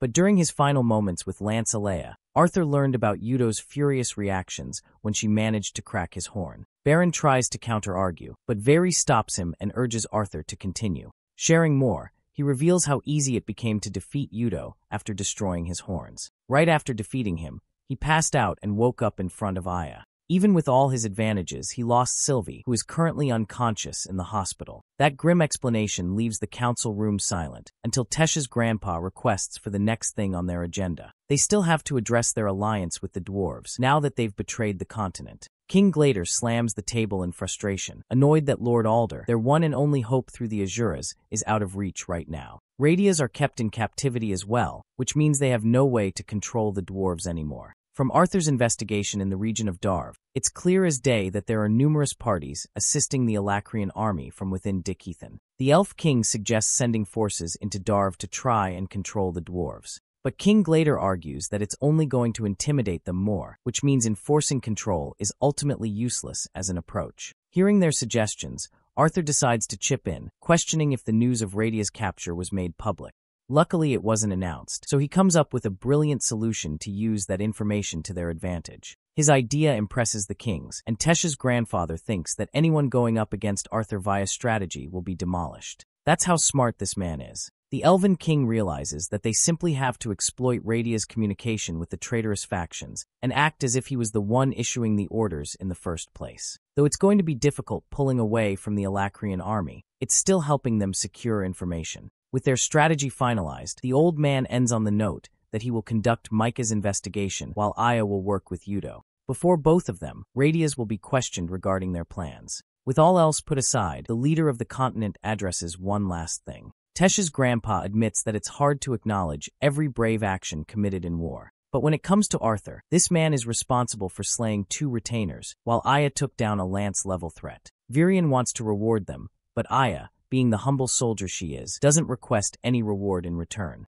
This leaves Arthur to think about what he could want. From his knowledge of his previous life, he knows that it's not the best move to ask for gifts in these situations. However, he surprises everyone by speaking up. Virion is eager to hear what he wants, while Aya is curious on what he is to say. Reflecting on his recent battles and defeats, Arthur shockingly requests pulling away from the battlefield. The scene cuts off to his little sister, who is brushing her hair in her room. The big guy is dozing off next to her. The sound of a certain man's footsteps awakens the beast. It's our boy standing outside the door, messing with his sister, bro literally. 4. Messing with his sister. Bro literally tells her that he's a ghost who has returned from the war to haunt her. Fighting fire with fire, she tells Boo to beat his ass. The giant bear pushes the door and lands directly on top of Arthur, hugging him tight and licking his face. Like a dog owner reuniting with his best friend, Arthur enjoys the moment, while his sister reminds him that she's not a kid anymore to be fooled by his lame tricks. Her brother smiles and agrees that he deserved the slam. Quickly, she charges at him, squeezing him tight, welcoming Arthur back home. He hugs her, thrilled to be there with her. Sylvie continues to take rest in her room, while the Dickethan soldiers are marching about. The council room receives meetings as usual. Arthur continues to be impressed by his sister's excellent archery skills. He wonders if she's capable of maintaining the same accuracy while on Boo. Slouching, she sighs in defeat. She still has a long way to go to perfect her archery skills, and Boo runs so fast that it's really tough landing even a single shot. Just imagining it makes our boy laugh out loud at his sister's misery. Arthur asks about her practicing regimen. Ellie doesn't keep track, but guesses that it must be close to 7 hours a day, since she spends so much time practicing every day. Arthur questions how she manages time during studies or playing around. Fidgeting in response, the little sister explains that she can easily wrap up homework in one day. She also acts like she's the popular kid around school, so it's easy for her. But our boy is highly suspicious of that and eggs her on for the truth. Frustrated, Ellie confesses that she doesn't really take any interest in having conversations or gossip. Arthur laughs and reminds her that there are many students interested in learning magic. Ellie agrees that there were some of them, but right after their awakening, they were moved out of the castle to attend a magic school. Internalizing his thoughts, Arthur understands that his sister is in a privileged position to be personally tutored by a mage. Parents are cautious about their children, which is why they send them to a magic school. Ellie tells him that she wants to attend a magic academy as well, but knows that her family would worry for her sake. Despite her being a 12-year-old child, Arthur notices her incredible maturity, one that he hoped she wouldn't develop early on. He knows the reality of maturing too early in life, and selfishly hopes for a future where Ellie remains an innocent girl. To make her happy, Arthur tells his sister that he'll talk to their parents about sending her to a proper school. Ellie is beaming with happiness while our boy is out here yapping about her security. Being the overprotective brother he is, Ellie latches onto him with love, a feeling that Arthur reciprocates dearly. She bounces off with a burst of motivation, hoping to practice even harder to beat the crap out of the lousy nobles at the academy. Her words make him smile. Following that interaction, our boy walks in the hall, enjoying spending time with his sister lately. Tesha and Sylvie are busy in their own ways, so he doesn't have much to do. Suddenly, Bro is startled by the crackhead inventor foaming about the economical costs. He sees Arthur and grabs his face, begging to steal his brains. Hilariously, Arthur pouts that he's not even an inventor nor an economist, so neither will help his cause. Walking ahead, Arthur learns about the increased frequency of the attacks carried on the Black Bend and the Wall. Mr. Great Inventor over here is placed in charge of the protection mission, but it's a difficult job because they barely have enough mages going around. Arthur asks an important question: why is Black Bend being attacked at all? He learns that the city is fully responsible for food and rationing supplies as well as weapon manufacturing. Dickethan's walls are the first line of defense against the enemy army and the monsters. This means it plays a critical role in protection. Thinking about it for a moment, Arthur senses how difficult it will be to carry supplies throughout the flatlands. Instead of chalking up protection on carriages, he recommends optimizing a better supply route instead. His shift in perspective is astounding to the inventor. Arthur asks for the current state of the combustium mines and learns that 5 sites are being currently worked on. They're currently being mined for the purpose of mining coal for the steam engine. In the process, they manage to get their hands on a supernatural mineral that's so powerful it can run an entire ship. With only 10 pounds of combustium, a ship can travel a dozen miles at full speed. This recent discovery lights up another idea in Arthur's brain. Instead of sharing his thoughts right away, he wants to reflect on it. Interrupting their conversation, a tall version of Friarin asks for Arthur. Alana Samaria has been personally assigned to him as his new attendant. Her gorgeous looks even got this lousy inventor simping for her. The attendant pays her respect to Gideon, who casually reveals confidential information to her like it's no big deal. The mystical-eyed elf expresses that she's here to take our boy to the training grounds. That's right, another training arc is in sight. Remember Arthur's personal request? Turns out he wanted to opt out of the battlefield for 2 months. Since he's the youngest lance of all, he lacks the experience and has already encountered 2 life-threatening battles. Arthur doesn't want to leave the outcome of his next battle up to chance and prefers to train even more while he still can. Lancever agrees while Virion is lost in thought. In the end, he agrees with the request, but reminds Arthur that he might still be needed if an emergency arises during that period. The Elven King brought up an interesting question. How is this man going to train in the castle? For that, our boy makes a secondary request. That leads us to the training grounds, where Alania brings him in front of 4 highly capable conjurers just to help with Arthur's training regimen. All 4 of these experienced mages share different elemental mastery, and Caitlin is one of them. It's time to visit Gray's original training period in his previous life. Back then, he was told to touch a chi gauge with his dominant hand. Following instructions, he extended his hands as the orb turned blood red. Every single student here recorded their key levels before receiving rank confirmation. By the end of it, Gray found himself exhausted, but the instructor remained unimpressed. Joining up with the others, Gray overheard a bunch of the candidates talking about their final test. They'd have already been tested on numerous fronts, so only one thing remained. Gray knew his chi didn't mean anything, but he was looking forward to his upcoming final test. He joined up with the rest of the candidates. Instructor Greg explained that the final test centered around practical combat. He wasn't going to reveal their chi levels, but he knew everyone had a different level. The reality of combat is that one is faced with opponents with even greater key advantages than their own. That's why this process is random. The main criteria for this test is to judge based on adaptability and success. The instructor highlights the importance of the entrance exam, as it will determine their spot in the academy. Right away, spikes of black emerged behind them as Instructor Greg spoke of expulsion upon their poor performance. The fights began, and no one really cared about hiding chi levels anymore. Gray knew that certain kids among them were proud military brats raised for the sole purpose of becoming king someday. The first battle concludes when a girl is moments away from killing her opponent. Instructor Greg stopped her and told the cadets to return back to their group. Finally, Gray's turn came as he stepped forward. His opponent was Cadet Vlur of House Ambrose, an arrogant child with the same military crest on his uniform. The perspective returns to Arthur's current life.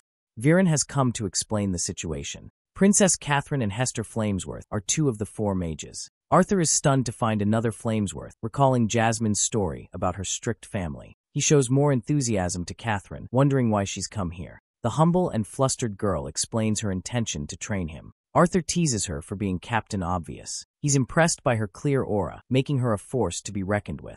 Hester's intention is to guard the princess well and help train them both in the same arena. What's more is that Catherine has reached the dark yellow stage of her core. The princess will frequently step out to train with Viray, but she's still very happy to assist the boy in his training. Enjoying the scene, an old bearded man breaks silence, shipping the princess and the knight as a couple. Bundamog Lanuad introduces himself and shakes Arthur's hand, who instantly notices just how rough this man's hands are. Viren reminds Bund to be careful with the young general, as he may look like a pretty boy, but he packs quite the punch. This old dude is actually a pretty close friend of Viren, and though he looks like a homeless beggar, he's a genius with earth magic. The old dude snaps and roars at the commander, acting like he gets all the ladies back at his place. Viren continues to tease him, while Arthur can't help but think about the traitorous nature of the dwarves. Despite their actions, it's clear that Viren shared a positive intention by including Bund. However, it begs the question why a genius like this guy wasn't chosen to represent the dwarves instead of Redius. Thanks to his earlier encounters with the dwarves, Arthur doesn't know if he should trust them. Bro is having a racist dilemma in the middle of all of this. Finally, the elf master introduces himself. Camus Celeridin doesn't even care about introductions, he just wants to spar with the child. Arthur is shocked by this man's serious nature as he showed up Viren just to make his point. Camus is an unusual fellow for an elf because he's messy and doesn't even take care of his looks like the other elves. With all of them made familiar to another, the commander wishes the best for Arthur to enjoy his training period. Watskin and the attendant will be observing the regular training periods in Viren's stead. The green-haired nerd reveals a bunch of things they need to do before kickstarting Arthur's training. She's brought an exoskeleton for measuring purposes, covering our boy's entire body as if he were a robot. Done with the preparation, Watskin tells the attendant to do one last thing. Arthur is told to stand still while she scans him using her powers. After the scan is complete, she jots down notes. Arthur wants to know what's going on while Watskin destroys a bunch of rocks to gain his attention. The equipment in this room is specifically constructed for Arthur's training. She highlights his incredible control over mana manipulation, but then talks about his trash utilization of elemental magic, putting him way behind the other lances. Whatskin thinks he shouldn't even be called a quadra-elemental mage and should resign himself to a dual-elemental one instead. Bro is getting dissed in front of the entire crowd, while Kathleen is shocked that not even his training with the Azuras could fix his problems. Arthur explains that he learned close combat the most out of all, and that he defaults to ice and lightning magic to make up for his weaknesses. The goal of the training session is to help him overcome his elemental weaknesses. Bond realizes the sheer complexity that our boy has to deal with.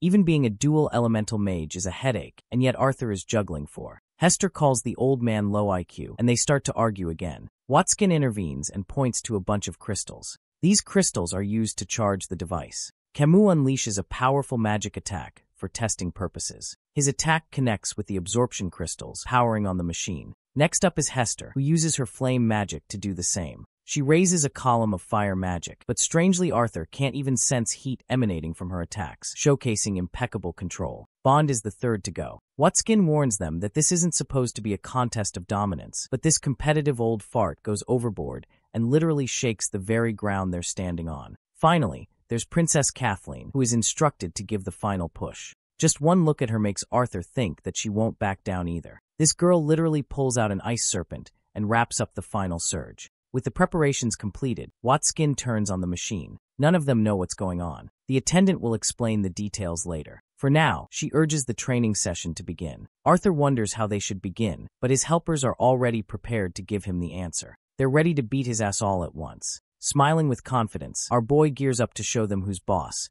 exuding his confidence as Gray. The scene cuts to Tesha's side of things, who humbles her opponent by chucking away his axe. The training period ends, while the green-haired punk mouths off about one day defeating Tesha. His friends laugh at him. One person calls for Tesha, informing her of a new transmission scroll. With the scroll opened, Tesha realizes the message comes from her grandpa. Varian updates her about some exciting news. First off, he talks about Arthur's speedy recovery and how he has rejoined the castle to train for 2 months away from the battlefield. It's a request he made on his behalf, so he's going to be continuing training with his new helpers. Hester, Camus, and Bond, and finally Kathleen. Here's the thing. The sheer mention of Kathleen puts this girl into jealousy mode as she shrieks in horror. Speaking of the Ice Princess, Kathleen manipulates her element, but Arthur casually counters with his application of fire magic.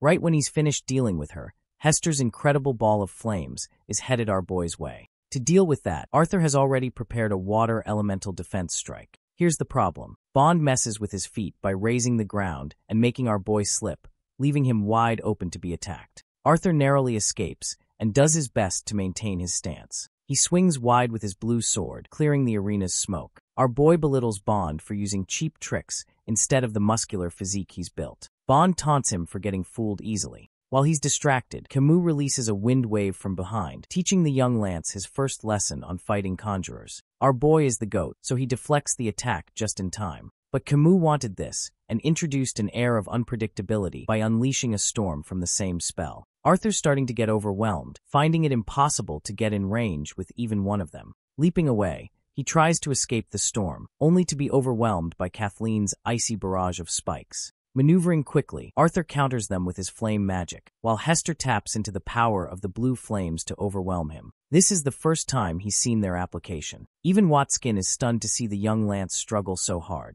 It's actually an entertaining sight for her, hoping that he gets pushed to the very edge. Escaping the blue flames is a pain in the ass for our boy. He gets back to the ground, questioning how his opponent has such excellent team coordination in so little time. He can't even walk without his feet betraying him by the wind. Bun's earth element erects a trap, forcing him shut inside a pyramid. The four of them have successfully trapped the young Lance, while the earth specialist enjoys their victory. So far, Camus doesn't appear to be impressed by Arthur's skills, even as a lance. Inside, our boy whips out a flame torch. It seems that the pyramid is hollow from the inside, yet it's incredibly built that it's hard for him to pierce. Knowing that he's fighting experienced conjurers, the young Lance decides to adopt their approach and uses earth pulse magic to sense vibrations outside. Tracking their locations, Arthur starts dodging the spikes created by Bund, realizing that the earth specialist must have sensed his usage of the technique. Wielding command over flame and water, Arthur starts doing something. His actions start releasing an immense amount of steam from inside the pyramid. Hester instructs Kathleen to take full advantage of the moisture, so the princess gestures her hands ready to cast another spell. To her shock,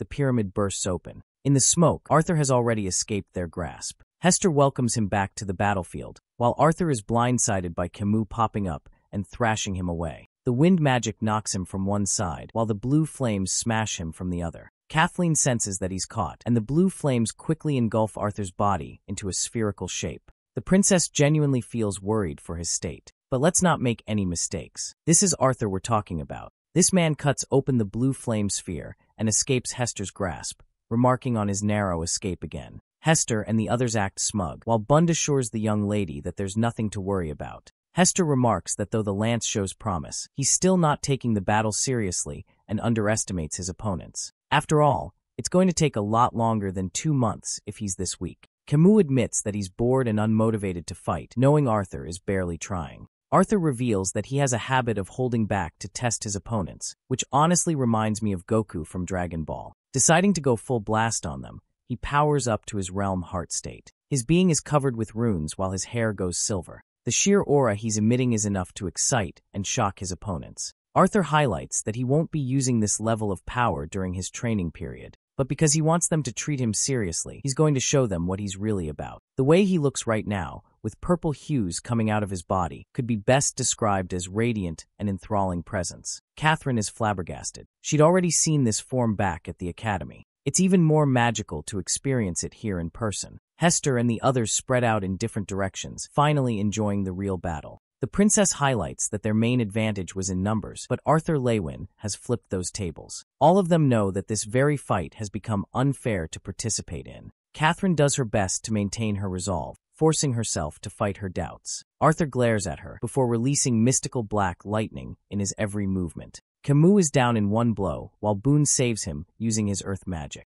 The princess manipulates a water storm into a gigantic spear of ice, targeting Arthur and releasing it at his speedy lunge. Camus assists her spear to take even more charge as it catches up to Arthur. Knowing that he can't outrun the spear with its incredible speed, General Lewin turns one look at it and deactivates the spell instantly, leaving Catherine to wonder what kind of miracle he just performed. Camus turns to blame her for her spell going off all of a sudden, but that's something not even the princess has any answers to. Bond goes on the offensive and taunts Arthur for simply flexing a new hair color. Those boulders make their way to him, but this man is on full-speed mastered Ultra Instinct mode, evading each attack and releasing a surge of wind magic as a counter. Bond casts an earth shield to block the force of the attack, and then uses more boulders to catch our boy off guard. Arthur is forced to lunge all the way back, escaping the very ground he's stepping on as it betrays his movements. His feathery movements are elegant to see. Catherine is shocked that he didn't target her and instead went for Hester. She watches him use a mirage in front of a fireball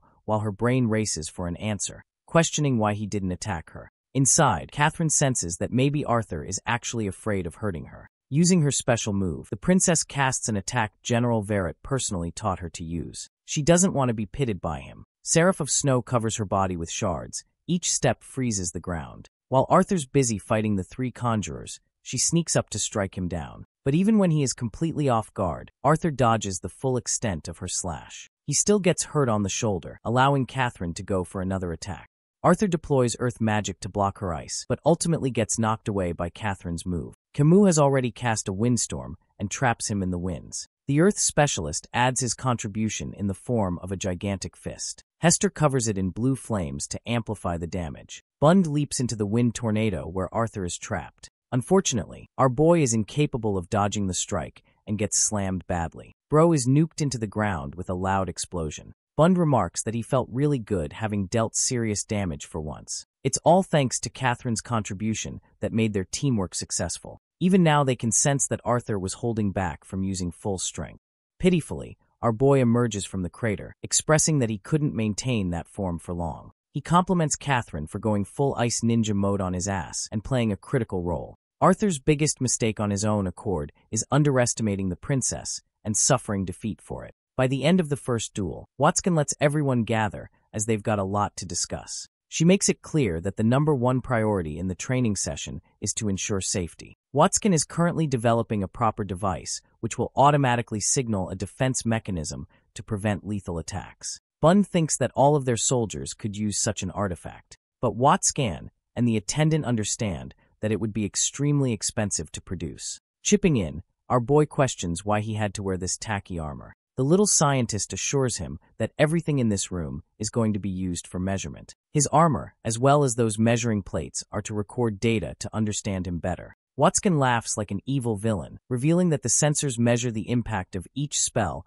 into a measurement called force per unit. The chains of red mana are used to measure FPU upon being struck. Arthur wonders how that would play out if an attack is blocked. Watskin agrees that it's a clear shortcoming, something she knew was going to happen. Most of the spells used in real battles are dodged or blocked. That's why she covered the entire room top to bottom with a disc that tracks the trails of mana and senses usage of a spell immediately after formation. Arthur summarizes her long-ass explanation into one tidbit that all of it is just for measuring mana. He's impressed by Watskin's technological progress, but the part bugging him the most is his armor. Watskin reveals that it's going to measure his mana individually, and it's going to be complemented with Amiria's skills. Arthur questions Emiria for keeping her abilities a secret with a vague explanation. The attendant clarifies that he was interested in armor and not her abilities. Arthur requests an insight into her skills and learns that she is capable of utilizing nature affinity magic to observe one's flow of mana. Basically, she's a deviant in her own ways. Emiria has actually been using this ability with the other lances as well, while Hester is curious about the data on Arthur. The attendant reveals that by using Watskin's measuring device, she could gather information on manipulation of his core. Arthur basically deploys augmentation magic in 0.46 seconds. His second weakest side is wind magic, where he takes 40% more time. His weakest side is earth magic, chalking over a 50% increase in casting. Since fire and water magic weren't used that much, they couldn't gather appropriate readings. Bund calls it a completely pointless tool, while Hester bullies him again for the midget old fart stupidity. Our boy is starting to wonder if these guys are friends or enemies for bantering like that. Even during the spar, they appeared far too coordinated. Camus adds that he wants to use such armor as well, to which Watskin is eager to supply him after finishing up more of her prototypes. Kathleen appears spaced out, so our boy comes around to check on her. She just tells him that Watskin is receiving demands to make more measuring armors. Intrigued about his performance during Realm Heart, Arthur asks for the changes in his performance. The attendant reveals that the young lance's abilities spiked fivefold throughout each and every element.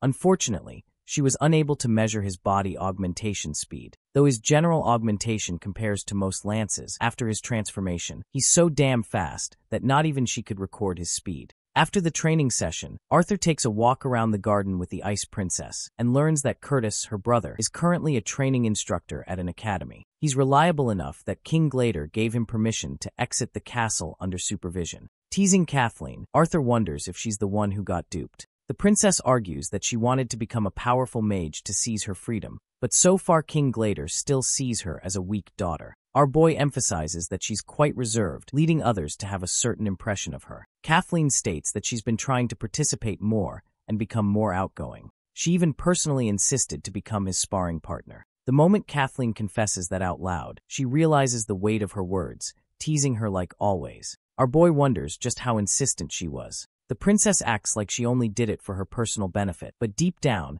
she's starting to feel things for Arthur. As she walks away, our boy reflects how different she has become in her growth. It's as if she carries herself with a certain confidence that wasn't there before. Turning back, Kathleen questions why he stopped. Arthur says that everything is fine, and to be fair, his movement is so precise nowadays that no one can even detect him walking. Arthur returns the same compliment to Kathleen. The princess explains that her mother, the human queen, has always been strict about their manners. She and her brother had to take classes to learn royal etiquette. Our boy suddenly remembers that Ellie was also sent to such classes. His idiot sister's naughtiness had to be controlled. Kathleen asks more about her, while our boy promises to make the two of them meet someday. Inside, Arthur wonders if Kathleen has made some new friends in the castle. The war has been difficult for everyone, so she hasn't been seeing anyone new. Arthur brings up Hester, asking if she's new. The princess explains that Hester didn't accompany her to school, but she's actually been there for most of her life. It's here that Arthur learns about the connection between all three elders. They were actually responsible for playing a critical role in the previous war. The kingdom of Darv sent soldiers to Sapin to help shift the tide of the war. That's how the two of them met. With the war coming to an end, the three leaders from each side attended summits on different occasions together. Hester actually brought up their names numerous times, highlighting their training sessions together, which adds up to their coordination. A worried Arthur wonders if she's going to be okay on her own, to which Kathleen assures him that her dear papa gave her numerous backups. Then she's also got the special phoenix worm crest, the same one our boy gave to his family for their protection. The princess is stunned that Arthur knows what it is at a mere glance, bringing up how Gideon made these as one of his greatest inventions. She thanks Arthur for the escort, who also needs to go run an errand real quick. Thanking her for her contribution in his training, he bids farewell and hopes to get stronger with her. As he's leaving, Kathleen musters the courage to actually whisper his name in silence. It's time to visit the cold cells of the castle. Here Mika is imprisoned and bored out of her mind reading a book. A visitor comes and blinds her. It's none other than our fabulous drip King Arthur, who apologizes for his late visit. Deep down, he genuinely feels sorry for being helpless in her case. The young Lance told her about his new training regimen, and she even coached him a few things on gravity magic. Before leaving, he assures Mika that they'll come free after Varian's investigation team clears her of any evidence. Mika pats him, showing her bravery and resolve in her innocence. She's angry about Radius for putting a bad name on the dwarves. The good thing is that his cell is even worse than hers. Arthur leaves as Mika hopes that he frees her soon somehow. Back in his room, our boy reminisces on his own weaknesses. He has to overly rely on Realm Heart in most battles, and that form is unstable for a long fight. Turning to the little furball of white, Arthur wonders if Sylvie got the rest she needed. The cute thing stretches like a cat, showing nearly perfect recovery. She asks about the dark horns that are filled with mana. Right now, Sylvie shares her concerns about trusting a scythe. Arthur logically reasons that the Asurus can't help either side, which means Ceres could have and should have killed him if she wanted. Back then, he was completely helpless, and if she hadn't popped up to save him, Yuta would have killed them regardless. Sylvie thinks that it will be a huge boost if the horns somehow allow Arthur Lewin to tap into the white core. Though our boy takes one, he places the other in front of Sylvie, offering her to evolve. The little furball is hesitant, but Arthur reminds her of Lord Indratha's warning about her awakening process. So far, she's evolving at a slow rate, but Yuta's horn can speed up the same process to an extent. Admitting her fears, Sylvie states that she doesn't want to awaken, afraid that she will be taken away if she becomes a full-fledged Azura. The more powerful she becomes as a dragon, the more difficult her strength will be to conceal. Patting her head, Arthur reminds her that she escaped a near-death experience in their final fight. He genuinely doesn't want the same to happen again, and requests her to trust the process like they both always do. After that, both of them clutched a horn on each side and began meditating in their stance. Arthur's objective is to navigate any extractable mana inside the horn, but so far his efforts are pointless. Interestingly, Sylvie appears to be making progress. Encouraged to see her, he focuses even deeper and gains a reaction out of the dark horn. A while passes until the horn's mana jolts Arthur's hand. Panting breathlessly, he inspects his hand, realizing that the dark mana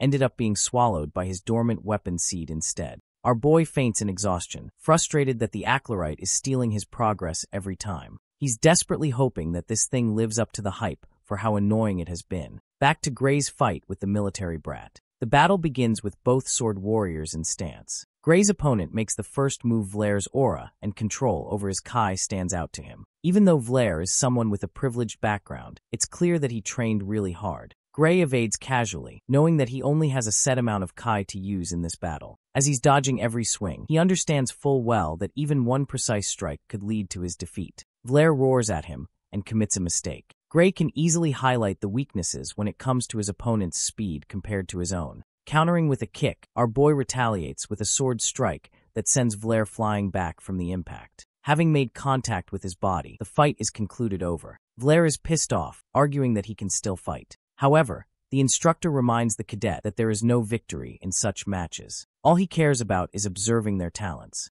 Vlair's ego can't take a loss and points to Gray landing a lucky blow, if anything. To shut his yap, the instructor emphasizes that the same kid had been excellently maneuvering every single one of Vlair's attacks in the entire fight. He coldly tells him to step off the field unless he's interested in cutting more of his points. Vlair steps off in defeat, while our boy's face remains steadfast. After the fight, Gray has a meal all by himself when suddenly someone decides to sit next to him unprovoked. They discuss the outcome of their tests. Cecilia managed to ace her test and impress her testers with the amulet. Gray is glad that his friend's persistence managed to help Cecilia in her struggle. Nico was the first person of the trio to rise up after Wilbeck's death. At the same time, our boy is feeling severe guilt over his friends coming to this kind of school with him. Nico throws his arm in the air, vouching to stick together. He reminds Gray that there are all kinds of engineering students here filled with cream of the crop talent. Cecilia agrees with his words, assuring Gray that they've got the potential to learn a lot at this academy. Gray is okay with that, but reminds his friends to be careful, emphasizing that they don't know the identity of Cecilia's attacker just yet. Nico has plans to deal with that in his own way. He recommends getting to the board and checking their results. On their way, Gray learns that the engineering cadets have their own divisions. The more talented cadets use Kai to create tools, so they're prioritized. However, the martial cadets have harsher grading systems. Nico is out here flexing his chances of scoring a high division, while Cecilia and Gray lament their chances, knowing that there are a whopping 5 divisions for them to compete with. Nico is hoping that both his friends land in the same division, because that way Gray can take care of his crush. Tons of students are already waiting in line to check their results. Nico casually chucks our boy as a sacrifice to make way. Gray navigates among the heavy crowd. The stakes are raised higher, and Nico's anxiety is getting the better of him. At last, they're ahead of the group. Gray and his friends inspect the leaderboard. Nico Sever earns Division 1 ranking in Class 1 just like he expected. Cecilia's face brightens as she is placed in Division 2. Meanwhile, our poor boy is helplessly trying to look for his name. The moment he discovers his name, Gray was met with a cold embrace of his harsh reality. His dreams to become stronger and excel were all trampled upon. Ultimately, he was placed in Division 4, second from last. Back to Arthur and the present moment, Sylvie wakes him up after he got knocked unconscious. Our boy springs back up, which worriedly makes her wonder if Arthur has been dreaming about his former life again. He assures the furball that things are fine. He just wants her to focus on herself while he's busy training. As he leaves, my poor baby has her ears sulking in sadness, showing how worried she feels for Arthur. It's day 2 of the training session. Arthur admits that his recent dreaming about his earlier life is a mystery even to him. Commander Varian catches him lost in thought and points him out, only for our boy to deflect the topic about the current training instead. Varian assures him that Alanis is competent in her work, which makes Arthur question his idea of hiring a personal attendant in the first place. The commander explains that she's already worked up close and personal with the Lances, so she's the best fit for his growth right now. Prior to that, she was working on the southern border. That's how they first encountered each other. He saw her excellence in nursing Lances with a strange kind of deviant magic. She also analyzed the Lances well and identified their weakest points. Thanks to that, they managed to improve in their way. Varian wants to make sure that Arthur's little vacation from the battlefield doesn't end in vain, so he hires her foremost. She catches them mid-conversation and hands our boy his official training schedule for the upcoming weeks. Arthur glances at the document,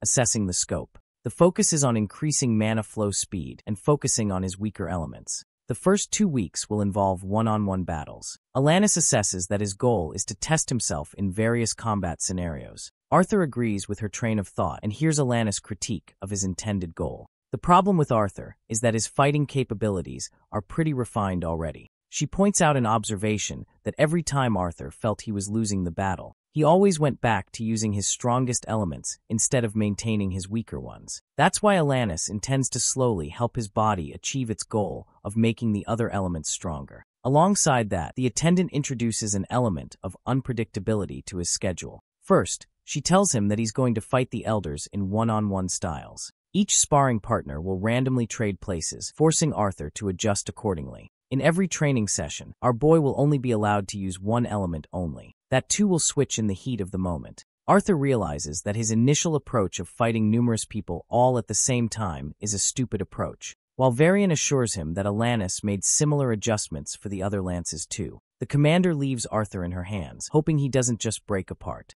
Our boy is ready to take on the world, but completely forgot about the element of unpredictability as an Earth spike launches him to space. Bond is the first opponent, welcoming the dear boy with a closed fist. Right away, Arthur taps into the fire element as well as lightning, only to get restricted by Alanis' instructions. He realizes that this woman is going to be the end of him. Distracted, he loses his focus and gets trapped in the earth. The Earth specialist throws powerful rocks in his direction, while our boy uses ice magic to defend himself and launch a counterattack. The ice spell catches Bond, and all of a sudden, he's the one about with the disadvantage. The ice spikes are headed his way, while Hester and Camus are impressed by the young Lance's excellent adaptability. Don't count the old man out just yet, as he responds with numerous earth spikes to block Arthur's offense. Commending the boy for his efforts, Bond uses a rock slide to glide ahead and gain some ground. Arthur's being pushed to the edge as he leaps up using wind magic, admitting how beautiful Bond's natural control over the earth is. Even the wind spell he just threw got blocked instantly. At the same time, that's exactly the old man's weakness, as he likes to show off and leaves openings exposed. Miss Watskin is intrigued by Arthur's sudden rate of adaptation, even with a new fighting system. His effort to strike down Bond is blocked again. The Earth specialist surprises the young Lance by erecting another platform from the ground, diverting his attack. Unexpectedly, Arthur senses another attack coming from behind. They're the blue flames of Hester, forcing him to turn around with a water spell to block. Alanis announces Hester's arrival in the battlefield, which is obvious enough after she threw the first attack.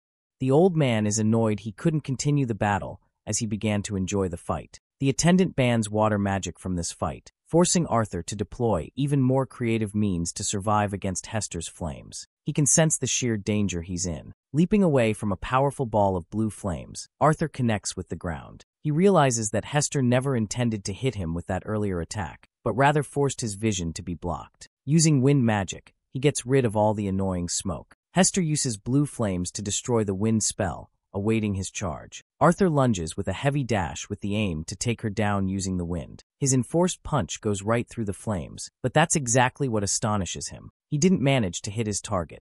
Instead, Hester launches a column of blue flames from above, cornering Arthur at last-minute decision-making. Even Bond can see that she's going all out, while Camus has once become a victim of her tactics during training. The young Lance maneuvers against the blue flames, doing his absolute best to tame the direction of the flames. But so far, all of these attempts have been mere distractions. She's intentionally annoying him and wearing him down, and as much as he hates to admit, Arthur's falling for it. Adopting a different approach, he unleashes Earth Spikes, copying what Bond did in their fight earlier. This is exactly what Alanis wants him to train, to copy the skills of the specialists in real combat. The fireballs are diverted back, while Arthur grits his teeth in frustration of missing his target. Going on the offensive, Hester's concentrated fireballs start releasing ripples of fire, destroying Arthur's Earth Spikes. This is going really bad for him really fast, forcing him to cover his body with Earth armor. Though using Realm Heart could easily help him detect her position, Arthur doesn't want to use a cop-out. Overwhelmed, he taps into Hester's perspective, uncovering the kind of strategy she would use to fight him.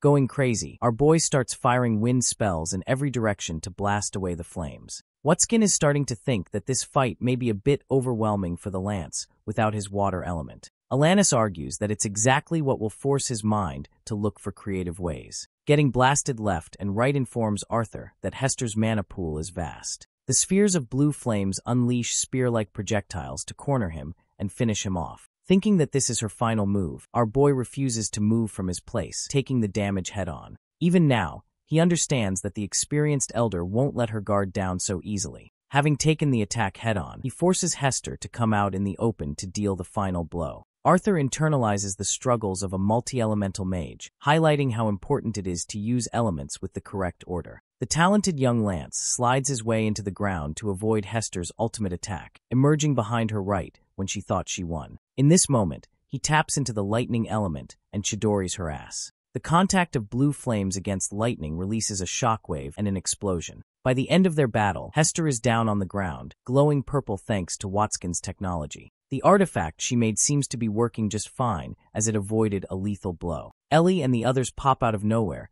to check on our boy's progress. The little sister is worried that Watskin is celebrating that her technology worked, because it easily could have gone the other way. Arthur assures his sister that he didn't need the artifact anyway, while an enraged Hester reminds him that he'll need it in their next battle. Ellie is warded off by the smell of Arthur's sweat, while Varian has personally come here with an update for the Lance. The rest of them exit the training room, while the commander urges both siblings to stay. Curious, Arthur asks what's up. The commander reveals the matter of the Blackbend and the Wall, how they put some of the best warriors to ensure safe delivery of supplies. The recent attack involves Arthur's parents and the Twin Horns group, terrifying both siblings. In the next scene, our boy is setting off to meet his parents at the Wall. Gideon is asleep while Sylvie can clearly detect Arthur's worry for his parents. He tells her that it's the very reason he never even wanted them to participate in the dangerous war. But in the end, it's a decision outside of his control. Petting her gently, he lays out his worries, expressing that it's only been a few weeks since they joined the battle, and yet they're already in danger.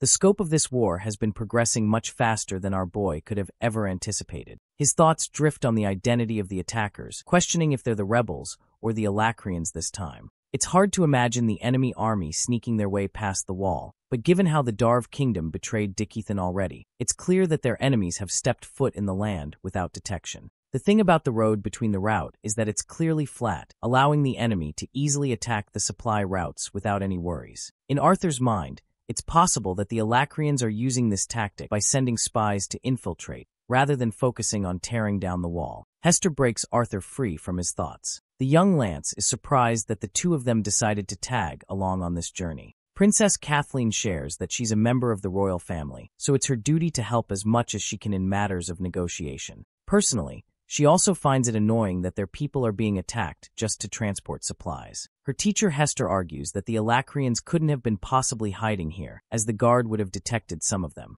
Arthur objects that it's possible if the group had a horde of beasts by their side. The princess suggests relocating some soldiers to the route to act as protection for the supply routes, but that's exactly the problem. Gideon emphasizes that they're already running short on supplying soldiers. Commander Varian is currently working on a plan to solve this issue. The inventor personally hopes that Arthur's ideas will come to fruition, and wonders if the young Lance is willing to drop a few hints. The young Lance suggests that the terrain will actually be in their favor this time. Suddenly, the cart experiences a sudden bump, shaking them from their very seats. Hester asks the coachman, who explains that though they've arrived, the very sight of the battlefield is upsetting the beasts. Arthur takes a peek and looks at corpses openly killed about. They're all shocked. Inside one of the camps, Kathleen mourns the deaths of her soldiers, questioning how all of this could have happened over a mere supply cart. Sensing discomfort, our boy rushes to find his parents as well as the Twin Horns faction. He worriedly checks on them, questioning if they've been hurt. His mom calms him down, assuring that they're in great shape. And thankfully, none of the others from their team received fatal injuries. Hester lets out a sigh of relief. Turns out that the Alacrians actually ambushed them right after Reynolds was separated from the group. It's only thanks to his return that they managed to survive. Arthur's dad pulled in with a clutch without sustaining a single injury. The boy's father questions why Arthur came all the way here, and if he has a greater purpose to his journey. Kathleen pitches in, stating that they're here to solve the issue of the supply route on priority. The inventor and Arthur are tasked to create a special device to protect resources. Reynolds admits that he often forgets his own son being placed in the council. Helen tells him to stop dilly-dallying around and chat with his son. Sylvie and Arthur's mother decide to stay inside the camp while he goes out to discuss with his father. While he's leaving, the little fur ball reminds him of what happened last time, back when Arthur found himself arguing against his parents' decisions twice. In the end, he can't control their decisions, and he's learned that now. To kick things off, Reynolds proudly sheds light over Arthur's tremendous achievement of becoming the newest Lance. Reynolds assures his son that they're doing just fine, and the reason for their perfect state is that they're a tight-knit team that looks out for each other. Arthur admits that it's true, but on the inside, deep in his heart, he knows that war doesn't care. War takes away the lives of the strongest people, but it's something he can never make his father understand. Reynolds asks if Ellie knows about the state of the attack, and learns that she only knows about surface-level information. She went back to training after learning that there weren't any severe casualties. Arthur highlights just how powerful she's become with the bow, and her aspirations to attend a magic academy. His father understands just how lonely she must feel inside the castle. At the same time, our boy thinks she's trying to chase strength instead of focusing on a social life, to which Reynolds thinks is normal considering her older brother is an outstanding warrior. They hope for the best for Ellie to discover new friends. Changing the subject, Arthur asks his father about his plans to visit. Saddened, Reynolds rejects the idea, highlighting the ever-growing brutal conditions of the war. Right now, they're needed most on the battlefield. Hearing those words, Arthur tries to voice his objection, but ultimately resigns in defeat, knowing he can't do anything about it. Instead, he just shares the moment with his papa. After that sequence, he bids farewell to both his parents with a warm hug. Deep down, his longing and worry for his family continues to grow, and he desperately hopes that his strategy works out to ensure the safety of the route. Kathleen is seen observing his troubled expression. When they reach their next destination, she confronts him and asks if he's okay with a brief reunion like that. Arthur assures her that he's fine with them taking charge of the wall. Hilariously, the princess can't find herself sharing the same sentiment for Curtis, her brother who she doesn't even miss being gone. Gideon urges our boy to spill the beans of his plan already. Everyone's curious about his strategy by now. The boy emphasizes that it's more of a mode of transportation rather than a proper device. Gideon is speechless until Arthur reminds him of the combustium methodology the inventor talked about for a ship overseas. Using that same logic, they'll build a ship over land, declaring its official name as a train. The inventor is baffled by the idea of a landship, questioning how he got such a shitty name. Arthur teases him, and the inventor snatches the blueprints off his hands. His greedy ass can't even wait to step inside the building before peeking into the specifics of the document. Gideon is literally starstruck and grabs Arthur in excitement. With this, everything is going to change. Instead of using the rivers to connect different cities, they'll simply use a few earth and water mages to create a railway system. Arthur is fine with eventually popularizing the railway approach all over the continent, but for now he cares most about the current route to ensure safe travel. They could even develop new cities with this system. Currently, the teleportation gates are the only thing capable of acting as a secure mode of transfer. But with the railway system, they could go anywhere to develop anything. Hearing that makes Arthur smile, helping his confidence in changing the world. Gideon bops his head with the blueprint for saying something so obvious. At this point, this dude thinks he should change professions and just take up fishing as a new hobby. Arthur reminds him that he's in charge of the whole project, so he can't just retire here. Even though the idea isn't Gideon's, Arthur thinks it's going to be way easier to receive the council's support if they use his name and place him as the manager of the project. The inventor excitedly takes the blueprint and runs off to the teleportation gate. His constant enthusiasm makes Hester wonder if this guy is injecting adrenaline into his veins 24/7 instead of sleep. Kathleen butts in and recommends they stay the night and instead of returning home right away. Her suggestion baffles all three of them in shock. The princess realizes what she just suggested and clarifies that she wants to rest so they can return to training properly again. She cutely suggests having dinner here, looking so adorable that both Arthur and Sylvie struggle to hold in their laugh.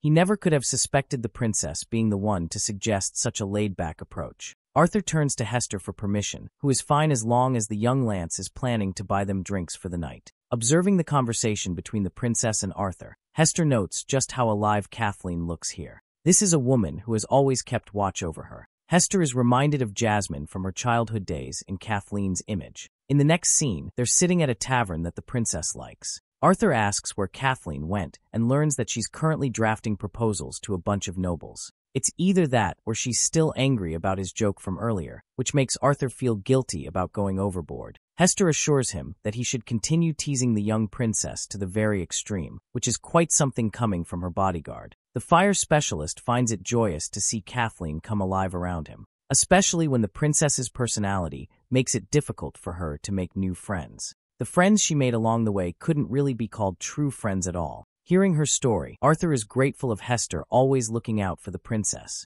knowing that she must have played a great influence on her character as well as Jasmine's. Giggling in response, the elder notes that both women would have turned out just fine without her influence too. Hester realizes now that Arthur is familiar with the Flamesworth family because of Jasmine's influence in the Twin Horns group. Arthur reveals that actually, she was her guardian and tutor during his time as an adventurer. Hester senses that he knows about the dark secrets of the Flamesworth family, while Arthur assures her that he's had the privilege to meet good people like Jasmine and her. Turns out that Jasmine is actually her niece, a child who never complained in her keep. Arthur and Sylvie didn't even have any idea that she had siblings. Hester reveals that Jasmine's father is a man known for his pride and hopes that Jasmine becomes a dual elemental mage. Unfortunately, the moment he learned about her inability to wield Fire Mage, she was kicked out of the family. That's the story everyone knows, and Hester deeply regrets to this day being unable to help the little girl. Chugging down her drink to forget her sorrows, she slams the cup down, admitting how relieved she is to see Jasmine thriving with her new circle. Arthur doesn't really have any intentions of fighting Jasmine's father, knowing it's her personal battle to deal with.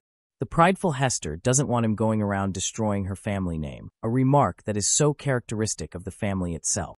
Trotius Flamesworth is currently serving as a captain of a division on the wall. While they're talking, a bunch of civilians come along singing praises of Hester Flamesworth and her contributions in war. These people join in, wanting to know everything about the Battle of Eddiston as a nighttime story. She tries to back out, but Arthur urges her to enjoy the moment, highlighting that the princess is doing fine. Sylvie calls our boy a sneaky bastard for warding away attention from himself as a lance. She warns Arthur that karma is soon going to catch up to him. Our boy doesn't even know what the teasing little furball means by that comment. Right then, a few kids arrive to ask if he's the newest lance. My guy's plan to stay low just got nuked. Suddenly, Catherine joins the party with a beautiful dress, teasing Arthur for starting the drinking session without her. Both of the kids are already shipping Catherine with Arthur as a couple, sensing that they're in love with each other. Catherine is handed a drink and mentions how Hester has been appointed to her as a guard for most of her life, especially after the Academy incident. Curtis doesn't have a personal guard, mainly because of Grotter, his royal beast. Sylvie brightens up, hearing Grotter's name, having missed him. Catherine talks about her protective brother. Curtis always kept watch over her,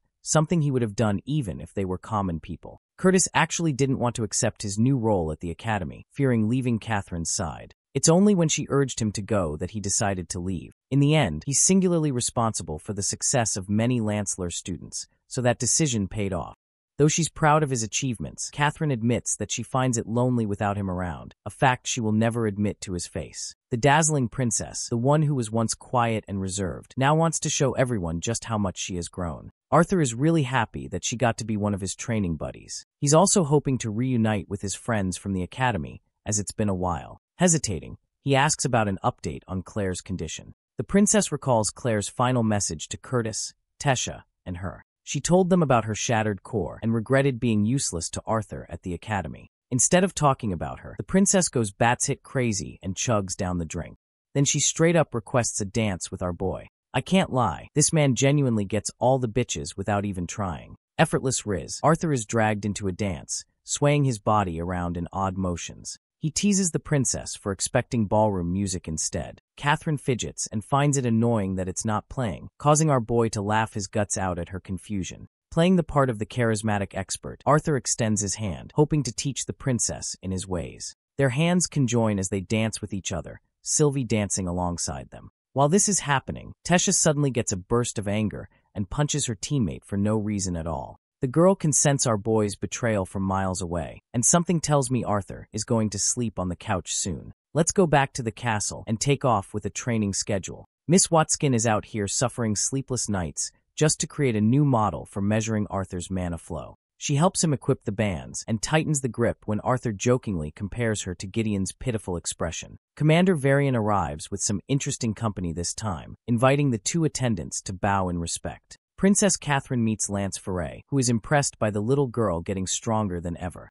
Catherine has found growth in training alongside Arthur's program, while Bund is frustrated that these lances are here to disrupt his session again. Alanis shares that the princess will be sparring one-on-one with Catherine next, but Lance Foray has a different plan. Expressing piqued curiosity in Arthur Lewin's growth, she takes off her cape to enjoy a personal view. After all, Vare hasn't had the opportunity to face him as an opponent yet. Both lances are in the battlefield, with Emily fearing for the barrier's hold. Lance Foray emanates a pulsing blue aura, which is matched by Arthur's ferocious red spirit. The scene is tense. Everyone is watching with eyes peeled open, praying not to miss an intense moment. Catherine understands everyone's excitement. Lance Foray, her master, boasts power that impresses elite specialists in magic. She goes for the offensive, manifesting a spear of ice and nearly nailing Arthur down. Luckily, our boy's swift reflexes allow him to escape the ice field, as the spear plunders the battlefield in ice. Catherine understands full well that even a single spar against Lance Foray will be more educational for Arthur than anything he's trained. Our boy uses water magic to send streams of water. Foray casually deflects them with ease. Going for the offensive again, Foray starts letting loose and sends icicle shards in every direction. Each shard is meant to freeze its target upon contact, and Arthur carefully dodges all of them. Seeing this side of Arthur Lewin in a real battle, Bun shares that so far, the young Lance wasn't even going all out in their training sessions. Virion explains that it's a habit of the boy to go light against his opponents, but for Viray, he's allowed to use his full strength. Camus wonders why he's yet to tap into the Realm Heart form, to which Ellie expresses it's because he wants to enjoy the experience of the fight. It's the first time in a long while that she's seen a truly happy expression on Arthur's face. The exceptional Lance Foray creates a dragonic beast and charges its wrath towards our boy. In response, Arthur activates the will of the blue flames and shatters her attempts to mow him down. The battlefield is filled with blue ice interacting against blue flames. Vare rises to the sky, stunning Kathleen, as not even she has seen this side of her master in battle. At this point, people are genuinely starting to place bets on both of them, while the princess is hoping to gain some insight from this fight. Arthur launches ripples of wind magic to take care of Viray's ice spheres. However, his attack couldn't even reach her because of the difference in air pressure in her domain. Viray thinks that it's an intelligent confession from Arthur. Pointing her finger down, she rains icicle barrage, forcing our boy to counter each and every strike in successive fashion. Hester is impressed by the young Lance's smart combination of fire and wind. But the one thing that bothers Kathleen is why Arthur refuses to disperse the spell, knowing that it would drain his mana. Her eyes widen in shock when she witnesses his electrical magic pulsing from within. Arthur has just created a lightning spear. Supercharged, he launches it at full force towards Viray. The lance blocks it using her ice shield, but even then the spear annihilates the shield upon impact. Arthur's previous move dealt quite the blow, but it appears that his efforts are in vain. Kathleen and Baron look up to the majestic glory of Viray using her ultimate form. Clad in icicle armor, Viray is ready for the final battle. To respond to her glorious transformation, Arthur taps into the realm heart state with bright confidence to end the fight. Even though the princess has seen Arthur's transformation once more, she is always rendered speechless to see it in person. Varian quizzes Baron, slyly asking if the lance is capable of defeating Realm Heart Arthur in a fight. Despite being usually arrogant, Baron remains quiet. Both of these monsters are aura farming with different colors right now. Eli doesn't get what's going on, while Alanis reveals that Arthur is using some kind of spell invisible to the eye. Baron reveals that Arthur is actually dispelling Viray's magic before it even forms, an ability he picked up from the Azuras. Varian and Hester are at a loss for words. This is miraculously impossible, but the sound of mana particles popping and colliding is evidence that he's controlling the battlefield. Pushing Viray to a corner, Arthur pops up behind with a charged aerial kick. Black lightning crackles out his attack after making contact with Viray's shield. Arthur maneuvers the fight in close combat, dealing with Viray up close and personal. The more experienced Lance creates an ice sword. Our boy responds with a sword of his own, and though his ice blade is weaker than Viray's, his close combat ability is much stronger. All of Arthur's attacks have a smooth transition across the other, and his mental state allows him to create new swords seconds after the previous ones are broken. Right now, despite going all out, it looks as if the two are dancing on the battlefield. Both Viray and Arthur are enjoying every clash. However, our boy's sword cracks at the most unexpected moment. It's exactly when Viray seizes the advantage and stops Arthur from manifesting another spell by trapping his arm in ice. The fight is over with Lance Viray holding a sword against his neck, concluding her victory. Arthur laughs while the experienced general praises him for his excellent combat ability. Naturally, there's a gap between the two that needs to be overcome. However, Viray thinks that he only lost because of his incomplete control over Realmheart. Arthur thinks that his transformed state is a cheat code, which is why he doesn't like using it.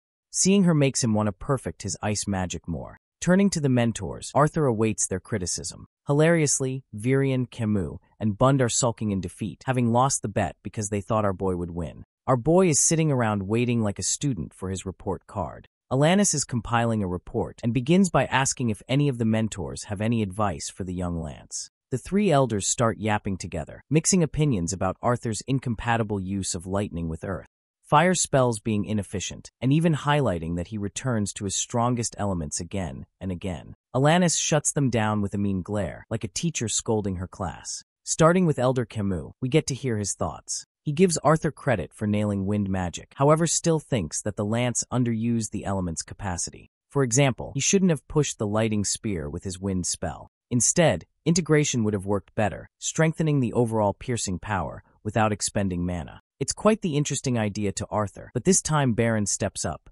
explaining how lightning is much more difficult to contain as an element than, for example, fire. His sudden addition shocks Arthur. Baron continues by highlighting how efficient the strategy could have been if Arthur used a fire spear and coated that with lightning instead. He even showcases the brilliance of his idea by releasing the fire arrow in a powerful manner. Our boy thanks him for his well-added suggestion. Deep down, their relationship is complicated. Arthur mercilessly killed Baron's little brother after all. Lance Vari chimes in with an insight of her own, adding that though Arthur is tremendously sharp with his control, he didn't use his magic as a true weapon, only as a distraction. Even Princess Caitlin observes that Arthur consistently used ice magic to distract Vari, when his real focus was on casting lightning spells instead. Bro is starting to feel like he's way too predictable in a fight if everyone's reading him so openly. Vari argues that his spell-chaining technique is fast, but in a battle of attrition, it would inevitably serve as a disadvantage and lead to Arthur's defeat. The session ends with Miss Watskin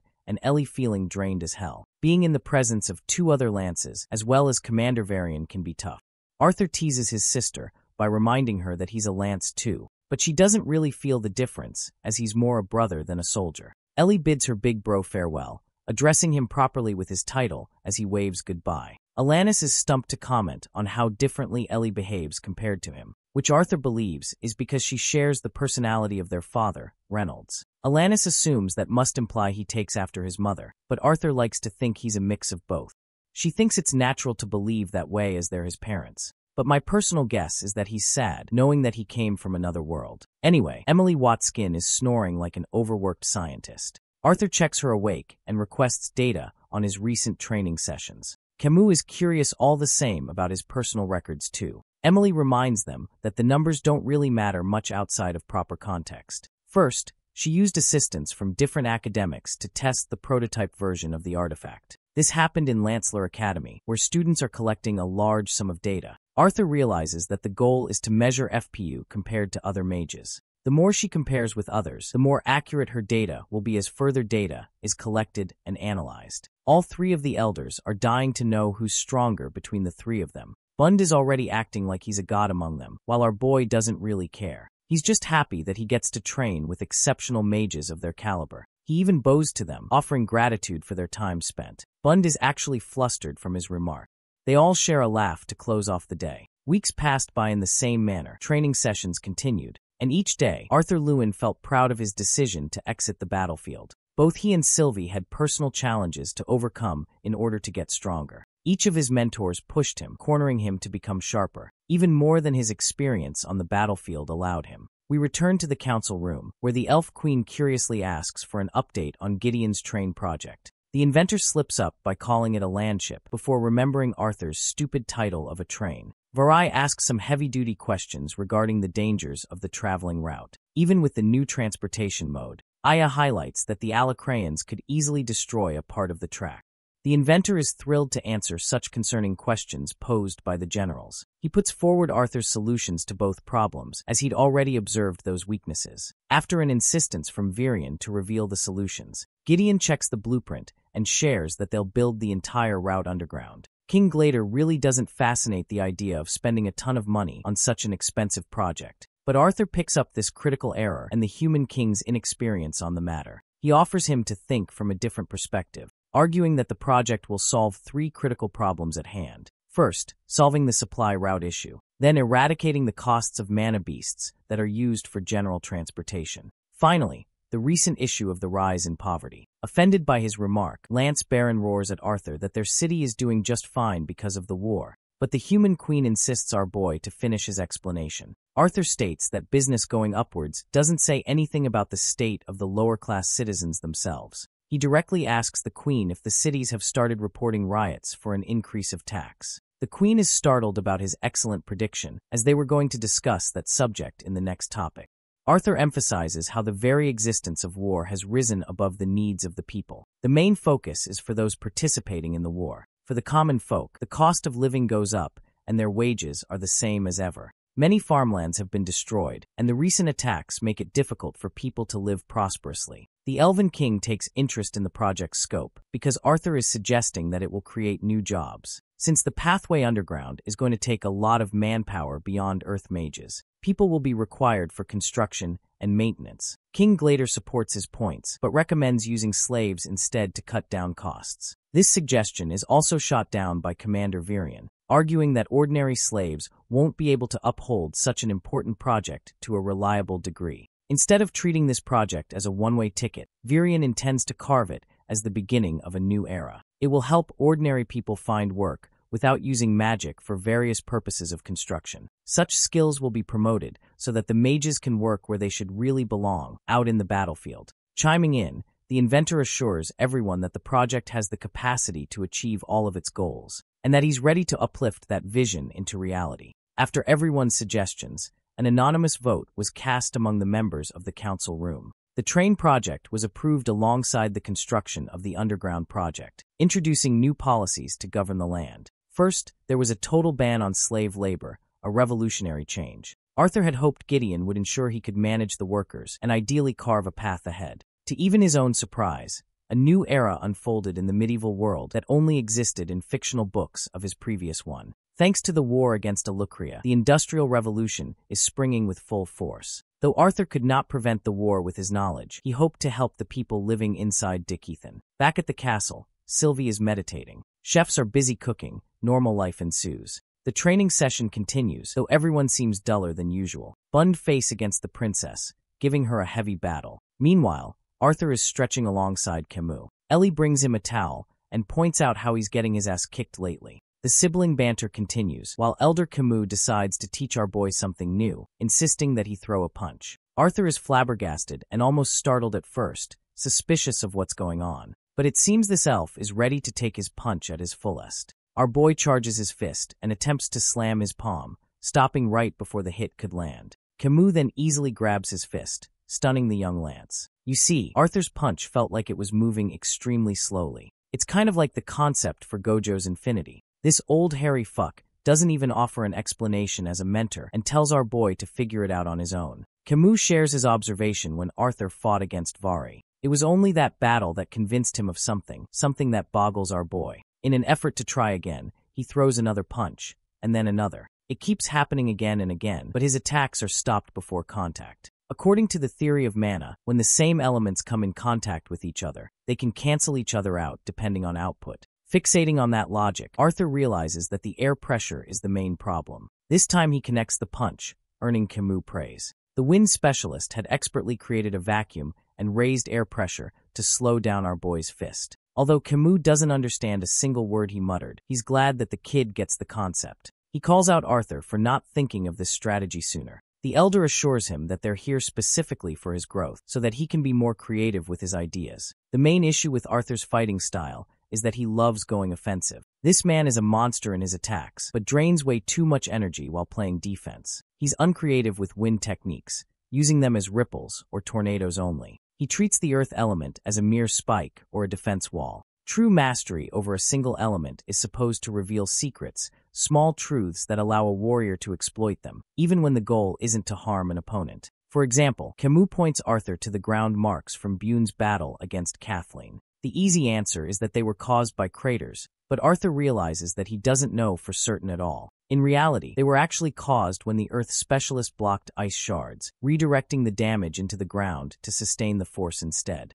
This excellent technique nullifies offense without consuming mana. Elder Camus understands that Arthur is a general and way higher in rank, but when it comes to the boy's experience with elements, there are weaknesses. He's in a constant mode of fighting in a one-on-one battle, likely tied to his previous experience in life. His spells are always crafted to hurt his opponent or to aid himself in dodging. In reality, the fights that really exploit Arthur's weaknesses are in which he lacks creativity, as they're different from what he's used to. With only little time remaining, the wise elder insists that he make the best out of what he's got. After training, Arthur meets Sylvie, teasing her for being all by herself. He pets the furball, asking if she's okay so far extracting mana from the horn. The process is effective for her so far, but poor Arthur hasn't received the same progress. The same day, he decides to sit down and meditate. Finally, it's starting to feel like he's making a change. This feeling is unfamiliar to him, foreign to his own feelings. Arthur is overwhelmed, but assures himself that he's safe in his room. But when he opens his eyes, there's a flash of a cathedral room. Then he witnesses memories of Yudo. The demon receives a worshipper, a mere servant of Bloodveil, for his guidance. Yudo looks down at his family's name and insists that he remove his robe. The man removes it immediately, revealing marks on his back. The first mark was earned upon his awakening, and there are 2 crests indicating some level of mastery over the first. Right now, Arthur can feel exactly what the monstrous Yudo felt in that moment. He found himself impressed by Karnal's achievements, but even more annoyed that they were focused on defensive magic.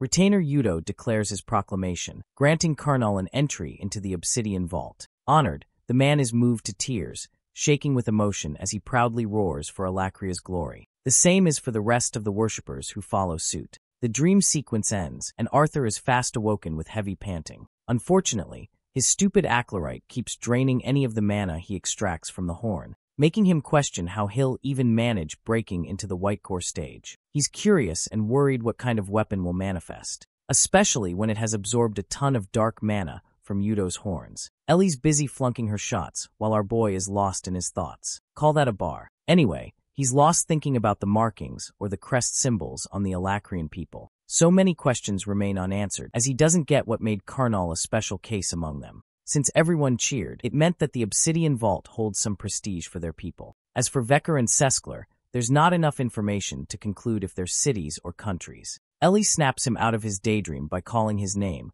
hounding him for dozing off instead of giving advice. The poor guy tells her that he just wants to spend time with his baby sister. But that's not enough of a reason for Ellie, who is hungry to improve her form. Preparing her next shot, she readies her bow. Her big bro comes over and highlights how hard she's been training lately. It bothers him, and he's curious why. Ellie is speechless at first, but then she points out how fast the world has changed since the start of the war. Releasing her mana arrow, she shares her aspiration to become reliable on her own, even in the worst-case scenario. Intrigued, Arthur corners her by asking if she's doing it because their parents participated in the battle. The question bugs her, forcing her to shout at him for being ignorant of her feelings. Ellie insists that even if her parents were in the castle, it wouldn't have mattered. No place is safe anymore. She's sad and angry, and considers it a sheer necessity to become strong, to play her part, to contribute and support. Despite being just a 12-year-old girl, Ellie resolves herself to fight her hardest if all her loved ones are doing the same. This side of her saddens Arthur, who is typically the type to wield all the burden alone for his loved ones. Helping his sister, he critiques her bad elbow form in her final shot just before she released the bowstring. Ellie flinches from his pinching, and he goes on to critique her form even more. Arthur noticed the same observation in her earlier shot as well. Helping her adjust her form, he stabilizes Ellie. The mellow sequence between the two siblings comes to an end with Ellie's gratitude for her big brother. Next, we're led to a scene following Commander Varian and the youngest Lance. Some green-haired elf greets them both. This is Albold Chaffer. His family name is a big deal, and they've served the Aerolith members for generations. Just by sensing his strength, Arthur can tell this dude can solo dozens of soldiers. Hilariously, Albold is most excited for our boy becoming the newest heir in the elven family. Arthur jolts from shock, as the dense soldier helps him understand slowly. Albold is a huge fan of our boy and has always wanted to meet him. In fact, he thinks the young Lance is even more terrifying in person, which is surprising since our boy masks his presence usually. This is another strong point of the Chaffer family, as their senses are sharp. Albold is an elite soldier who unfortunately ended up defying an order and suffered a demotion. So Varian decided to place him on guard duty instead. While he's offering gratitude to the commander, it really makes Arthur curious of the order he defied. Varian tells him to lock the door, and he does so right away. They head inside, as memories of King Glader and the rest of the council start racing through Arthur's mind. This is where he was imprisoned unjustly, the same cell. The commander realizes that Arthur is disturbed by what happened. Our boy considers it ironic that he gets to meet and serve King Glader, even though he was directly responsible for plotting a child's demise. Commander Varian hasn't forgotten one bit, and even would have locked the Gladers down. But Lord Alder came in and complicated everything. The dwarven Grey Sunders were truthfully incompetent, but King and Queen Glader are respected by everyone. That's why it would have raised hell to punish them at the start of the war. Curious about Lord Alder's disappearance, Arthur raises the question of what happened to him. Commander Varian explains that he has an artifact to communicate with the Azura, but recently there's been no response. Suddenly our boy's sharp nose catches a certain stench. A torturer is busy working his tools. Gentry greets the commander, while Arthur's eyes dash open in shock and horror. He despises Radias, but seeing him literally cut up and slashed on every part of his body makes him wonder if they've gone too far. Gentry is a specialist magician who can create hallucinations to ease up interrogation. However, Radias hasn't been broken just yet. Yudo, on the other hand, is quite the exception. Thick skin paired with an unwavering mentality. Luckily, the restriction of movement is killing him. They're making a mark and very close to breaking him. He cautions them to approach carefully, because even though the vault prohibits the use of magic, Yudo is still incredibly powerful. The vault opens, as Yudo's body is revealed to the people in the room. From one look alone, Arthur feels incredible disgust and hatred for this fucker, knowing he wasn't even close to being broken. He teases the retainer for looking pitiful, but Yudo only cares about what happened to his horns. Our boy shows him the horns, causing him to flinch and insult him. Arthur assures the retainer that he isn't here for a petty exchange, while the monstrous, almost animalistic Yudo assures the human that he'll slaughter him once he's out. However, our boy fully understands the root of his frustration. After all, Yudo has absolutely no idea how he was defeated in that fight, and that is swallowing him alive. Again, Arthur's expert mind games damage this guy to pure anger. The young Lance orders, shutting the retainer back into his vault. Even Gentry is stunned that Yudo responded in such a panicking state, even though he's been tortured for many weeks without response.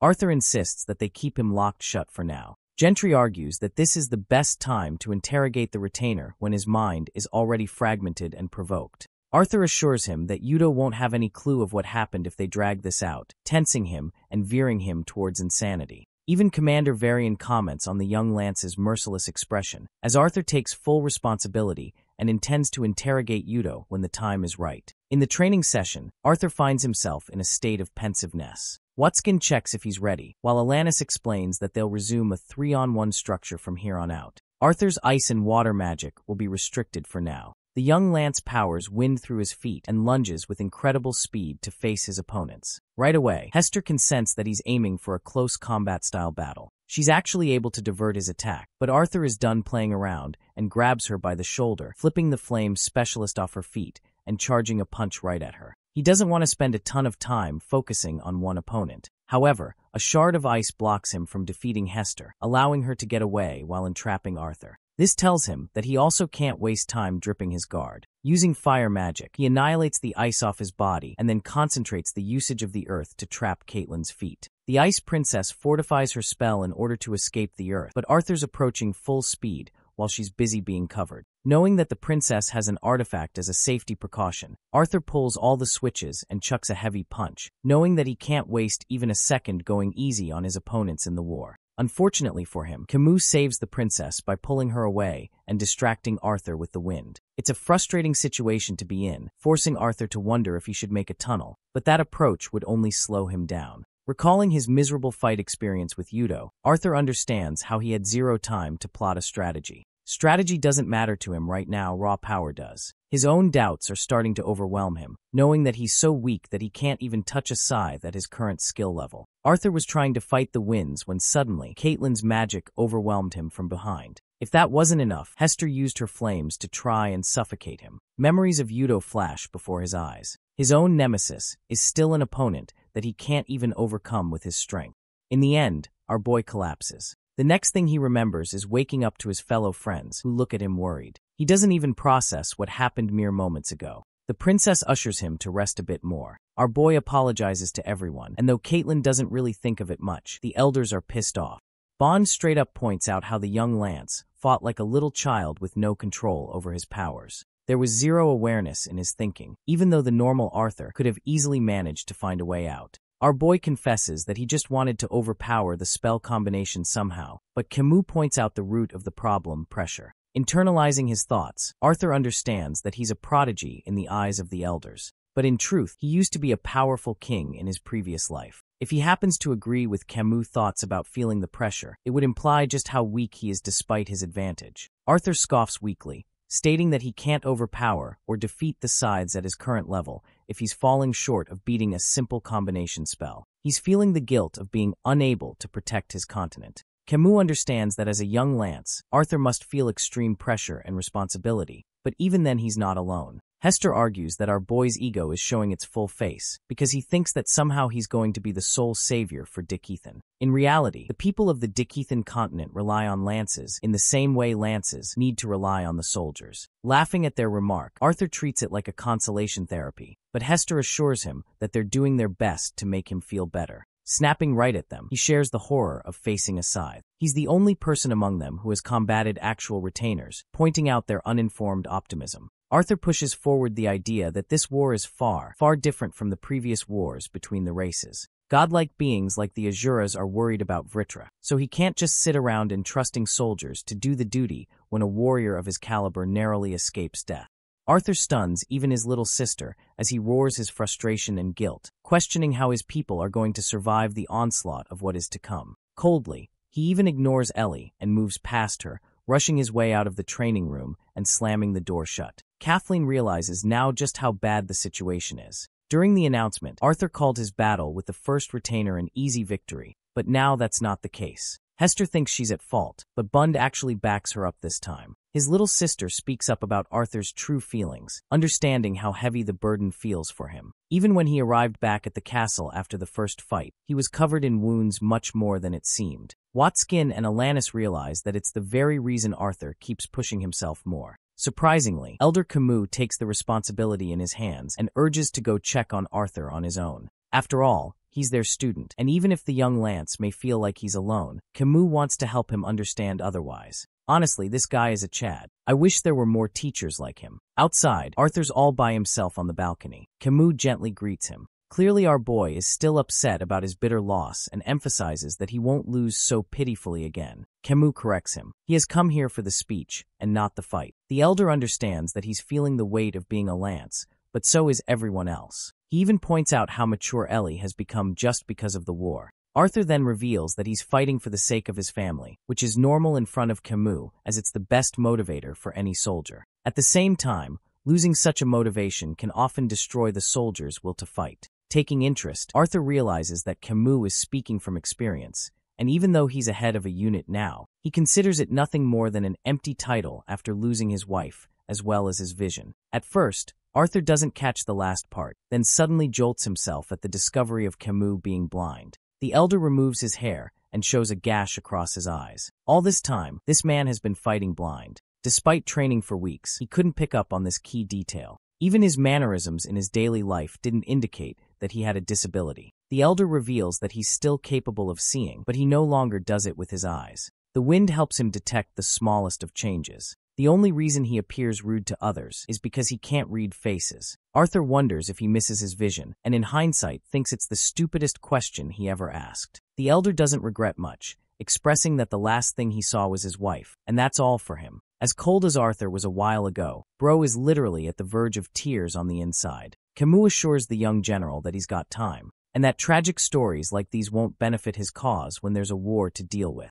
Instead of prolonging the discussion, the Wind Mage sends him flying to get some rest and return with a clearer head. He especially doesn't want our boy to start going easy on him just because he's a blind dude. Arthur assures him that he's more terrified than ever, actually. The elder leaves him with a golden message to remember. No war is ever fought alone. We peek into his life as Gray, who faced zero difficulty beating Division II candidates. At first arrival, the young Gray couldn't anticipate the corruption in the academy system. Normally, one would think that a fight like this would promote you to a higher division. But with a year past, Gray thinks there's no chance for him to be promoted. He simply looks at the judges in confusion, questioning what's taking them so long after the fight's over. One of them declares his name, highlighting the boy's incredible martial arts. Even after his victory, they only moved him up a single class instead of promotion. By this point, even Gray had learned that disputing or arguing didn't matter. The woman sitting amongst them, Lady Vera, began cackling at this conclusion. She wipes off tears, thinking how absurd it is to call the kid's accomplishments a joke. The old geezer tries to taunt Lady Vera for her behavior, but she shuts him down in style, emphasizing how pathetic it is to hold a child back merely because he's a commoner. She then turns to Gray, pointing out that he deserves Division I as his primary class. At this point, the young cadet began wondering if this was a powerful woman, because she spoke the truth without concern. Vera even highlights that Gray's chi usage is way better than Class II students of Division I category. They're misrepresenting Gray's strength as his weakness, when in reality he's making up for his shortcomings. The snarly judge hounds her, stating that he's got the experience of decades to back up his judgment. Vera plays by the rules and honors the decision. She blitzes into the battlefield, stunning our boy with her amazing speed. She knows she can't force Gray to come out of Division III, but instead, she offers the young boy a lifetime opportunity, a chance to teach him as his mentor. Back to the training session, Arthur fought and remembered memories of his previous life. It all made him question the purpose of his existence in this new world, not knowing if it's some kind of coincidence or an act of fate. He still doesn't know anything about his consciousness floating into this world. Only Lord Indrath hinted at something, but refused to elaborate. In the end, Arthur had to seek all the answers by himself. He wonders if Lord Indrath would open up if Dickathan won the war. At least that will ease some of the burning questions bothering him all this time. Back when he was a child, Sylvia told him that she'll connect him for the last time after Arthur evolves from the Whitegore stage. Entering the room, he hopes that Yudo's horns will be sufficient enough to do the job. But the moment he sees Sylvie, he feels her monstrous presence sitting there. From out of that illusory state, a tiny human hand could be seen manifesting. Arthur breaks her from her meditation, and the little furball yawns awake. Worried, our boy asks her if she's doing all right, and starts going crazy talking about how different her body transformed just now. Sylvie doesn't feel anything, and actually thinks the mana inside these horns is sufficient. Even though Arthur is struggling to extract the mana, he's making progress in his training. The furball shares how strange it is that the mana just flows into her like it always belonged to her. She rests, commenting on Arthur's personal growth, which means his training is working out well for him. The The young Lance is glad to hear those words, but still doesn't think it's enough. Manifesting the horn, he declares his new goal of reaching the White Core stage. In his room, he's doing some basic practice thinking about how close he is to breaking into the ultimate stage. It makes him proud not to accept Varian's offer back then, as his training with Cordry helped him a lot more. Despite his mana flow improvement via training, he's yet to maximize its full potential like the Tiestas clan. Arthur hopes to unlock a strength even greater than the White Core. Ellie and Boo join him for fun right after waking up. It's an early morning, and poor Emily Watskin is dying pulling all-nighters for the sake of data compilation. Arthur thanks the hard-working scientist for her cause, but she's happy to benefit from the whole research as well. The whole group is here to give Arthur a final send-off, his one last session. The 4 elders surround him from each corner. The one who loses this fight will pay for the celebratory feast. For this final fight, Alanis lets Arthur use every element at his disposal. Our boy is looking majestic and handsome as he readies himself to fight. The battle begins with Boone charging in the name of alcohol. Kathleen and Camus are focusing in their own way. Arthur strategically analyzes the threat and knows that the Ice Princess is creating something huge. Escaping Boone, our boy manipulates the earth from his feet for a quick maneuver and takes care of wind resistance in his stride. It's a skill that is weaker than a burst step, but it's easy enough to catch up to Kathleen, preventing her attack before it even manifests. Arthur tosses her away into Boone, busying them with a distraction. She still manages to react swiftly, while Camus prepares a storm and raises hell for our boy, making him question if the elder is really blind or not. Hester's flames are narrowing him down while Boone directly blocks Arthur's escape. The old man is happy to clobber him with his mace, but our boy casually leaps over with incredible speed. Camus rages on with an even stronger concentration of his winds, pulling Arthur into a corner and making him question how their teamwork has become so strong. What's shocking to him is Hester's sudden usage of lightning and Kathleen's contribution with ice. Stopping everything all at once, Arthur neutralizes the combined attack.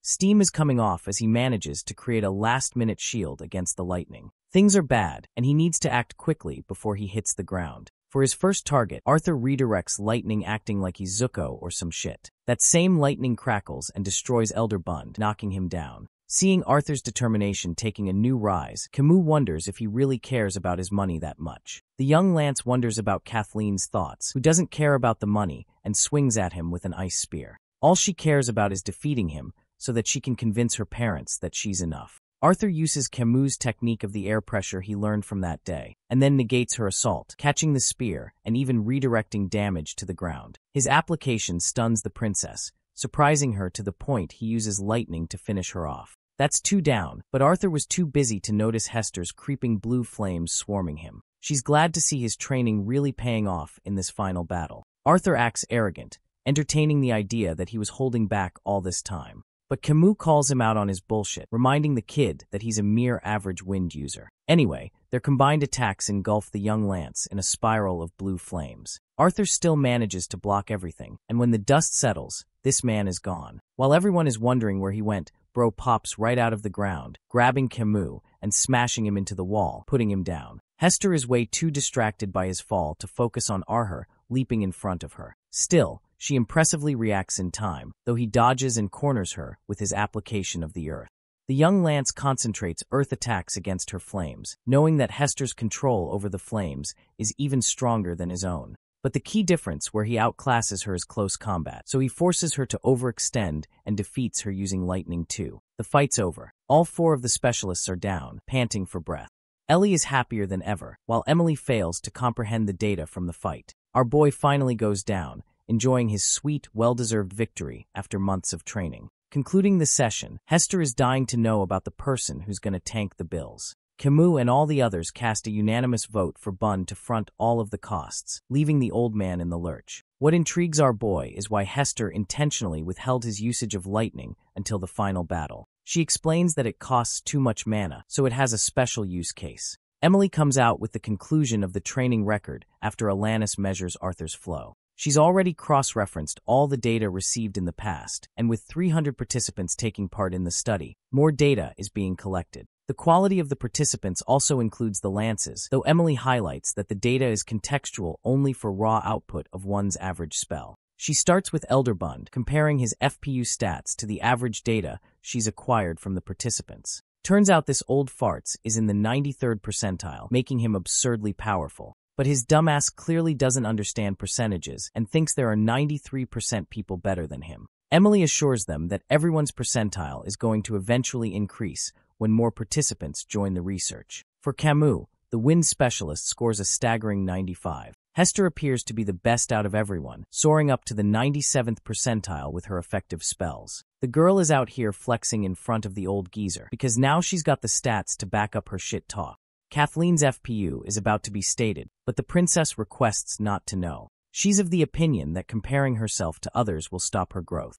That takes us to Arthur, the young lance, who is simply in the 92nd percentile. Bun thinks it's fine because the kid's got time to grow. Hester teases the old fart for being down first in their fight. Camus doesn't want to argue with those babies and turns to Alanis, inquiring if the training period resulted in success. The attendant states that they did their best to help the young lance increase his mana flow rate. In fact, she offers her side of the report to Arthur with some added notes he can rely on. Taking one look at the detailed notes, Arthur realizes just how much work this woman has put into his analysis. With the juicy bits concluded, Boone charges ahead for the feast for them to celebrate. Hester reminds the old dumbass that he's going to be fronting all the bills in case he's forgotten. They fight again while Arthur invites Emily, only to learn that she's got some stuff to do. With the end of the research, the scientist bids farewell to her beloved equipment, helping her pinpoint the data to perfection. However, one part of the analysis is still imperfect. Even though the recording method didn't change in the last 2 months, Arthur's exceptional growth is noteworthy. In the Realm Heart state, he has literally risen to the ranks of incalculable FPU. Later, they share a grand table for their feast. Ellie and Emily are charmed and can't wait to dig in. Arthur stops his little sister from touching alcohol like the responsible brother he is. His sister is starting to wonder if they underdressed for the occasion. But our boy argues that it's a comfortable dinner despite the lavish room. It already troubles Ellie to think of the council members and Lance's arriving here. Hester and Kathleen both arrive, looking gorgeous with their dresses. Arthur is baffled that they did so much for a casual dinner. But damn, Hester thinks even this is casual enough, which is crazy because she looks stunning. Bund and Camus come around looking tidied up as well. The rest of the guests arrived slowly, and though Varian called it the end of Arthur's training, the whole situation brought relief to everyone. King Glader didn't really care, and Arthur understands that this guy still considers him disloyal to humanity. They raise drinks and enjoy the occasion a little too much. So much so that this dumbass grabs Baron by the waist and makes him uncomfortable. I hope this scene made you laugh, because it killed me to see this. Aya and Varai greet him as well, while Arthur asks them about their investigations with the retainers. So far there's been nothing,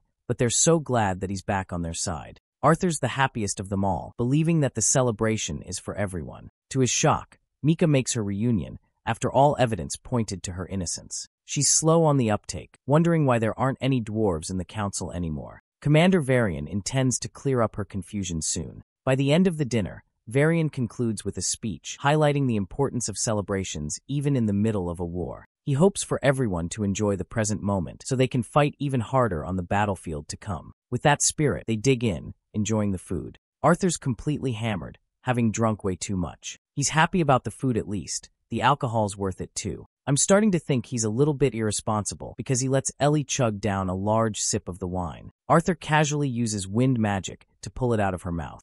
While he's eating, he suddenly gets a pang in his stomach.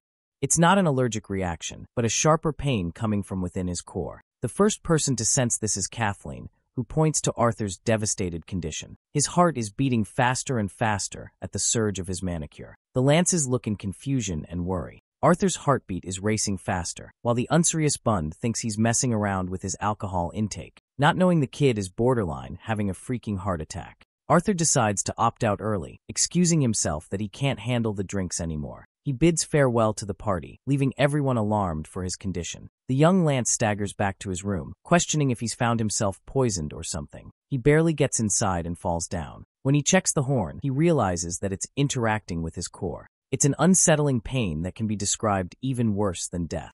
Arthur falls down unconscious, returning to his dream state again. After the encounter with Vera, Gray wanted to hone his Kai to become stronger next year. His friends cheered for him, but he despised the idea of being stuck in the 3rd division. Luckily, he had found Vera to work with, someone with a powerful utilization of Kai. At the very least, Gray figured she would have certain connections to help him. He considers it a privilege to have someone with political power backing him, except this time it's someone literal. There's a dude who creeps up on the boy, catching Gray and knocking him unconscious while he was distracted. That leads us to Arthur Leywin, who wakes up in a state of panic, this time surging with white aura emanating from his body. It's finally done. He has reached the white core stage, the peak of magic.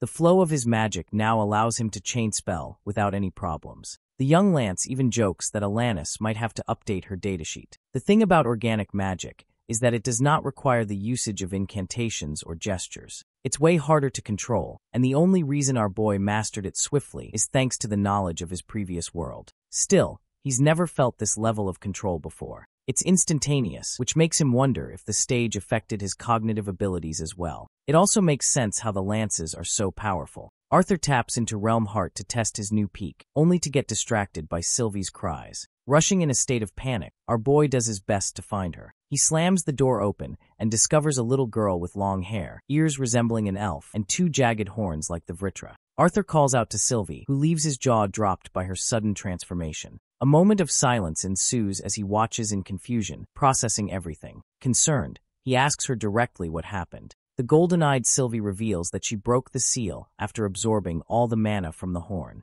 Thanks to that, she has tapped into the human form of the Azuras. Though she hasn't been able to process the changes in her new body, and she doesn't know what to do, suddenly she wobbles. Her figure looms over, this time covered in shadows. Arthur's face grows in terror as Sylvie's expression turns into a toothy demonic smile. This is the voice of another being, who wonders if Arthur can hear him loud and clear. Terrified and angry, our boy questions who he's speaking to. The mysterious presence applauds them for sharing the same room during this conversation, but Arthur is royally pissed off and demands to know their identity. Sylvie laughs, before revealing that he is Agrona, the one and only frightening leader of Alacria.